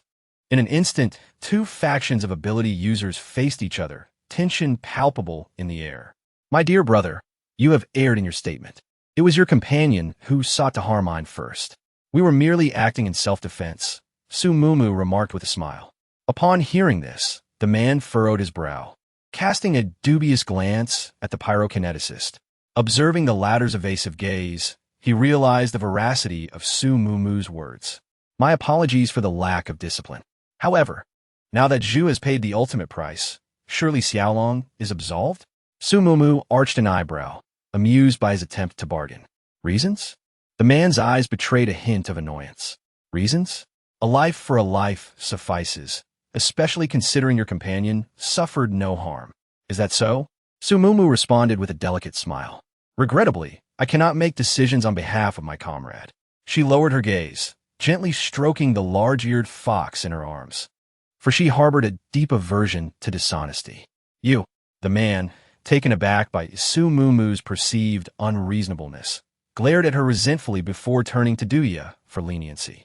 Duya, however, readily agreed. Before their parting, he even patted Xiaolong on the shoulder, though his smile possessed an unsettling quality. Brother, you're just going to let him go? Since when have you been so magnanimous? Du-Wan questioned, her tone laced with indignation. They just tried to kill you, and they were grinning about it. When have I ever been magnanimous? Duya retorted. Just wait and see. He'll get what's coming to him. Duya affirmed with conviction. Hearing that Duya had already taken action, Du-Wan's anger subsided somewhat. In recent days, they had encountered numerous mutated plants in Chaofeng Mountain, and Duya had a particular fondness for those with the most grotesque appearances and deadly natures. He had even harvested various small components from them, each capable of causing fatal harm. She wondered which of these botanical terrors would bestow its blessings upon the departing man. Yet, the man's striking resemblance to Cheng An could not be ignored. Chapter 124. The Tang City Base Recruitment Office. After expressing her thoughts, Su Mumu fell into a moment of self-doubt. Perhaps I have misjudged. After all, their abilities are all distinct. Nonetheless, caution is prudent. Once we enter Tang City, everyone must remain vigilant. In this apocalyptic world, the human heart is far more terrifying than the undead, Chu Mu said solemnly. After glancing once more at the direction in which the others had departed, Su Mumu entered the vehicle. She felt an undeniable sense of unease, though she could not pinpoint its source. After driving for about 10 minutes, they finally arrived at the outer wall of the Tang City base. The base was fortified with heavily armed guards at both the entrance and exit. Once they had concealed their vehicle in a discreet location, the Shiguang team proceeded to queue at the entrance to gain entry into the Tang City base. Each individual was required to register their information and present either 10 first-tier crystal nuclei or 1 second-tier crystal nucleus. In the aftermath of the apocalypse, paper currency had become worthless. Within the base, crystal nuclei were the currency of exchange. This constituted the first checkpoint, while the second involved a verification for any signs of infection. The second checkpoint offered 2 pathways, one for ordinary individuals and the other for those with abilities, with different detection machines for each. The others were not particularly concerned, but for Bai Tao, it was a different story. The members of the Shiguang team appeared somewhat conflicted as they regarded the 2 pathways. You're new here, aren't you? Just arrived at the Tang City base? A dark-skinned young man behind them initiated the conversation. Yes, we just came seeking refuge. Young man, do you happen to know what this second checkpoint entails? Do you engage the young man with familiarity? You all possess abilities, right? This second checkpoint is for testing the viral content within your bodies. Generally, there is nothing to worry about. However, I observed 3 distinct lines delineated above: red, yellow, and green. Inquired Duya, setting aside any sense of pride. If the laceration has yet to mend, the viral load within is more substantial, hence the red line. Having only recently stabilized, the viral concentration remains elevated, thus the yellow line. We, on the other hand, align with the green line. The amiable young man elucidated with patience. Why the dawdling? Proceed forthwith. Do not impede my progress. Just as their conversation had reached its zenith, a burly fellow behind the swarthy youth bellowed. Apologies, the swarthy youth responded with a placating smile. They're newly arrived, and I was merely acquainting them with the particulars. None of your concern, the boorish man retorted. I was not addressing you. The uncouth brute then delivered a blow to the swarthy youth's face, causing a torrent of blood to issue from his nose. Hold! What cause have you to resort to violence? Dia protested, displeased. Having finally encountered a kind-hearted soul, you would not suffer the youth to be mistreated on his account. Forthwith, he rolled up his sleeves, prepared to exchange blows with the hulking man. Hark! What is the commotion in the rear? If you must engage in fisticuffs, do so elsewhere. Refrain from causing a disturbance here. The staff member overseeing the checkpoint rebuked them sternly. He was already burdened by the tedium of a 10-hour shift, and such vexatious disruptions were unwelcome. Chastised, Dia merely glared at the brute and desisted. Whether the serum administered to Bai Tao, cultivated within the laboratory, contained a zombifying virus remained uncertain in Su Mumu's mind. Clinging to a sliver of hope, she escorted Bai Tao to the channel designated for those with extraordinary abilities. The tightly wrapped figure of White Peach sat upon a chair, her wide eyes filled with curiosity as she gazed at the machine before her. The content of supernatural abilities registered as yellow line, access granted. As the cold mechanical voice echoed, the hearts of the members of the Shiguang team finally settled. The yellow line indicated that the level of the zombie virus within White Peach was higher than that of a typical supernatural being, yet lower than that of the undead. Another yellow line, and she was so thoroughly wrapped. What a stroke of misfortune! The staff shot a glare at White Peach, yet allowed her entry into the Tangxing base. Bai Yin wrapped his arm around White Peach's shoulders, casting an emotionless glance at the staff before slowly departing. The staff shuddered, the gaze of that young man. Never mind, there was work to be done. The Tangxing base was divided into 5 distinct zones. The Northern District, housing the Jiang family and military forces, along with several teams of supernatural beings under their command. The Western District, populated by ordinary individuals devoid of abilities. The Southern District, home to neutral supernatural beings. And the Eastern District, which served as the agricultural and livestock sector of the base, primarily inhabited by wood, earth, and water elementals, cultivating grains and vegetables while raising poultry. The Central District was a specially designated red light area established by the Jiang family. In this desolate and morally ambiguous world, various transactions were permitted here, including those involving human beings. Violence was also condoned, leading to the creation of a dedicated arena for beast fights. However, the combatants within this arena were entirely human. Some had offended the Jiang family, while others willingly participated. These individuals were drawn from the populace seeking guidance. The entrance to the Tangcheng base lay in the west, and upon entering, one could immediately see numerous ordinary people waiting nearby. Most of them were elderly individuals or children, assisting the extraordinary beings by carrying luggage or guiding the way, thereby earning a meager reward, referred to as guides. Su Mumu sought out a seemingly honest elderly man and requested him to lead her team to the rental agency located in the Southern District. This rental agency resembled a housing intermediary. To settle in the Southern District, one must first inquire about suitable accommodations and make a payment. However, this agency was solely managed by the Jiang family. Before parting ways, Su Mumu bestowed upon the elderly man 2 first-tier crystal cores. One served as compensation for his guidance, while the other was a reward for the information he provided. The elderly man appeared pleasantly surprised to receive both, expressing his gratitude profusely. Just as Su Mumu and her companions were about to leave, the elderly man called out to them. He seemed somewhat conflicted. glancing between Su Mumu and the crystal cores in his hand. Noticing that no one else was around, he finally mustered the courage to whisper, "Young lady, it would be wise for you to check your belongings. I noticed you encountered that black monkey upon your arrival. He is quite the thief, preying on newcomers to the base. If you see him again, be sure to take a different route." Black monkey? Su Mumu pondered briefly, wondering if the elderly man was referring to that well-meaning, dark-skinned young man. She smiled and replied, "All right, I understand. Thank you for the warning. Oh, it's nothing. Just remember not to tell anyone it was me who mentioned it. Those people are quite unscrupulous." The elderly man cautioned, a hint of fear evident in his voice. "Rest assured, I won't speak of it. Thank you for your help today." "Not at all, not at all. I shall take my leave now." Unfazed by the old man's words, Su Mumu proceeded directly into the rental office with her companions. The establishment was a quaint, three-story edifice situated at the juncture of the South and West districts. The ground floor served as a lobby, featuring a solitary window and a lone attendant. Upon noticing the arrival of the ability users, the staff member merely yawned, displaying a rather indifferent demeanor. Su Mumu chuckled softly and approached the counter, inquiring, "Greetings, I am interested in renting a residence suitable for 10 individuals, preferably a detached house in a prime location with a pleasant environment. Do you have any recommendations?"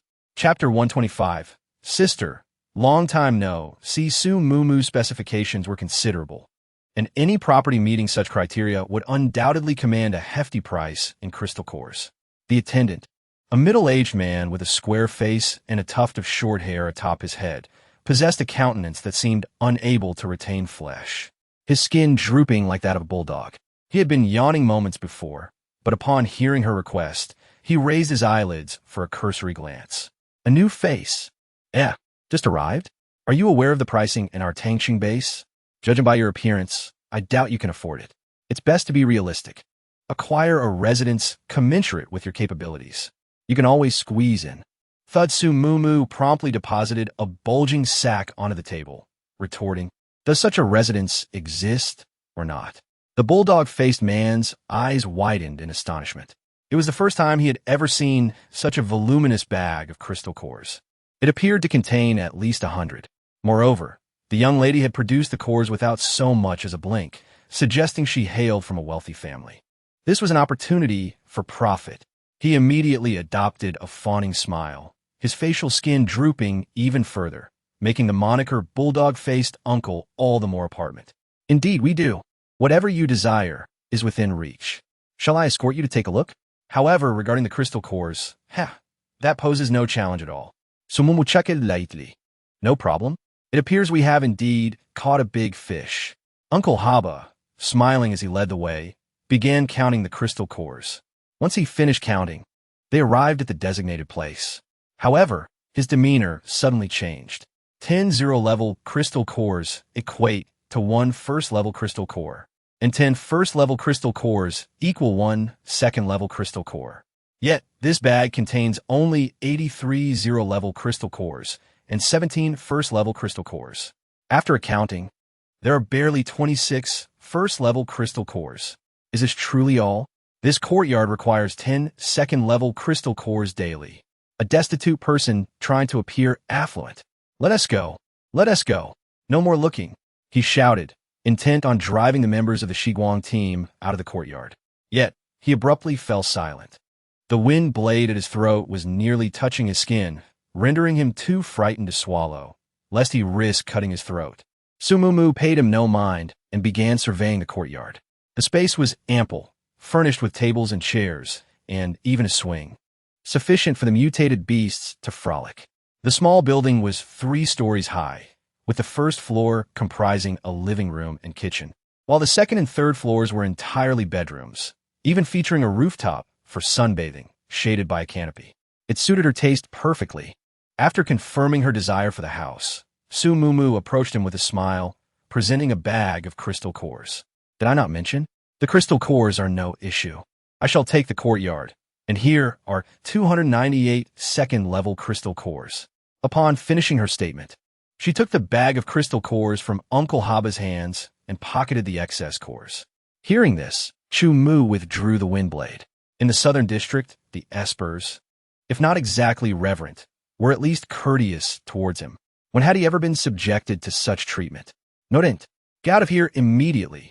Otherwise, I'll have a guard squad throw you out. As the bulldog uncle's words faded, laughter echoed from the doorway. Brother Chu, it truly is you. It has been over a month. I have missed you dearly. All eyes turned to see Jiang Husheng entering with two others. Upon recognizing Jiang Husheng, the bulldog uncle, taken aback, immediately fawned, Mr. Jiang, what brings you here? Jiang Husheng glanced at the bag of crystals in his hand and smiled. These individuals are my companions. Why ask for crystals? It's just a courtyard. Let them reside as they wish. It is my honor to have Brother Chu stay here. The bulldog uncle was even more astonished. Mr. Jiang, a prospective leader of the base, was showing such respect to these unfamiliar espers. He felt a lump in his throat, wondering if he had said anything too offensive. He repeatedly assented, forcing a smile he hoped appeared amiable, and returned the crystals to Su Mumu. Su Mumu cast a glance at him, remaining silent, and instead turned her gaze to the person beside Jiang Husheng. Sister, I trust you are well. I did not anticipate that you would still be alive. Indeed, one of Jiang Husheng's companions was Su Ruo. In the heat of the moment, when Su Mumu thrust the dagger into Su Ruo's heart, Chu Mu had tugged it, causing it to deviate from the intended path. Although it pierced her chest, it was certainly off-center. Su Mumu had been concerned that the injury might not be fatal, given Su Ruo's extraordinary luck. Witnessing Su Ruo standing before her, unscathed, stirred within her a confluence of emotions she struggled to articulate. Sister, I knew you would come. Su Ruo responded with a genuine smile, one that bespoke a long-awaited reunion. The onlookers were privy to their familial bond, save for the obsequious uncle, who, upon learning that the young woman was the sister of Mr. Jiang's wife, was taken aback. The man was so surprised his mouth was wide open. Who wasn't aware of the viperous nature of Mr. Jiang's spouse? Had he inadvertently offended her sister? In a bid to preserve his life, he discreetly retreated. Su Mumu, though aware of his departure, paid it no mind. Such occurrences were commonplace before the apocalypse, let alone after it.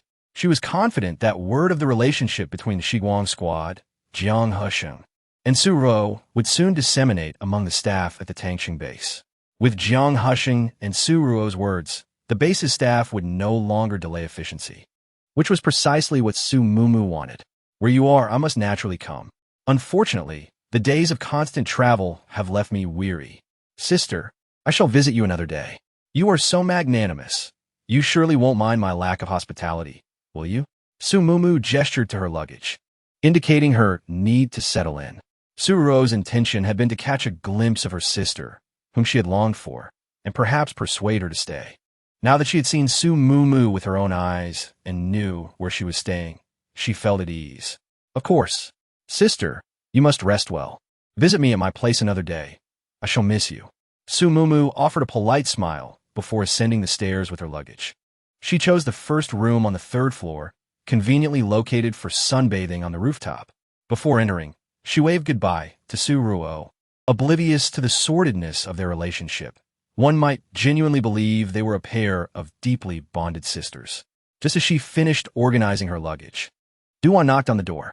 Mumu, you two sisters are actresses, right? Your performance just now was incredibly authentic. Duan's eyes sparkled with admiration, seemingly lingering in the moment of their sisterly encounter. Acting? I wasn't acting. Su Mumu stretched her limbs. How could that be? The way you looked at Su Ruo just now. It was as if you longed for her. Even she. Goodness, anyone unaware would surely think you two are inseparable. Longing? Su Mumu chuckled lightly. That was not an act. I have indeed been thinking of her. As for her, she must have been thinking of me as well. Huh? Duan seemed puzzled. These two should despise each other. So how could they possibly miss one another? Because we think of each other incessantly. Su Mumu beamed a sweet smile. Chapter 126, prepared in advance. The room was immaculate, indicating it was frequently cleaned. Once her belongings were arranged, Su Mumu descended the stairs with Duan. The front door was tightly shut, and faintly, they could hear voices from outside. Jiang Husheng had not yet left. After a moment of surprise, Su Mumu settled onto a stone bench in the courtyard, sipping her milk tea. Regardless of what they were discussing, her focus remained singular. Suruo. Gradually, Dia and the others finished tidying up and joined them in the courtyard. Sumumu shared her milk tea with everyone and laid out some snacks on the table. She gazed at Duya and inquired, "What did that swarthy knave pilfer from your pocket?" Duya shook her mirroli trifle. "I bestowed the choice morsels upon Little Dragon, and what remains is but a thorn you provided." A thorn. Sumumu responded knowingly. They had encountered a mutated cactus in Mount Xiaofeng, whose spines were wont to meander within the human body, subtly leaching the lifeblood.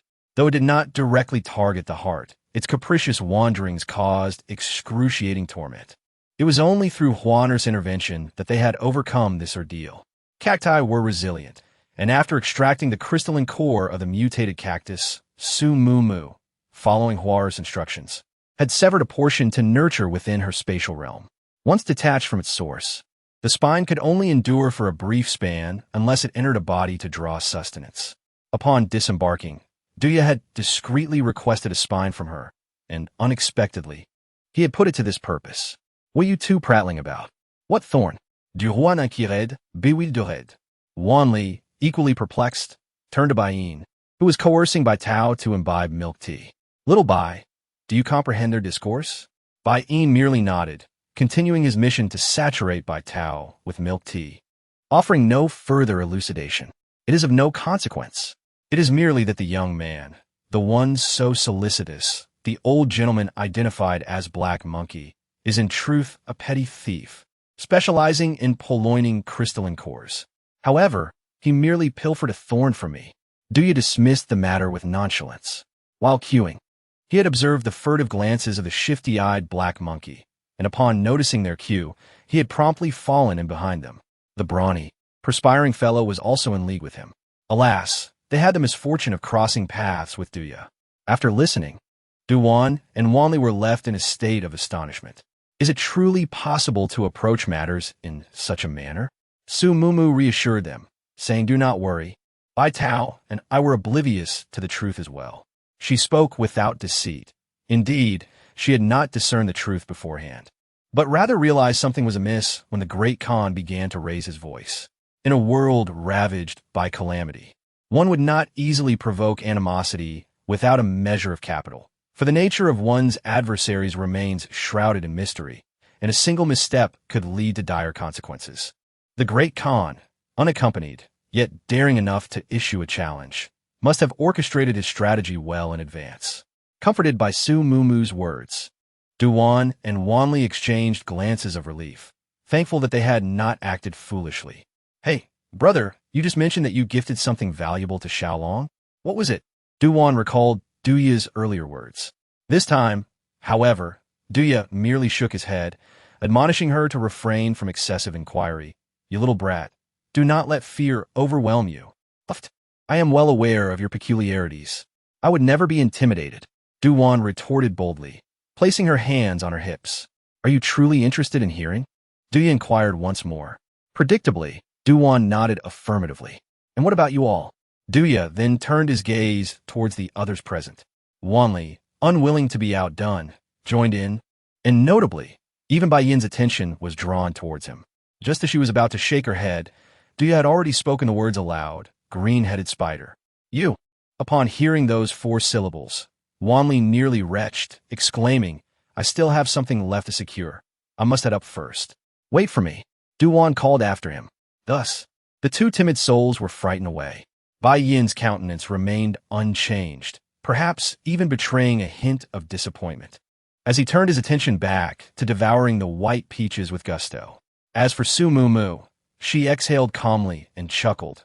"There's no need to elaborate further." "Wasn't planning to," Duya retorted. "Look at these 2, such timorous youngsters."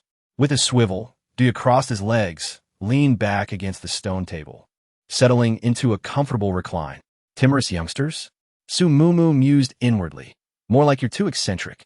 The green-headed spider resembled any ordinary spider, save for its crystalline green head. In its normal state, it was unremarkable, but the creature was averse to heat and would spin silk frantically when the temperature rose. Its silk possessed corrosive properties.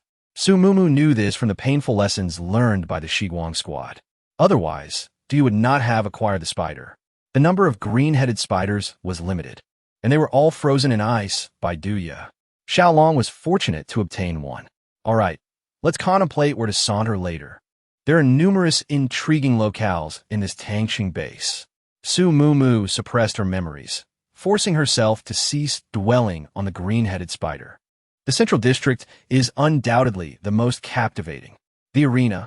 Perhaps we can discover some formidable allies there. Duya, prostrate on the table, gazed at Su Mumu with wide, expectant eyes. Su Mumu naturally concurred. Even if Duya hadn't suggested it, she would have insisted on visiting the arena. This Tangchang base was a treasure trove. However, I've heard that registration is required for everything here. Let's register our team information to avoid individual entries later. Su Mumu suggested. Isn't the team information located at the junction of the Western and Central Districts? Duya scratched his head. It's actually at the boundary between the Central and Southern Districts. The Western District is where tasks are assigned. Su Mumu corrected him. The junction between the Central and Southern Districts is intended for the registration of newly arrived ability user teams, while the task assignments in the Central and Western Districts facilitate the collection and submission of tasks by ability users. Most of the missions are issued by the Jiang family, with rewards and crystal cores varying according to their difficulty. In addition to the Jiang family, there are also some formidable ability users who publish tasks, but their rewards are significantly lower than those offered by the Jiang family. Su Mumu listened intently to the conversations outside, feeling anxious about why they were still not finished. Whether it was the arena or task assignments, she was eagerly awaiting. After waiting a few more minutes, the voices outside finally faded away, and Chu Mu and Chen Jikong entered the courtyard one after the other. What did Jiang Hushing want to talk to you about? Su Mumu inquired, somewhat puzzled. As nearly half an hour had passed, he asked us to assist with a task, and secondly, to invite the Wolf King to undertake a mission at the arena. Chu Mu replied, taking a seat on the stool and tearing open a small bread roll, chewing it down in a few bites. Really? Su Mumu exclaimed in disbelief. Isn't he being rather brazen? He just cast us aside, and now he wants us to serve his purposes? Precisely. Chen Jikong chuckled as he settled down. We declined his request. Someone has to stay behind at home, so this task has been assigned to Baiyin, while everyone else is eager to explore the arena. He seems preoccupied with forcing Bai Tao to drink milk tea. Having departed from the courtyard, the group of 6 advanced with considerable enthusiasm towards the team registration office. Though lacking a guide, they knew they simply had to proceed northward. After approximately 20 minutes, they at last espied a small edifice. The structure bore a striking resemblance to the rental agency. Upon entering the hall, they observed only one other team of ability users, numbering around 20 individuals. In addition to the staff, surveying her own companions, Su Mumu was immediately struck by their numerical disadvantage, which only intensified her eagerness to reach the Colosseum. They took a seat in the hall to await their turn, while Chu Mu and Chen Jikong joined the queue for registration. After a period of languid waiting, it was finally the Dawn Squad's turn. It's them, Duan suddenly murmured, lowering her voice. Su Mumu lifted her gaze and saw that the leader of the team of ability users currently registering was none other than the gold-type ability user whose silhouette bore a striking resemblance to Chang'an. Evidently, they too had recognized the Dawn Squad. The gold-type ability user's countenance darkened with a surge of anger, and he strode purposefully towards Duya. You're the one who killed Xiaolong. Duya looked up, a flicker of bewilderment in his eyes. What are you implying? Feigning ignorance? He hadn't touched anyone else but you. Let me tell you, he wasn't just a fire type, but also a space type. Harming him is tantamount to provoking the entire Sharp-Edge Squad. Produce your evidence, or I won't tolerate such slander. Duya retorted, nonchalantly crossing his legs and fixing the man with an amused stare. Evidence? Alas, we have none. To this day, we have yet to ascertain the cause of Xiaolong's demise. All we know is that he was as if doused in corpse-dissolving acid, reduced to a pool of pus. But mark my words, if I catch even a whiff of your involvement, the entire Sharp-Edge Squad, all 73 members, will hunt you down. The metallic ability user uttered a harsh threat before storming out. Dual abilities? Pursuit? Su Mumu pondered his words, more intrigued by the mention of pursuit than the dual abilities. The phrase resonated with familiarity, often used by the Yellow Serpent organization. Moreover, Su Mumu observed the figure's back, noting a striking resemblance to Chung. And isn't Little Dragon supposed to be a fire elementalist? How could he possess spatial abilities? This kid is even more formidable than I am, with my mutated abilities.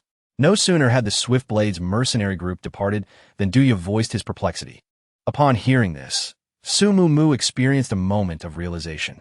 She promptly extended her mental threads, ensnaring the last remaining ability user, revealing a yellow-eyed serpent tattooed on the back of his neck. Swift Blades mercenary group? It was clearly the Yellow Serpent. The leader of the Yellow Serpent organization is a clandestine and formidable figure, rumored to have been involved in the M-City Laboratory conflict. The M-City Laboratory was established after the apocalypse, bringing together numerous highly skilled scientists with the aim of researching a zombie antidote. Simultaneously, they investigated ability-enhancing and ability-inducing agents to bolster human combat effectiveness. During the conflict, the Yellow Serpent successfully acquired the formula for the ability-inducing agent. This agent had a success rate of only 20%, but given the Yellow Serpent organization's large numbers, it proved to be a significant asset in their hands. Little Dragon was likely among that 20%. Could Chung and have also had his metallic abilities awakened? But that face. Su Mumu felt a sense of bewilderment. We've taken care of it. 2 magnetic cards. Let's go to the Colosseum. Chu Mu's voice interrupted her thoughts. Su Mumu looked up, forcing a smile, and followed the group out. However, Chu Mu immediately discerned her somber mood, gently squeezing her hand twice while whispering in her ear, "What's wrong?" "Those people from the Sharp Edge mercenary group are the Yellow Snake Syndicate," she confided softly. Upon hearing this, Chu Mu's eyes flickered momentarily. "They are the Yellow Snake Syndicate?" he mused. "It seems my target must be altered." Unaware of Chu Mu's reaction, Su Mumu, after speaking, supported Chu Mu and followed the others toward the Colosseum. Knowing that Chu Mu would relay the information to their companions discreetly, her primary concern was the Colosseum itself. Entry to the Colosseum required a crystal core fee, the exact amount depending on the chosen area. They opted for Zone A, which offered the best view, at a cost of 10 tier, 2 crystal cores per person. However, when the Dawnlight Squad presented their magnetic cards, the staff waived the entrance fee. "Mr. Chu, Mr. Jiang instructed that entry to the Colosseum is complimentary for the Dawnlight Squad," the staff member stated. "Please come in." Su Mumu raised an eyebrow, thinking, Jiang Hisheng is quick on the uptake. Nevertheless, she was pleased to save the crystal cores. The Colosseum was circular, with a high perimeter and a lower center. The entrance led to Zone C, mostly populated by less powerful ability users. Su Mumu glanced at a long counter, realizing it was the betting area. Blue for humans, red for beasts? She wondered, puzzled. Isn't this supposed to be a human versus human combat arena? Why beasts today? Descending to Zone B, she observed that the ability users here appeared more formidable. Indeed, those who could afford the 7 crystal core fee were no weaklings. In Sector B, attendants with betting slates were also present. However, instead of remaining stationary, they personally attended to each combatants, bending low as they traversed the area. The group of 6 was directly escorted to Sector A, which afforded an excellent vantage point, allowing for a more intimate view of the arena's happenings. Those who relished excitement often purchased seats closer to the action. Here, no attendants with slates were visible, but each seat was equipped with a button. With a gentle press, an attendant would promptly appear to provide service. This was observed by Su Mumu as the combatant seated before her placed a bet, wagering 2 tier 3 crystals. Upon surveying the arena, it was evident that a battle had recently concluded, with bloodstains marring the ground and a pungent odor assaulting Su Mumu's nostrils. She furrowed her brow slightly, the coppery scent of human blood causing her discomfort. Fortunately, cleaning equipment was employed to dissipate the surrounding stench. After 5 minutes, the MC's voice reverberated through the arena. Esteemed patrons, the highly anticipated contest of the Human King is about to commence. The convict Xianing, with his exceptional physique, has vanquished 8 opponents. Should he secure 2 more consecutive victories, he shall become the first convict in the history of the Tangxing base to be pardoned. As the MC concluded his pronouncement, a portcullis in the Colosseum slowly ascended. From Su Mumu's perspective, she could clearly discern the scene beyond the gate. What manner of man was this? Towering and robust, yet his body was adorned with scars. His long hair, cascading past his shoulders, obscured his countenance. Clad only in tattered trousers, barefoot, with blood trickling from his feet, he remained unfazed. He stood there resolutely, like an imposing mountain. After a momentary silence, he emerged slowly from the iron gate amidst a cacophony of cheers. Surrounded by thunderous applause, he stood as a solitary figure of sorrow, hardship, and resentment, fixed in place. Xianing, Su Mumu murmured. In a year's time, the name Xianing would be universally recognized. Although the Shiguang squad possessed 2 spatial abilities, they lacked a true spatial type ability user. The importance of a spatial type ability user was comparable to that of a mental type. A spatial type ability user, after enhancing their strength, could condense spatial blades, truly invisible instruments of death. Xianing would become the paramount spatial type ability user. However, that was in the future. Currently, he was merely an ordinary person without an awakened ability, a commoner thrown into the arena after failing to avenge his sister's unjust death. He was simply an ordinary person sustained by hatred, seeking to kill Su Ruo. Su Mumu sympathized with his plight and admired his character. Having been pardoned after defeating 10 opponents, preserving the Jiang family's reputation, he faced relentless targeting upon his release, yet he persevered until his ability awakened. He lived like a feral man in the wilderness for over half a year, tasting blood daily, ultimately becoming the paramount spatial type ability user. Alas, he still perished at the hands of Su Ruo, who was favored by fortune. But this time, with Su Mumu's assistance and shared objectives, perhaps the outcome would be different. Chu Mu, overhearing her murmur, inquired, Mumu, is he your target? He knew of Xianing, who had assassinated Su Ruo to avenge his kin. In their previous life, Su Mumu had personally stabbed him in the shoulder. Subsequently relegated to the Colosseum, he secured emancipation after vanquishing 10 adversaries, only to endure relentless torment at the hands of the Jiang family, ultimately vanishing without a trace. She pondered why Mumu would favor Xianing, musing if it was perhaps his resilience. Su Mumu offered a delicate nod, whispering into Chu Mu's ear, Chu, this individual holds potential to aid me. We must endeavor to enlist him. Though perplexed, Chu Mu acquiesced with a nod. As they conversed, another challenger ascended to the arena. The 9th contender, De Chun, a wood-based ability user, was lured by the substantial reward. However, the announcer proclaimed, De Chun has already transcended to the 1st tier. What marks will his thorny vines leave upon the convict? And will the grievously wounded convict manage to survive? I implore you all to place your bets in the final minute. The battle is about to commence.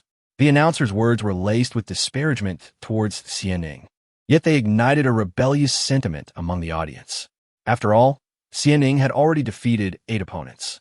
The Colosseum's regulations stipulated that all entrants, irrespective of their strength, were eligible to compete, implying that among those 8 were individuals with abilities. Fortunately, most ability users with any semblance of dignity would not deign to engage with ordinary individuals, resulting in the previous ability users being predominantly neutral from the Southern District and generally lacking in strength. De Chun, a 1st-tier wood-based user, was hardly a match for other ability users. However, Xianing had not awakened any abilities and was severely wounded, making him appear to be no match for De Chun. Yet, it was precisely this disparity that led many to bet against the odds on Xianing. Su Mumu observed the individual seated to her right, who had chosen a human amidst the contest between species. This was perplexing, for she had distinctly noted that the person to her left had opted for a beast. How could it be that when the individual on her right rang the bell, they possessed the card representing a human? As she sensed a gaze fixed upon her, a staff member carrying a long tray approached her with a smile and inquired, "May I assist you in any way?" With a thoughtful expression, Su Mumu lowered her voice and replied, "I would like to place a bet on a match." The staff member smiled slightly and said, "Certainly, please hold on for a moment." In just a few seconds, another staff member arrived beside her, also carrying a long tray. "Good day, esteemed guest. How many crystal nuclei would you like to wager?" Su Mumu focused her gaze and confirmed that the tray indeed held cards representing both human and beast. Her speculation was correct. The 9th match was a contest among humans, while the 10th had unexpectedly shifted to beasts. Could it be that Jiang Husheng sought the Wolf King from them to eliminate Xianing? If that were the case, Xianing would be facing other mutated beasts in the 10th match, which would be quite challenging. After contemplating for a few moments, she produced a pouch containing 23rd tier crystal nuclei and delicately placed it on the human section. The staff member paused momentarily, clearly taken aback, yet quickly regained his professional demeanor. You wish to wager on human with 23rd tier crystal nuclei? I will process this for you immediately. The bets for the 9th and 10th matches have been laid bare, which would typically be unremarkable. However, what was particularly intriguing was the choice of wagering on humans. Even more astonishing was the quality and quantity of the crystal nuclei involved. Typically, smaller collectives rarely possess Tier 3 crystal nuclei. Only formidable teams of metahumans are capable of vanquishing Tier 3 zombies. The act of producing 20 such nuclei at once, particularly when wagering them on an individual with minimal prospects of success, is exceedingly rare. Even metahumans in their prime face considerable peril when confronting mutated beasts. The disparity is magnified when ordinary individuals, bearing numerous injuries, engage in combat with Tier 3 mutated beasts. Such a nonchalant attitude toward crystal nuclei inevitably piques curiosity regarding the background and capabilities of Su Mumu and her companions. A wave of inquisitive gazes swept over Su Mumu's group, sparking conjecture among the observers. That young woman appears to possess unremarkable strength. Yet she can procure such a substantial quantity of crystal nuclei. Indeed, this team seems quite ordinary. Could they have pilfered them? I overheard a staff member mention that the young woman is Madame Jiang's sister. I suspect she may have purloined items from the Jiang family. Otherwise, how could they have possibly slain 20 Tier 3 zombies? Simultaneously, Jiang Husheng and Su Ruo, observing from their private box, received news of Su Mumu's wager. What? She bet on Xianing? And with 20 Tier 3 crystal nuclei? Jiang Husheng exclaimed in astonishment. 20 Tier 3 crystal nuclei is no trifling sum. For the Shiguang team to produce so many nuclei to wager on a convict is a grand gesture indeed. To what extent has the Shiguang team's strength reached to be able to produce so many crystal nuclei? After his initial surprise, he inquired, is she aware that the mutated beast in the 10th match is a Tier 3 fire type? Mr. Chu Mu and his party have only just taken their seats. They are likely unaware, the staff member replied deferentially. In my opinion, Su Mumu has been beguiled by the dog at her side, oblivious to the ferocity of the mutated beasts. She seems to believe that all mutated creatures are as obedient as that dog. Those 23rd tier crystal cores are undoubtedly mine.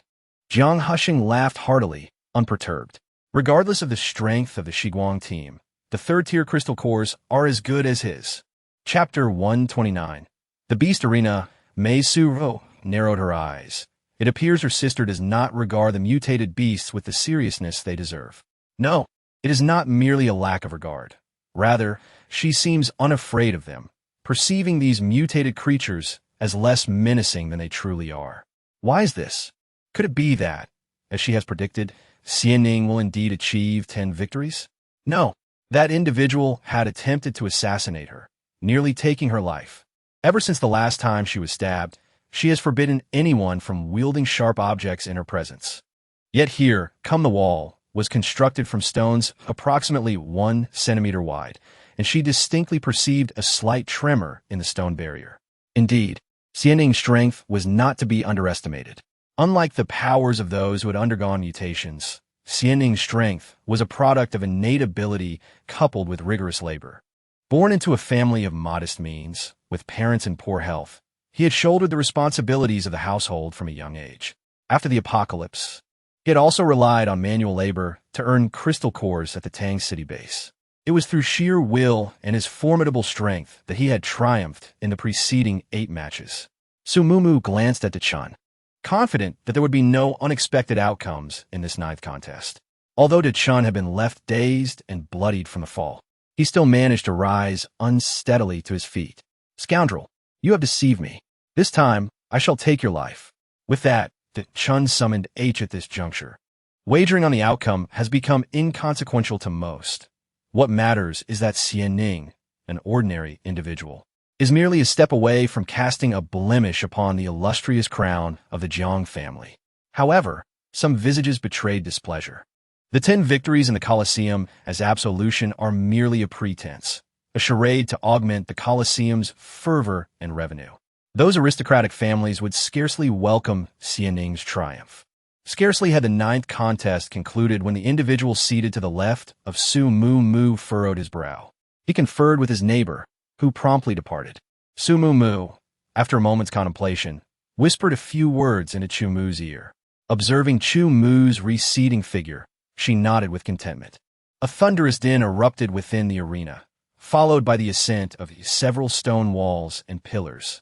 Su Mu Mu was perplexed, questioning the significance of this spectacle. Was the impending 10th contest to be cancelled?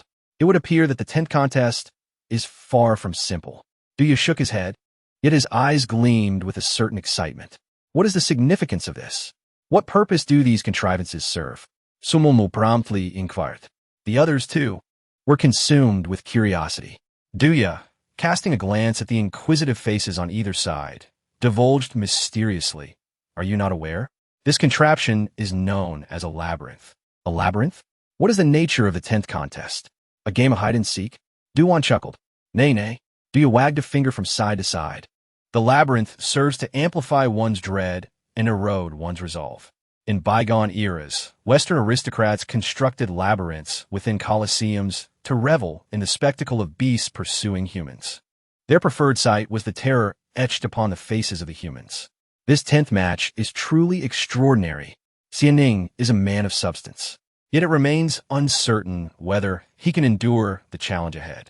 Upon hearing this, Su Mu Mu furrowed her brows. In the narrative, Xianning merely serves as a tool to enhance the loyalty of the devoted, and while the text does not elaborate on his 10 battles, Su Mu Mu is certain that they all involve combat against others, devoid of any labyrinthine trials. It seems her choices have altered the course of events. Thus, she has saved Xianning's life. With a gentle chime, a staff member approached once more, gracefully bowing as he inquired, "Esteemed guest, how may I assist you? What are the odds for humans now?" 11:18. Su Mu Mu tilted her head, recognizing a splendid opportunity. She placed 2 bags of crystal nuclei upon the human figure and cheerfully declared, "I would like to wager an additional 200 second-tier crystal nuclei." "What? An additional 200? Are you betting on humans?" The people around her were taken aback, including the individual seated to Su Mu Mu's left, who turned to glance at her in astonishment. The odds alone suggested that the outcome of the 10th match was nearly predetermined. And yet, this individual chose to wager again. Even the staff member seemed unable to contain his disbelief, softly advising, "Esteemed guest, you may not be aware, but in the 10th match, the beast is a 3rd-tier fire-type mutated creature. I fear." He hesitated to finish his sentence, but the implication was unmistakable. Su Mu Mu might well lose everything she possessed. Nevertheless, she held unwavering confidence in Xianning, or rather, in herself. Moments ago, she had instructed Chu Mu to deliver a vial of spirit spring water to Xianning, along with a small leaf from a vine. With this leaf, even the most ferocious mutated beasts, akin to the terrifying mutated turtles, would momentarily hesitate due to its alluring fragrance. Moreover, Chu Mu's spiritual threads are not to be underestimated. Su Mu Mu smiled slightly, expressing her gratitude for the reminder, yet she added with a hint of defiance, "I am inherently rebellious and prefer to go against the grain. This is your tip." She produced a 2nd-tier crystal core and handed it to the staff member, who repeatedly thanked her. Regardless, she appreciated the young man's caution. However, those around her concluded that Su Mu Mu was rather foolish. Going against the reality, not only was she naive, but she also possessed an abundance of crystal cores. Some, with a more shrewd mind, had already reported to the Jiang family, prompting them to investigate if any crystal cores had gone missing. Chapter 130. The Aggressively Inclined Mutated Eagle. Yes, and the staff member stammered, "Just now, the 3rd young master also bet on people." "What?" Jiang Husheng erupted in fury, slamming his hand on the table. "Does he dare to oppose me now?" It was common knowledge that Xianning had attempted to assassinate him and failed. Jiang Hian's blatant support for Xianing was nothing short of a slap in the face. The Shiguang team had always maintained a cordial relationship with Jiang Hian, and they were undoubtedly colluding. Hushing, we cannot afford to lose this time. Increase the dosage of the frenzy agent. Su Ruoro sat on Jiang Hushing's lap, whispering sweetly to him. Listen to your lady. Jiang Hushing shot a glare at the staff member, who promptly exited the room. Ah, dear brother in the past. You harbored no interest in power. Yet, following the demise of our second brother, no matter, we are but siblings, whether one or two, the outcome remains the same. A fierce intent to kill surged in Jiang Hushing's eyes. He would not allow anyone to undermine his position as the leader of the base. 5 minutes swiftly elapsed, and the host's voice resonated once more. Ladies and gentlemen, the 10th match is about to commence. I assure you, this battle will be a visual feast for all. Keep your eyes wide open and pay close attention to Xianing's expression, for it will be a rare display of astonishment and fear that will surely provoke cheers. As the host's words faded, the iron gate swung open once again. Su Mumu gazed over, noting that Xianing's hair was tied back, his face marred with blood and scars, laid bare for all to see. Beyond these wounds, there was a glimmer of his spirit. Su Mumu distinctly sensed that Xianing appeared somewhat revitalized. She had provided him with spirit spring water, treated with flowers, which bore restorative properties for his injuries. However, she noticed the absence of that particular leaf. Tianning, Dou, was taken aback by the stone walls and pillars of the arena. After a moment of surprise, he steadied himself. What that person had said was indeed true. That creature must possess some value. Yet, he had not anticipated it to be a third-tier fire-type mutated beast. He concentrated his focus, staring intently at the slowly opening iron door before him. Anticipation had swelled for a display of abject terror from Xianing, perhaps even a humiliating loss of control. Yet his reaction was merely a fleeting moment of surprise, much to the audience's disappointment. Fortunately, the emergence of the mutated beast reignited their fascination. This avian monstrosity, a colossal hawk, possessed piercing eyes, a sharply curved and formidable beak, and talons of immense strength, capable of delivering a fatal blow with a single strike. Perched upon the stone wall, it emitted a series of vehement screeches, its aggressive intent palpable.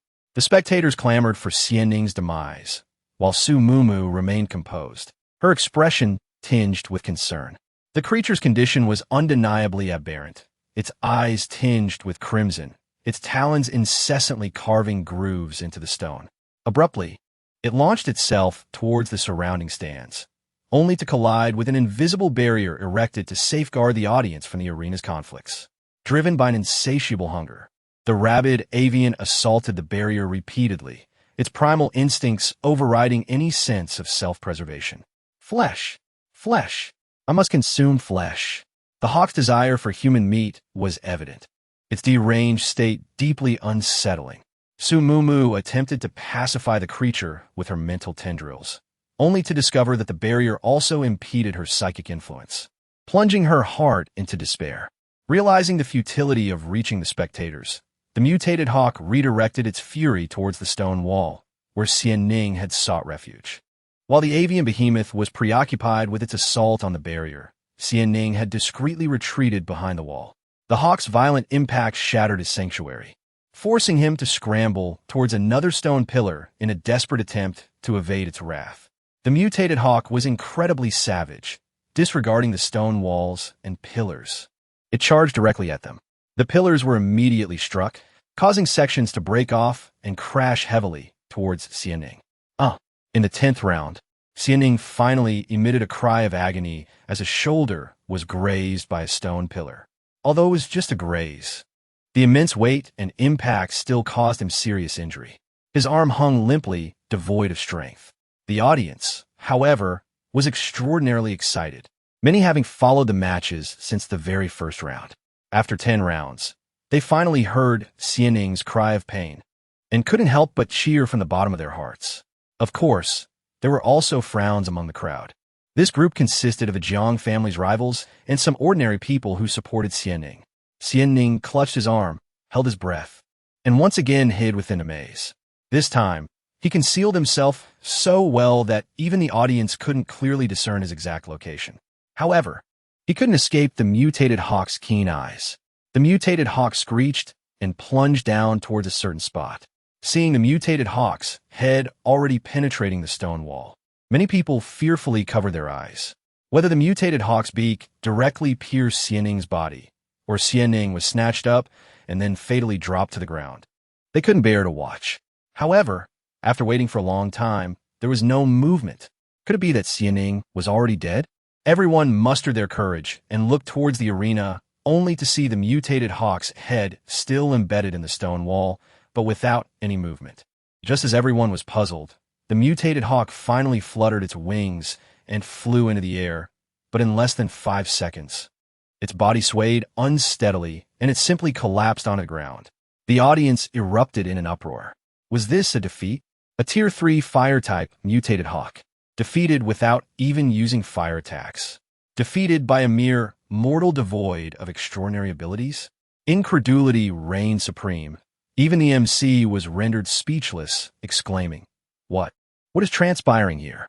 He had already envisioned the triumphant pronouncements for the mutated hawk's victory. A hush fell over the arena as the combatants, adorned in their protective gear, meticulously examined the mutated beast. The audience craned their necks in anticipation. After an agonizing 10 minutes, the MC, his face ashen, stammered, Esteemed patrons, my sincerest apologies. It appears that Xianing's 10th bout was intended to be against Li Gua, and this mutated beast was presented in error. All wagers placed will be reimbursed in full, and I shall tender my resignation as a gesture of remorse. I'm deeply sorry. With that, he offered a profound bow. A wave of uproar surged through the crowd. They had come for the spectacle of man versus beast. How could they accept this so readily? Their discontent manifested in a chorus of angry roars. Even Su Mumu found herself perplexed by the unfolding events. According to her plan, the mutated hawk was to have detected the scent of the spiritual spring water and ceased its assault, whereupon Xianing would have subdued it.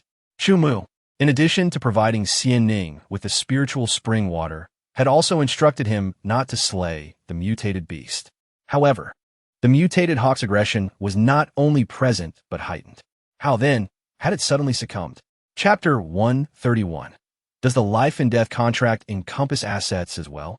Ladies and gentlemen, please remain calm. There will indeed be a contest between man and beast today. However, I shall be the challenger. The mutated hawk's sudden collapse was a precautionary measure taken by the staff upon discovering the error. Xianing's 10th King of Humans contest will commence shortly, and following that, I shall engage in battle with this very mutated hawk. At that precise moment, a familiar voice resonated through the arena. Su Mumu raised her head and saw Chu Mu. He had ascended to the host platform at some point, calmly explaining everything that had just transpired with a microphone in hand. The audience could now place their bets once more on the 10th contest of a human king. Upon hearing Chu Mu's words, excitement surged through the crowd. They had come to witness the clash between humans and beasts. However, was this not a separate battle? How would the entry crystal cores be accounted for? Esteemed guests, I am Jiang Hushing. I sincerely apologize for the unexpected incident within the arena. All spectators who have enjoyed the Human King contest may remain to witness the next match. Jiang Hushing's figure was not visible. Only his voice resonated throughout the venue. As soon as he finished speaking, the crowd erupted in cheers. It was an opportunity that promised guaranteed returns. Since they could witness the beastly showdown, they would overlook the minor blunder that had just occurred. However, the reward for this battle was the mutated eagle. Chu Mu disregarded the astonished host beside him and elaborated once more. Su Mumu was taken aback. A reward of a mutated eagle? This implied that should Chu Mu emerge victorious, the mutated eagle would belong to him. But this mutated eagle was a part of the beast arena. Would Jiang Hushing easily consent to such an arrangement? Indeed, this battle against the third-tier fire-type mutated eagle was a fight for survival. Should Mr. Chu prevail, the mutated eagle would be his, becoming his battle companion. Just as Su Mu's thoughts settled, Jiang Hushing's voice rang out again. Did he actually agree to this? Su Mu glanced at Chu Mu on the high platform, a subtle smile gracing her lips. It appeared he had discerned some anomaly and had paid a visit to Jiang Hushing. Dingling, you may choose to stay and watch the battle of beasts or re-bet on the contest between the human king and the beast. Would you like to place a wager? The staff member exhibits a commendable demeanor, confident that Su Mumu will invest a substantial amount of crystal cores in both events. As for Xianing, there is no need for elaboration.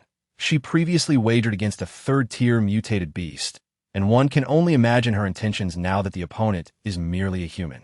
Concerning the battle with the mutated beast, the individual challenging the mutated eagle on the platform is none other than the companion seated beside this guest, who is undoubtedly aware of his prowess. Not only the staff member, but also the onlookers nearby are all ears, eager to gauge the strength of this individual based on Su Mumu's choice. Unexpectedly, Su Mumu shakes her head. The staff member is taken aback and inquires once more, "Are you opting not to place a bet on either match?" Su Mumu scoffs, stating that the battle has already commenced, and it is illogical to intervene. Furthermore, she has observed no actions taken by the staff regarding the mutated eagle. If one cannot afford to play, then perhaps one should refrain. Such a disreputable arena hardly merits her investment. Her voice is crisp and resonant. Though she does not deliberately amplify her tone, the surrounding silence causes her words to carry quite a distance. The audience turns their attention towards her. Many have bet on the mutated beasts, initially anticipating a loss, yet the return of crystal cores brings them some solace. Conversely, those who wagered on Xianing are undoubtedly displeased, especially considering her substantial bets of 23rd tier and 202nd tier cores, which, if the outcome favors her, would yield significant profits. Nonetheless, it must be acknowledged that the young lady speaks a truth. Indeed, there has been no visible action taken by the staff concerning the mutated eagle. Could it be that there are indeed some clandestine dealings occurring? The staff member's brow was beaded with perspiration. Reputation? This was no trifling matter. However, the number of crystalline nuclei this patron had acquired was also of great significance. He attempted to lower his posture as much as possible. "Esteemed guest, your crystalline nuclei will be returned to you shortly, and we wish you an enjoyable viewing experience." With that, he slunk away dejectedly. Naturally, Su Mumu did not make things difficult for him. She spoke those words for the benefit of those around, not to coerce the staff into providing compensation. When those around heard and contemplated it, her recompense would naturally arrive. Moments ago, everyone had believed that the mutated eagle would deliver a fatal blow to him, but as it turned out, Xianing had not sustained any additional injuries. The crowd had naturally taken note of this and couldn't help but speculate. 5 minutes later, the battle between Xianing and Li Guo commenced. Unsurprisingly, Xianing achieved 10 consecutive victories, becoming the first person to be exonerated and released since the establishment of the arena. Watching Xianing's figure disappear behind the iron gate, Su Mumu's lips curled into a subtle smile. Although she didn't know why the mutated eagle had gone berserk and had underestimated the protective barriers here, fortunately, she had left Chu Mu there as a contingency. The mutated eagle's sudden fainting must have been caused by Chu Mu noticing something was amiss and then taking action. Although the process differed from what was planned, the outcome was favorable. Xianing would undoubtedly become a member of Shiguang. Esteemed patrons, the highly anticipated man versus beast battle is about to begin. The challenger is Chu Mu, and the reward for this match is the mutated eagle. In other words, as long as Mr. Chu Mu emerges victorious, he can claim the Tier 3 Fire-type mutated eagle as his own. If he fails, Mr. Chu Mu has signed a death waiver. The host, previously ashen-faced, had regained his composure. The orders from above had absolved him of the need to resign. Thus, he found himself invigorated once more, particularly when the subject of life and death contracts arose. The mention of the crystal core elicited a palpable excitement from him. He was well aware that if Chu Mu were to falter, he could reap substantial rewards from the resulting commissions, especially in conjunction with the influential guest. Su Mumu, on the other hand, struggled to suppress her laughter, astonished at how adeptly Chu Mu could amuse Jiang Hisheng. However, the life and death contracts of the Beast Arena were indeed quite unscrupulous. Not only did they take lives, but they also seized the victim's possessions. Just as Su Mumu was stifling her amusement, stone walls and pillars began to rise, and the iron gate creaked open. standing tall with a stern expression. Chu Mu disregarded the jubilant cheers surrounding him, directing his gaze solely at Su Mu Mu. In the midst of their tender moment, a mutated eagle burst forth from the Iron Gate, charging directly at Chu Mu. Chapter 132. The most complex yet simplest battle, be careful. Is this person seeking death? I place my bets on him. A startled cry echoed from behind. Then you're surely destined to lose. This individual appears rather ordinary and is about to be devoured. Another voice chimed in, brimming with confidence. Listening to the conversation behind her, Su Mu Mu chuckled and shook her head. It was no wonder they were anxious or elated. Chu Mu was moving at an exasperatingly leisurely pace. As the mutated eagle drew near, Chu Mu swiftly pivoted to evade the attack and dashed into the labyrinth. Su Mu Mu raised an eyebrow, pondering whether he intended to deliver a thrilling performance for the audience. In the ensuing moments, the sole spectacle was the aerial ballet of the mutated hawk, its dives and ascensions a constant source of suspense, yet paradoxically predictable. Each assault proved fruitless, inciting growing agitation in the hawk. All this does is evade. What a waste of my crystal core, lamented the worried spectator, his anxiety heightened. Perhaps his superpower lies in fleeing. This is a windfall, countered another, his tone laced with satisfaction. Observed with avid interest, both visually and orally, until a staff member approached, obstructing her view. Miss Su, Mr. Jiang requests your presence to discuss matters of recompense. Her viewing pleasure disrupted, expressed her displeasure. Tilting her head towards the arena, she inquired, recompense? Is this extended to all who wagered on the human? Or am I singled out? The staff member faltered, taken aback by his inquiry about others. However, such matters were beyond his purview. The staff member finally exhaled in relief, wiping away perspiration as he retreated, bowing deferentially. Only upon his departure did the surrounding conversations and cheers resume. Moments prior, they had all strained their ears, eager to discern the arena's decision. Yet, it seemed only this young woman was afforded the opportunity for recompense negotiations. As for the others, well, one could only speculate about those potentially swindled. However, remained indifferent to her surroundings, her gaze returning to the arena. The mutated hawk, its patience depleted, unleashed a torrent of flames, incinerating a path through the labyrinth. Its trajectory was not without purpose. It pursued the figure below with fiery intent. At last, the hawk ceased its fiery assault, emitting a prolonged cry as it alighted upon a stone pillar, retracting its wings. He is surely dead. If not, the mutated eagle would not have ceased its assault. Alas, my crystal core, it has all gone to waste. The voice was nearly choked with tears, prompting Su Mu Mu to glance over. It belonged to a youthful face, seemingly around her age, yet it appeared that the individual possessed a rather fragile psychological constitution. I must say, you should not have provoked it. This is a third-tier fire-type mutated beast. I heard it took considerable effort to capture it. One person? You wouldn't even be able to escape. Perhaps sensing Su Mu Mu's gaze, another voice emerged, brimming with arrogance. The speaker's age was indiscernible, but he was significantly heftier than the previous individual, with a conspicuous belly. Cease? That mutated eagle clearly roared. I am utterly exhausted. Its eyes were bloodshot from the previous encounter, undoubtedly tampered with, and it likely had not fully recovered, with Chu Mu provoking it incessantly. The creature expended a great deal of its energy, and Su Mu Mu feared it might faint once more or leave its mouth agape, drooling. Rest now, poor child. Su Mu Mu could comprehend the mutated eagle's voice, while others remained oblivious, believing the eagle had incinerated Chu Mu, rising to peer anxiously for his charred remains. Yet, they found nothing. The host could no longer contain himself, urging everyone to remain calm as our staff would enter the arena to assess Chu Mu's condition. Just as he gestured for the staff to proceed, a figure slowly emerged from the labyrinth's exit. It was Chu Mu, completely unscathed, though slightly out of breath, as if he had just completed a long race. Not only the staff, but also the audience stood in stunned silence. Impossible. He is alive? He had just been boasting with a sense of triumph, but now, incredulously, he sprang to his feet. How wonderful! There is still hope. The cherubic face also stood up, brimming with joy.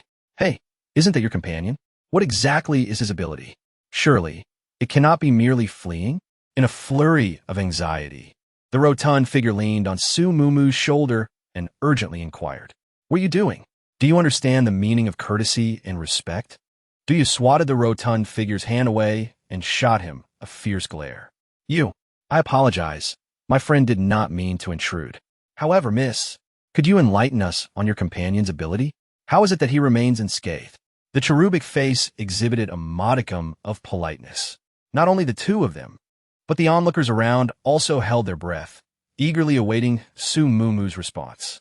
She cast him a sidelong glance and smiled. "Perhaps it is fleeing?" The cherubic face flushed, captivated by her smile. "Wait, fleeing?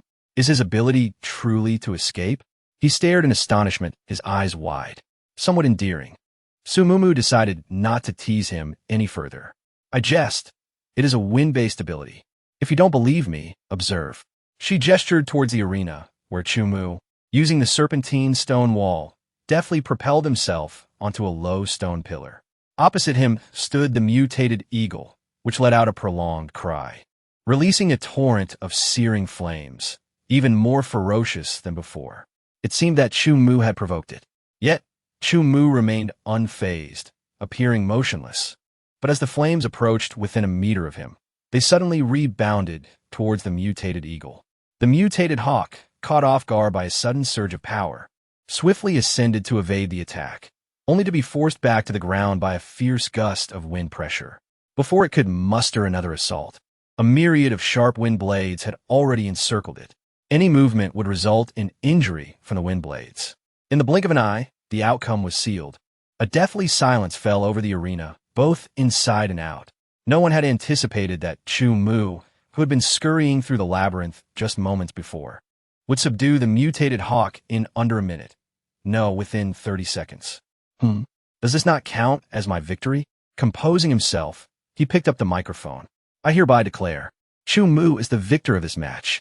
As the host announced the result, thunderous cheers erupted from the audience. "Too strong. He won." In contrast to the exhilarated voice of the baby-faced man behind her, Su Mumu remained expressionless. She tugged at Duya and the others, and the group rose from their seats and departed. She had not forgotten about negotiating the compensation. After winding through a series of corridors, they finally stopped before a door. "Knock, knock, knock. Mr. Jiang, Mr. Chumu's companions have arrived. Enter." The staff member opened the door, and Su Mumu saw Jiang Hisheng and Su Ruoruo seated on the sofa. Upon entering the room, she noticed a large screen opposite the sofa, presumably used to monitor the events within the arena. Without wasting words, Su Mumu looked at Jiang Hisheng and asked with a smile, "Mr. Jiang, we meet again. I wonder how many crystals you intend to compensate?" Jiang Hisheng demurred, instead diverting the conversation with boisterous laughter. "It has been an age since we last met. Mumu, do come and sit down. Catch up with your sister." Su Mumu remained stationary, observing him in silence for a prolonged moment, before finally smiling. "Mr. Jiang, there is no need for apprehension. My visit does not entail compelling you to relinquish the crystal cores according to the odds. On the contrary, I am here to express my gratitude.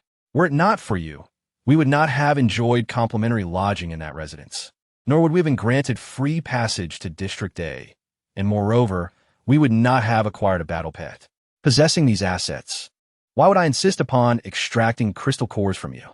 My dear sister, ever the astute calculator," Su Ruoruo sneered. "Indeed, these trifles hardly compensate for the loss. A mutated eagle alone would command a price of 6 or 700 tier 2 crystal cores, even if sold. Naturally, one must maintain a precise accounting, lest it tarnish the reputation of my esteemed sister and brother-in-law," Su Mumu retorted with a smile. "Since no recompense is forthcoming, let us not entertain the notion that the Shiguang squad has taken undue advantage. Even according to the odds, the house and mutated eagle are insufficient." Thus, Su Mumu resolved to recoup the remaining crystal cores from Jiang Hisheng and his spouse. Su Ruo's countenance momentarily betrayed a hint of iciness before she resumed her smile. "How thoughtful of you to consider our circumstances. By the way, as you have just arrived, you may be unaware that our elder brother has come to Tangqing Base." "Elder brother? Sumusen?" Sumumu conjecturé inwardly. Although the later narrative involved Su Mushin, it transpired in the Jing City base. Su Mushin had never ventured to Tangqing base. Had the storyline been altered, compelling his arrival here? In this small plot of land, there indeed stand several grand Buddhas. Yet, it remains uncertain how Su Mushi will react upon learning of Su Mumu's actions. He has always shown favoritism towards Su Ruo. Must she truly approach Su Mushi to gauge his mood? She is certainly not the brainwashed original self. Su Ruo seemed to anticipate her words and actions, and turned to Qin Jikong, saying, "It is not related to Mumu, but rather to the Chun family." The Chun family? Could it be that my Chun family has arrived at the Tangchong base? Qin Jikong asked, filled with delight. Indeed, Su Ruo replied with a sly smile, "Brother San, all members of the Qin family are here. Is that true? They must have come with Su Mushi. I must go find them." Qin Jikong beamed with joy and turned to leave. However, Su Mumu sensed something amiss. Su Ruo's smile seemed to conceal a scheme. She swiftly grasped Qin Jikong's arm, saying, "Brother San, we shall accompany you." "Wonderful. You are all my comrades in life and death. It is only right to introduce you to the Chun family. Let's go." After bidding farewell to Jiang Hushing and his companion, Su Mumu and the others exited the room. The unease in her heart was palpable. Once outside, Su Mumu focused her mental energy to eavesdrop on the conversation inside. "Ruoruo, were you not intent on dealing with Su Mumu? Why speak to Qin Jikong in such a manner? Calling a brother San?" Jiang Hushing expressed a hint of jealousy. Su Ruo leaned closer with a charming smile. "Do not be upset. Today, Su Mumu has tarnished the reputation of our beast-fighting arena, so I certainly intend to collect some interest. They are united in heart. If they were to learn that the Chun family was utterly annihilated by my elder brother, leaving no survivors, their anguish would be profound, and they would likely provoke my brother, providing an opportunity for betrayal." Upon hearing this, Su Mumu felt unsteady, swaying slightly, her mind enveloped in a haze of dizziness. She steadied herself against the wall to prevent herself from collapsing to the ground. It turned out that when Su Ruo mentioned that all members of the Chun family were present, she was referring solely to Qin Jikong. Concerned, several individuals approached her, encircling her in worry. Perhaps it was due to their obligation to serve the female protagonist that the Chun family held considerable power in the capital S base. Now that Qin Jikong had completely severed ties with Su Ruo, the Chun family's existence had lost its significance. Su Mumu lifted her gaze to Qin Jikong. Her eyes filled with sorrow. Regardless of the original owner or herself, Qin Jikong held no disdain, especially after joining Shiguang. He had frequently offered strategies and fought valiantly before the Jiang family. Had her own circumstances led to his downfall? Qin Jikong sensed the sadness and guilt in Su Mumu's eyes. "Mumu, did you hear anything through the spiritual threads? Is it concerning the Qin family?" Su Mumu opened her mouth, feeling as though her throat was stuffed with cotton. She heard her own voice, raspier than ever. The Qin family had been eradicated by Su Mushi. Eradicated? By Su Mushi? The Chun and Su families, while not blood brothers, were indeed close friends among their peers. He held Su Mushi in the highest regard. But what had Mumu just said? The Qin family had been destroyed by Su Mushi? So, when Su Ruo stated that all members of the Chun family were present, was she referring solely to him? With eyes imbued with crimson rage, he roared, "Su Mu, why have you assailed my Qin family?" Su Ruo was rendered breathless, instinctively flailing against the massive hand constricting her throat. Fortunately, Jiang Hushing reacted swiftly, unleashing a bolt of lightning that slammed Qin Jikong against the wall. "Jiang Hushing, how dare you lay a hand on the people of Shiguang?" Su Mumu and the others rushed over, witnessing Qin Jikong's violent impact. Fury surged within them. Damn it, this cur attacked Ruo first, nearly strangling her to death. Jiang Hushing bellowed. "Then die." Duya roared, delivering a savage kick to Su Ruo's chest, causing her to vomit a torrent of blood and lose consciousness. "You dare to strike in my presence? Have you no desire to live?" Jiang Husheng, his anger reaching a boiling point, prepared to unleash a barrage of lightning. Just as it was about to strike, a shield of vines intercepted the electrical assault. Take third brother away. Chapter 134. Deployment Jiang Hushing's assault was brutal, leaving Chun Jikong severely injured and unconscious, a long, charred scar marring his chest. Duya, towering in stature, hoisted Chun Jikong into his arms and sprinted away. Reaching the entrance of the Colosseum, they found Chu Mu standing there, an eagle perched upon his shoulder, accompanied by Xian Ning. Seeing his comrades emerge, Chu Mu approached, but his face contorted with alarm upon seeing Chun Jikong. Who has harmed third brother? It was that dog, Jiang Hushing, Duya exclaimed, attempting to mislead them into believing Jiang Hushing had attacked them to avoid compensation. Jiang Hushing had no shortage of adversaries.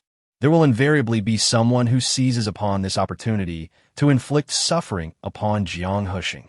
Fortunately, his injuries are severe but not life-threatening. Following the concerted efforts of Bai Yin and Su Mumu in administering treatment, Chun Jikong groggily awoke after a brief respite of approximately 10 minutes. I must seek clarification from Su Mushin. Barely conscious, Chun Jikong struggled to rise. During his period of unconsciousness, Bai Yin and Chu Mu had become privy to the affairs of the Chun family. However, prudence dictates that this matter be approached with careful deliberation. To rashly confront Su Mushin would be akin to a lamb entering the jaws of a tiger. Chu Mu restrained Chun Jikong, asserting, third brother, in your current state, you would merely be offering yourself as a sacrifice. If you place your trust in me, in your brothers, we shall collectively assist you in avenging your family. Chun Jikong's eyes blazed with fury as he clenched his fists with such intensity that his nails threatened to pierce his flesh. Su Mumu recognized his anger, yet understood that anger alone is insufficient to resolve matters. Third brother, your present course of action should be to conserve your energy and await the opportune moment to sever Su Mushin's head and avenge your family. After disengaging Chun Jikong's clenched fist, she rose to her feet. Achoo! Jiang Hian will undoubtedly seek you out. When he does, contrive a pretext to visit the Northern District. We shall then collectively investigate Su Mushin. During her search for Jiang Hushing, she had inquired with the staff and learned that only 2 individuals were responsible for applying pressure, herself and Jiang Hian. Very well. Third brother, Bai Yin shall accompany us. While the others remain at home, Chu Mu added. To leave Chun Jikong sitting at home like a lifeless effigy would undoubtedly prove unbearable for him. By taking him along to vent his anger, they could both provide him with some relief and conceal their true intentions. As for the reason for such concealment, it was, of course, to assassinate the Su siblings. Child, might I accompany you? I am nearly a 4th-level adept, Wanli exclaimed, his voice tinged with resentment. For he understood the anguish of losing kin. Nay, that is not an option. You and Duya must steadfastly safeguard our abode. With Bai Yin absent, it falls upon you to maintain order amongst the White Peaches. Those who approach may not be limited to Jiang Hian's faction. Chu Mu demurred in a grave tone. And what of me? Inquired Xian Ning, drawing the collective gaze. In their haste to tend to Chun Jikong's wounds, his presence had been momentarily forgotten, and a palpable wariness arose, for he had been privy to Su Mumu's employment of healing abilities. Undaunted by the prevailing tension, Su Mumu advanced, fixing Xian Ning with a direct stare. I am Su Mumu, the sister of Su Ruo, and I stand in stark opposition to my siblings. I have learned of your plight and admire your resolve. Should you wish to join our cause, we shall unite to vanquish Su Ruo. Should you decline, having witnessed her secrets, she will not suffer you to live, even were you Xian Ning. Xian Ning's brow furrowed, comprehending the import of Su Mumu's words. He had overheard their discourse, and, though taken aback that Su Mumu would slay her own brother for the sake of her comrades, he perceived that their animosity toward Jiang Hushing ran deep. Su Ruo had slain his sister, but Jiang Hushing's malice was the primary catalyst. Thus, Jiang Hushing would not escape his vengeance. Yet, he lacked the strength to achieve it alone. Chu Mu, however, had felled a 3rd-level mutated beast with a single blow. With their assistance, success might be within reach. Very well, I shall join you. So long as I can slay Jiang Hushing and his wife, I will gladly face death. Xian Ning avowed with unwavering resolve. The guiding light's code. Should you betray us, may your existence be a living hell. Su Mumu, as usual, issued a prior warning. Casting him a fleeting glance, before refraining from further words. She instead moved a stool, arranging for everyone to gather around Qin Jikong's bed. The joy brought to her by Xian Ning's involvement with Shi Guang had been entirely dissipated. The current circumstances were fraught with uncertainties. She needed to acquire more information to enhance their chances of survival. She informed everyone about the Li Lai Ren Tuan, known as the Yellow Serpent, and relayed the incident regarding the Yellow Serpent's theft of the ability-enhancing agent. The Yellow Serpent that pursued them had mentioned that the leader of the Yellow Serpent was a woman residing in Tang City. Thus, those remaining at home must exercise utmost caution. They were, in fact, at greater risk than themselves. The black cat, left at home to assist, would alert them upon detecting the Yellow Serpent's tattoo. Meow. The black cat meowed in agreement. After leaving Lingcheng University, Bai Yin sincerely joined Shi Guang, and the black cat was drawn into her space. During their days in Chaofeng, the black cat had also grown considerably in prowess. Do you, if possible, please share some of your small items with them. They might prove life-saving in critical moments. The small items that Su Mumu referred to were the tormenting objects collected by Duya, extracted from various mutated plants and beasts, difficult to detect yet lethal. Duya nodded, aware that Shi Guang was facing a threefold seed from the Yellow Serpent, Jiang Husheng, and Su Mushi. These items would indeed come in handy. The Li Lai Run Tuan was armed, and to be on the safe side, Mumu left them with weapons. Chu Mu added, he had retained firearms from the pre-apocalyptic era, intending to one day confront the Li Lai Ren Tuan and avenge the grievances of the past, only to discover that the Li Lai Run Tuan was, in fact, the Yellow Serpent. With a nod, Su Mumu turned her gaze towards Bai Yin, entrusting him with the task of soothing Bai Tao and ensuring its obedience to Wanli, preventing any disruptions. Her words were barely uttered when the chime of the doorbell echoed through the house. They're here, arriving with such haste. Bai Yin, disregarding the sound, descended the stairs to escort Bai Tao into the confines of the room. Meanwhile, Chu Mu went to parley with the individuals at the door, seeking only to stall for a brief respite. With a delicate wave of her hand, Su Mumu conjured forth the armaments required by Wanli and his companions. In addition to these, she resolved to leave the Wolf King to aid Wanli. Given the Wolf King's imposing stature, it was impossible to simply release him into the yard without arousing suspicion from those at the entrance. She opened the door to her chamber, but before she could release the Wolf King, she was met with the full force of a feathered projectile. Woe is me, I have finally found you. Upon closer inspection, she recognized a Fei, who had vanished after their time at Lele Mountain. However, it was evident that a Fei was severely injured. A Fei? What has befallen you? Who has caused you harm? She inquired, hastily offering a Fei a draught of spiritual spring water. It was done by strangers. A Fei replied, they have also captured you. Had it not been for Chu Mu, I fear I would never have seen you again. Su Mumu glanced into the room, confirming the presence of the mutated hawk that had once battled Chu Mu. It appeared that it was allied with a Fei. Could this be the same hawk whose feathers were singed during their initial encounter with the Fei? However, there was no time for explanations. She approached Yu, seizing it by the neck, and in an instant, a crimson mist enveloped it, drawing it into her domain. After releasing the Wolf King, she addressed the wolf and the bird, saying, Wolf King, a Fei, I entrust you with aiding Wanli. May fortune favor you, but if circumstances demand it, do not hesitate to act decisively. A Fei was taken aback by the sudden presence of a wolf in the room, unaware of the Wolf King's existence. However, noticing Su Mumu's tense demeanor, he refrained from asking further questions, recognizing this being as his companion. It wasn't until Su Mumu exited the room and closed the door that he cautiously introduced himself. Hello, I am Ah Fei, a fire-type eagle. Startled, Ah Fei immediately flew to the top of the cabinet, too frightened to speak further. The Wolf King cast a sidelong glance at him, wondering if this was the other fire type Su Mumu had mentioned. A timid creature indeed. Chapter 135. The three questions the visitor was none other than Jiang Hian, accompanied by two confidants, a Zhong and Xiao Lu. Mr. Chu, it has been a while, Jiang Hian remarked, appearing less carefree than before and showing hints of maturity. What brings you here? Chu Mu welcomed the trio into the courtyard, shutting the large door behind them, and got straight to the point. With a light chuckle, Jiang Hian observed Chu Mu, who remained as oblivious as before, while he himself had transformed into a more calculating individual. Do not fret. I harbor no animosity towards you. I merely sense that you might be interested in learning about Su Mu Shun, hence my visit to clarify matters.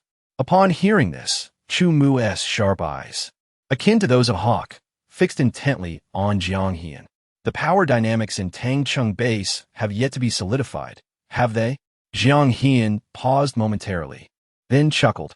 Chu Mu was indeed different from the person he once was. His nonchalance stemmed from a profound understanding of the world, enabling him to navigate its complexities with calmness and poise. Precisely, Mr. Chu, my intentions align with your thoughts. Though my strength may not rival yours, I do possess a degree of authority within the Tangcheng Base, making it a mutually beneficial arrangement. Collaboration is amenable, but I must ascertain your sincerity. And I harbor no desire for you to emulate the actions of Jiang Heping, stated frigidly. The mention of Jiang Heping's name elicited a palpable reaction from and his two companions. In the past, Jiang Heping had collaborated with, yet he exploited its prowess to augment his own influence, which ultimately led to his predicament, and thus refrained from offering assistance. Had contemplated countless times that had Jiang Heping not been avaricious for that modicum of popular acclaim, he would not have been isolated and helpless, nor would he have perished at the hands of. Consequently, he would have been spared the subsequent tribulations. Very well, he solemnly affirmed, nodding his head. Only then did permit the three men to be seated. Firstly, I require an elucidation as to the reasons behind your contention with. Abruptly turned to face, only to perceive the latter's earnest demeanor. After a protracted silence, he emitted a sigh and began to recount the events in a measured tone. It transpired that after and his companions fled, they recuperated in the nearest village for several days. Unexpectedly, they were discovered by subordinates. On these three pretexts, still gravely wounded, was compelled to kneel before his residence for 3 consecutive days and nights.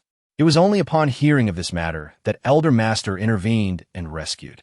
It was through this act of kneeling that he realized harbored a desire to personally slay him, just as he had slain. After being captured by that group of individuals, his records were also lost, and it was a stroke of sheer fortune that he managed to cling to life. Ironically, my own family does not wish for my survival. Though I harbor no ambition for political affairs, I have no desire to perish. Therefore, I have resolved to see meet his demise. As he concluded, a glint of murderous intent flickered in his eyes. Chu Mu comprehended that while Jiang Hushing possessed the capability to lead, his pettiness and lack of compassion made it unsurprising that he would incite rebellion. He then inquired, secondly, I require comprehensive details regarding the Shadow Village mission. This Shadow Village mission was what Jiang Hushing had mentioned to him that morning. In his previous life, he knew that Shadow Village was incredibly dangerous, but he had never ventured there, as he was always by the side of the puppet-like Su Mu Mu. The Shadow Village mission was issued by Jiang Hushing, and it was his subordinates who gathered information about it. I don't know the specifics, only that it is extremely perilous. Chu Mu frowned slightly. Extremely perilous? If Jiang Hushing, Su Ruoruo, and Su Mushin were to enter, would they emerge alive? Thirdly, why would Su Mushin come to Tangcheng Base? Does not the Su family wield considerable influence in the Jing City base? At this moment, the members of the Shiguang squad gradually gathered in the courtyard, quietly listening to Jiang Hian's words. Jiang Hian glanced at Chen Jikong, his eyes filled with pity. The Su and Xiong families were vying for power in Jing City base, and it was supposed to be a certain victory. But Su Mushin resented the Xiong family for crippling his wing corps, so he used assassination as an excuse to slaughter the entire Chen family. Chu Mu frowned slightly. What is the wing corps? Su Mu Mu, however, understood. This wing corps is a team of ability users under Su Mushin's command, all of whom possess wind and fire abilities, and they are quite strong. This alone would not be enough for Su Mushin to disregard the overall situation, but the problem is that Su Mushin's sworn brother, Li Xiao, is among them. Although the profound camaraderie between Su and Li is depicted succinctly in the book, it is evident from subtle indications that Li Xiao served as a beacon of light for Su Mu, who bore the oppressive weight of his family's mission from his youth. It defies reason that Su Mu would target Li Zhao's family instead of exacting revenge upon the Xiong family. Do we have us incensed? The Chun family has historically maintained amicable relations with the Xiong family, and Xiong Fuchong is my godfather. I surmise that my godfather, spurred by the annihilation of the Chun family, launched a retaliatory strike, seizing power from Su Mu, who subsequently fled to the Tangxing base, correct? Upon hearing this, Chun Jikong's countenance became deathly pale, devoid of any fluctuation. Jiang Hian nodded, affirming that the Chun family, despite being aligned with the Xiong faction, had generously extended favors to numerous entities, leading to a coalition of dissenters who rebelled against Su Mu's actions. This revelation elicited astonishment from the assembly, particularly Su Mu, who seemed to comprehend why Chun Jikong alone refrained from disparaging her predecessor, attributing it to the family's ethos. The Chun family, with its lineage and governance, possessed a deep understanding of social interactions, and regardless of the sincerity of their respect and assistance, they had undeniably upheld their principles.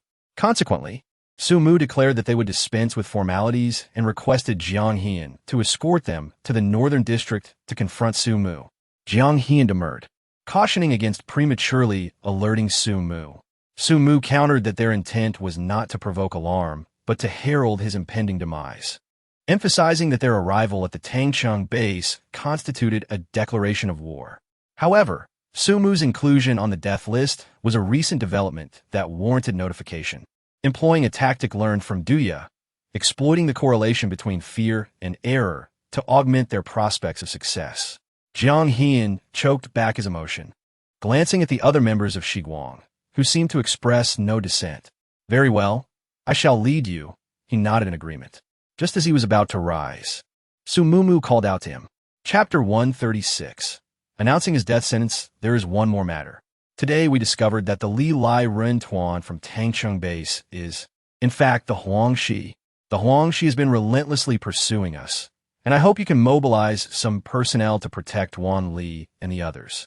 This revelation left Jiang Hian astonished. He had been investigating those who had kidnapped him without yielding any results. Yet how could Su Mu possibly know? Doubt began to creep into his mind. How do you know that it was the Huangshi who kidnapped me? Su Mu smiled gently, recounting how the blame for the incident at the moat had been placed on Su Ruo and how the Du siblings had witnessed the Huangshi at the teaching building.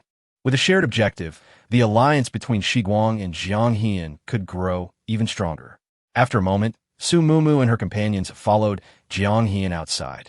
They traversed the central district, heading directly north. It was only then that Su Mu began to grasp the layout of the central district, the Colosseum in the southwest. Adjacent to the casino, to the northwest lay the bars, and to the northeast, the amusement park, with the auction house situated in the very center. The streets were bustling with vendors, who appeared to be members of small ability user groups. However, these individuals refrained from using their abilities in fights, likely due to regulations within the base. Upon reaching the junction between the central and northern districts, Jiang Hian produced a magnetic card and handed it to staff. After confirming their identities, the 7 of them passed through the gate at the boundary. Stepping into the northern district, Su Mu felt as though she had entered an entirely different world. The northern district was remarkably tranquil, with clusters of ability users seen conversing in hushed tones, as if to preserve the serenity of the surroundings. Eventually, they halted before a grand portal. Just as they were about to enter, Su Mu abruptly called out to Jiang Hian. How long ago did you say the shadow mission was issued? Jiang Hian paused, taken aback, before replying, half a month ago. Was it before Su Mushin arrived? Jiang Hian blurted out, after his arrival. Su Mushin sustained grave injuries upon reaching Tangcheng base, purportedly while escaping from Shadow Village. Su Mu acknowledged this with understanding and then gestured for him to proceed. Once more, with the magnetic card, the group entered the immense estate. The central edifice was the most opulent, followed by the buildings on either side, and then numerous smaller villas surrounding the 3 large structures, like a sovereign amidst his legion. Is there an issue, sir? The group headed directly toward the small building in the east, but as they were about to enter, they were intercepted by a guard. Jiang Hian's face darkened. What? Am I forbidden to enter? The guard's expression was respectful, yet his eyes betrayed disdain. Of course not. It's just that, mister. Su is in a foul mood today, and I fear. Next time, concern yourself with your own head. Jiang Hian retorted coldly and disregarding the guard. He strode into the house. Upon entering the gate, they found themselves in a sizable courtyard. Looking up, they could see several individuals seated in the living room, one of whom possessed an exceptionally commanding presence, Su Mushin. Su Mushin sported short, ebony hair with elongated eyes and a prominent nose. He appeared somewhat leaner than Su Mumu remembered her brother being. Upon seeing the visitors, he parted his thin lips and sneered, "You dare show your face before me." These words were directed at Su Mumu. Su Mumu knew that Su Ruo must have complained to him, but alas, she was no longer the person she once was. She felt no remorse, nor would she be intimidated by Su Mukin's position as the head of the Su family.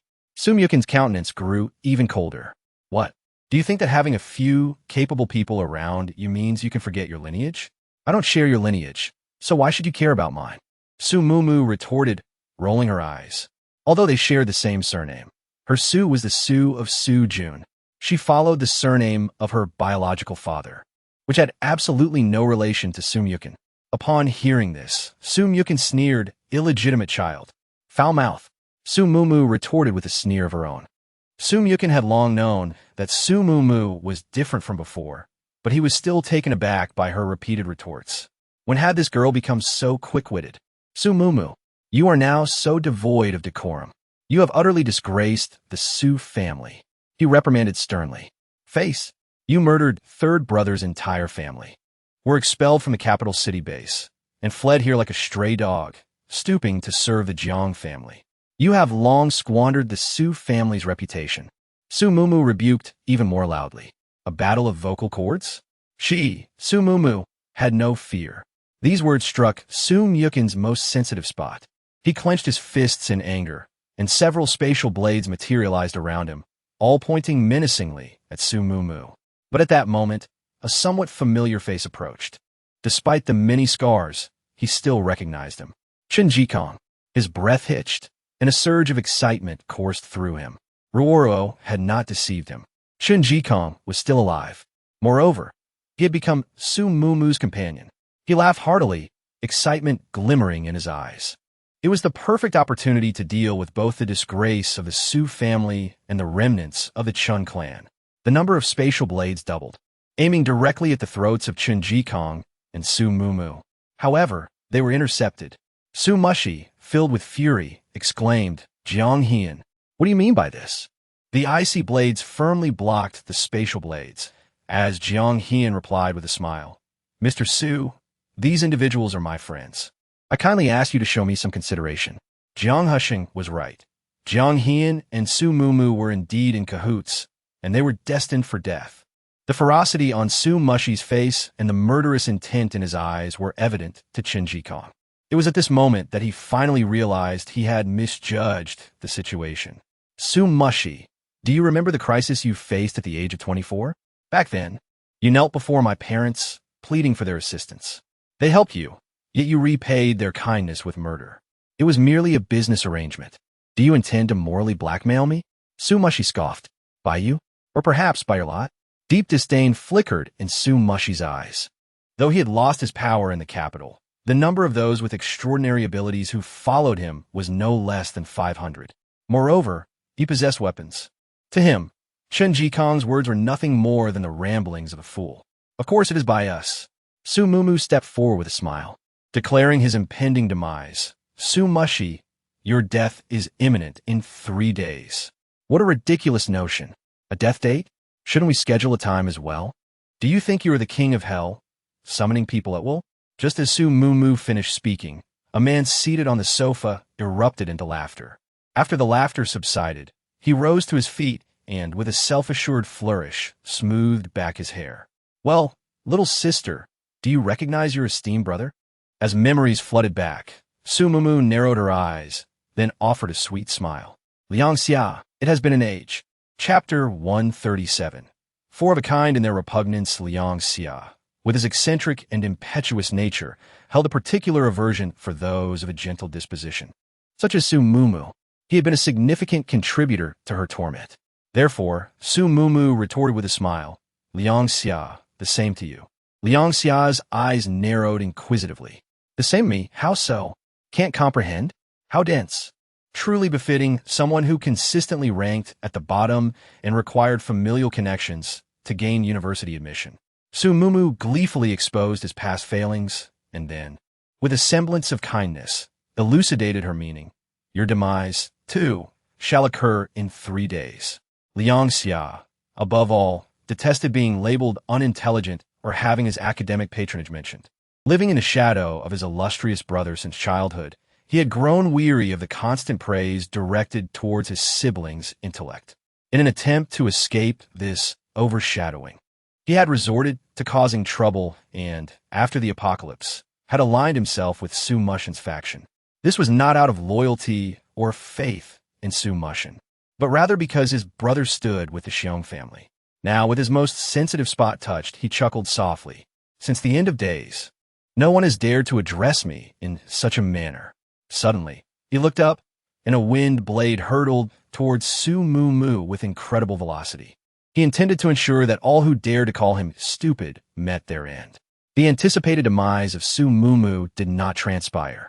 Instead, she was shielded by a gust of wind blades. Third-tier initial stage, subpar, Chu Mu remarked impassively, delivering a scathing assessment. Liang Xiao was incensed. Why is this stranger meddling? Subpar? Is he implying I'm inept? Who do you think you are? Get lost. As he prepared to strike again, a slender, fair hand restrained him. Enough. Why bicker with a young girl? Old 3, how have you been? This individual had been nestled in the sofa, unnoticed by Su Mumu until she spoke.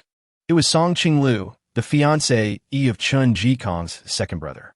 What was she doing with Su Mushin? Unlike Su Mumu's astonishment, Chen Jikong remained stoic.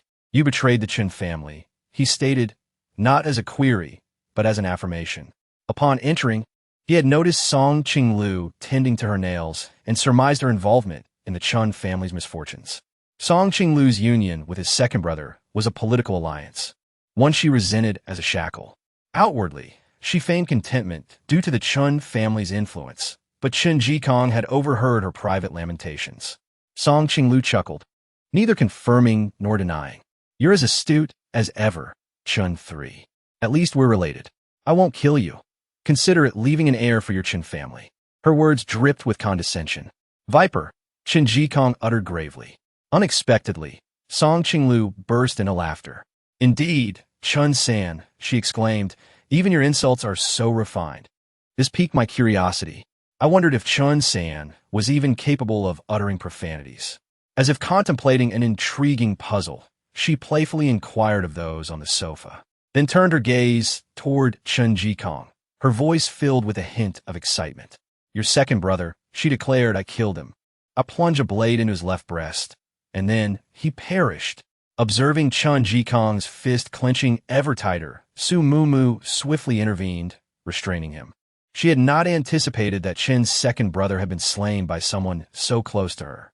Such a revelation was difficult to accept. However, she knew they could not afford to make a scene, lest they provide Jiang Husheng with leverage. Not only would they be in peril, but Jiang Hian would likely be implicated as well. You enjoy being berated, do you? Su Mumu retorted, playfully shielding Chen Jikong behind her. Jiang Laosan, why don't you share your predilections with us? It would save us the trouble of asking later. She turned her attention to the sofa, where a lone figure remained seated. Song Qinglu's words had been directed at him. Jiang Tao, the third young master of the Jiang family, was a true epitome of refined depravity. His appearance was universally acknowledged as handsome, yet his actions were utterly repulsive. Ah, I never imagined you would recall me. A voice, both gentle and magnetic, resonated. A brown-haired man rose to his feet, tall and well-proportioned. He was impeccably dressed in a shirt, suit trousers, and leather shoes. Adjusting his rimless glasses, he lifted his mesmerizing, amorous eyes and gazed upon Su Mumu. You four reek of the same stench. How could I possibly forget? Presumably, you were also complicit in the Qin family's affairs? In that case, you're no different from them. While you still draw breath, savor the fresh air. Unlike the ostentatious demeanor of the other 3, Jiang Tao offered a subtle smile, remarking, "I shall await you." This smile furrowed Su Mumu's brow. Jiang Tao might not possess the most formidable abilities among them, but he was undoubtedly the most formidable adversary. In a sense, he embodied a fusion of Bai Yin and Du Ye, intelligent yet ruthless. However, the wicked invariably meet their match, and she harbored the conviction that Jiang Tao would be outmaneuvered by Du Ye. Jiang Tao's machinations were invariably aided and covered up by others, whereas Du Ye relied solely on his own devices. In her estimation, Du Ye was the more formidable of the two. She smiled and shook her head, retorting, "It is not I whom you should await, but rather the formidable adversary I have procured for you." Having spoken, she averted her gaze from Jiang Tao and proclaimed in a resounding voice, "The gauntlet has been thrown, and the date of reckoning has been declared. Mr. Jiang, we may now depart." Although Jiang Hian was uncertain as to the motive behind her startling revelation, he was compelled to comply with Su Mumu's directive. However, as he turned to leave, Jiang Husheng strode through the entrance, exclaiming, "Depart? Su Mumu, your complicity in the injury inflicted upon my wife by your subordinates is far from resolved, not deceased." Su Mumu mused, seemingly to herself, shaking her head with a faint smile. These words only served to exacerbate the ire of both Jiang Husheng and Su Mushin, who questioned her meaning. Was she insinuating that Su Ruoruo should perish? As Jiang Husheng prepared to unleash his fury, Su Mumu's subsequent declaration left him feeling as though a thorn had lodged in his throat, impossible to swallow or expel. "I have accepted the mission of Shadow Village." Upon the utterance of those words, the entire room fell into an eerie silence, wherein Su Mumu could almost hear the rhythm of her own heartbeat. She cast a glance towards Su Mushin, who, much like Jiang Husheng, appeared both astonished and elated, tinged with a hint of disbelief. Her assumptions were correct. The Shadow Village mission was indeed a collaborative endeavor initiated by Jiang Husheng and Su Mushin, with an evident wariness towards the underlying elements involved. According to Jiang Hian, the timing of Su Mushin's arrival at the Tangsheng base coincided closely with the announcement of a Shadow Village mission. However, prior to that, Shadow Village remained merely an ordinary abandoned settlement. Once she consented to venture into Shadow Village, Jiang Husheng and Su Mushin would undoubtedly seize the opportunity to exploit her. Yet, this also presented a chance for Su Mumu.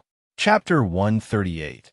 The residents under siege. Are you implying that the Shiguang team has agreed to undertake the Shadow Village mission? Jiang Husheng incredulously reiterated. Indeed, Su Mumu replied with a smile directed at him. How could you possibly assert control over the Shiguang team? Jiang Husheng remained skeptical. She most certainly can.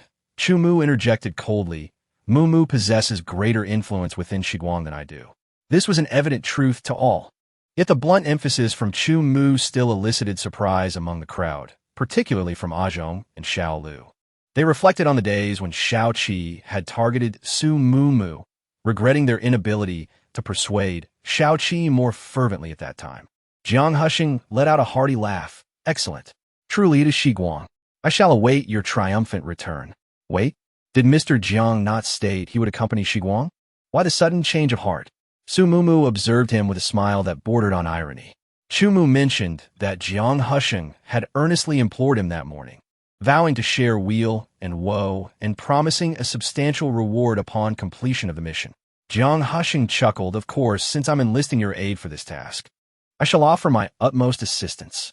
Mr. Jiang, if you would be so kind as to provide us with the relevant information, we shall meet at the base entrance at 8 o'clock tomorrow morning." Su Mumu then turned to Su Mushin with a teasing smile. "Do you have the courage to join us?" Su Mushin narrowed his eyes, offering no response. "Looks like a coward," Su Mumu scoffed. "Achoo, let's go." With a final sneer, Su Mumu led the way out of the house, leaving Su Mushin behind, his fists clenched until his knuckles turned white. After a series of threats and the establishment of cooperation, the group smoothly exited the manor gates. At that moment, Jiang Hian suddenly exclaimed, "Where's Bai Yin? Using the restroom?" Jiang Hian was perplexed. He hadn't heard Bai Yin mention anything. Ever since he began participating in the base's affairs, his time for enhancing his strength had been curtailed. Bai Yin had his own missions, and their actions were merely a smokescreen. Upon returning to their residence in the South District, An eerie silence hung in the air, a silence that felt profoundly unsettling. Su Mumu extended her mental threads to investigate, and what she discovered startled her. The seemingly ordinary entrance concealed a scene of utter carnage, indicating a fierce struggle had transpired within. The trio hastily pushed open the door, calling out to Wanli and the others. Instead of inspecting the bedrooms upstairs, Su Mumu headed straight for the back of the door, where a small hedgehog was huddled behind a pile of debris. The hedgehog was a gift she had given to Wanli, intended for transmitting messages. The designated spot for their rendezvous with the hedgehog was behind the debris near the door. Without waiting for Su Mumu to inquire, it spoke. It is the yellow serpent. Bai Tao was revealed to be a monster. Dia had lost an arm, and Duan's hammer was shattered. Yet Wanli led them to escape. After a brief pause, it continued. Xianning has a fever. A fever? Xianning has awakened his abilities. However, awakening during fierce combat is hardly a fortuitous circumstance. Thank you for your efforts. Please guide us to find him shortly. Su Mumu allowed the little hedgehog to perch upon her shoulder and nimbly ascended the stairs.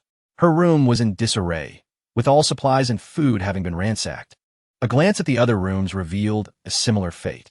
Indeed, the yellow serpent kept their primary objective of pillaging at the forefront of their minds. Chumu and Chun Jikong had meticulously examined the traces of the battle.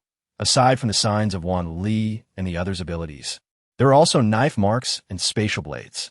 The yellow serpent is truly a hidden dragon, judging by the marks of the spatial blades. This ability user has already reached a high level of the 3rd tier, not to be underestimated. The three scaled the wall and, guided by the little hedgehog, arrived at the hideout of Wan Li and the others. Upon seeing the familiar structure before her, Su Mumu was taken aback. This group certainly knew how to choose a location. Before her stood the rental agency of the Southern District. The three broke through a window and hurried to the 3rd floor, where they indeed heard Duya's anxious voice. Where's Mumu? My arm is just healed, and now it's gone again. I'm truly afraid it won't be reattached. I'm coming. Su Mumu strode forward, taking his severed arm and reattaching it for him. Sister Mumu, I need help too. Wan Li's clothing was tattered, slashed by blades, and beneath the ragged fabric were numerous wounds. Observing Wan Li's distress, Su Mumu felt a pang of sympathy, as he was unaccustomed to such pain. She promptly began to administer aid. Next was Du Wan, whose injuries were the least severe, although a gash marked her face, causing her considerable anxiety about potential disfigurement. Bai Tao, possessing regenerative abilities, was covered in grime on his pale skin, yet he seemed indifferent. Bai Yin had long since cured him of his fastidiousness. However, he chirped softly as if seeking Bai Yin. Following him was Xianning, whose condition mirrored Du Yu's at the time, with flushed cheeks and a pallid tint around his eyes. He growled incessantly under his breath, appearing to be in considerable discomfort. Mumu, Xianning was bitten by an ability user, and this is the result. Du Yu stated. Su Mumu was taken aback. But isn't this indicative of a bite from a zombie or a zombie creature? It's him. The book mentioned that the most formidable of the yellow snakes is a half-human, half-corpse, but he rarely intervenes. Although Shiguang was pursued by the yellow snakes, it wasn't a deep-seated feud, hardly enough to warrant the intervention of the half-human, half-corpse, right? Wanli added. Moreover, the ability user was female. Female? The leader of the yellow snakes is also female. Could there be a connection between them? Never mind, we'll investigate it later. Su Mumu inquired. Wanli, have you given Xianning spirit spring water? Yes, I have. Good. Continue to administer it, being cautious not to be bitten. Also, apply a fever patch to him. Having spoken, Su Mumu approached Xianning, who was securely bound. We depart at 8 tomorrow morning to eliminate Sururo and Jianghusheng. With those words, she moved aside to prepare dinner. She held no concerns for Xianning. The viral load in a half-human, half-corpse is inherently low, especially considering Xianning's indomitable will. She was confident that Xianning would pull through. After relocating, visiting the arena, and then heading to the North District, Wanli and the others had endured a fierce battle, leaving them all ravenously hungry. The aroma of self-heating rice quickly permeated the house. And with the addition of some canned goods, beverages, and fruits, the evening meal was quite lavish. As usual, They assigned someone to keep watch during the night. Chen Jikong took the first half, and Chu Mu the second. At 5 in the morning, Su Mumu was roused awake. Upon opening her eyes, she saw that everyone was awake, even Xianing, who had returned to normal, all gazing intently at one spot. She followed their gaze and instantly became alert. Chapter 139. Chun Erd's Heart by Yin. Su Mumu sat up with elation, confident that Bai Yin would not betray her expectations. Indeed, Bai Yin's opening statement left the entire Shiguang team in awe. Su Ruo is a tri-elemental adept. Tri-elemental? That's heaven-defying, Di exclaimed. Which three are they? Wood, a strength mutation, and earth. Plus space. Earth? Just like you, Wanli. You should spar with her sometime and see who's stronger. Dia nudged Wanli. Despite being tri-elemental, he wasn't afraid because everyone in Shiguang was formidable, especially Mumu and Chu Mu. Su Mumu remained composed. Su Ruo had extraordinary luck, even if she had 4 elements. It wouldn't surprise her. But what she wanted to know was more than just about Su Ruo. Has Jiang Husheng made any deployments regarding Shadow Village? Bai Yin nodded yes. 15 people will be dispatched overtly and 15 covertly. They will eliminate us after we complete the mission. Also, Su Mu Shun and his people will follow us secretly. Su Mumu nodded as expected. Her intention was to create an opening for Su Mu Shun to ensnare them all in one fell swoop. Su Ruo will not be going to Shadow Village. Upon hearing this, Su Mumu frowned. Su Ruo is not going? She declined, citing a relapse of an old chest wound. An old wound, Su Mumu chuckled. It seems my blade was not entirely in vain. At the very least, it planted a thorn in Su Ruo's heart, causing her discomfort. Furthermore, there's a peculiar individual at the Jiang family manor, resembling a zombie, yet not quite. What? Su Mumu lifted her head abruptly, her eyes filled with elation. The half-human, half-corpse that attacked our residence is from the Jiang family? Who is it? What do they look like? Did you get a clear look? She inquired urgently. Bai Yin shook his head. He was preoccupied with gathering intelligence on Jiang Husheng and did not focus on the strange individual. Su Mumu was not discouraged. Narrowing the scope to the Jiang family was already satisfying. It also elucidated the reason for Jiang Husheng's repeated failures to annihilate the Yellow Snake. The Yellow Snake had an inside accomplice within the Jiang family. Perhaps the leader was even a member of the Jiang family. Bai Yin, partake in some sustenance and hydrate yourself. In a few hours, we shall depart for Shadow Village. I appreciate your efforts. Bai Yin shook his head and sat beside Bai Tao. Su Mumu then turned to Duya and Wanli. Now that everyone is present, let us proceed with a detailed briefing. As soon as Su Mumu and her companions departed, the assault by the Yellow Serpents commenced. They abstained from firearms, acting as if mute, dispensing with idle chatter, and immediately attempting to seize lives. There's no need to reiterate the injuries sustained, as they are hardly a source of pride. However, a peculiar detail emerged. The half-human, half-corpse entity seemed delighted upon encountering Bai Tao, as if she were a familiar acquaintance. An acquaintance? Could there be a connection between the Yellow Serpents and the Ling City Laboratory? Su Mumu's thoughts drifted to the clandestine passage leading to the underground laboratory. Could this passage have been constructed by the Yellow Serpents? And what of the deliberately carved square tunnel? Was that also their handiwork? Yet, it was ostensibly Jiang Husheng who dispatched individuals there. Could it be that the leader of the Yellow Serpents is none other than Jiang Husheng himself? But Jiang Husheng is not referred to as the queen, and the book explicitly states that Jiang Husheng and the Yellow Serpents are adversaries. Suddenly, a possibility dawned on Su Mumu. Prior to their arrival in Ling City, numerous teams of ability users had ventured to the Ling City Laboratory to rescue scientists. Perhaps the map was left behind by one of these scientists, who was then rescued by the Jiang family, revealing the location of the hidden map. Jiang Husheng believed he had gained assistance from an insider, unaware that he was playing into someone else's scheme. The arrival of Jiang Hian and his group at the Ling City Laboratory was undoubtedly confidential, yet the Yellow Serpents were able to locate them and, with precision, gain Su Ruo's trust during Jiang Hian's absence. Upon closer examination, it was far from coincidental. Therefore, the scientist who provided the map was likely an agent of the Yellow Serpents, and the square tunnel was probably his design as well. The half-human, Half-corpse felt an unsettling familiarity with the white peach, undoubtedly aware of the specific contents within the laboratory, perhaps even having visited it.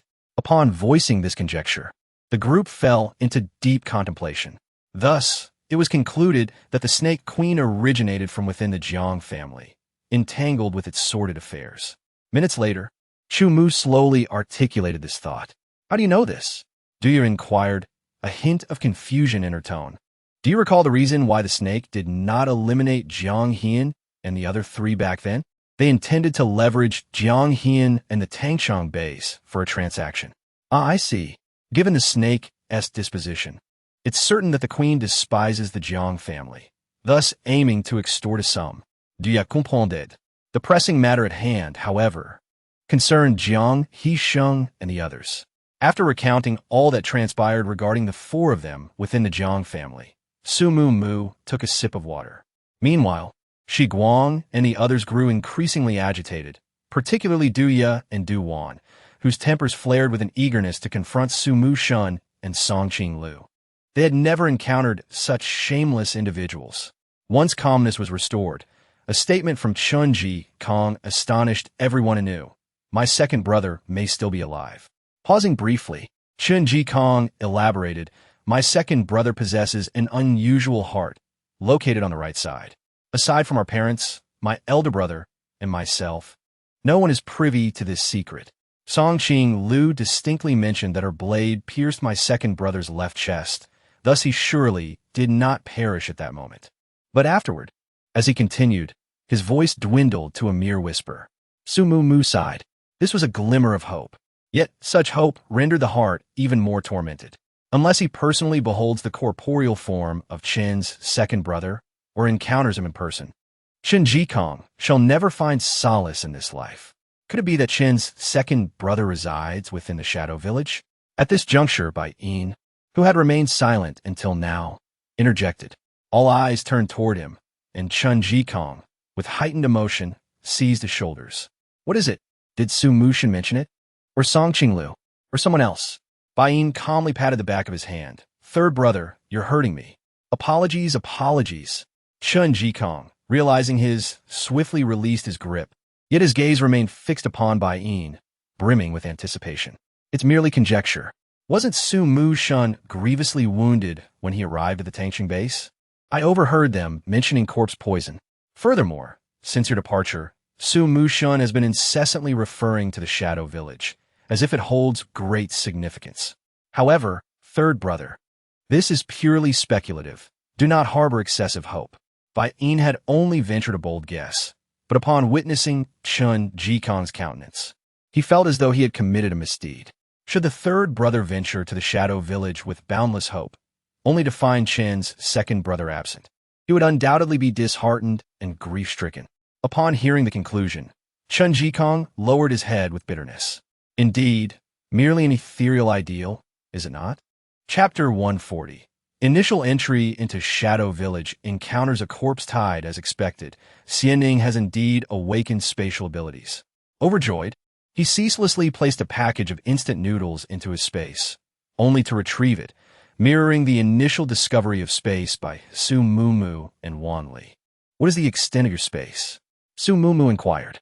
Xianning concentrated, sensing for a moment, approximately 70 square meters. Su Mu expressed astonishment.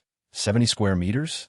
Indeed, to possess a spatial ability of such magnitude upon initial awakening is a testament to extraordinary talent. She nodded, remarking, we are to depart for Shadow Village imminently.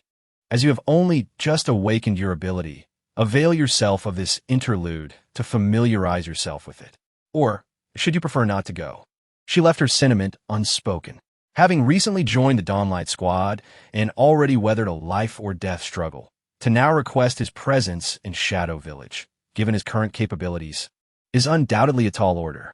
Should he decline, she would not press the matter. Without hesitation, Xianning affirmed with unwavering resolve, I shall go. Having joined the Dawnlight Squad, it is only natural that I stand with my comrades in life and death. Moreover, were it not for Chu Mu's aid in the arena, I would likely be deceased. Su Mu nodded approvingly. Had Xianning demurred, he would now be a corpse. At 8 o'clock, outside the Tangqing base, Jiang Husheng arrived belatedly. Husheng, how I long to accompany you, alas. Su Ruoruo lamented with feigned reluctance. Observing the charade, Su Mumu felt a surge of revulsion. If genuine affection existed, would Jiang Husheng have set his sights on Xianning's sister? Are you planning to converse until noon? Do cease this dawdling. She interjected sharply. Jiang Husheng cast a malevolent glare at Su Mumu, resenting her lack of tact. He turned to address those behind him. My wife is unwell. Ensure she receives the utmost care. Xiaoying, refrain from quarreling with your sister-in-law and show her consideration. All this for that? Utterly preposterous. The woman addressed as Xiaoying rolled her eyes at the couple, disdainfully departing in the opposite direction. Halt! Do you hold no regard for me as your elder brother? Jiang Husheng was filled with anger. Without her sister-in-law, the sickly white lotus, who only knew how to feign innocence, she had long held a disdain for her. Xiaoying sneered and berated for a few moments, ignoring Jiang Husheng. Feeling her pride wounded, Jiang Husheng pulled Xiaoying aside for a reprimand. Meanwhile, the members of the Shiguang team found Xiaoying somewhat familiar. Dia tugged at Wan Li and asked, Do you think this Xiaoying looks a bit familiar? Wan Li nodded, indeed feeling a sense of familiarity as she bore a slight resemblance to Jiang Husheng. You rascal. Dia playfully gave him a light smack on the head. Of course, family members look alike. Wan Li rubbed his head in protest. It's true, though. She's that half-human, half-corpse. Bai Yin suddenly interjected. Su Mumu looked at Bai Yin in surprise, who was intently staring at Xiaoying. Upon looking back at Xiaoying, she appeared no different from an ordinary person, currently in a dispute with Jiang Husheng. Yes, it's her. Those eyes are exactly the same. Dia exclaimed, excitedly patting Xianning. Having been bitten by the half-human, half-corpse, and being closest to her, Xianning remembered more clearly. He scrutinized Xiaoying and nodded. It is her. Her eyes are a pale gray, much lighter than ours. Su Mumu felt a surge of joy. The half-human, half-corpse possessed formidable strength, and her status within the Huang snake would undoubtedly be significant. Now that they had found her, unearthing the Huang snake queen would be imminent. However, she quickly suppressed her exhilaration, reminding everyone that their primary focus must be Jiang Husheng. She urged them to adopt a more serious demeanor. Presently, Jiang Husheng, having at last attended to his domestic affairs, approached with a somewhat vexed countenance. I apologize for the delay. Let us proceed. This time, Su Mumu did not castigate him, as she intended to seize the opportunity to inquire about Xiaoying. It is well that you are aware. Was that young lady your sister? Jiang Husheng offered a wry smile. Indeed, she is the sole female offspring of the Jiang family, and has been indulged since childhood. Brother Chu, I have brought 15 elite ability users. I trust our collaboration will be felicitous. Jiang Husheng clearly wished to avoid discussing Xiaoying, and immediately broached the subject of the Shadow Village mission. Su Mumu pondered inwardly. Is the relationship between the Jiang siblings strained? Yet, the manner in which they had bantered earlier suggested a deep familiarity. Why then? Was he so reluctant to speak of her? No matter. The Jiang household will be revisited eventually. She turned her head, casting a profound gaze upon the Tangchang base. May our collaboration be harmonious. Shadow Village is situated to the north of the Tangchang base, adjacent to the sea, and was formerly a fishing village. The dwellings here are predominantly two-story buildings, with greater separation between the houses closer to the sea. At present, Shadow Village is tranquil. Were it not for the S-level designation of this mission, one would scarcely imagine that this diminutive village could harbor such peril. The Dawnlight Squad, consisting of 8 individuals and an anomaly, along with Jiang Husheng and 16 others, advanced in a shield formation.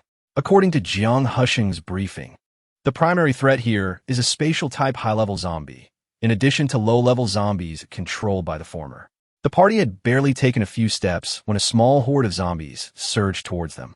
This was Su Mumu's first encounter with a zombie horde. Hundreds upon hundreds of the undead, uttering guttural cries, lunged at the group, presenting a truly awe-inspiring spectacle. Evade engagement. With a resounding shout, Chu Mu urged the crowd to scatter, utilizing their extraordinary abilities to ascend to the nearest rooftops. The horde of zombies, driven into a frenzy, relentlessly battered the buildings, instilling terror in the hearts of all. The rooftop where Su Mumu found herself was particularly perilous, as the zombies willingly served as stepping stones for their brethren to climb higher. This alarming trend was echoed on other rooftops, where the awakened ones faced a similar predicament. Continuing down this path was untenable. Even if they managed to eliminate the climbing zombies, the relentless assault would inevitably bring the structures crashing down. Should the buildings collapse, their plight would worsen significantly. Do not linger on a single rooftop. Form groups of 5 and move. Shumu shouted once more. Sumumu, Chen Hikang, Du Huan, Duya, and Xianing formed one group, while Su Mumu, Wan Li, Bai Yin, and Bai Tao formed another, immediately setting off in constant motion. Simultaneously, they activated their powers, striving to diminish the number of zombies. The horde numbered approximately 500, and amidst such a vast throng, even Chu Mu and Bai Yin struggled to discern whether any high-ranking zombies lurked within. The priority was clear. The zombies must be dealt with first. Jiang Hushing, bring out your grenades. Su Mumu seized an opportunity to separate from Wan Li and the others, leaping to Jiang Hushing's position. I don't have grenades. Jiang Hushing replied brazenly. Don't be ridiculous. Without grenades, relying solely on our powers, we'll be out of options before the big boss even appears. Do you wish to perish here? Su Mumu shouted vehemently. While she possessed grenades herself, she would not foolishly reveal her hand. Moreover, she was confident that Jiang Hushing, even if only for his own sake, would not wish to meet his end here and would ultimately resort to his weaponry. As the sight of an increasing number of zombies drew near, Jiang Hushing's expression turned grim. Damn it! Su Mushi never mentioned that there would be so many of these creatures. He shot a fierce glance towards the south and shouted, Grab the weapons. Chapter 141. How can zombies feel pain? After tossing a few grenades, Su Mumu unceremoniously seized several firearms, even handing Dia's submachine gun. Equipped with these firearms, the small horde of zombies was swiftly brought under control. The situation had arisen unexpectedly, and as they faced the swarming mass of zombies for the first time, it was only natural for them to feel a bit disoriented. However, having survived for so long in this post-apocalyptic world, they quickly adjusted to the onslaught, realizing that although the horde was numerous and formidable, it was manageable, and they coordinated effectively to push back the tide of the undead. As a majority of the zombies fell, the remaining ones began to retreat in an organized fashion. In their escape, they utilized the surrounding buildings for cover, attempting to shield themselves from critical hits. Observing this scene, Su Mumu furrowed her brow. Indeed, there were high-tier zombies present. Furthermore, these high-tier zombies were at least level 4. If Jiang Hushing's information was accurate, level 4 or higher spatial zombies would pose a significant challenge. She recalled a passage from the book mentioning a level 5 spatial zombie, capable of rapid movement through its abilities, akin to a downgraded version of teleportation. All psychics commence a search immediately. The rest of you, stay alert and continue to push forward. Su Mumu commanded solemnly. Though Jiang Hushing's subordinates were displeased with Su Mumu, their desire to survive outweighed their grievances, prompting the psychics to begin their investigations. Su Mumu also released her mental threads to scout the area, but aside from the occasional wandering zombie, no other anomalies were detected. Over there, the pallid index finger pointed eastward, precisely towards the sea. A realization dawned upon Su Mumu. The direction in which the zombies were lurching was indeed east. Very well. We shall proceed eastward and ascertain the true strength of these faceless zombies. Su Mumu's eyes narrowed, her eagerness for the high-level zombie crystal cores palpable. Hold! Jiang Hushing interjected, halting their advance. Perhaps you should proceed while I and my brethren remain here to keep watch. Should another horde of zombies materialize, we could assist in holding them at bay. Was this an act of desertion at the critical hour? Su Mumu regarded him with a profound look. After a prolonged moment, she conceded with a nod. Agreed, but we require a weapon for each member and ample ammunition. Furthermore, provide me with several signal flares. You shall provide reinforcements upon sighting the signal. Upon Su Mumu's acquiescence, Jiang Hushing promptly acceded, furnishing the Dawnlight Squad with weapons before arraying his men in a linear formation, vigilantly observing their surroundings. It truly appeared to be a watchman's stance. Su Mumu cast a sidelong glance at Jiang Hushing. If he wished to divest himself of his allies, she would not object. The nearby zombies were gradually congregating, and the forthcoming minor zombie surge would be entrusted to Jiang Hushing. Let's proceed. The Dawnlight contingent leaped from the rooftop, cautiously advancing eastward. Scarcely 10 minutes had elapsed when the dense chorus of guttural moans resurfaced. The high-level zombie had launched another assault. The Dawnlight members sought refuge within a building to evade the zombies' line of sight. Bai Tao was immune to the attacks. Zhu Mu, Bai Yin, and Su Mumu all possessed psychic abilities. Su Mumu had even specifically summoned the Black Cat from the spatial dimension to collaborate with Bai Yin. Bai Yin's formidable psychic shield activated, and with the aid of the Black Cat, it enveloped Wan Li, Du Ya, and Du Wan simultaneously. Although Chu Mu was not particularly adept at mental shielding, he managed to create a short-term barrier without difficulty. He gathered Qin Jikong and Xianing, and the three of them huddled closely together, successfully evading the zombies. Su Mumu had no trouble protecting herself, and together they deceived the undead. After a brief interval, the sounds of the zombies receded, and the group promptly advanced towards the east. Chu Mu and Bai Yin were visibly drained, their faces pale from exhaustion. Su Mumu produced some spiritual spring water and energy crystals to help replenish their strength. It was unclear whether the devastation was the result of the zombies or the battles they had endured, but as they approached the coast, the scene grew increasingly desolate. Windblade. Chu Mu's keen eyes caught a trace, and he immediately recognized it. Liang Xia was of the wind element. They had sustained injuries in Shadow Village. Could this indeed be the very site of their affliction? Su Mumu speculative. That seems likely. Look, even the ability user in front of Su Mumu is garbed in similar colors and fabric. Chu Mu pulled a fragment of cloth from a corner. Su Mumu glanced at him, admiring his meticulousness. However, there were no structures nearby that could conceal anyone. Chu, could we be mistaken? The surrounding buildings lay in ruin, offering a clear view with no sign of zombies. There's south another place. Chu Mu rose and fixed his gaze upon a dilapidated wooden house by the sea. Su Mumu followed his line of sight. The house appeared exceedingly worn, resembling an abandoned dwelling that had not been inhabited for a long time. When probing with her mental threads, she found herself unable to approach. It's a mental type. Su Mumu immediately grew wary, realizing that the information provided by Jiang Hushing was erroneous. Yet, if it were indeed a mental type, they must have been aware of their presence long ago. Why then did they not command the zombies to attack? She directed her gaze towards Chu Mu and Bai Yin, whose mental abilities surpassed her own, in the hope that they could discern something. 2. Chu Mu and Bai Yin uttered in unison. What? Su Mumu exclaimed in astonishment.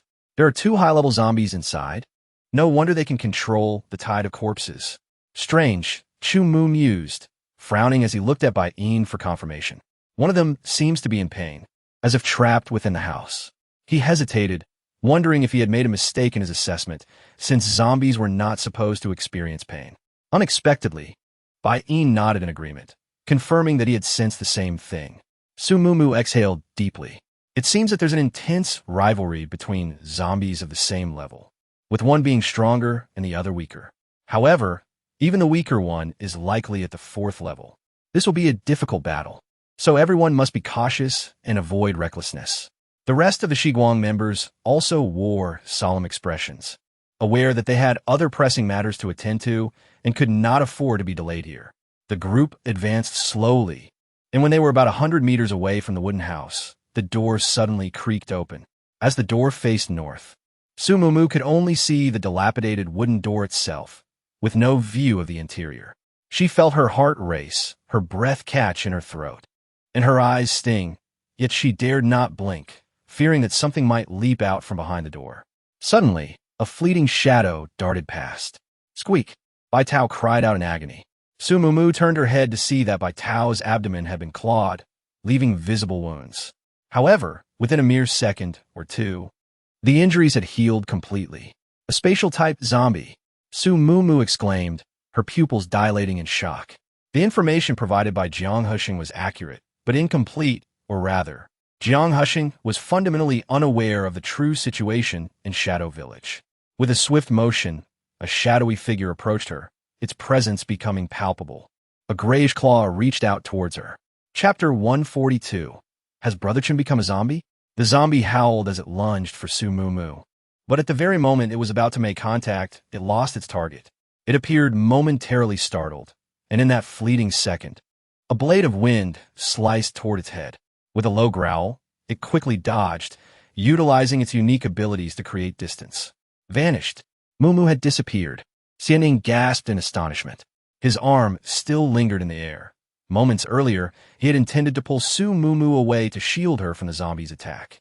Yet, before he could make contact, she had vanished without a trace. Don't worry, I'm fine. Su Mumu emerged from the void, her gaze warily fixed on the zombie. This creature moved with remarkable speed, not due to swiftness, but rather through true spatial manipulation. It traversed through the fabric of space. Its appearance is so rapid that only an afterimage remained. Su Mumu touched her head in trepidation. Had it not been for the assistance of spatial abilities, there was a real chance her skull would have been penetrated. Ignoring Xianning's astonished expression, Su Mumu summoned her powers to raise vines, attempting to restrain the zombie. Yet, the strength of spatial manipulation lay precisely in its ability to evade capture. Just as the zombie was about to seize Du Wan's head, Chun Jikong shouted, and several tongues of fire enveloped Du Wan, sparing her from the zombie's lethal grasp. However, a considerable amount of her hair had been singed. Yet, in the face of life and death, hair seemed trivial. Could it be that the mental-type zombie had compelled it to relent? Su Mumu glanced at Chu Mu, who wore an equally puzzled expression. Proceed with circumspection. Maintain the encirclement of the cabin. Upon receiving the directive, the group persisted in their maneuvers, with Chu Mu and Chun Jikong spearheading the advance towards the main entrance. Su Mumu, unable to restrain her curiosity, trailed closely behind them, peering into the depths of the cabin. A potent, fetid odor permeated the air. She wrinkled her nose, recognizing the stench as emanating from the putrescent flesh of the two zombies within. Yet, despite the proximity, the zombies remained quiescent. "TH. TH." A feeble voice echoed from within the cabin, eliciting astonishment among the group. Zombies are bereft of speech, so what entity resided within? A hybrid of human and corpse? Yet, such a being would lack the capacity to control zombies. Su Mumu, piqued by curiosity, cautiously advanced into the cabin. The verdant foliage at the apex of the vines emitted a soft glow, illuminating the scene within. The spatial-type zombie cowered in the corner, baring its teeth at Su Mumu, yet it suppressed its instinctual aggression, evidently at the behest of the other zombie. Su Mumu then turned her gaze towards the other zombie, its head bowed, disheveled hair clinging to its tattered, blood-soaked attire. Iron hooks secured its wrists, shoulders, abdomen, and ankles in place, rendering it immobile. Broth. The utterance had emanated from its lips. Intrigued, Su Mumu reached out to brush aside the zombie's hair, but a figure preempted her, kneeling before the zombie. Chun Jikong, incredulous, lifted the zombie's hair, his voice trembling. "Second brother, it truly is you." "Second brother." Su Mumu was utterly astonished, gazing at the figure before her. Chun Zhongming? He was actually the second son of the Chun family? Chun Zhongming's eyes were pallid, his complexion a ghastly hue, his nails long and sharp, resembling a ghoul. Yet, he trembled as he called out for Chun Jikong, "Third brother, it's me. It's your second brother." Chun Jikong, overwhelmed with joy at the return of a lost kin, wept profusely. Just as he was about to embrace Chun Zhongming, Su Mumu held him back. "Third brother. Second brother appears no different from a zombie. We must exercise caution." Then, addressing Chun Zhongming, she said, "Second brother, it's me, Mumu. We shall remove these iron hooks. But for safety's sake, I must bind you. Please do not take offense." With that, she signaled to Chu Mu. Once Chu Mu and the others had removed the iron hooks, she swiftly unleashed her vines to restrain Chun Zhongming.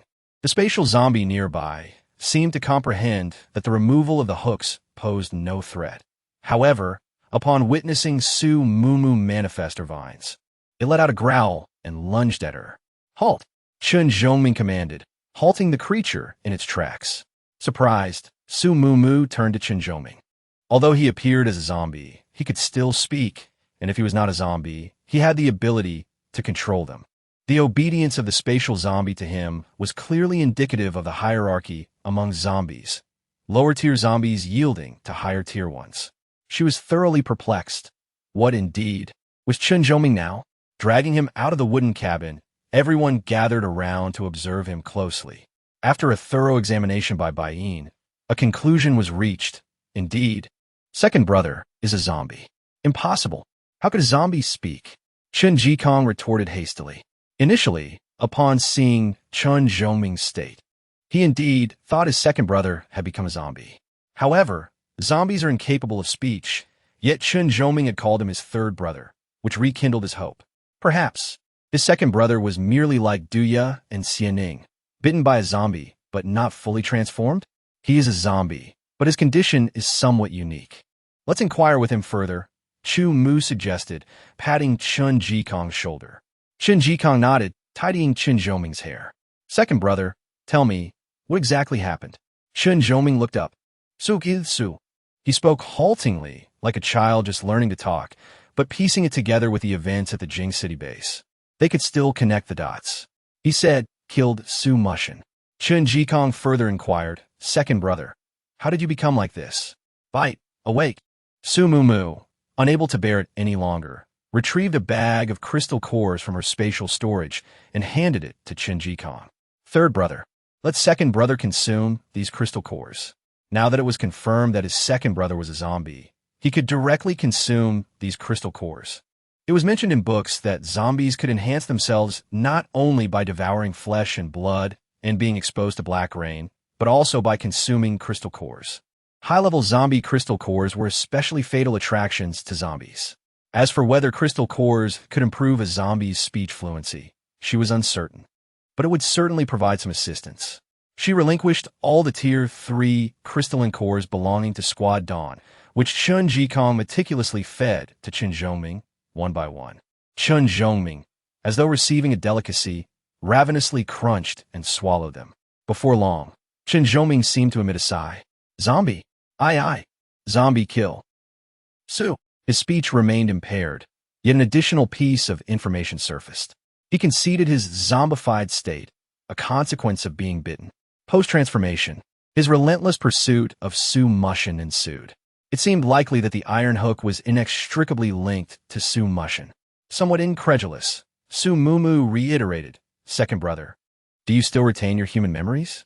Su. Chen Zhoming exclaimed vehemently.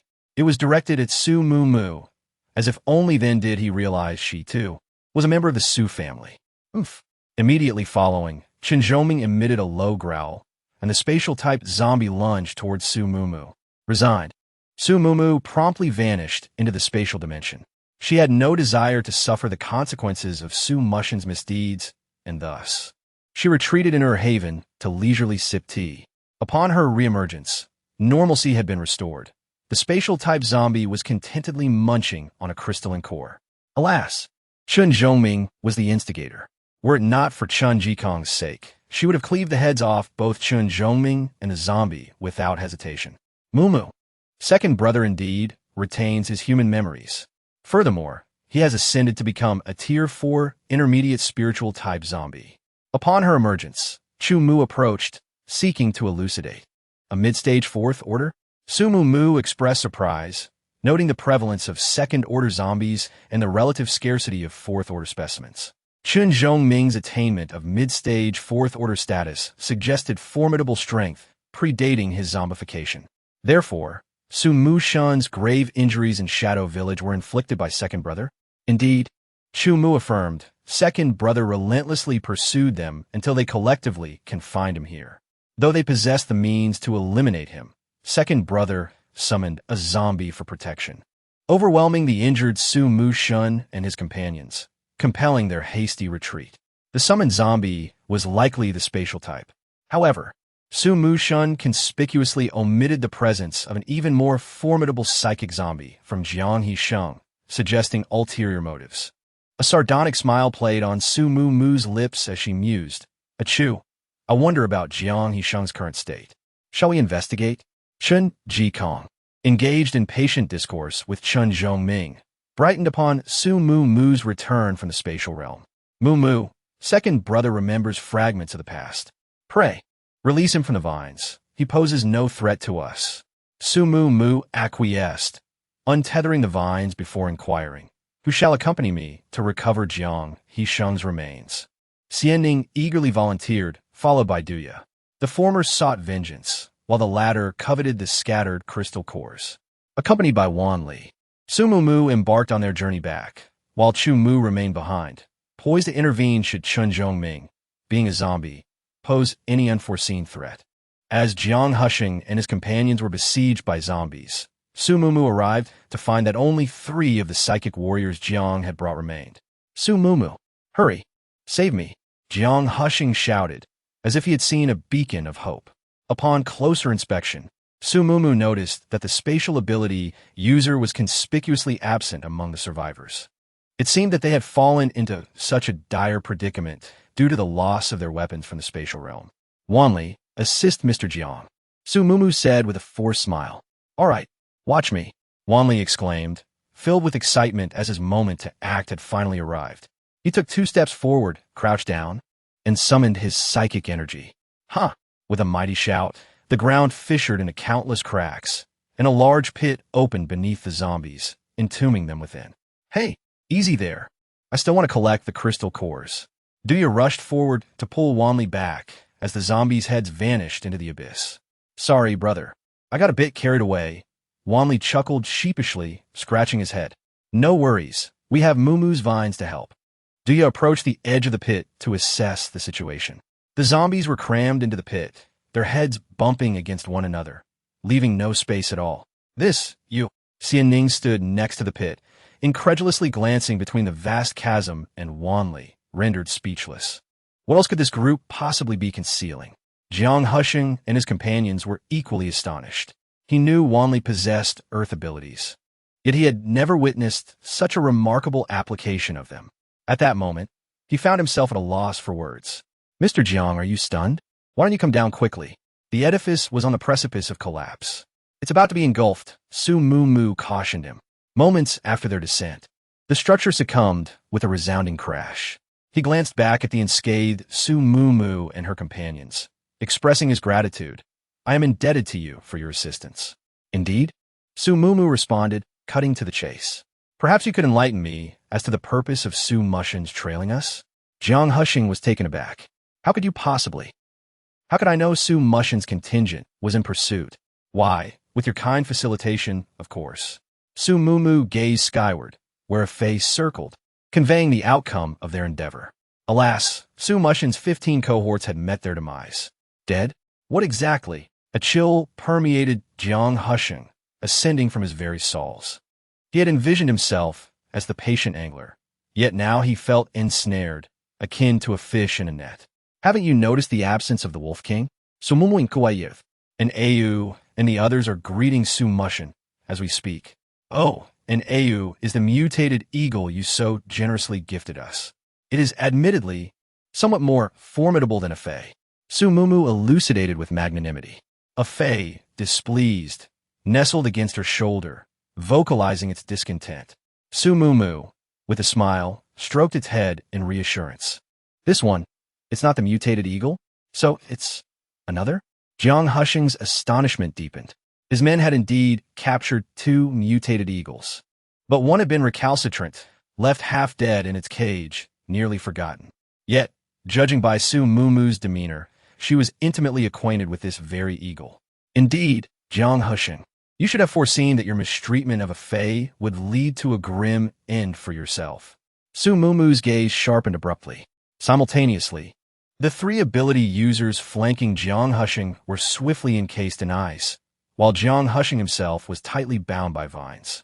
Having depleted much of their abilities in the preceding battle against the zombies, and with their supplies cut off by the loss of the space ability user, they were left with virtually no means of resistance. Xianning produced a dagger, vowing with malice, "You scoundrel, for harm of my sister, I'll make you wish you were never born." A Fey, equally indignant, darted forward to peck at the human who had abused him, accompanied by cries of agony. Terror and pain became etched upon Jiang Hushing's face before he finally fell silent. Duya cheerfully stepped forward to extract Jiang Hushing's crystal core. Su Mumu did not intervene, as she herself was tempted to deliver the finishing blow, wishing to ensure that Jiang Hushing did not prove as resilient as Su Ruruo. After confirming Jiang Hushing's demise, they considered gathering zombie heads from the pit to collect more crystal cores. Disaster. Chun, the second, has absconded. Just then, Duwan's anxious voice grew louder as she approached. Su Mumu abruptly rose to her feet. Escaped? What do you mean? Chapter 144. Flaying in dismemberment, Su Mumu and her companions bypassed the wooden cabin, heading directly south. According to Duwan, Chun Zhoming and the space-type zombie had fled in that direction. Su Mumu knew this boded ill, as Su Mushin was located to the south, and they were undoubtedly pursuing him. Should Su Mushin manage to escape all the way to the Tangchong base, taking action would become considerably more difficult. Afei, take me there. She reached out and grasped Afei's claw. Afei let out a long, resonant cry, his wings flapping vigorously as he soared southward with Su Mumu. After a few minutes, Su Mumu spotted Su Mushin, who was indeed flanked by Chun Zhoming and a horde of zombies, while the Wolf King and its companions lurked menacingly nearby. However, there was no sign of Chu Mu and the others. The zombies moved with astonishing speed, while Chu Mu and his companions were merely of average pace, likely having lost their way along the journey. Gritting her teeth, she descended to the ground and instructed Afei to guide Duya and the others, before releasing Huar to seek out Chu Mu. Stop! Using the vines, she swung herself directly in front of Su Mushin and his three companions. They bore no visible wounds, indicating that the Wolf King had indeed separated Su Mushin's group. Unfortunately for them, this allowed Su Mushin to exploit the situation. It seemed that the powers of these four had not been excessively drained. Upon her arrival, the mutated beasts formed a line around her, their predatory gazes fixed intensely on Su Mushin and his companions. Su Mushin, taken aback, wondered aloud if these beasts were responding to her command.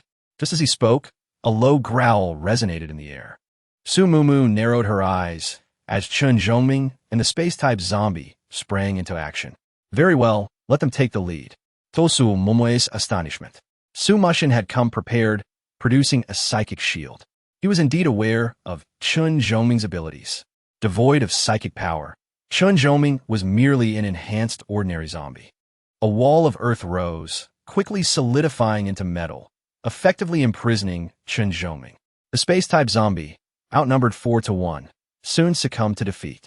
Just as Su Mushi was about to sever the head of the space-type zombie with his knife, Chun Zhoming let out a furious roar, struggling more fiercely.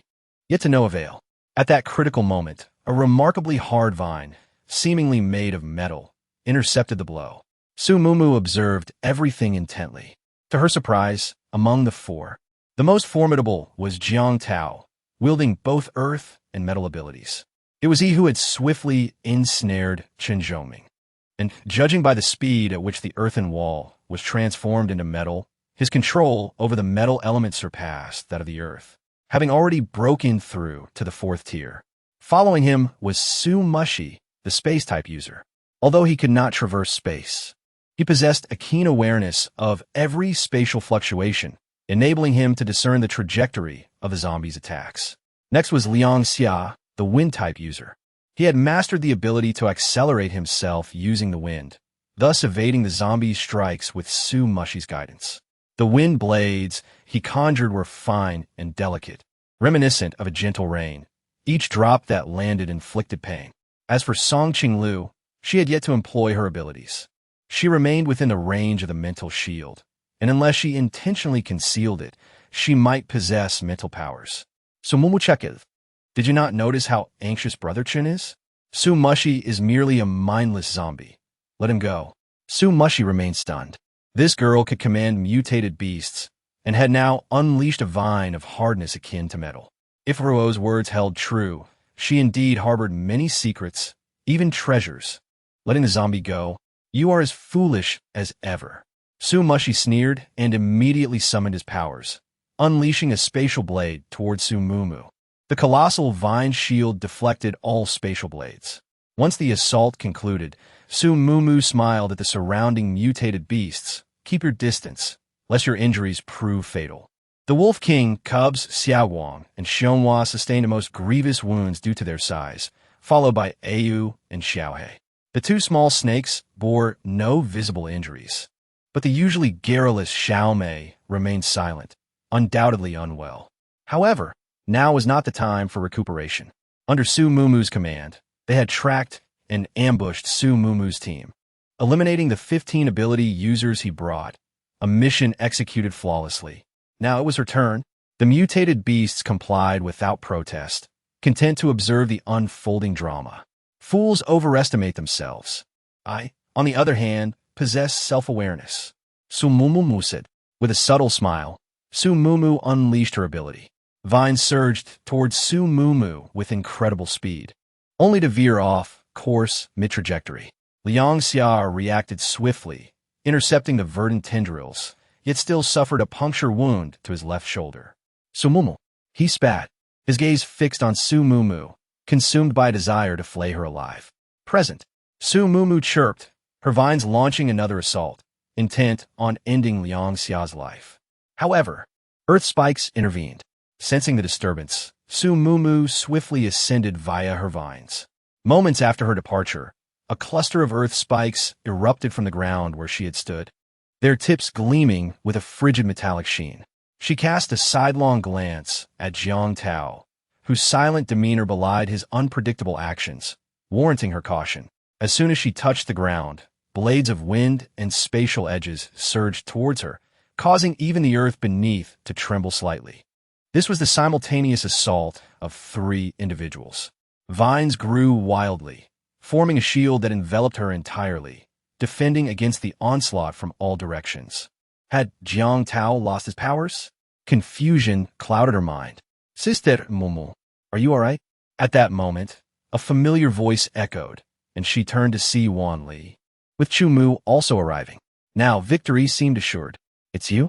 Jiang Tao glared darkly at Wan Li, his gaze menacing. Indeed, it is I. I too possess earth abilities, hence, you shall face me. Wan Li retorted, his tone dripping with disdain, unashamed to have 3 men attacking a single woman. This gesture felt eerily familiar. Su Mumu glanced at Duya and then at Wan Li, realizing that her pure-hearted boy had finally learned to look down upon others. Oh, opponent, given your ability to dissolve my earth spikes, I shall reluctantly allow you to be my adversary. Jiang Tao had never endured such humiliation. He immediately summoned his powers. Be cautious, Wan Li. He wields both earth and gold abilities, with the latter mastered more adeptly. Su Mumu warned.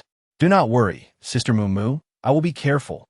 Wan Li grinned broadly, revealing a dazzling smile, and then engaged Jiang Tao in combat. After observing the spectacle, the others also joined the fray, igniting a chaotic melee. Liang Xia, already injured, was easily subdued by the formidable Chu Mu. Su Mu deep faced off against Chun Ji Kong, but within 10 exchanges, he was promptly defeated. Securing Song Qinglu proved most challenging, her enhanced speed being a formidable obstacle. Fortunately, Su Mumu's vines were imbued with celerity as well. By strategically employing her tendrils, she cornered Song Qinglu, finally apprehending her. Just as Su Mumu was smiling, drawing Song Qinglu closer, a jolt of electricity surged through her body via the vines. Gripped by excruciating pain, Su Mumu stared at Song Qinglu in disbelief. She was a lightning elemental. The electric orb in Song Qinglu's hand grew exponentially. Seizing Su Mumu's hair, she cackled maniacally. Su Mumu, meet your end. Chapter 145. Aberrations in Tangqing. A piercing shriek escaped Song Qinglu's lips as the electric orb she wielded struck herself. Staring incredulously at her empty hand, she convulsed violently before collapsing, lifeless. Su Mumu, anticipating the attack, had retreated into her dimension an instant before impact. As if having newly developed limbs, she staggered towards the spiritual river, imbibing its waters to recuperate. She then channeled her abilities to mend her wounds. That Song Qinglu was deeply deceptive, she mused, Thankfully, my vines are unique, or I would have been stunned, and unconsciousness would have been the least of my worries. Once the numbing sensation subsided, she consumed more spiritual water before exiting her dimension. Song Qinglu, hoisted by her own petard, had been unable to stop her attack and received the full brunt of her own lightning, resulting in her demise. Liang Xia, grievously wounded, was being tormented by Duya. Jiang Tao, defeated by Wan Li, stood impaled by earthen spikes, a lifeless statue. Su Mushin was being forced to kneel before the Qin brothers. "Are you all right, Mumu?" Chu Mu inquired with concern, promptly examining Su Mu upon her emergence. "I'm fine, just a bit numb from the electricity. How about you? Are you injured?" She responded. Chu Mu shook his head, stating, "Wan Li sustained some injuries, but we are all unharmed." She surveyed the group, noting that everyone was present, including Bai Tao. However, she sensed something was amiss. Never mind, she thought, let's address the immediate situation. My sole mistake was not eliminating Su Mumu sooner. As for the Chun family, they were mere ants, their demise inconsequential. Su Mu Shun spat venomously from his kneeling position. He had witnessed Su Mumu's disappearance earlier. Su Ruo had warned him not to underestimate Su Mumu, but he had not anticipated her ability to control mutated beasts and possess a personal dimension. Had he eliminated Su Mumu, he would not have been bitten by those detestable mutated beasts, leaving only the four of them to fight. He lamented his impetuosity, overestimating Chun Zhongming's threat while underestimating Su Mumu. Alas, hindsight is always 20/20. Su Mumu regarded him with a smile, remarking, "It seems I was mistaken. You will meet your end in less than 3 days." Su Mu Shun clenched his fists until his knuckles cracked, vowing, "If I manage to escape, I will certainly cleanse the Su family of its disgrace." Su Mumu disregarded his threat and inquired slowly, "Su Mu Shun, why do you place so much trust in Su Ruo? If she genuinely cared for you, why did she not accompany you? Are you even aware of her capabilities?" "What do you mean?" Su Mu Shun questioned, furrowing his brow. "Arboreal affinity, terrestrial aptitude, augmented strength, and a spatial dimension for objects, coupled with the recrudescence of old wounds? How utterly preposterous. Only simpletons like yourselves would lend credence to such a notion. If there exists a solitary soul on this terrestrial sphere capable of extinguishing my existence, it is none other than Su Ruo. You, however, are merely a pawn in this elaborate game." Su Mumu's gaze was replete with derision, for Su Mushin was but another sycophant in her estimation. "Impossible," Su Mushin retorted, his voice laced with incredulity.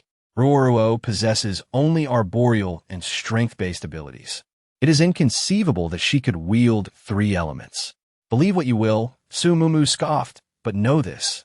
Your demise is assured this day." With that, she turned on her heel and departed.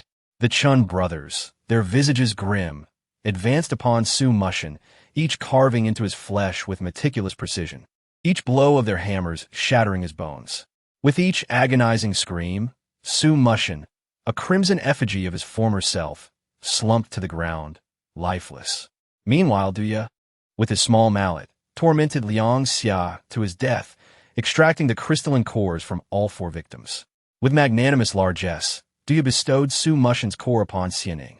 As for Wanli and Chu Mu, they declined the offering, and Duya, without hesitation, pocketed the cores, including the thunder-based one. Observing the duo's soiled and odorous state, Su Mumu surmised that they had been scavenging for cores from the undead. Prior to their departure, they had conspired with Jiang Hian, entrusting him with the consolidation of Jiang Hushing's power within the city while they attended to Shadow Village.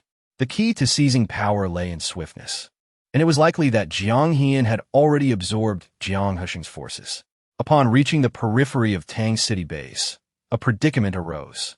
With the presence of the screening device, her second brother and the diminutive zombie would be denied entry.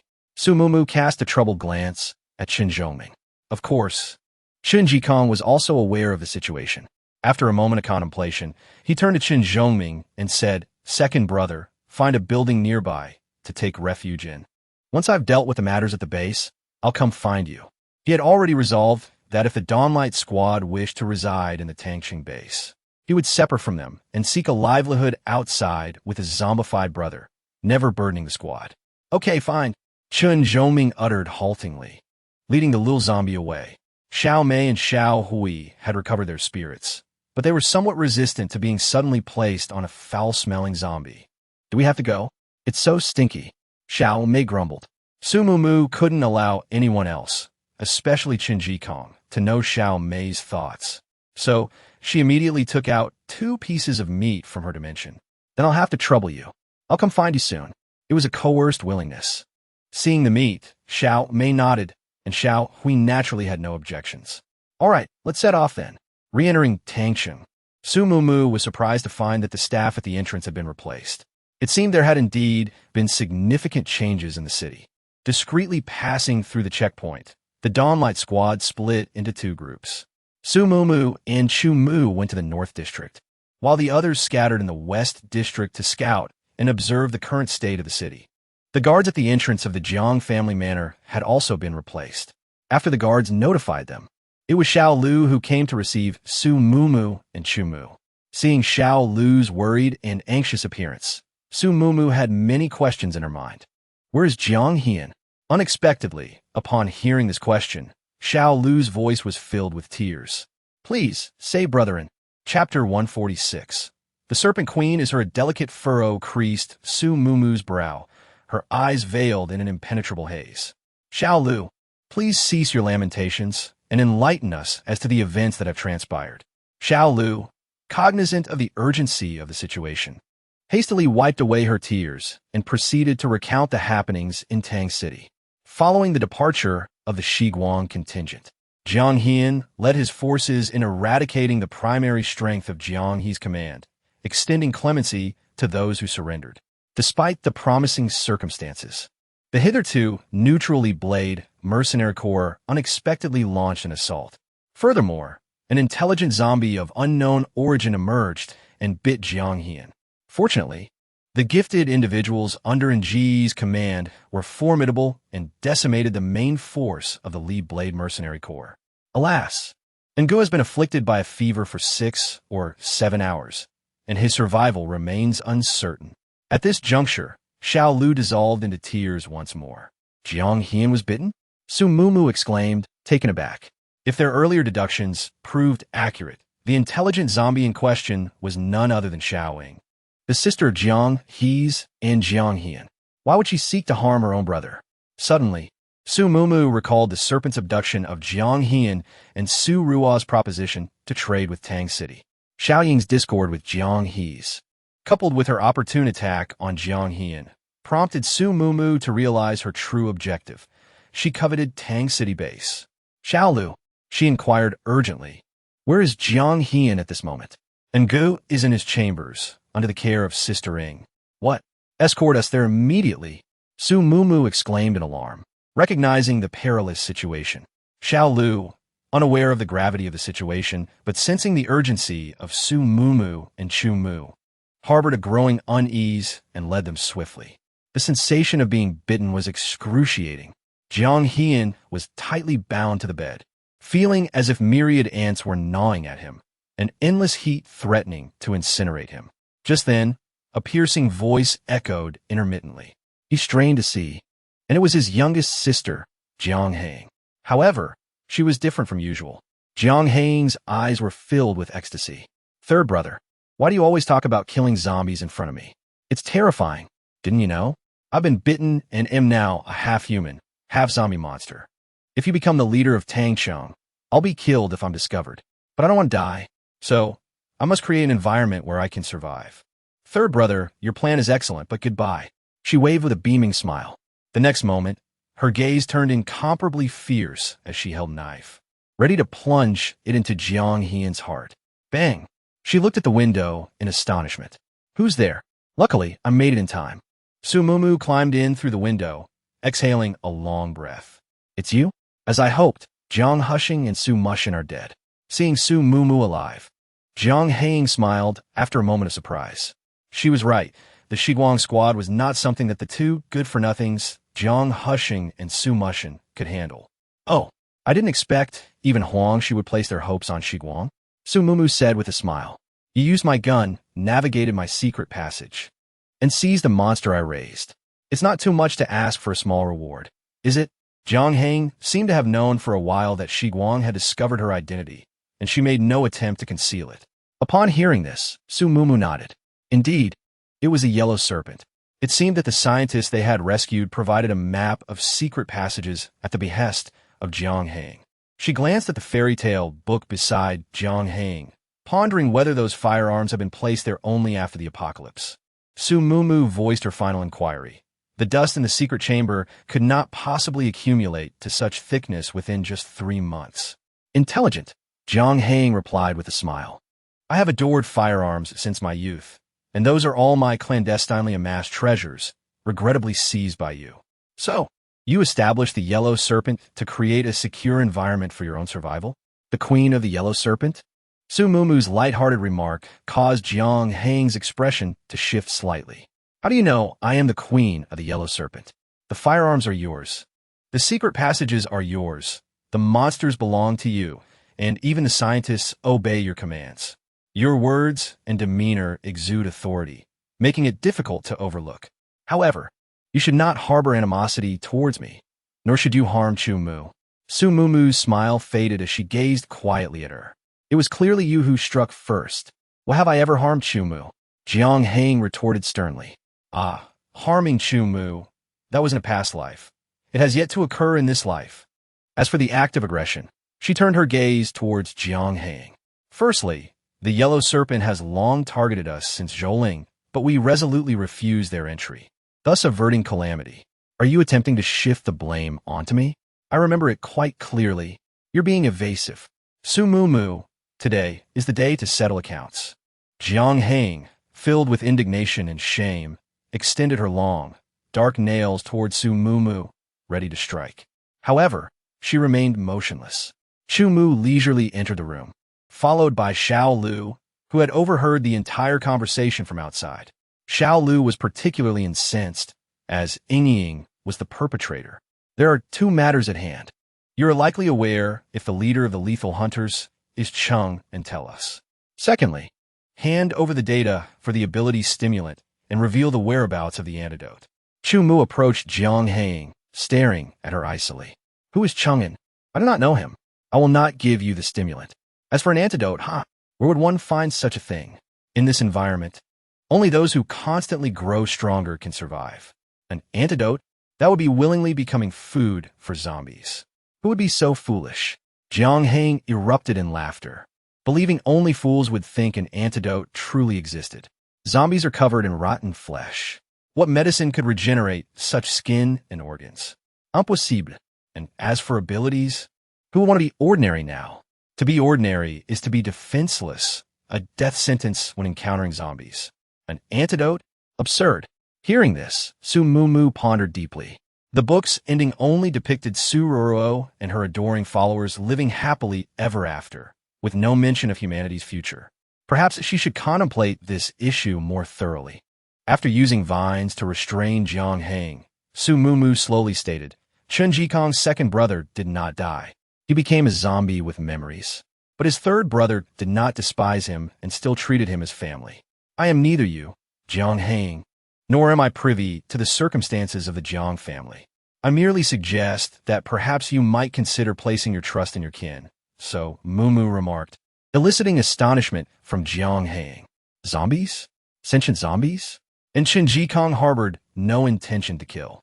Her gaze turned to Jiang Hian, who lay in discomfort upon the bed. Should she confide in her third brother? Yet, he had indulged Huang Shi's malicious rampages, resulting in countless innocent souls. Even setting aside those transgressions, Huang Shi had harmed her comrades and bitten Xianing.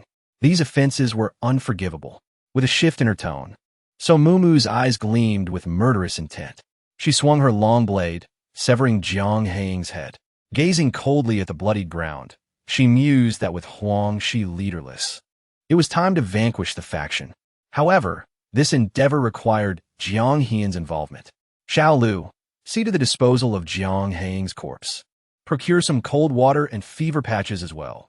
We cannot allow Jiang Hian's fever to persist, so Mumu instructed Xiao Lu. As he departed, she retrieved some spiritual spring water for Chu Mu to ingest. However, The water's efficacy was enhanced when processed by Hua, just as she intended to enlist water's aid. She recalled a neglected matter. She turned abruptly to Chu Mu, inquiring, "How did you locate so mushin in me? I saw Fei and followed him with Wanli and the others. What is amiss? Confound it. I dispatched Hua to find you and guide you. Could it be that he has lost his way?" Su Mumu felt a wave of concern wash over her. Back in Shadow Village, she had sensed that something was amiss. And now, she finally recalled Hua. "For hours, let us do this. First, allow him to drink some water, complete what we can, and then promptly search for Hua. Chu Mu calculated the time. Hua had been away from Su Mumu for approximately 4 hours, meaning she could still remain outside for another 4. As long as they swiftly resolved the matters in Tang City, they would still have time to find Hua.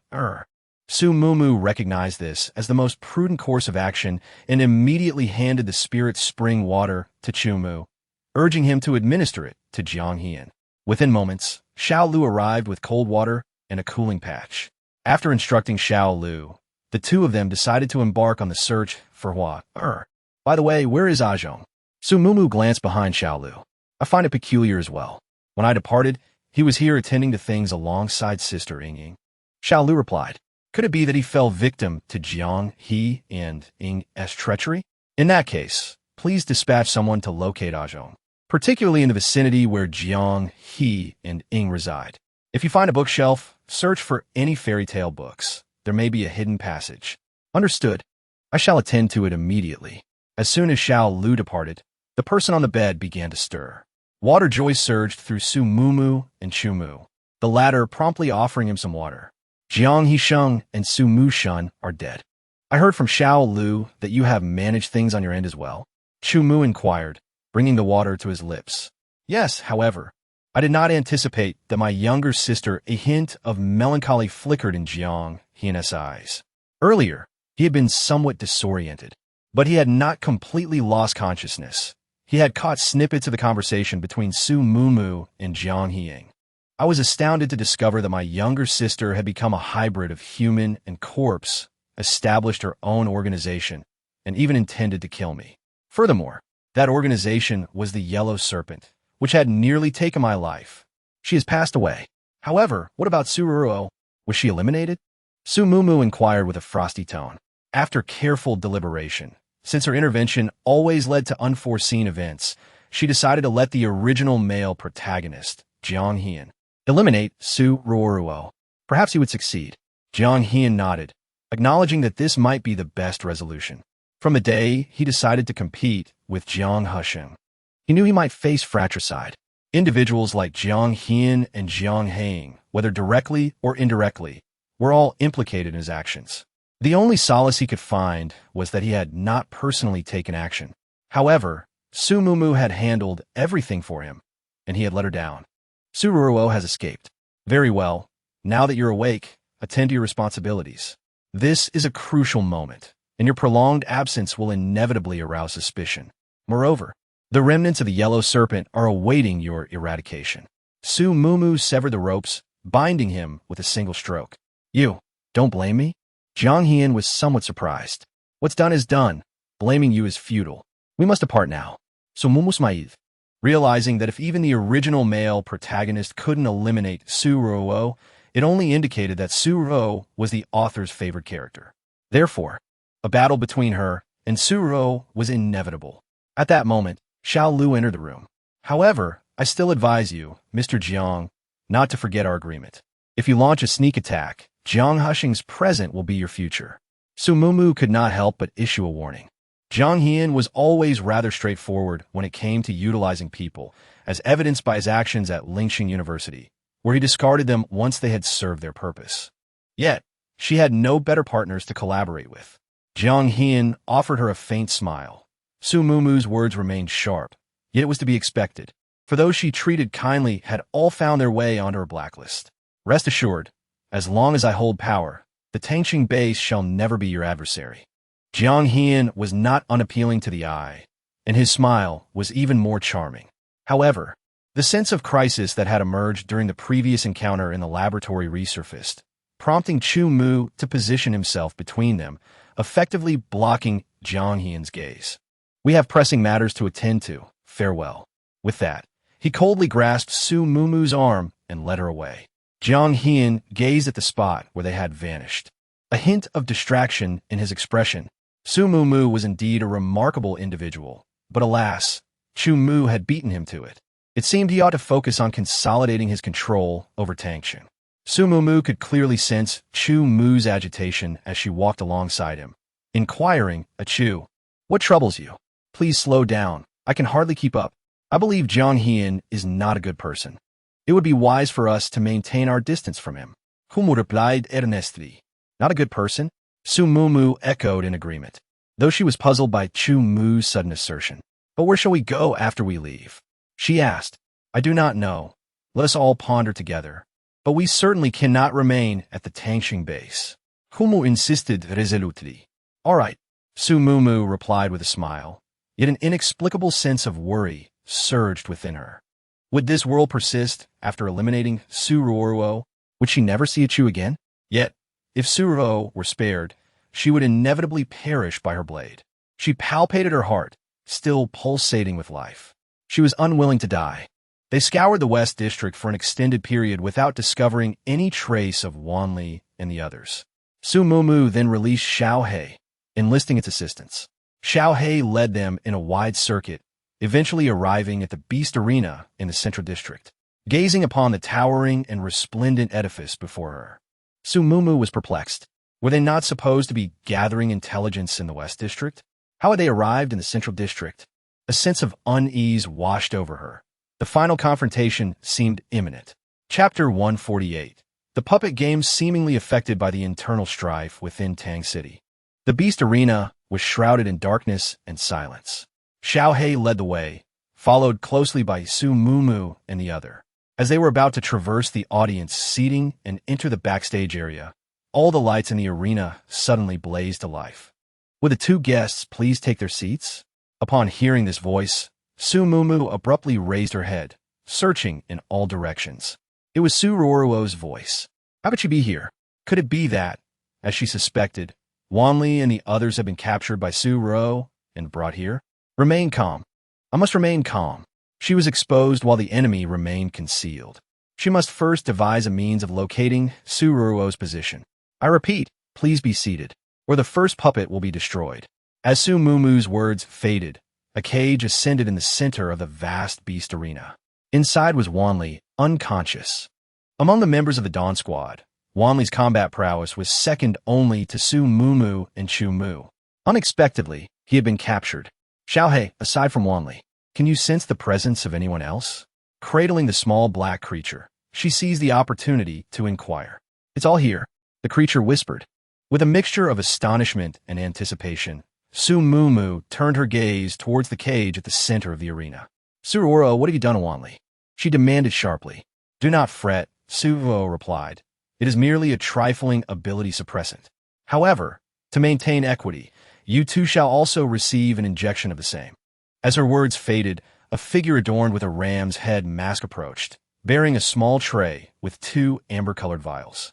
Extending her mental threads, Su Mumu was taken aback to discover that the individual was none other than the leader of the Li Hunting Blade team from that day, a member of the Yellow Serpent, and the person she suspected to be Cheng En in disguise. If this man was indeed Cheng En, then his fealty was undeniable. Having mobilized the remnants of the Yellow Serpent to serve Su Ruo, it was a pity that Jiang Hang had toiled in vain for another's benefit. But from whence did Su Ruo obtain this ability suppressant? The ram-headed figure seized one of the vials, made some adjustments, and injected it into Su Mumu's body. Immediately, an inexplicable heaviness washed over her, as if her limbs and torso were no longer her own. She slumped into her chair, straining to remain conscious. Chu Mu was similarly afflicted. Observing their condition, the ram-headed figure nodded contentedly and retreated. Now, Su Ruo's voice echoed once more. Let us commence a game. Please select the identity of your combat doll. Sheep, B. Rabbit, C. Elephant. Guest Su Mumu, please make your selection. A gentle reminder, among the 3 dolls, one is an ability user, one is an ordinary person, and one is a mutated beast. A mutated beast? Su Mumu felt a sudden jolt in her brow and hastily counted the mutated beasts in her vicinity. Aside from the small black creature cradled in her arms and the little gray and little beauty following Chen Zhongming, all were accounted for. Thus, these mutated beasts must belong to the arena. As for the ability users, they could potentially be from the Yellow Snake faction or perhaps other members of the Shiguang team. There was, however, an option for an ordinary person. Yet, if this ordinary individual wielded a firearm, even the farthest distance would not guarantee escape from death. She furrowed her brow tightly, realizing that Su Ruo intended for her to witness her companions perish one by one. What was the purpose of such a tedious game? Su Ruo, your target is me. Why not let us assume the roles of those two puppets and see who emerges victorious? You lack the qualification to make a choice, Mumu. To speak candidly, all your companions are in my grasp. Should you refuse, uncertainty loomed over her as she pondered where this would all lead. At present, a choice must be made. She turned to Chu Mu, who, with a grave expression, solemnly declared, since this is a game and we are the ones making choices, we ought to be informed of the rules. To her surprise, even the prodigious Chu Mu required clarification of the rules. I had assumed that they were quite evident. Since you inquired, I shall graciously divulge them. The rules dictate a 1v1 format, where 19 dolls engage in 8 battles. The doll designated as number 1 serves as the defender. Should the attacker perish, the defender will face the next challenger. If the defender falls, the roles reverse. And this cycle continues. Apart from that monster, all others have the opportunity to participate. The outcome is determined by death. In the 6th and 7th rounds, the attackers will be Chu Mu and Su Mumu, respectively, while I shall personally take the stage in the 8th round. Before Su Ruo could finish her statement, Su Mumu and the others grasped the implications. Wanli was the initial player, while Chu Mu, Su Mumu, and Su Ruo were mandatory selections. Thus, among the sheep, rabbit, and elephant, only one was a member of Shiguang. This accounted for the total of 19 participants. Provided the selections were astute, there existed a chance to avert internal strife among the Shiguang members. What will you do with those who are not chosen? Su Mumu inquired, wary of Su Ruo's intentions.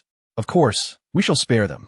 Su Ruo replied with a nonchalant tone, which resonated strangely in Su Mumu's ears, evoking an unsettling sensation.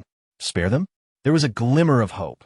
Yet, she could not place all her faith in this 2/3 chance. It was imperative to uncover Su Ruo's whereabouts to bring this ordeal to a conclusion. Next, please make your selection. The countdown begins. 10, 9, 8.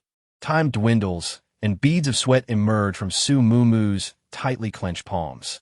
The sheep, the earlier staff member, donned a sheep's head mask. Could it signify the presence of the Huangshi?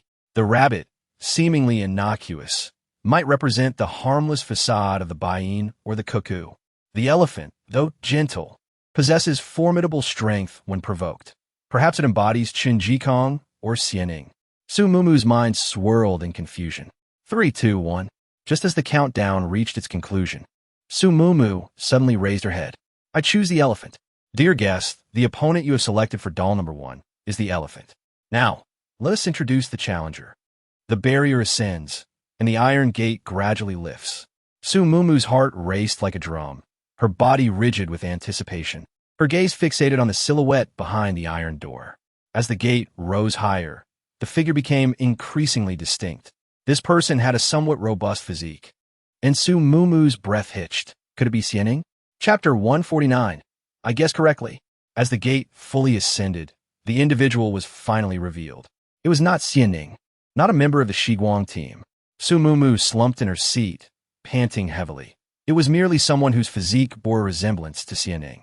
Wearing a sheep's head mask, this was likely a staff member set up by Su Ruo. She had made the right choice. Initially, she intended to select the sheep, but upon reflection, the sheep was a character that had not appeared, possibly symbolizing a member of Shiguang. Moreover, the figure resembling Cheng En, wearing the sheep's head mask, was an overt clue that incited her caution.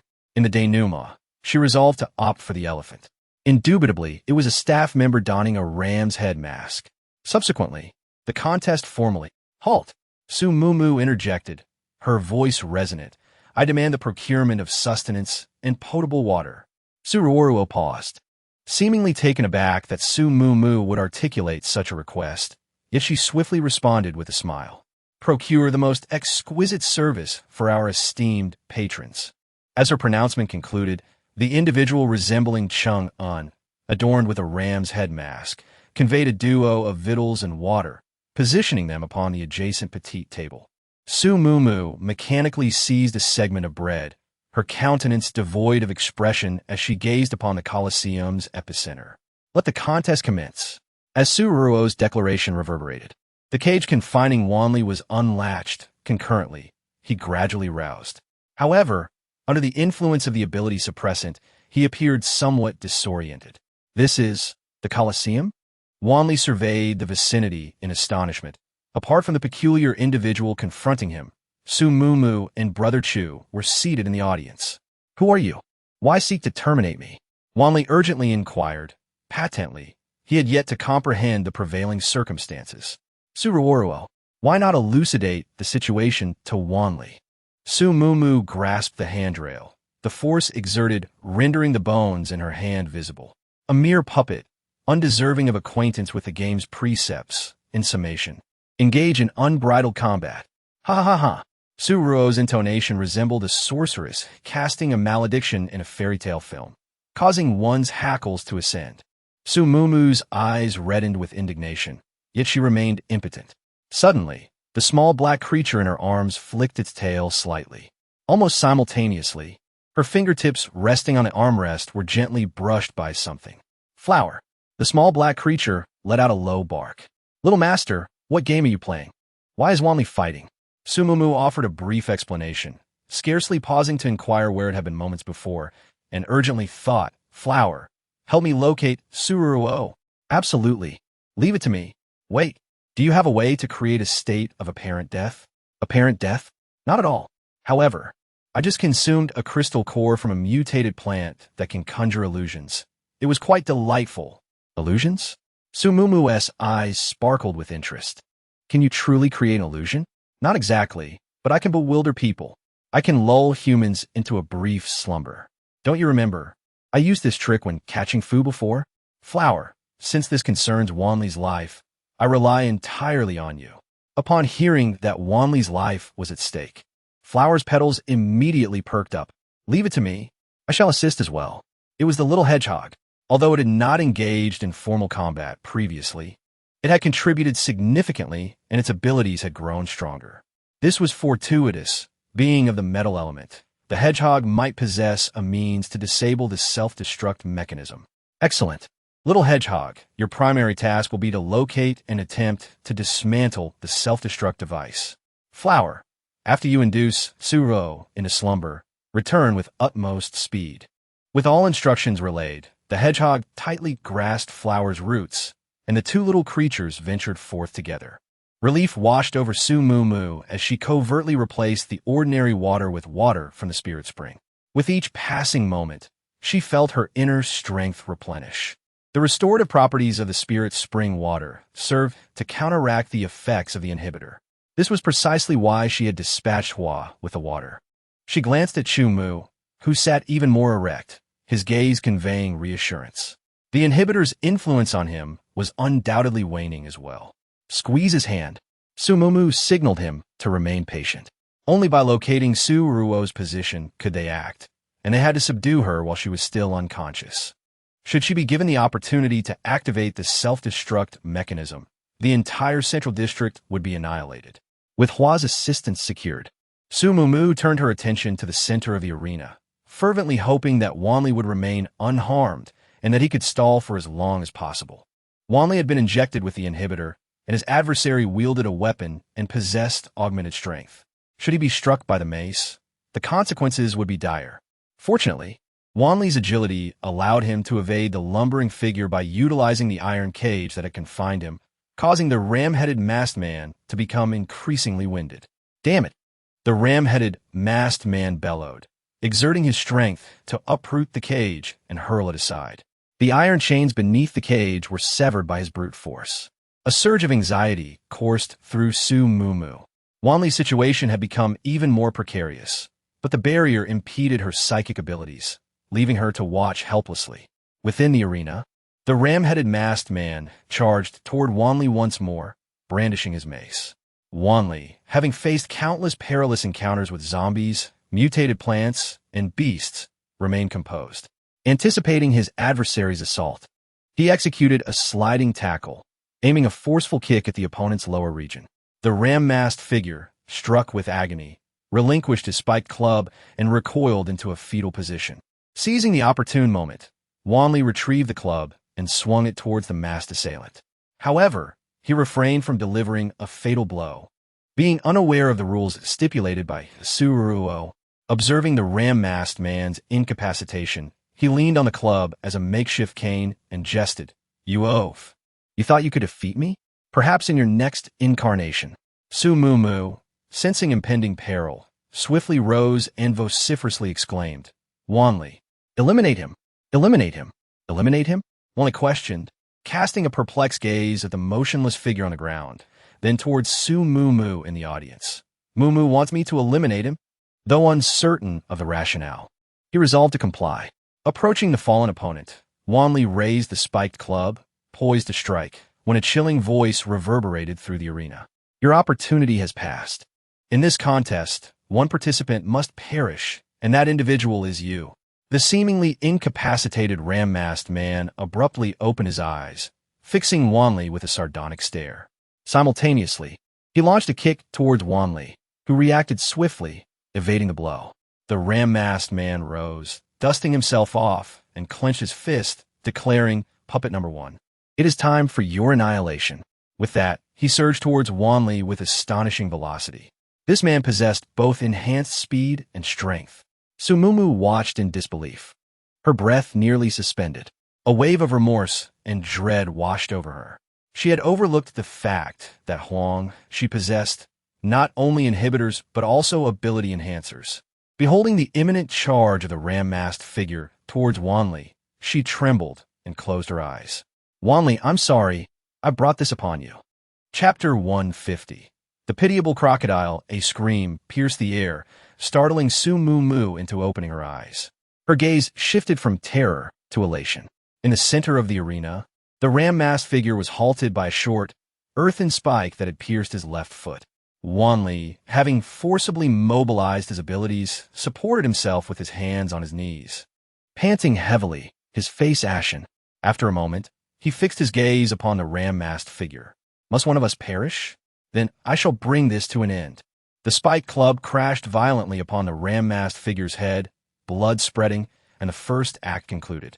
Su Mumu's heart, having eased slightly, was immediately seized again as Suruo's voice echoed once more.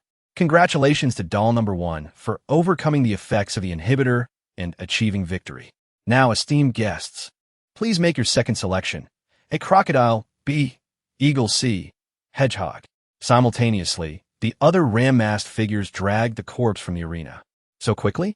Is there no respite?" Su Mumu inquired, her brow furrowed. "Dearest guest, dolls do not experience fatigue. Please make your selection within 10 seconds. Commencing countdown, 10, 9, 8. Su Mumu's abilities had been restored. Her mental threads swept across the arena, but failed to locate Suruo. This indicated that Suruo was within the arena's shielded perimeter, presumably beneath the arena with the other dolls. She clenched her fists, hoping that Huader would swiftly locate Suruo and put an end to this cruel game.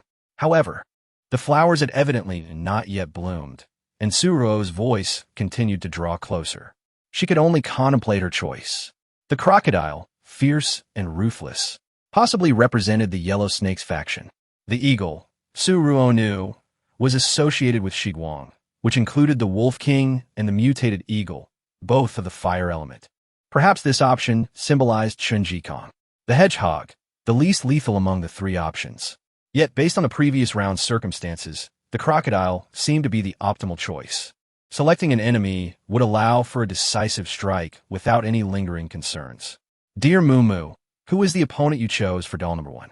"The crocodile." Su Mumu raised her head, her eyes filled with apprehension. She truly feared making the wrong choice. She longed to rush into the arena to rescue her companions. But having witnessed the power of the self-destruct mechanism, she could not take that risk. Very well. Next, let us welcome the opponent of doll number 1, the crocodile. Wait. Su Mumu interjected loudly. Could you inform me who the sheep and rabbit represented in the previous round? Or who was the Shiguang member that had a bye in the last round? One of them is a staff member from the leasing department. As for the Shiguang member, that is information I cannot disclose. After all, it is a game, and leaving some mystery makes it more enjoyable. Now, the second battle is about to commence. As Su Ruo's words fell, the iron gate swung open once more, revealing a trembling old man. Su Mumu felt her mind blank. This old man was none other than the grandfather who had guided them, an ordinary person, yet somehow connected to their fate, resembling the pug uncle at the recruitment center, who, due to the absence of extraordinary abilities, was categorized as an ordinary individual akin to this elderly gentleman. She cast a gaze upon the trembling old man, her heart brimming with sorrow, torn between the fate of Wanli and the innocent grandfather, uncertain of whom she wished to survive. Through the preceding duel, Wanli had comprehended the rules. However, when confronted with the feeble old man, he hesitated. Were you abducted? Upon hearing these words, tears welled in the old man's turbid eyes. The words son and grandson struck a chord within Wanli. His own grandfather had succumbed to zombification, awaiting his kin in vain. You. Wanli's throat constricted with emotion. Child, I was abducted. I never intended to harm you. I implore you, spare me. The old man lunged towards Wanli, prostrating himself before him. Please rise. I would never slay you. It is not your fault, but the fault of those who abducted you. Rest assured, I shall rescue. Before he could complete his vow, Wanli felt a sharp pain in his abdomen. He lowered his gaze to behold a keen blade piercing his flesh. He looked incredulously at the perpetrator, the grandfather who knelt before him, the very man he had pledged to save.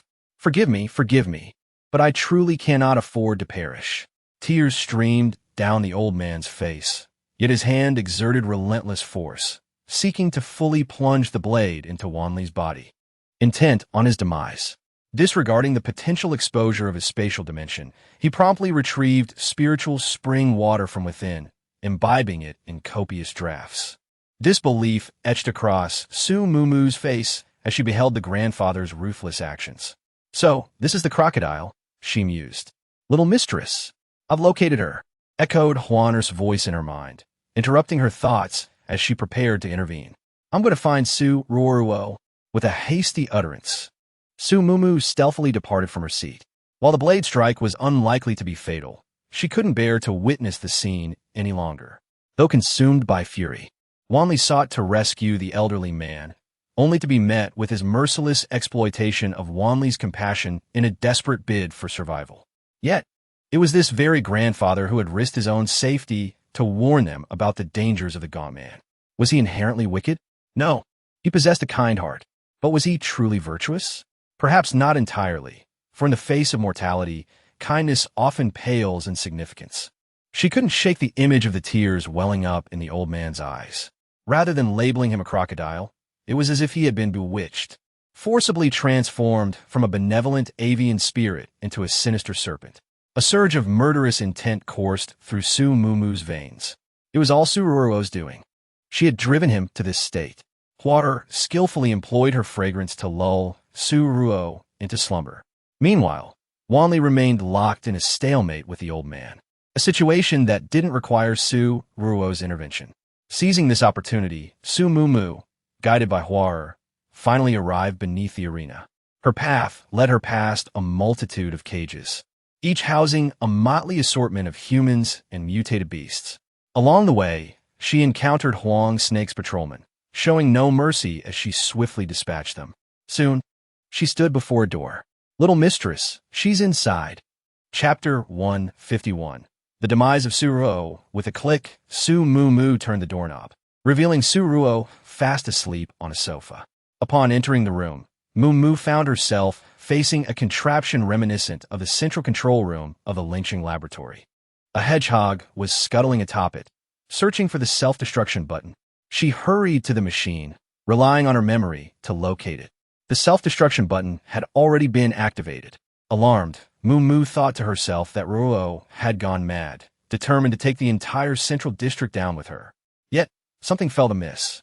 Mumu glanced at the small light in the upper right corner of the machine. She distinctly remembered it should be illuminated, but it was extinguished. Her gaze shifted to the power cord of the machine, which was astonishingly unplugged. Surprised? A familiar voice suddenly echoed. Mumu whipped her head around to see Ruo, who had just moments ago appeared to be in slumber, now wide awake and gazing at her with no hint of fatigue. She had fallen into a trap. This machine was a mere fade, or rather, it had been temporarily relocated for show. Regaining her composure, Mumu realized there was no self-destruction device after all. Was there? Indeed, without the threat of such a device. How could you be persuaded to watch this spectacle so obediently? Don't rush, Mumu. Our 8th round is still a long way off, Ruo said with a smile, gesturing towards the window where the arena was visible. Thanks to the healing waters, the wounds that spanned miles were no longer bleeding.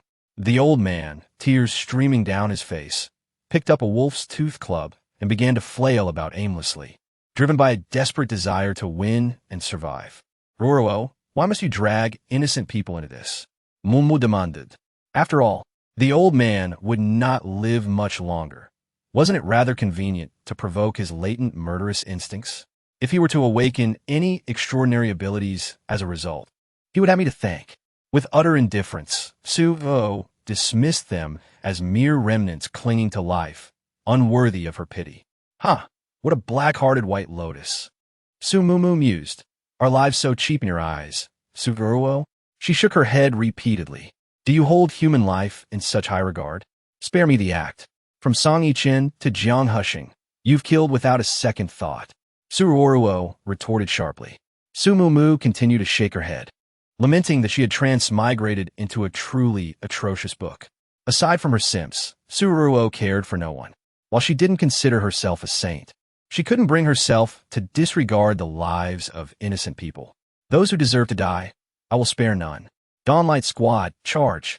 The little hedgehog, seizing the opportunity during their exchange, activated the microphone, and Su Mumu's command reverberated throughout the Colosseum. Upon the order, the dormant members of the Dawnlight Squad burst forth from their cells, engaging the remnants of the Yellow Serpent in fierce combat.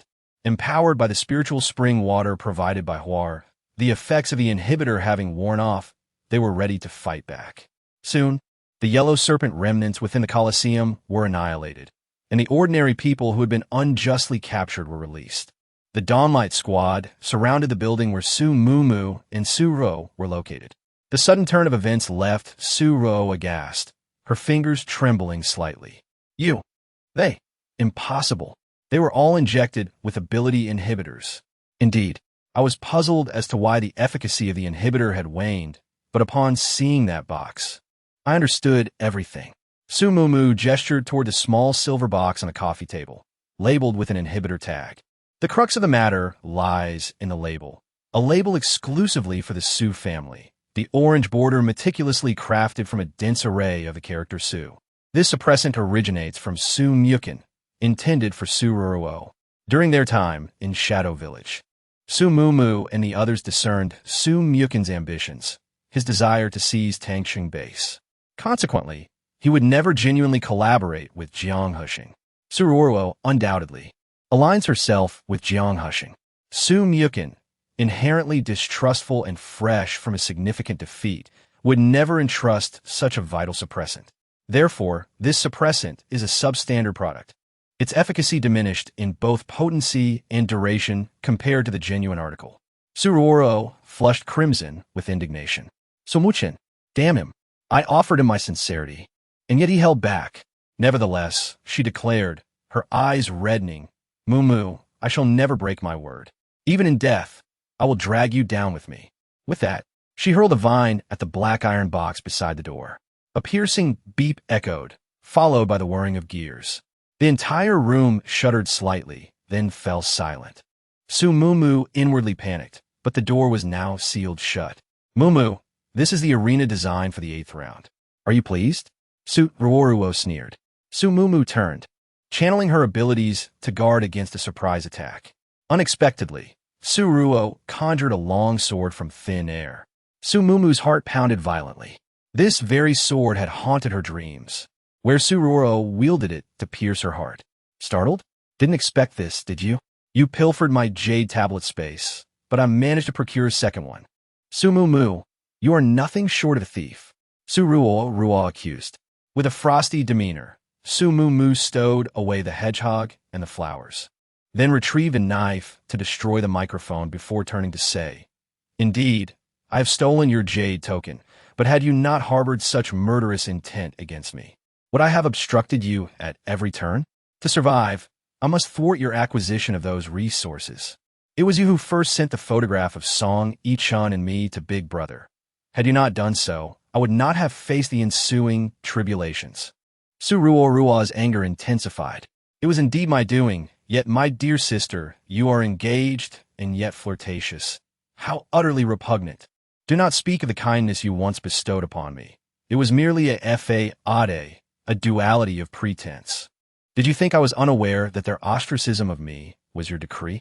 When the virus outbreak revealed my escape from your grasp, jealousy consumed you. Su Ruo, I possess independent thought and do not require your puppet strings. Su Mumu's fury escalated, her final words icy as her gaze pierced through Su Ruo, as if wishing to inflict 1,000 cuts upon her. The Pua rhetoric of the Su family is indeed harmful. The original self had lived an entire life as a marionette under such circumstances. Alas, fate is a cruel mistress.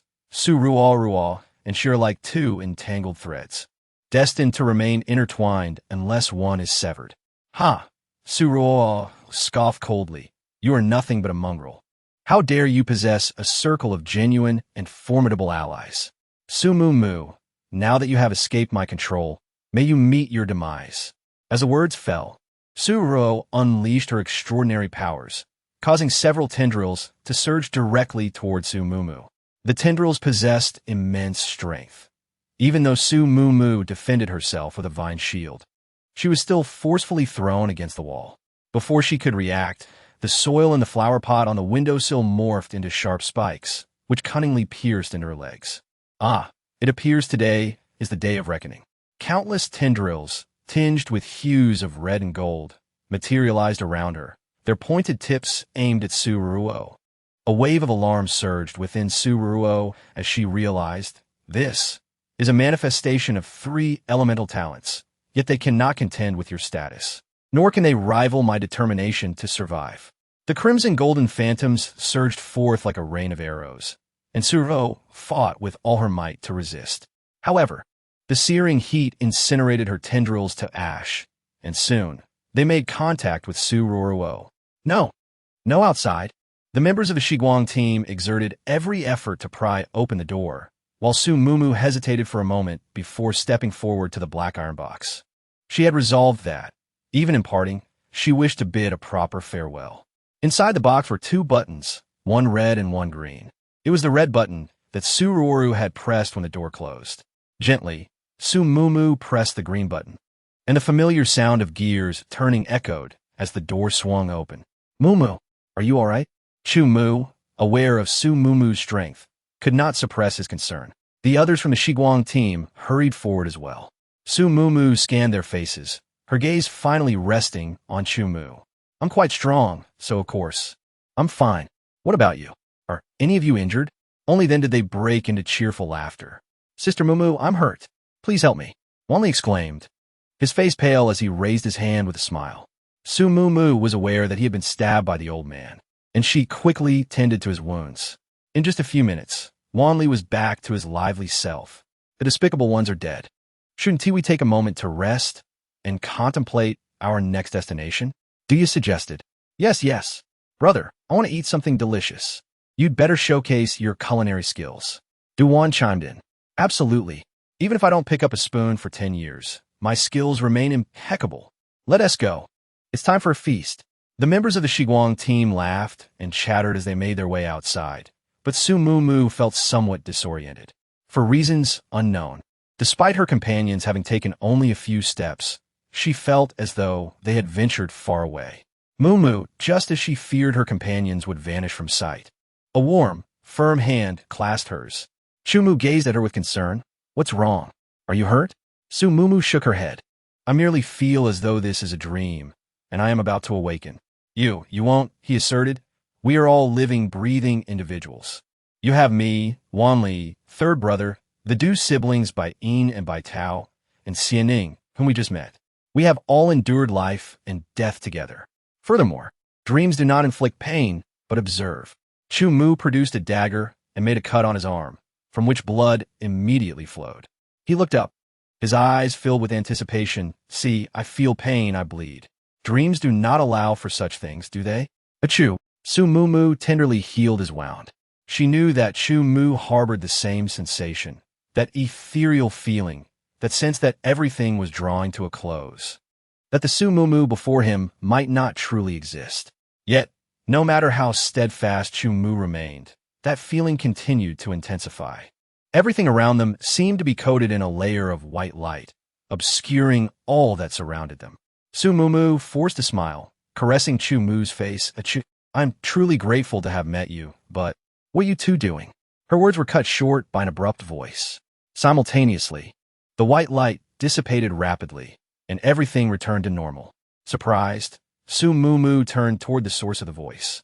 Dia was observing them with a look of distaste, as if witnessing a public display of affection. Behind him, Jiang Hian and the others had also entered the Colosseum, determined not to let any stragglers escape. Jiang Hian, Zhong, and Xiao Lu waved to her as well. She stared at them in disbelief. They hadn't vanished. At that moment, realization dawned on her. As a mere plot device, she was meant to fade away with Su Ruo's demise.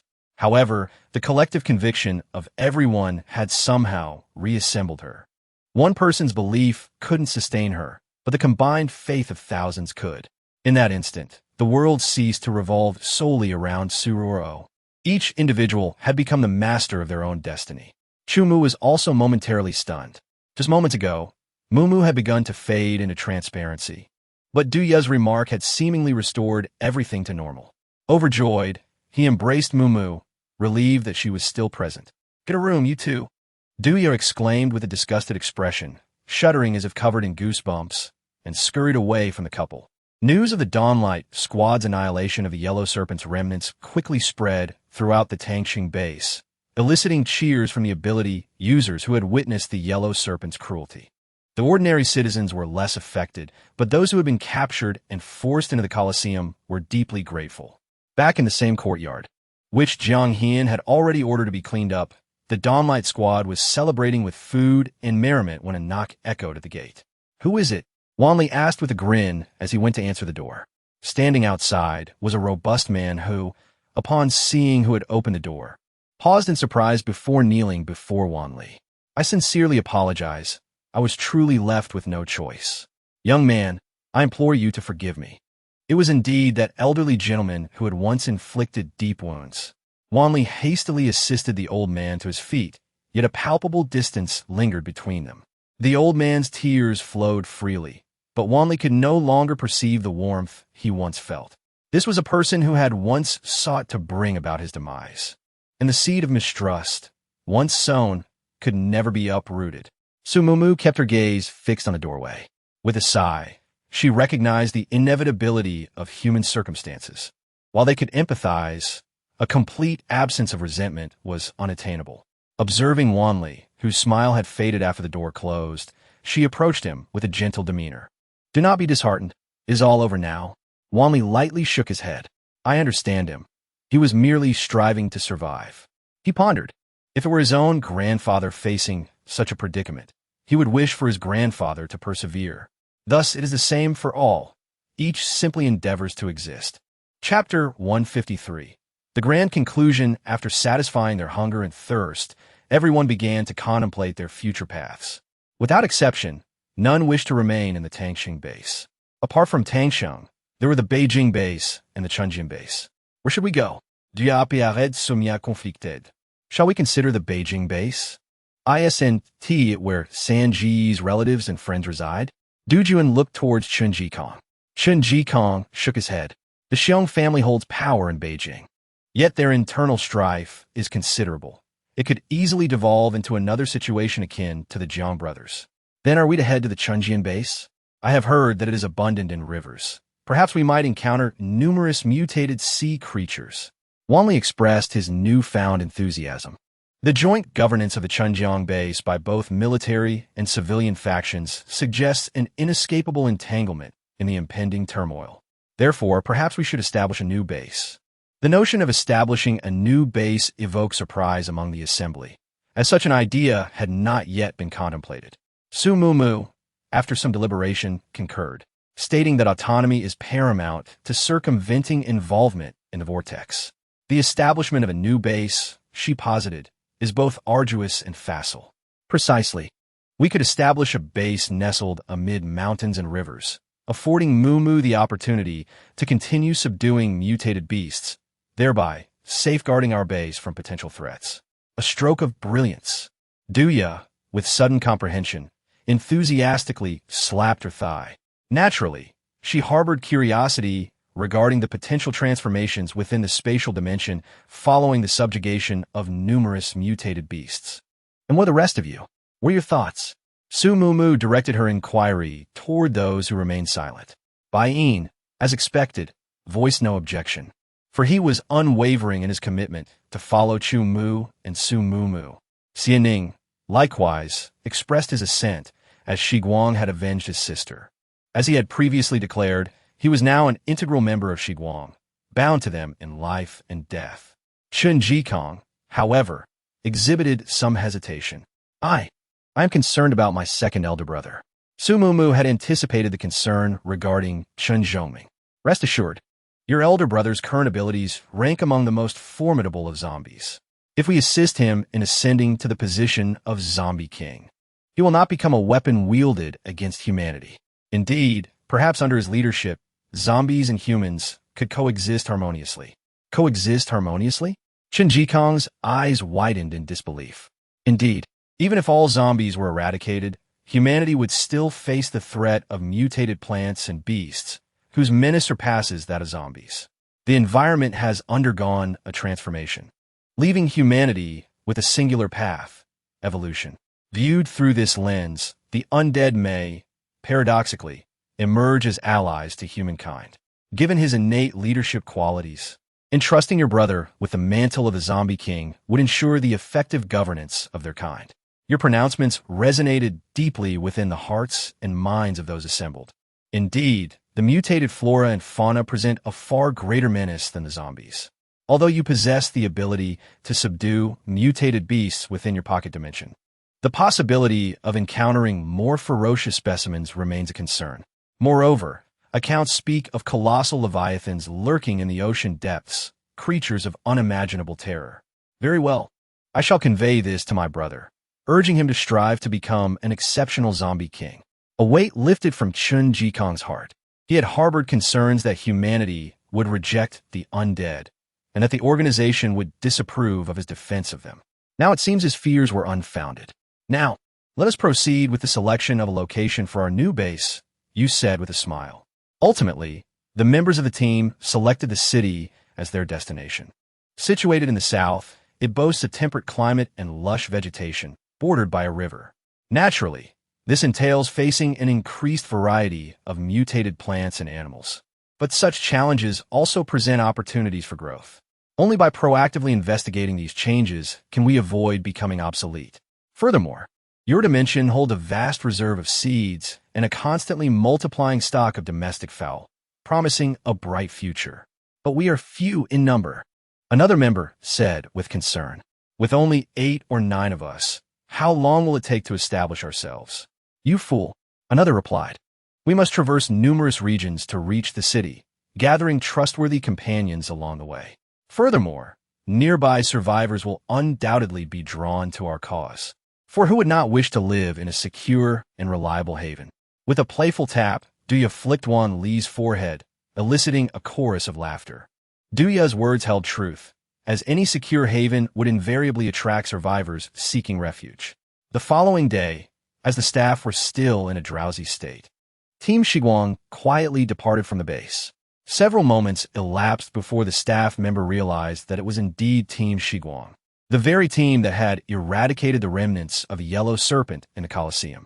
He rose to his feet to catch another glimpse, but they had already vanished from sight. Facing the morning light, the group rendezvoused with Chen Zhongming and the spatial zombie, embarking on their southward journey. With Chen Zhongming in their midst, the zombies dared not approach. From an aerial perspective, one would have observed a formidable procession. Its grandeur stemmed not from sheer numbers, but from the presence of mutated beasts such as tigers, wolves, bears, and eagles accompanying the two vehicles as they advanced. A year later, the fourth sanctuary emerged on this land, christened Xiguang. In those times, the land experienced only 2 seasons, scorching summers and frigid winters. However, Xiguang seemed impervious to these extremes. The base was surrounded by a plethora of mutated flora, with a particularly magnificent mutated morning glory standing out. Undaunted by the sweltering heat, it unfurled countless umbrella-like blooms to provide shade as temperatures soared. As for winter, Xiguang's southern location ensured that the cold, while present, remained within tolerable limits. Its advantageous location drew survivors from far and wide, leading to Xiguang's rapid expansion into a major base within half a year of its establishment. Beyond its location and security, what truly captivated people was the equitable set of rules within Xiguang, where ordinary individuals were not subjected to discrimination. Xiguang Base, the Su family courtyard. Achoo! It's a success. Dr. Pang and his team have developed an improved version of the ability stimulant. Su Mumu joyfully pushed open the door and called out to Chu Mu, who was busy cooking. Is that true? That's wonderful. You've worked hard, Mumu, reviewing the guard team. I prepared your favorite dishes. Do try them. Chu Mu replied with a smile, serving the food onto plates, and then dishing out rice for Su Mumu. These peppers were just picked. To be honest, I've truly discovered the joy of farming. Chu Mu remarked with a satisfied glance at the patch of land in the courtyard. Su Mumu picked up a piece and praised it repeatedly. After finishing their meal, Chu Mu brought up another matter. The messenger from Tang City has arrived. Jiang Hian mentioned that Tang City will follow the example of Xiguang and provide ability supplements for free to the public. And they hope to purchase our formula for the ability stimulant, which they will also offer for free. Su Mumu nodded in agreement. Since we are providing it for free to the people in the base, we shouldn't let Jiang Hian pay with crystal cores. After all, he is also offering it for free. Let's just gift it to him. Chu Mu smiled gently. I share the same sentiment. By the way, where are the others? It seems the door next door is locked. So Mumwing Kuayith, third brother and Du Juan have gone to Zombie City to find second brother. Xianing is out on a mission, and Bai Yin is still fussing over the white peaches. It seems he has been forcing the white peaches to eat dragon fruit these past few days. Du Ya and Wan Li have gone to the riverbank again, claiming they're looking for a companion for the flying fish. Su Mumu chuckled helplessly, realizing that everyone truly hadn't changed, especially Du Ya and Wan Li, who were fixated on the mutated creatures in the river each day. Even so, it was all for the best. With boundless horizons, joy reigned supreme. In the second year of the apocalypse, thanks to the advent of ability-awakening stimulants, the majority of humanity had acquired extraordinary powers. They harnessed these unique abilities for self-preservation and to contribute to the betterment of human existence. Through the concerted efforts of these diverse abilities, agriculture and animal husbandry flourished. It was also through these powers that humanity managed to regain control over non-renewable resources such as coal and natural gas. Various bases thrived, mirroring life before the cataclysm. Human civilization endured, albeit in a different guise. Chapter 154, Extra. The prominence of Dawn the Dawn Outpost was in its ascendancy. Its formidable ramparts and comparatively equitable governance attracting a coterie of powerful ability wielders. Yet, some harbored reservations, for a city of the undead loomed in the vicinity of the Dawn Outpost. Rumor had it that a zombie king dwelled within, perceived by many as the outpost's gravest threat. However, those long established within the Dawn Outpost held a different view. The zombie king of the undead city possessed sentience, and since the siege of the undead, the base leader and his companions had forged an accord with the zombie king to refrain from initiating zombie horde offensives. Naturally, the zombie king would not intercede in the horde attacks orchestrated by other high-ranking undead factions. Even in tranquility, one must contemplate potential perils. A life of ease in the apocalypse was a certain path to demise. Besides the undead hordes, there were also the beast tides. Yet, even these were met with little trepidation. The base leader had reared numerous mutated beasts, which often roamed freely throughout the base. Knowing that they posed no threat to humans, people would often approach and caress them. Indeed, some, to safeguard against the possibility of having their throats torn asunder by mutated beasts, would gather to discuss the fatal vulnerabilities of certain creatures. If they happened to pass by a mutated beast of the same species during their discussion, they might capture it for further study. Of course, at that moment, all they could obtain would be a single white eye from the creature. In addition to executing missions, the Shiguang base also employs specialized researchers dedicated to the study of mutated flora and fauna. Taking all factors into account, the threat posed by the beast tide to the Shiguang base is relatively minimal. Everyone is well aware that this is largely attributable to the members of the Shiguang team, the very founders of the base, who now occupy high-ranking positions. However, it appears that these leaders have a particular fondness for agriculture. Chu Mu straightened up and wiped the sweat from his brow. Mu, it's ready here. Su Mu responded to his call, activating her abilities, and within moments, she had harvested a bountiful watermelon. Chu, we can enjoy some melon for lunch. The Shiguang base has been established for 2 decades, and Su Mu has resided in this world for quite some time. Occasionally, she dreams of her previous world, forever suspended in that fateful evening.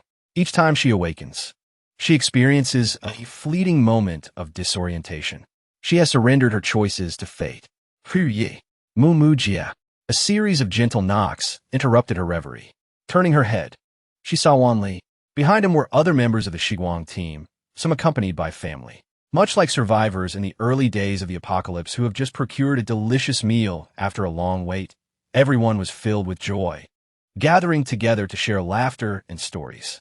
Observing the smiles around her, Su Mu found herself momentarily lost in thought. Recently, she had been dreaming more frequently about her original world, pondering if this might signify something profound. Everyone has worked hard. It is a privilege to know you all and to receive your support. Wishing everyone continued well-being and joy, and anticipating our next excursion together with eagerness. Su Mu expressed with a smile, raising her glass. These excursions, planned by the Dawnlight Squad, were quarterly expeditions undertaken to investigate the evolving state of biological mutations. Indeed, last time we journeyed westward, this time southward beckons. Duya exclaimed with delight, his enthusiasm fueled by the prospect of encountering more aquatic mutant creatures. Alas, brother, your thoughts are ever consumed by mutant beasts. When might you consider finding a partner? Observed Ning. His child is already a decade old. Du Wan lamented, her disappointment palpable. Do you not have children of your own? Why concern yourself with me? Furthermore, neither Wan Li nor Bai Yin have found companionship. I am in no rush. Duya retorted nonchalantly. Du Wan offered a resigned smile, familiar with her brother's penchant for invoking Wan Li and Bai Yin in such discussions. Very well. Is their prerogative.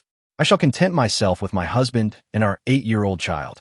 Turning to Su Mu, she inquired, Mu, have you truly relinquished the notion of having children? Su Mu nodded in affirmation. It was not for lack of desire, but rather the persistent inability to conceive that had gradually diminished her yearning. The convivial chatter persisted until the late hours, at which point the gathering dispersed. After bidding farewell to their guests, Chu Mu commenced clearing the table, while Su Mu retired to bed, succumbing to her exhaustion. Farewell, little mistress. The flora within the spatial realm whispered softly as it burrowed into the soil. All provisions and livestock had been removed by Su Mu, who, when questioned about her motives, confessed to an intuitive impulse. However, the flora recognized that its bond with its little mistress had reached its denouement. Mu, how about we head north next time? Let us seek out the white tiger, Xiaoguang, shall we? Chu Mu assumed she had drifted off to sleep, and as he approached to admire her serene visage, he discovered that Mu seemed to have ceased breathing. Trembling, he checked for her breath. Su Mu was lifeless. On the table lay a wooden bracelet, glowing faintly in the night, but after a few moments, the luminescence faded. Even the bracelet vanished from sight, embarking on a quest to find its next owner. Simultaneously, countless mutated beasts across mountains, rivers, and seas began to wail in sorrow. A unified voice echoed in their hearts. Their little master had departed from this world, and they would no longer bask in her protection. The news swiftly spread throughout the base, with none remaining untouched by the grief of Su Muumu's passing, especially the members of the Shiguang team, who shared a deep bond with her. Yet, life must persist. The tale of this realm shall be continued by countless souls. Impudent girl, what time did you finally sleep last night? It's already 2 in the afternoon, and you're still in slumber. Get up. Su Muumu felt a sharp pain in her backside, irritation flaring as she groggily replied, Chu, it hurts. If you know it hurts, why aren't you getting up? Another swift smack on her rear, and Su Muumu finally roused from her stupor. She was in her bedroom, and the woman chastising her was her mother. Tears instantly welled in her eyes as she rushed to embrace her mother, exclaiming, Mom, I've missed you so much. Su's mother was taken aback, pondering if her child had lost her senses in her slumber. She gently touched Su Muumu's forehead, noting that she wasn't feverish. Could it be that she had experienced a nightmare? She gently patted Su Muumu's back, reminding her to go to bed early and rise early. Yet her words fell on deaf ears. Did she suffer from nightmares? Quickly get up and drink some water. What would you like to eat? Your mother will prepare something delicious for you. As Su Muumu gazed into the mirror, she found herself in a daze. Could it be that everything was merely a dream? Splashing cold water onto her face, the icy sensation jolted her awake. Perhaps it truly was just a dream. Come on, hurry up. You all sit down. I'll go prepare some food. Muumu has just awakened, and this child really does not give one a moment's peace. Su's mother's voice rang out once more. You go ahead and busy yourself. Don't mind us. The child must be tired from school. She deserves a bit more rest. After finishing her morning routine and changing her clothes, Su Muumu finally made her way to the living room to greet the guests. However, upon just one glance, she froze in place. Chu, that face, utterly identical to Chu's. Is this Muumu? I am your mother's colleague. You can call me Aunt Shen. Here is some water your mother poured for you. Drink up. Aunt Shen beamed as she pointed to a cup. Yet, Su Muumu remained unresponsive. Upon closer inspection, she noticed Muumu was fixated on her son, who was likewise staring intently at Muumu. Aunt Shen was overjoyed. Muumu was indeed a lovely girl, and she would be delighted if she were to become her daughter-in-law. This is my son, Chu-mu. Why don't you two get acquainted? Aunt Shen tugged at her son, prompting Chu-mu to finally react. He politely extended his hand. Hello, I am Chu-mu. You can call me Chu. Surprised, she looked up, only to find the familiar warmth of recognition in his eyes. It truly was Chu. With a radiant smile, tears welled up in Su Muumu's eyes. It was not a figment of her imagination. None of it was a dream. Her beloved Chu had once again found his way back to her. The end.